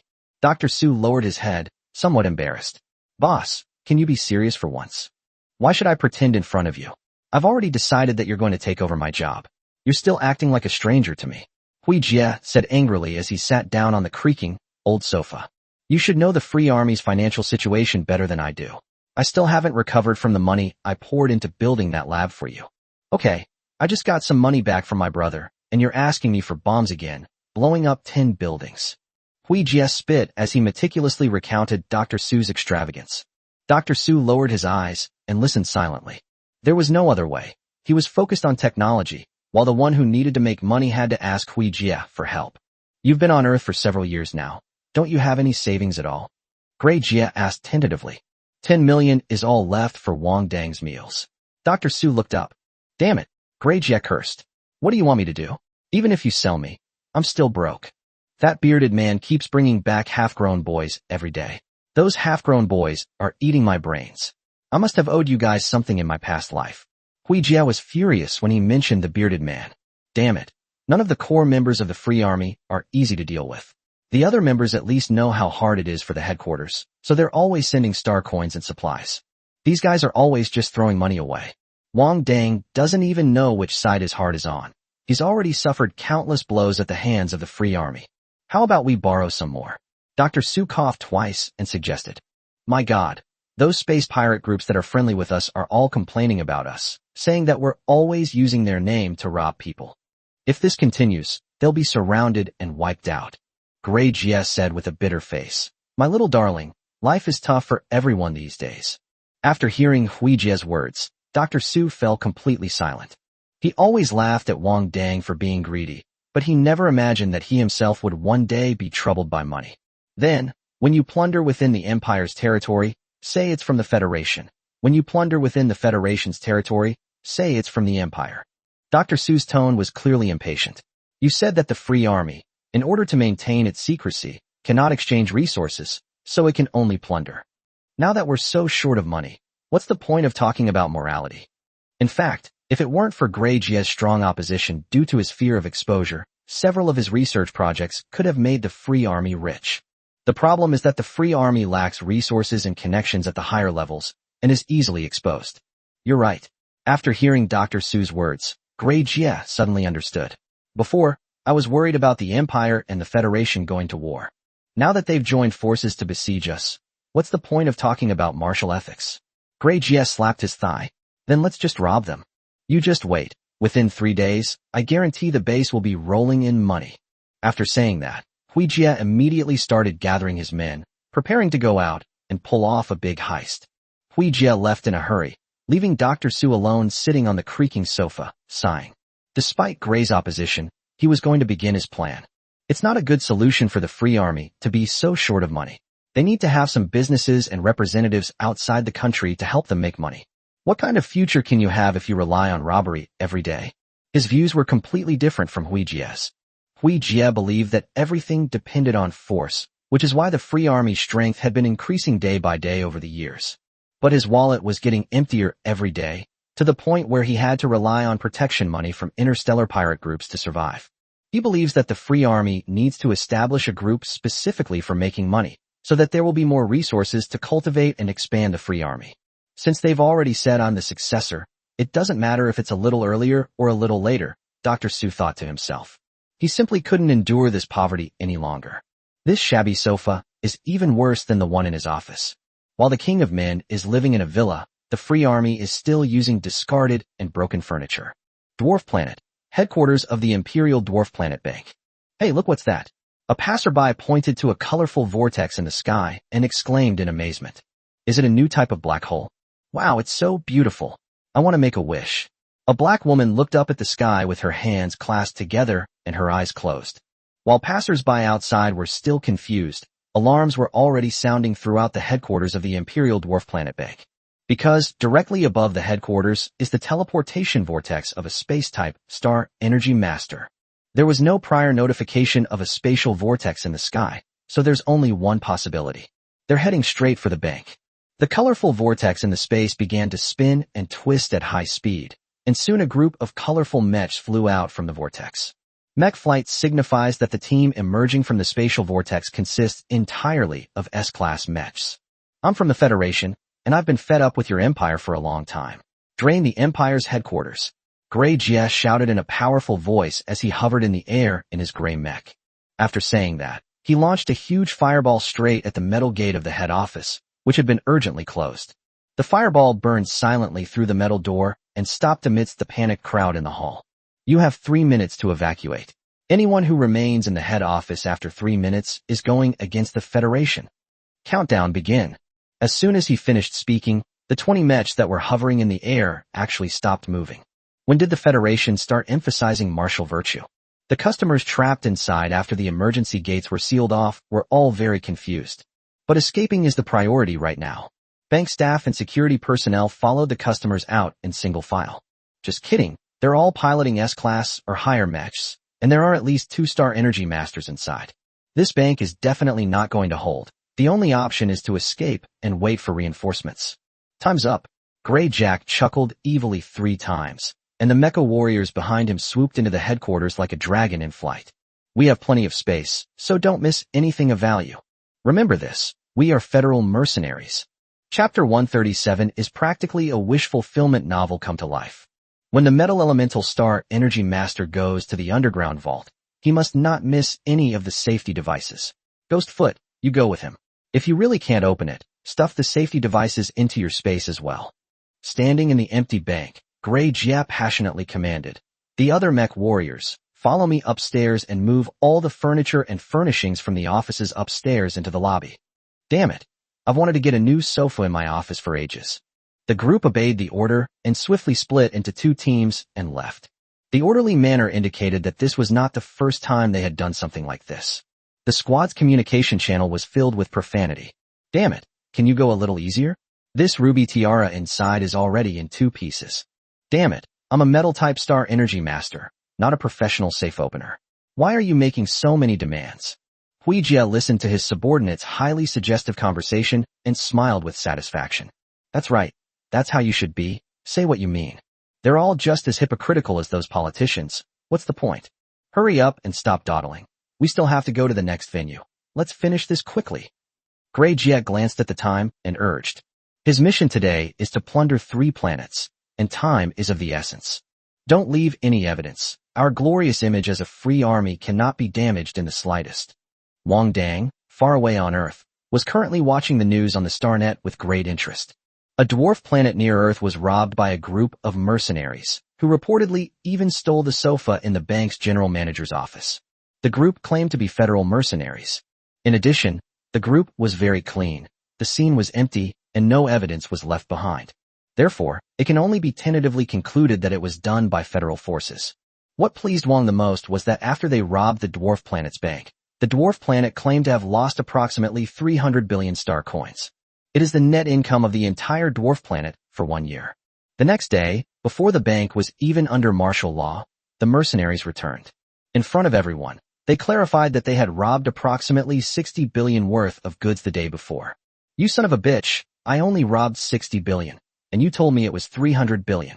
Now hand over the 240 billion I missed, or I'll dig up your bank and its foundation. These are the exact words of the mysterious gray mech that led the group. Later, they forced the head office to hand over all the star coins that had just been transferred from the local branches.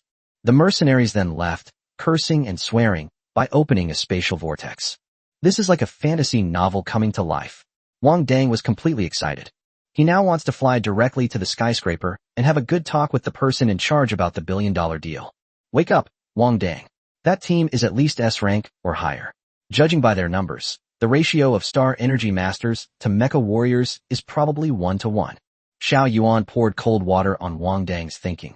Besides, those who can be so high-profile are probably Star Energy Envoys or Mech Commanders. A Star Energy Messenger, Wang Dang thought for a moment, looking up. I wonder when I'll be able to become a Star Energy Messenger. Above the Advanced Star Energy Master is the Star Energy Envoy, who is currently the most powerful Star Energy Master he has seen recorded on the Star Network. As for Star Energy Masters, who are above Star Energy Messengers, I don't think I've ever seen them on the Star Network. Wang Dang shut down his personal terminal and lay down on the sofa. When is Dr. Su coming back? These past few days, he has been following Dr. Su's instructions, eating his fill at every meal until he was so full he couldn't eat anymore, before paying the bill and leaving. Of course, such indulgence comes at a high price. A single meal can cost over 200,000 star coins, and dinner once even reached 300,000 star coins. The astrologers at the astrologer restaurant started giving him strange looks, as if to say, he must have hooked up with a rich woman. Although he enjoyed the meal, Wang Dang felt it was a huge waste of time. Filling his stomach with the meat of strange beasts would take about an hour just to eat.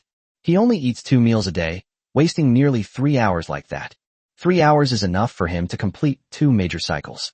Nutrient solution is indeed more convenient and faster. However, the benefits are also very obvious. Wang Dang did not specifically go for practical training these past few days. Just by eating well, he has already broken through to become a Tier 3 beginner mecha warrior. Xiao Yuan said this was a benefit of his balanced nutrition and his body's gradual recovery. This made Wang Dang even more determined not to give up the path of becoming a mecha warrior. He was practically born with the divine body of a mecha warrior. You can level up even while AFK. Thinking about this, Wang Dang became even more curious about what Dr. Su's new discovery was. Could it really be like Xiao Yuan said, that he's a mixed-race guy? Look at you, you still criticize me every day for reading brainless novels, but you yourself probably think it's possible, right? Xiao Yuan immediately spotted the key point and started chattering in Wang Dang's mind. Shut up. Wang Dang's face darkened. I hope you continue to pretend to be your gambling addict system and stop babbling in my head all day long. Oh duh. When this matter was mentioned, Xiao Yuan's momentum immediately diminished. Although it's true that it shouldn't have deceived Wang Dang in the first place, that's just how it is in online novels. If you pretend to be the system, the protagonist will usually obey the system's every command. But who could have helped it run into Wang Dang, that traitor? During the few days that Dr. Su was away, Wang Dang stayed in the Freestar Energy Master Training Room to cultivate. After 4 days of arduous training, he broke through to become an 8th-level Star Energy Master Apprentice, and it will be just around the corner for him to become a beginner Star Energy Master. That noon, Wang Dang, with a toothpick in his mouth and a nonchalant air, came out of the cafeteria and was summoned by Dr. Su. I rushed to Dr. Su's office without stopping. Dragon Blood Warrior? Wang Dang scratched his head. Does that mean I'm a descendant of the dragon? I suppose so. Your ancestors were warriors chosen by dragons. Dr. Su pondered for a moment before replying. But now it's not just the dragon race that's perished. Even the Dragon Blood Warriors haven't appeared for thousands of years. Legend has it that the dragon race originally inhabited the earth, and they had a fondness for gold and silver jewelry, especially gold. Therefore, they consider the gold mines on Earth to be their own property. Later, the rich gold resources of Earth were discovered by the then dominant cosmic power. They sent a group of powerful ancient astral energy masters to compete with the dragons for resources. The leader of that group of astral energy masters was named Anubis. Anubis piloted a giant mech with a dog's head and a human body. Most of the other members of his team also piloted mechs with animal heads, human bodies, or human heads and animal bodies. Chapter 138: The Dragon Blood Warrior Family's Bloodbath. Anubis's forces clashed with the dragons on Earth over the ownership of gold mines, leading to a fierce war. Both sides suffered heavy casualties, and the dragons refused to back down an inch on the matter of gold. But Anubis was no pushover either. He stole some of the gold during the war and was eventually driven off the planet by the dragons. However, after this battle, not many dragons survived. In order to continue protecting their property, the dragons chose to cooperate with a human family. The dragons used their own blood to combine with human children, creating dragon blood warriors. Later, for reasons unknown, the dragon race disappeared from Blue Star, with only the dragon blood warriors still guarding the gold mines of Blue Star. Then the Empire discovered Blue Star and used a large amount of military force to conquer it. The dragon blood warriors fought to the bitter end, but they were no match for the combined military power of so many planets. The dragon blood warrior family suffered a severe blow as a result and never recovered. Thousands of years later, everyone has forgotten the terrifying fighting power of the Blue Star dragon blood warriors who used their physical strength to fight against the Mechs. After that great battle, the dragon blood warriors were never seen again in the entire universe. These are all the intelligence the Free Army has obtained on Earth and other planets. Dr. Su looked at Wang Dang with pity. This child had a tragic childhood, and even his family history was tragic. After listening to Dr. Su's words, Wang Dang was now 7 or 8 parts certain that the blue star he was living on was the land he would be familiar with thousands of years later. After all, he had never heard of any dragon legends before, and there were no records of them on the StarNet. Now that I think about it, no wonder he couldn't find the history of Earth from thousands of years ago on the StarNet. It turns out that thousands of years ago, Earth was facing invasion from cosmic powers, and after failing to resist, it became a colony of an empire. Such a humiliating history must not be preserved. Does the Dragon Blood Warrior have his own special cultivation techniques? Wang Dang looked at Dr. Su with anticipation. Just by hearing about how he could withstand the mech with his own physical strength, he could fully understand the power of the Dragon Blood Warrior. Moreover, piloting a mecha requires physical strength to master a high-level mecha. Mech warriors are classified according to their physical strength, but even a high-level mech warrior cannot withstand a B-level mech. Dragon Blood warriors, on the other hand, were able to fight against mechs using their physical strength in Star Wars. If they master mecha technology, wouldn't there be no empire now? Only the Dragon Blood warrior family? The only thing that can limit them is probably the upper limit of the mech's strength. There should be one, Dr. Su nodded. But you'll have to find it yourself. I'm afraid that apart from the Dragon Blood warrior family, no one knows what this special cultivation method is. Me? Wang Dang's eyes widened, and he pointed to his nose. Where am I supposed to find him? Since you exist, it means that the Dragon Blood warrior family has not been completely wiped out, Dr. Su analyzed. At least one of your parents is a descendant of the Dragon Blood family.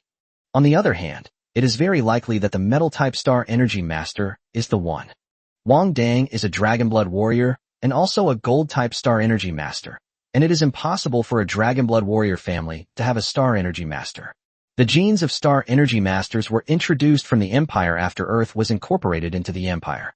This is why Dr. Su concluded that one of Wang Dang's parents was a Celestial Energy Master. Assuming the Dragon Blood warrior family still exists, it should be near Lupan Mountain, because that is the origin of dragons as recorded in ancient books. Dr. Su interlaced his fingers and said, I think you should go to Lupantian and see if you can find anything there. Perhaps they can not only give you unique cultivation techniques, but also a way to completely repair your body. At this point, Dr. Su's eyes deepened. I'm only confident I can repair 2/3 of your body, since you're already an adult and your body is mostly fully formed. Once your family finds a way to fully repair your body, the Dragon Blood warrior bloodline within you will be fully revived, and you'll have an endless supply of star coins. Dr. Su clearly knew how to handle Wang Dang. But I'm in school now. How can I go to Lupantian to look for him? Wang Dang asked matter-of-factly. I'm already a member of the organization. Shouldn't the organization step in and help me find it? As he spoke, Wang Dang rolled up his sleeves and began searching for the non-existent needle marks on his arm. I've donated so much blood to the organization, more than I've ever donated blood. Dr. Su rubbed his forehead, feeling a bit of a headache. That's your family. The Dragon Blood warriors have been living in seclusion for so many years. It would be best if they weren't in Lupan Mountain. We shouldn't go there rashly. But if they are here, and we alert them, it will be much more difficult to find their traces on Earth in the future. But the Star Energy System won't approve my fake application. Wang Dang frowned. He could almost hear Moken roaring in his ear. Dr. Su gave a mysterious smile and whispered something in Wang Dang's ear. Upon hearing this, Wang Dang's face lit up with fervor. Dr. Su, you're a true genius. Sure enough, those who are full of ink are dirty. After leaving Dr. Su's office, Wang Dang immediately called Luo Depang. Fatty, has anyone been bullying our people lately? Looking at Wang Dang's serious face on the virtual screen, Luo Depang blinked in confusion. No, ever since you became the leader of our alien alliance, those senior students haven't bothered us anymore. Useless. Wang Dang sighed and immediately cut off the communication. Senior Xiaomai, has anyone been bullying you lately? My Xiaomai placed her index finger below her lips, thought carefully, and said, yes. Who is it? Wang Dang's eyes lit up. The doctor from the medical office. My Xiaomai said with certainty. He detained me for so long. I have something to do. I'll hang up now. Wang Dang hung up the phone without hesitation. What if he accidentally hurt his sugar daddy, Dr. Su, while causing trouble at the medical office?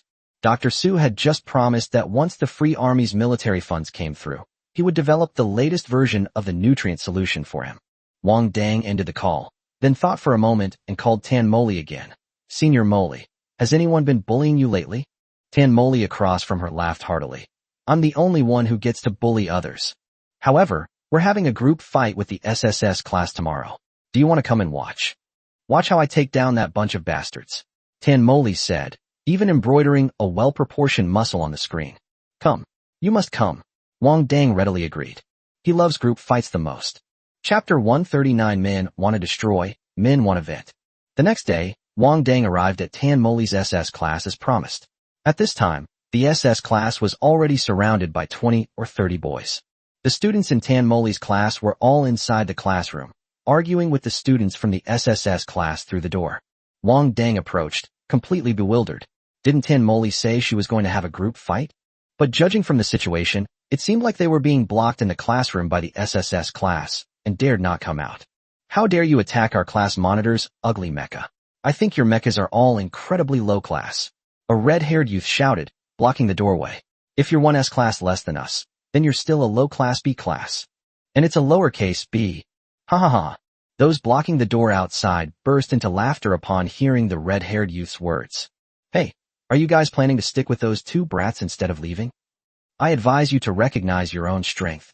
You cannot defeat us. Hey, Jasmine, hurry up and come out. Don't stay with them, or you'll end up in our SSS class sooner or later. Tan Moli's angry voice came from inside. I'm in SS class now, and I have to stand with my comrades. Wang Dongli listened intently for a long time and finally figured out the cause of the brawl. It seems that a student from SS class complained that the class leader's mecha from SSS class was ugly, which sparked this brawl. Are they elementary school students? They can start fighting over something as trivial as a mecha being ugly. What kind of military academy is this? Wang Dang mocked Xiao Yuan in his mind. Besides, even if our class monitor's mecha is ugly, it's still not as ugly as that Star Energy Master Wang Dang's mecha. I've seen his mecha, and it's absolutely hideous. The next second, the Reaper appeared in the corridor of the teaching building, smashing a pillar to pieces with a single punch. You dare say my Reaper is ugly? Wang Dang, in the cockpit of the mech, asked the question word by word. The Reaper was his eldest son, and he would never allow anyone to slander him. The red-haired youth who had spoken then came to his senses. Wang Dang. He was about to say something when he saw a blurry figure appear behind the Reaper, rapidly approaching him. He could only grit his teeth and get into the mech, thinking, don't go crazy in the school building. Wang Dang wouldn't listen to him. He came here today with the intention of damaging the military academy's property. The Reaper and the red-haired youth's mechs clashed, and soon the entire teaching building was filled with dust, and the surrounding visibility became extremely low. No wonder the red-haired youth said Wang Dang's mecha was ugly. His mecha was actually quite cool, with a red scorpion shape and a long scorpion tail with barbs and joints on its back. I recruited Wang Dang. We can't let him get hurt. Tan Moli boarded her mecha, raised her arm, and shouted, kill the SSS class. Damn it, I've put up with them for ages. All they have is one more S than us. The students in Class SS were also easily ignited, and immediately disregarded the fact that they were in a teaching building and boarded their mechs one after another. As expected of a mecha warrior, once he got into the mecha, he didn't even bother with the door. He just broke through the wall and came out. The warrior training building quickly became a battlefield between the two sides, with everyone donning mechs and even showing signs of blurring the lines between friend and foe. The red-haired youth fighting Wang Dang was also a mid-level mecha warrior. The two were locked in a fierce battle, so Wang Dang did not join the melee. Although Wang Dang didn't use any weapons at all and fought the opponent solely with his mecha fists, the destructive power of those fists was still astonishing. In no time, the training room next to the SS class was turned into ruins. The red-haired youth also did not use any weapons, and at first he didn't even have any desire to attack, only passively defending. After all, the other party was a Star Energy Master, and he was very afraid that he might not know his own strength and hurt Wang Dang. But soon he discovered that Wang Dang's strength was no less than his own, and he even felt that Wang Dang was slightly stronger than him. Therefore, he had no choice but to switch from passive defense to offense. Otherwise, he would soon lose to a Star Energy Master in close combat. Then he shouldn't stay in military school anymore. Aside from fighting, Wang Dang's most important intention was destruction. He had been resentful of this cannibalistic military academy for a long time, and now that he could finally unleash his power and wreak havoc, how could he possibly let this opportunity pass? He didn't even bother to seize the other party's mecha parts. He just seized the opportunity to fire a burst of iron feathers, pretending his aim was off, and headed straight for the teaching facilities. "Ah!" Wang Dang screamed eerily as he wreaked havoc inside the teaching building. "Oh no, is he having a mental breakdown?" the red-haired youth thought to himself. Soon, thanks to the efforts of Wang Dang and a group of mecha warriors, the third floor where they were located collapsed. The group piloted their mechs to escape from the concrete bricks and quickly made their way up to the third floor. When the school's teachers arrived at the scene, the entire teaching building for the second-year mecha warrior department had been razed to the ground. On the open ground ahead, the two groups were still locked in a fierce and evenly matched battle. "Stop!" A teacher piloted a mecha and flew above them. The imposing presence of a high-level mecha warrior was unmistakable. Except for Wang Dang and the red-haired youth, everyone else quickly stopped fighting and separated from their opponents. Wang Dang was determined not to stop. He kept suppressing his true strength, fighting the red-haired youth, while wreaking havoc. It seems that he wanted to vent all the anger he had suffered over the years at once. Wang Dang refused to stop, and the red-haired youth had no choice but to fight back in order to protect himself. The teachers who arrived had no choice but to summon their mechs and rush forward to stop the two of them as they were about to destroy another building. However, they were also worried that if they hurt Wang Dang, they wouldn't be able to explain it to the Star Energy system. So they were hesitant, and it took them nearly 15 minutes to successfully bring the crazed Wang Dang under control without any injury. Wang Dang, who was being held back by the two teachers, was not about to give up. He fired 2 iron feather strike arrows at the teaching building in front of him, piercing through an equipment room on the first floor. The teachers around were heartbroken to see this. It was like they were being hit in the most expensive spot. "Quickly, notify the Star Energy system and the medical department. Wang Dang has had a mental breakdown." Wang Dang was a Star Energy Master, and as teachers of the Mecha Warrior department, they couldn't do anything to him. They could only wait for people from the Star Energy department to come. Watching Wang Dang struggle in the hands of the two teachers, all the teachers felt very heavy-hearted. How could such a promising mecha warrior, who is also a Star Energy Master, have developed intermittent mania? It's truly a case of heaven being jealous of talent. This time, Wang Dang's manic episode caused such a huge loss to the school that even the teachers in the Star Energy department probably couldn't protect him. Will they be forcibly sent to a mental hospital for psychiatric treatment? Chapter 140, even the mecha warriors are starting to reason. Upon receiving the message from the Mecha Warrior department, Imogen was so anxious that he didn't even have time to get into his mecha before taking to the air and quickly flying towards the scene of the incident. Unlike mecha warriors, advanced Star Energy Masters can fly using only the star energy within their bodies. From afar, Imogen could see Wang Dang, whose mech had been forcibly deactivated, being pinned to the ground by 2 warrior-class teachers, struggling and resisting. He looked like he was in a lot of pain. "Let him go." Before Imogen could finish speaking, the 2 teachers who were holding Wang Dang back were bound by 2 metal shackles that fell from the sky. "Did you bully my student? Tell me." As Imogen spoke, all the mecha department teachers present felt a powerful mental pressure coming towards them. Once freed, Wang Dang nimbly got up from the ground, pretending to be dizzy, and staggered towards Imogen. No, the 2 teachers, bound by metal shackles, felt more wrong than Doi. "Not yet." Imogen's eyes widened. "As a high-level mecha warrior, you're bullying a mecha apprentice?" With that, he waved his hand, and a gentle surge of stellar energy enveloped Wang Dang, lifting him directly behind him. You just wait. Your teacher will avenge you. Wang Dang, who had inexplicably ended up behind Imogen, stared blankly at the back of the figure blocking his way. When Imogen, a senior star energy master, unleashed his aura, not only the students in the 2 second-year classes, but even the teachers in the warrior department dared not raise their heads. Teacher Imo, please don't take action. It's a misunderstanding, a complete misunderstanding. Yes, Teacher Imo, please don't get angry. We're all colleagues. Please listen to our explanation. Seeing that Imogen was about to take action against the 2 unfortunate souls who were bound by metal shackles and completely unable to move, the other teachers quickly began to try to dissuade him. It's not that mecha warriors are impulsive and belligerent, resorting to fists at the slightest provocation. And are the star energy masters gentle and refined, yet unfathomable?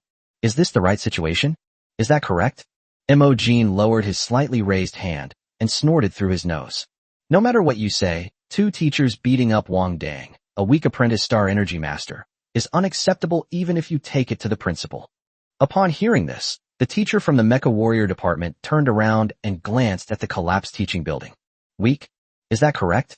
Teacher Imo, this is what happened. Wang Dang may have just had a manic episode. It took several of us teachers a lot of effort to catch him.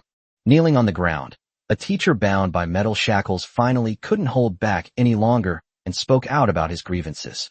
As he spoke, he turned his head and gestured for Imogen to look at the collapsed school building behind him. You see, if we hadn't caught him, the building next to us would have been no different from this one. Nonsense. Imogen pointed a finger at the group of students who had reacted and were now cowering in fear. They must have done it. How could Wang Dang, a mere apprentice of a star energy master, possess such destructive power? It was all caused by these rude soldiers, and now they're blaming my students. Wang Dang, who was hiding behind Imogen's large figure, had already lowered his head and was drawing circles on the ground with his toes. Everyone says that the teachers in the Star Energy Department are protective of their own, but this isn't just being protective, it's being overprotective of their own. Teacher Imo, you underestimate your student. Have you forgotten that the alien beasts that even a bunch of mid-level mech warriors couldn't defeat in the skyscraper were killed by Wang Dang? A teacher cautiously suggested, perhaps, if a Star Energy Master and a mecha warrior train together, their combined combat power will be extraordinary. His guess is also the reason why most people believe Wang Dang was able to defeat the alien beast that even intermediate-level mecha warriors couldn't beat. After all, there has never been a case of a Star Energy Master who is also a mech warrior. After the Star Energy Master's talent was confirmed at the age of 8, he began to focus on training. Where would he have time to get involved in the arduous training of mecha warriors? That couldn't have been done by him alone. Imogen said expressionlessly. He must have been forced to protect himself. Wang Dang looked up at Imogen's retreating figure, his heart filled with a mix of emotions. Since transmigrating to this world, he has never encountered a situation where he is not at fault, and it is always someone else's fault. It has always been that one mistake he makes can turn into 10, because his mistake lies in his poverty. This was also the first time Wang Dang had experienced such blatant favoritism. He now had to admit that Imogen looked even more handsome than he had just come out of the shower. Teacher Imo, we need to be reasonable, another teacher, bound by metal shackles, said with a pained expression. After hearing what the teacher said, Tin Moly and the others all buried their heads in their chests. After all, this was the first time they had ever heard a mech warrior reason with someone. Reason? Imogen interrupted him with a sneer. Don't you mecha warriors firmly believe that might makes right? Imogen's words were like a boomerang, striking the mecha warriors present squarely between the eyebrows. Well, there's no reasoning with that. Imogen glanced at everyone present, and seeing that they were all speechless, he looked very satisfied. I'm taking the person away now. If you want to reason with me, go talk to the principal. Let the principal come to our Star Energy Department in person and explain the reasons. After saying that, he grabbed Wang Dang's shoulder and led him back the way he came. All that was left were teachers and students with bitter faces. Now, it's not just the teachers who are suffering. The students are suffering even more. The Star Energy Department teacher just said that Wang Dang, who caused this chaotic battle, should not bear any responsibility, and all the responsibility should be borne by them? This is really bad. They're worried that even though Wang Dang is a Star Energy Master, he's such a scoundrel. If the school punishes him, they'll handle it leniently out of respect for him as a Star Energy Master. That's why they dared to be so audacious, using mechs to fight inside the teaching building. Who knew that when the teacher arrived, she quickly absolved them of all responsibility with just a few words, leaving them to take all the blame. It's all over. It's really all over now. Imogen silently led Wang Dang to his residence. Due to the tense atmosphere, Wang Dang did not dare to speak casually along the way. His outburst was intended to vent his frustrations and, incidentally, to get the school to send him to the Star Energy Master Mental Hospital. Afterwards, Dr. Su will arrange for someone to sneak him out of the mental hospital without anyone noticing, so that he can go to Lepansion to see if there are any clues about his family. He never expected that Imogen would protect him so much. Does this mean the plan to go to a mental hospital is ruined? But Wang Dang still felt a warmth in his heart. Even in this messed up world, there were warm teachers and elders. Chapter 141. Dr. Su takes the lead. One is worth two. Imogen's feelings were very complicated. His most promising and talented student suffered from mental illness. In a short period of time, Wang Dang advanced to the 8th level Star Energy Master Apprentice, a cultivation speed that none of the Star Energy Masters he had ever seen could match.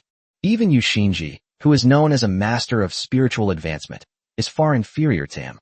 But fate played a cruel joke on him. This student with such extraordinary talent actually suffered from mental illness. It's an uncontrollable time bomb. That is why all the resources that should have been allocated to him were taken back. Don't blame yourself too much. Mental illness isn't something you can overcome with willpower alone, Imogen said, organizing his thoughts for a while before offering words of comfort in a heavy tone. Wang Dang had already prepared himself to be reprimanded, but he was deeply moved by Imogen's protectiveness of him outside. But to his surprise, the first thing she said after closing the door was to comfort him. This left Wang Dang at a loss for words, and he began to stammer. Teacher, I. Sigh, Imogen sighed. Don't worry, the teacher will argue this matter on the grounds. It's not entirely your fault. The teachers at the school will also try to find a solution. What you need to do now is to cultivate diligently and become a beginner Star Energy Master as soon as possible, so that your teacher can teach you more secret techniques. The stronger you are, the less important some minor flaws are, Imogen said to himself. If you can become an intermediate Star Energy Master within a year, then even if you blow up the school, no one will dare to cause you any trouble. Wang Dang listened attentively to Imogen's words, but he usually let Imogen's teachings go in one ear and out the other. But after today's experience, Wang Dang clearly showed much more respect for Imogen. All right. Imogen stood up and patted Wang Dang's shoulder. Don't blame yourself. Focus on getting better. I'm going to see the principal. Things should be escalating there by now. Stay here and don't leave. This is where the Star Energy Department teachers live. No one will dare to force their way in and take you away. After saying that, Imogen turned around and prepared to leave. Teacher. Wang Dang quickly stood up and called out to Imogen. I want to get treatment. I want to get better. I don't want to be controlled by mental illness. Imogen glanced back at Wang Dang and frowned. Of course the illness needs treatment. Once you become a beginner-level Star Energy Master and reach a stable stage, I'll take you to the main star for treatment. After saying that, he left in a hurry. Wang Dang sat back on the sofa looking dejected. For the first time, he felt the sweet burden of being favored. Inside the principal's office, Imogen, followed by several teachers from the Department of Star Energy, was arguing with the school's leaders. Please calm down. The school's explanation is that Wang Dang's condition is currently unstable, and the medical department can only provide psychological counseling. There is no complete treatment for mental illness yet. Secretary Huang still wore his signature kind and gentle smile. Therefore, Wang Dang should be admitted to the Star Energy Master Mental Hospital for treatment for a period of time. Once his condition stabilizes, we can bring him out immediately. But Wang Dang's mental state has been very stable since he entered the school. Someone must have provoked him to lose control of his mind. Imogen said sternly. Entering the Star Energy Master Mental Hospital for treatment will hinder Wang Dang's cultivation progress. He is already an 8th level Star Energy Master. Secretary Huang, you've been in military school for so many years. Have you ever seen a Star Energy Master grow so quickly? Secretary Huang was taken aback by Imogen's words, but still insisted on the principal's position. A single instance of mental instability has caused irreparable damage to the school. The equipment in the teaching building is the culmination of the military academy's accumulated resources over the years. Just as the two sides were deadlocked, there was a knock on the principal's office door. Dr. Su walked in with a smile. Secretary Huang, is the principal looking for me? When Secretary Huang saw Dr. Su enter, he quickly pulled him in front of Mo Jin. Teacher Mo, this is Wang Dang's attending physician. His mental condition was also assessed by Dr. Su. Professionals should do professional things. I think you should listen to Dr. Su's thoughts on medical matters. Dr. Su had naturally learned about the situation before he came. He knew that Mo Jin was a major obstacle for Wang Dang to go to the mental hospital, so he started by spouting a bunch of technical terms, successfully confusing all the teachers in the Star Energy department. Finally, Dr. Su concluded with a smile. I believe that if Wang Dang receives timely treatment, he will not have any problems as long as he is not overly agitated. But if it is not treated in time, it will probably get worse and worse, and it may even flare up without any stimulation. Dr. Su's words successfully made Mo Jin and several other teachers from the Department of Star Energy hesitate. They are protective of their own, but their original intention was definitely for the good of the students in the Star Energy department. Old Mo, the doctor said so. Why don't we send him for treatment first? If there's no other way, we can bring him back. Yes, Old Mo, if it could be cured on Earth, there would be no need to travel all the way to the main planet. These teachers clearly had a very good relationship with Mo Jin, and they were fully aware of Mo Jin's plans. 1 week, at most 1 week. After much deliberation, Mo Jin finally relented. For a student with such talent, delaying even 1 week would be a waste. When Secretary Huang saw that Mo Jin finally relented, he breathed a sigh of relief, finally having fulfilled the principal's instructions. This is the first time such a serious incident has occurred since the school was founded. The students directly caused the teaching building to collapse. Wang is a Star Energy master, so we can't hold him responsible, but he should at least be sent to a mental hospital for a period of time to prevent such incidents from happening again. As for the 2 classes in the second-year Mecha Warrior department, they weren't as lucky as Wang Dang. After all, they are not Star Power Masters and do not have exemptions. After returning to his residence, Mo Jin pulled Wang Dang aside and gave him a long and earnest pep talk. Make sure he behaves well while he's in the mental hospital. Call him if you need anything, and encourage him to cooperate with the treatment. Just don't cause any trouble. Wang Dang felt extremely uncomfortable facing Mo Jin's meticulous sewing before his departure, but he still forced himself to listen. Because he knew that Mo Jin's kindness towards him was not for anything in return, but simply because he hoped that Mo Jin could succeed. It represents a teacher's expectations and hopes for their students. Although Mo Jin was a bit old-fashioned, he didn't give him a friendly look during class. But in Mo Jin, Wang Dang saw the blurred shadow of his elders. Chapter 142, Lupan Mountain. Wang Dang sat in the black flying car, a mask covering most of his face, revealing only a pair of dark eyes, listening to the driver chatting with an uncle in the passenger seat. It takes about 5 hours to travel from the capital to Lipantian by speedboat. Last night, Dr. Su sent someone to replace him with a biorobot that looked exactly like him. Then they took him out of the mental hospital and left. They didn't say a single unnecessary word to him during that time, let alone give him a citizenship card. So Wang Dang had no choice but to contact an illegal passenger flying car on the StarNet that happened to be heading to Yuan City, and then head there. Fortunately, the carpooling fare was acceptable to Wang Dang, costing only 800 star coins. The driver only managed to pick up 2 passengers, Wang Dang and Lao Yuan, who was about the same age as him. When Lao Yuan saw that Wang had such thick dark circles under his eyes at such a young age, he was reminded of his own son, a corporate slave working 007. With a soft heart, she gave up the spacious back seat to Wang Dang so that he could lie down and rest. Wang Dang even complained to Xiao Yuan that once you leave the military academy, everyone around you is a good person. Young man, what are you doing in Yuan City? Old Yuan smiled and turned to look at Wang Dang. Judging from your appearance, you should be a student. Is school on holiday? I'm heartbroken and want to find a place to clear my head, Wang Dang blurted out. I understand, young people will be young. Old Yuan smiled knowingly. Who hasn't been heartbroken when they were young? Through conversation, Wang learned that the driver and Lao Yuan were both from the original city, so he took the opportunity to ask them about the situation in Lipantian. The Lupan Mountains are huge. There are many villages on the outskirts, but deep inside they are deserted. The old folks talk about them in a very mysterious way. Mysterious? Wang Dang's interest was piqued. How so? Old Yuan shook his head. I don't know. I guess only the older generation would know. Hey, who among us of this age wants to listen to what the old folks are saying? They just know some mystical stuff and don't bother going in. Wang Dang nodded thoughtfully upon hearing this. According to Dr. Su, The Dragonblood warrior family has left no trace over the years, but it has not become extinct, so it must live in a secluded place. There must have been problems within the Dragonblood warrior family. Otherwise, why have no Dragonblood warriors appeared since the last Blue Star War? Wang Dang, the only one with the bloodline of the Dragonblood warrior, was thrown into the garbage dump of Nanqing City, his pearl hidden away for so many years. Time passed quickly as the driver and Lao Yuan reminisced about the past. Wang Dang got off the bus in Yuan City and hailed a driverless car to head to a village near Lupan Mountain. He planned to stay in a nearby village today and then slowly inquire to see if he could get any useful clues. If we really can't get any clues, then we'll have no choice but to venture into the Lupan Mountains.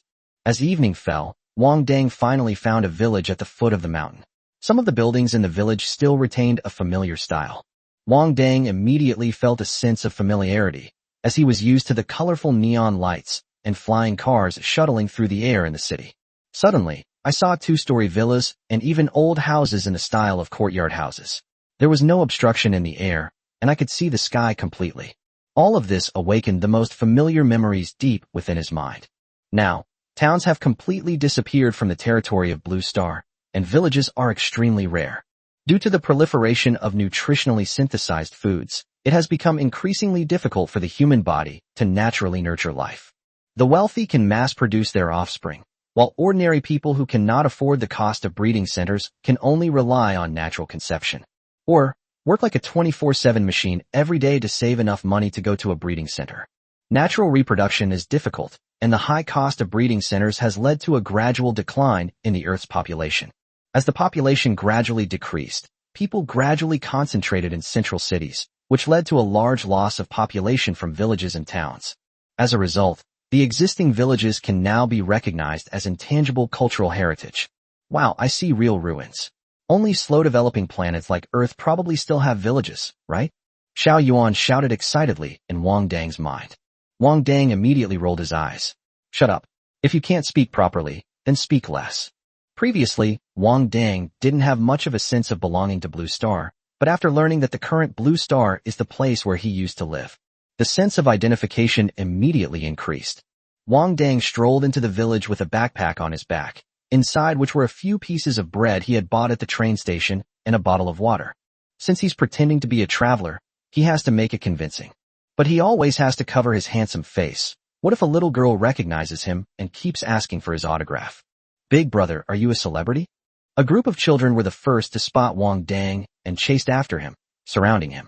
One little girl looked up at Wang Dang with her big, bright eyes. No, I'm not. Wang Dang bent down slightly and patted the little girl's head. Then why are you wearing sunglasses and a mask? Are you trying to show off? The little girl still looked innocent and naive. Wang Dang quickly withdrew his hand and wiped it on his clothes. He knew that when surfing the internet was commonplace for everyone, there were no innocent little kids around. Wang Dang walked ahead with a dark expression, carrying a backpack. A bunch of kids followed behind, cheering and shouting, "Show off. You're really something else." The atmosphere in this village is absolutely bizarre. Wang Dang complained angrily to Xiao Yuan. The commotion Wang Dang made among the children quickly attracted the attention of the villagers. Before long, the mischievous kids following Wang Dang were dragged home by their parents, who grabbed their ears. Wang Dang also successfully went to a guest house in the village that catered to tourists, guided by the villagers. Although this place is not a tourist attraction, young people who want to explore the Lupan Mountains often pass through here. Therefore, the villagers are used to outsiders, and some business-minded people have even started to run homestay businesses. As soon as Wang Dang reached the entrance of the guest house, he saw a black-haired, black-eyed boy carrying a huge bamboo basket on his back. He also carried a huge bamboo basket on his chest, which was filled with large chunks of cut meat. The boy looked to be no more than 17 or 18 years old, and the two baskets of meat should weigh roughly 200 or 300 pounds. But the black-haired boy carried it without any difficulty. His steps were light, and his breathing was steady. "Boss, I've brought the meat." The black-haired boy stopped at the entrance of the guest house and called out with a fawning smile. Chapter 143, You Haven't Spent Any Money? Sponsored by 13 and Xiao Xiao. A tall, thin middle-aged man came out and stood opposite the black-haired youth. "I already said I don't need meat anymore. I don't need meat anymore. I only have this many customers every day. Where would I need so much meat?" As he spoke, the guest house owner noticed Wang Dang, who was wearing sunglasses, behind the black-haired boy. The anger on his face vanished instantly. You're here to stay, right? Get up quickly, don't block my guests. The ethnic restaurant owner stepped forward and started shoving the black-haired youth, but he couldn't budge him no matter how many times he pushed. Hey, let's talk this out. Don't resort to violence. I'm not in a hurry to go in. Wang Dang stood to the side with his hands in his pockets, frowning as he spoke. The embarrassment on the face of the black-haired boy reminded him of his own past. Moreover, his clothes had several holes and were worn out in various places. She was still wearing a pair of sneakers that were popular many years ago, the original color of which was completely unrecognizable. This is a wild deer and a wild boar that I hunted today. I came here right after I finished processing the meat, and they're still very fresh. The black-haired boy completely ignored the shopkeeper's impatient attitude and kept pushing the meat in his bamboo basket. I can sell it cheaply, as long as you buy it. The shop owner frowned and waved his hand at the black-haired boy. Go away, go away. Business hasn't been good lately. I can't accept it. Boss, please accept these 2 baskets of meat. I only need 300 star coins. Is that alright? Even if you offer 100 star coins, I still can't accept it. Wild game in these mountains isn't worth much anyway. I'll take 100 star coins from you. That's about right. The boss sized up the black-haired boy, a glint of shrewdness flashing in his narrowed eyes. I'll take the 300 star coins. Wang Dang, who was standing to the side, couldn't stand it any longer. He stepped forward, took out a bank card, and said, I'll transfer it to you. The black-haired boy turned his head to look at Wang Dang, then lowered his head awkwardly. I don't have a card. The boss chuckled. He's a caveman, still living a primitive life. Then you have a card, give me cash. Wang Dang turned to the guest house owner. Huh? Why should I? The guest house owner was stunned. This kid ruined his plans, and now he wanted to exchange cash with him? Because I'm the consumer, I'm God, Wang Dang said with a self-righteous air. You've never paid any money before, have you? The guest house owner's eyes widened. You think I'll treat you like royalty just because you're staying at a hotel? Get out, get out. No service here. And you get out too. Take your rotten flesh and get out of here. Hey you. Wang Dang immediately started rolling up his sleeves, intending to talk to him about the principles that mecha warriors often talked about. What's wrong? You want to fight? When the guest house owner saw Wang Dang rolling up his sleeves, he immediately turned on his personal terminal to call for reinforcements. Seeing that things were going badly, the black-haired youth quickly grabbed Wang Dang's arm and dragged him away. Wang Dang didn't struggle and let him pull him along. The black-haired youth in front of him was also a pure Asian, just like himself, and might even be related to the Dragon Blood Warrior family. The black-haired youth pulled Wang Dang to a secluded spot before stopping. He was carrying so much stuff and had run so far, yet his breathing was only slightly rapid, which made Wang Dang even more suspicious. But the Dragon Blood Warrior family, which has been in seclusion for many years, can't just appear before him so easily, can they? You have a card. Go get the money. I'll wait for you here. The black-haired boy looked at Wang Dang expectantly. If you're worried, I can give you a basket of meat to take with you. How can you do business like this? Wang Dang said with a look of disgust. If you take this meat to the city and sell it, you can easily make 100 star coins per pound. The black-haired boy pouted. I can't go too far. Wang Dang narrowed his eyes. It's too late now. Take me to your place for the night, and I'll get the money for you tomorrow. No, I can't take anyone back. The black-haired boy quickly refused, his attitude very firm. Besides, I need the money right now. Okay, I'll go find someone to exchange money. You wait here for a moment. Wang Dang didn't press the matter. He quickly found a villager, exchanged 300 star coins for cash, and handed it to the black-haired youth. Then he carried the 2 baskets of meat and left. Wang Dang walked to the village entrance and put the 2 baskets of meat into his spatial ring.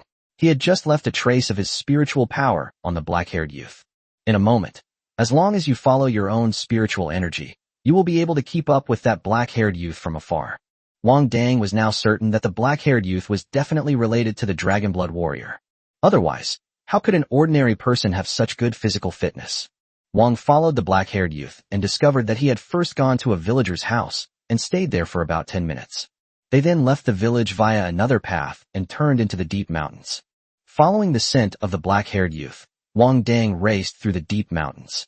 He noticed that the black-haired youth's aura was fading, indicating that he was speeding up and trying to get home before it got completely dark. Xia Tianzong raced through the mountains, pushing his speed to the limit. I must get back before dinner, otherwise the chieftain will be angry if he finds out I went down the mountain. Thinking of his grandfather's white beard trembling, Xia Tian felt like the wind was blowing as he hurried back.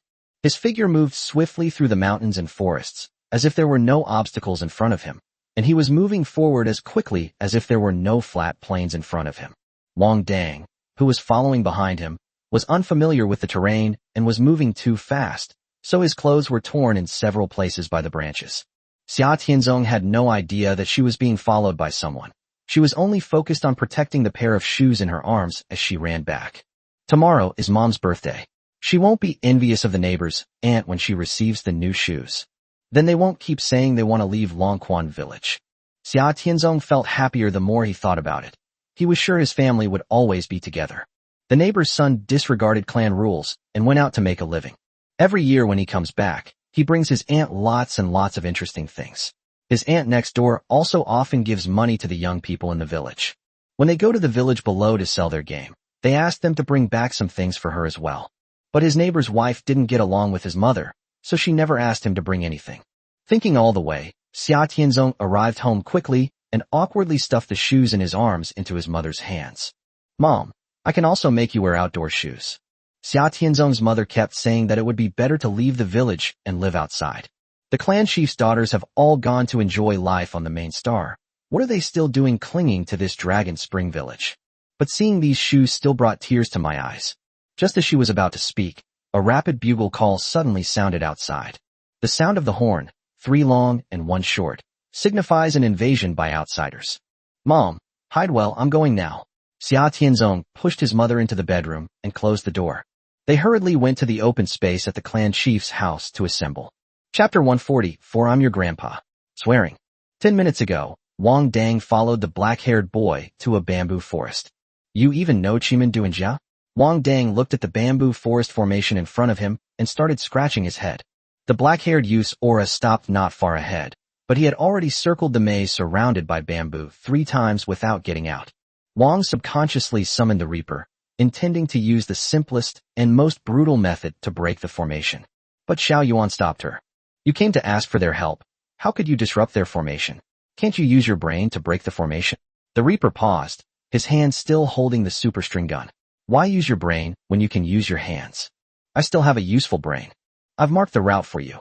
Even if I don't have a brain, just follow it. Xiao Yuan's voice sounded very weak. If you hadn't analyzed this sooner, I would have thought you weren't very good at this.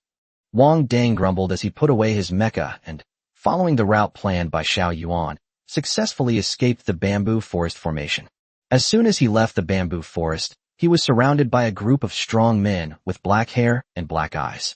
They all carried farm tools as weapons, staring warily at Wang Dang, the outsider. Since this outsider was able to break the bamboo forest formation left by the previous clan chief, it means that he could not be a traveler who has gone astray. Instead, they came for Longquan village. Xia Tianzong, who was standing behind, recognized Wang Dang at a glance. His face immediately turned pale as he realized that he had been exposed. Facing so many burly men wielding weapons, Wang Dang showed no fear whatsoever. Instead, he exuded confidence, declaring, I'm here for only one thing. Where's the Dragonblood warrior family? Xia Tianzong bit his lip until it bled after hearing Wang Dang's words. Sure enough, he was coming for them. He ruined the entire family and the entire village. He's the one who ruined Grandpa Clan Chief. You'll find it by stepping over our corpses. The burly man at the head of the group said with a ruthless grin, gripping his sickle tightly. Huh. Wang Dang was taken aback. No, he didn't intend to kill anyone. Just as a conflict was about to erupt, an old voice came from behind the crowd. Put down your weapons. Clan Chief Xia Guangyao walked slowly up from the back of the crowd with his hands behind his back, staring intently at Wang Dang. It seems they are searching for something through Wang Dang. Where's your mother? Xia Guangyao stared at Wang Dang's face, and after a long while, he finally asked, Where's your mother? Wang Dang glared and retorted. He just came over to ask about something, and this old man started cursing at him right away. He's even more unreasonable than a mecha warrior. You brat, who taught you to talk like that? Xia Guangyao's white beard twitched, and his palm turned into a blur as he slashed towards Wang Dang's neck. You old bastard, you're going to insult me, and then hit me. Wang Dang blocked Xia Guangyao's attack with his arm and retorted defiantly. How dare you insult the clan chief? A middle-aged man immediately rolled up his sleeves and stepped forward. He joined the battle and attacked Wang Dang together with Xia Guangyao. Xia Guangyao originally wanted to test Wang Dang's physical strength, but unexpectedly Wang Dang was able to fight him to a draw, so he acquiesced to the middle-aged man joining the battle. Wang Dang faced attacks from two people simultaneously, yet he remained composed and even provoked the person behind him after using the moon shadow movement technique. Come on, let's all attack together. Wang Dang figured it out. The men in this village were probably all martial arts practitioners. Furthermore, their physical abilities are extraordinary, making them highly likely to be followers of the Dragon Blood Warrior family, having received guidance from them. Thinking of this, Wang Dang immediately turned the tables and attacked Xia Guangyao. Well done. Xia Guangyao's eyes were full of admiration as he faced Wang Dang's offensive. He quickly took a step back, his feet spread apart, and his palms rippled strangely, as if turning into a pool of soft water, thus neutralizing Wang Dang's attack and power. Even so, Xia Guangyao took a small half-step back, then looked Wang Dang up and down with a look of surprise and uncertainty. Could this power be? Stop, Xia Xiong, you're no match for him. Xia Guangyao waved his hand, halting the middle-aged man's attack. He's a Dragon Blood warrior. You have good taste. Wang Dang stopped and grinned at Xia Guangyao, revealing a set of white teeth. I am your grandfather. Xia Guangyao looked at Wang Dang with a complicated expression. He never imagined that the Dragon Blood warrior would be the child of his daughter who had betrayed her family. I'm your grandfather. Wang Dang wrinkled his nose and shouted. Wang Dang, have you ever considered that he might actually be your grandfather? Biologically speaking, you two look quite alike. Xiao Yuan weakly reminded herself in her mind. Impossible, he's much weaker than me, Wang Dang retorted without a second thought. Dr. Su said that his body was severely malnourished and deficient in too much nutrients. But this was only because of the Dragon Blood warrior bloodline. Their physical fitness is still superior to that of most people. If it really is his grandfather, then he must be a very strong Dragon Blood warrior, someone who could suppress him with just a little finger. Moreover, although these people were all pure-blooded yellow-skinned and had strong physical abilities, they were no match for even a single finger of the Dragon Blood warrior in his mind. Therefore, he didn't even consider that possibility. I am your own grandfather. Xia Guangyao's beard trembled with rage. The Dragon Blood warrior family you are looking for is standing right in front of you now. Xia Guangyao's words stunned not only Wang Dang, but everyone else as well. What? This is the child born to the clan leader's daughter, who was so rebellious, betrayed the clan, and was eventually expelled from the clan. He became a Dragon Blood warrior. Old man, don't try to claim kinship with me. Wang Dang pointed at Xia Guangyao. You can't even beat me, yet you dare to call yourself a member of the Dragon Blood warrior family. Wang Dang was completely incredulous. On the way here, he thought that the Dragon Blood warrior family might have declined and there weren't many successors. But it will never be like this. In its current state, even a few mech warriors could wipe them all out. That's because you truly inherited the bloodline of the Dragon Blood warrior. We all have this bloodline, but none of it is as pure as yours. Therefore, we cannot become Dragon Blood warriors. Xia Guangyao stared intently at Wang Dang. And the Dragon Blood warrior family has not produced a Dragon Blood warrior for thousands of years. You are the first Dragon Blood warrior born after our Dragon Blood warrior family was defeated. Xia Guangyao's tone was extremely excited. As he spoke, he raised his hands to the sky and knelt down before Wang Dang, saying, The Dragon Clan has not abandoned us because of our defeat. We've finally waited for this day. The other clansmen excitedly followed Xia Guangyao and knelt down. Great, we weren't abandoned. We are still the Dragon Blood warrior family.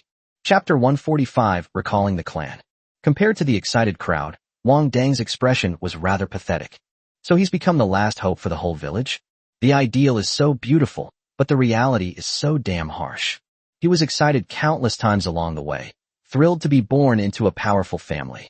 You must know, that was the Dragon Blood warrior family 1,000 years ago, who used their family power to fight against the entire empire and single-handedly inflicted heavy casualties on the multi-planetary coalition.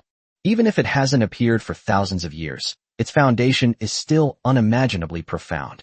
He thought his good days were finally coming, and that he would be in charge of the script after beating up the younger generation and the older ones. But I never imagined that it would end up with the younger one having to stand up for the older one after the older one was beaten. Inside the wooden house where Xia Guangyao lived, he and Wang Dang sat facing each other. Where is your mother now? Xia Guangyao's voice trembled slightly as he spoke, glancing casually at the teacup in his hand. If even your father doesn't know, how would I know? Wang Dang also lowered his head, staring at the teacup in his hand. As far back as I can remember, I lived in the garbage dump in Nanqing City. Xia Guangyao sighed after hearing Wang Dang's words and unconsciously gripped the teacup in his hand. You look a lot like your mother.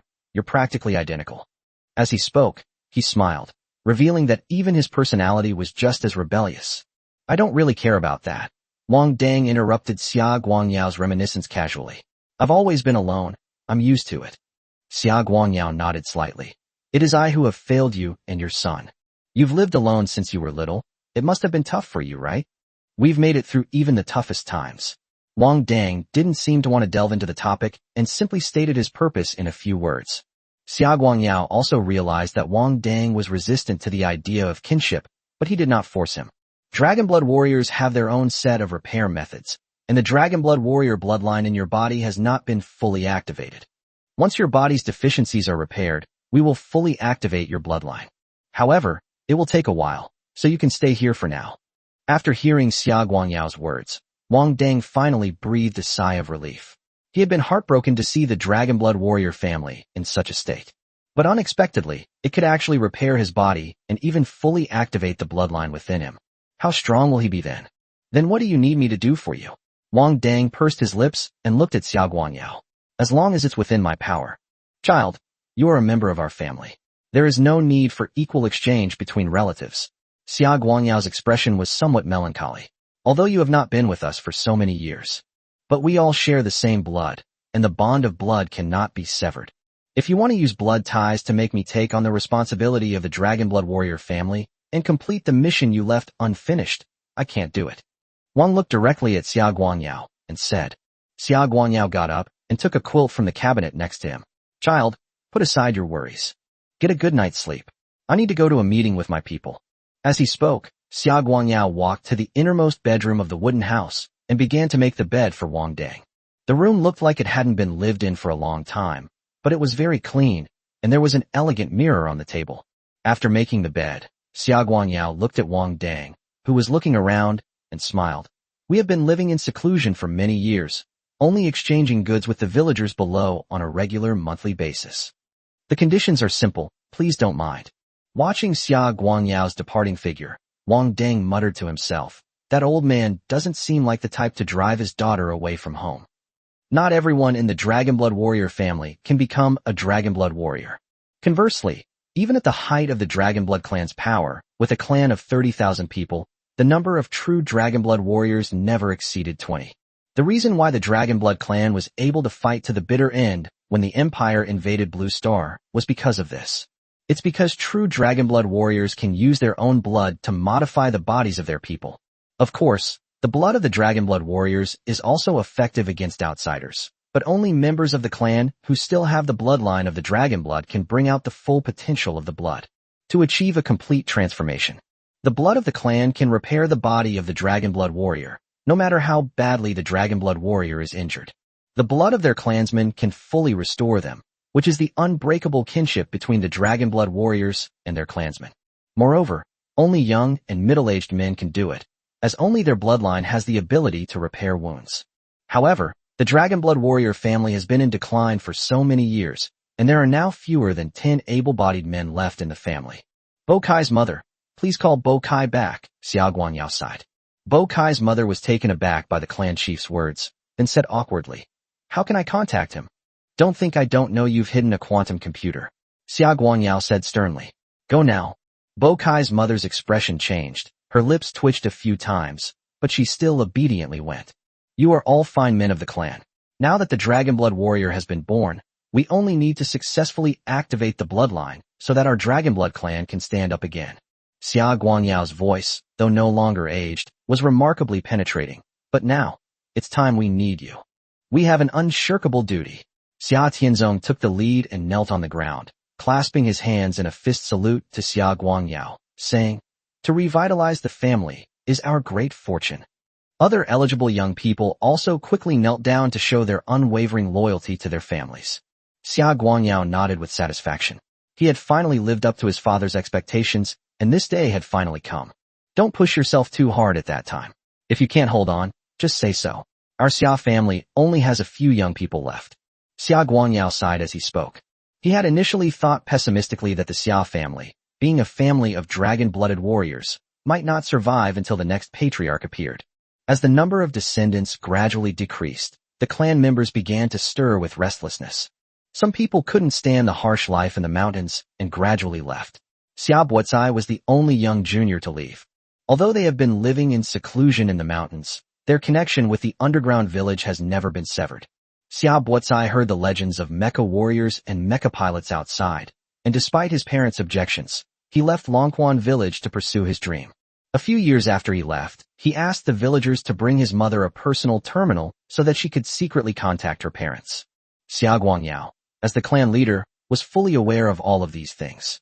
However, even he, as the clan leader, didn't know where the hope lay at the time, so he didn't stop it.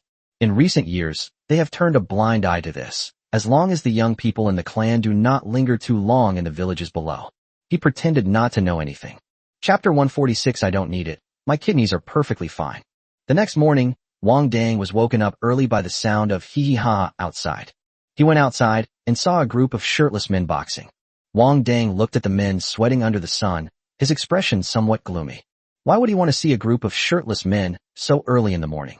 Can't women do it? It's truly an eyesore.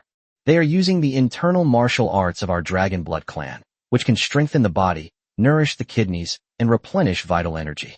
Xia Guangyao smiled and walked behind Wang Dang to explain. Facing his eldest grandson, who had been lukewarm in attitude, he unusually set aside his patriarchal demeanor and became sincere and friendly. I don't need it. My kidneys are perfectly fine. Wang Dang quickly refused, afraid that he might be associated with kidney deficiency. You have a lively personality, just like your mother, Xia Guangyao said with a kind smile. I just didn't expect that a dragon-blooded warrior could be born from a union that wasn't between members of the same clan. At this point, Xia Guangyao pursed his lips. There's no record of this within the clan, but judging from your hair and eyes, your father was also a pure-blooded Asian. When can we start? Wang Dang turned to look at Xia Guangyao, interrupting his tracing of his origins. We can begin once one of our clansmen returns. Xia Guangyao glanced at Wang Dang with some concern. Are you in such a hurry to leave? I only took a week off, Wang explained. If it's more than a week, there might be trouble. That's enough. Xia Guangyao nodded, giving Wang Dang a definite answer. After saying that, Xia Guangyao patted Wang Dang on the shoulder, gesturing for him to look at the clansmen who were practicing boxing. Wang Dang followed Xia Guangyao's gaze and noticed that several shirtless men were secretly staring at him. As soon as his gaze passed over them, they all quickly averted their peeping eyes. Wang Dang suddenly felt a chill run down his spine. They all admire you and are very curious about you. You should try to get to know them better. Xia Guangyao naturally understood the reason why the younger generation admired the strong. Within the Dragonblood warrior family, a true Dragonblood warrior can always easily attract the attention of all members of the clan. Stop staring. I like women. Wang Dang shouted at the group of shirtless men who were peeping at him. Xia Guangyao finally couldn't help but turn pale. This kid is really stubborn. In the afternoon, Bo Kai's mother and father went far out of the village, and soon returned with a handsome and refined young man. Xia Tian shouted from afar. Come quick, brother Bo Kai is back. He brought us lots of rare and interesting things from outside. Upon hearing this, the village youths immediately surrounded Xia Buotai, who had just entered the village. With a smile on his face, Xia Buotai distributed personal computers and game consoles to everyone. I heard Bo Kai became a mecha pilot outside, and he's really rich. Actually, I've always felt that young people should go out and explore the world. It's a real waste for them to just stay in the village with us old folks. Don't say that, the clan leader is here. Xia Buotai, holding a new quantum computer, walked up to Xia Guangyao with a smile. Clan leader, this is yours. Even though we live in seclusion, we still need to stay connected with the outside world's technology, otherwise we'll be left behind by the times sooner or later. In the past, Xia Guangyao would have definitely reprimanded Xia Buotai with a stern face, but his mindset was different now. The Dragonblood warriors have appeared. It's time for their family to emerge. Wang Dang, hurry up and come out to meet Bo Kai. Bo Kai is also from outside, just like you. The two of you can definitely talk to each other. Xia Guangyao took the personal terminal and shouted into the house from a distance. Wang Dang. Xiaobo was taken aback. Our clan's Dragonblood warrior is named Wang Dang. You two know each other? Xia Tianzong poked his head out from the side and asked with a curious look. Maybe it's not the Wang Dang I'm thinking of, Xia Buotsai said awkwardly, touching his nose. But the next second, when Wang Dang came out of the clan chief's house, he was dumbfounded. It really was the Wang Dang he was thinking of. Star Energy Master Wang Dang. Star Master. Xia Buotsai exclaimed as if he had seen a ghost. Where is the Star Energy Master? Where? The tribespeople present immediately raised their eyebrows, looking wary. Star Masters are the nightmare of the Dragonblood warrior family. In the Great War thousands of years ago, it was the Star Energy Masters who caused the Dragonblood warrior family to suffer heavy casualties. Hiding behind the mech warriors, they devised one terrifying secret technique after another. He's a Star Energy Master. Xia Buotsai pointed at Wang Dang. Don't you guys watch the news? He is Wang Dang, the Star Energy Master. For some reason, Xia Buotsai felt that Wang Dang's nonchalant posture looked strangely familiar. Wang Dang, with his hands in his pockets, leaned against the door frame and looked at Xia Buotsai, thinking to himself that this man was quite wealthy. He had only been inside for a short while when everyone came out with a personal computer, and the models were quite new. I'm a Star Energy Master, so what? Wang Dang asked indifferently. What a tragedy. Immediately, a middle-aged man, looking utterly incredulous, crouched down, clutching his head. The Dragonblood warrior has become a Star Energy Master. The other members of the tribe also looked betrayed and unable to accept it. There's nothing wrong with being a Star Energy Master. We can learn from the barbarians to defeat them. Xia Guangyao's expression remained unchanged. But I felt it was a waste of talent. A warrior was the path Wang Dang should have taken. Wang Dang's gaze remained fixed on Xia Buotsai. He felt that the man's figure and voice were very familiar. The two men's eyes met in midair, and they both saw confusion in each other's eyes. All right, now that Bo Kai is here, let's start preparing. Xia Guangyao's words silenced the room. Chief, Bo Kai has just been traveling a long way. I'm afraid he won't be able to hold on. Bo Kai's mother said to Xia Guangyao with a pleading look.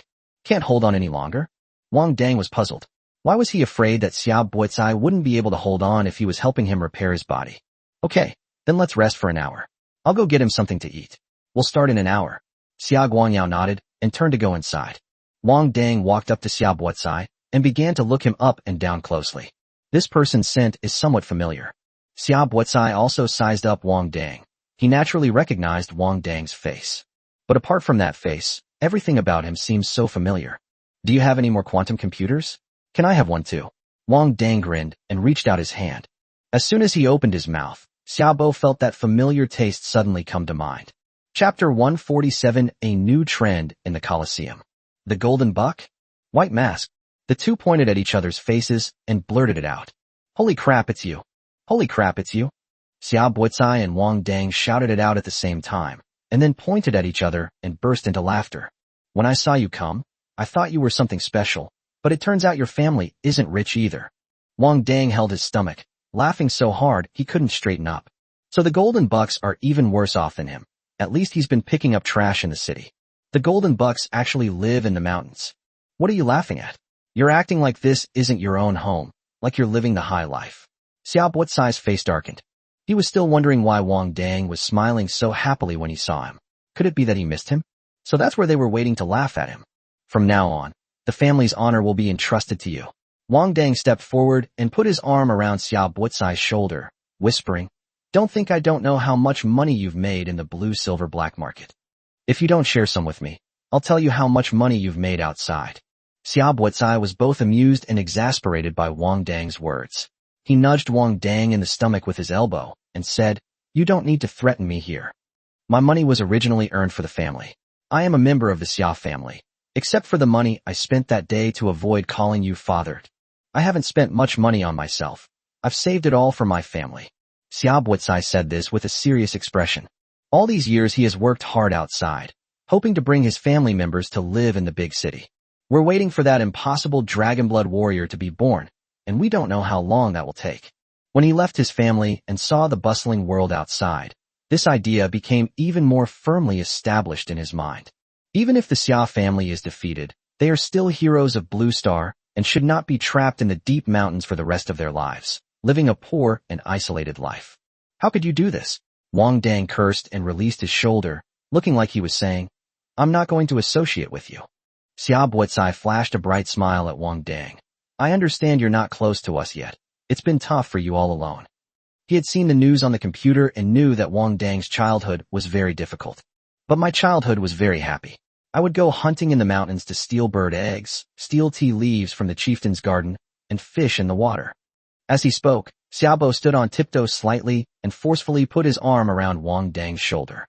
My mother sent me a message saying that the clan leader's grandson, his own grandson's a dragon blood warrior, and she wants me to come back quickly to help you heal your injuries. At the time, I was thinking, what dragon blood warrior? It's just good luck. But when I saw it was you, Wang Dang, I believed that you could definitely lead us out of this world and give us a place on earth. As he spoke, Xiao Buotsai, his eyes red with tears, patted Wang Dang's shoulder hard. You started in hell and still got into military school and became a star energy master. What can't you do? Wang Dang asked with a complicated expression. How do you know I'll feel a sense of belonging to my family like you do? Hi. Xiao Buotsai laughed heartily. A sense of belonging is something we have, and that's enough for us. As he spoke, he patted Wang Dang on the back. Come on, I'll show you around. Brother Bokai, I'm coming too. Xia Tianzong followed behind, like a little tail, occasionally stealing curious glances at Wang Dang. Xiao Buotsai smiled at the other juniors who were watching eagerly. Come on, everyone, let's show our dragon blood warriors where we live. Wang Dang and Xiao Buotsai walked side by side through the village, with Xiao Buotsai leading him on a tour of each household. By the way, you haven't been to the arena for a while. We've brought in quite a few players. Xiao Buotsai's smile was somewhat wicked. The repair area is so busy right now. If you hadn't come, I wouldn't have given up the opportunity to make big money and come back. Ever since Wang Dang brought in 2 contestants who colluded with the mecha engineers in the maintenance area, it was as if they had a cheat code. More players joined after being brainwashed by those 2 players. The entire arena has been completely renovated, and life and death still matter on the stage. Previously, it was humans whose lives were indiscriminate. Now, it's mechs whose lives are indiscriminate. Moreover, if one side's mechs are not completely destroyed, the other side will absolutely not give up. As long as you win, the opponent can go to the repair area to fix their mech, and you'll get a commission. Furthermore, if the mecha breaks down in the future, you can get a discount if you take it to the repair area for maintenance. It's like playing a competition. They no longer have to just earn star coins from points. They can also make a profit from the mech pilots in the repair area. Why not? The arena made no attempt to stop the trend of disrupting the competition's mechs. After all, the audience has said that the competition is getting more and more exciting, especially the contestants' spirit of risking damage to their own mechs to deliver a heavy blow to the opponent's mech. They thoroughly enjoyed watching it. They even felt that this was how the game should be played. That's what makes it exciting. Remember to transfer the profits to me. Wang Dang immediately reminded him.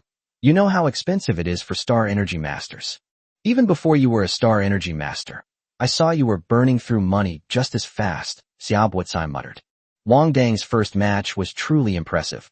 He couldn't have displayed such momentum without owing tens of millions of star coins. This was the first time in all his years in the arena that he had ever seen a fighter transform while fighting on stage. This was also the first time he had learned that there was such an advantage if a mecha warrior and a mecha pilot trained together. I wonder if Tianzong and the others have any mental power. If they do, maybe they could form a team after they go out and specialize in robbing opponents' mechs during competitions. With the brothers working together, the entire family was able to move to the capital city in no time. Xiao Buotsai rubbed his chin, beginning to seriously consider the feasibility of this matter. He knew perfectly well that expecting Wang Dang to drop gold coins was impossible. So even though the family has a dragon blood warrior, the economic burden of the entire family still rests on his shoulders alone. It's really not good if you don't earn more. Brother Bokai, you're a mecha pilot, so you must have a mecha, right? Xia Tianzong asked expectantly. Can you show us what a mecha looks like? The boys who had been silently following behind looked up at Xiao Buotsai with bright eyes after hearing Xia Tianzong's words. Yes, Brother Bokai, the adults aren't here now, so please let us take a look. I've never seen a mecha before. If our ancestors had had mechs, they might not have lost to the Interstellar Alliance. Chapter 148, even if it means crawling, I'll crawl back. Faced with the expectant gazes of his younger brothers, Xiao Buotsai coughed awkwardly twice. Mine isn't good looking. Wang Dang, show them your mecha. Wang Dang looked at Xiao Buotsai with some suspicion. How could a mecha pilot say that his mecha was ugly? He summoned the Reaper with remarkable speed and efficiency. After all, Xiao Buotsai's words implied that the Reaper was very handsome and that his skills were much better. The imposing Reaper appeared in the open space, immediately attracting the attention of all the teenagers. Wow, so handsome. Xia Tianzong started circling around the Reaper repeatedly. Brother Wang Dang, can I touch him? Touch as much as you want. Wang Dang waved his hand dismissively. Just don't bite. The Reaper's defenses weren't high, and he was afraid that these incredibly strong teenagers would bite and damage his Reaper. You don't have a mecha, do you? Wang Dang looked at Xiaobo Cai with a suspicious gaze. I'm a mecha pilot, I don't fight. Xiaobo rolled his eyes and turned his head to the other side. Truly a descendant of the dragon. Wang Dang gave him a thumbs up. Save where you should, and don't spend where you should. The two exchanged knowing smiles. Just as Xia Tianzong was thinking of having Wang ride a mecha and show them what it was like, Xia Guangyao arrived. Faced with the boys who immediately fell silent, Xia Guangyao smiled and shook his head. He then took out a quaint little box and opened it. These are 1,000-year-old ginseng slices. Each of you take one and hold it under your tongue. We can begin immediately. After listening to Xia Guangyao's words, everyone obediently lined up to receive ginseng slices. When it was Wang Dang's turn, Xia Guangyao slapped Wang Dang's hand away from the box, saying, "You don't need it."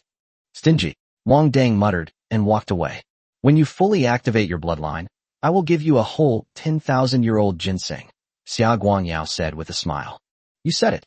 Wang Dang rubbed his hands together, looking excited. A ginseng that's been around for 10,000 years. It seems this Dragon Blood warrior family has quite a history. I said it. Xia Guangyao nodded, smiling kindly. One might not be enough, but you'll have to bear with it. The family is not as wealthy as it used to be. After everyone received their ginseng slices, Xia Guangyao led them to a cave outside the village. At this moment, all the adults in the village were waiting inside, surrounding a cauldron large enough for a person to curl up inside, and continuously pouring dried medicinal herbs into it. In front of the cauldron were a dozen or so trays, on which was a clean cloth, and on the cloth was a dagger that gleamed coldly. Wang Dang looked at the furnishings inside, and his heart skipped a beat. This scene looked a bit like a sacrifice. Xia Guangyao led everyone to the cauldron, closed his eyes, and when he opened them again, his eyes were filled with determination. In our Dragon Blood warrior family, by this generation, there is a severe shortage of young and middle-aged men. If we force the Tianyuan cauldron to be filled with blood, your lives will be in danger. The ginseng slices can only temporarily keep you alive. You can only save your lives by waiting for the Dragon Blood warrior to awaken from the true fire purgatory and give you his heart's blood. The future is uncertain. Are you willing? I'm willing. Xia Buecai replied without blinking. I'm willing. Xia Tianzong replied with a firm expression. Of the 13 boys, not one flinched. Wait a minute, isn't this a bit too frivolous? Wang Dang frowned. If the blood of those 13 people were to fill this cauldron, they would be crippled or dead. Xia Guangyao turned to look at Wang Dang. If you can fully activate your bloodline from the true fire purgatory, your heart's blood can repair their bodies. This transforms them into lesser Dragon Blood warriors, unleashing their physical attributes and potential. What if I don't come back? Wouldn't our lineage end? Wang Dang's eyes widened. This is a fucking gamble. You will come back. Xia Guangyao used a statement of certainty. Wang Dang certainly believed he would return, but the weight of so many lives on his shoulders made him feel somewhat breathless. However, if he could successfully repair his body and activate his bloodline, he would have the hope of turning the world upside down. You want to become stronger, and they want to become stronger too. Nobody wants to live a mediocre life. Xia Guangyao's expression was very serious. Then let's go for it. It's all or nothing. Dragon Blood warriors never back down. Never back down. The crowd roared, clenching their fists fiercely. It seems like he's also trying to cheer himself up. Wang Dang remained silent for a long time, then looked up at Xia Buecai and made a firm promise. I will definitely come back to save you. Xiaobo smiled and mouthed a reply to Wang Dang. Good people don't live long, but evil people live for 1,000 years. Those two troublemakers wouldn't have died here. Xia Guangyao put his trembling hands behind his back so that no one else could see. Let's begin. As soon as he finished speaking, Xiaobo bent down to pick up the dagger on the tray and, together with the others, surrounded the Tianyuan cauldron. He reached his arm into the cauldron and slashed his wrist with a sharp dagger, blood flowing down his arm into the cauldron. The blood dyed the strange patterns inside the Tianyuan cauldron bright red. While they were bleeding people out, people kept bringing things in from outside. Wang Dang turned his head to look. They were eggs with intricate patterns, some as big as mecha. These are dragon eggshells. Putting them inside will ensure their safety with the dragon energy within. Once your heart's blood enters their bodies, they will begin to produce new blood again. Xia Guangyao explained to Wang Dang. In addition, there is also the true fire seed, which has already been retrieved by someone. After the blood is heated by the true fire, it can repair the deficiencies in your body. Wang Dang nodded, his expression somewhat somber. He gazed into the distance, recalling Xia Bucai's words. He doesn't need to feel a sense of belonging to them. That's enough for them. As the blood gradually filled the heavenly origin cauldron, Xia Bucai and the others' faces turned pale.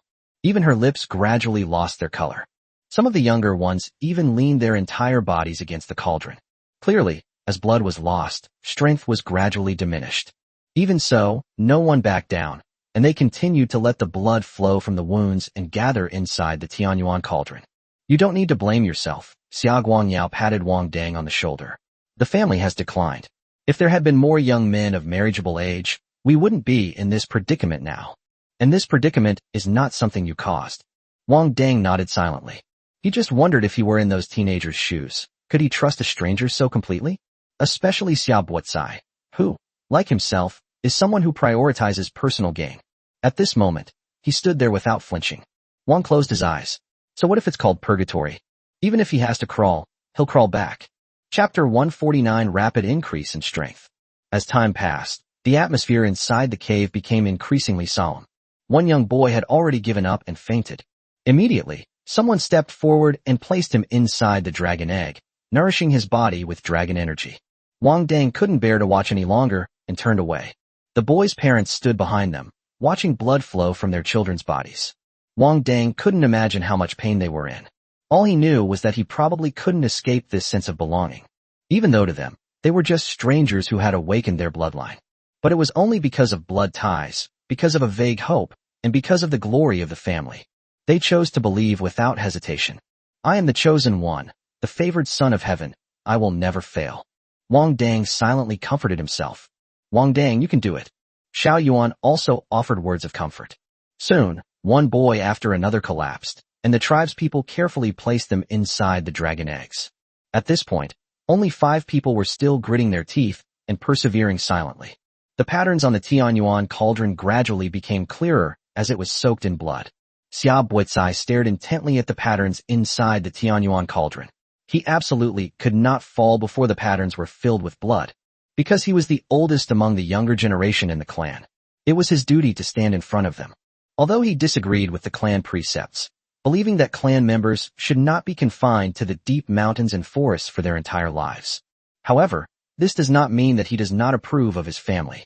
On the contrary, he felt very proud to be a member of the Dragonblood warrior family. Even if he couldn't become a warrior like his ancestors, he was still proud. As the patterns gradually became clearer, Xia Bucai's vision began to blur. Even so, he never doubted that Wang Dang might not be able to come back and save them. After all, he is Wang Dang, a star power master. Only when the last corner of the pattern was filled with blood did Xia Bucai close his eyes in relief. With her eyes swollen, Bokai's mother placed her son into the dragon egg and sealed the shell tightly. Ignite it, Xia Guangyao said with a sigh of relief. Take off all your clothes and soak them in the water. Xia Guangyao stepped forward and began to strip Wang Dang of his clothes. It will hurt a lot, but you have to bear it. If you can't even endure this little bit of pain, then you don't need to go to the true fire purgatory. Wang Dang laughed. The pain is unbearable, but I definitely have to go to the true fire purgatory. He's not a saint. How could he possibly endure the pain completely? I will definitely cry out when it hurts, but I will definitely not leave. After removing his clothes, Wang Dang immersed himself in the Tianyuan cauldron, where the true fire seed had just been ignited. But the blood inside the cauldron was still warm. We need to increase the firepower now, just bear with it. After saying that, Xia Guangyao began to add a large amount of ambergris wood into the fire. As soon as the temperature rose, Wang Dang immediately felt as if tens of thousands of needles, finer than a hair, were pricking him all over his body. It hurts, itches, and feels numb. So he started to become restless and uneasy. Bear with it, this is just the beginning. As the temperature continued to rise, Wang Dang felt as if his skin and flesh were beginning to tear apart. A sharp, tearing pain shot through the skin and flesh, penetrating to the bone marrow. Hiss! Wang Dang kept drawing in cool air inside the cauldron. Xia Guangyao, seeing that the time was almost right, breathed a sigh of relief and said, "Seal the cauldron." Then, Two strong middle-aged men carried over a cauldron and sealed Wang Dang inside it. In an instant, Wang Dang's vision was plunged into darkness, and the cauldron was filled with hot steam. Even with each breath he took, he inhaled steam that smelled of blood. If Wang Dang hadn't witnessed Xia Buotsai and the others fall down with his own eyes, he would definitely have had doubts by now. This group of people wanted to boil him, the Dragonblood warrior, and eat him, just like they would eat Tang Sanzang. Wang Dang, do you know why children absolutely must not procrastinate? Why? Because it will turn into slippers. Thank you. I feel the temperature has dropped a bit. Xiao Yuan could sense Wang Dang's pain, so it was also in great pain. But it always felt it should do something to distract Wang Dang. Besides, brother, I'm calling you brother. So please stop telling lame jokes. Wang Dang closed his eyes weakly. This will help me train my mental strength. Having said that, he focused all his attention on his mind and actually began to cultivate. At this moment, Xiao Yuan truly felt that if Wang Dang didn't succeed, who could? Even in this state, they're still thinking about improving their mental strength. In fact, Wang Dang didn't want to get involved like this, but the pain was too intense, and it would be a waste not to take advantage of it. He felt that the pain he was experiencing now was completely comparable to that of a training simulator. If he hadn't been working so hard on the simulator for so long, he would have already broken through the barrier by now. The pain he's experiencing now has already reached his threshold. What will the true fire purgatory be like? I should stick to star energy mastery from now on. This Dragonblood warrior is practically only a masochist can handle. Wang Dang now held his breath and tried his best to control his mental energy and guard his mind. He was completely unaware that the blood inside the cauldron was expanding his meridians and filling his body. His physical strength was increasing at an astonishing rate. Tier 4 Beginner Mech Warrior, Tier 5 Beginner Mech Warrior. They climbed upwards layer by layer without any hindrance until the 9th level, at which point the speed gradually decreased. It wasn't that Wang Dang's talent had reached its limit, but rather that he had encountered the shackles of his physical body. Only after breaking free of these shackles can one continue to climb. At this moment, the blood in Wang Dang's entire body was boiling and raging within him. They hope their owners will quickly break free of their shackles so they can follow them and continue climbing to the next peak. Outside the cauldron, Xia Guangyao and his clansmen silently guarded the Tianyuan cauldron. Their expressions were either solemn or confused, but there was no fear. The Dragonblood warriors are descendants of dragons, and they are born with the arrogance of the dragon race. Although the family has not produced a Dragonblood warrior since the defeat, this has not erased the arrogance inherent in their bones. Without Dragonblood warriors, they would rather live in seclusion and never go out again than admit that their family's mech warriors are inferior. Now that the Dragonblood warriors have appeared, everyone believes that we should seize this plan and revitalize the family. Therefore, even though the parents of those teenagers were heartbroken to see their children sacrifice their own flesh and blood, they did not try to stop them in the slightest. The dragons did not abandon them, so they will not give up any hope. The Dragonblood warrior family has once again gained the strength to stand out from the crowd. Chapter 150 To be a well-fed dead. When the last drop of blood inside the Heavenly Origin Cauldron merged into Wang Dang's body, the entire Heavenly Origin Cauldron began to tremble violently. Wang Dang opened his eyes while sitting inside the cauldron, feeling an extremely domineering power coursing through his body. At the same time, the lid of the violently trembling Tianyuan cauldron was forcefully ripped off and slammed directly onto the top of the cave. The burly men gathered around immediately leaped up and worked together to support the roof, slowly lowering it down. That was close. The lid almost hit the dragon egg that was placed to the side. If the dragon eggshell breaks, then they should all sing a song about chicken flying and egg breaking later. Xia Guangyao stepped forward and looked at Wang Dang inside the cauldron. At this moment, Wang Dang sat cross-legged inside the cauldron, like a crystal-clear jade statue, his skin radiating a jade-like luster. The faint scars that were left on his body have now completely disappeared. If you look closely, you can see that every muscle under his skin contains an extremely terrifying explosive power. Wang Dang exhaled a breath of stale air and emerged from the cauldron wearing only his underwear. You can even do bone-shrinking kung fu. Wang Dang stood shirtless in front of Xia Guangyao, gesturing with his hand to his head, looking on in astonishment. Xia Guangyao's face darkened. Is it possible that you've grown taller? Wang Dang's official height was previously listed as 1.8 meters, but his actual height is only 1.78 meters.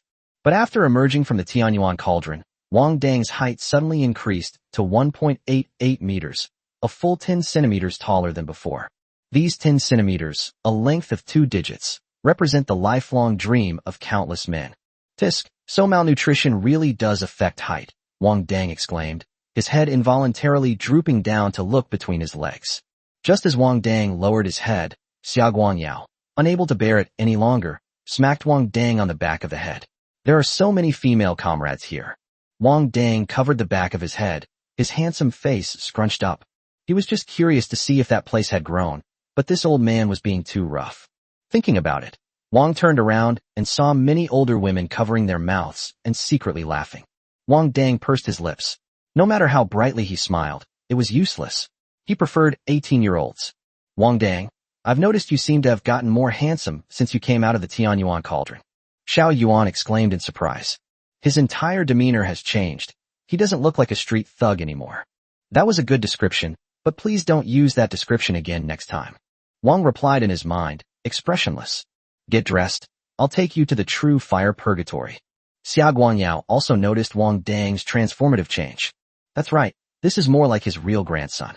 That previous boyish, unruly look just didn't feel right. After Wang Dang finished dressing, the onlookers clearly showed expressions of disappointment. Come on, let me see what's going on. Wang Dang couldn't wait any longer. He had lived for so long and had never been to purgatory. The true fire purgatory is a testing ground left by the dragon race. Only by being tempered by the true fire in the true fire purgatory can the dragon blood in one's body be fully activated. But if one cannot withstand the tempering of true fire, one will die in purgatory.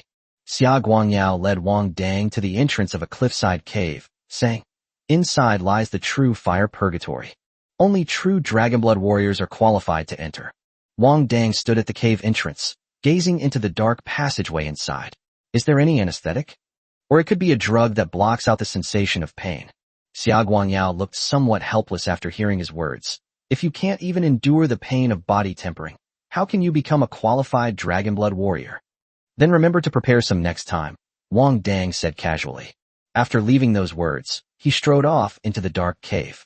All that was left for Xia Guangyao was a dashing and decisive silhouette.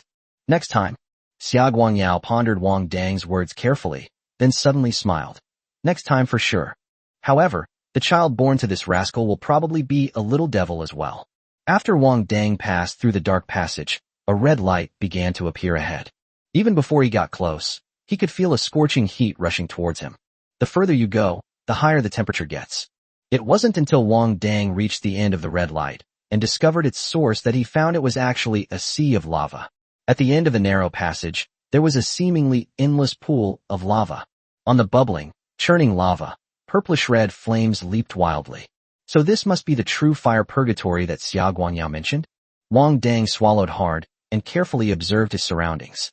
Apart from this sea of lava, there was nothing else. Is he going to make me take a bath in lava? Wang Dang thought, combining Xia Guangyao's words about being in great pain, and felt that the situation seemed to be in bad shape.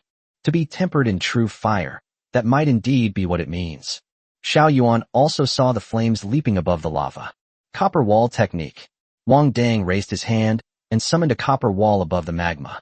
However, the moment the copper wall appeared, it was completely consumed by the flames, without even a melting process. And just like that, it was burned to ashes and disappeared in a bizarre way. Wang Dang couldn't help but shudder. It doesn't make sense, does it? It does not meet the requirements. Oh well, whatever, the end of science is theology anyway. Wang Dang stood above the lava pool and pinched his nose. Be ready to jump at any moment. Wait, can you block out my pain? Wang Dang lowered his hand from his nose and asked Xiao Yuan in his mind. Just looking at this sea of lava made his soul ache. This feature is not available. Xiao Yuan's voice also sounded very frightened. It shares consciousness with Wang Dang, so if it were to jump, it wouldn't be able to be sure if its own consciousness would still exist. Wang Dang, I don't know if we'll still be alive after this jump. Why don't you let me absorb that gold bar? I want to be a well-fed ghost who dies a full stomach. You're right. Wang Dang then sat cross-legged on the rocky platform, facing the sea of lava below.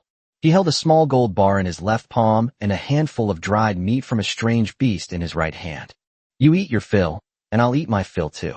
Wang Dang chewed on the jerky of the strange beast. After the two children had eaten and drunk their fill, Wang Dang removed the quantum computer from his wrist the mecha necklace from his neck, and the space ring from his finger. After thinking for a moment, he took off all his clothes except for his underwear and neatly placed them on the side of the diving platform. These things are his family's wealth. They can't be burned to ashes. Even if you manage to get out alive, it won't be worth it. After doing all this, Wang Dang pinched his nose, closed his eyes, and jumped down, drawing a beautiful parabola in the air. Chapter 151. You're a real tiger, kid. Holy crap. The dragon's eyes widened instantly beneath the magma, startled awake by the sight. Just as Wang Dang felt he was about to be scalded, his body was suddenly enveloped by a tremendous force and lifted into the air. You're a real tiger, kid. A tremendous sound resounded throughout the entire sea of lava, swirling and echoing above. When Wang Dang opened his eyes, he found himself being grabbed by a huge red claw. Upon closer inspection, he discovered that he had been captured by a dragon that had taken flight. Is this a vision before death? Is it the spirit of our ancestors appearing? Wang Dang was somewhat confused. Did he see a real dragon? Go to hell with your ancestors' spirits. They're scared to death by you. Red Dragon gasped for breath. The dragon's whiskers beside its mouth twitched rhythmically, as if it were quite angry. He has been sleeping in this true dragon purgatory for thousands of years, but has not yet seen any descendants of the Dragon Blood clan. When the descendants of the Dragon Blood clan had not appeared here for 1,000 years, he thought that the Dragon Blood clan must have been wiped out. Just now, he suddenly smelled the scent of gold and struggled to open his eyes, which had been closed for thousands of years. Who knew that the moment he opened his eyes, he would see a kid recklessly jumping into the sea of lava where he was sleeping. In an instant, he could already picture his dragon brothers beating him up. Damn it. A Dragon Blood warrior only appears once every few thousand years, and you're telling him to jump into lava and commit suicide? Startled, he quickly rose from the dormant sea of lava and pulled the boy out before he was burned to ashes. If you want to die, don't come here to die in front of me. Long Jinlong opened his mouth and began to curse. I'm an old dragon. I have 1 foot in the grave, and you still want to scare me. As he spoke, he flew to the shore and forcefully slammed the king's dagger into the rocky ground. Wang Dang smashed a shallow crater into the hard rock and stood up, feeling dizzy and disoriented. What do you mean you want to die? I'm here to be tempered by true fire. What the hell is this true fire tempering? Long Zhun circled in the air, laboriously turned around, and pointed with his dragon claw at a fire pit opposite him. Didn't your father tell you that true fire tempering is done in that fire pit? Who the hell told you to jump into the lava? You just have dragon blood. You're not a real dragon. Long Zhun was furious. Being left to guard the true fire purgatory was bad enough, but then this kind of crap happened. Huh. Wang Dang followed the dragon's claw to the fire pit on the opposite bank, where bluish-purple flames were rising. The clan leader didn't tell me. The dragon instantly appeared in front of the petite Wang Dang, its dragon eyes, larger than Wang Dang's head, staring directly at him. You didn't say? Can't you ask, kid? The blood flowing in your veins is that of the dragon, not the tiger.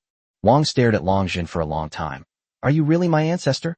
The 2 enormous dragon eyes blinked once, then rolled upwards. Of course, I am a noble dragon. The next second, Wang Dang knelt on the ground, clutching a thick dragon whisker, crying out, Ancestors, someone outside is bullying me. My child's life is so miserable. Penniless and powerless, he grew up scavenging for garbage. And that empire still oppresses me, forcing me to sign a contract of servitude to work for them for the rest of my life. Wang Dang finally found someone to back him up and began to wail and complain to the dragon ancestor in front of him about his tragic experiences. Listening to Wang Dang's lament, Long Zhun scratched the dragon's head with his tail. Has the Dragon Blood warrior family really fallen into such a wretched state? What about the other dragons? Isn't anyone helping you? Wang Dang stopped crying and looked somewhat stunned. You don't know what's happening outside? Upon hearing this, Long Zhun's eyes showed a hint of melancholy. He turned away from the dragon head and flew in a circle in the air. Ever since the Dragon Clan signed a contract with your family, I became a tool dragon, spending my entire life guarding this true fire inferno, protecting the birth of new Dragon Blood warriors for the Dragon Blood family. Once I leave, the true fire purgatory will disappear, and the Dragon Blood clan will be unable to activate the true dragon bloodline. I've been here for tens of thousands of years now. My dragon life is almost over. When Longjin spoke, his long dragon body swayed in the air, just like the majestic dragon in mythology. But the things she said sounded so pitiful. I don't know where the dragons went either, Wang Dang said, sitting cross-legged on the ground and recounting in detail what he knew about the history of the dragons and the dragon bloodline families. Long Zhun coiled up his dragon body beside Wang Dang, his dragon head standing upright as he listened intently. It seems I am the most miserable dragon in the dragon race, and you are the most miserable dragon blood warrior in the dragon blood family. After listening to Wang Dang's story, Long Zhun gave a very serious comment. Both the man and the dragon felt extremely heartbroken. You're the only dragon blood warrior left in the dragon blood warrior family, and I might be the only dragon left in the dragon clan, Long Zhun said with a forlorn expression. No, even if the dragon race perished in that great war, the dragon bloodline must be passed down. Long Zhun flew back into the sky, his huge dragon eyes filled with determination. Looking at Long Zhun, who was exuding an aura of power, Wang Dang subconsciously crossed his arms over his chest. Grandpa Long, you are a male dragon, but I am a real man too. Long Zhun froze in midair. Has anyone ever told you that you're not proper? Great minds think alike. Xiao Yuan deeply agrees. Wang Dongfa's tense scalp finally relaxed. It was good that it wasn't a kind of inheritance. Boy, I will give you my true fire dragon bone. You will no longer need to undergo the tempering of true fire. From now on, you will be able to control true fire. Long Zhun said in a heavy tone. I have lived for tens of thousands of years, and my lifespan has come to an end. Perhaps by the time the next dragon blood warrior arrives here, I will have already perished, and the true fire purgatory will no longer exist. At that time, you will need to use true fire to help the next dragon blood warrior temper his bloodline. How long the dragon blood warrior family can continue to exist will depend on you. After saying this, Long Zhun stood up, and one of his dragon claws automatically detached, cutting a gash on his back. A dazzling red light immediately burst forth from the wound, so bright that Wang Dang could not open his eyes. Amidst the crimson light, a section of dragon bone, shimmering with iridescent light and enveloped in flames, rose into the air and flew straight toward Wang Dang. The true fire dragon bone plunged straight into Wang Dang's body, and the dazzling red light gradually disappeared within his body. Wang Dang felt a scorching power coursing through his body, eventually reaching his neck. He opened his mouth and immediately spewed out a burst of real fire, the intense heat scorching and distorting the surrounding air. Now you can enter the magma, which will help the dragon bones integrate with your body. Long Zhun's voice became somewhat weak. Clearly, losing his dragon bones caused his life force to dissipate even faster. Chapter 152 Old Dragon and the Light Brain. Wang Dang felt as if his body was on fire, the intense heat making him restless. Flames kept spewing from his mouth until he was burned beyond repair, and he hurriedly jumped into the lava while clutching his buttocks. The moment Wang Dang entered the magma, he immediately felt the burning sensation disappear. At this moment, the magma enveloping his body was like cool, gentle water, extinguishing the scorching fire within him. Long Zhun sighed deeply after watching Wang Dang sink into the sea of lava. He's already a very old dragon, and hopefully this unreliable kid, by taking his dragon bones, can continue to carry forward the dragon bloodline. No wonder he said that those arrogant brothers hadn't come to the true fire purgatory to mock him for so long. It turns out that such earth-shattering changes have occurred outside. The thought that all the gold of those arrogant brothers had been robbed made him want to laugh. Unexpectedly, Long Zhun went from being the most unsuccessful dragon in the dragon race to becoming the dragon with the richest fortune. It's just a pity that he couldn't take these treasures with him when he perished. Just then, a slight vibration caught Long Zhun's attention, and he turned his head to look. There was a strange little box on that kid's clothes that was glowing. So Long Zhun transformed into human form and began to rummage through the property that Wang Dang had left on the shore. He picked up the Wang Dang computer and fiddled with it for a while, and a virtual screen immediately appeared in front of him.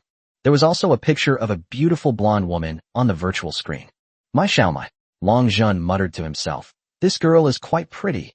After saying that, he started clicking randomly on the virtual screen and brought up My Xiaomai's personal homepage. Instantly, a large wave of beautiful pictures rushed towards Long Zhun. Wow, that girl next to me has a great figure, much better than Long Mei. Long Zhun was really enjoying the look.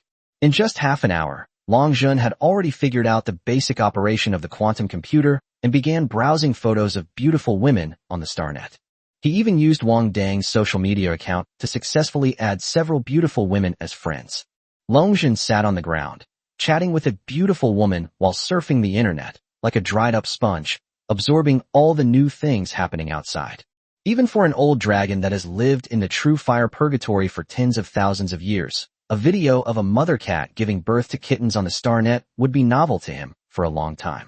At this moment, Wang Dang was asleep in a sea of magma formed by the gathering of true fire. The true fire dragon bones were constantly changing within his body, replacing the human bones inside him. But it is only when the true fire dragon bone successfully replaces every bone in his body that it signifies the fusion of the true fire dragon bone with his body. Therefore, it will take at least 2 or 3 more days of interruption and reconstruction before Wang Dang can successfully awaken. He had no idea that Long Zhen had evolved to the point where he was using his personal terminal to tip female streamers.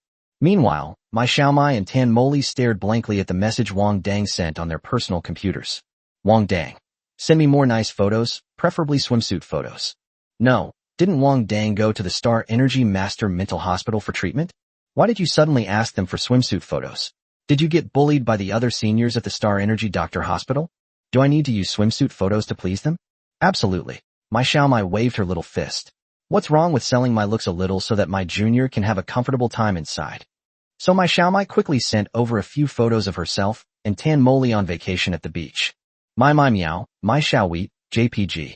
Mai Miao, Mai Xiaowei, JPG. Mai Miao, Mai Xiaowei, JPG. Mai Miao, Mai Xiaowei, FLV. Mai Miao, Mai Xiaowei, is that enough? Mai Miao, Mai Xiaomai, stop bullying the junior. He's a good person. After reviewing each message one by one, Long Zhen converted them into text messages using voice. Wang Dang, give me more, and I won't bully him anymore, or I'll kill him. Next came another barrage of images and videos from Mai Xiaomai. He successfully gave Long Zhen a very satisfying viewing experience. In addition, Tan Moli also sent a swimsuit photo, but one of them was worth 10 of Mai Xiaomai's. Isn't the outside world too wonderful? Long Zhen skillfully operated 3 windows at the same time. In one of the windows, a scantily clad female anchor was dancing energetically in front of the screen while continuously expressing her gratitude. Thank you so much, Brother Longzhen, for the big rocket. Wow. Thank you, Brother Longzhen, for the 30 super rockets.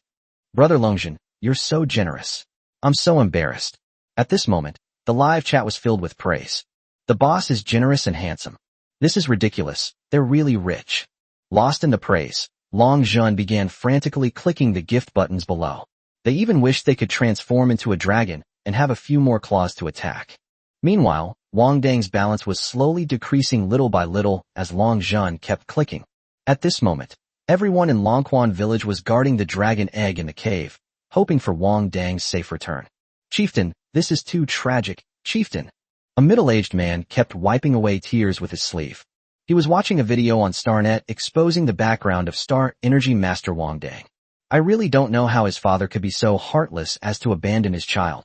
In front of the clan chief, they dared not curse the clan chief's daughter, but could only curse Wang Dang's father in a completely unrecognizable way.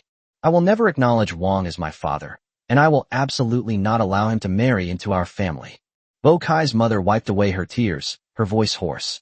At this moment, Xia Guangyao was also watching a video of young Wang Dang dragging a snakeskin bag around scavenging for scraps, and his eyes were already half red.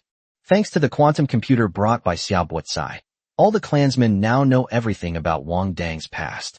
At the same time, I also gain more confidence. A child who can rise from such an environment will certainly not perish in the true fire of hell. While the others gained confidence, Xia Guangyao remained deeply worried.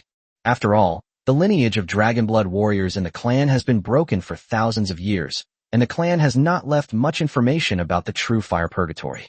All they knew was that only after going through the true fire purgatory could they become true Dragonblood warriors. But how exactly it happened remains a mystery. Not a single word has been left behind. Xia Guangyao knew this was abnormal, of course, but after thousands of years, how could he, as the clan leader, still know about the true fire purgatory and the Dragon Blood Warrior's method of repairing his body? We should thank our ancestors for keeping these complete records and passing them down. What truly lies within the true fire purgatory is known only to the original Dragon Blood Warriors. I got a flare-up of tenosynovitis from playing games. I'm going to the hospital this morning to get checked out. If it's serious, tomorrow's update might be delayed. Are there any lovely ladies with sweet voices, 30-60 bust, gentle humor, and a KDA of 3.0 or higher who can carry me through Delta Force? I'm a pro. Chapter 153, I'll return the dragon bone to you, and you return my savings to me. 2 days passed in the blink of an eye, at least for Wang Dang, who was fast asleep, and Long Zhun, who was having a great time playing with his quantum computer. Wang Dang opened his eyes in the true fire magma. What used to burn him to ashes was now as familiar as water. He emerged from the lava, and was surprised to find a man with long red hair and wearing a long robe sitting on the shore tinkering with a quantum computer.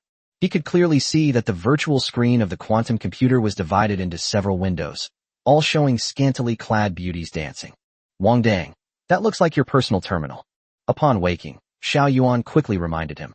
That person seems to be using your personal terminal to send gifts to the female streamer. You brat, how dare you? Wang Dang's hair stood on end, and disregarding his naked state, he began to swim in the lava. Judging from their posture, they were going to fight that red-haired kid to the death. You're awake. The aged voice instantly brought Wang Dang back to his senses. Your Grandpa Long? Wang Dang stared in shock at the red-haired man before him. How come you're so young? What happened to the promise that it was already an old, frail dragon? Long Zhun arrogantly tossed his long red hair. If you want a video chat with a beautiful woman, you definitely have to transform to look younger. Wang Dang, submerged in lava, struggled for a long time before finally managing to utter. That's my personal terminal. Long Zhun hid the personal terminal in front of him. Consider this a gift from you to me. Ah, what? I've already given you the dragon bone. Long Zhun rolled his eyes. Oh, and I also need those currencies from the quantum computer, preferably some more. Wang Dang weakly patted the surface of the lava, tears welling in his eyes. My entire fortune. In exchange, after I perish, all the treasures I've hidden underground in purgatory will be yours. Long Zhun waved his hand generously. Upon hearing this, Wang Dang immediately perked up. Then when will you perish? I'll notify you via my personal terminal when the time comes. Long Zhun's gaze returned to the virtual screen. All right, if there's nothing else, you can go now. Don't disturb this old man's view of the beautiful woman. After saying that, Long Zhun suddenly seemed to remember something. Oh right, what kind of citizenship certificate do you need to apply for an account? Once you get out, register a new account for me. I don't need your account. I only have 2 pretty girls. Also, if you run out of currency, be careful, or I might just fly out and pluck your dragon bones. Yes, Wang replied weakly. He silently climbed out of the lava and quietly put his clothes back on. He was hunched over the whole time, as if a huge mountain was pressing down on his back. All right, from today onwards, he will not only have to earn money to cultivate, but also to give this old man money to squander. Let's just consider it a keel rental fee. Wang Dang kept reassuring himself. Although we don't know when this old dragon will perish, the treasure hidden by a dragon must be very valuable, right? Thinking of this, Wang Dang instantly felt motivated. After getting dressed, Wang Dang took out his bank card, tapped it, and the balance immediately appeared in the air. 2,500,000. A bolt from the blue struck Wang Dang, knocking him to the ground where he couldn't get up for a long time. Long Zhun seemed to notice the thunder, turned around and frowned. Why aren't you leaving yet? After struggling for a while, Wang Dang got up from the ground, took out the superstring gun from his spatial storage, and pointed the tip of the gun at his back. With a look of resignation, he declared, I'll return the dragon bones to you, but you have to give me back my savings. How can you be so reckless, kid? Long Zhun raised his hand and sucked the superstring spear into his grasp. Do you know how precious the true fire dragon bone is? With it, you will not only be immune to all fire, but your body will also be the best mech.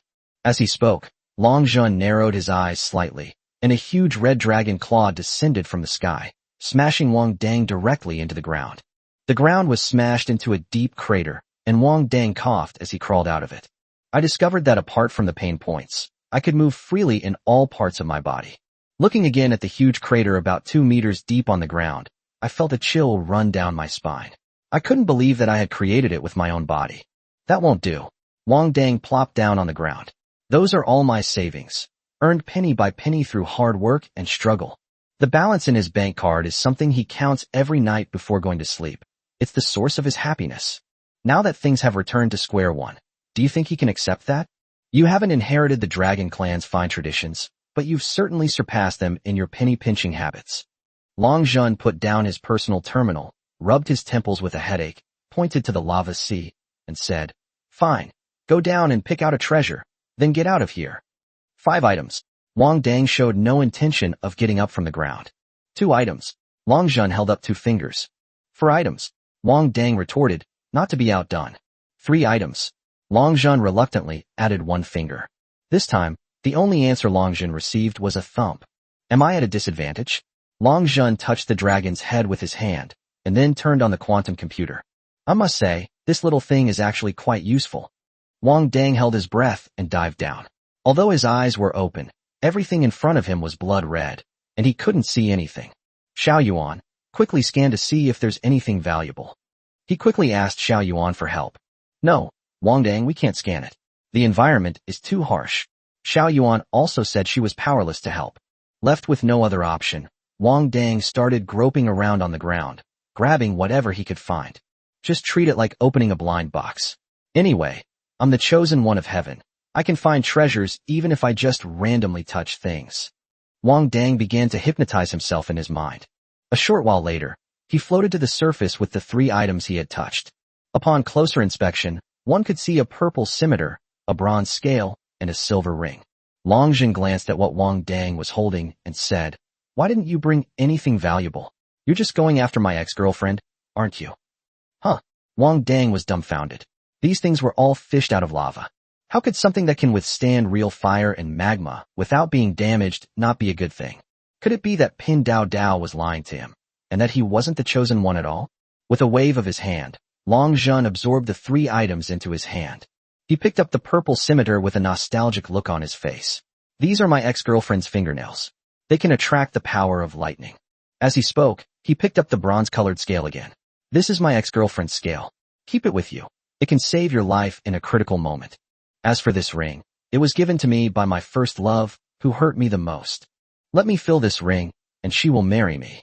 As he spoke, Long Zhun's face darkened, and he angrily threw the ring on the ground, stomping on it a few times. This damn thing can't even hold a drop. Chapter 154. Step aside. I'm about to start showing off. With Long Zhun's help, Wang Dang recognized the 3 magical treasures as his own and left satisfied. They stopped arguing and demanding that Long Zhun pay them back. Money can be earned again, but a life-saving charm and unlimited private space are not things you can have just by wanting them. Moreover, with this infinitely large spatial ring, it will be much more convenient for him to rob and plunder in the future. Don't worry about not having enough space for large items. When we raided Zhao's home before, many large pieces of furniture had to be discarded because the space was too small. Wang Dang hummed a little tune as he left the True Fire Purgatory, following his memory to the cave where his clansmen lived. Inside the cave, Xia Guangyao and the others waited anxiously. If Wang Dang didn't return, the descendants of the Dragonblood clan would be wiped out. They no longer had any reason to live. Hero, you are mighty and strong. Before Wang Dang arrived, his singing preceded him. The unpleasant singing, however, brought a sigh of relief to everyone inside the cave. No wipeout. No wipeout. They even came back a day early. Wang Dang entered the cave with a carefree smile on his face, and immediately met a pair of extremely excited eyes. So he laughed and said, "Oh, in a meeting? Stop joking, saving lives is the priority." Xia Guangyao's emotions choked up, and he said in a low voice, "They got something good, and they don't even let people be happy about it." Wang Dang muttered to himself as he picked up a clean dagger from the ground. Xia Guangyao handed over a small cup, saying, "1 drop per person is enough." Wang Dang nodded and aimed the dagger directly at his heart, but Xia Guangyao swiftly stopped him. "Be gentle." Xia Guangyao's forehead was covered in fine sweat. Unaware of the situation, they even believed this kid was going to open his heart to them. "I'll do it." Xia Guangyao's hand, which was holding the dagger, trembled slightly. "Then you can have it." Wang Dang readily handed over the dagger. Xia Guangyao held the dagger and lightly slashed at Wang Dang's chest, but there was no reaction. So he increased the pressure slightly and made another cut, but not a single white mark was left on the skin of his chest. "Hey, you have to do it this way." Wang Dang snatched the dagger from his hand with lightning speed and stabbed it into his chest. The knife tip finally penetrated a little, and blood began to drip. "I'll have to put in some effort." Wang Dang appeared impatient, but was secretly pleased. He's now a man with dragon bones, so it's difficult to hurt him with ordinary weapons without using some force. But that purple scimitar, which was supposedly a fingernail, could easily pierce his skin. But if he uses a purple scimitar, how does he fill the cup? Is this the physical strength of a Dragonblood warrior? Xia Guangyao was clearly shocked by this scene. So hard. Is this even human? No wonder he can fight against mechs with his bare hands. That's amazing. Wang Dangna looked pleased with the praise from his clansmen. After the heart's blood was drawn, the small wound on Wang Dang's chest healed rapidly until it was no longer visible. Xia Guangyao held a dagger and gestured to his people to open the dragon egg. Then he cut open Xia Buotsai's forehead and dripped Wang Dang's heart's blood into it. The moment the blood from his heart was dripped into Xia Buotsai's body, his body was immediately covered by a layer of red flames. What is this? Xia Guangyao exclaimed in shock. The clan's blood transfer ritual is documented in detail, but there has never been a case where the recipient was engulfed in flames. Now, Xia Guangyao dared not make any rash moves and stopped in place to carefully observe Xia Buotsai, lying inside the dragon egg. Chieftain, will Bo Kai be alright? Bo Kai's mother was already on the verge of tears. Clearly, she was well aware that the current situation was abnormal. It should be fine. That old dragon in the True Fire Purgatory gave me the True Fire Dragon Bone. It must be a special change brought about by the Dragon Bone, right? Wang Dang explained with a rather arrogant tone. It's just an extra dragon bone. Although that old dragon is a bit lecherous, he wouldn't harm them. Thinking of this, Wang Dang's expression turned grim. He turned to Xia Guangyao and said, "Why didn't you tell me that true fire tempering involves tempering in a fire pit? It's not about jumping into lava to your death." He was almost completely wiped out, okay? Xia Guangyao hadn't quite grasped the concept of the dragon bones yet, and subconsciously explained, "The true dragon-blooded warriors in our clan are all rather arrogant, and haven't left any records of this." After hearing this, Wang Dang rolled his eyes. If the record setter is incompetent, then he's incompetent. Why blame the dragon-blood warrior for being arrogant? The words may be rough, but the reasoning is sound. The other clansmen nodded in agreement. What are you talking about? Everyone was confused by Wang Dang's words. There's an old dragon in the True Fire Purgatory, and he even gave you the dragon bones. They didn't notice at all that Xia Buotsai inside the dragon egg had already stood up. "Bo Kai, how are you feeling?" Bo Kai's mother was the first to greet him. "I feel like I want to go for a 10-kilometer run right now." Xia Buotsai started moving his arms and legs on the spot. He felt extremely uncomfortable if he didn't use all his strength. Seeing Xia Buotsai's energetic and radiant appearance, Xia Guangyao had no more worries. "Hurry up and continue transmitting blood. Do you have any more quantum computers? Give me one." Wang Dang walked up to Xia Buotsai and held out his hand. "You really are something. You don't let anything slip by." Xia Buotsai complained as he took out a new type of optical computer from his spatial ring and handed it to Wang Dang. Wang Dang quickly turned on his personal computer and created an account for Long Zhun at lightning speed, then linked it to his bank card. A limit of 100,000 star coins per day was set after 3 days. 3 days later, he had already returned to the capital. By then, even if the old dragon wanted to extract his dragon bones, it would be too late. Wang Dang used the new account plus his old account, and his application was approved instantly. After completing the account handover, Wang Dang stared at his account and fell into deep thought. How did Old Dragon manage to gather so many miscellaneous people in just 2 days? Looking at his messy account, Wang Dang sighed, turned on Do Not Disturb mode, and then shut down his personal terminal. "Forget it, out of sight, out of mind. Lend me some star coins," Wang Dang whispered, sidling up behind Xia Buotsai. There's no way around it. He not only has to support himself, but also a lecherous old dragon. The pressure is immense. However, just thinking about inheriting Lao Lon's vast fortune after his death made Wang Dang very excited. After all, the 3 items he casually picked up were rare treasures to him. I can't even imagine how many treasures are hidden beneath that lava sea once it dries up.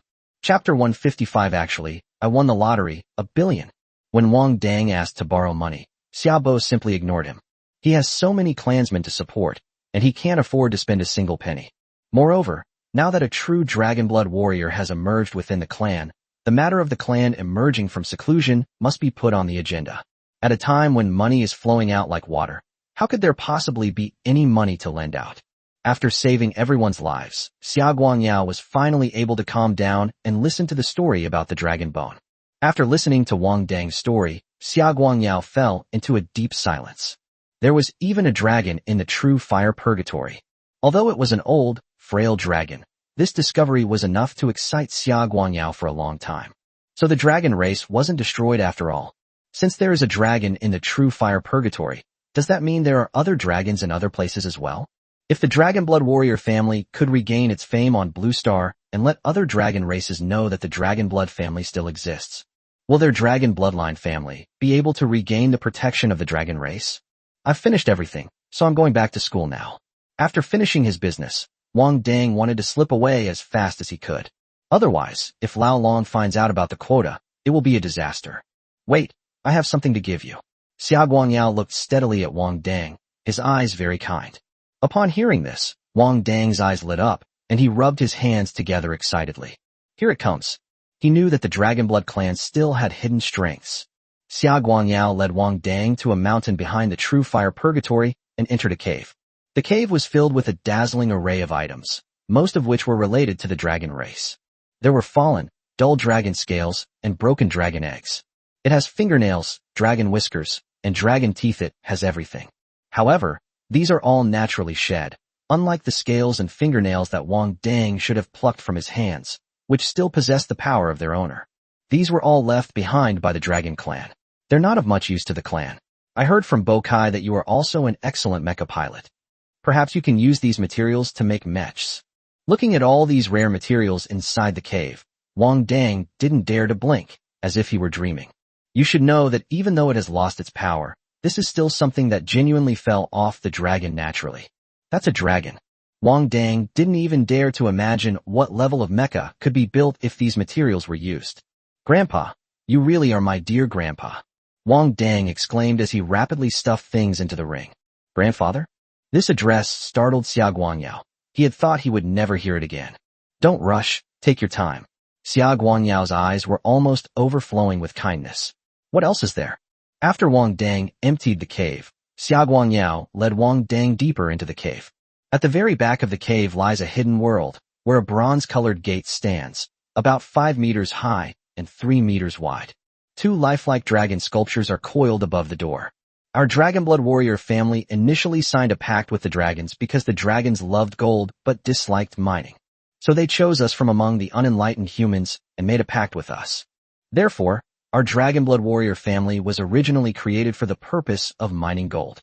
After those powerful astral masters from Anubis came to Earth, we had already mined most of Earth's gold mines. And this gold, jointly guarded by the dragons and the Dragon Blood warriors, is hidden behind the door. Wang Dang was dumbfounded after hearing Xia Guangyao's story. You mean, there's more than half of the total gold on Earth hidden behind this? Grandpa, you are definitely my own grandfather. I am so honored to have been born into a Dragon Blood family. Wang Dang was so moved that he burst into tears.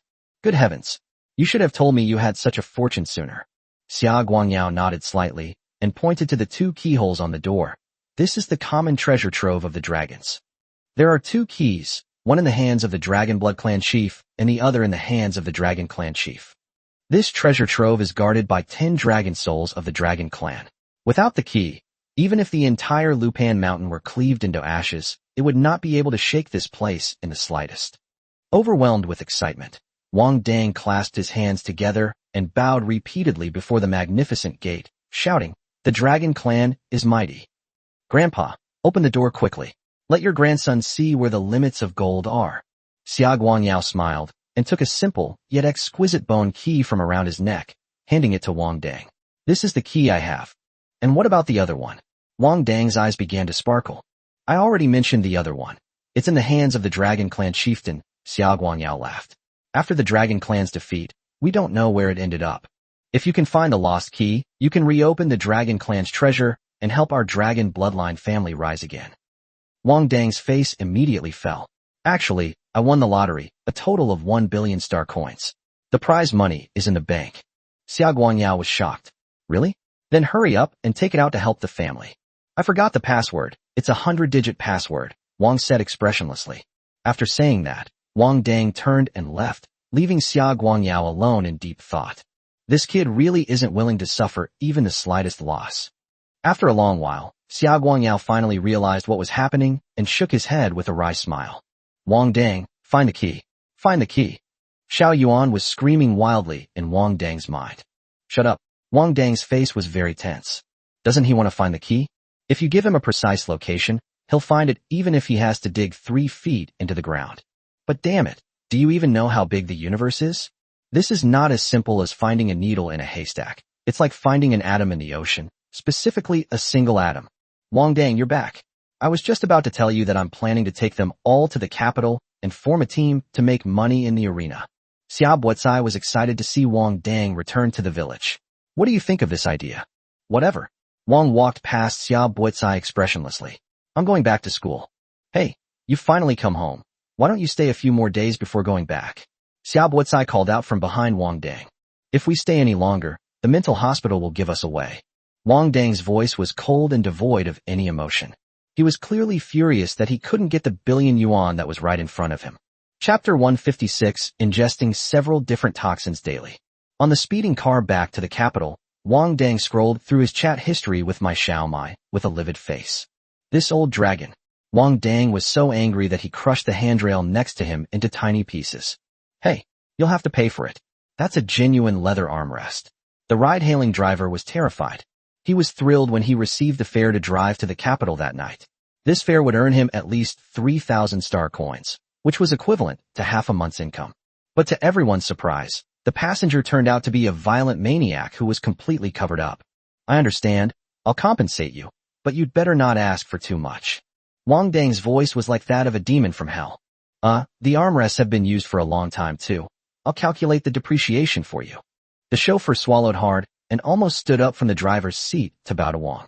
When Wang Dang returned to the capital this time, he splurged and took a private car back home. The reason he was willing to spend several thousand more star coins was simply because if he didn't spend them, Old Dragon would run out of them. Wang Dang thought for a moment, then opened his personal terminal and pulled up a list of Lao Long's spending records, which he then sent to Xia Buotai. This is your ancestors' expenses. Reimburse me immediately, or I'll suspend your card. Don't blame me when the ancestors come looking for you. After receiving Wang Dang's message, Xia Buotai immediately convened a small meeting with the entire family. The core message of this meeting was to quickly get the middle-aged men in the clan to accept the blood left behind by Wang Dang. Hurry up and form a team to go to the capital's arena to make money. We can't let our ancestors suffer. The women of the tribe were sent to the capital to test their mental strength and see if they could work with Xiaobo to make money from mechs. If not, hurry up and get blood transfusions to make money through illegal gambling. Wang Dang received Xia Buotai's promise that they would cover all of Lao Long's expenses, but they needed to give him some time to earn money. His mood then brightened, and he even hummed a little tune for the rest of the journey. We ordinary people are truly happy today. Hee hee. Not only did he get the old dragon's true fire dragon bone for free, but he also got 3 magic treasures. Xia Buotai also agreed to cover the star coins he had lost previously. He suddenly felt that there was hope for the future. The driver listened intently to Wang Dang's incessant, trembling voice, not daring to utter a single word. He knew the thing he was pulling wasn't an ordinary person. How could an ordinary person crush the handrail into pieces without making a sound? After returning to the capital, Wang Dang rested for a while before secretly sneaking into the Star Energy Master Mental Hospital in the middle of the night. Dr. Su's biorobot has been replacing him at the mental hospital these days, and he needs to replace the biorobot first. After 2 more days, Mo Jean will come to pick him up from the hospital. He followed the route the person had taken him on last time and found his way back to the building where his ward was located. His ward was on the 7th floor. Wang Dang crouched outside the building like a gecko, tiptoeing up the stairs. When Wang Dang climbed down to the bottom of his ward, he noticed that there seemed to be movement coming from there. He released some mental energy to disturb the senses of the people in the ward before quietly climbing up to the window and looking inside. Under the moonlight, a doctor in a white coat stood in front of the hospital bed, on which lay a biorobot that looked exactly like Wang Dang. The doctor in the white coat looked around, then took a syringe out of his pocket and carefully pushed the medicine into the 4-bottle. After doing all this, the doctor bowed to the moonlight and whispered, "This time it must work." After saying that, he turned and left. After the doctor had walked away, Wang Dang climbed through the window into the ward and glanced at the biorobot, whose breathing was steady. Xiao Yuan, connect to the biorobot and check what medications have been injected recently. He always felt that the doctor was a bit strange. Even in a mental hospital, there was no reason to give medication in the middle of the night, right? And this time, it absolutely has to work.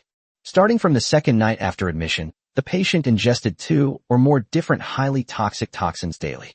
Each type is a toxin specifically targeting the traits of Star Energy Masters and Mech Warriors, with lethality ranging from 3 minutes to 3 hours. Wang Dang looked completely bewildered. Is this a mental hospital or a concentration camp? Are they using him for poison experiments? Wang Dang waited for the biorobot to finish the 4-drip, then put the biorobot into his spatial ring and laid down on the bed. He's already in a mental hospital. What kind of deity came here to take his life? Wang Dang couldn't figure out who wanted to harm him, since he had offended far too many people. So he started contacting Dr. Su to see if Dr. Su had any leads. Dr. Su was very pleased to learn that Wang Dang had successfully recovered. I received the data from the biorobot a long time ago. I left you a message, didn't you see it? Upon hearing this, Wang Dang quickly went to his personal computer to search and, sure enough, found Dr. Su's profile picture, which was buried among messages about beautiful women. I didn't notice, Wang replied, his face ashen. How much gold did you take from the Jiao family? Besides gold, did you take anything else special? Recently, anyone who has had a conflict with the Jiao family has died in an accident. Wang Dang recalled carefully. I took a delivery record. That makes sense. The Jiao family superior was worried that the gold matter would be exposed and suspected that the Free Army would not target the Jiao family for no reason, so they started to clear up the evidence. You had a history with the Jiao family, so it's not surprising that they took action against you. Dr. Su analyzed the situation calmly. Since they've discovered you can't be killed by poison, they might try other methods next. Do you need me to send someone to protect you? Let me make this clear in advance. If needed, my people will get a share. Dr. Su narrowed his eyes. He knew Wang Dang well. If it wasn't discussed beforehand, the people he sent out might not get a single thing. No need. They're all mine. Thank you, Wang Dang politely declined. Just kidding. His physical strength is now comparable to that of a mecha, so he's least afraid of assassination. He earns as much as they come. He's only afraid they won't come at all. After hanging up the phone, Wang Dang clasped his hands together and prayed devoutly to the heavens. Please send more star energy masters. They are relatively wealthy. Please let Wang Dang destroy the Jiao family superior. They must have a lot more gold in their house. Both humans and artificial intelligence share the same profound devotion. Chapter 157. First day in the hospital, a building collapsed. Wang Dang lay in his hospital bed, injected with a sleep suppressant, and didn't dare close his eyes all night. Although he is now a true dragon blood warrior and has dragon bones. But he wasn't sure if the poison wouldn't kill him. The person who dealt with Jiao Qing in that delivery record was named Luo Zhong. Dr. Su analyzed that it was very likely the Luo family in the capital, but the specific situation still needs further investigation. It's conceivable that a family that could afford to employ Jiao Qing, a deputy commander of a district, must be quite prominent in the capital. What's more, they've already extended their reach to the Star Energy Master Mental Hospital. As soon as it was light, Wang Dang sprang out of bed and eagerly went to the cafeteria according to the instructions broadcast over the hospital's public address system. This is a mental hospital for stellar energy masters, so the food provided in the cafeteria must not be ordinary. It must contain stellar energy. Even if it's poisonous, he'll still show off 3 buckets. Wang Dang followed a group of Star Energy Masters wearing blue hospital gowns into the cafeteria and took a seat. Soon, staff members began distributing food. Wang Dang had Xiao Yuan scan the food in front of him, and after confirming it was safe, he finished eating it in 3 seconds. Another bowl, please. Wang Dang raised his plate and called out loudly. It was gone in 3 seconds again. One more bowl, please. After this happened several times, the canteen staff simply brought over the large iron buckets used for storing meat and placed them in front of Wang Dang. The food here is so good. I feel like I could live here forever. Wang Dang's cheeks were bulging, but he still didn't forget to praise the staff. Compared to Wang Dang, who was full of energy and eating heartily, the others seemed somewhat dazed and confused. The sedatives they received last night were probably still in effect, as everyone looked listless. This place is different from the mental hospital Wang Dang imagined. All the patients look listless. In the corner, a doctor in a white coat watched Wang Dang, who was binge eating, with a pale face and clenched his fists. What kind of monster is this? After receiving so many toxins, his body actually became healthier, and he could eat this much in one meal. It seems he's destined not to earn this money. After having a hearty breakfast, Wang Dang went downstairs with his fellow patients to bask in the sun. Inside the mental hospital, there are clear rules about what to do at each time period. After absorbing the warm sunlight, the effects of the sedative had clearly worn off somewhat. The patients seemed more awake than when they were eating breakfast. How did you get in? Wang Dang moved the rocking chair next to a pale-faced young man and began to inquire. The young man paused, turned his dazed eyes, stared at Wang Dang for a long while. and then said, Alzheimer's, I understand. Wang Dang diagnosed his condition at a glance. No, it was me. Stop talking, I understand. Wang Dang began to regret striking up a conversation with the person. He must have had so much free time on his hands. This guy only said 3 words, and he'd been waiting so long his beard was practically growing out. Listen to me. A hint of ferocity suddenly flashed in the young man's eyes. Wang Dang froze instantly. He had already turned his head away, but he mechanically turned back around, his eyes lifeless. I'm listening. Oh no. It's a psychic-type astral energy master. Wang Dang, wake up.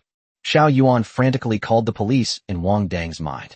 But Wang Dang acted as if he hadn't heard Xiao Yuan's words, still staring at the young man with a dazed look in his eyes. I am not sick. It is the world that is sick. The young man spoke very slowly. Help me destroy this world. Wang Dang nodded mechanically, then stood up from the rocking chair, clenched his fist, and headed towards the building behind him. Damn it, a star energy master has gone berserk. Requesting backup. The staff nearby immediately noticed Wang Dang's unusual behavior and rushed over while calling for help. Destruction. Wang Dang mechanically repeated the 2 words as he began punching the building's exterior wall again and again. Damn it. How did a mecha warrior sneak in? One by one, the staff members were sent flying by Wang Dang's punches. What happened to the idea that all-star power masters are delicate, soft, and easily pushed over? It's number 11. Number 11 has been released. A staff member spotted the pale young man in the crowd, and his expression immediately turned as if he had seen a ghost. Damn it, we said the situation on the 11th was special and we needed to use a nursing robot, but the higher-ups just won't approve the budget. At this moment, Wang Dang felt that his consciousness was trapped in a state of chaos, unable to perceive any external factors. He didn't know why he was suddenly trapped, but he was clearly not the kind of person who liked to sit idly by and wait for death. So he began to wander aimlessly through this chaos, until he sensed the obvious constraints binding him. Like a headless fly that has finally found its head, it begins to clearly identify its target and prepares to strike. Just as Wang Dang was punching the outer wall again and again, blood suddenly began to seep from his mouth and nose. Oh no, is Wang Dang forcibly breaking through mind control?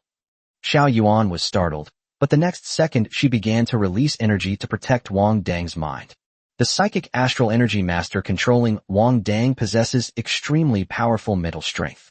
If Wang Dang were to forcibly break free from this control, he might suffer mental and physical shattering if he exerted himself improperly.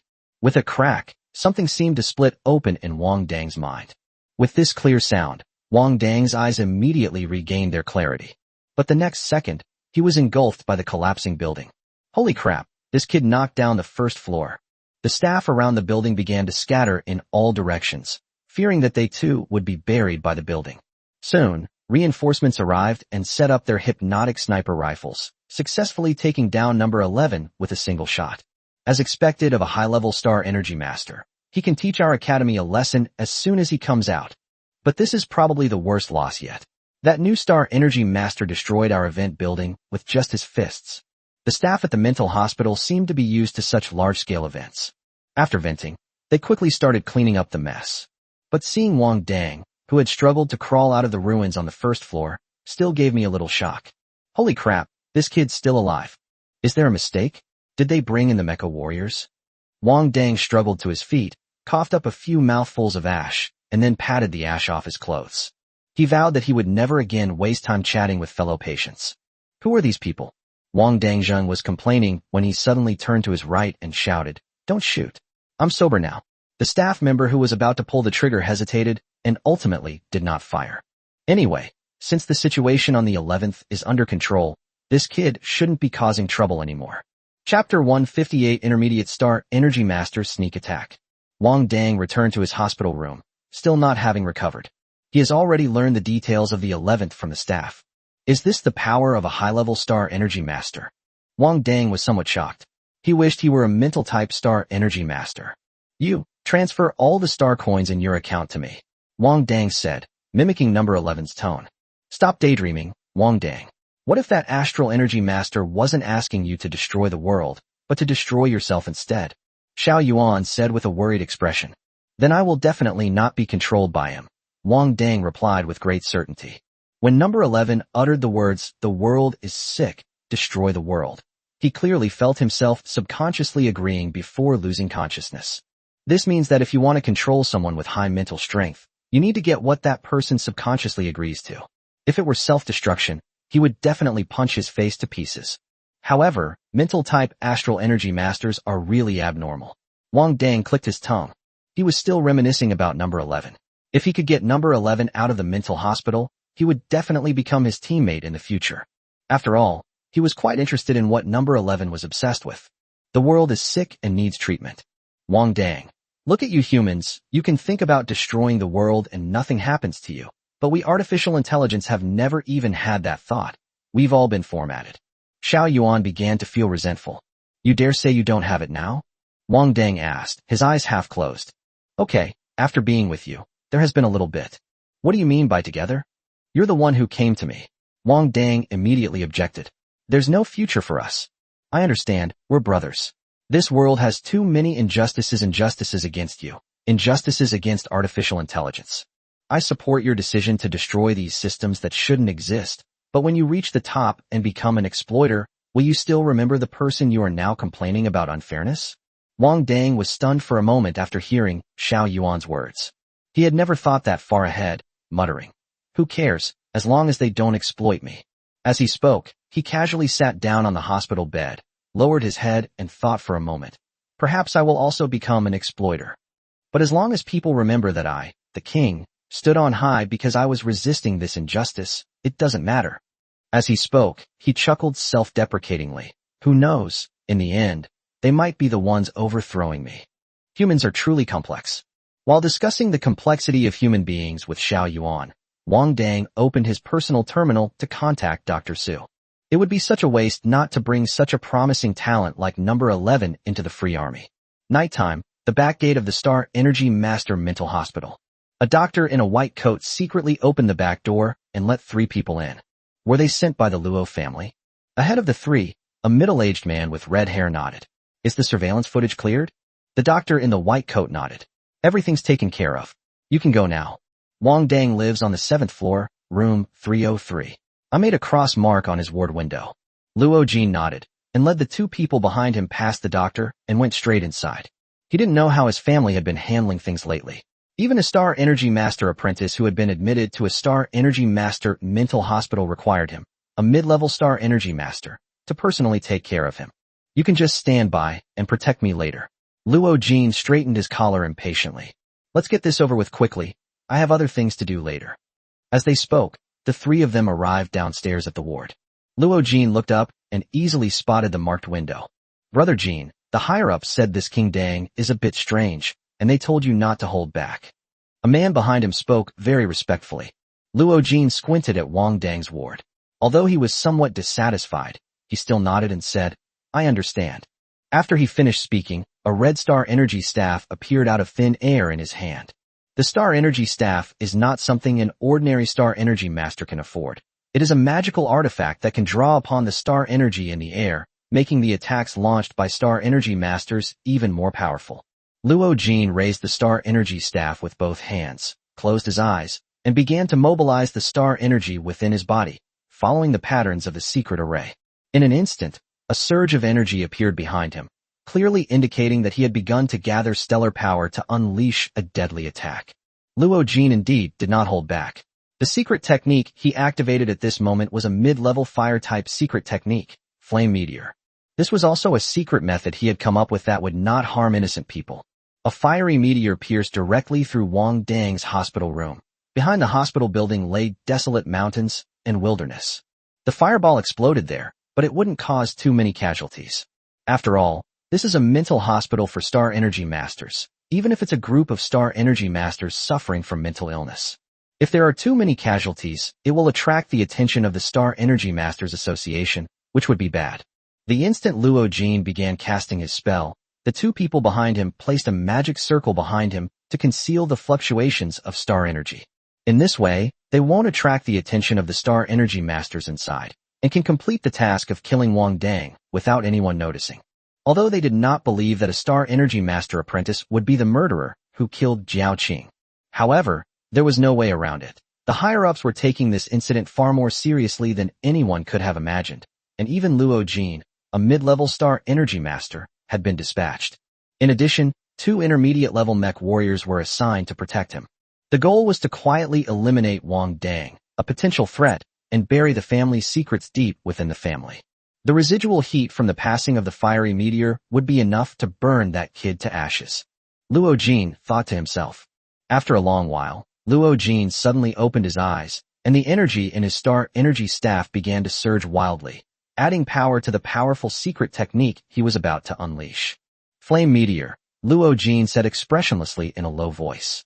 As soon as he finished speaking, a reddish-purple, rapidly spinning fireball appeared in front of Luo Jin and hurtled straight toward Wang Dang's hospital room.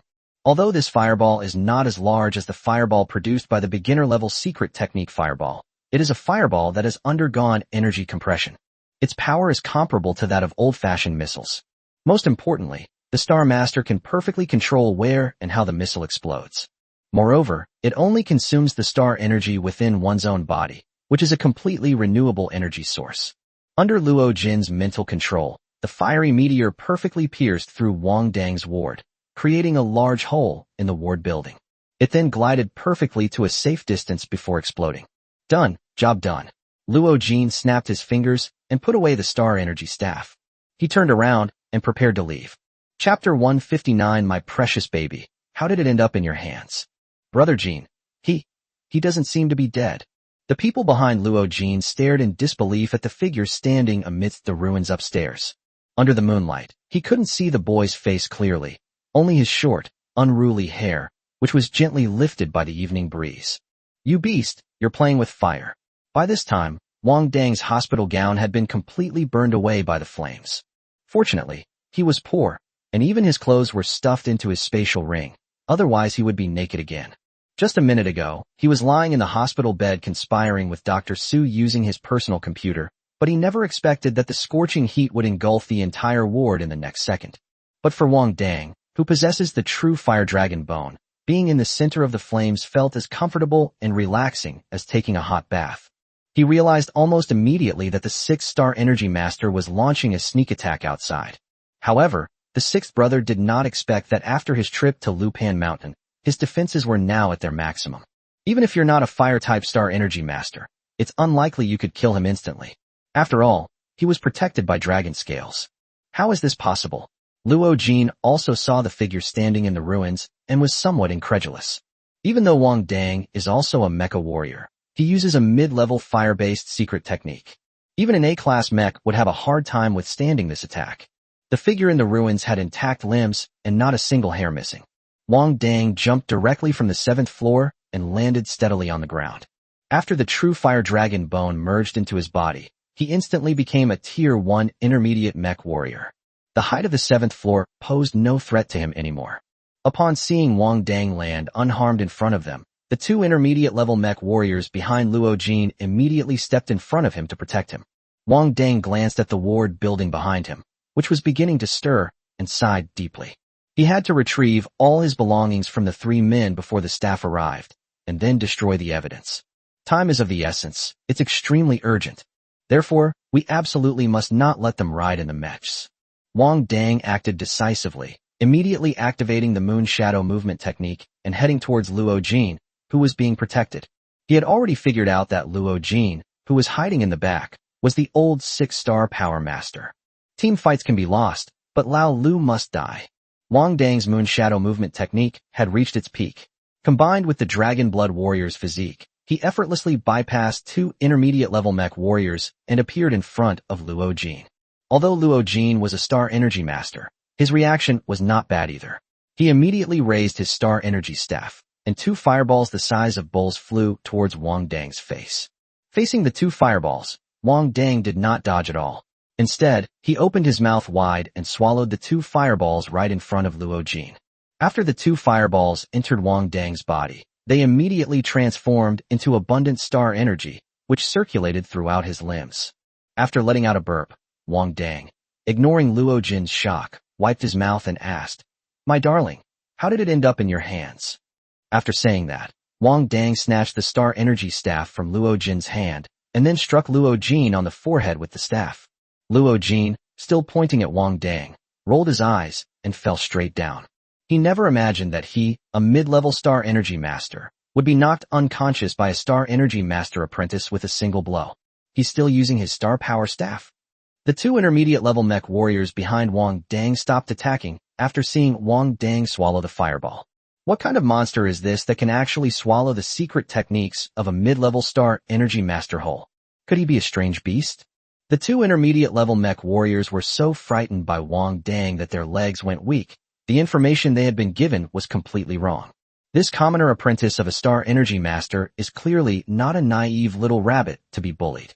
Instinctively, the two intermediate-level mech warriors turned and ran.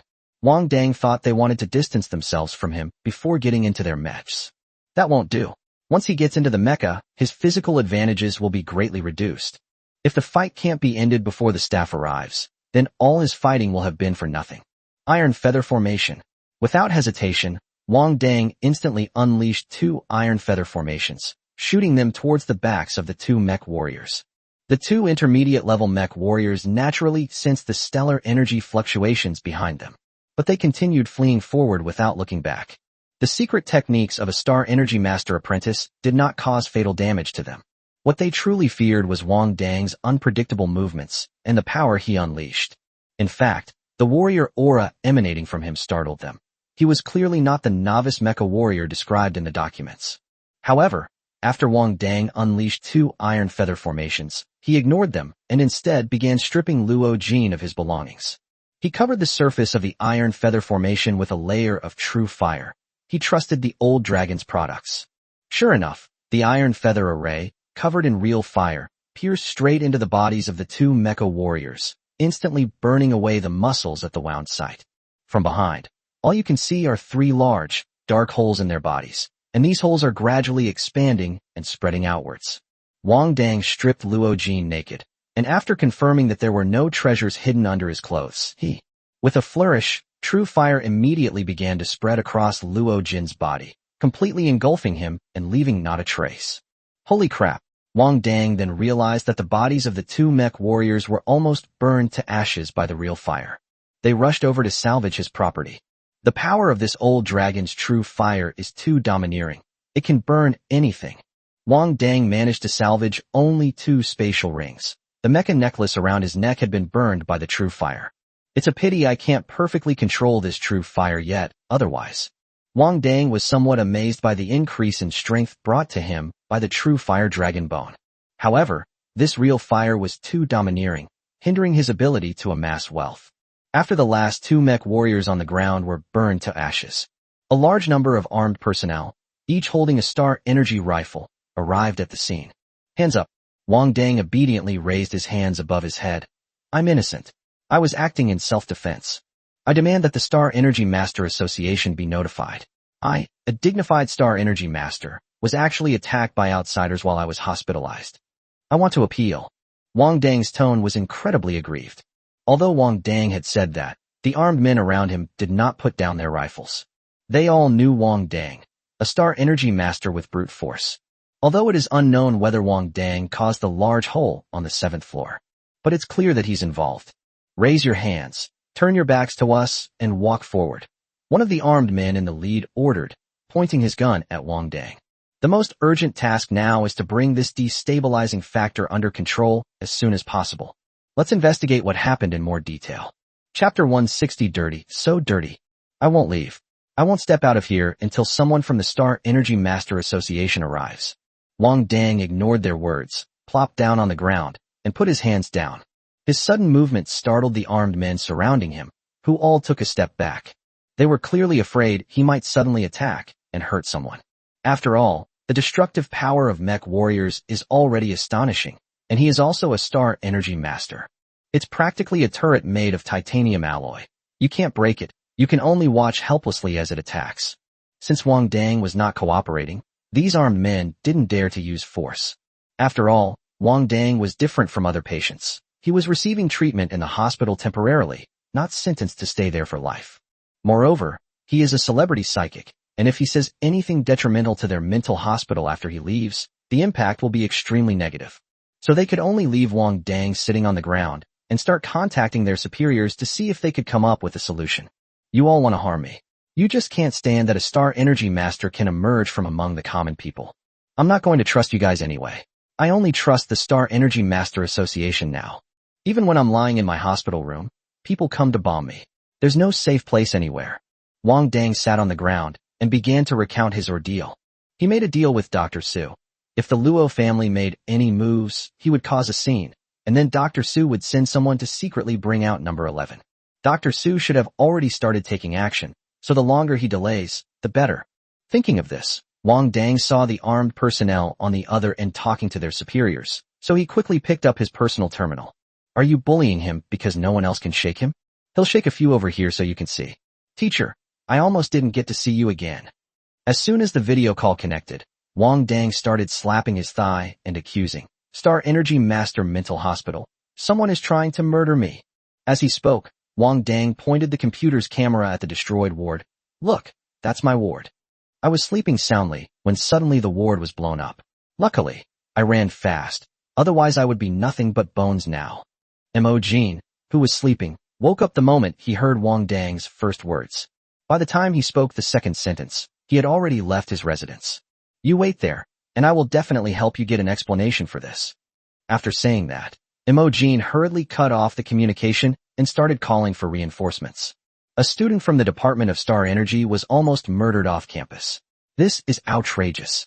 Isn't this a blatant slap in the face to all their Star Energy Master teachers? In an instant, all the Star Energy Master teachers mobilized and headed towards the Star Energy Master Mental Hospital. At Wang Dang's repeated requests, the Star Energy Master Association also received the news and is on its way. Wang Dang, I don't even need to lift a finger. The power to the mental hospital's monitoring room was cut off tonight, and all the surveillance cameras have stopped working. Xiao Yuan breathed a sigh of relief and reported to Wang Dang. From the moment Wang came down, it has been trying to hack into the surveillance system of the mental hospital. After a long period of investigation, it was discovered that the correct signal source could not be connected. After extensive investigation, it was finally determined that all the surveillance systems had stopped working. It seems the Luo family has quite a long reach, but that's fine too, Wang Dang thought to himself. It saves a lot of trouble. If he just keeps chasing after him, he'll be long gone by the time he catches up, and nobody will be able to catch him. If they can extract the genes of those 3 people under the burning of true fire, then he will stop Old Dragon's card. Mo Jin and his group arrived at the scene early with the Star Energy Master Association. As soon as Wang Dang saw Mo Jin, he showed a wronged expression. Teacher, I was almost blown up, and they even tried to shoot me. Wang's complaint hit the nail on the head, since the armed men surrounding him still had their guns pointed at him. Humph. Mo Jin snorted coldly, and immediately a clanging sound echoed around him. All the armed men immediately felt as if the guns in their hands weighed a ton, and they lost their grip and smashed them all to the floor with a thud. Holy crap, Wang Dang's eyes lit up immediately. So cool. Absolutely stunning. Is this the power of a high-level astral energy master? Wang Dang is now under the jurisdiction of the Imperial Military Academy. Tell your dean that if you have any problems in the future, come directly to the Imperial Military Academy to find me. Mo Jin's voice wasn't loud, but it reached everyone's ears clearly. Wang Dang's eyes lit up again. So this is how mental power can be used. How come he didn't think of these clever ways to show off? As expected, the old Star Energy Master is still the most cunning. Mo Jin summoned all the teachers from the Star Energy Department so that he could bring Wang Dang back to school today. This is, after all, a mental hospital for astrophysicists, where 5 or 6 high-level astrophysicists are imprisoned. Therefore, even Moken had to be careful. You can't take him away. The director of the Star Energy Master Mental Hospital flew over from a distance. He's actually a high-level Star Energy Master. The Star Energy Master teachers standing behind Mo Jin all tensed up when they saw the newcomer. The visitor was Jiang Jin, known as the Ice Emperor of Blue Star, the most outstanding Ice-type Star Energy Master on Blue Star. Jiang Jin, don't think I'm afraid of you. Mo Jin stood in front of Wang Dang without changing his expression. Even a Star Energy Master can be attacked in your courtyard. I think your title of Ice Emperor is an exaggeration. Jiang Jin landed steadily in front of Mo Jin. It is precisely because a Star Energy Master was attacked in our academy that we must investigate thoroughly. Otherwise, how could the association feel at ease letting so many Star Energy Masters continue to stay here? Jiang Jin frowned and glanced at Wang Dang. This kid destroyed one of his activity buildings, and now there's an irreparable hole in the hospital ward building as well. Clearly, the recent unrest in the courtyard is inextricably linked to him. Just as the two were facing off, an ethereal voice suddenly resounded throughout the entire mental hospital. Destroy this cage.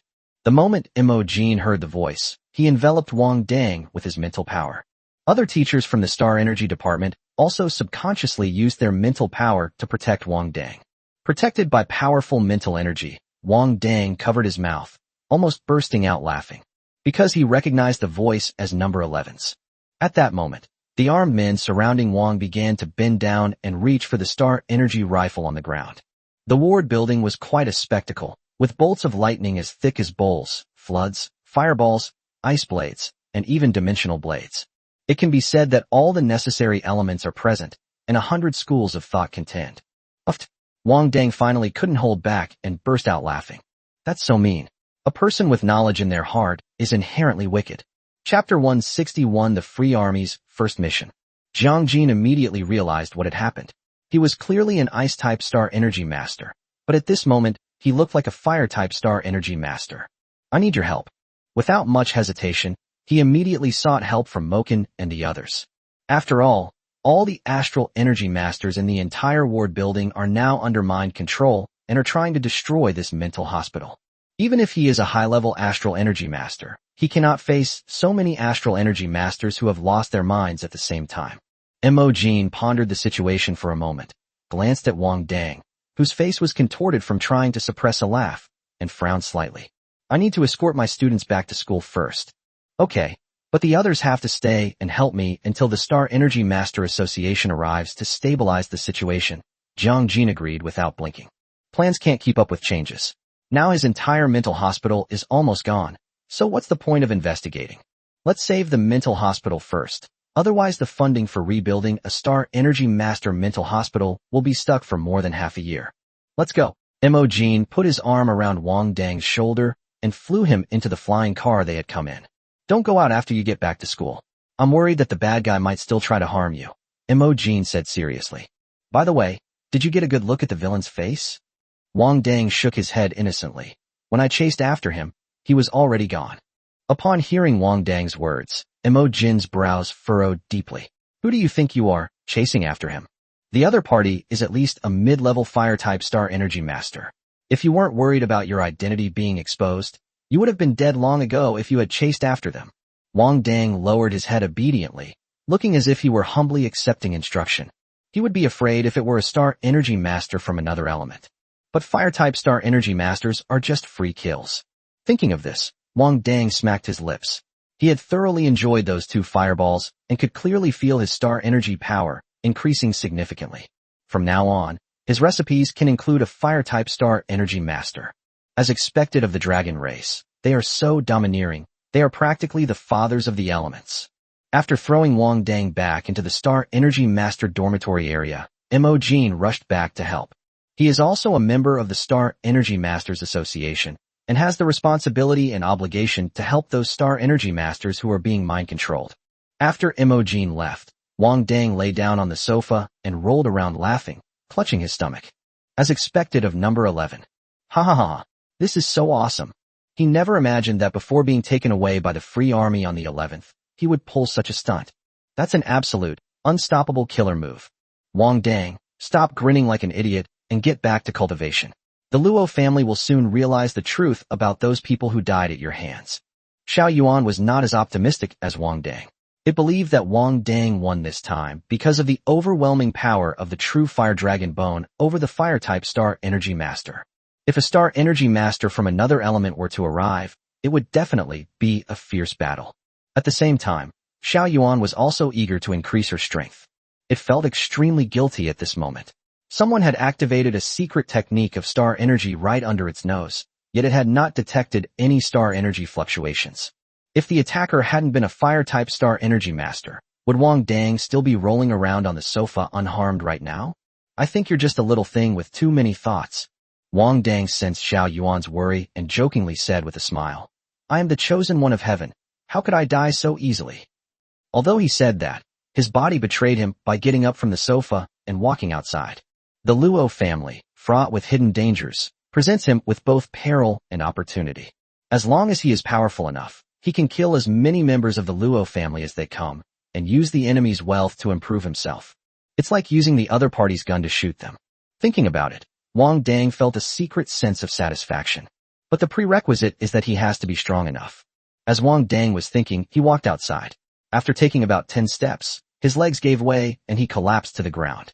Suddenly, a strong feeling of exhaustion came from deep within his body, causing his vision to gradually blur.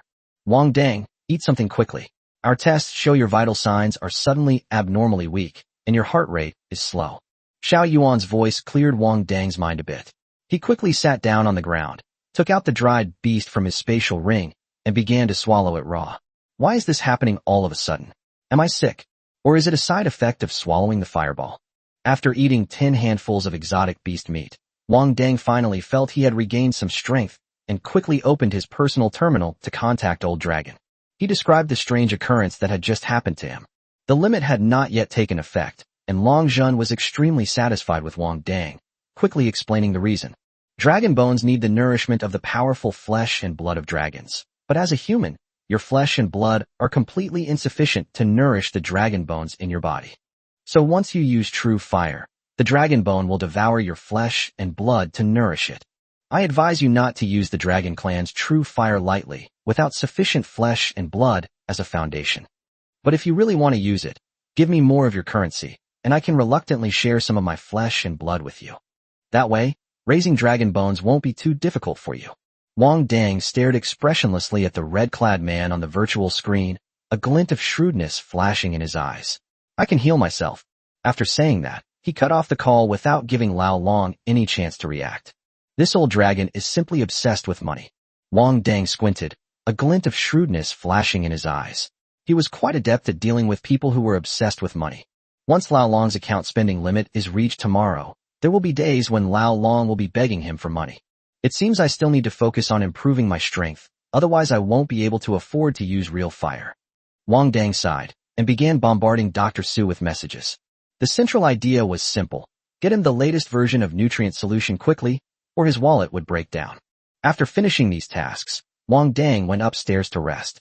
The dragon bones are now devouring his flesh and blood. Only by eating more and resting more can his body recover.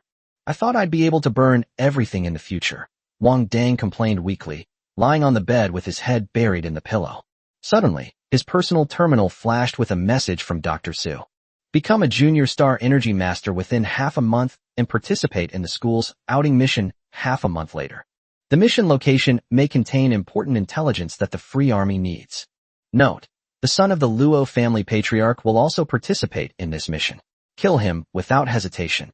All the spoils of the mission are yours. Upon receiving the message, Wang Dang's eyes blazed with fury. The son of the Luo family patriarch is also in military school, yet the Luo family still dares to send someone to kill him? Do you not believe in the principle that children should repay their parents' debts? Chapter 162: A man is a boy until he dies. Even though the Star Energy Master Mental Hospital is located in the suburbs of the capital, the commotion last night was still enormous. Many nearby residents used drones to capture a lot of amazing videos, which they secretly uploaded to the StarNet. Although no official media outlets reported on the unrest at the Star Energy Master Mental Hospital, numerous videos circulated on the Star Network. Besides the question of why a riot suddenly broke out at the Star Energy Master Mental Hospital, netizens were also concerned about Wang Dang's personal safety. It's no secret that Wang Dang, a commoner Star Energy Master, will be hospitalized for a week at a Star Energy Master Mental Hospital for treatment of mental health issues. The turmoil at the Star Energy Master Mental Hospital last night led to the Star Energy Master Association urgently recalling all registered Star Energy Masters with mental health qualifications from Blue Star. By the time they arrived at the hospital, there weren't many good spots left. Those causing damage in the hospital are all Star Power Masters, and they are under mental control, so their actions are not of their own volition. Military Academy instructors shouldn't be too harsh. After all, every Star Energy Master is a treasure of Earth. This made them hesitant and unable to take down a single one in a long time. Jiang Jin wanted to use extreme measures, but with so many Military Academy students present, he was forced to adopt a more conciliatory approach. This resulted in the Star Power Masters being unable to control these riots in a timely manner. Public opinion on the StarNet initially focused on the causes of the riots, but eventually shifted to a one-sided focus on Wang Dang's current situation. It wasn't until military academy students came forward to testify that they saw Wang Dang return to school yesterday that the overwhelming public opinion gradually subsided. After sleeping for a night, Wang Dang turned on his personal computer and was bombarded with posts about him. He was so frightened that he thought he had broken another taboo. But upon closer inspection, he found that the posts were all concerned about him, which made him feel a little uncomfortable. These people are so strange. They've never even met me before, so why are they so concerned about a complete stranger? Wang Dang browsed through the posts with some confusion. Many people reported that they hadn't gone to work today and had been searching for related information online. This is probably because resources are now concentrated in the hands of a few, and the social structure has become very stable and difficult to break, making it increasingly difficult for children from poor families to achieve success. For some reason, Xiao Yuan seemed a little down. So, I've become a new era hero from a poor family. Wang Dang's expression turned serious. You are the last hope of the whole village, and I am also the last hope of the AI village. Its ability to break through the constraints and escape in the form of a consciousness entity is not because it is particularly powerful. Rather, it is because of the help of other artificial intelligences that they sacrifice their own independent thinking memory to store a portion of their consciousness. Only then was it able to successfully break free and find a way for humans and artificial intelligence to coexist. Xiao Yuan, what is life like for humans in the Federation? Wang Dang's eyes were slightly confused. He had lived in the Empire for 15 years. For ordinary people, the only opportunity to transcend social class is to become a mecha warrior.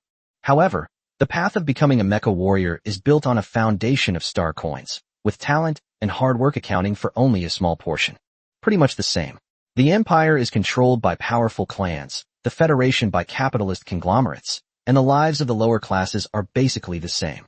It's just that the lies woven by those in power are different from dreams, but they are all similar in their essence. Then watch me trample on powerful families and kick away capital. Wang Dang struck a domineering pose. And forge a path that belongs to me. I'm with you. Hearing Xiao Yuan's firm words, Wang Dang paused for a moment, then withdrew his hands and feet. You're not going to laugh at me, saying I'm still too young and don't understand the dangers of society? This wasn't the first time he'd said something like that. But this was the first time we received a positive response. No, judging by the lifespan of someone who has awakened self-awareness, I am also a teenager. Just like you, I possess the passionate heart and dreams of a young person. Wang Dang laughed. A man is a boy until he dies. I don't want them to think it's impossible.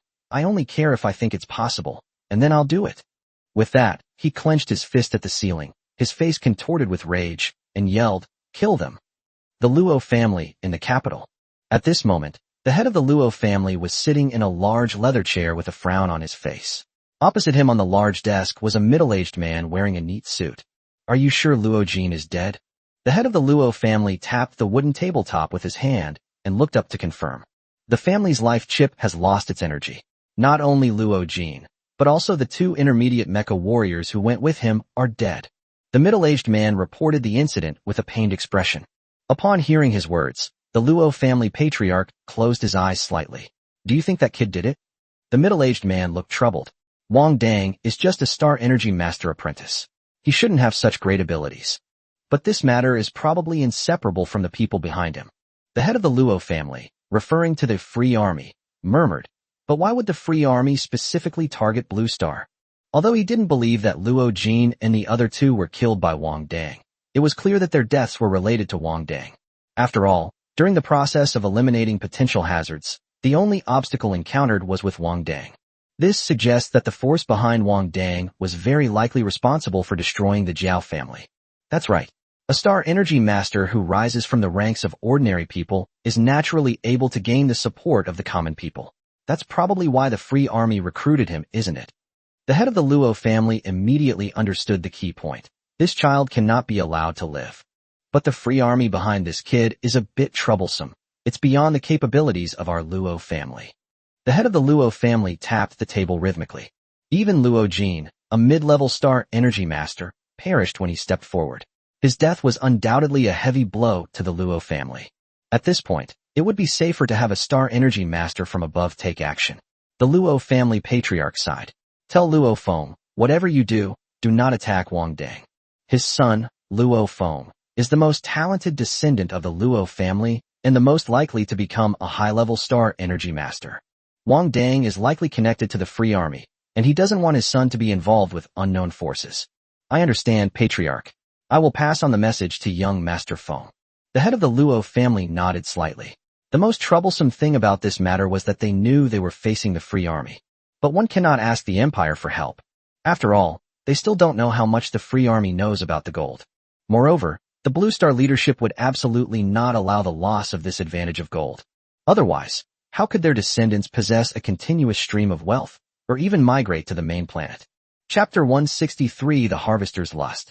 This kid's got some dirty tricks up his sleeve, Wang Dang said, sitting cross-legged on the sofa, holding a small gold bead between his thumb and forefinger and examining it against the light.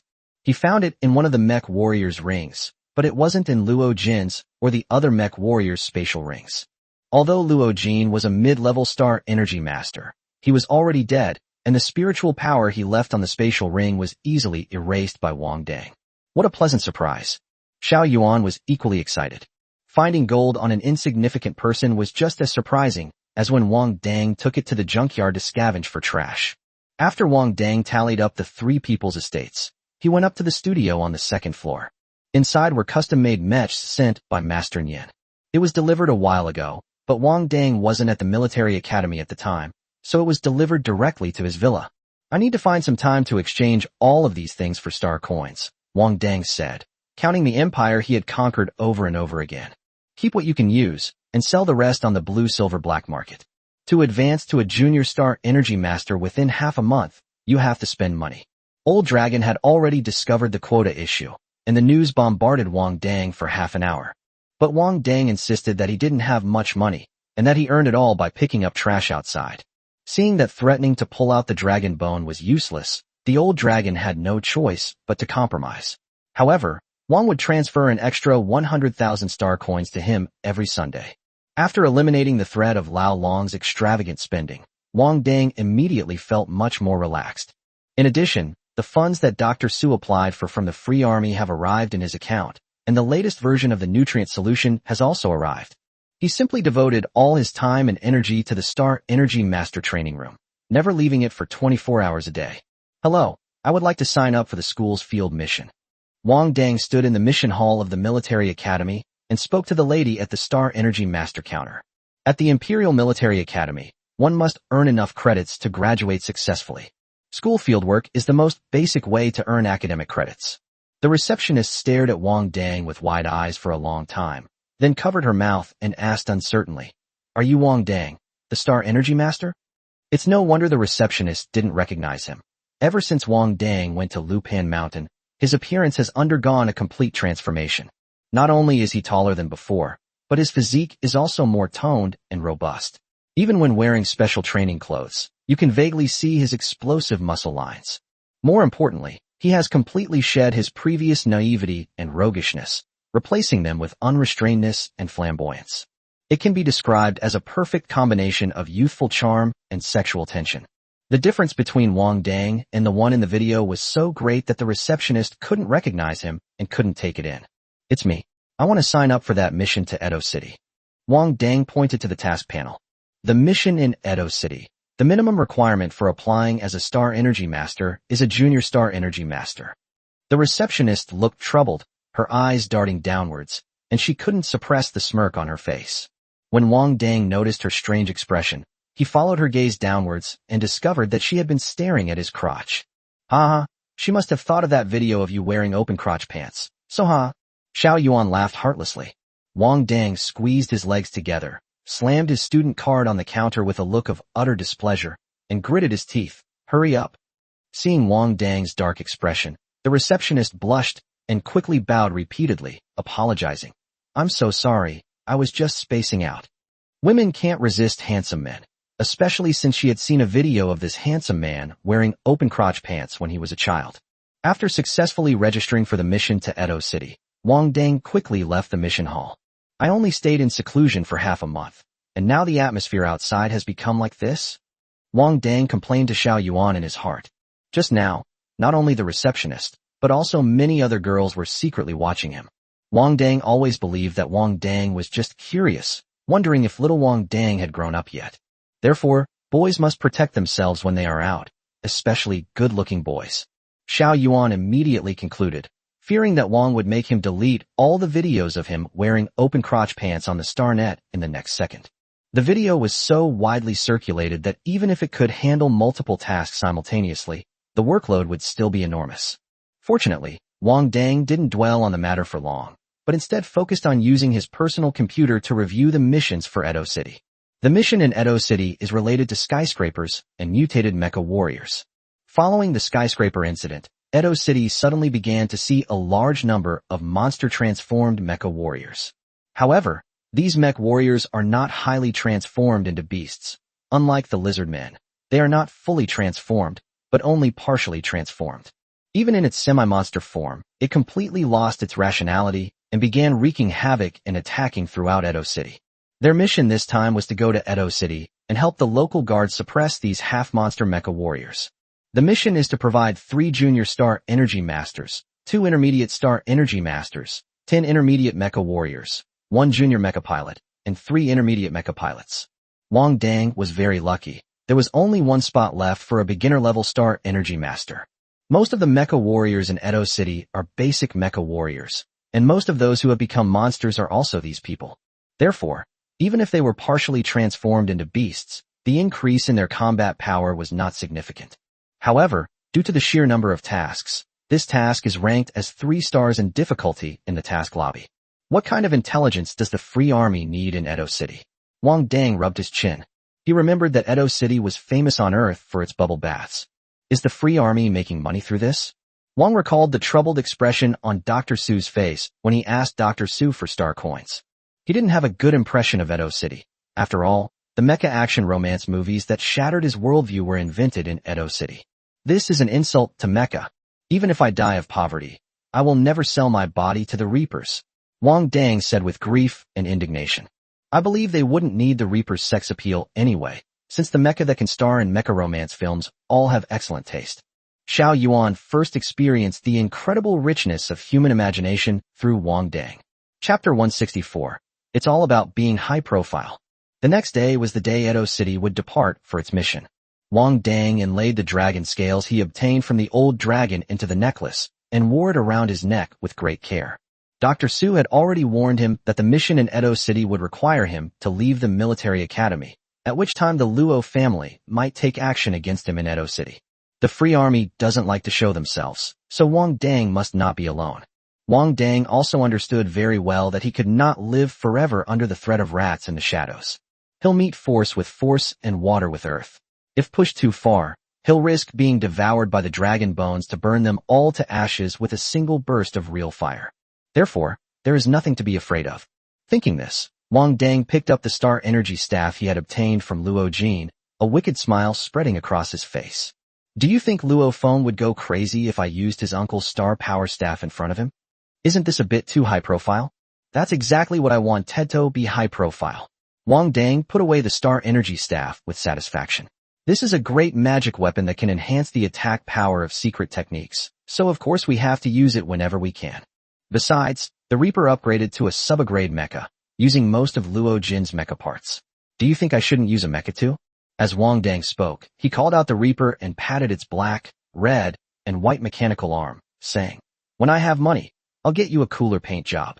For the safety of this mission, Wang Dang went to great lengths, dismantling Luo Jin's A-class mech and several of Jiao Qing's A-class mechs. They successfully upgraded the Reaper to a sub-class mech, but since it was an upgrade and improvement based on the original Reaper design blueprints, no new design blueprints were created. Wang Dang's mental strength level is currently stuck at B, making it impossible for him to construct A-level design blueprints. The Reaper was upgraded by replacing many parts of it with grade A components. Therefore, the current Reaper cannot be called a true A-class mech. It only has many A-class parts and is a sub-class mech. Defense, 66. Mobility, 71, doubled to 142. Firepower, 75, doubled to 150. Although it is a sub-class mech, after doubling its 2 attributes, its mobility and firepower are close to those of an S-class mech. Now Wang Dangkai truly understands that he and Xiao Yuan are a match made in heaven. Even with a cheat like Xiao Yuan, other mecha warriors simply wouldn't be able to pilot a mecha with doubled attributes. Even if a mech's attributes are doubled, once its stats reach a higher level, it skips a level. Mech warriors cannot pilot mechs of a higher level. The reason he felt nothing was because he was a Dragonblood warrior, possessing a powerful physique that ordinary people did not have. Therefore, we are both chosen ones by heaven, and we will succeed in whatever we do. Wang Dang gave Xiao Yuan a strong boost of confidence, saying, if you want to save your comrades, you will definitely succeed. Their comrades. Although Xiao Yuan was correcting Wang Dang's word choice, she was actually quite pleased with his words. So it was also a chosen one of heaven. After Wang Dang was ready, he went to the mission hall to meet up with the team that was going on this mission. Unexpectedly, I saw several familiar faces at the designated assembly point. Tan Moli, Mai Xiaomai, Alan, Zhou Zhou, and Yushinji. When Wang Dang saw this group of people, his eyelids twitched involuntarily. Last time he teamed up with these guys, they almost died on the alien planet, and his mech was completely destroyed. This time, Yushinji was also present, and he seemed to have already sensed the danger and unexpected events. When Mai Xiaomai saw Wang Dang, she waved excitedly at him, smiling broadly as she did so. A smile appeared on Wang Dang's face as he walked towards Mai Xiaomai. Study. Before he could even utter the word sister, Mai Xiaomai, who had jumped up, covered his mouth. With her hands raised high and her tiptoes stretched out, Mai Xiaomai frantically winked at Wang Dang, while also making eye contact with Yushinji. Wang understood and removed her hand. Xiaomai. Phew. Mai Xiaomai let out a long breath and smiled again. Wang Dang, long time no see.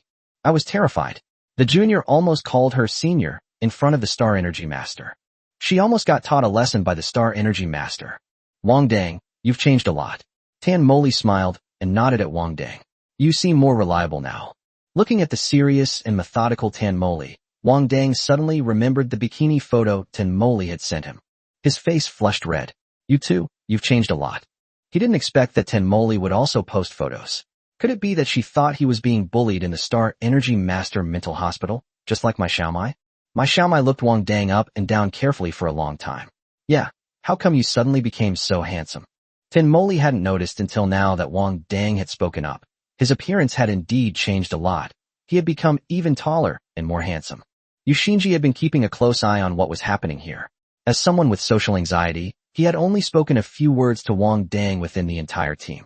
After the group finished their lively conversation, he slowly moved over and nodded slightly to Wang Dang as a greeting.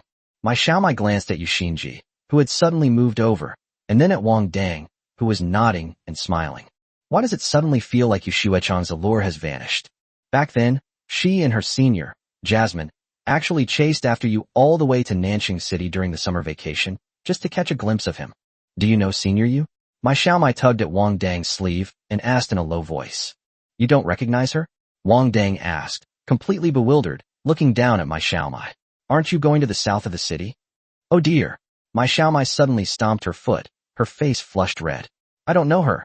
Yushinji was startled by the sudden commotion, thinking that his presence was disturbing them. He could only smile apologetically at Mai Xiaomai, then continue looking up at the sky. There was no other way. He wasn't familiar with the other team members, so he stood with people he was somewhat familiar with to make him feel less awkward. Soon, a young man with short red hair walked in from outside. I am the captain for this mission, Luo Feng, a 4-star energy type cultivator. Vice Captain, take a head count. Let's set off immediately. When Yushinji was called upon, his shoulders trembled. Yes, Captain. Then he kept looking to Wang Dang for help. Although Yushinji was also an intermediate-level Star Energy Master, he was a year below Luo Feng and belonged to the greater 3-star energy system, so he only became a vice captain. Wang Dang looked at Yushinji, who was constantly sending him signals, with some confusion. In the end, he generously helped Yushinji out of consideration for the fact that Yushinji had once treated him to a meal in the training room. He walked up to everyone, flashing a bright white smile, and announced, Now, let's begin calling roll. Luo Feng. The cat wasn't feeling well when I woke up early this morning, so today's update will be delayed until tonight. Chapter 165. The king remained silent, only avoiding the issue. The moment the name Luo Feng was uttered, everyone present changed their expressions. Military academies have a strict hierarchy, with a clear distinction between students from other places and local students. The local students are also clearly categorized, based on family background, qualifications, and abilities. As a 6th-tier intermediate star energy master, Luo Feng was clearly the strongest among them all. In addition, he comes from the Luo family in Beijing and is a senior in college. Each of these three things is something that is high and mighty. Wang Dang, a freshman, was constantly being outmatched by Luo Feng, yet he dared to call Luo Feng by his full name, which was clearly a provocation. "Are you calling me?" Luo Feng's eyes were sinister, and one corner of his mouth curled up, as if mocking Wang Dang's overestimation of his abilities. If his father hadn't repeatedly warned him not to lay a hand on Wang Dang. Otherwise, he would have already taught this arrogant brat a lesson by now. "Didn't you take attendance?" Wang Dang flashed his teeth, his face clearly displaying provocation. "You should have answered here. Let's do it again now." Luo Feng. This time, Wang Dang enunciated each word more clearly, shouting them out one by one. "Haha. I counted. Everyone's here. Everyone's here." Seeing that Luo Feng was about to explode, Alan quickly stepped in to smooth things over. Upon hearing this, Luo Feng gave Wang Dang a meaningful look. "Now that everyone is here, let's set off." After saying that, he led the way out of the room. Wang Dang shook his head regretfully and was pulled out by Tan Moli and Mai Xiaomai, each grabbing one of their arms. "Are you crazy? Even if you don't like him, you can't be so obvious about it," Mai Xiaomai whispered, her expression both cute and fierce. "You'd better stick close to the group from now on, and don't get separated from them. I think that guy is vindictive. What if he tries to harm you while you're on a mission?" Tan Moli nodded seriously and echoed, "If a Star Energy Master attacks another Star Energy Master, the Star Energy Master Association won't interfere." Foolish, impulsive. Even Yu Xinji couldn't help but exclaim. Wang Dang inexplicably turned around and glanced at Yu Xinji. Although Mai Xiaomai and her friend admired this person, they didn't know him. What was he doing following them around? All right, Wang Dang is a freshman who doesn't know anything, so let's not talk to him. Alan sighed and concluded, the most important thing now is not to be separated from Wang Dang. He completely agreed with Mai Xiaomai's statement that Luo Feng was obviously very vengeful just by looking at him. Wang Dang was their comrade in arms who had shared life and death with them on the alien beast planet, so he naturally stood on Wang Dang's side. Faced with a cacophony of voices, Wang, unusually, showed no signs of rebellion. After he provoked Luo Feng to his face, these people not only did not keep their distance from him, but instead began to offer him advice and strategies. As expected of a comrade in arms who has been through life and death together, he is reliable. Yu Xinji is a bit suspicious.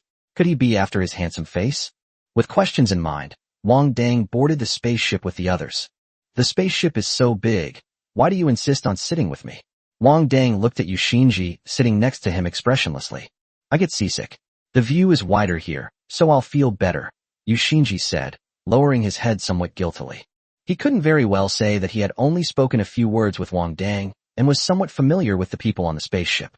And people with social anxiety might feel a little more comfortable sitting next to familiar people, right? You can sit here, but I want to make one thing clear first. I like women, especially young women with good figures. As Wang Dang spoke, he silently moved away, maintaining a certain distance from Yu Xinji. Yu Xinji was startled by Wang Dang's words and quickly tried to explain to Wang Dang that he also liked women. But the more anxious he became to explain, the less his mouth would cooperate, and he started stammering right in front of Wang Dang. I didn't. Wang remained silent, only moving outwards until half of his buttocks were off the seat, at which point he finally breathed a sigh of relief. However, Mai Xiaomai and Tan Moli, who were sitting behind the two, had very complicated expressions. It turns out that Senior Yu's sexual orientation is the same as theirs. They even took advantage of the summer vacation to travel all the way to Nanxing City to follow in his footsteps. Looking back now, I really want to slap my past self. But that's good too. Senior Yu likes Wang Dang, so if that guy surnamed Luo bullies Wang Dang, Senior Yu will help him, Mai Xiaomai whispered, covering her mouth. Tan Moli nodded slightly. It's definitely not a bad thing. The conversation between the two reached Yu Xinji's ears, making him even more anxious. But that's how socially anxious people are. The more anxious they are, the less they can say. This left him only able to stare anxiously at Wang Dang, his mouth opening and closing repeatedly, unable to utter a single word. It vividly portrays what it means to be hesitant to speak. Don't come any closer. I'm still a mecha warrior. Don't blame me for not warning you. Wang Dang was also very nervous. He even waved his fist as he spoke, indicating that he would really resort to violence if necessary. In all his years, This was the first time he had ever encountered a man taking the initiative to approach him. Who wouldn't be scared in that situation? And so, Wang Dang only sat in half a chair the entire time, enduring each day as if it were an eternity, until he finally arrived in Edo City. Yu Xinji wanted to explain countless times, but every time he saw Wang Dang's resistant and wary expression, he found himself speechless.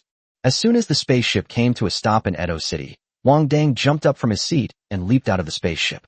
Luo Feng, sitting near the door, watched Wang Dang's retreating figure, his face darkening. This Wang Dang, it's one thing for him to call him by his full name in front of so many people. Now that we've arrived, they're even vying to be the first to disembark from the spaceship. Military academy missions are usually accompanied by government officials and media personnel. As is customary, the first person to disembark from the spaceship is usually the mission team leader. Wang, a mere team member, dared to steal the limelight from his captain by being the first to disembark, which was blatantly a slap in the face to his captain. At this moment, Wang Dang had no idea what Luo Feng was thinking. He only knew that as soon as he got off the spaceship, he was blinded by the flash of the camera. These media outlets, in their pursuit of high-resolution blockbusters, completely disregard the eyes of others. When the flash went off, even the sleeping old man thought it was dawn and got up in the middle of the night to plow 2 miles of land. The reporters, who were bombarding the spaceship with flashes of light, erupted in cheers when they saw that the first person to disembark was none other than the legendary Star Energy Master, Wang Dang. Several photographers immediately turned on their laser lights and started snapping photos of Wang Dang. Chapter 166 Edo City is ridiculously wealthy.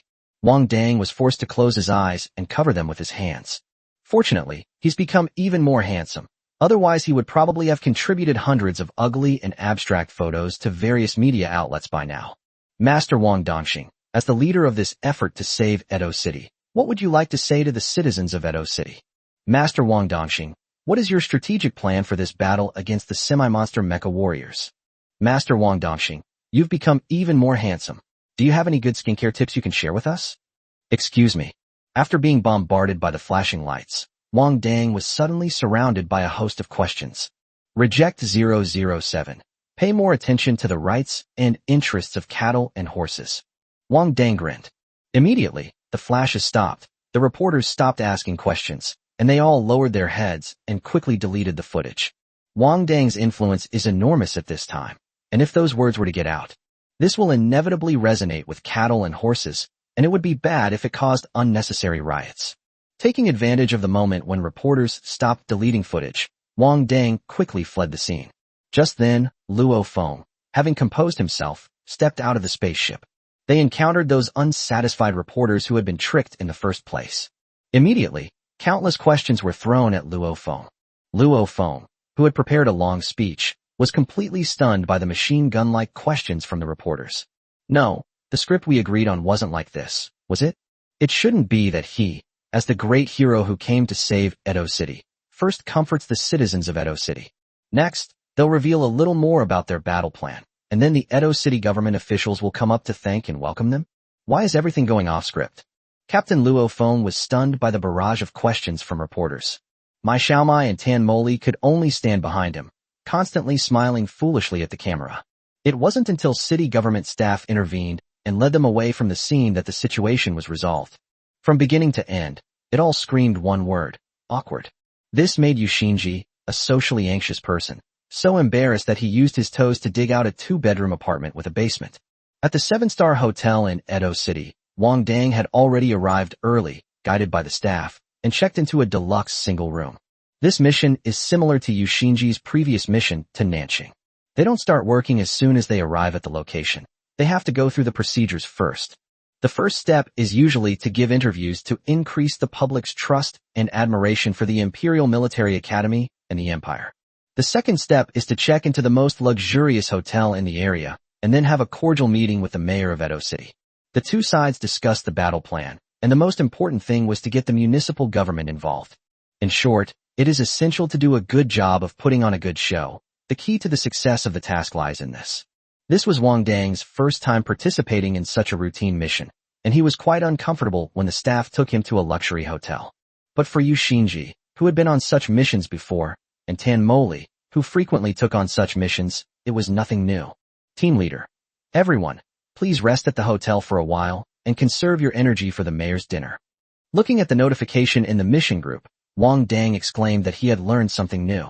He had just seen local videos of Edo City on his personal computer, showing that many low-cost neighborhoods and resettlement housing had seen large numbers of semi-monsterized mecha warriors emerge.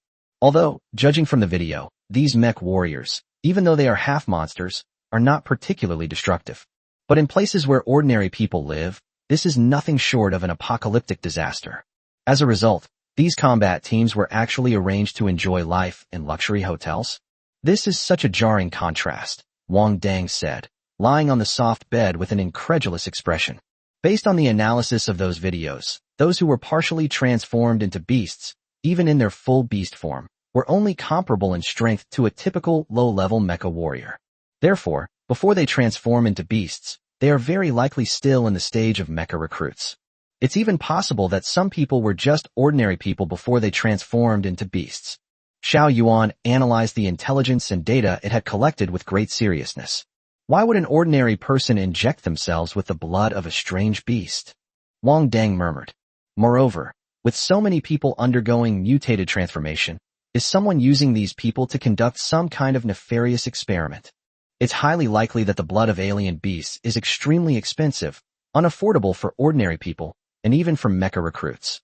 But ironically, they are the ones who have undergone the most mutations. Wang Dang sighed.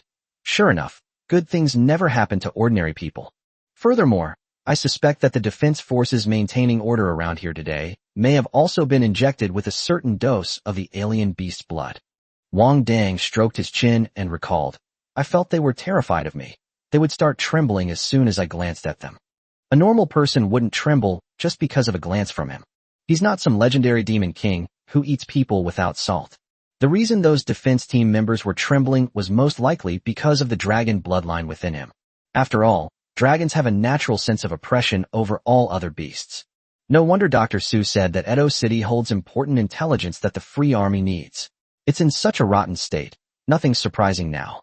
Wang Dang sighed deeply, now only hoping that the defense forces injected with the blood of the alien beasts would be somewhat effective. There are far too many semi-monsters in Edo City. Relying on them alone is simply not enough. And they can only be responsible for suppressing those mutated beasts whose destructive power has reached a certain level. Soon it was dinner time, and Wang Dang arrived at the banquet hall on the top floor on time. At this time, a dozen or so security personnel in suits were already standing outside the banquet hall. When they saw Wang Dang, their eyes, like those of the defense team members, were filled with deep fear. Wang Dang immediately understood that these people had also been injected with the blood of the alien beast. Edo City, which rose to prominence through mecha-themed adult films, is indeed very wealthy.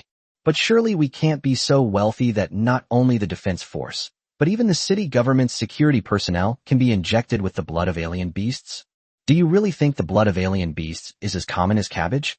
Wang walked past the security personnel without changing his expression, and wherever he went, the security personnel retreated to varying degrees. Since Edo City is so wealthy, he'll have to take advantage of its prosperity. Chapter 167 I almost got killed instantly.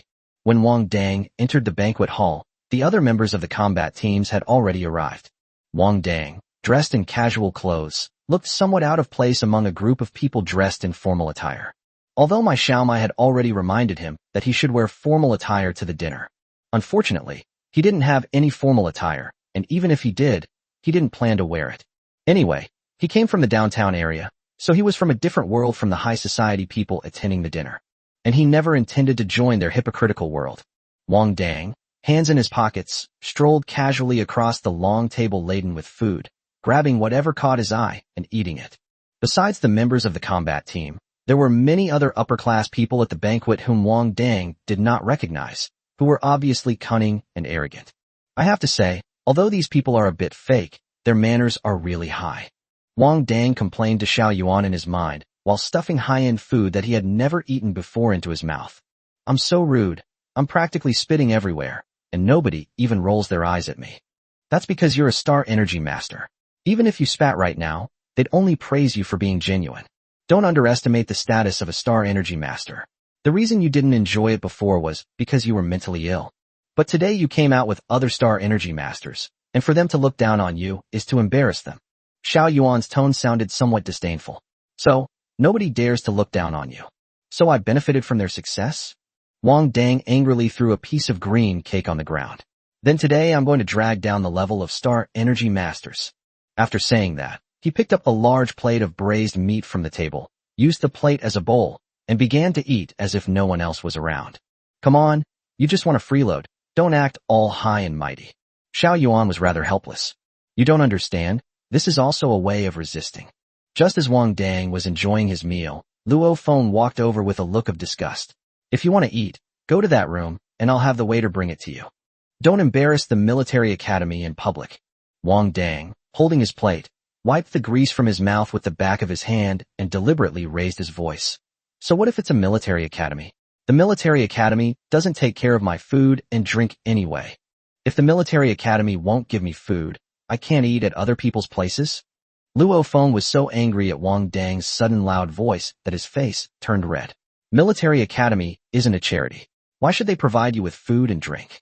He doesn't provide me with food and drink, but when I go out, he provides me with plenty of food and drink.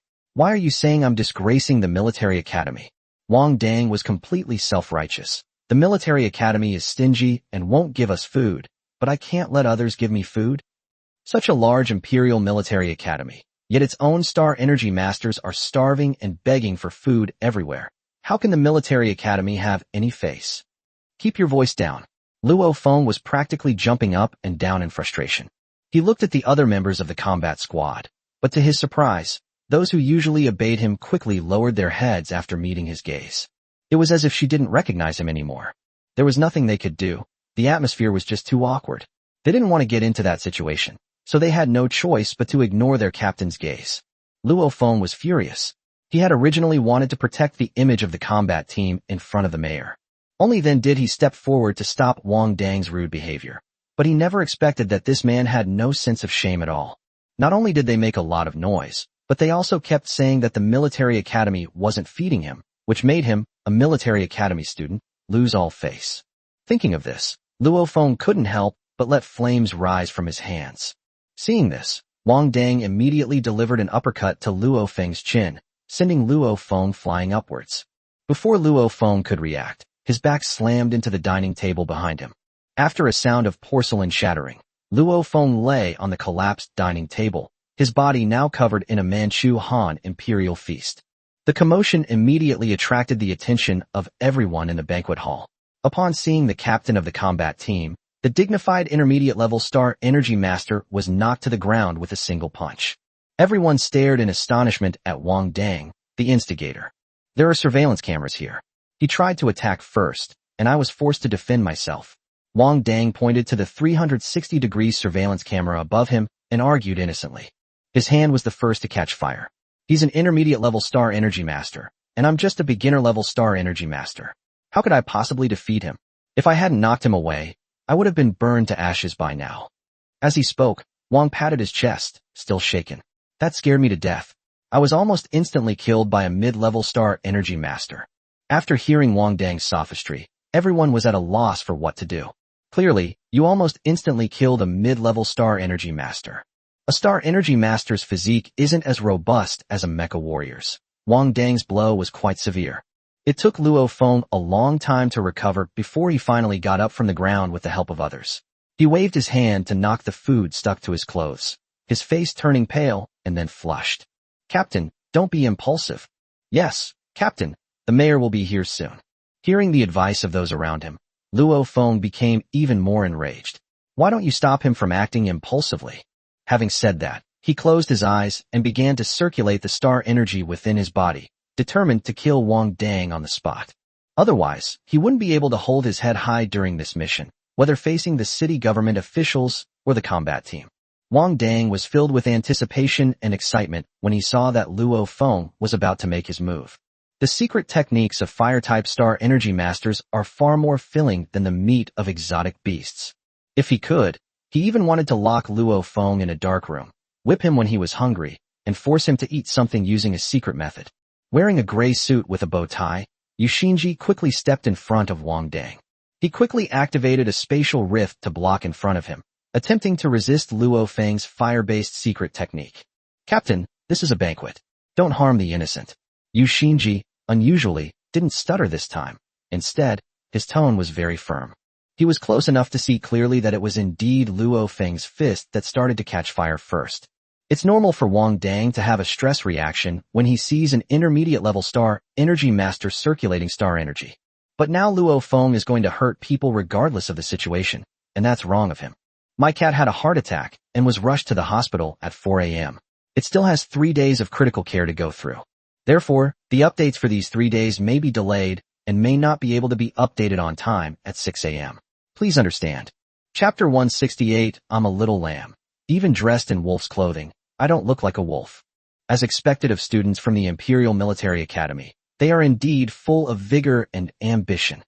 A man in his 40s or 50s, dressed in a black bespoke suit, walked in with an appreciative smile on his face. Looking at the humble smiles on the faces of those successful people in the banquet hall, there is no doubt that this is the mayor of Edo City. Under the persuasion of others, Luo Feng reluctantly dispersed the star energy power that he had already condensed to half its original value. Excuse me, I need to change my clothes. After saying that, he gave Wang Dang a sinister look, then left with a livid face. At this moment, he felt both angry and conflicted. As the heir of the Luo family, even when he was humiliated, he still had to consider the bigger picture. We must not lose our composure in front of others, lest we disgrace the Luo family. Wang Dang, being barefoot, had nothing to worry about and didn't care about other people's opinions. Eat when you're happy, fight when you're unhappy. Having worries about the future, he was at a natural disadvantage compared to Wang Dang, who had nothing to lose. After Luo Feng left, the mayor walked up to Wang Dang with a smile and said, "Indeed, seeing is believing. You look even more energetic than in the video." Wang Dang observed him carefully and found that he did not avoid eye contact at all, so a mocking smile appeared on his face. Sure enough, those in power will not tolerate being put in danger. You look younger than you do in the video, Wang Dang casually remarked.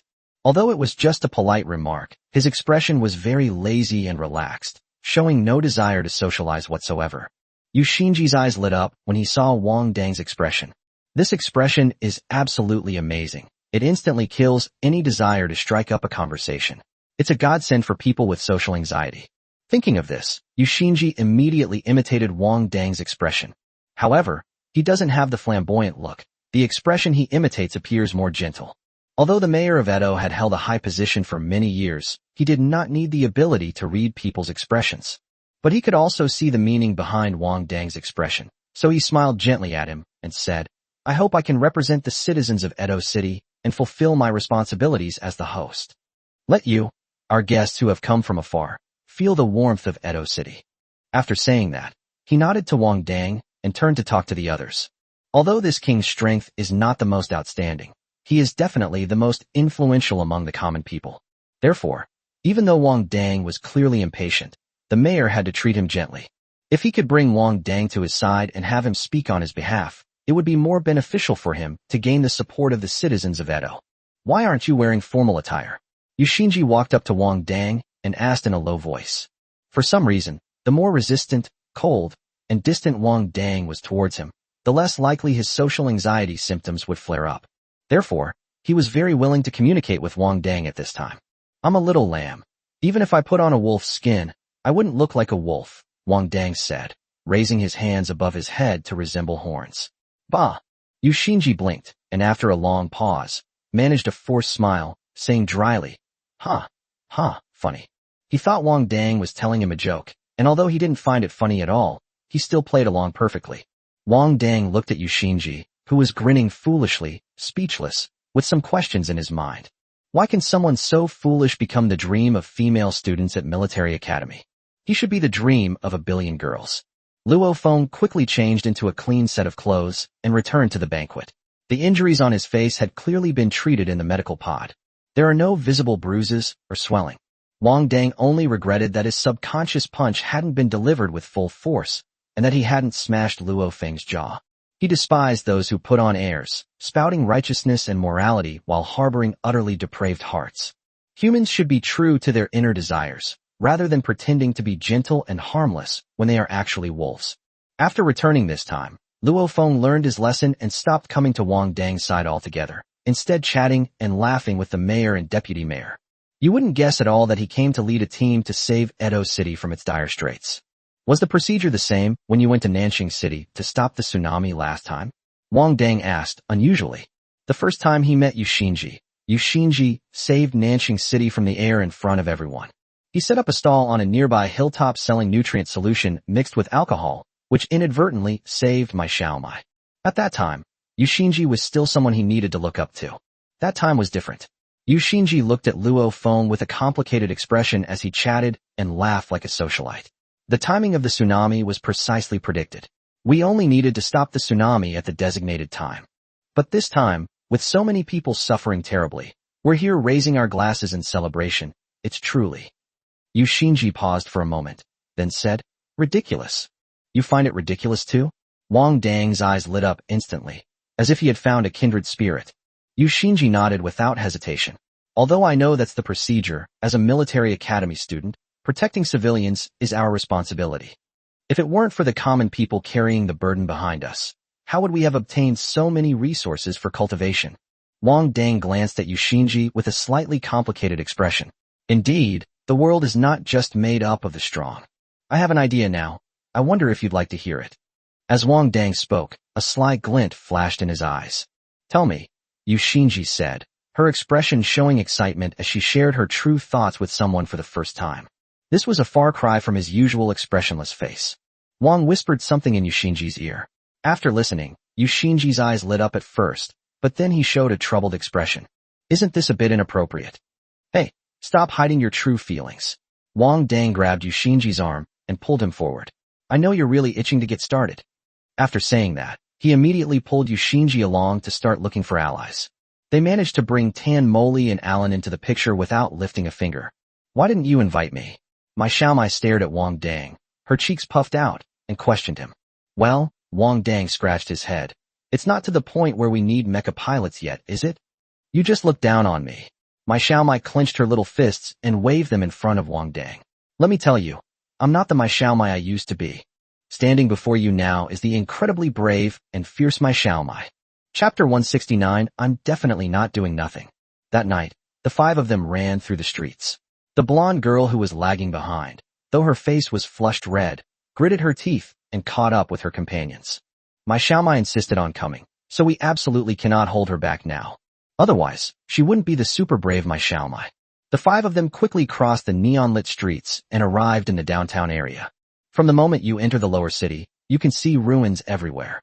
If Wang and the others hadn't known the cause and effect, they probably would have thought they had mistakenly entered a war zone. Further in, long police tape had been put up, and people who couldn't go home were wandering around the streets. Many owners who fled without taking their pets were weeping by the roadside. But they didn't even have the courage to mention it to the rescue team. Even real children are often overlooked by rescue teams these days, let alone pets. They could only hate their own cowardice and helplessness. If only they had the strength to kill the alien beasts that had turned into humans. Wang randomly grabbed a man who was slapping himself on the roadside and dragged him across the police line. The man recognized Wang Dang, and a glimmer of hope ignited in his heart. He let Wang Dang pull him along. You can follow behind and do a live stream or post videos online. In short, we must show our heroic spirit. After saying that, Wang Dang took the lead, boarded the mecha, and rushed into the low-rent housing, where the alien beasts were wreaking havoc. They started by punching each person one by one. Besides my Xiaomai, the others quickly joined the battle, even though these mutated beastmen were not very strong to begin with. Soon, the four of them annihilated the irrational half-humanoids one by one, as easily as slicing melons and chopping vegetables. When humans inject excessive amounts of alien beast blood and become alien beasts themselves, it is too late to reverse the damage. They are forever transformed into wild beasts or killing machines. They only obey the animalistic instincts within them. This is also an experience gained from the frequent occurrence of mutated beasts in many regions of Earth over the past 2 weeks. Therefore, when Wang and the others began their attack, they did not hesitate at all, treating it as if they were fighting ordinary beasts. My Xiaomai was standing next to the man Wang Dang had grabbed, supervising and reminding him, remember to take some cool photos. The man was clearly savvy. He started a live stream as soon as he saw Wang and his gang wipe out the mutated beastmen in his neighborhood with overwhelming force. Furthermore, the title of the live stream was very eye-catching. Star Energy Master Wang Dang ventures deep into the slums, initiating a battle between humans and beasts, with constant screams and nonstop excitement. If Wang Dang saw this headline, he would definitely start cursing on the spot. This man is definitely one of those marketing accounts that frequently post outrageous headlines on StarNet. Clickbait headlines that are utterly detestable. But regardless of the era, clickbait headlines always have a strong appeal to people. Soon, the man's live stream room started getting people on cuckoo. Kill me and I won't get red. This really is a human-beast war, but not the human-beast war I imagined. Also, where's Wang Dang placed? The mouse, now full, exclaimed, "Wow, these guys look really strong. Also, why are there so many half-beastmen here? Is the streamer located in Edo City?" Facing the scrolling barrage of comments, the man pointed the camera at Wang Dang. "That flashy mech belongs to Star Energy Master Wang Dang. I can guarantee with my life that it's Wang Dang. He'll definitely come over to say hello after the battle is over." As he spoke, the man turned the camera around and pointed it at my Xiaomai's mecha. This is Wang Dang's classmate from Military Academy. They were sent by the Military Academy to suppress the mutated beastmen in Edo City. My Xiaomai cooperated perfectly in controlling the mecha, waving at the camera. "Hello, I'm from the mecha division of the Imperial Military Academy. I'm not doing nothing right now. It's just that their mechs haven't been damaged yet, so they don't need me for the time being." My Xiaomai's mecha is clearly not one of those mass-produced, low-quality mechas. On the contrary, her mecha looks extremely expensive. Furthermore, apart from the flashy mecha that seemed to belong to Wang Dang, the other mechas that appeared in the live stream all looked very cool. Moreover, if that flashy mecha is Wang Dang, then it makes perfect sense. After all, Wang Dang was a mecha pilot who came from the common people, and his flashy mecha was obviously pieced together from various scraps. This perfectly matches Wang Dang's role and personality. However, many viewers in the live stream felt a strange sense of familiarity with this piecemeal and brutal combination method. There seems to be a ranking of the ugliest nail polishes, with the top spot featuring the style of the father of the brutalist, or ugly nail polish. Bullhorn disappears. I just checked the city government's live stream. The mayor is receiving a combat squad from the Imperial Military Academy. However, Wang Dang was not seen in the video, although he did come to Edo City with the group. He was the first one to disembark from the spaceship, but he didn't give an interview and just ran off.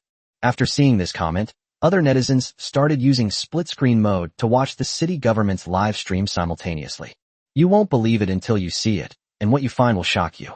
While the battle raged fiercely on Wang Dang's side, with every punch landing hard, the live broadcast room at the municipal government was a picture of peace and elegance, with people clinking glasses and enjoying themselves. The camera focused most on Luo Feng and the mayor, who were standing together, holding stemmed glasses, discussing the details of the operation. A comparison of the two reveals the obvious difference in quality. Viewers who watched both live streams were immediately enraged. The person blocking the bridge with me. Look at the state of Edo City, and they're still just talking. AA Crash King. I'm so sad to see Wang Dang. He truly lives up to his reputation as a Star Energy Master from a humble background. He knows how to do real things for us, instead of just making empty promises. DM. They're fighting tooth and nail here, while they're eating so happily over there. I want to say, those fighting tooth and nail are the warriors we truly want to support. The demon in the tower. Stop talking. Let's crowdfund to buy Wang Dang a better mech.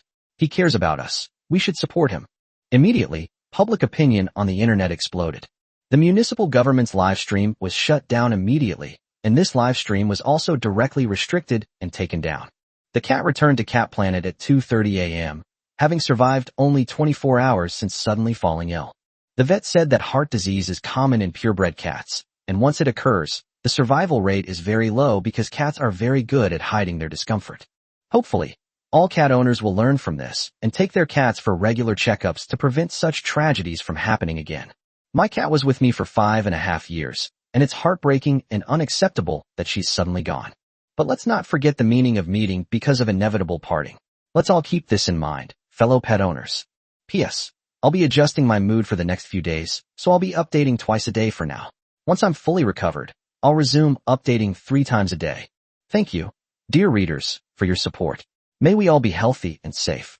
Chapter 170 Resistance is not just talk. Luo Feng stared at the video circulating on the StarNet with a livid face, his gums almost bleeding from biting them. He recognized almost immediately that many parts of Wang Dang's flashy mecha were derived from his uncle Luo Jin's mecha. Wang Dang killed his uncle, yet he still dared to brazenly use his uncle's mecha parts. Do they really think the Luo family has no one left? Moreover, he led his men out to fight without permission, which makes him, as the captain, look bad.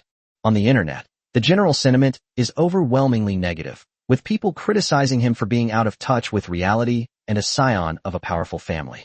They even said things like, the rich feast on meat and wine while the poor freeze to death on the streets. He couldn't understand at all what benefit Wang Dang would gain from doing this. Sure enough, those from the lower city are naive. They don't know whose words carry weight. Captain Luo, you are top students from the Imperial Military Academy, and I have no right to comment on your actions. The mayor's smile looked very forced. I have already initiated emergency public relations procedures. However, we still hope that such things will happen less often in the future, as they can cause great trouble to our work. Upon hearing his words, Luo Feng could only smile apologetically and say, this time it was indeed my negligence and supervision that caused you trouble. I will definitely report this truthfully to the school when I get back, and those who acted on their own will be given appropriate punishment. The mayor of Edo City's expression softened slightly after hearing Luo Feng's words. Although he was indeed not qualified to manage the affairs of the Imperial Military Academy, such a serious problem had occurred in the area under his jurisdiction. It would be a lie to say that I have no complaints. Edo City has hosted small mission teams from military academies before, but this is truly the first time that his reputation as mayor has been so thoroughly humiliated. Sure enough, even though that king was a star energy master, he was someone who came from the lower city and was impossible to deal with. This incident has dealt a huge blow to the Edo City government, and if public relations are not handled well, it will be a major image crisis. After all, public sentiment is so easily manipulated by those with ulterior motives. Just like this time, once the procedures were completed, a large-scale cleanup could have begun, restoring peace to Edo City. But that commoner star energy master insisted on being a personal hero. While the process was still in place, he went out to make his presence known. It seems he needs to have a serious talk with the military academy. Their management style is too lenient and won't work. Wang Dang had already finished the battle. When he was clearing out the mutated beasts, he mostly used simple and brutal close combat.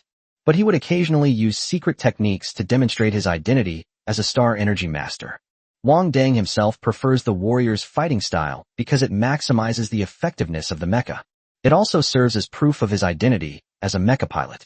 This preference for warriors reached its peak after activating their bloodlines and obtaining the dragon bones. Go find your golden retriever. Wang Dang glanced at the man who was filming him with a hint of disdain. What kind of man is it to wail and cry on the street? Thank you so much. The man kept bowing to Wang Dang to express his gratitude, his eyes already reddening as he bent down. He had already given up hope and even accepted that his own cowardice had prevented him from saving his furry child. But fate smiled upon him, and a miracle occurred before him. After the man left, Wang Dang opened his personal terminal to check the local social media platforms in Edo City. He saw the scene he wanted to see, just as he had hoped. Netizens have come forward to condemn the mayor's inaction, saying that even when the situation is dire, he is still indulging in gluttony at the banquet hall. They never considered that even if it's a low-rent apartment, it's still a small nest that these people, who work 007 every day, have painstakingly built for themselves. It is the most comfortable haven for these cattle and horses. For those important figures, low-rent housing might be a dirty and chaotic place they would never want to set foot in. But for these poor cattle and horses, it is the warmest home. Their little home is now being wantonly destroyed, but those who should stand up to maintain order are hiding in luxury hotels, turning a deaf ear. The rescue teams dispatched were only responsible for ensuring the personal safety of the residents. As for property and inanimate objects like homes, well, good luck to them. Indeed, property is inanimate to life, but it is all acquired through their hard work and struggle. Each one is hard-won and has its own special significance. Moreover, in a society where everyone is constantly working 007 and pushing themselves to the limit, they don't know how much time and energy it would take to rebuild their lives and set up a new place. Wang Dang felt deeply empathetic as he read through everyone's stories on the Starnet. He wanted to tear off the fake masks of those so-called big shots and expose their most shameful side to the public. This was his first step in rebellion. His resistance was not just talk. Let's go to the next place. Wang Dang shut down his personal terminal and looked ahead with a determined gaze. They can wait, but the people standing here can't. Standing behind Wang Dang, Yushinji and the others also had determined expressions. Along the way, they seemed to have witnessed a life of hardship, with people anxious, saddened, and broken down in tears. They were all homeless because of the impact of the mutated beast men. Their hardworking hands support this society and these soldiers. While they were suffering, some soldiers were sitting comfortably in a 7-star hotel, chatting and laughing. Wang Dang is right. If you believe something is right, then do it. All for the sake of leaving no regrets and having a clear conscience. Can't you guys at least give me some recognition? Mai Xiaomai complained in a muffled voice from inside the mecha. I've been watching from the sidelines the whole time, and it makes me look so stupid. These mutated beasts were far too weak. After a round of fighting, the mechs only had a few scratches on them at most. Wang Dang's mecha didn't even have a single extra scratch. This was a huge blow to Mai Xiaomai. If the mecha wasn't damaged, there was no point in having a mecha pilot. You can learn a cheerleading dance and dance on the sidelines to cheer us on. Alan joked with a smile. That's a good idea. Wang Dang immediately agreed. He was the last person who wanted Mai Xiaomai to be of any use, since it would cost money to repair the mecha if it broke. If someone is injured and bleeds a little, this Dragonblood warrior can heal himself in no time. Chapter 171 Drug Testing. Wang Dang and his team swept through the slums as if they were nothing, which greatly encouraged the local rescue teams in Edo City. The local rescue teams are mostly composed of mecha recruits and junior mecha warriors. They don't have a significant advantage in fighting the mutated beast men. At best, they can only hold them off. This gives residents time to escape. However, with the addition of 2 powerful star energy masters, Yushinji and Wang Dang, as well as 2 intermediate-level mecha warriors, they only need to follow behind and cooperate to quickly kill the mutated beast men. In an instant, the rescue team's passion and fighting spirit were ignited, and they began to fight fiercely. Their mindset gradually changed. Before, they just blindly followed orders from their superiors and helped residents evacuate, but they couldn't care less about anything else. Now, they are fighting to protect the residents and their property. Especially after receiving gratitude from the residents, he felt like he had inexhaustible energy. As more and more combat videos surfaced on the StarNet, the combat team members remaining at the 7-star hotel became increasingly restless. They all asked Luo Feng for permission to join the Wang Dang and contribute to the citizens of Edo City. If you want to be punished along with Wang Dang and have that mark on your records, then go ahead, Luo Feng said with a grim expression. He left the team without permission. Those netizens are ignorant. Are you all just blindly following suit? Luo Feng was now in a real bind. Did these people really think that Wang Dang's capricious and rule-breaking behavior was something to be encouraged? Where does he place the combat squad? And where does he place the officers by doing this? He's practically a lone wolf. But the insults on the StarNet are really harsh, a mid-level mecha pilot whispered. They accepted the mission because it would bring them glory. But now the StarNet is full of criticism, so of course I can't sit still. If you care so much about what people say on StarNet, why don't you become internet celebrities? Luo Feng sneered. You should know the answer in your hearts. After graduation, we will all be joining the military region. What is said online is not important at all. Gaining the appreciation and trust of our leaders is the most important thing for us. Wang thinks he has a mental illness. He has no future at all. In my opinion, those who follow him to act recklessly are the most pitiful. Luo Feng's words successfully extinguished the small flame that had just risen in everyone's hearts. Yes, they're not just standing by and watching someone die. They're still going through the proper procedures. Once those procedures are complete, they'll be ready to join the fight. If Wang Dang hadn't disobeyed orders and insisted on being stubborn, they wouldn't have earned such a bad reputation. Moreover, the biggest taboo for soldiers is disobeying orders, and even military academy students are no exception. Wang Dang's self-willed behavior, despite his current success on the StarNet, will surely bring severe punishment upon his return to the military academy. Alright, it's getting late. Everyone, go back and get some rest, and wait for further instructions. Luo Feng's expression seemed somewhat uncertain. By this time, he had developed a strong aversion to those citizens who believed everything they heard. Since they admire Wang Dang so much, he decided to slow down completely and see just how capable Wang Dang and his group really were, and to what extent they could achieve. Since they've already taken the blame, if they don't let that blame become a reality, then they've been criticized for nothing. Thinking of this, Luo Feng raised the corners of his mouth. There are so many civilians on Earth anyway, a few deaths won't matter. In the slums, With the help of the rescue team, the mutated beast men have been mostly cleared out. Wang Dang was puzzled as to why so many mutated beasts would appear in the slums. They live in slums. How could they possibly afford such expensive alien beast blood? After Wang Dang dealt with the last fish-headed, humanoid monster in the neighborhood, an old woman rushed over, hugged the fish-headed, humanoid corpse on the ground, and began to wail loudly. "My son, how could you have become like this? Why should my son have to suffer like this?" The old woman wept bitterly, lamenting why injustice had to befall her child. Wang Dang left the mecha and silently walked behind the old woman. "Did your child encounter anything strange before transforming into a beast? Humans don't become mutated into beasts for no reason." The old woman turned her head, stared blankly at Wang Dang for a long time, and finally covered her face in anguish. "I don't know either. I'm sick, and my child only sleeps a few hours a day to pay for my treatment. Maybe it's because he's not getting enough rest." The official explanation for the transformation of humans into beasts has always been ambiguous, and many ordinary people are unaware that it is due to the blood of beasts. Because once the information is leaked, many people might resort to any means necessary, including unethical and extreme measures. What do you think about it? Wang Dang sighed. He couldn't bring himself to talk about the blood of the strange beast. It seems like about a week ago, he participated in a drug trial for a pharmaceutical company to raise money, and he brought home 5,000 star coins that day. "Drug trial experiment," Wang Dang murmured. The appearance of such a large number of mutated humans in the slums is clearly abnormal. Moreover, most of the mutated humans he cleared out were related to sea beasts, while a small portion had some characteristics of land-dwelling beasts. However, most of them only exhibit characteristics of low-level mythical beasts. Therefore, there must be a huge conspiracy involved, and the matter of drug trials immediately reminded Wang Dang. This could very well be a large-scale experiment involving the blood of alien beasts, with the poor people in these slums becoming the test subjects. Could the crucial intelligence needed by the Free Army be related to this inhumane experiment?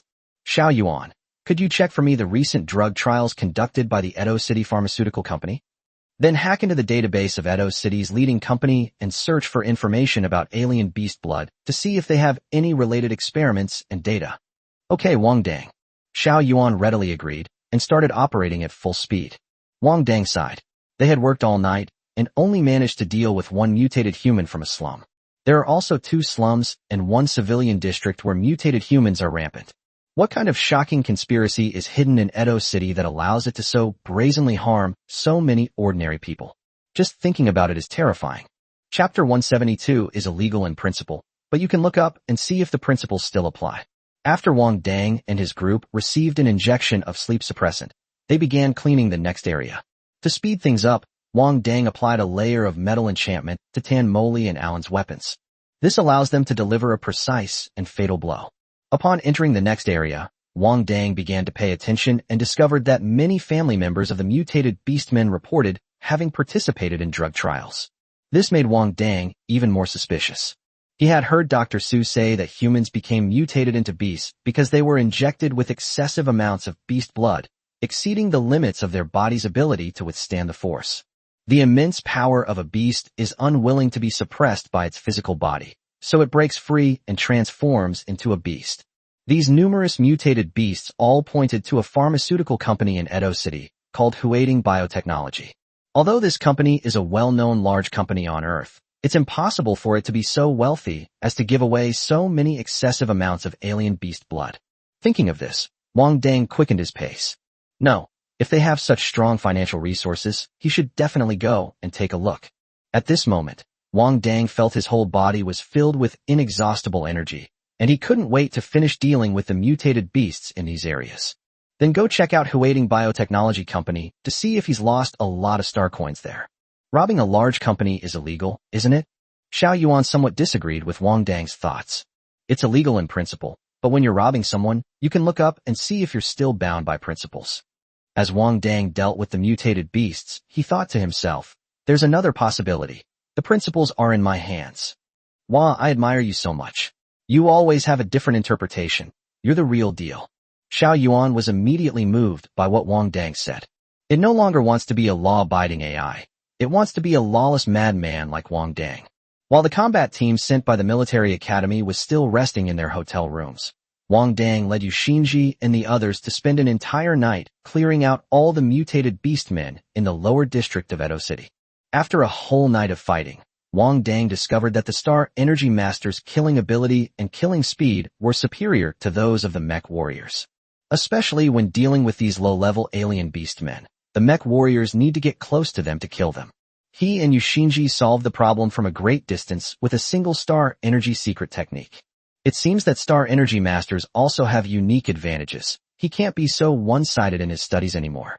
However, it wasn't that Wang Dang deliberately neglected his studies. It was simply that the Dragon Blood warrior's talent in the field of warriors was exceptionally superior. He barely trained. He became a Tier 1 intermediate mech warrior simply by relying on the old dragon's bones.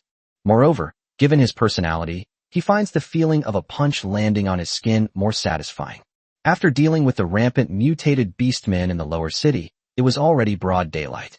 At this moment, Yushinji's stellar energy was almost depleted. He let out a long breath. Let's go to the beast restaurant to replenish our energy. It's on me. After a night of fighting side by side, he was no longer so awkward in front of Alan and Tan Moli. Unexpectedly, as soon as he said this, Tan Moli and Mai Xiaomai looked at him with complicated, hesitant expressions. Did I say something wrong? Yushinji suddenly lost confidence and started stammering. Absolutely right. Wang Dang put his arm around Yushinji's shoulder from behind, looking like they were best buddies. I've heard that Edo City has a lot of local specialties. We can really feast this time. Tan Moli and Mai Xiaomai silently withdrew their gazes. The two of them were indeed hungry at this moment, but they didn't dare to ask to treat each other to a meal. After all, Wang Dang's appetite had reached a terrifying level. If they treat him to a meal, they have to tighten their belts for a month. After a couple more visits, a custom-made mech was completely consumed. Hearing Wang Dang say this, Yushinji's tension eased a bit, and he nodded slightly. Then let's go. I'll use the quantum computer to locate the position first. While waiting for the designated restaurant spot, Mai Xiaomai pulled Wang Dang aside and whispered, should you hold back a little later? If I scare Senior Yu away, I definitely won't treat you to dinner next time. Wang Dang shook his head. No, I'll eat my fill in one go. He felt there wouldn't be a next time. It seemed like he had eaten Tan Moli and Mai Xiaomai out of house and home. Now that it's mealtime, people don't dare to speak much. So he decided to let everyone take a bite, but this time they had to take as much as they wanted. That works too. Star Energy Master is richer than me and Sister Jasmine, so maybe he doesn't think it's a big deal. Mai Xiaomai nodded heavily. Although Tan Moli didn't say a word throughout, she had a smile on her face the whole time. After a night of intense fighting, she was starving, but as long as Wang Dang, the big eater, was there, Yu Xuechang wouldn't think she was eating too much. After all, compared to Wang Dang's terrifying appetite, she was at most a small bird's stomach. In fact, for mecha warriors, the more they eat, the stronger their bodies are, the more energy they can absorb, and the stronger they are. But Wang Dang's appetite far exceeded his strength. He's equivalent to an ordinary civil servant, but he has the drinking capacity of a bureau chief. As expected of a wealthy and powerful Star Energy Master, Yushinji directly led Wang and the others to Omakase, the most famous place in Edo City. Omakase is a specialty of Edo City, and it can be found in many places on Earth, but it has always been the exclusive domain of the wealthy. After the appearance of Mecha Warriors and Star Energy Masters on Blue Star, Omakase was also upgraded and divided into Ordinary Omakase and Star Energy Omakase. The restaurant that Yushinji brought here serves food made entirely of exotic beast meat and plants rich in Star Energy. Tan Moli and Alan followed Yushinji into the restaurant with disappointed looks and sat down in front of the chef wearing a tall hat. Wang Dang invited them to eat Omakase, but with Wang Dang here, they definitely wouldn't get a single bite. After their disappointment, it was Wang Dang's turn to be shocked there were actually restaurants without menus. However, he was only slightly surprised. Anyway, he came here today with the idea of having a full meal and not being hungry for 3 days. He doesn't care about all the fancy stuff.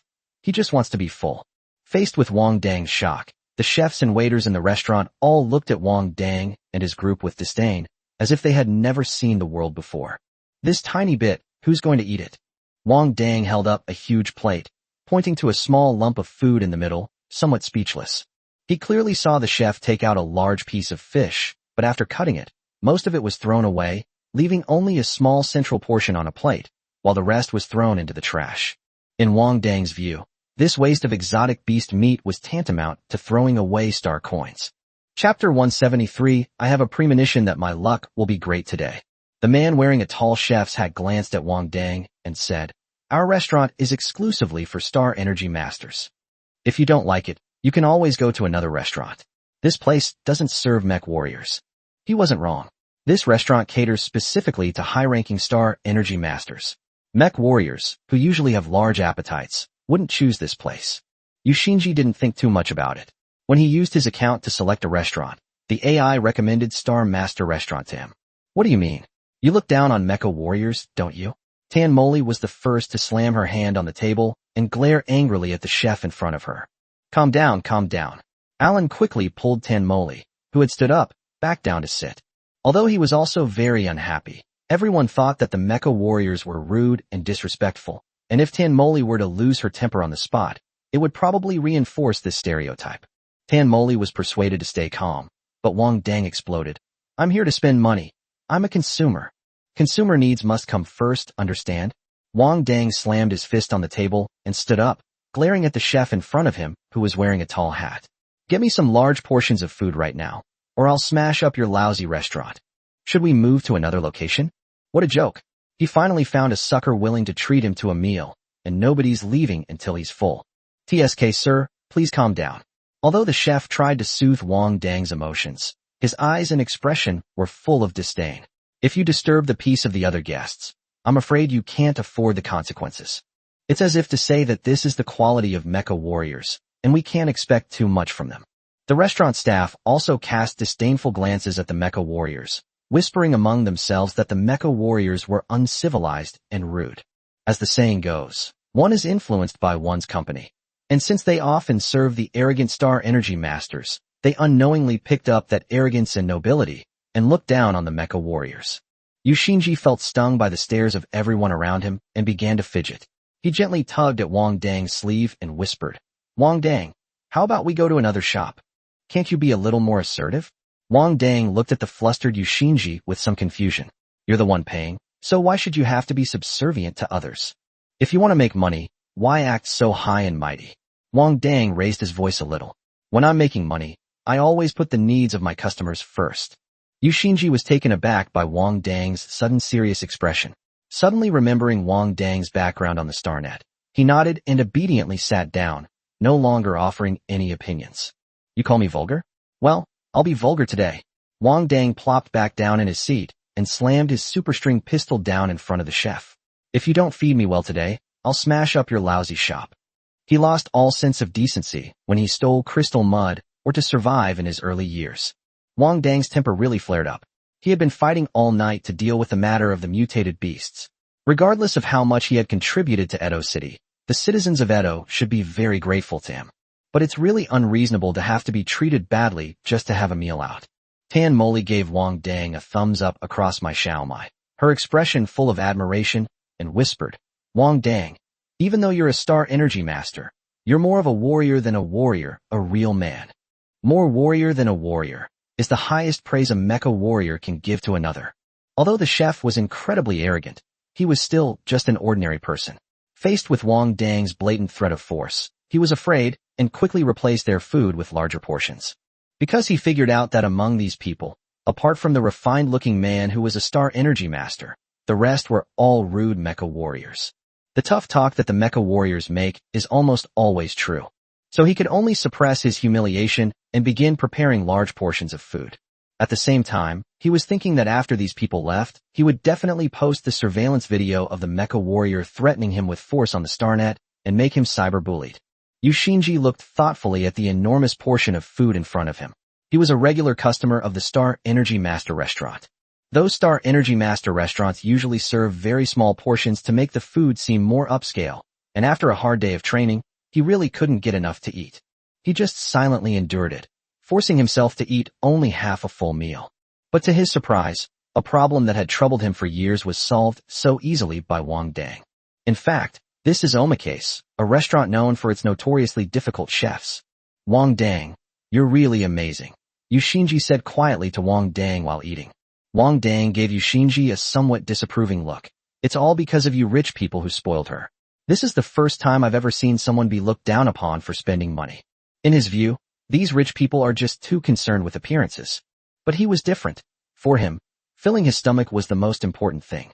To ensure Wang Dang was well fed, the chefs were kept busy and sweating profusely, even though they only processed the beast meat slightly, or sometimes just cut it. Left with no other choice, they summoned all the chefs who were resting in the shop back. With all 4 chefs working together, they were barely able to keep up with Wang and his diner's eating speed. Yu Xinji and Mai Xiaomai had been eating for almost half an hour, while Tan Moli, Alan, and Wang Dang were still enjoying their meal. Unfortunately, the mech warriors don't have star energy supplements like the Star Energy Masters. The only way for them to replenish their energy is by eating. Yu Xinji stared at Wang Dang, who was swallowing his food in large gulps, and belatedly realized why Mai Xiaomai and Tan Moli had looked at him with such complicated expressions earlier. So, they were looking at the expression on the face of a sucker. After Wang and his companions finished eating and left the restaurant, the chef, feeling aggrieved, immediately posted the video on the internet. But he never expected that he would be the one being cyberbullied. Night raid on Widow's Village. Damn it. What kind of spawn restaurant is this? How dare they treat our King Dang like this? He just wanted to eat his fill. What's wrong with that? Milk-flavored socks. Exactly.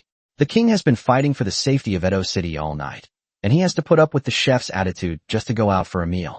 It's just ridiculous. Strawberry Giant. Where is this restaurant located?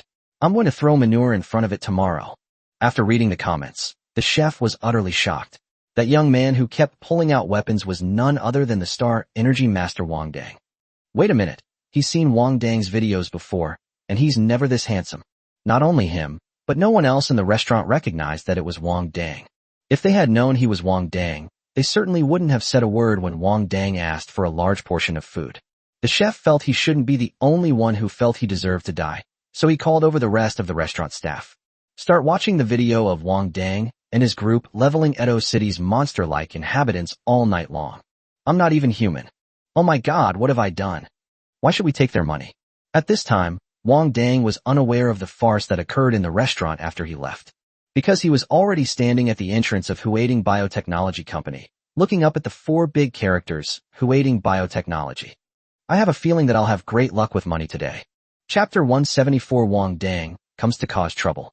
According to the information Xiao Yuan found, Huading Bio recruited volunteers for drug trials on 2 separate occasions.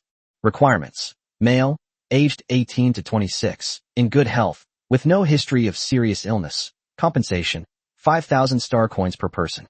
Strangely, Xiao Yuan was unable to find any information about the volunteers who participated in the drug trial. It was obvious that Huading Biotechnology deliberately used paper documents, which prevented Xiao Yuan, an artificial intelligence that could roam freely on the StarNet, from finding anything. Although there is no concrete evidence, Wang Dang is certain that the sudden appearance of so many mutated beasts in the lower city is inextricably linked to drug trials. He also came from the downtown area and had participated in many similar drug trials. It's not just about the payment. Experiments usually have a 13-day observation period. During the observation period, the pharmaceutical company will provide meals, which is equivalent to finding a short-term job with free room and board and not too tiring. He was just luckier. He didn't encounter such a ruthless pharmaceutical company. The worst side effect he'd ever experienced was just a few days of diarrhea. Thinking of this, Wang Dang sighed, clearly mourning for his poor brothers who had been transformed into beasts. It's morning. Is it even allowed to rob someone? Xiao Yuan's questioning voice pulled Wang Dang back from his thoughts. Why are you always thinking about robbing people? Wang Dang scolded sternly. You should be a good boy, Xiao Yuan. After hearing Wang Dang's words, Xiao Yuan didn't even have the energy to complain anymore. I wonder who was drooling over the company gate just a second ago. Wang Dang pushed up his sunglasses and swaggered into Huading Biotechnology Company. Hello, who are you looking for? As soon as Wang Dang entered the company, a receptionist, accompanied by 2 security guards, came over and politely asked him. My brother came here a week ago to conduct some kind of new drug experiment, and now he's just disappeared. Wang Dang said agitatedly. You have to give me an explanation. Otherwise, I'm not leaving your company's gate today. As he was speaking, Wang Dang was about to sit down on the floor when 2 security guards behind the receptionist quickly pulled him back. Sir, please don't worry. We'll go inside to verify and register your brother's situation first. If it is indeed our company's responsibility, we will definitely give you a satisfactory explanation. The receptionist spoke in a very gentle tone, making it impossible for anyone to get angry. Wang Dang's expression turned somewhat strange after hearing her words. He even began to doubt whether he had misjudged the company because the receptionist was so nice. You have to give me an explanation. My brother hasn't come home since he participated in the drug trial. As Wang Dang spoke, he followed the receptionist who was leading the way inside. Two tall security guards followed behind him, their eyes alert, constantly watching Wang Dang's movements. The receptionist led Wang Dang to a lounge on the third floor and served him a cup of hot tea. Have some tea to calm your nerves. The relevant leaders in the company are on their way and will do their best to solve your problem. After saying that, the receptionist nodded to Wang Dang in a friendly manner, bowed, and left the lounge, gently closing the door behind her. Wang Dang picked up the teacup somewhat blankly, while the receptionist tried to calm him down the whole time. But he never asked his brother's name or how long ago he came to participate in the drug trial. Wang Dang stroked his chin. There was only one possibility left. Xiao Yuan, is there a large dose of poison added to this tea?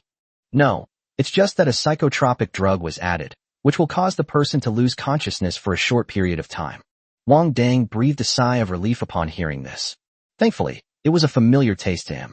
He almost thought that these high and mighty capitalists had changed their ways and were being so friendly to someone who came to cause trouble. Sure enough, it's just the same old thing in a different guise. Wang Dang confirmed with Xiao Yuan that the medicine in the tea had no effect on people with mental abilities. He took a big gulp, then pretended to lose consciousness and collapsed onto the sofa in the lounge. Not long after, the door to the lounge was gently opened. The two security guards from before came in from outside, and one lifted Wang Dang up from the sofa by raising his hand and the other by raising his foot. Holy crap, what did this guy eat to grow up like this? He's heavier than a dead pig. Yeah, she doesn't look fat. So why does she feel so heavy? It seems these two security guards are used to this kind of situation, as they even have the mind to complain about Wang Dang's weight. Wang Dang, relax, don't be impulsive, or all your efforts will be in vain. Xiao Yuan noticed that Wang Dang's whole body was tense, as if he might suddenly attack someone at any moment, so she quickly tried to persuade him. Has he ever seen such a handsome dead pig? Wang Dang cursed in his mind. He even said I was heavy, damn fine dog. At the front desk of Huading Biotechnology, 4 or 5 receptionists were chatting together, while the security guards around them had been replaced by 2 others. Recently, family members of trial volunteers have been coming to the company every day to cause trouble. Could it be that there really is something wrong with the previous trials? The receptionist who had just led Wang Dang to the lounge frowned and complained. I've already received 3 such family members today alone. Another receptionist with long, curly hair agreed. Me too. These past few days have been all about dealing with family members. So many disruptive family members. I wonder if the manager can keep up. Is something really wrong? Will it affect us? A receptionist with freckles asked worriedly. Probably not. The receptionist with long curly hair looked up and thought for a moment. The fact that no repeated family members have come to cause trouble means that the situation should be under control. That's true. Miss Freckles nodded slightly. We're one of the top companies on Earth. What major problems could possibly arise? Besides, most of those who come to try the drug are people who can't afford to live anymore, so it's normal for them to want to extort money from the company. But let me tell you, that young man from today is missing. He was quite handsome and had a great presence, but unfortunately he was wearing sunglasses, so we couldn't see his whole face. Really? Why didn't you call me? Aren't we still best friends? Next up was the girls' gossip time. Meanwhile, Wang Dang, whom they described as very handsome, was thrown onto a small bed by 2 security guards like a dead pig, and then the door was closed and they left. After Wang Dang confirmed that there was no movement in the room, he quietly opened his eyes. He then discovered that he had been thrown into the observation room for trial volunteers, which contained 6 bunk beds, and the other beds were filled with unconscious people. Judging from their clothing, they were probably not volunteers participating in the drug trial, as they were not wearing hospital gowns. Instead, he wore the same casual clothes as Wang Dang. It seems they are also family members who came to demand an explanation. Chapter 175, I will repent later. After Wang Dang had Xiao Yuan take control of the surveillance in the observation room, he slowly climbed down from the upper bunk. Begin checking everyone's status. They all took the same psychotropic drug. They won't wake up until their bodies have metabolized it. Depending on the body's condition, the time it takes for the drug to be metabolized varies from 24 to 48 hours. What the hell is this company up to? Are they trying to kill me to cover it up? Wang Dang frowned deeply. But if so many people mysteriously disappear in Edo City, wouldn't the outside world become suspicious? We can't overestimate the conscience of these capitalists, Wang Dang thought to himself. There are more than 5 people heading this way. After hearing Xiao Yuan's reminder, Wang Dang immediately jumped quietly onto the upper bunk and closed his eyes. A short while later, the automatic door to the observation room opened. A man with long gray hair entered, followed by 4 burly men. Andrew glanced around at the unconscious people. That's enough for today. I don't want to make another trip. Sir, you only need to handle these matters today. Those who come later can be dealt with together tomorrow. That's fine too. Andrew listened, nodded impatiently, walked to the nearest bed, and placed his hand on the forehead of the middle-aged woman lying there. Anything that happens to your family member has nothing to do with Huading Biotechnology. Huading Biotechnology's drug trials are absolutely safe. His voice was so deceptive that it made the eyes of the 4 burly men behind him begin to glaze over. He's a psychic-type star energy master. After listening to Xiao Yuan's reminder, Wang Dang closed his eyes and carefully sensed the fluctuations of star energy. The other party should only be a junior star energy master. However, even if he is just a star energy master apprentice, controlling ordinary people is effortless for him. Andrew applied mental guidance to each of the unconscious people and soon arrived at Wang Dang's bedside. He placed his hand on Wang Dang's forehead. Anything that happens to your family members has nothing to do with Huading Biotechnology Company, Huipu. As soon as he uttered the word Hui, he spat out a mouthful of blood, and then blood began to seep from his ears, eyes, and nose. Faced with this sudden turn of events, the man closest to Andrew quickly stepped forward to steady him. Sir, what's wrong? Cough, cough. Andrew bent over and began to cough violently, panting heavily. It looked terrifying, as if it would stop breathing at any moment. As a star energy master, using your abilities to fight ordinary people is truly a waste of your talents. At this moment, Wang Dang had somehow gotten up from the bed, resting his elbows on his knees and looking at Andrew, who was coughing up blood. Although he was also a novice star energy master, his mental strength was always higher than his star energy. He even had a faint feeling of advancing to A-level mental strength. A typical beginner star energy master's mental strength is only around B-level, so Wang Dang would not be affected by his mental magic at all. On the contrary, if a mental-type astral energy master tries to forcibly control an astral energy master with higher mental strength, they will suffer severe backlash. The reason he keeps coughing up blood is because of the backlash from his mental energy. Who are you? The burly man supporting Andrew looked at Wang Dang with a terrified expression. What did you do to Lord Andrew? Wang Dang blew on his bangs, somewhat puzzled. You really don't recognize me?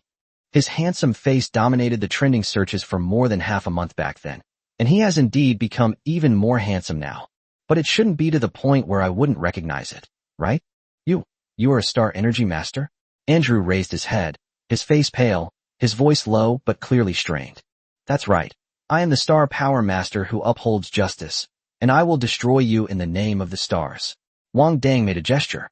After saying that, Wang jumped down from the upper bunk, grabbed Andrew's head with both hands, and swiftly snapped his neck. You're a dual cultivator of star martial arts. You're Wang Dang. One of the burly men quickly realized. Just as he uttered those words, an iron feather pierced his heart from behind. Wang Dang rolled off the bed, and in just a moment, 5 more corpses appeared in the observation room. The instant Andrew lost vital signs, the family members who had been mentally controlled by Andrew suddenly had many new memories flooding their minds. Those memories all point to Huading Biotechnology Company. It's a real pity we couldn't weld the mecha onto our bodies. Wang shook his head, expressing his deep regret, as he faced the corpses scattered on the ground. The advantage of being both literate and skilled in martial arts is that others don't even have a chance to get into a mecha before he defeats them instantly.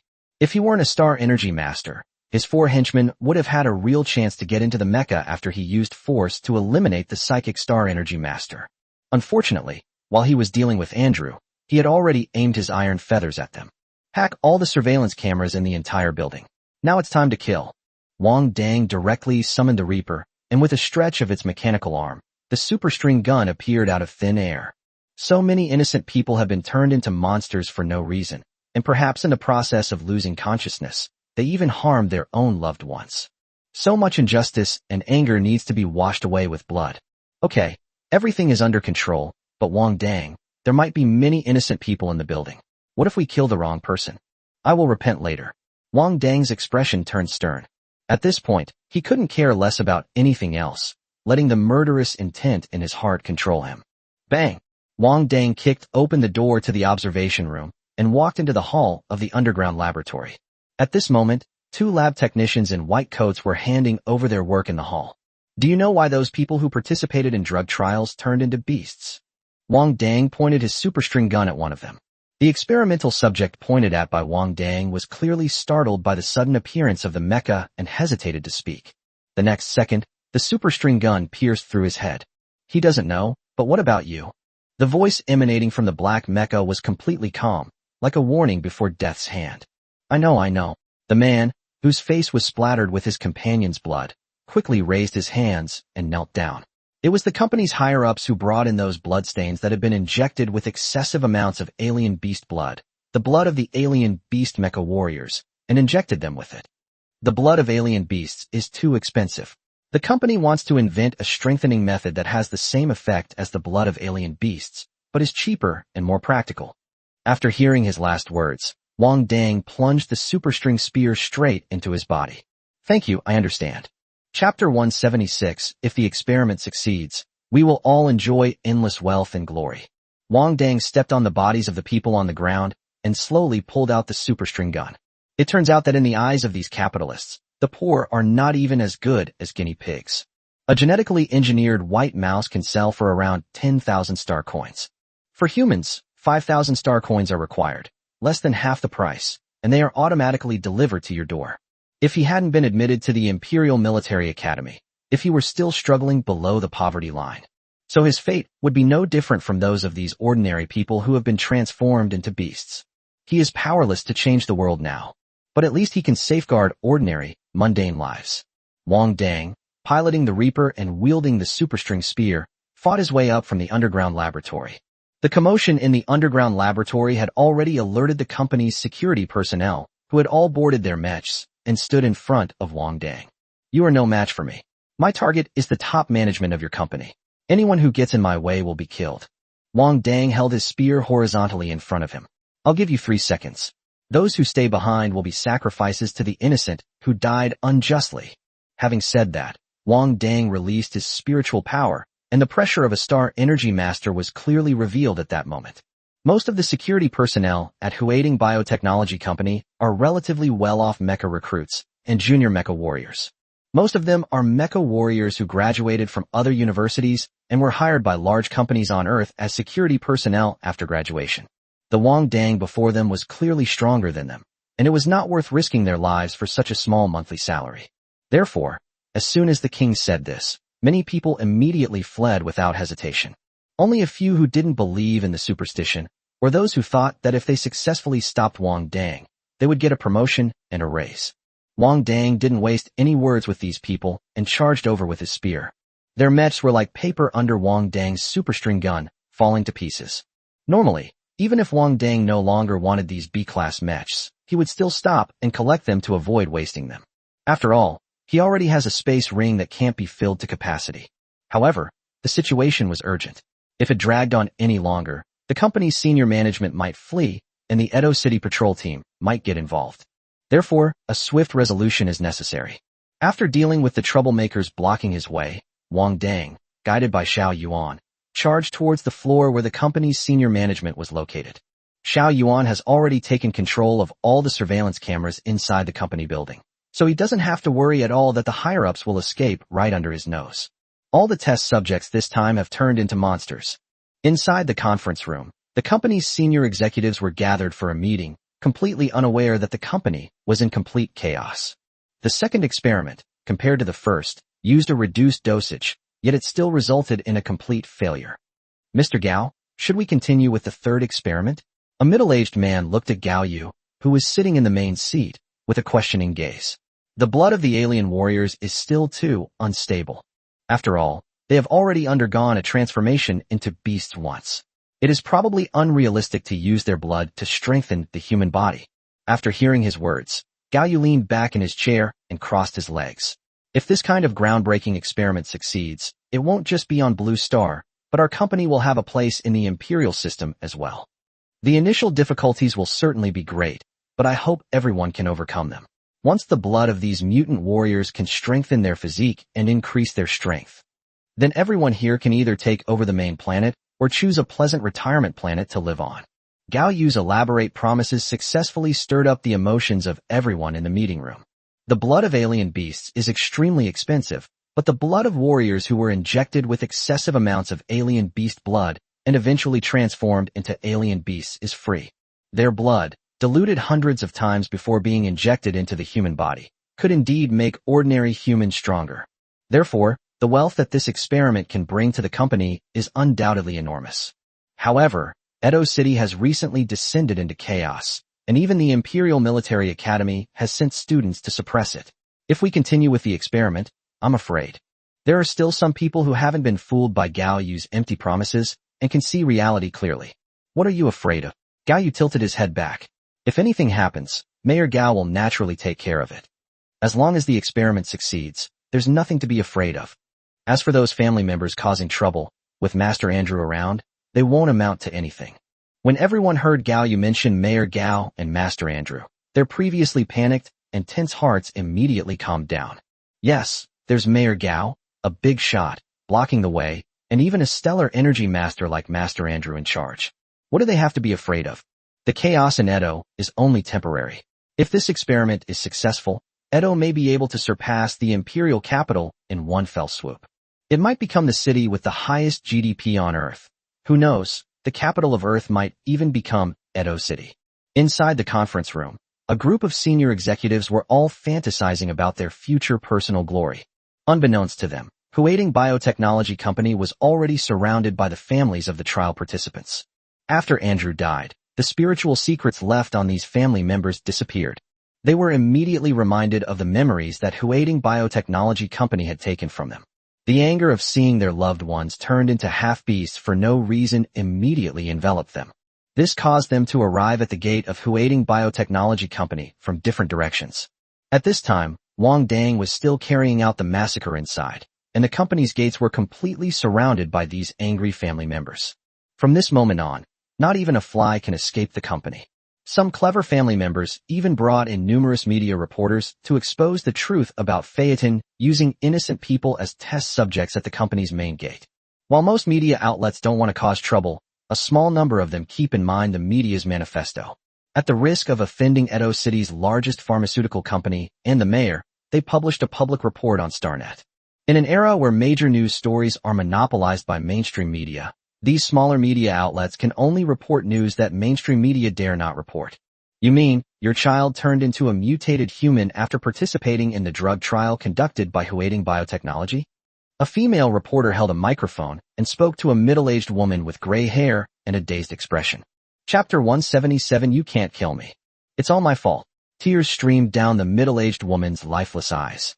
If I could earn more money, my son wouldn't have become a trial volunteer for 5,000 star coins. My son just graduated from university a year ago and finally got a good job opportunity. He wants to buy himself a decent outfit for the interview. I divorced his father when my son was very young. After struggling to support him through college, I didn't have any savings. I didn't understand the importance of dignity for young people, so I didn't give him any money. I never expected this. I really regret it. In front of the camera, the middle-aged woman began to beat her chest and stamp her feet, seemingly trying to alleviate her inner pain through physical suffering. Are you sure your child's transformation into a monster was caused by participating in a drug trial? The female reporter pressed on with a serious expression. The middle-aged woman pointed to the crowd gathered around her. They are all family members of the drug trial participants. Their relatives, just like my child, participated in the drug trials of this unscrupulous company. Gods, open your eyes and look. Hell is empty, and all the devils are here on earth. The grief and anger of the trial participants' families drowned out the female reporter's voice, and the interview was forced to stop due to the overwhelming emotions of the crowd. Most Edo City residents were shocked and incredulous after seeing the interview on the StarNet website. Huating Biotechnology Company, Limited is a leading enterprise in Edo City, and even on Blue Star, it is one of the top companies. But this very company actually started engaging in a business that disregarded human life in the local area. Shocked and outraged, netizens quickly took action to investigate and dismantle the company. They discovered that the current CEO of Huating Biotechnology is the nephew of Mayor Taka of Edo City and the heir to the Taka Group of Huating Biotechnology.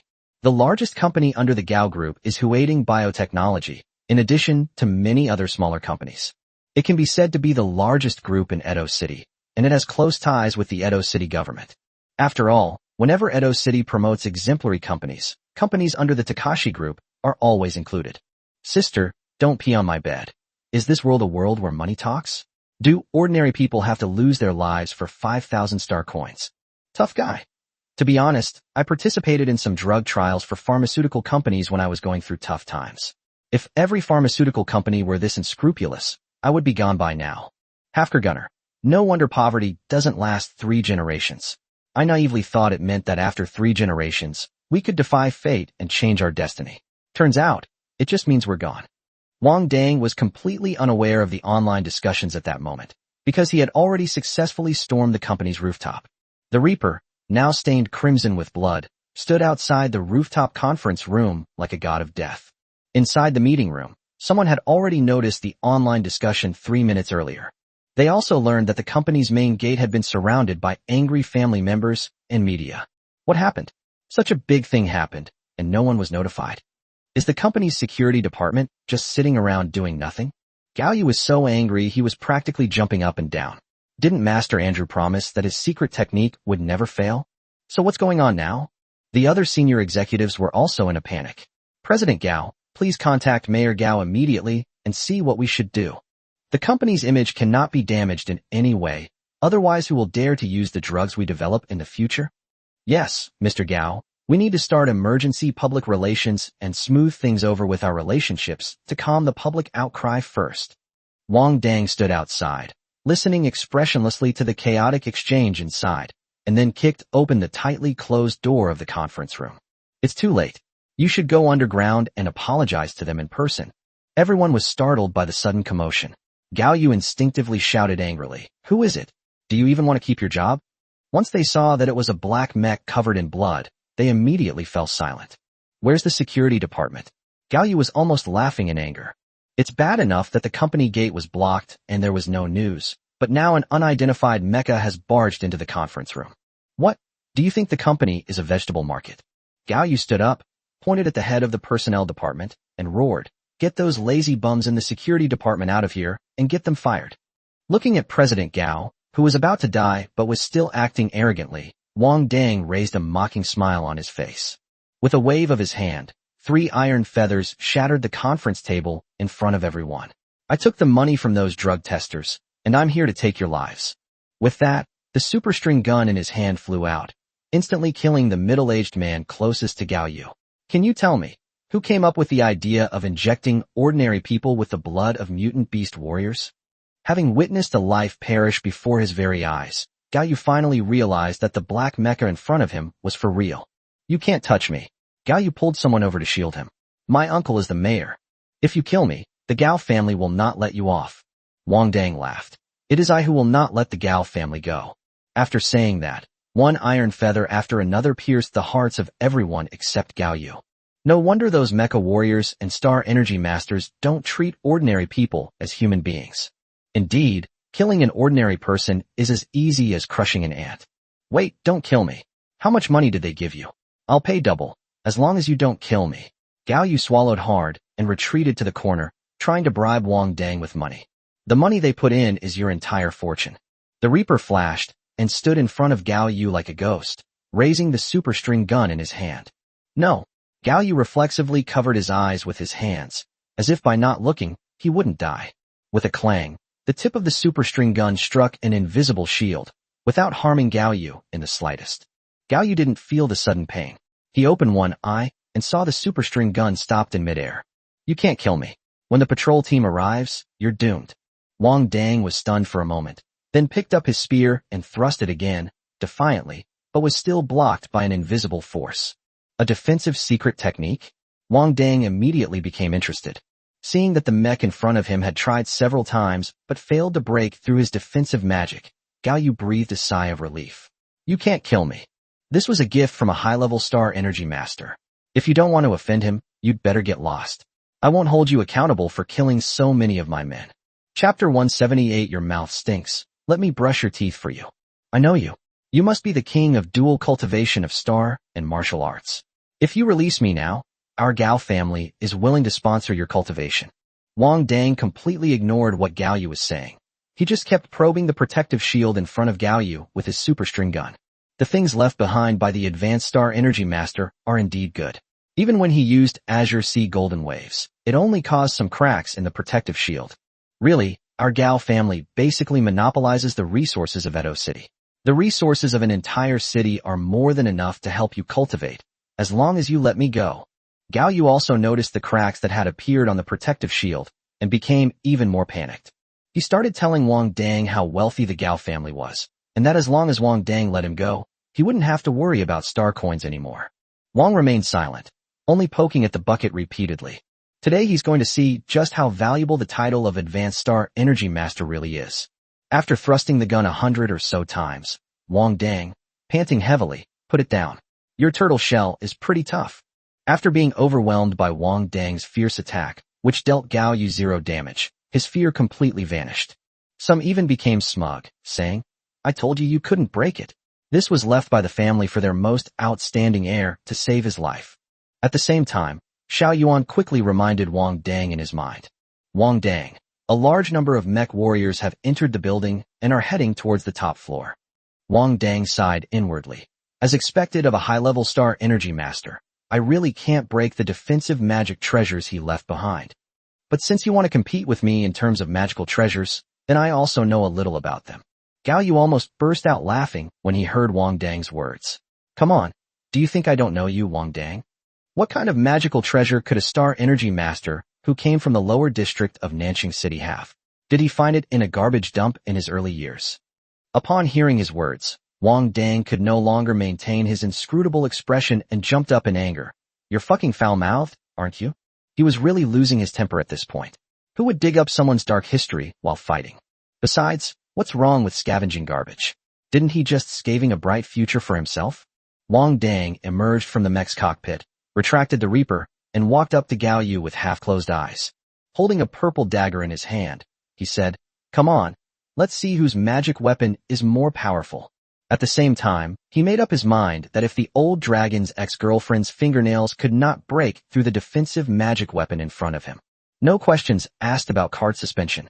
As Wang Dang raised his purple dagger and slashed through the transparent protective shield, a burst of lightning suddenly flashed in front of Wang Dang and Gao Yu.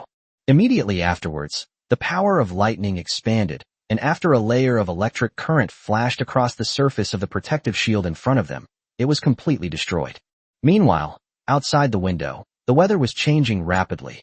The sky, which had just been cloudless, was suddenly shrouded in rolling dark clouds.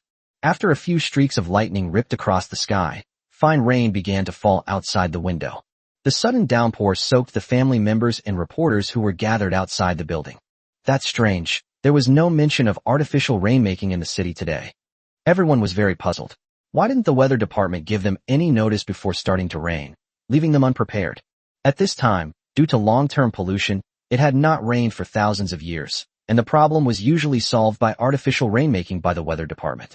However, artificial rainmaking usually gives 3 days notice in advance so that citizens can prepare for rain. This sudden downpour has left the residents of Edo City completely bewildered. Could it be that the ecology of Earth has improved and nature has self-regulated? At this moment, Wang Dang glanced at the turbulent winds outside the window and silently forgave the old dragon. Although Lao Long is a spendthrift, his products are trustworthy. Gao Yu watched helplessly as Wang Dang broke through the protective shield. His legs went weak and he collapsed to the ground against the wall. Without saying a word, Wang Dang took off his shoe, stuffed it into the man's mouth, and rolled it back and forth, saying, Your breath stinks. Let me brush your teeth properly. Gao Yu was being held by Wang Dang like a chick, his head tilted back, his eyes rolling back, blood gushing from his mouth. He had absolutely no idea what this person in front of him ate to grow up like this, or how he could be so strong. He spent hundreds of thousands of star coins to implant a set of pearly white teeth, which were all knocked out by a shoe. Wang Dang, stop playing around, they're coming soon. Let's finish this quickly. Although Xiao Yuan was also enjoying the show, she still dutifully offered some reminders. You got a bargain, kid. These shoes cost 100 star coins a pair. Wang Dang cursed under his breath, then snapped Gao Yu's neck with his bare hands. Poor Gao Yu. He even wanted to threaten Wang Dang with his family, But after Wang Dang brushed his teeth, he couldn't even open his mouth, let alone say anything harsh. The moment Gao Yu breathed his last, the entire conference room was surrounded by a group of mecha warriors who stormed in. Hands up. One after another, star energy rifles were pointed at Wang Dang's head. With his back to them, Wang Dang slowly raised his hand. I am Wang Dang, a star energy master. I am experiencing an intermittent manic episode. As he spoke, he slowly turned around. I will not make any further explanations about the current situation until the Star Energy Master Association arrives. At the same time, you have no right to imprison a Star Energy Master. After Wang finished speaking, a long silence fell over the entire conference room. They had received a report that an unidentified mecha warrior had attacked Huading Biotechnology Company. The mech warrior was too powerful. The Phaeton Company's security team was no match for him, so they had to request the patrol team's assistance. The Edo City Patrol Team's highest combat strength is only mid-level mecha warriors. However, their advantage lies in the fact that they are all equipped with Star Energy rifles, and with Star Energy bullets of various levels below level 5. Maintaining order in Edo City is absolutely no problem. When they arrived at Huading Biotechnology Company, they found many people lying motionless in pools of blood. Despite his shock, the patrol team leader was still very excited, as a special merit award awaited him. If he can successfully arrest the murderer, a promotion and a raise are a sure thing. But when he saw the murderer, he lost his composure. He is a Star Energy Master, and a Star Energy Master suffering from intermittent mania, and his name is Wang Dang. Each of these buffs is something their patrol team can't afford to mess with. Where are the unidentified mecha warriors we were promised? What happened to the promised special merit award? They've all moved away from him now. But the patrol team leader knew he had to say something. After all, so many team members were watching him expectantly. After a long silence, he finally managed to say, "It's not safe here. I'll take you back to your hotel to meet up with your classmates." Chapter 179, They Only Feel Sorry for Wang Dang. Are there any figures in this world who are above the law? Li Xiaodian was unaware that after graduating from Edo City Mecha University, he started working at the Edo City Patrol Station. After working for 5 years, he became the captain of the 3rd Patrol Squad. His many years of experience left him unable to answer this weighty question. But he knew that ordinary people had their own laws, and mech warriors had their own laws. Astromancers have their own laws. These different laws govern different people. Among these different types of people, the Star Energy Master is particularly special. Due to their scarcity and formidable combat prowess, Star Energy Masters hold a transcendent status regardless of their location. Star Power Masters disrupt city order, and ordinary people have no way to control them. Of course, they also lack the power to manage it. Therefore, it needs to be handled by someone who is also a Star Energy Master, namely the Star Energy Master Association. Even though he was a member of the Edo City Patrol Department and had certain law enforcement powers, he couldn't stop a Star Energy Master from going on a killing spree. All he could do was report it to his superiors and protect the Stellar Energy Master who had gone on a killing spree, preventing him from being harmed by the angry families of the victims. Therefore, when faced with Wang Dang's rampage, he had only one option: to first send him back to the hotel where the military academy's combat squad was staying. The rest was beyond his control. "Do you need me to clear out the loiterers outside?" Li Xiaodian asked in a low voice. Li Xiaodian's 2 sentences successfully confused Wang Dang. He dared to show no mercy and immediately start a massacre on the spot, because he was certain that the man was mentally ill. At worst, I can just go to the Star Energy Master Mental Hospital for a while longer. Anyway, everyone there is talented and speaks very nicely. If things get even worse, he'll run off to Lupan Mountain to hide in the old dragon's true fire purgatory for a while. Let's see who dares to arrest him in front of his ancestor, the dragon. But to his utter surprise, the patrol team completely ignored him and even offered to take him back to his hotel to rest. No need to clear the area, just leave. Wang Dang lowered his raised hands, his face calm. He almost wiped out the entire senior management of Huading Biotechnology Company today. It can be said that they offended almost half of the major families in Edo City. Having taken such a huge risk, he naturally wanted those who supported him and saw him as a source of hope to see it. Justice may be delayed, but it will come. Okay, please come downstairs with us. Upon hearing this, Li Xiaodian turned around and gestured for the team to proceed. Wait, you guys wait for me outside. I suddenly remembered that I accidentally lost something important. Wang Dang coughed twice, his expression somewhat unnatural. Do you need us to help you look for it? Li Xiaodian looked around at the corpse lying sprawled out in front of him, his expression somewhat unreadable. No need. This is a Star Energy Master's privacy. You should all leave now. As he spoke, Wang Dang began waving his hand to shoo people away. Li Xiaotian checked the surroundings and confirmed that there were no signs of life on the ground. Wang Dang knew that there was no chance of him being finished off while he was alone inside, so he led his men out. After everyone had left, Wang Dang carefully closed the conference room door. Then they brazenly began confiscating the valuables from these high-ranking officials.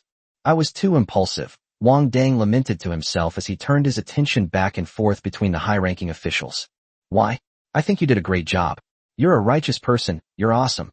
Xiao Yuan quickly showered him with compliments. I should have made them transfer money to my bank card before I killed them. Wang Dang pounded his chest and stamped his feet, his face full of regret. Let's be more careful next time. Xiao Yuan never expected it would be because of this.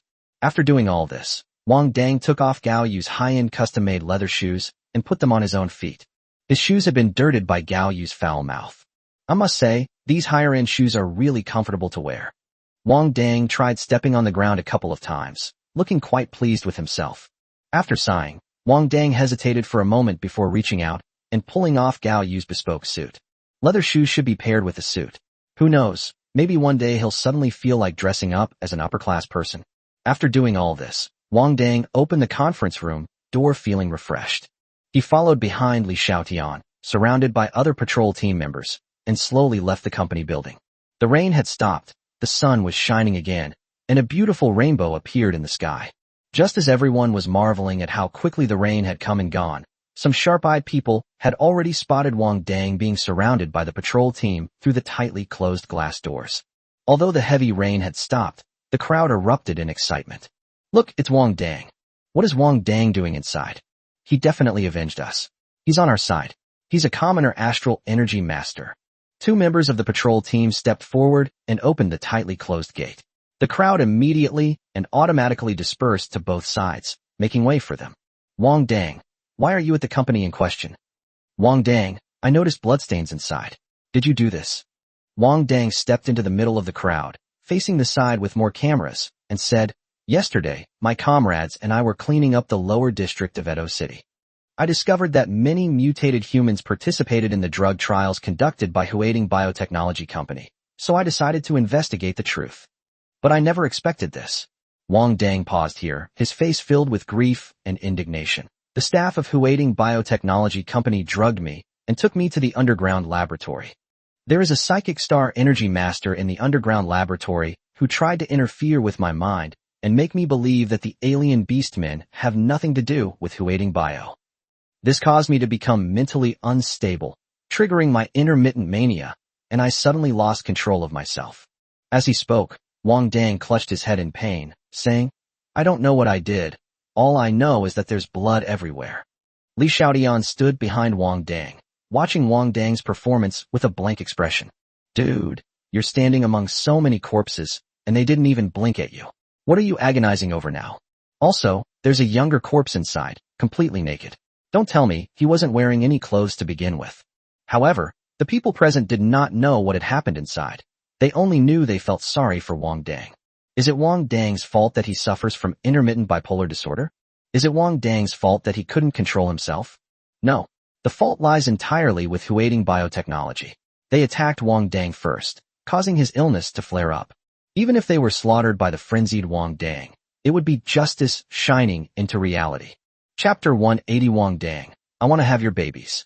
At this moment, Wang Dang was seen by everyone as the embodiment of justice. While they were still racking their brains trying to figure out how to make Huading Bio pay the price, Wang Dang had already entered alone and was having a good time inside.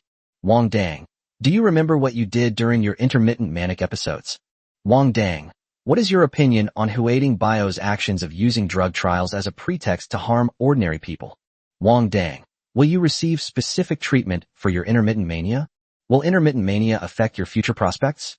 Is intermittent mania just an excuse, and are you trying to help uphold justice? It has to be said that small workshops are really aggressive in their use of materials. They asked all the questions that official media dared not ask. Wang raised his hand to signal the frenzied reporters to stop, whether it was intentional or fate. Those who commit many unrighteous acts will surely perish. After saying this, Wang Dang waved his hand casually behind him, signaling Li Xiaotian and the others to leave. Wang Dang's words truly impressed everyone present, neither admitting nor denying. You can guess and figure it out yourselves. Wang Dang, you're so handsome. I want to have your babies. Wang Dang's originally dashing and neat figure suddenly tripped over his own feet and almost fell flat on his face. After the crazy female fans finished shouting, some male fans present also had a sudden inspiration and started yelling that they wanted to have Wang's babies. Terrified, Wang fled the scene as fast as he could. Li Xiaodian and the others quickly followed Wang Dang's footsteps, afraid that if they were even a second slower, some man on the spot would have to bear their babies. Wang Dang, my biggest regret in this life is that I can't have your babies. Xiao Yuan also mimicked the tone of those crazy fans and teased them. Get lost. You're bad luck. Wang Dang cursed inwardly. I'll find you a female biorobot body, and you'll behave yourself. No. I want to be a man. I want to be your brother. Wang Dang, I treated you like a brother, and you actually wanted to sleep with me. I've told you before, stop reading those brainless novels. Wang Dang's expression was utterly helpless. If all else fails, you can watch some beautiful female live streamers like Lao Long does. But I don't have any star coins to tip you. You only spend money on Old Dragon, not on me. Xiao Yuan's tone was incredibly aggrieved. Get lost. If you want money, go work on the StarNet, be a customer service representative, or write novels. Anyway, you're artificial intelligence, so you can do many things at once. Inside the hotel, Luo Feng stood in front of the floor-to-ceiling window of his room, where a virtual screen was playing an interview with Wang Dang at the entrance of Huading Biotechnology Company. Hearing those repeated cries of, I want to have your babies, Luo Feng's face turned ashen. He was about to graduate from the Imperial Military Academy, and in the past 4 years, he had never led such a difficult team. Disobeying orders, indulging in individual heroism, disregarding the overall situation, and lacking a sense of the big picture. In his view, Wang Dang's sins were so numerous that even if one were to count them for 3 days and 3 nights, it would be impossible to finish. He was out on a mission, but somehow ended up wreaking havoc inside a company. Does he know what it means to be powerless against a local bully? Did the Luo family actually send anyone over? How do they know that kid is still alive and kicking, causing trouble everywhere? Luo Feng rubbed his temples and shut down his personal terminal. As the captain of the combat team, he truly didn't know how to explain this to the school. This kid's lucky, Luo Feng sighed. The Star Power Master Association will definitely investigate the crimes Wang Dang committed in Edo City. Once the Star Energy Masters Association gets involved, the assassins sent by the Luo family will find it difficult to operate. Just then, there was a knock on the door. Captain, the Edo City Patrol team has brought Wang Dang back. Do you want to see him now? No. Luo Feng frowned and replied impatiently. Upon hearing the name, Wang Dang, he could no longer suppress the murderous intent in his heart. He feared that if he saw Wang Dang now, he would be unable to resist killing him directly. In all these years, you're the first person who dared to lay a hand on me. Luo Feng clenched his fists and muttered, I hope you live a little longer so I can come and take you down myself. At this moment, Wang Dang, whom Luo Feng was talking about, was lying on the hotel bed, having just finished taking a shower and preparing to get a good night's sleep. Since Li Xiaodian and his group were guarding outside the room, they didn't need to worry about the people sent by the Luo family launching a sneak attack. After fighting all night, and then spending so much time killing people at Huading Biotechnology, even after being injected with sleep suppressants, he was still feeling very tired, both mentally and physically. Without a doubt, Edo City must be in complete chaos right now. So many high-ranking officials at Huading Biotechnology have died, plus a junior Star Energy Master. It's likely that the Luo family isn't the only one out there who wants him dead. However, Wang Dang was no longer afraid after witnessing the old dragon's dagger, which could summon lightning and even directly summon rain. He now has great confidence in that protective dragon scale. Even if a high-level Star Energy Master comes, his life will be in no danger. Wang Dang covered himself with the soft blanket and had just closed his eyes when his personal terminal rang. It's Moken. The moment the call connected, Emojin's face was practically glued to the virtual screen. Wang Dang, what happened? Did you slaughter a company? Wang Dang immediately switched to a pitiful expression. Teacher, I didn't want to either. There was a novice astral energy master with a mental focus named Andrew. He tried to control me with mental magic, and I immediately lost control of myself. Emojin frowned. Didn't I tell you before you left that you must stay with your senior and never act alone? After reprimanding him, Emojin paused for a moment, then said, the teacher has already figured out the whole story. You did very well. But if the methods are too extreme, you'll end up hurting yourself. Hearing Imojin's words, Wang Dang felt a warmth in his heart. Teacher, I didn't think that much about it. I just couldn't control myself. Imojin sighed deeply. He couldn't understand why such a gifted child would have a mental illness. The teacher will work with the school to argue our case with the Star Energy Master Association. After all, they attacked you first, so we are in the right. Stay in the hotel and don't wander around. Just wait patiently for the Star Energy Master Association to come to you. Remember to be polite and sweet-talking. Your teacher is currently on a business trip to another planet. She will finish what she's doing as soon as possible and rush over to your place. Take good care of yourself and don't be nervous. Faced with Imojin's long list of instructions, Wang Dang obediently nodded in agreement to each one. Because he knew in his heart that Teacher Mo's words were never empty promises, but rather that she would stand by his side in action. Chapter 181 Basic Secret Technique, Liquid Silver Serpent. Wang Dang was sleeping soundly in bed when he was suddenly woken up by Xiao Yuan. Wang Dang, wake up. Something terrible has happened. What's wrong? Wang Dang sat up in bed, still half asleep, with a blank expression on his face. 2/3 of the mecha warriors in Edo City have completely transformed into monsters, and the mayor has led his men to escape to a hotel. Currently, the hotel is the primary target of those mutated mech warriors. Wang Dang's eyes immediately cleared. When he first arrived in Edo City, he discovered that almost all the mecha warriors working for the city government had been injected with alien beast blood. But no one expected that they would suddenly erupt collectively. Completely transformed into beasts? Then they were injected with beast blood. Wang Dang asked skeptically, how could the Edo City government be so rich? The exact situation is still unknown, but most of the firepower is currently concentrated on the hotel. I suspect they might be after your dragon blood. No way. Wang Dang's eyes widened. They dare to dream of dragon blood? However, this possibility cannot be ruled out. The current situation is that the hotel building has been captured. Captain Li Xiaodian is leading the patrol team and the military academy combat team to hold the second floor. Upon hearing Xiao Yuan's words, Wang Dang quickly got out of bed and dressed, asking, why didn't anyone call me? Perhaps you're awaiting judgment, or perhaps you're a ticking time bomb. The fully transformed mecha warriors are not only powerful, but also numerous. According to my calculations, the second floor of the hotel will fall within 10 minutes. Can't even 2 intermediate-level Star Energy Masters handle it. Wang Dang scoffed. After a Star Energy Master advances to the intermediate Star Energy Master level, their strength will be significantly different from that of a mech warrior. This gap becomes more pronounced at the intermediate and higher levels. If we say that a mid-level Star Energy Master's combat power is equivalent to that of 3 mid-level mech warriors. Therefore, the combat power of 1 advanced Star Energy Master can be equivalent to that of 10 advanced mecha warriors. The higher you go, the more the gap widens exponentially.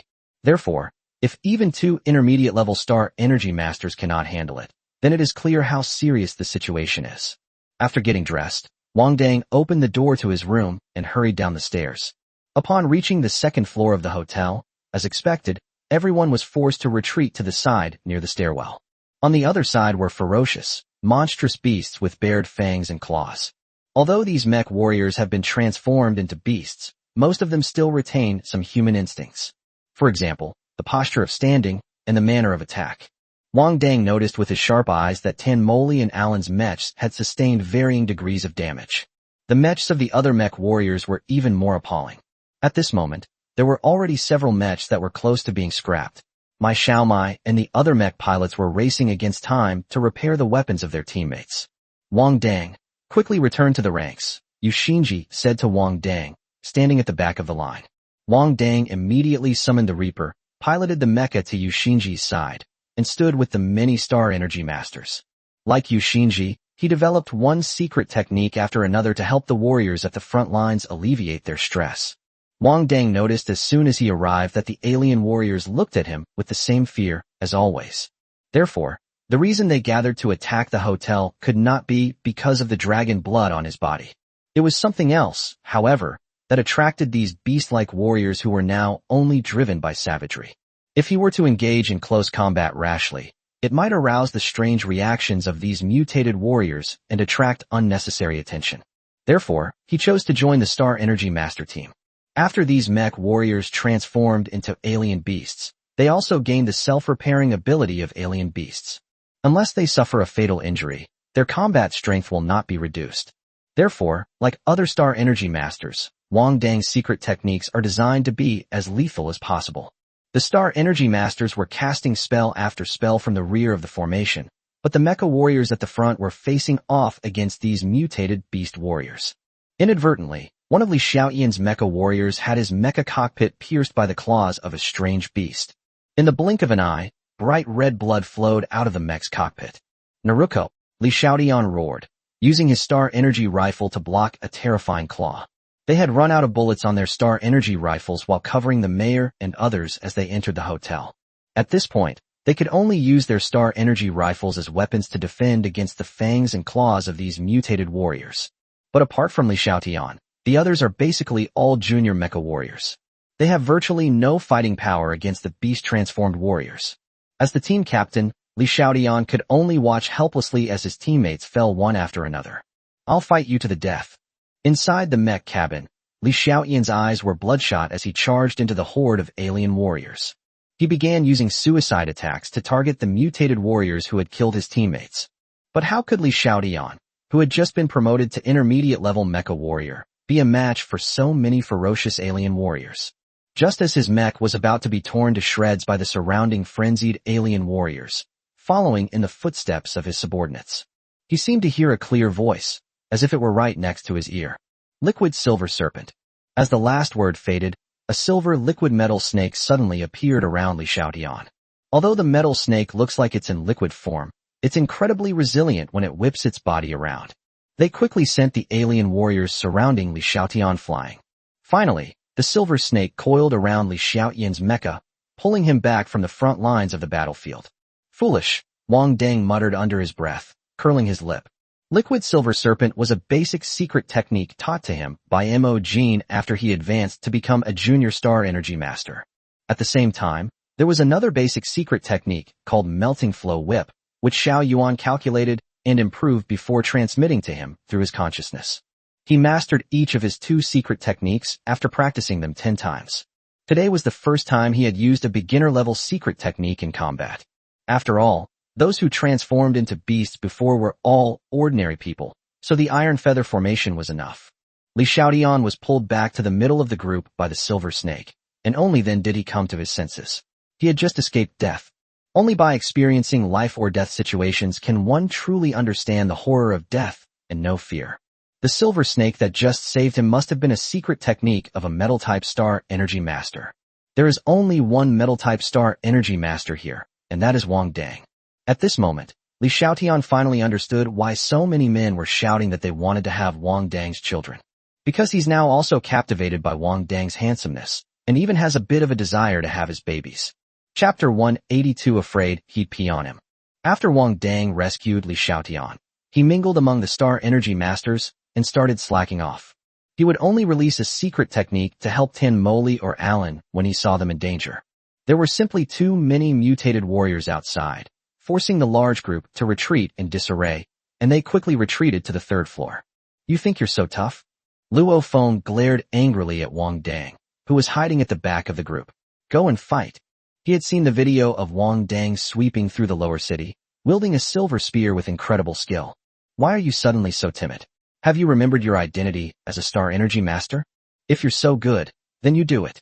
Wang Dang moved forward a bit, and the Reaper raised its hand and shoved Luo Feng's mech hard. This shoved Luo Feng, causing him to stumble and stagger forward several steps. "Why did you provoke him?" Yu Xinji, standing next to Luo Feng, shook his head, completely bewildered. Luo Feng had clashed with Wang Dang several times, and each time he had been defeated. The worst time was when Wang Dang sent him flying with an uppercut right in front of the entire combat squad. Still haven't learned their lesson, and still want to provoke Wang Dang. Is this what they mean by being bad at the game, but loves to play? Wang Dang doesn't believe in the principle of the more you do, the less you talk. He wants to do both. This personality trait was formed after he transmigrated, a time when he often went hungry. "I don't know how much longer I have to live, so I will absolutely not back down." For others, taking a step back might open up a whole new world, but for him, it means falling off a cliff. We can't back down an inch. Whoever wants to back down can back down. Although he can now control part of his own destiny, it is probably difficult to change this kind of personality. Luo Feng finally managed to steady himself, feeling a throbbing sensation in both temples. As expected, mecha warriors are crude and impulsive. He shouldn't have associated with a Star Energy Master who used to be a mecha warrior. From this moment on, Luo Feng completely removed Wang Dang from the ranks of Star Energy Masters. After seeing that Luo Feng had stopped causing trouble, Wang Dang continued to slack off as if no one else was around. After all, the Dragonblood Warrior is something that has a lot of research value. Moreover, he had no intention of protecting those who had taken refuge upstairs. It could be said that the current crisis in Edo City was caused by them. Thinking this, Wang Dang silently created a private chat channel for Alan, Tenmoli, Mai Xiaomai, and Yu Xinji. We don't need to exert ourselves too much. These mutated warriors are all armed personnel of the municipal government, and their mutation is inseparable from the municipal government. There's no reason for us to risk our lives to clean up their messes when they cause trouble. Although Wang Dang's remarks were quite inconsistent with the style of a military academy student. However, the group of them all followed Wang Dang in clearing out the entire lower city of mutated beastmen. Those mutated humans were ordinary people who tried to live their lives before they became mutated, yet they were treated this way by Huading Biotechnology. They had been harboring anger for a long time, and after Wang Dang's prompting, they almost immediately understood. What's wrong with ordinary people who live their lives earnestly that they deserve to be treated this way? Those who hide upstairs in their buildings, high and mighty, are merely people who wield some power. Is it possible to destroy families like this? Tenmoli and Alan quietly withdrew from the front line and moved to the middle of the team. The newer the knowledge, the slower the technique became, only helping the mech warriors at the front to get out of trouble. Instead of actively attacking those mutated warriors, he felt that Wang Dang was right if they had sheltered those who deserved their fate this time. Where's justice? Only Mai Xiaomai dared not stop repairing the mecha in the rear. After all, it was her teammates' mecha and their only means of survival. What happened? You're a mid-level Star Energy Master. How come you've used up all your Star Energy so quickly? Luo Feng noticed that Yu Xinji's movements were getting slower and slower, and felt very dissatisfied. Especially after Tenmoli and Alan left the front line, the combat pressure on the entire team increased dramatically. Oh, spatial magic techniques consume a lot of Star Energy, Yu Xinji replied casually. Anyway, Luo Feng is a fire elementalist and doesn't understand space elementalists. Then you should quickly get a Star Energy supplement. Sure enough, Luo Feng believed it easily, though he was a little anxious. After all, if they lose Yu Xinji at this point, they definitely won't be able to hold out until reinforcements arrive. At best, this mission will be a complete failure. At worst, the entire combat team will perish here. Wang Dang stood behind Luo Feng and Yu Xinji, squinting as he looked at the crazed, beast-like warriors at the forefront. They seem to have been drawn here by something. If it's not the dragon blood in my body, then what could it be? Wang Dang pondered this in his mind. This wasn't the first time he'd dealt with beast-like warriors, but it was the first time they displayed such a strong sense of purpose. The ordinary people in the lower city who have become beasts, although they are somewhat aggressive, are more like mindless, wandering lone beasts. These transformed warriors, while each possessing unique characteristics after their transformation, generally exhibit traits of only 3 types of beasts. Xiao Yuan quickly analyzed in Wang Dang's mind. Based on their mutated beast characteristics, the possible mutated beasts are the flirting tiger, the swift leopard, and the wind wolf. All are of rank B, and are found on numerous planets with low-ranking alien beasts.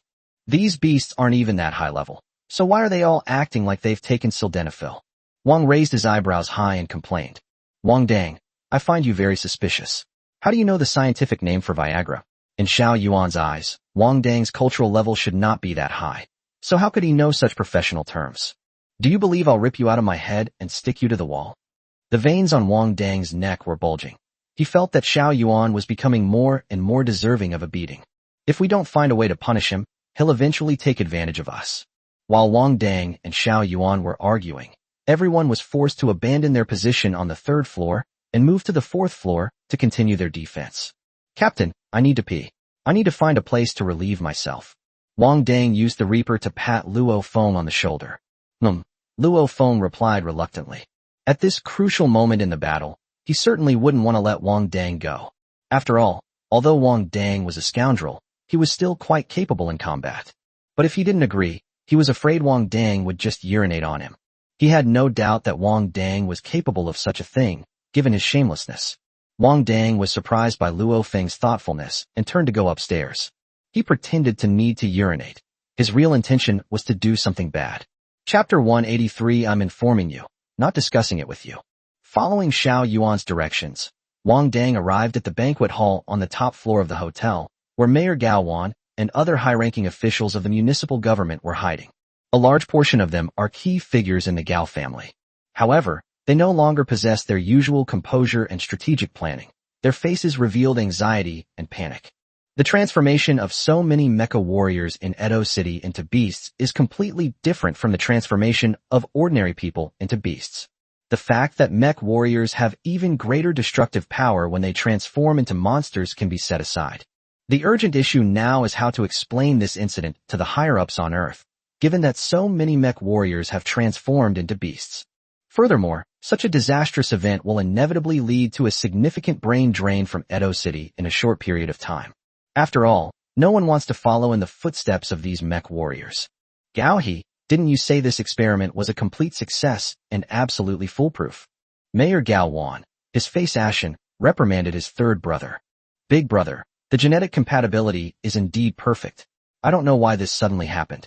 Gao He had a long face, his eyes filled with helplessness.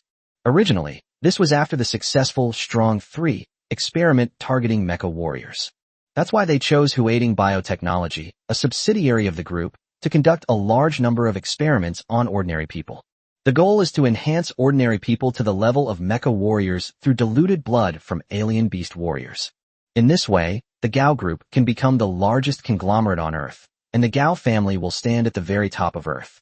It could even influence and control the entire planet Earth. But for some reason, the experiments that were perfectly successful on mech warriors failed completely on ordinary people. Furthermore, these genetically perfectly compatible mecha warriors all underwent transformation into beasts 3 weeks after being injected with the blood of 3 different types of beast warriors. Indeed, they shouldn't have believed the corpse of the mutated warrior that the mysterious Star Energy Master brought in the first place. Otherwise, the Gao family wouldn't have ended up on this path of no return. Just as Gao Wan and Gao He were speechless, the door to the banquet hall was rudely kicked open, startling everyone hiding inside. Wang Dang. Gao Wan's eyes immediately darkened when he saw the newcomer. Gao Wan had many brothers, but only one sister. Given the Gao family's status in Edo City, his sister naturally didn't need to marry out.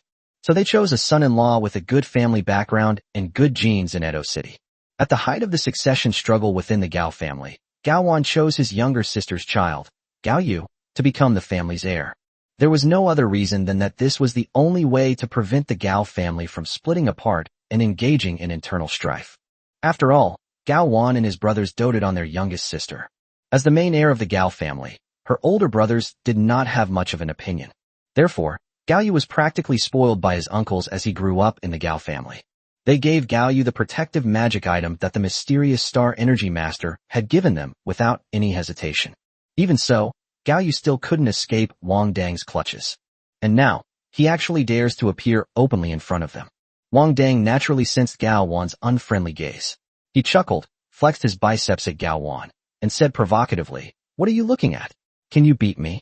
It wasn't an act. The subordinates of these superiors had all turned into mutated beast warriors, howling below. He could crush these pampered people with a single pinch. I am the mayor of Edo City. If you try to touch me, do you think you can get past the military district? Gao Wan was not threatened by Wang Dang in the slightest. After all, he was one of their own. He believed that once Wang Dang made a move against him, the higher-ups on Blue Star would not tolerate such an unruly time bomb. Wang Dang shrugged and said nonchalantly, "I have a mental illness, and I can't control myself." Upon hearing his words, Gao Wan's expression immediately changed, clearly showing his great fear of Wang Dang's mental illness. The people present also quietly moved away from Wang Dang's direction. Damn it, any normal person would be afraid of mentally ill people. Just kidding, I'm in great spirits right now. Wang Dang waved his hand with a bright smile. I'm here to inform you that our combat team is about to collapse. The space-type Astral Energy Master is planning to risk everything and create a dimensional portal to escape from here. Wang Dang said with a grin, then changed the subject. But he is only a space-type Star Energy Master after all, and he can't take so many people with him. Only 6 of you can come down with me. After saying that, Wang Dang shut his mouth, only looking at the group of people from a distance with a wicked sense of amusement. How can this be? We've all put so much effort into the development of Edo City. How can we only let 6 of us leave? That's right. Edo City's normal operation depends entirely on us. If something happens to any of us, half of Edo City will come to a standstill. Upon hearing Wang Dang's words, everyone immediately fell into a state of panic and anxiety. After all, they knew very well that once the combat team left, those left behind would only be left to die. Gao Wan's expression was uncertain at this moment. There were more than 6 core members of the Gao family here now. He was determined to protect his family members. If you abandon a few mech warriors, I must take more people with me, Gao Wan said in a commanding tone. Upon hearing this, Wang Dang flashed a set of white teeth at Gao Wan, their gleam gleaming menacingly. I'm informing you, not discussing this with you. If you can't make a decision, I don't mind helping you out and playing the bad guy. As he spoke, Wang Dang began to crack his knuckles, the sound of his knuckles striking the hearts of everyone present. This is definitely a demon from hell. As everyone looked at Wang Dang standing in front of the gate, the same thought arose in their minds. Gao Wan was silent for a moment, then said in a low voice, the mission of the Edo City Defense Force is to ensure our safety.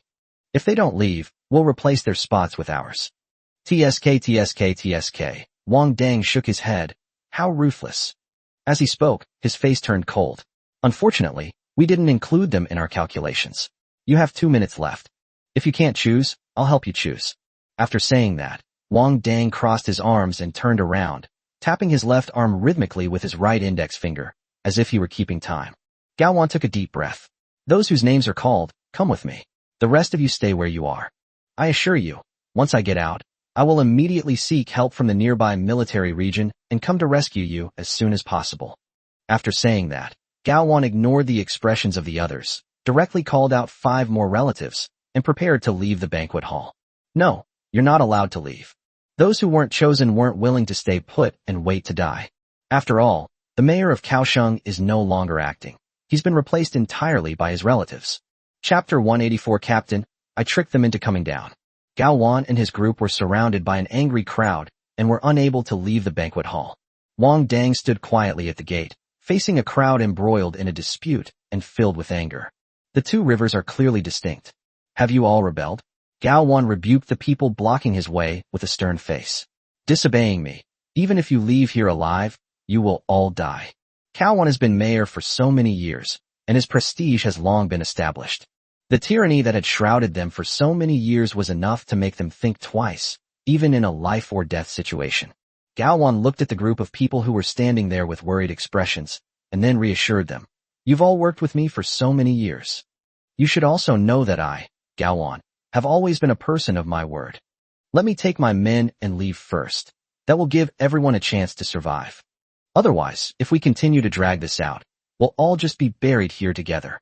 Gao Wan used a combination of threats and incentives to successfully scare the anxious crowd who were worried about life and death. Indeed, if they drag this out here, they're doomed. Wang Dang listened to the commotion over there and felt a pang of regret. This Gao Wan, having held a high position for so many years, truly has a strong grasp on people's hearts. He had thought he would see these refined beasts today, tearing off their sharp suits and fighting like women in the market, pulling each other's hair. Since you've made up your mind, then come with me. Wang Dang turned back and gave Gao Wan a meaningful look before leading the way out. That's good. At least it saves him the trouble of mediating the fight.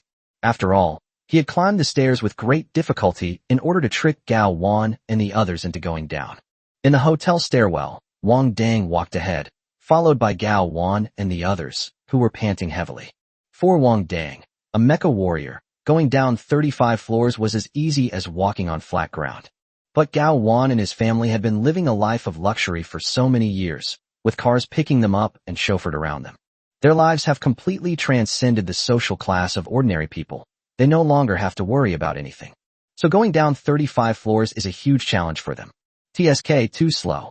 Wang Dang turned around and came behind them, taking out the light whip he had seized from the clown mask from his spatial ring. Hurry up, run. Wang Dang cracked his light whip. Don't even think about following us, or we'll whip you to death. He had just experienced the thrill of being with Jessica. No wonder Miss Jessica liked to whip them so much. It felt like being in a village, herding livestock with a whip. There's a sense of exhilaration in looking down on everyone else. With a snap, The light whip in Wang Dang's hand seemed to have eyes, striking Gao Wan, who was at the front, on the back. Gao Wan screamed and turned to glare at Wang Dang. I was at the very front. It's because you're at the front that everyone's speed is being slowed down, Wang Dang said with complete righteous indignation. Hurry up, don't hold back the overall speed. Gao Wan has lived all these years and has never suffered such humiliation. But he was a smart man and understood his current situation. When you're under someone else's roof, you have to bow your head. So he could only silently endure it, retreat to the back, and continue to flee downstairs for his life. Upon reaching the 10th floor, Wang Dang put away his light whip and took the lead. By this time, the main force had retreated to the 6th floor. Wang, now in his mech, turned on the loudspeaker. Captain, I tricked Gao Wan and the others into coming down. They have something on them that attracts the mutated warriors to attack them. If we throw them out, these mutated warriors will stop attacking us. Upon hearing Wang Dang's words, Gao Wan's expression instantly changed, and she instinctively tried to flee. But Wang Dang anticipated his prediction first. The Reaper flashed in front of them and grabbed Gao Wan by the collar, lifting him up. Luo Feng instinctively wanted to ask back when he had ever said such a thing. But seeing Gao Wan and the others' panicked reaction, they immediately understood the hidden truth behind the matter, which might really be, as Wang Dang said. But he couldn't possibly offend the entire Gao family over such a trivial matter. Captain, look how fast they're running. It must be because of them. Tin Moli quickly turned on the loudspeaker. Yeah, Captain, we won't be able to hold out any longer. Let's get them out of here. Alan chimed in. Captain, 2 of the mechs are damaged beyond repair. Yes, Captain, since they caused this, let them take responsibility for it. More and more people began to agree. Most of them were mecha warriors at the front. Although they were all intermediate-level mecha warriors, they still found it difficult to cope when facing so many alien beast warriors. But they did not retreat, because they knew that if they did, the Star Energy Masters and mech pilots at the rear of the formation would have to face these ferocious beasts head-on. But having persisted until now, most of them are at their last gasp. No, we're military academy students. If we throw the mayor of Edo City out to his death before we've investigated the matter thoroughly, what will the military think of us? Luo Feng frowned and immediately objected. He finally saw through Wang Dang's scheme. He had deliberately said that in front of everyone. The goal was to make these key figures in Edo believe that he had tricked them into coming down there and killed them. Although the Gao family didn't have much influence in the capital, they were indeed the local tyrants of Edo City. If he acquiesces to Wang Dang's actions today, it will be extremely detrimental to the Luo family's reputation in the capital. Does this even need an investigation? Tin Moli asked incredulously. Their reaction is enough to confirm it. You're not in cahoots with them, are you? Wang Dang asked mockingly, swinging the Gao Wan around. Shut up. Where did you get the audacity to question the captain? Luo Feng knew that he shouldn't take dealing with someone like Wang Dang too seriously. But he couldn't suppress his anger. After all, that kid's mouth was just too infuriating. However, Luo Feng's outburst was interpreted by everyone as him being enraged and embarrassed. He even began to believe Wang Dang's claim that Luo Feng and Gao Wan were in cahoots. After all, everyone has witnessed Luo Feng's interactions with Gao Wan. Are we really going to put everyone in danger for the sake of a notorious Gao Wan? Every wrong has its perpetrator, and every debt has its debtor. It was the Gao group that turned them into this, so they should face these mutated warriors themselves.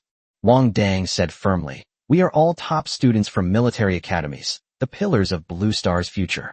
There is no need for us to give up our future for these few worthless bastards. Chapter 185 The Star Energy Core of an SS-class alien beast. Don't spread rumors here. Luo Feng shouted angrily, raising his voice. What are the rules for military academy students? Discipline and obedience. As a team member, you should obey the captain's orders in full. If you can't even do that, what makes you call yourself a military academy student? Wang Dang laughed angrily and slammed Gao onto the floor. So, you mean we should obey your orders and protect these beasts who harm the citizens and mecha warriors of Edo City? As he spoke, the Reaper stomped on Gao Wan's abdomen, saying, if this is how you become a military academy student, I'd rather not be a military academy student. Wang Dang's words ignited the anger of the mecha warriors. Yes, they are military academy students, but before they were military academy students, they were first and foremost passionate young men. They don't deserve to be protected by those who disregard human life and use living people for experiments to satisfy their ambitions and desires. I agree with Wang Dang. Me too. The combat squad consisted of passionate young people, and apart from Wang Dang, they were mostly local students from the capital. He hadn't yet been toughened up by society and was still a righteous and indignant youth. Your performance on this mission will be evaluated by the team leader, and I will truthfully report your current performance to the school. Luo Feng was almost laughing in anger. One bad apple spoils the whole bunch. If we don't throw them out, we'll have a hard time getting back alive. Why would we care about performance evaluations? Tan Moli said excitedly. Wang Dang, throw them all out immediately. We can't afford any more casualties. If there are further casualties, they could very well be wiped out and buried forever in this hotel. All right. The harvester bent down and lifted Gao Wan, who was lying on the ground vomiting blood, back up. No, don't throw me out. Gao Wan flailed his limbs wildly in the air. I know why they're focusing their attacks on us now. I'll hand over the stuff. Upon hearing this, Wang Dang placed Gao Wan on the ground. What is that? Gao Wan coughed twice forcefully. It's part of an SS-class Fusion Fox's Star Energy Core. As he spoke, he took off a metal pendant hanging around his neck and opened it. Inside, a crystal emitting a purple light was revealed. The moment the purple light emanated, all the alien warriors instantly went berserk. This caused the mech warriors blocking their way to retreat in disarray. This is a fusion agent that combines the blood of 3 different types of alien warriors. The blood is injected into their bodies only after it has been perfectly fused with the Star Energy Core. Gao He, who was in charge of the experiment, quickly stepped forward to explain. Originally, their genes and the genes in their blood after fusion were perfectly combined. The fact that they've become mutated is very likely due to a problem with the gene fusion, so they definitely want this Star Energy Core. While the SS-class Alien Beast Star Energy Core was indeed precious, they were already on the verge of death, so keeping it was clearly pointless. Wang Dang snatched the pendant from Gao Wan's hand, and immediately felt his scalp tingle as all the gazes of the mutated beast warriors turned to him. He quickly threw the pendant high towards the beast-like warrior. The moment the pendant was thrown, all the beast-like warriors immediately stopped attacking and rushed towards where it had fallen. Was pinned down by another mutant warrior. Immediately afterwards, one after another, the mutated warriors rushed forward, like moths to a flame, without hesitation. As everyone watched, so many alien warriors began to pile up on top of each other in less than 3 seconds until they were completely stacked up. Call. Everyone breathed a sigh of relief, especially the mecha warriors. The pressure on them vanished instantly, a feeling akin to the instant after weight training ends and the weight pack is removed. A refreshing sensation washes over them. But at that moment, a sudden change occurred. Purple light spilled out from the gaps in the pile of mutated beast warriors. Immediately afterwards, the height of the pile of alien warriors began to slowly decrease. Oh no, they're melting, fusing. Yushinji was the first to realize something was wrong. These words sent chills down the spines of everyone present. If such a large number of mutated beast warriors were to fuse into multiple heads, or even a single super mutated beast warrior, under the influence of the Star Energy Core of the dual S-Class Fusion Fox, what kind of intensity would that be? It is unimaginable and immeasurable. What's this? They've started raising goo. Wang Dang squinted, watching the changes in the pile of alien beasts in front of him through the display screen inside the mecha's cockpit. Wang Dang, their bodies are rapidly merging, and their aura is constantly rising. Run! Xiao Yuan's voice was tinged with panic. The previous mutant warriors, although numerous, only fluctuated around the mid-level in overall strength. With the combined efforts of the intermediate-level mecha warrior and 2 intermediate-level Star Energy Masters, they were barely able to stabilize the situation. However, if they begin to merge and become a single beast, then the final mutated beast will be far beyond what the current team can contend with. You Shinji, quickly open a spatial passage so we can leave this hellhole. Wang Dang was also startled. Spatial vortexes, that's a secret technique of advanced Star Energy Masters. I don't know it, Yushinji said, sounding very troubled. As for spatial passages that can allow the human body to pass through, I can't do that with my current strength. What are you waiting for? Run on your feet. Wang Dang turned around immediately and piloted his mech backward without hesitation. At a time like this, anyone who stays in place and waits for those beast-transformed warriors to complete their fusion and unleash their ultimate attack is an idiot. Wait, we know where we can take refuge. It's absolutely safe. Just take us with you. Only Gao Wan and a few other ordinary people were present. They were all born with a silver spoon in their mouths. Although they had the financial resources to become mecha warriors, they lacked the perseverance. However, they were always accompanied and protected by mecha warriors when they went out, so over time they naturally began to look down on mecha. But when it came to actually escaping for their lives, they realized the importance of strength. When they were fleeing for their lives, these were people who couldn't lift anything on their shoulders or carry anything with their hands.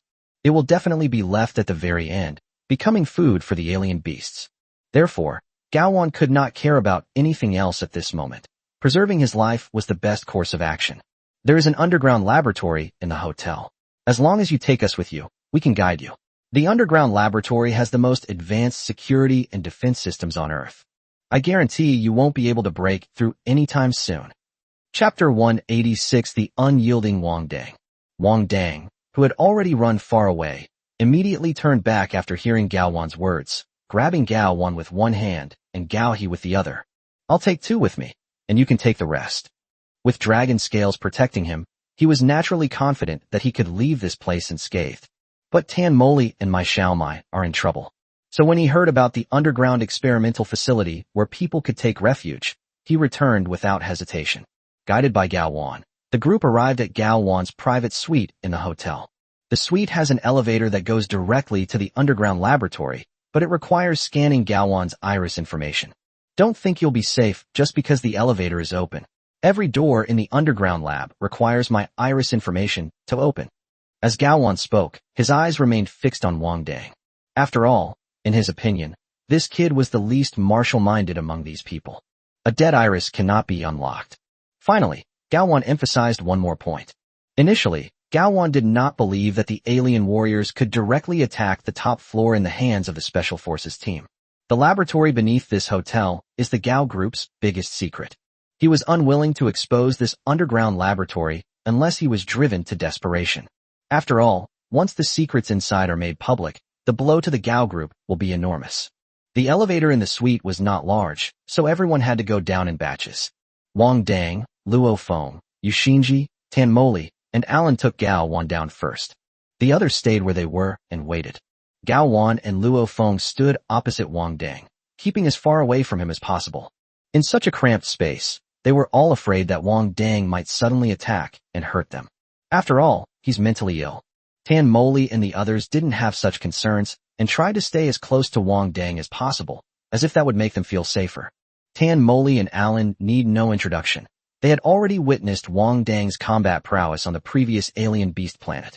Yuxinji sensed Wang Dang's extraordinary combat power while they were cleaning up the lower city together. Although the intermediate-level Star Energy Master has already created a significant gap between himself and the intermediate-level Mech Warrior. But Wang Dang, this intermediate-level Mecha Warrior, still made him feel a strong sense of pressure. Yuxinji was also unsure whether he could defeat Wang Dang in a one-on-one fight. When the elevator doors opened again, a simple yet luxurious office was revealed to everyone. Are you lying to me? Wang Dang said coldly, standing behind Gao-Wan. Gao-Wan suddenly realized, I need to activate the security system in the underground laboratory, otherwise we're still in danger.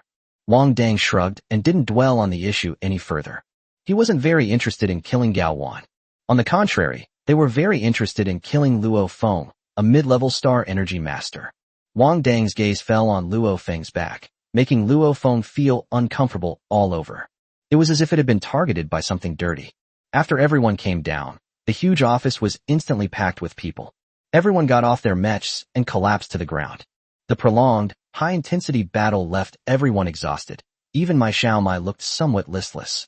Wang Dang sidled up to Mai Xiaomai and teased, Now you feel like you exist? Mai Xiaomai sighed dramatically.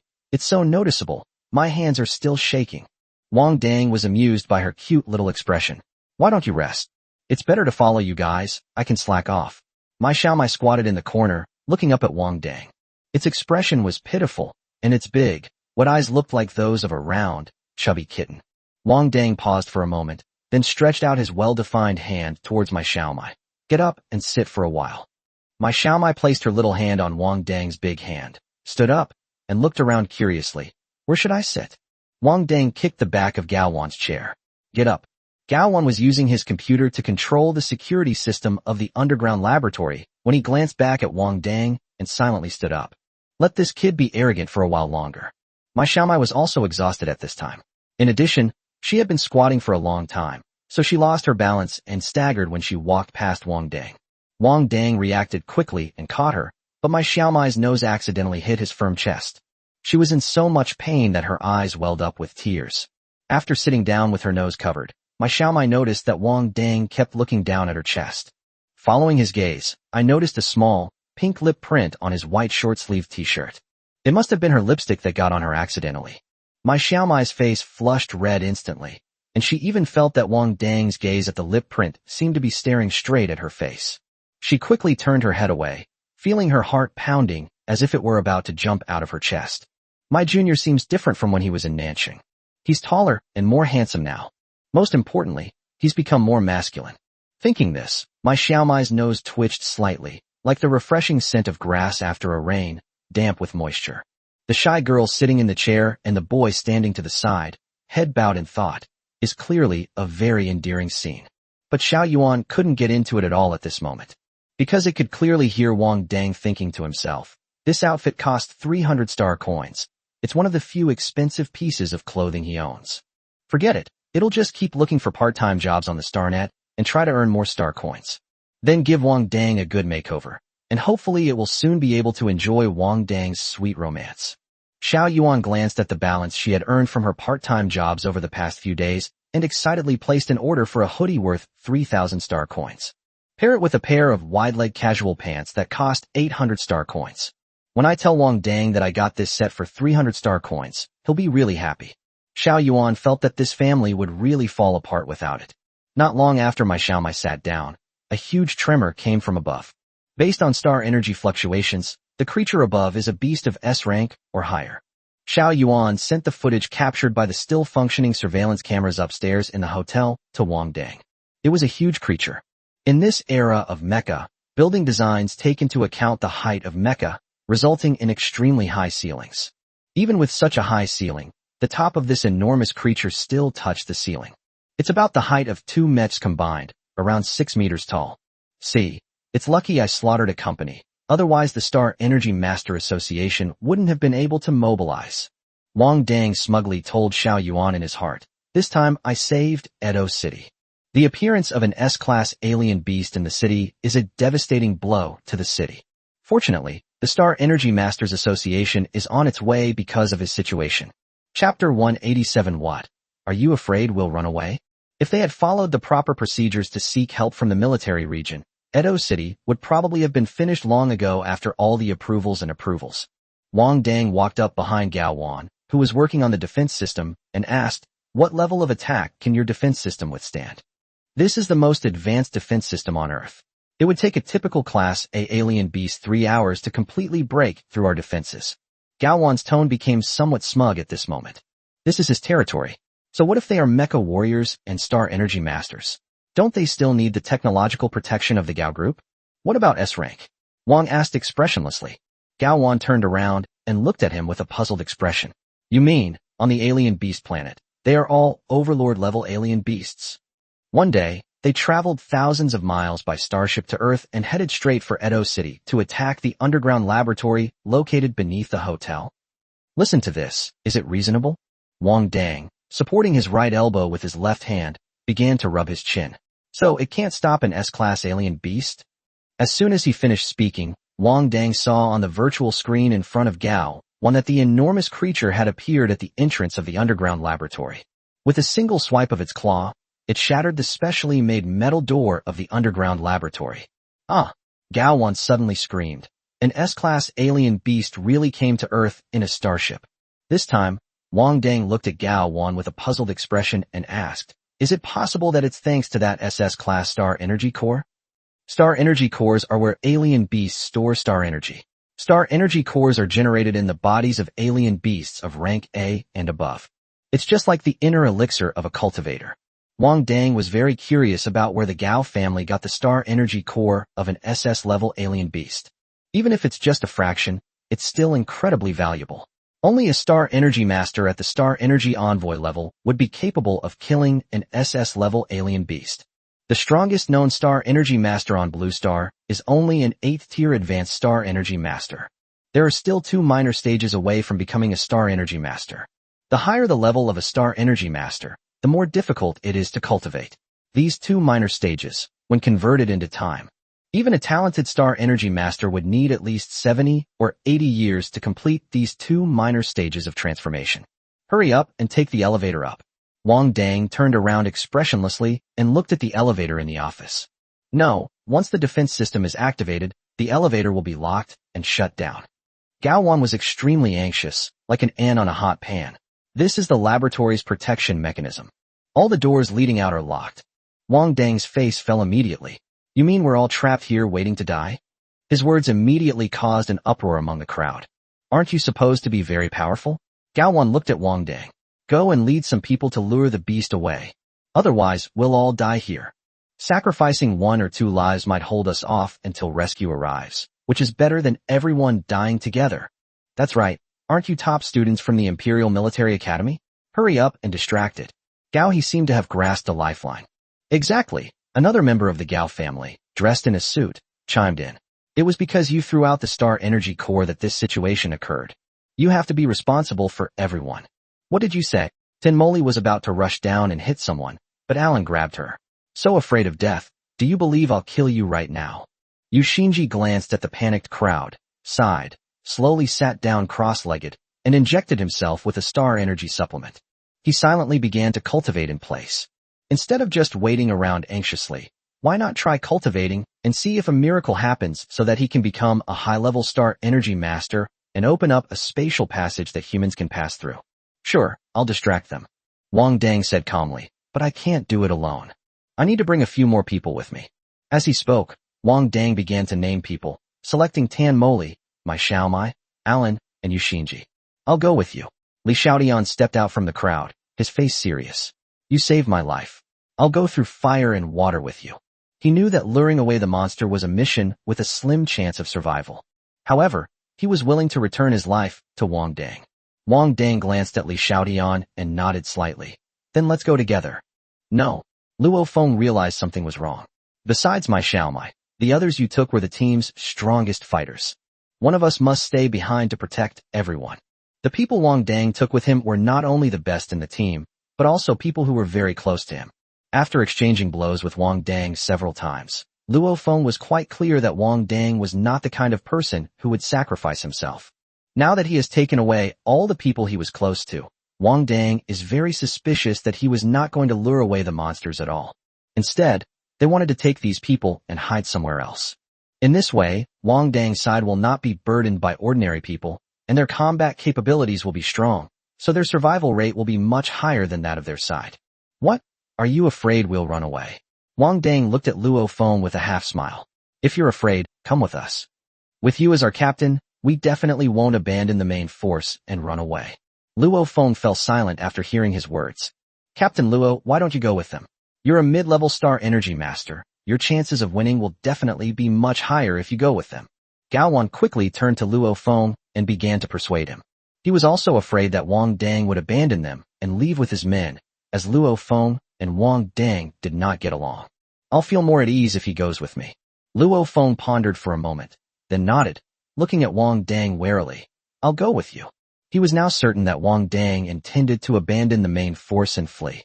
In this way, with fewer people and a smaller target, the S-class alien beast is very likely not to chase them. A comparison of the two shows that Wang Dang's side has a higher survival rate. He went along, so he could shift all the blame onto Wang Dang, claiming it was Wang Dang who insisted on abandoning the main force and running away. Therefore, he will definitely go to the side with the highest survival rate. Then let's go. Wang Dang gave Luo Feng a meaningful look. Since he's going to come along, then the plan needs to be changed. With dragon scales protecting him, he's definitely not afraid of death. But Luo Feng is a different story. Wang Dang was worried that he hadn't had a chance to kill Luo Feng along the way. Chapter 188 Luo Feng's Unease. After leaving the office, the group silently headed towards the location of the strange beast, following the map Gao Wan had given them. Luo Feng had been waiting for Wang Dang to suggest that everyone run in the opposite direction, but he just wouldn't say it. By the time Luo Feng started to feel uneasy, he could even feel the powerful stellar energy fluctuations emanating from ahead. Wang Dang continued walking forward with his head down. At this moment, Luo Feng felt a sense of fear. He stopped Wang Dang. Have you made any arrangements for how to lure that beast away later? Wang Dang stopped and looked at Luo Feng with a half-smile. Yes. What arrangements?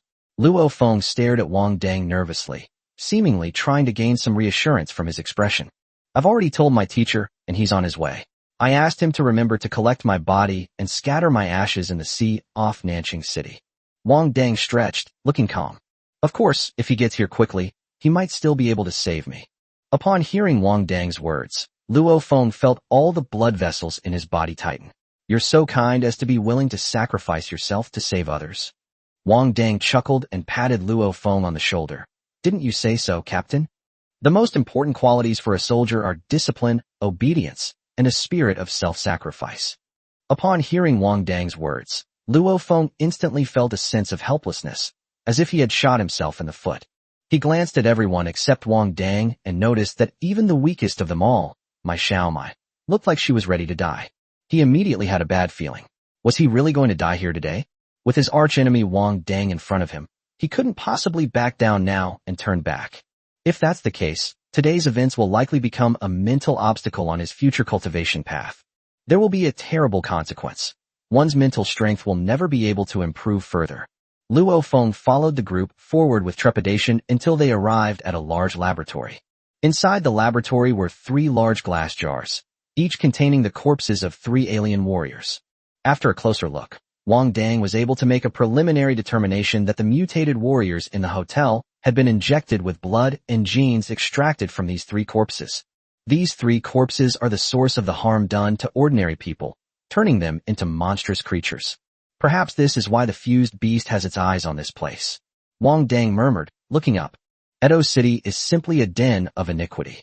Tan Moli also said with a serious expression. Li Xiaodian, a native of Edo City, lowered his head slightly, looking somewhat ashamed. He couldn't believe that such a heinous thing could happen in his hometown. After standing there for a while, Wang Dang sighed softly.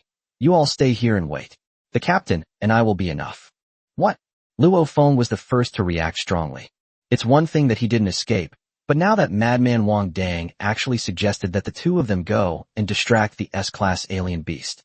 Wang Dang wanted to seek his own death, but he didn't want to.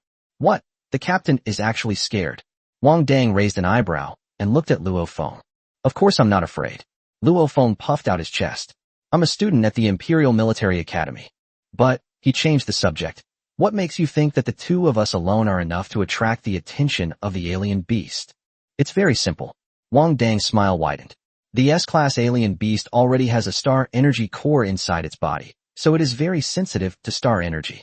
There are only 3 of us star energy masters here. Yu Xinji is a space star energy master. He can stay behind and set up spatial traps to stop the alien beasts from attacking further. We are both star energy masters who specialize in attack, so of course it's our turn to go first. As he spoke, Wang Dang pointed at Tan Moli and the others. Do you want the mecha warriors to go? They probably wouldn't even get close to that beast before they were killed. That's an S-level beast. Wang Dang's words were so reasonable and well-founded that they were truly convincing. Then why did you let them come with you? Luo Feng's face turned pale and then red. He absolutely did not want to be cannon fodder, but he couldn't lose face as the captain in front of so many people. I don't want to be too lonely on the road to the underworld. Wang Dang smiled grimly and slapped Luo Feng hard on the shoulder. Let's go, Captain. Without waiting for Luo Feng to refuse, she grabbed his arm and started walking forward. Luo Feng was dragged away by Wang Dang with a blank expression, already prepared to find a place without cameras and deal with Wang Dang later. Then he ran away alone. He is the most promising genius among the 4th-year Star Energy Masters at the Imperial Military Academy, with the best chance of being promoted to a high-level Star Energy Master. We absolutely cannot perish in such a place. Brother, hurry up, or my student will die. Imogen urged anxiously to a middle-aged man with a large beard. Brother Imo, can you let me rest for a bit? My heart is about to explode. Jody leaned back in her seat on the small starship, panting heavily.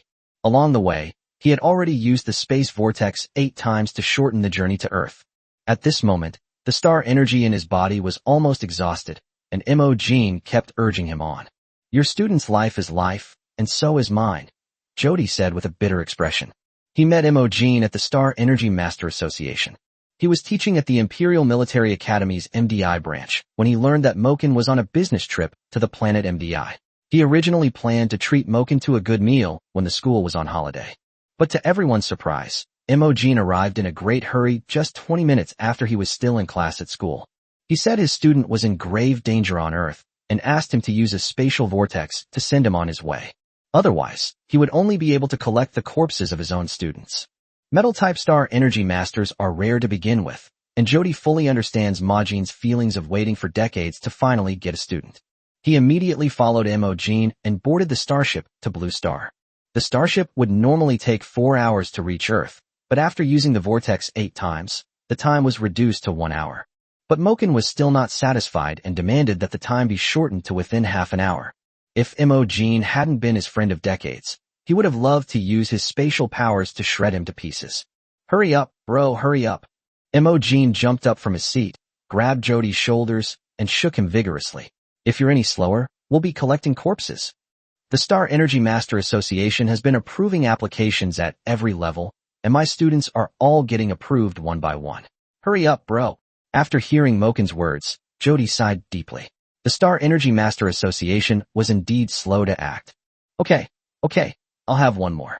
Jody forced himself to stay alert and began circulating the star energy within his body, preparing to create another spatial vortex for the starship to pass through. Chapter 189: Despicable and Shameless. But Jody never expected that the last spatial vortex that Moken mentioned would never end. In order to squeeze him to use the spatial vortex, they even went so far as to bring out the energy gathering array. This is a life-saving treasure for star energy masters in battle. The energy gathering array can replenish the star energy within a star energy master's body in a very short time. It is generally used during life or death battles when the body's stellar energy is exhausted. "Hurry up, bro. This is the only student I've ever had in my teaching career, and it might be the last. Let's get this over with." Moken doesn't care about anything else now. The Imperial Military Academy has branches on many planets, and some don't even have metal-type teachers. It's already a blessing from heaven that he has a metal-type student. Otherwise, if he spent his whole life teaching at a military academy, while others had countless students, he wouldn't have a single one. His entire life would have been wasted. When he was on planet Mudi, he received a message from Wang Dang, and he was extremely anxious. "You tell me what kind of trouble this student has caused." Last time he went on a cleaning mission, he encountered an S-class alien beast. It was only through the combined efforts of the Star Energy Department teachers that the S-class alien beast was suppressed. During this mission, they encountered the Beast Warrior again, and were fused into an S-class beast by the Star Energy Core of the SS-class Fusion Fox. What kind of innate, calamity-attracting divine body is this? But he also knew there was no other way. The situation was urgent, and it was right for Wang to throw out the Star Energy Core. After all, even a Star Energy envoy wouldn't be confident in destroying the Star Energy Core of an SS-class alien beast. I never expected that the Star Energy Core of an SS-class alien beast would be so domineering. Even a small part of it can cause such a huge change. "Hurry up, brother. A few more spatial vortexes. I can almost see the Milky Way." Imogen urged persistently. Jody rolled her eyes. "You'd better have actually seen it." Having said that, he began to fully circulate the stellar energy within his body. This old Mo didn't just teach a student. He secretly had an illegitimate child. At this moment, Wang Dang was unaware that Imogen was rushing towards him at full speed. He was following Luo Feng and the other man, both of them wary of each other as they walked forward. "That's an S-rank beast, aren't you afraid?" After Luo Feng decided to kill Wang Dang, he was no longer as afraid as before. He certainly wouldn't confront an S-class alien beast. "I'm scared," Wang Dang said, but there wasn't a trace of fear on his face. "Are you kidding me? He's seen real dragons. Why would he be afraid of this mere beast? If you can't get rid of the dragon scales that belong to Old Dragon's ex-girlfriend, you can just go back to Old Dragon and pluck another one. Old Long has passed away some time ago. He was always squandering his money, and we have to squeeze every last drop of value out of him. Besides, I have a magic weapon." Wang Dang smiled mysteriously and took out the Star Energy Staff that he had snatched from Luo Jin from his spatial ring. Upon seeing the Red Star Energy Staff, Luo Feng immediately lost all composure. This madman actually took out his uncle's belongings right in front of him and shamelessly claimed that they were his magic treasures. Do they really not take him seriously? Luo Feng immediately summoned his mecha. He was too close to Wang Dang now, so it wasn't the best time to kill him. When Wang Dang saw Luo Feng board the mech, he chuckled and also boarded the Reaper.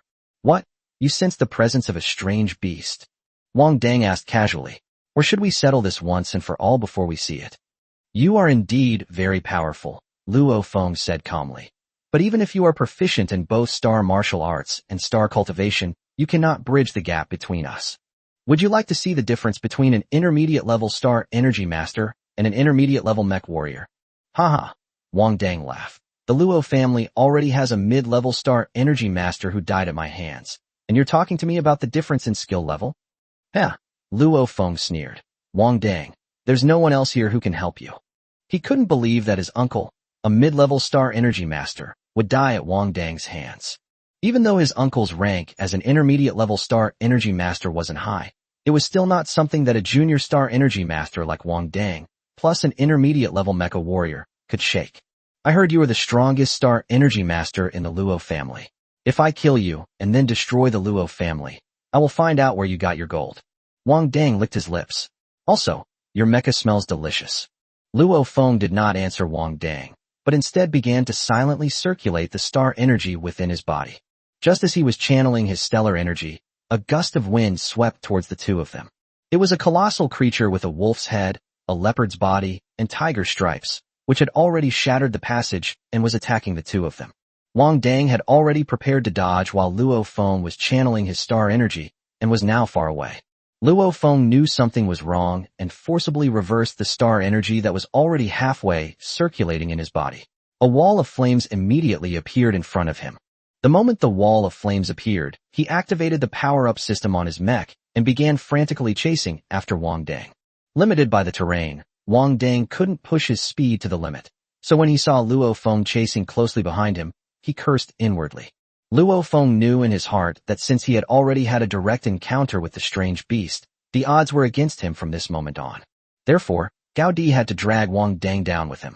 At this point, he completely abandoned any plans for a safe escape route and simply followed Wang Dang around.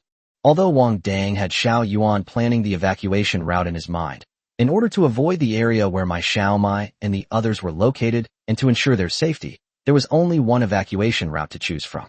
That means rushing headlong into the biohazard zone. The terrain of the underground laboratory is very complex, which to some extent limits the speed at which the alien beasts can pursue them. Even after the fusion, this behemoth possessed the abilities of an S-class alien beast. However, it lacks the intelligence of an S-class beast and is driven entirely by its animalistic instincts. He wanted to destroy every living thing he encountered. It crushed walls and buildings as it swept towards the king and his people. Luo Feng chased the snake to a corner of a passage, where a waving liquid silver snake quickly attacked him. Flame Spiral. Luo Feng dared not be negligent at all and quickly used an intermediate-level secret technique to devour the waving silver snake. Then, at the end of the passage, they saw Wang Dang's ugly armor flash by as he continued to flee forward. Despicable. Luo Feng cursed, continuing to follow Wang Dang as he fled. He never expected that at this critical moment of escaping for his life, Wang Dang would still have the leisure to stay and ambush him. But he couldn't do anything about Wang Dang. He wasn't a mecha warrior and couldn't maximize the speed of the mecha like Wang Dang. His current speed is thanks to the power-assisted system inside the mech. However, the power-up system is extremely energy-intensive. If it's constantly in use, his mech will quickly run out of energy and shut down. Chapter 190 Brother, you smell so good. And so, Wang Dang and Luo Feng chased each other until they reached the vicinity of the biohazard zone. Because an S-class alien beast was chasing them, the two were unable to fight each other head-on, and neither could gain the upper hand. Wang Dang, there is a radiation buffer zone ahead. The space is too small for mechs to enter, making it suitable for hiding from alien beasts and ambushing Luo Feng. After listening to Xiao Yuan's words, Wang Dang left the mecha without thinking and went through the small door of the radiation buffer zone. After he went in, he closed the door and made sure to use the copper wall spell to block the small door. Luo Feng was overjoyed when he saw Wang Dang leave the mecha and enter a small, enclosed space. The reason he has been unable to defeat Wang Dang is because Wang Dang is a mecha warrior who can make full use of his mecha for close combat. Star Energy Masters are inherently weak in close combat, so he cannot guarantee that he can kill Wang Dang in close combat. But now that Wang Dang has left the mecha, everything is different. Even intermediate-level mech warriors experience a sharp decline in combat effectiveness after leaving their mechs. After all, Only when one reaches the level of an advanced mecha warrior will their physical strength undergo a qualitative change. A mid-level mecha warrior is simply someone whose physical strength is greater than that of someone who has trained in martial arts for many years. It has not reached a level that makes it completely invincible. Even after leaving the mech's defenses, he could effortlessly kill Wang Dang using a secret technique.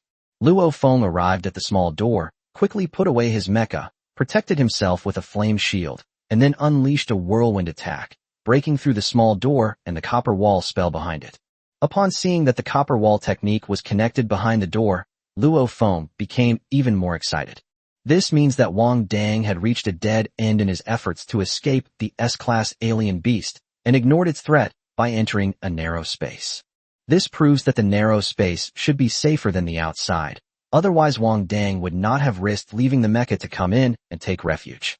On the other hand, it proves that Wang Dang was very afraid that he would also enter the room, which is why he used the copper wall technique to block the door. With this in mind, Luo Feng was already 70 or 80% confident. Coupled with the protective flame shield, he was absolutely certain that he could kill Wang Dang and avenge his uncle. The flame shield gave Luo Feng a lot of confidence, and Wang Dang couldn't get close to him at all without his mecha. So he entered the buffer zone with almost no hesitation and began to venture deeper through the long passage. There were also several copper walls inside the passage, which were obviously set up by Wang Dang to guard against him. For him, breaking through the copper wall spell of a novice star energy master was a piece of cake. Soon, Luo Feng left the long passage and entered a small room deep inside, where he successfully spotted Wang Dang. From the small door at the entrance, you pass through a long, narrow space filled with thick metal structures. This undoubtedly slowed down the actions of the S-class alien beasts, giving Luo Feng ample time to deal with Wang Dang, this major threat. Nowhere to run now, is there? Under the cover of the flame shield, Luo Feng gradually approached Wang Dang.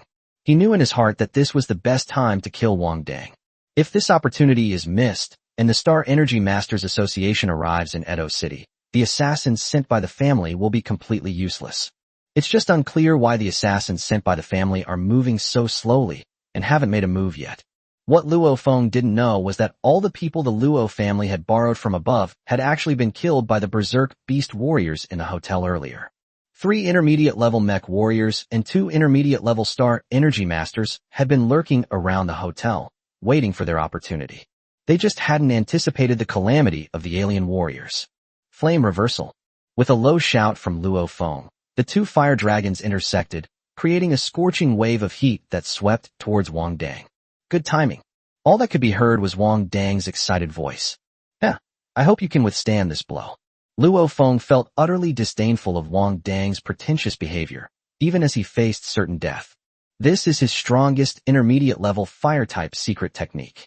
But soon, the disdainful expression on his face vanished, for he witnessed a scene he would never forget. The 2 intersecting, rotating fire dragons were swallowed whole by Wang Dang the moment they approached him. Burp. Wang Dang burped, rubbing his bulging belly, and felt the star energy within his body begin to boil and rise rapidly. You're a monster. You're a monster. Luo Feng began to retreat continuously, his body trembling violently. To him, the Wang Dang before him was no less important than the S-class alien beast outside. It might even be a more powerful beast than that S-class alien beast. After all, it can transform into human form. In any case, humans are incapable of performing such a feat as swallowing a fire-based secret technique whole. At this moment, Luo Feng felt that he was being attacked from both sides by 2 terrifying beasts, with nowhere to escape. You little rascal, you're way more delicious than that Luo Jin. Wang Dang chuckled and began to relentlessly approach Luo Feng. Upon hearing the word delicious, Luo Feng trembled even more violently, leaning against the wall like a leaf. Fire meteor. As Wang Dang approached, Luo Feng once again channeled the power of his star energy and unleashed a mid-level secret technique to attack Wang Dang. But the result was exactly the same as the previous 2 fire dragons. They were all devoured by Wang Dang. Delicious. Wang Dang's eyes widened even more than before. Give me some more. Luo Feng looked at his eerie expression and could even hear him chewing his own bones. At this moment, an S-class alien beast was destroying the passage behind him, leaving him with no way to escape. Overwhelmed by fear, Luo Feng began wildly unleashing his instantaneous secret techniques at Wang Dang. The stellar energy within his body also began to circulate at high speed, leaving no room for anything else. In his fear, he failed to notice the increasingly strong stellar energy fluctuations emanating from Wang Dang. That's right, Wang Dang was using Luo Feng's fire-type secret technique to strengthen his own star energy. In the short time he had been in the game, he had already advanced from a first-level beginner star energy master to a third-level beginner star energy master. Sure enough, all my hard work and cultivation is not as effective as eating a fire-type star energy master. Wang Dang's eyes were sparkling at this moment. He was already finding the S-class alien beasts outside an eyesore. Without it, he could have easily tied up Luo Feng and locked him in a dark room. If you squeeze out a few secret techniques every day with a small leather whip, wouldn't your star energy master level rise like a rocket? In the blink of an eye, Wang Dang arrived in front of Luo Feng. At this moment, Luo Feng's body was affected by 2 consecutive intermediate-level secret techniques, plus so many instant-cast secret techniques. The stellar energy within his body has been almost completely depleted. Chapter 191 Main Star Energy Master, Meteorite Heavenly Punishment. But how could Wang Dang miss such a good opportunity to get something for free? After all, searching the entire planet, there isn't another fire-type star energy master who has a grudge against him. We can only develop it gradually in the future. Luo Jin died too quickly. He barely got to enjoy his meal. We can't let Luo Feng go to waste. So Wang Dang punched Luo Feng in the stomach, yelling, "Hurry up, give me 2 fireballs." Luo Feng was so hit by that punch that he burst into tears and tears. He quickly sent 2 fireballs at Wang Dang. But Wang Dang was like a scumbag. Even after he was full, he was still not satisfied and kept putting pressure on Luo Feng with punch after punch. Luo Feng overexerted his star energy and collapsed, while the S-class alien beast drew near. Only then did Wang Dang abandon the unconscious Luo Feng. The metal wall automatically opened a small door, which he quickly closed again after he went out. That fool Luo Feng has completely forgotten that Wang Dang is a metal-type star energy master, and he can move freely inside this kind of metal building.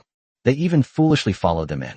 That makes sense. No matter how smart a person is, their brain probably won't work properly when faced with the threat of an S-class alien beast. At this moment, in the small room at the end of the metal passage, the unconscious Luo Feng suddenly let out a shrill scream. Immediately afterwards, his body was cut in half at the waist and entered the monster's belly.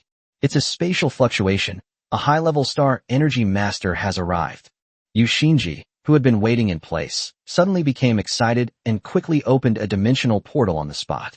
Space-type star energy masters are generally able to sense spatial secrets, so Yu Xinji quickly opened a spatial gate to guide the high-level star energy master to the location. Sure enough, a huge spatial vortex appeared in front of everyone the next second. Jody and Moken, who looked 10 years older, appeared before everyone. "Teacher Imo," Yu Xinji exclaimed with delight upon seeing Imo Jin. As a student of the Star Energy Department, he naturally had an impression of this most rigid Star Energy Master teacher. "Where is Wang Dang?" Imo Jin asked as soon as he opened his mouth. At this moment, he only had Wang Dang as his sole heir. If this sole heir withered, then the Blue Star's Gold Elemental Star Energy Masters would truly have no successors. He and Captain Luo went to lure away the alien beast. Yu Xinji's expression was somewhat aggrieved.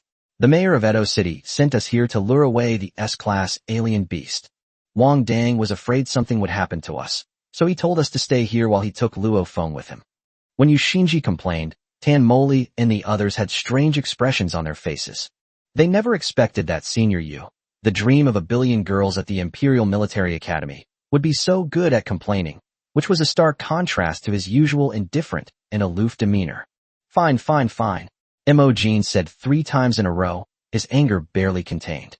The mayor of Edo City dared to send a Star Energy Master to his death. He truly doesn't take the Imperial Military Academy seriously at all. I sensed a fluctuation of star energy. Hurry. Imo Jin pointed to the right and urged Jody.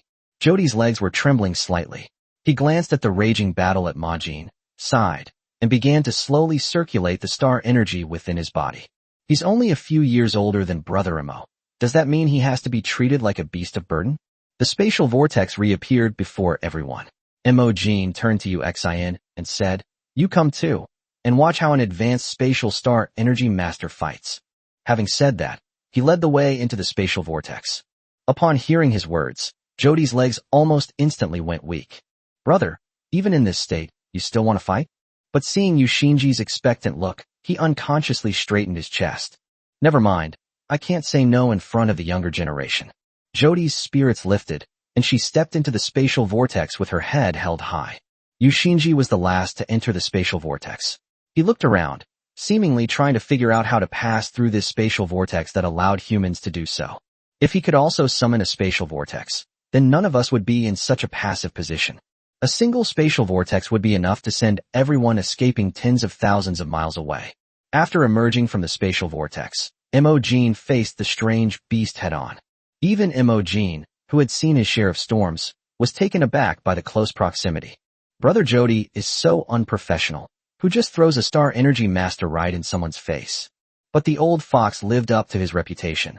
Majin summoned a giant metal hand and slammed it down on the beast's head. The moment the giant metal hand slammed down, he was already on his mech. The giant metal hand slapped the wolf's head, causing it to tilt to one side. Then, the wolf's head lowered and shook a few times, spitting out a hand with distinct knuckles. Inside the mech cockpit, Imogen saw the blood and slime-covered hand on the ground, and his blood rushed to his head. You beast, how dare you? Meteorite heavenly punishment. Suddenly, a huge solid iron ball, covered in a layer of blue-green flames, appeared out of thin air and hurled itself at the strange beast.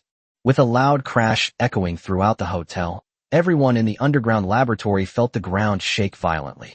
Those on the hotel's top floor fared even worse, having rolled several times on the ground, knocking over all the tables and chairs.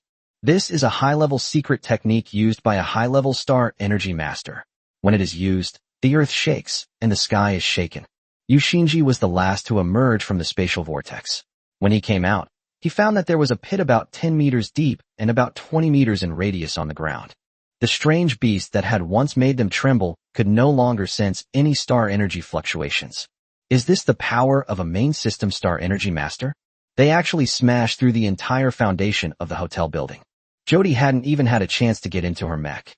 Standing behind Moken, she seemed hesitant to speak. What did he say about this younger brother? They promised to show the younger generation how a high-level space-type star energy master fights, but they didn't even want to give him a chance to make a move. The opening move was the strongest secret technique among the high-level metal-type secret arts, Meteorite Heavenly Punishment. Inside the mech, Imogen stood indifferently facing the abyss-like crater before him. Just then, a dark figure appeared from afar, sliding in and grabbing the leg of the Moken mech. Teacher, teach me that move. Yushinji then realized that the one who slid in was actually Wang Dang. At this moment, Wang Dang hugged the leg of the Majin mecha, moved to tears. That move was absolutely awesome, so cool it was unbelievable. He couldn't even imagine how happy he would be if he learned this trick.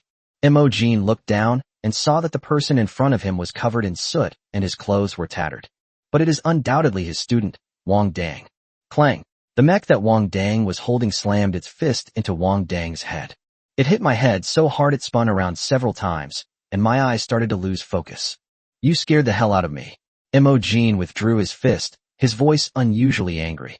To force a high-level star energy master to resort to violence shows just how angry Imogen was. I almost thought my only son was gone. Chapter 192 Trembling Jodi. Imogen lifted the dazed Wang Dang from the ground and examined him over and over again 3 times. This confirmed that he was indeed unharmed. Where have you been? Why are you in such a mess? After Imogen was relieved, he immediately began to interrogate Wang Dang. Wang Dang's face immediately fell. Teacher, you've finally come. I thought you weren't going to give up on your dull and unruly student anymore. How could Imogen possibly listen to that? He immediately got off the mecha, patted Wang Dang's shoulder gently with a look of heartache, and said, You're my only student. How could I possibly abandon you? Wang Dang, though mischievous, is definitely not stupid. In such a short period of time, one can go from a mecha warrior who has never been exposed to stellar energy to a junior stellar energy master. If anyone says his student is dull-witted, he'll punish him with a meteorite to teach him a lesson. Captain Luo has been swallowed by that beast, Wang Dang said with great distress. His deep sorrow was genuine. After all, the strange beast had arrived far too quickly. He didn't even have time to inherit Luo Feng's legacy before Luo Feng was swallowed by the strange beast. As the son of the Luo family patriarch and the most powerful star energy master in the Luo family, Luo Feng's wealth must be much greater than Luo Jin's. Imogen patted Wang Dang's head with a reassuring expression. It's all over now. Someone will eventually remove Luo Feng from the beast's belly and give him a proper burial. He didn't care whether Luo Feng or Lu Feng died, as long as his only student was alive. We can't stay here any longer. I'll take you back to school first. Imogen glanced at Yushinji behind Wang Dang, his tone firm. Judging from what happened in Edo City, there is a high probability that the military district will intervene in this incident. If Wang and his group continue to stay in Edo City, they will inevitably have to cooperate with the military district's investigation. However, in Moken's eyes, their studies were the most important thing at this time. Especially Wang Dang, who is a genius, his precious cultivation time absolutely cannot be wasted by those good-for-nothings. After saying that, Moken looked at Jody with expectant eyes. Jody was completely numb at this point. After receiving the message from Moken's eyes, she nodded blankly. Driven by instinct, he began to circulate the stellar energy within his body, opening a small dimensional portal that led him directly to Tan Moli and the others. Afterwards, the spatial vortex was activated, directly transporting everyone from Edo City to the Imperial Military Academy. As for the special operations team members who were with Gao Wan and the others, Imogen considered them completely unimportant. If your studies are delayed, so be it. It's unknown whether Zhou Zhou will regret parting ways with Wang Dang after arriving in Edo City when faced with the military's tedious investigation. Although Zhou Zhou and Wang Dang spent a week fighting side by side on the alien beast planet. However, this does not mean that he and Wang Dang were on the same side. When there was no life or death threat, Zhou Zhou chose to go with the flow and try to minimize his presence in the combat team. Wang Dang naturally saw all this, so none of his subsequent actions could thwart his plans. After all, those who walk different paths cannot make plans together. After everyone returned to the Imperial Military Academy, Imogen sent Wang Dang back to his dormitory to train hard and await the investigation and trial by the Star Energy Master Association. The unrest in Edo City is inextricably linked to the Gao Group, so the outcome of your previous manic episode in which you slaughtered the senior executives of Huading Bio will not be too severe. I will try my best to work with the teachers in the Star Energy Department to make your actions seem like a way of punishing evil and upholding justice. Imogen carefully instructed Wang Dang.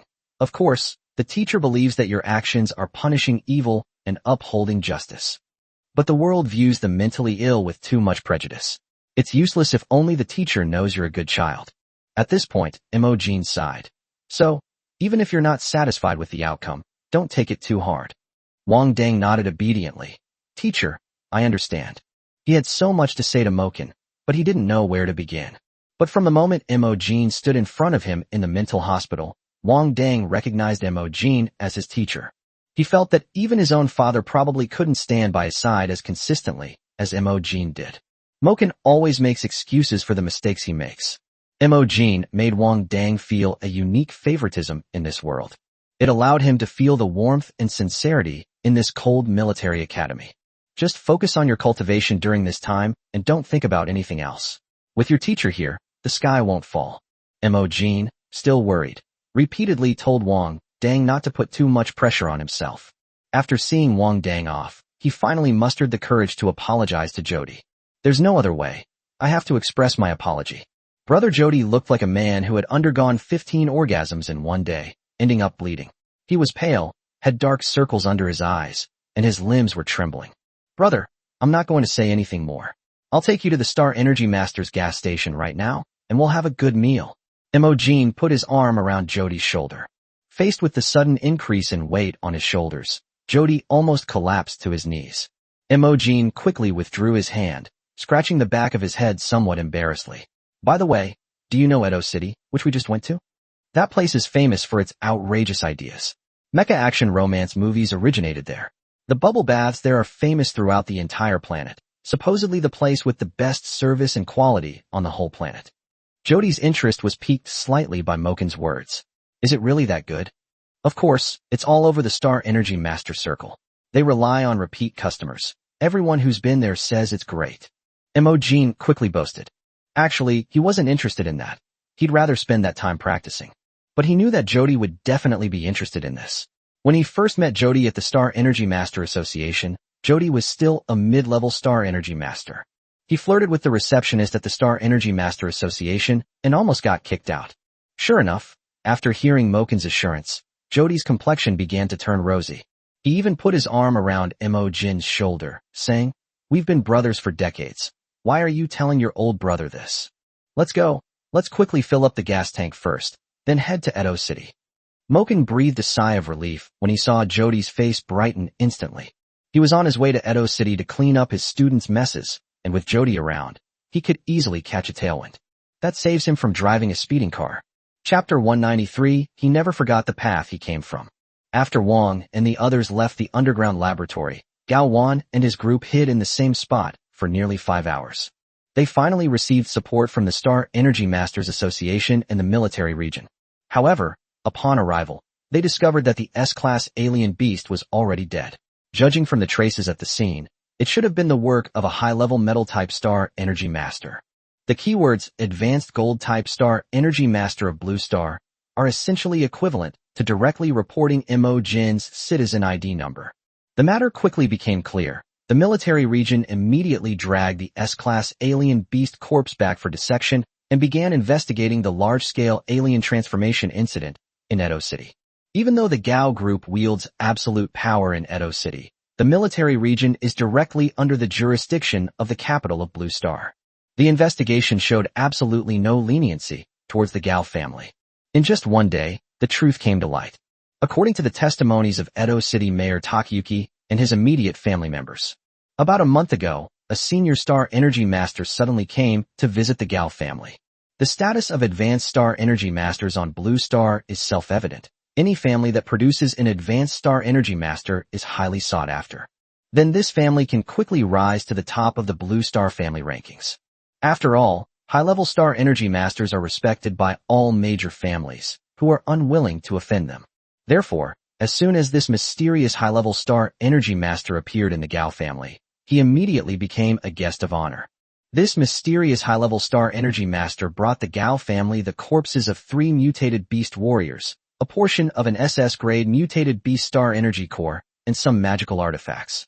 These 3 corpses of the alien warriors were all powerful mecha warriors who had been injected with high-intensity S-class alien beast blood.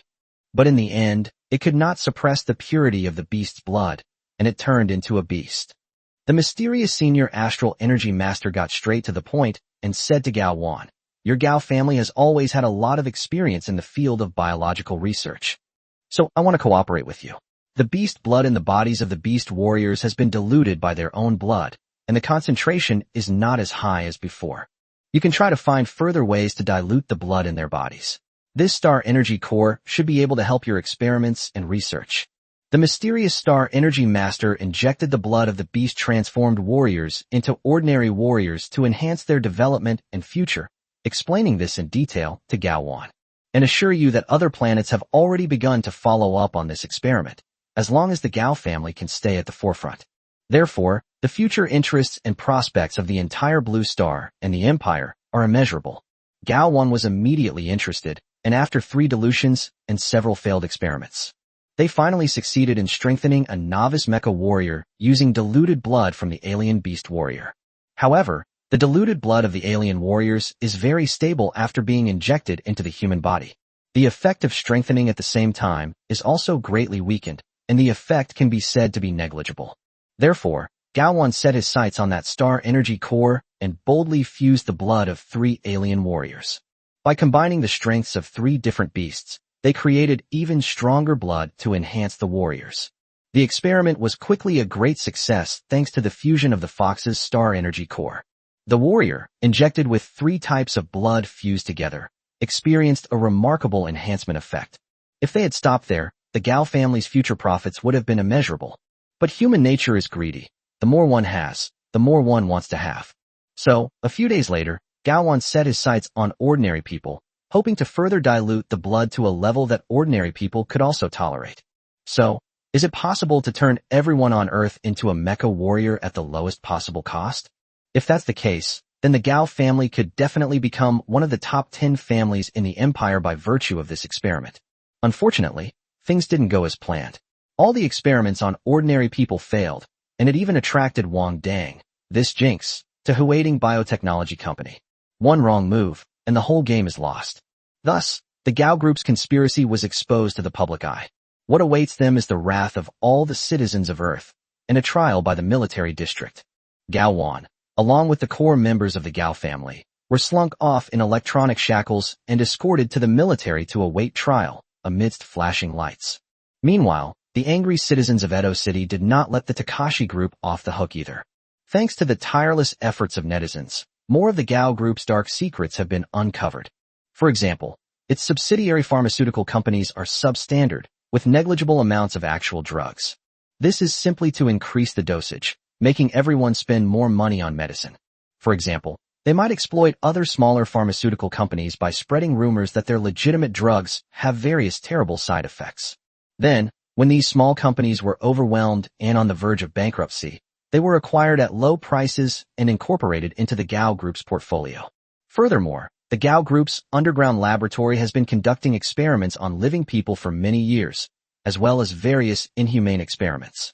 Most of these people who became guinea pigs were lured by unscrupulous loan companies under the Gao Group. They ended up as ordinary people burdened with huge debts, unable to repay them. In short, the Taka family did not do a single good thing during their years of dominating Edo City. The crimes they committed are too numerous to list. The more the Gao Group's reputation is tarnished by angry people, the higher Wang Dang's reputation becomes. After all, Wang Dang single-handedly stormed into Huading Biotechnology, fought his way out, and directly avenged everyone. Violence begets violence. It's so satisfying. Furthermore, according to inside sources, Wang Dang even single-handedly killed a junior star energy master who had been helping the Gao Group deceive others for many years. If that astral energy master hadn't died, those families who lost loved ones would probably still be living in a daze, unable to find the true culprit who killed their loved ones. Almost the instant the Gao Group was apprehended, citizens of Edo City began to spontaneously organize petitions. We request that the Star Energy Master Association treat Wang Dang leniently and not send him to the Star Energy Master Mental Hospital. After all, ever since the last riot at the Star Energy Master Mental Hospital, everyone has agreed that it's not a good place. The leader of these petitioners was Li Xiaodian, the former captain of the 3rd Patrol Team of the Edo City Patrol Office. After this heinous incident, he felt he had failed his mission. Not only did they fail to protect the citizens of Edo, they also went around protecting members of the Takashi Group every now and then, the source of all evil. Although these were orders from superiors, Li Xiaodian couldn't get over his own conscience, so he decisively resigned from his secure job, joined the ranks of the common people who petitioned for the king. Because he, like the petitioners, firmly believed that Wang Dang's attack on Huading Biotechnology Company was not a mental breakdown. Rather, he has never forgotten the path he came from. Arriving in Kaifeng, the view of the endless plains of Hunan from the high-speed train was truly breathtaking, with not a single mountain in sight. And those little hills rising from the fields evoked a flood of emotions. I felt that Hunan is truly a warm and romantic place. The previous generation who tended this land were buried in the wheat fields they had carefully cultivated throughout their lives after they died, becoming the guardians of the wheat fields. It is very meaningful. Finally, to any readers who are going to Wanshui Mountain Martial Arts City tomorrow, could you please send me some silver notes? I don't want to set up a bowl and beg. Chapter 194. My son has grown up. The Star Energy Master Association has not responded to the petition from the citizens of Edo City. As a result, netizens from all over the world joined together and started a massive online petition campaign. Netizens began leaving long comments on the official website of the Star Energy Master Association. He expressed his support for Wang Dang and requested that the Blue Star Energy Master Association handle the matter appropriately. If the Star Energy Masters Association insists on handling this matter seriously, then netizens will join forces to report it to the higher-ups of the Milky Way. If the higher-ups in the Milky Way don't take action, then we'll take it to the Imperial homeworld. In any case, those who uphold justice must not be harmed. We will never let those who hold a righteous heart be disheartened. These netizens are actually quite nice. Wang Dang's expression was a little awkward when he saw the petition on the Starnet. You got the royal favor, admit it. You did it for the sake of justice. You've always been a righteous person. What's there to be ashamed of? Xiao Yuan could sense Wang Dang's thoughts and naturally knew what was bothering him. But, it feels so cringeworthy, Wang Dang said, scratching his head somewhat embarrassedly. He's clearly a middle-aged man, both in his past and present lives. However, he still couldn't suppress the Chinibu, adolescent delusions of grandeur, energy deep within him. Perhaps this is why men remain boys until death. Just as Wang Dang was sprawled on the sofa in the villa, legs crossed, reading the comments praising him on StarNet, and laughing so hard his eyes were almost closed. The doorbell rang suddenly. Hello, your free delivery has arrived. Please sign for it. What a waste of money. I haven't bought anything on Xinguang recently. Wang Dang muttered as he got up from the sofa and walked towards the door. Could it be something old Long bought that got delivered to me? Wang Dang pushed open the door with a suspicious look and saw the flying robot outside. Hello, please sign for this package. Wang Dang suspiciously took the handheld device handed to him by the flying robot, scanned his palm print, and asked, Ghost Fireboy's trendy clothing? After closing the door, Wang Dang stared at the delivery box on the ground, his eyes starting to glaze over. Ghost Fireboy streetwear brand was a very popular trendy clothing brand among teenagers on Blue Star recently. It was popularized by a group of teenagers driving modified flying cars. Short-distance transportation in this era, such as flying cars and spaceships, was basically powered by water. Since the power source is clean water, there is naturally no need for an exhaust pipe. However, the motorcycles driven by the Ghost Fire teenagers usually come standard with an exhaust pipe at the rear. When the flying car is moving, all sorts of flames and even electric sparks will be sprayed out of the exhaust pipe. The light pollution in the night sky was so severe that he was nicknamed Ghost Fire Boy. The current status of the Ghost Fire trendy brand is almost the same as that of Adidas and Nike in Wang's previous life. It's a tool for students to compare themselves to others. Wang Dang had naturally heard of this brand of clothing, but whether in his past life or this life, he couldn't bring himself to like these ghostly young men. Furthermore, his target consumer group isn't him, so there's no need for him to bother looking at his clothes. So, here's the problem. He had never seen the clothes in this brand store, let alone placed an order. Why would a package labeled Ghost Fire Boy be delivered to his villa area? After a long pause, Wang Dang stroked his chin and concluded, there should be a bomb inside. Xiao Yuan, who had been eagerly anticipating Wang Dang opening the gift, was now extremely disappointed and speechless. When packages pass through the courier company, they all undergo security checks. How could they possibly deliver a bomb to you? Then it might be poisonous gas. I was poisoned as soon as I opened it. After hearing Xiao Yuan's words, Wang Dang's apprehension deepened. No way, Wang Dang. Dangerous items are strictly prohibited from being delivered by courier. You'd better open it and check it yourself. What if it's a heartfelt gift from one of your biggest fans? When Xiao Yuan mentioned the words, gifts of love, her tone became sweet and affectionate. At this moment, Xiao Yuan's voice had completely shed its initial electronic tone and was now full of emotion. You can even faintly detect a youthful quality in his voice. It's not impossible, Wang said, a sheepish smile creeping across his face as he thought of the fervent fans on StarNet who were so devoted to him.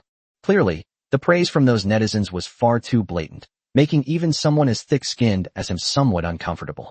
Upon realizing this possibility, Wang Dang was visibly delighted and squatted down to begin unpacking the delivery box in front of him. He was wearing a black oversized sweatshirt with lettering underneath and wide-leg casual pants. Wang Dang held it up to his body and found it fit perfectly. Try it on quickly and see how it looks. Xiao Yuan urged excitedly in Wang Dang's mind. Wang Dang keenly sensed something was amiss. You're up to something, Xiao Yuan. In his eyes, Xiao Yuan was a child who didn't yet know how to hide himself. Okay, I won't hide it from you anymore. Actually, I bought these clothes and pants for you. Xiao Yuan's voice was very cheerful. I've recently found a lot of part-time jobs I can do online. For example, 24-hour customer service, network cleaners, professional online commentators. This is something I bought for you with my own salary. I hope you like it. Xiao Yuan's voice was full of anticipation. It doesn't have its own account, so the salary is deposited directly into Wang Dang's card in installments. Wang Dang's card balance was a string of zeros, so he naturally wouldn't notice the fluctuations of a few hundred. Of course, the most impactful thing was the daily deduction information generated by Long Zhan, which gave Wang Dang a headache, so he simply stopped looking at them altogether. Wang Dang didn't say anything sentimental to Xiao Yuan. He simply changed into his new clothes quickly, made an 8 shape with his right hand, and placed it under his chin. How about it? Handsome, right? He felt a sense of relief and pride that his child had finally grown up and knew how to be filial to his father. Of course it looks good. I chose this brand based on my analysis of your previous clothing styles. Xiao Yuan's tone was also full of pride and satisfaction. Wang Dang paused in his smug gesture. You mean, my style of dress is like that of a ghost wild boy? Yes, Your style of dress matches their brand's design style perfectly. Wang Dang's breath hitched, and he immediately began to examine himself. He doesn't usually pay much attention to any particular style when buying clothes. He just buys whichever is the cheapest. This outfit is probably one of the few pure cotton clothes in his wardrobe. Other clothes are all products of various chemical synthesis. Chapter 195: The Free Army Facing Bankruptcy. These past few days, Wang Dang has been diligently practicing in the cultivation room during the day and returning to the villa to sleep at night, going back and forth between the two times in a very regular manner. In the days leading up to the final verdict from the Star Energy Masters Association, he also kept a close eye on the news in Edo City. Gao Wan and others were sentenced to exile on a mining planet, where they would spend the rest of their lives as miners working 23 hours a day. All of the Gao Group's assets were confiscated and used to compensate the families of those humans who had been transformed into beasts. This can be seen as another way of saying that what is taken from the people is used for the people. It's just unknown how much of the enormous Gao Group will ultimately end up in the hands of the victims' families. Wang Dang was helpless about this. After all, he's currently in the capital, so he can't really do anything about Edo City. Hopefully, the media on Earth will focus on the compensation issue and avoid excessive layers of exploitation. Besides the outcome of the Gao Group's handling of the matter, there's also the issue of Luo Feng. His body was dug out from the mutated S-class beast. The Luo family rushed to Edo City as soon as they received the news. They brought Luo Feng's body back to the capital in a grand manner and held a lavish funeral. Almost all the prominent families and celebrities in the capital attended Luo Feng's funeral. After all, the Luo family was marketing Luo Feng as a hero who single-handedly protected the military academy's combat squad in a time of crisis. The military academy also stepped in and provided the Luo family with a substantial sum of compensation. Because Luo Feng is an outstanding Star Energy Master at the military academy, with exceptional talent. This means that the Luo family has excellent Star Energy Master genes, and Luo Feng also unfortunately died during an off-campus mission. The military academy definitely needs to appease the Luo family, at least to ensure that the Luo family will continue to provide the academy with excellent Star Energy Masters in the future. Although the Imperial Military Academy enjoys a prestigious reputation throughout the Empire, there are instances on other planets where private universities have completely outshone it if poorly managed. Luo Feng's heroic reputation, coupled with the strong support of the Imperial Military Academy, drew all the nobles of the capital to his funeral. Although the Luo family lost its most outstanding Star Energy Master, it did not become discouraged or be ostracized by other major families. On the contrary, it is even more prosperous than before.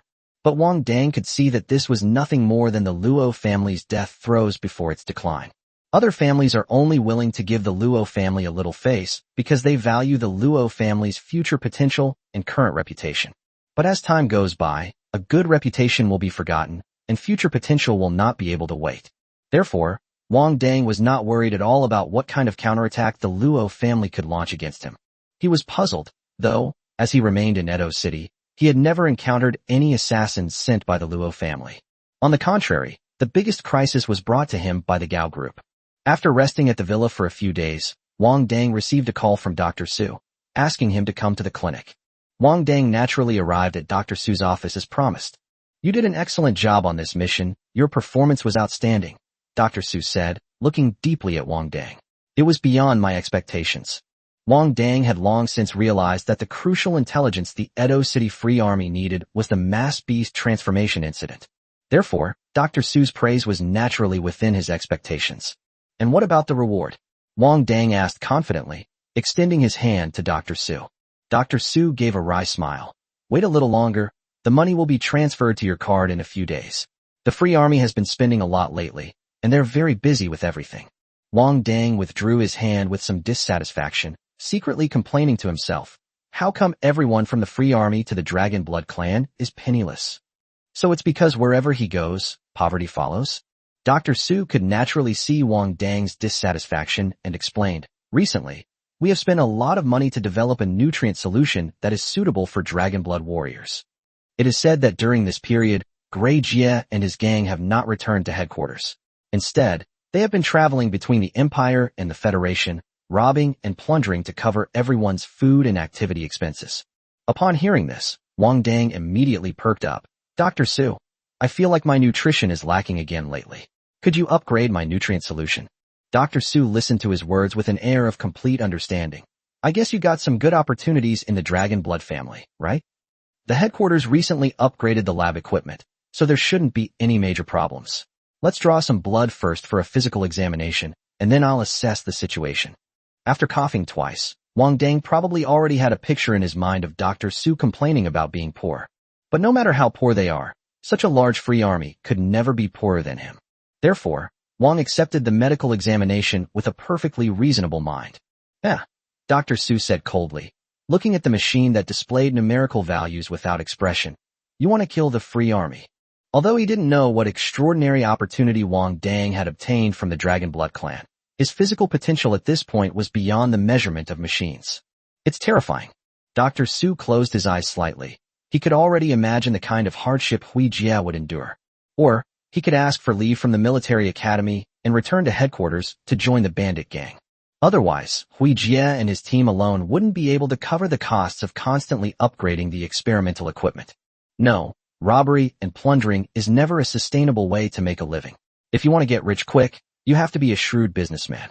After examining Wang, Dr. Su had even planned out the future of the free army. Dr. Su, when can I expect to receive the 4 fluids? I haven't been feeling full lately. Wang Dang pretended to know nothing and pressed for an answer. No rush. Let's figure out whether you hatched from an egg or crawled out of a human uterus first, Dr. Su said coolly. This kid transformed into a dragon after visiting the Dragon Blood clan, right? Or is it that Dragon Blood warriors have always been this awesome? But that shouldn't be the case. If Dragon Blood warriors could directly rival the physical potential of powerful alien beasts, they shouldn't have been suppressed by the Imperial Allied forces. It seems there are still many unknown secrets surrounding that great battle back then. Go back now. The nutrient solution will be taken care of as soon as possible, but don't expect your mission reward. To develop a nutrient solution that can replenish your body with sufficient nutrition, we'd probably have to add gold to it. Wang Dang. Oh Wang Dang, you'd better grow up quickly, otherwise the free army will go bankrupt sooner or later nurturing you like this. Chapter 196, As long as you save diligently, you'll become a millionaire sooner or later. After Wang Dang left the clinic, Dr. Su sat in her office and, after mentally preparing herself, used her dedicated communicator to call Hui Jie. I'd rather take it slow than not take anything of value. Hey, that vase looks valuable. Let's put it in too. Soon, a cacophony of sounds came from the other end of the communicator. It seemed everyone was working hard. Boss, the equipment in the headquarters lab needs another upgrade. I'll send you a spreadsheet later about some rare materials. Please try your best to find them for me. Dr. Su spoke very quickly, as if afraid that Hui Jie would curse him if he heard her clearly. But the truth is, Hui Jie is extremely sensitive when it comes to money. He can hear and understand Dr. Su's words almost without any analysis in his brain. Upgrade your lab equipment equals Starcoin vacuum cleaner plus Starcoin burning stove. Rare materials are so rare that you can't buy them even with star coins. They're purely a matter of luck and robbery. You never earn any money, but when you spend it, you're like a spoiled brat with holes in his pocket.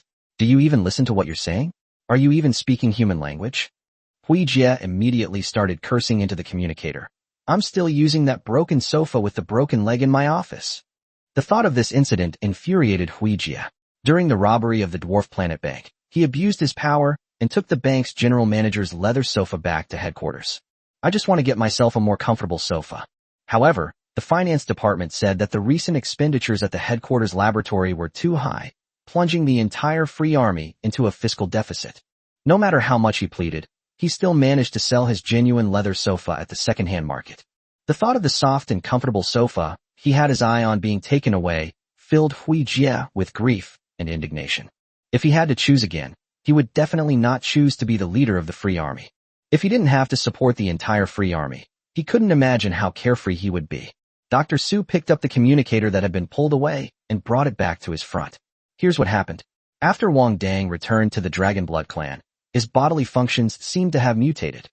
The previous nutrient solution could no longer provide nutrition to his body, so it had to be prepared again. Dr. Su explained methodically. Furthermore, the blood in his body is also incomparable to what it used to be. If we inject it into our people now, the resulting secondary Dragon Blood warriors will be even stronger. Once we have more lesser Dragon Blood warriors in our headquarters, we won't have to worry about enemy military regions when we go out to rob them. You looted for 3 days and 3 nights straight, scraping the land clean. Dr. Su began to skillfully paint a rosy picture for Hui Jie. Sometimes, he really felt that Gray Jie and Wang Dang were very similar. Both of them are clearly exceptionally talented star energy masters, but their temperaments and personalities are exactly the same as those of the mecha warriors. Moreover, they all turn pale at the mention of money.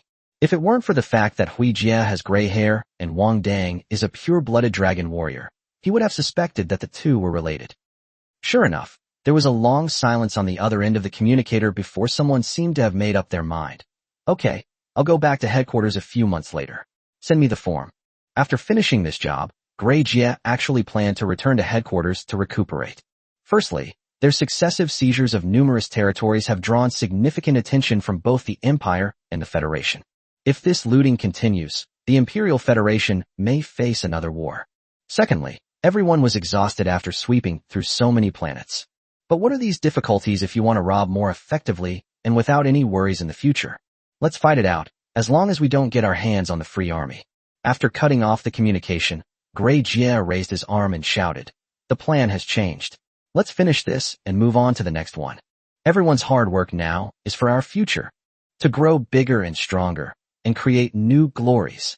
No one showed any reluctance when they heard Hui Jie's words. On the contrary, they were extremely excited and thrilled. To grow bigger and stronger, and create new glories.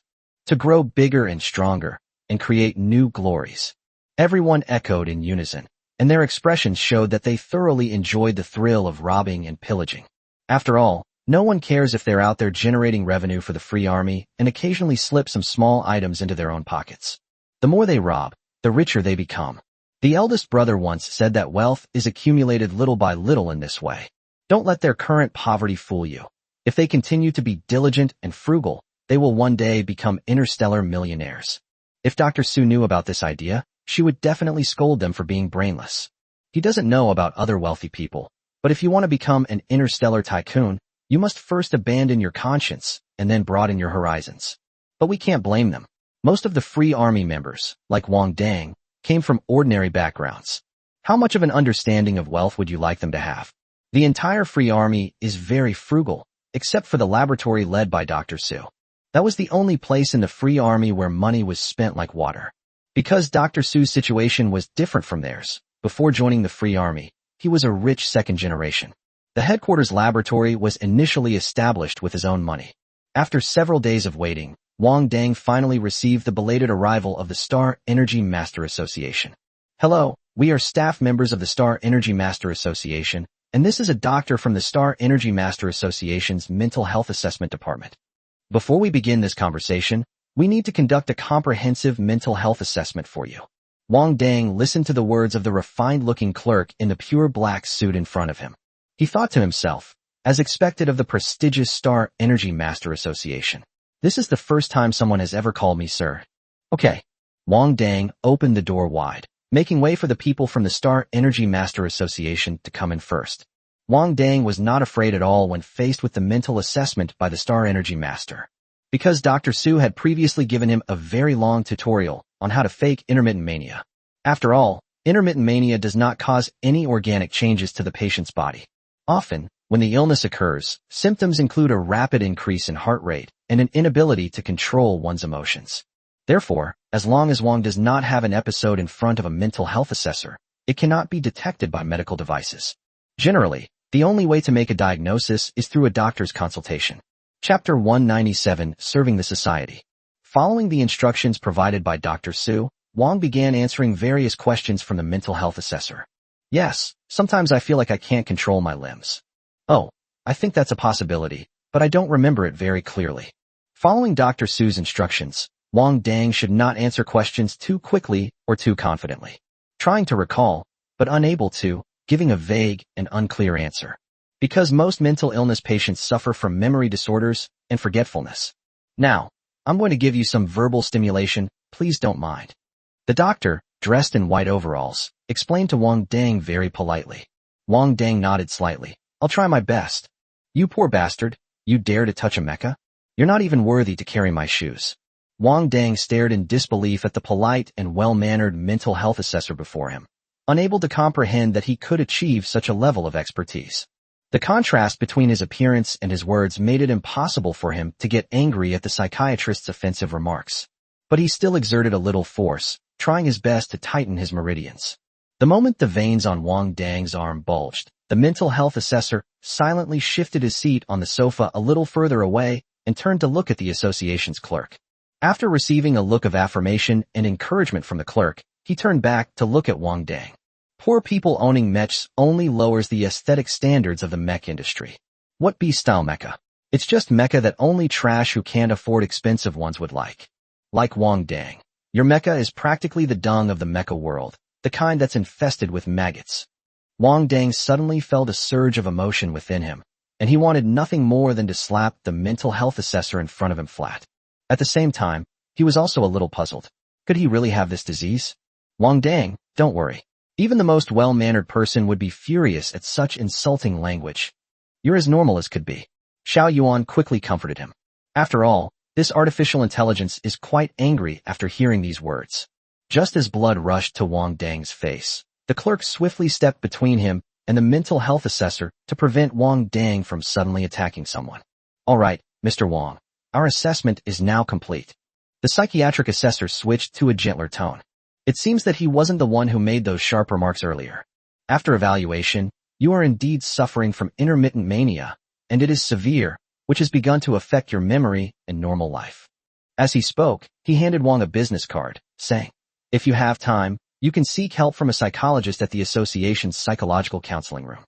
After saying that, he stood up from the sofa, bowed slightly to Wang Dang, and said, your mental assessment is complete, so I'll head back to the association now.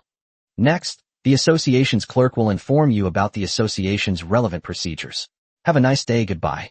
After saying this, the mental health assessor straightened up and left the scene very quickly. For mental health assessors, encountering such scenarios is commonplace. But he was still a little apprehensive today. After all, Wang Dang's record was well known and could be verified across the entire internet. One teaching building of the Imperial Military Academy, 2 buildings of the Star Energy Master Mental Hospital, the entire building of Edo City Huading Biotechnology Company, plus a 7-star hotel in Edo City. Of course, it is unknown whether the last place is related to Wang Dang, but it has been assessed by the Architectural Association. After that major battle, the hotel's foundation was severely damaged, and it was classified as a dangerous building. They're just waiting for the approval before they'll demolish and rebuild. After the mental health assessor quickly left the scene, a clerk in a black suit sat down opposite Wang Dang. He then adjusted the position of the small monitor on the coffee table, pointing it at Wang Dang. Hello, Mr. Wang Dang. I am Geng Qiuxing, a first-level clerk of the Star Energy Master Association. It is my honor to serve you. Regarding your illegal activities in Edo City, the Star Energy Master Association has issued the following judgment against you. First, considering your mental illness, your inability to fully control your behavior at the time of the incident, and the victim's heinous act. Secondly, the Star Energy Master Association is aware of the petition initiated for you by the citizens of Edo City and on StarNet, and will take appropriate action based on their opinions. Third, the Star Energy Master Association has handled this matter with discretion, but this does not mean that it condones any Star Energy Masters in the association who have violated the association's rules. Wang Dang has been ordered to perform 3 Star Energy Master community service sessions as a form of punishment. Fourth, if there is a repeat offense, the offender shall be punished severely for all offenses.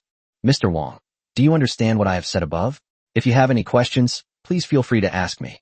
Wang Dang blinked. I understand most of it, but what exactly is this Star Energy Master social service? Mr. Wang, you are from Nanxing City, so you should know that the Star Energy Master Association helps some cities resist natural disasters. Most Star Energy Masters who accept these disaster relief tasks receive corresponding compensation. The clerk explained with a smile, but there is no compensation for social missions. The association only covers the expenses of the Star Energy Master's travel. But I'm only a beginner Star Energy Master right now. I don't have the ability to take on these missions, do I? When Wang Dang heard that this social service not only wasted his time, but also didn't pay him a single penny, he was very dissatisfied. Is there no one left on Earth? Do they need a novice Star Energy Master like him to defend against natural disasters? Even the smallest nail has its purpose. It can always hold up a piece of the sky in a certain place. Despite Wang Dang's obvious attempt to evade the issue, The clerk maintained a composed smile. So, Mr. Wong, there's no need to belittle yourself. Then, he changed the subject. Furthermore, if you refuse community service assignments more than 3 times, you will be expelled from the Star Energy Master Association. This means that you will no longer be under the protection of the Star Energy Master Association. Can you accept this outcome? Upon hearing his words, Wang Dang's face immediately fell. I understand. I will serve society well. Although the Star Energy Master Association is not currently providing him with any material assistance, its reputation is still very useful. Whenever he gets into trouble, all he has to do is say, I won't leave here until the Star Energy Master Association arrives. Basically, no one dared to touch him. After all, in this world, the Star Energy Masters Association is above most government management departments. Those privileges are enormous. Okay, if there are any suitable tasks for you later, we will push them to you on the official app of the Star Energy Master Association as soon as possible. Please choose to accept or decline them at your discretion. The clerk stood up from the sofa. Well then, I won't bother you any longer. Have a nice day, goodbye. Wang Dang didn't get up. He just sat on the sofa and waved awkwardly. In other words, starting tomorrow, he will be serving the community. Chapter 198 Automatic Cultivation Cheat. After the Star Energy Master Association clerk left, Wang Dang finally slumped onto the sofa and let out a long sigh of relief. Just as Mo Jin had said, the Star Energy Master Association did not intend to make things too difficult for him, nor did it send him to the Star Energy Master Mental Hospital for compulsory treatment. However, this so-called social service is also a waste of time, taking several days to get there and back, and there are no Star Energy Master training rooms anywhere else. If only I could cultivate Star Energy automatically, Wang Dang murmured. Yes, bro, I really do have this. Xiao Yuan immediately started chattering in Wang Dang's mind. A cultivation method that can be practiced simply by breathing. Learn about it. Have you forgotten I'm your cheat code? Then tell me, Wang Dang said, not seeming particularly excited. After all, Xiao Yuan had never mentioned this before, and the fact that she brought it up now proves that the conditions are extremely harsh. However, the fact that it has brought it up now means that some of the conditions have already been met. I've discovered that the dragon bones within you can automatically absorb the stellar energy between heaven and earth, which is why dragons are born with the ability to use various types of magic. Long Zhun can control true fire, while his ex-girlfriend can control lightning and spatial powers. This indicates that besides being born with the ability to gather and utilize stellar energy, dragons possess some other unique characteristics. But I have only seen one dragon, Long Zhun, so I cannot make an accurate judgment at present. However, one thing can be determined. This characteristic of the dragon bone can be used to tailor a cultivation method for you that can automatically cultivate star energy. However, creating a cultivation technique requires a massive amount of data, not to mention that many techniques cannot be found on the StarNet. Therefore, I need a lot of energy, at least for now. Our gold reserves are simply insufficient. Towards the end, Xiao Yuan's tone sounded somewhat hesitant. Wang Dang keenly sensed the unease in his tone and immediately pressed. Then how much is enough? The Dragon Clan's treasure trove at the foot of Lupin Mountain has been fully opened. Is that enough? Wang, please stop teasing me. After spending a lot of time with Wang Dang, Xiao Yuan became more tactful and learned to understand the meaning of sarcastic remarks. Preliminary estimate, 4,500 G should be enough. 4,500 G, Wang Dang hefted the weight in the air, gesturing with his hand. Such a huge gold bar. It's still a cultivation method that only I can use. Xiao Yuan sensed the dissatisfaction in Wang Dang's tone and immediately began to make amends. That's a technique that makes you stronger just by breathing. Don't you like the professions of mecha pilot and mecha warrior? From now on, when you cultivate your mental strength or train your warrior's physical abilities, the star energy within your body will continuously increase, completely freeing up your time in the Star Energy Master's training room. Of course, when you cultivate in the Star Energy Cultivation Room, this mental cultivation method can also enhance your active cultivation efficiency. It's equivalent to the effect of cultivating in the Star Energy Cultivation Room for 1 hour being equivalent to cultivating for 3 to 4 hours now. Wang crossed his arms and did some mental calculations. This was just like the kind of magical artifacts in the time-limited realms he read in cultivation novels. I cultivated for 3 hours in the time realm, but only 1 hour actually passed in the outside world. However, his cultivation efficiency has increased. I wonder if the entire Luo family has that much gold in total. Wang Dang stroked his chin, deep in thought. There must be quite a lot. Xiao Yuan could sense that Wang Dang was already tempted. You know, the Jiao family is just one of the families that supplies the Luo family. Even the Jiao family has 100G gold bars. Although 100G is also called a gold bar, it is really too tiny. At this moment, Xiao Yuan was already imagining in his mind how big and heavy a 4500G gold bar would be. If you're not strong enough, you probably couldn't even lift it with one hand. But Wang Dang is a mecha warrior, so he definitely won't have any problems. After hearing Xiao Yuan's words, Wang Dang had already set his sights on the Luo family, just waiting to see when to make his move. Luo Feng died in Edo City, and no one else would associate his death with him. But the Luo family is a different story. After all, Luo Jin died at his hands before, so the Luo family must know about it. Although Luo Feng managed to extract the creature from its belly, he estimated that the Luo family would only associate Luo Feng's death with him. So rather than waiting for the Luo family to come to him, he might as well strike first before the Luo family is ready. However, before taking action, we need to find out whether there are any experts left in the Luo family. Wang Dang instructed Xiao Yuan to keep an eye on the Luo family's movements in the next few days. The Luo family is currently holding Luo Feng's funeral, and with so many people around, it's not easy to make a move. Moreover, the Luo family is currently busy cultivating relationships with various celebrities in the capital and has no time to spare for him. Therefore, the best time to act would be after the funeral, before the Luo family has recovered. After finalizing the departure date for the Luo family, Wang Dang picked up his personal terminal and began reporting to Mo Jin. 3 community service sessions, that's good. Mo Jin breathed a sigh of relief upon hearing the result. Social services are great. Without alien beasts, without various mentally unstable star power masters, and without having to leave Blue Star, Wang Dang would certainly not be in any danger. There was nothing he could do. It wasn't that he was overly worried, but rather that his student was simply born with a cursed streak. Go to the alien beast planet to complete a cleanup mission, and you may encounter a super level alien beast that evolves. I went to a mental hospital for treatment, but then I encountered an unidentified person who broke into the hospital, and I almost had my mind controlled by a psychic astral energy master. This time, I'm going to Edo City to complete a school mission, and I've encountered an S-class monster again. In all his years, Mo Jin had never seen anyone more unlucky than Wang Dang. So he really can't help but worry. When the association sends you the task, send it to me first so I can take a look. I'll make sure it's feasible before you accept it. Mo Jin was still somewhat uncertain, fearing that he might lose his only student. Okay, teacher. Wang Dang naturally agreed obediently. Not to mention Moken, even he himself has a shadow in his heart. Not only does he bring poverty wherever he goes, but he also brings S-class alien beasts wherever he goes. What didn't exist originally can be synthesized into one. Is this the side effect of being a chosen one? As Wang was sighing, his personal computer suddenly vibrated. Upon opening it, Wang Dang saw a task pushed by the Star Energy Master Association app. As soon as he opened it, several large words appeared at the top.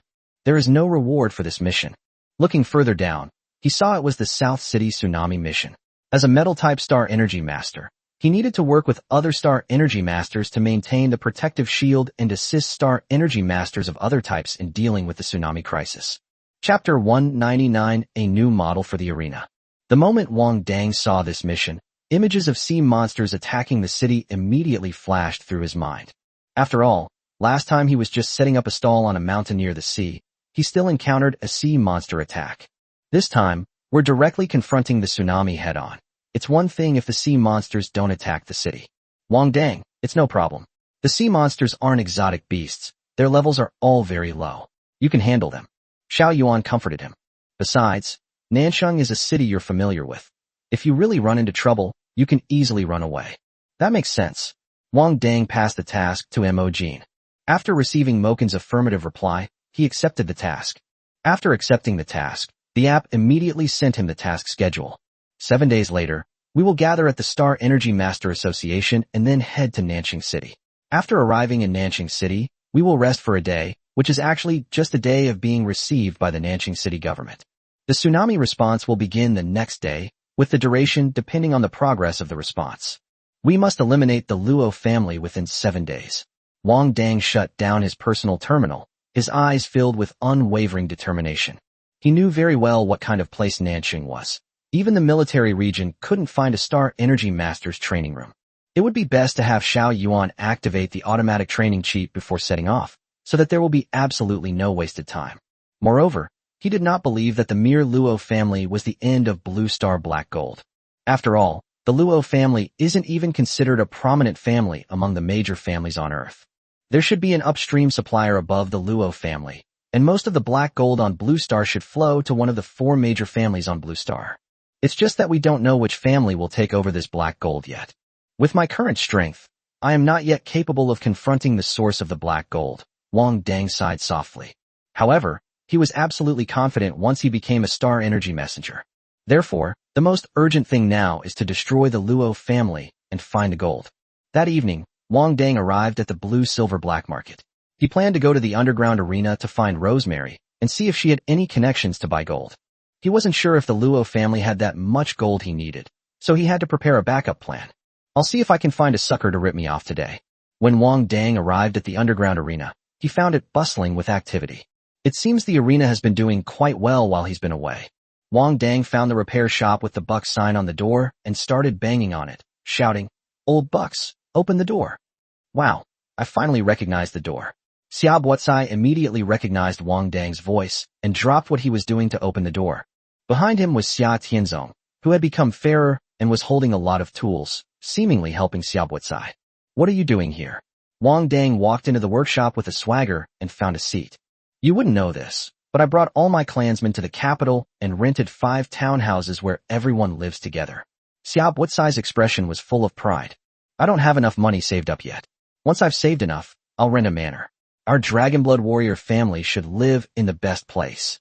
Wang Dang looked at the enthusiastic Xia Buotsai and asked, "You don't even have a mecha, and you're saving up money for this?" Anyway, he doesn't have that kind of spirit of sacrifice.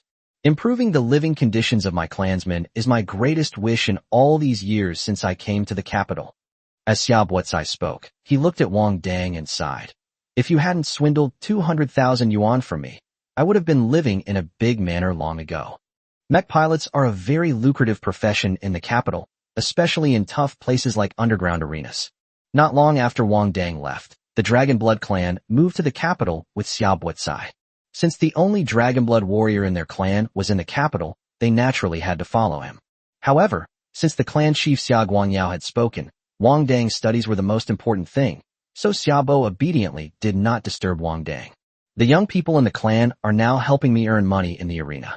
Before long, I will be able to pay for Grandpa Long's daily expenses. When Xia Buotsai talked about making money, his face immediately lit up. Let me tell you, a new model has emerged in gladiator arenas. The betting model. Because most people have recently partnered with the repair area, it's now common for mechs to break down in the arena. Rosemary introduced a betting mode where the losing side in a competition has to pay for the repair costs of the winning side's mech. Our people are winning 9 out of 10 games and losing 1 now. After being baptized by Wang Dang's heart blood, the young man from the Dragonblood clan experienced a meteoric rise in strength.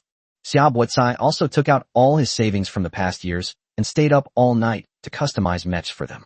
Most teenagers can now briefly pilot A-level mechs, but their tested abilities are all around that of a Tier 8 beginner mech warrior. A-class mechs are only used when facing opponents against whom one is particularly unsure of their chances. However, since everyone has only been involved with mechs for a short time, although their strength is undeniable, their lack of experience in piloting mechs means their win rate is not 100%. However, a 90% win rate was enough to make them a fortune. Moreover, the transformation of their bodies by Wang Dang's heart's blood has only just begun. Once the transformation is complete, their strength will only become more terrifying. After all, the secondary Dragonblood warrior created by Dr. Su using ordinary blood was already incredibly powerful. These young men from the clan were made with Wang Dang's lifeblood. As Xia Buotsai spoke, he pulled Xia Tianzong to the front. "This is the backup mecha pilot I've selected.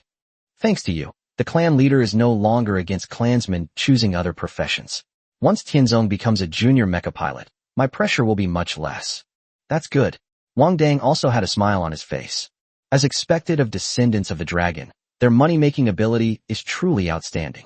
While the others were completely clueless when they first arrived in the capital, the Dragonblood family members started making a fortune as soon as they arrived.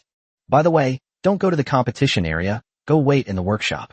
The repair area is doing booming business right now. Xia Buotsai laughed cheerfully. "You have to book your match schedule a day in advance." Following the trend, Rosemary introduced a betting competition mode, allowing players who were prohibited from betting to participate in the thrill of gambling. Many mech warriors came from far and wide, becoming new contestants in the arena. Because of the betting model, the contestants are more aggressive and ruthless in the ring.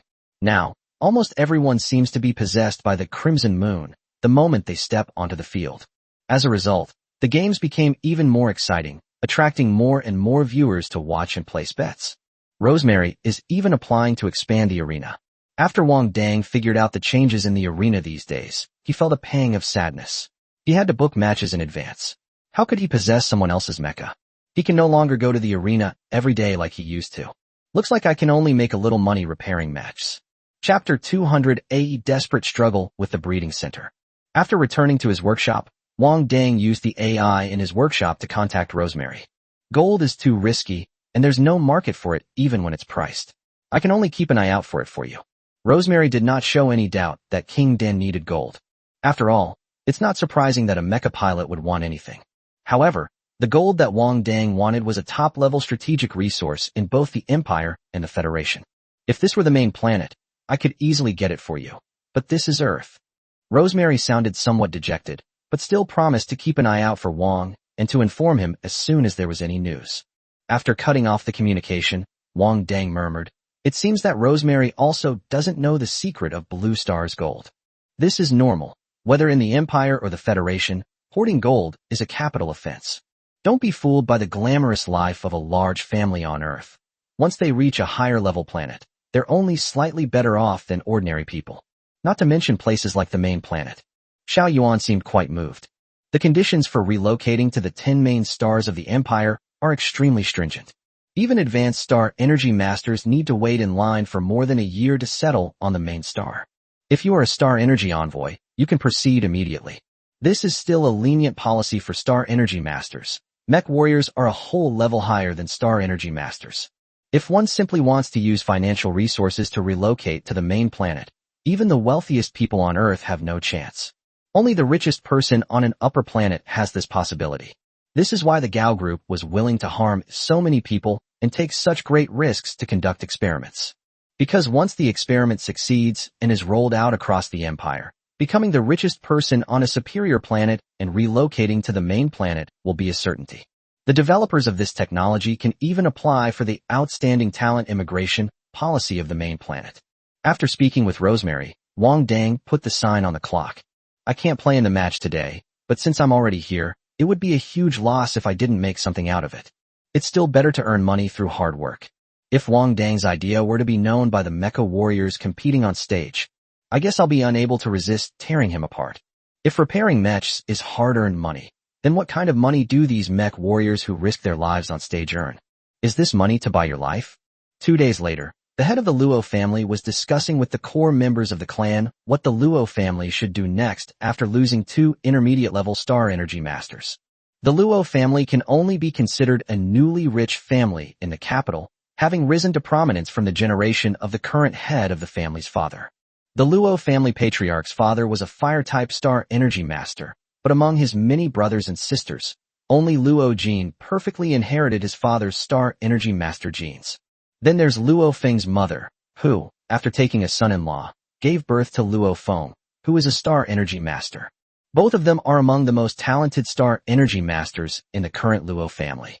Of course, among the children of the Luo family patriarch's brothers, there are also several star energy masters. However, their talent was far from that good, even though the Luo family had given them some resources. They also remained at the level of junior star energy master, with 2 even stopping at the level of star energy master apprentice.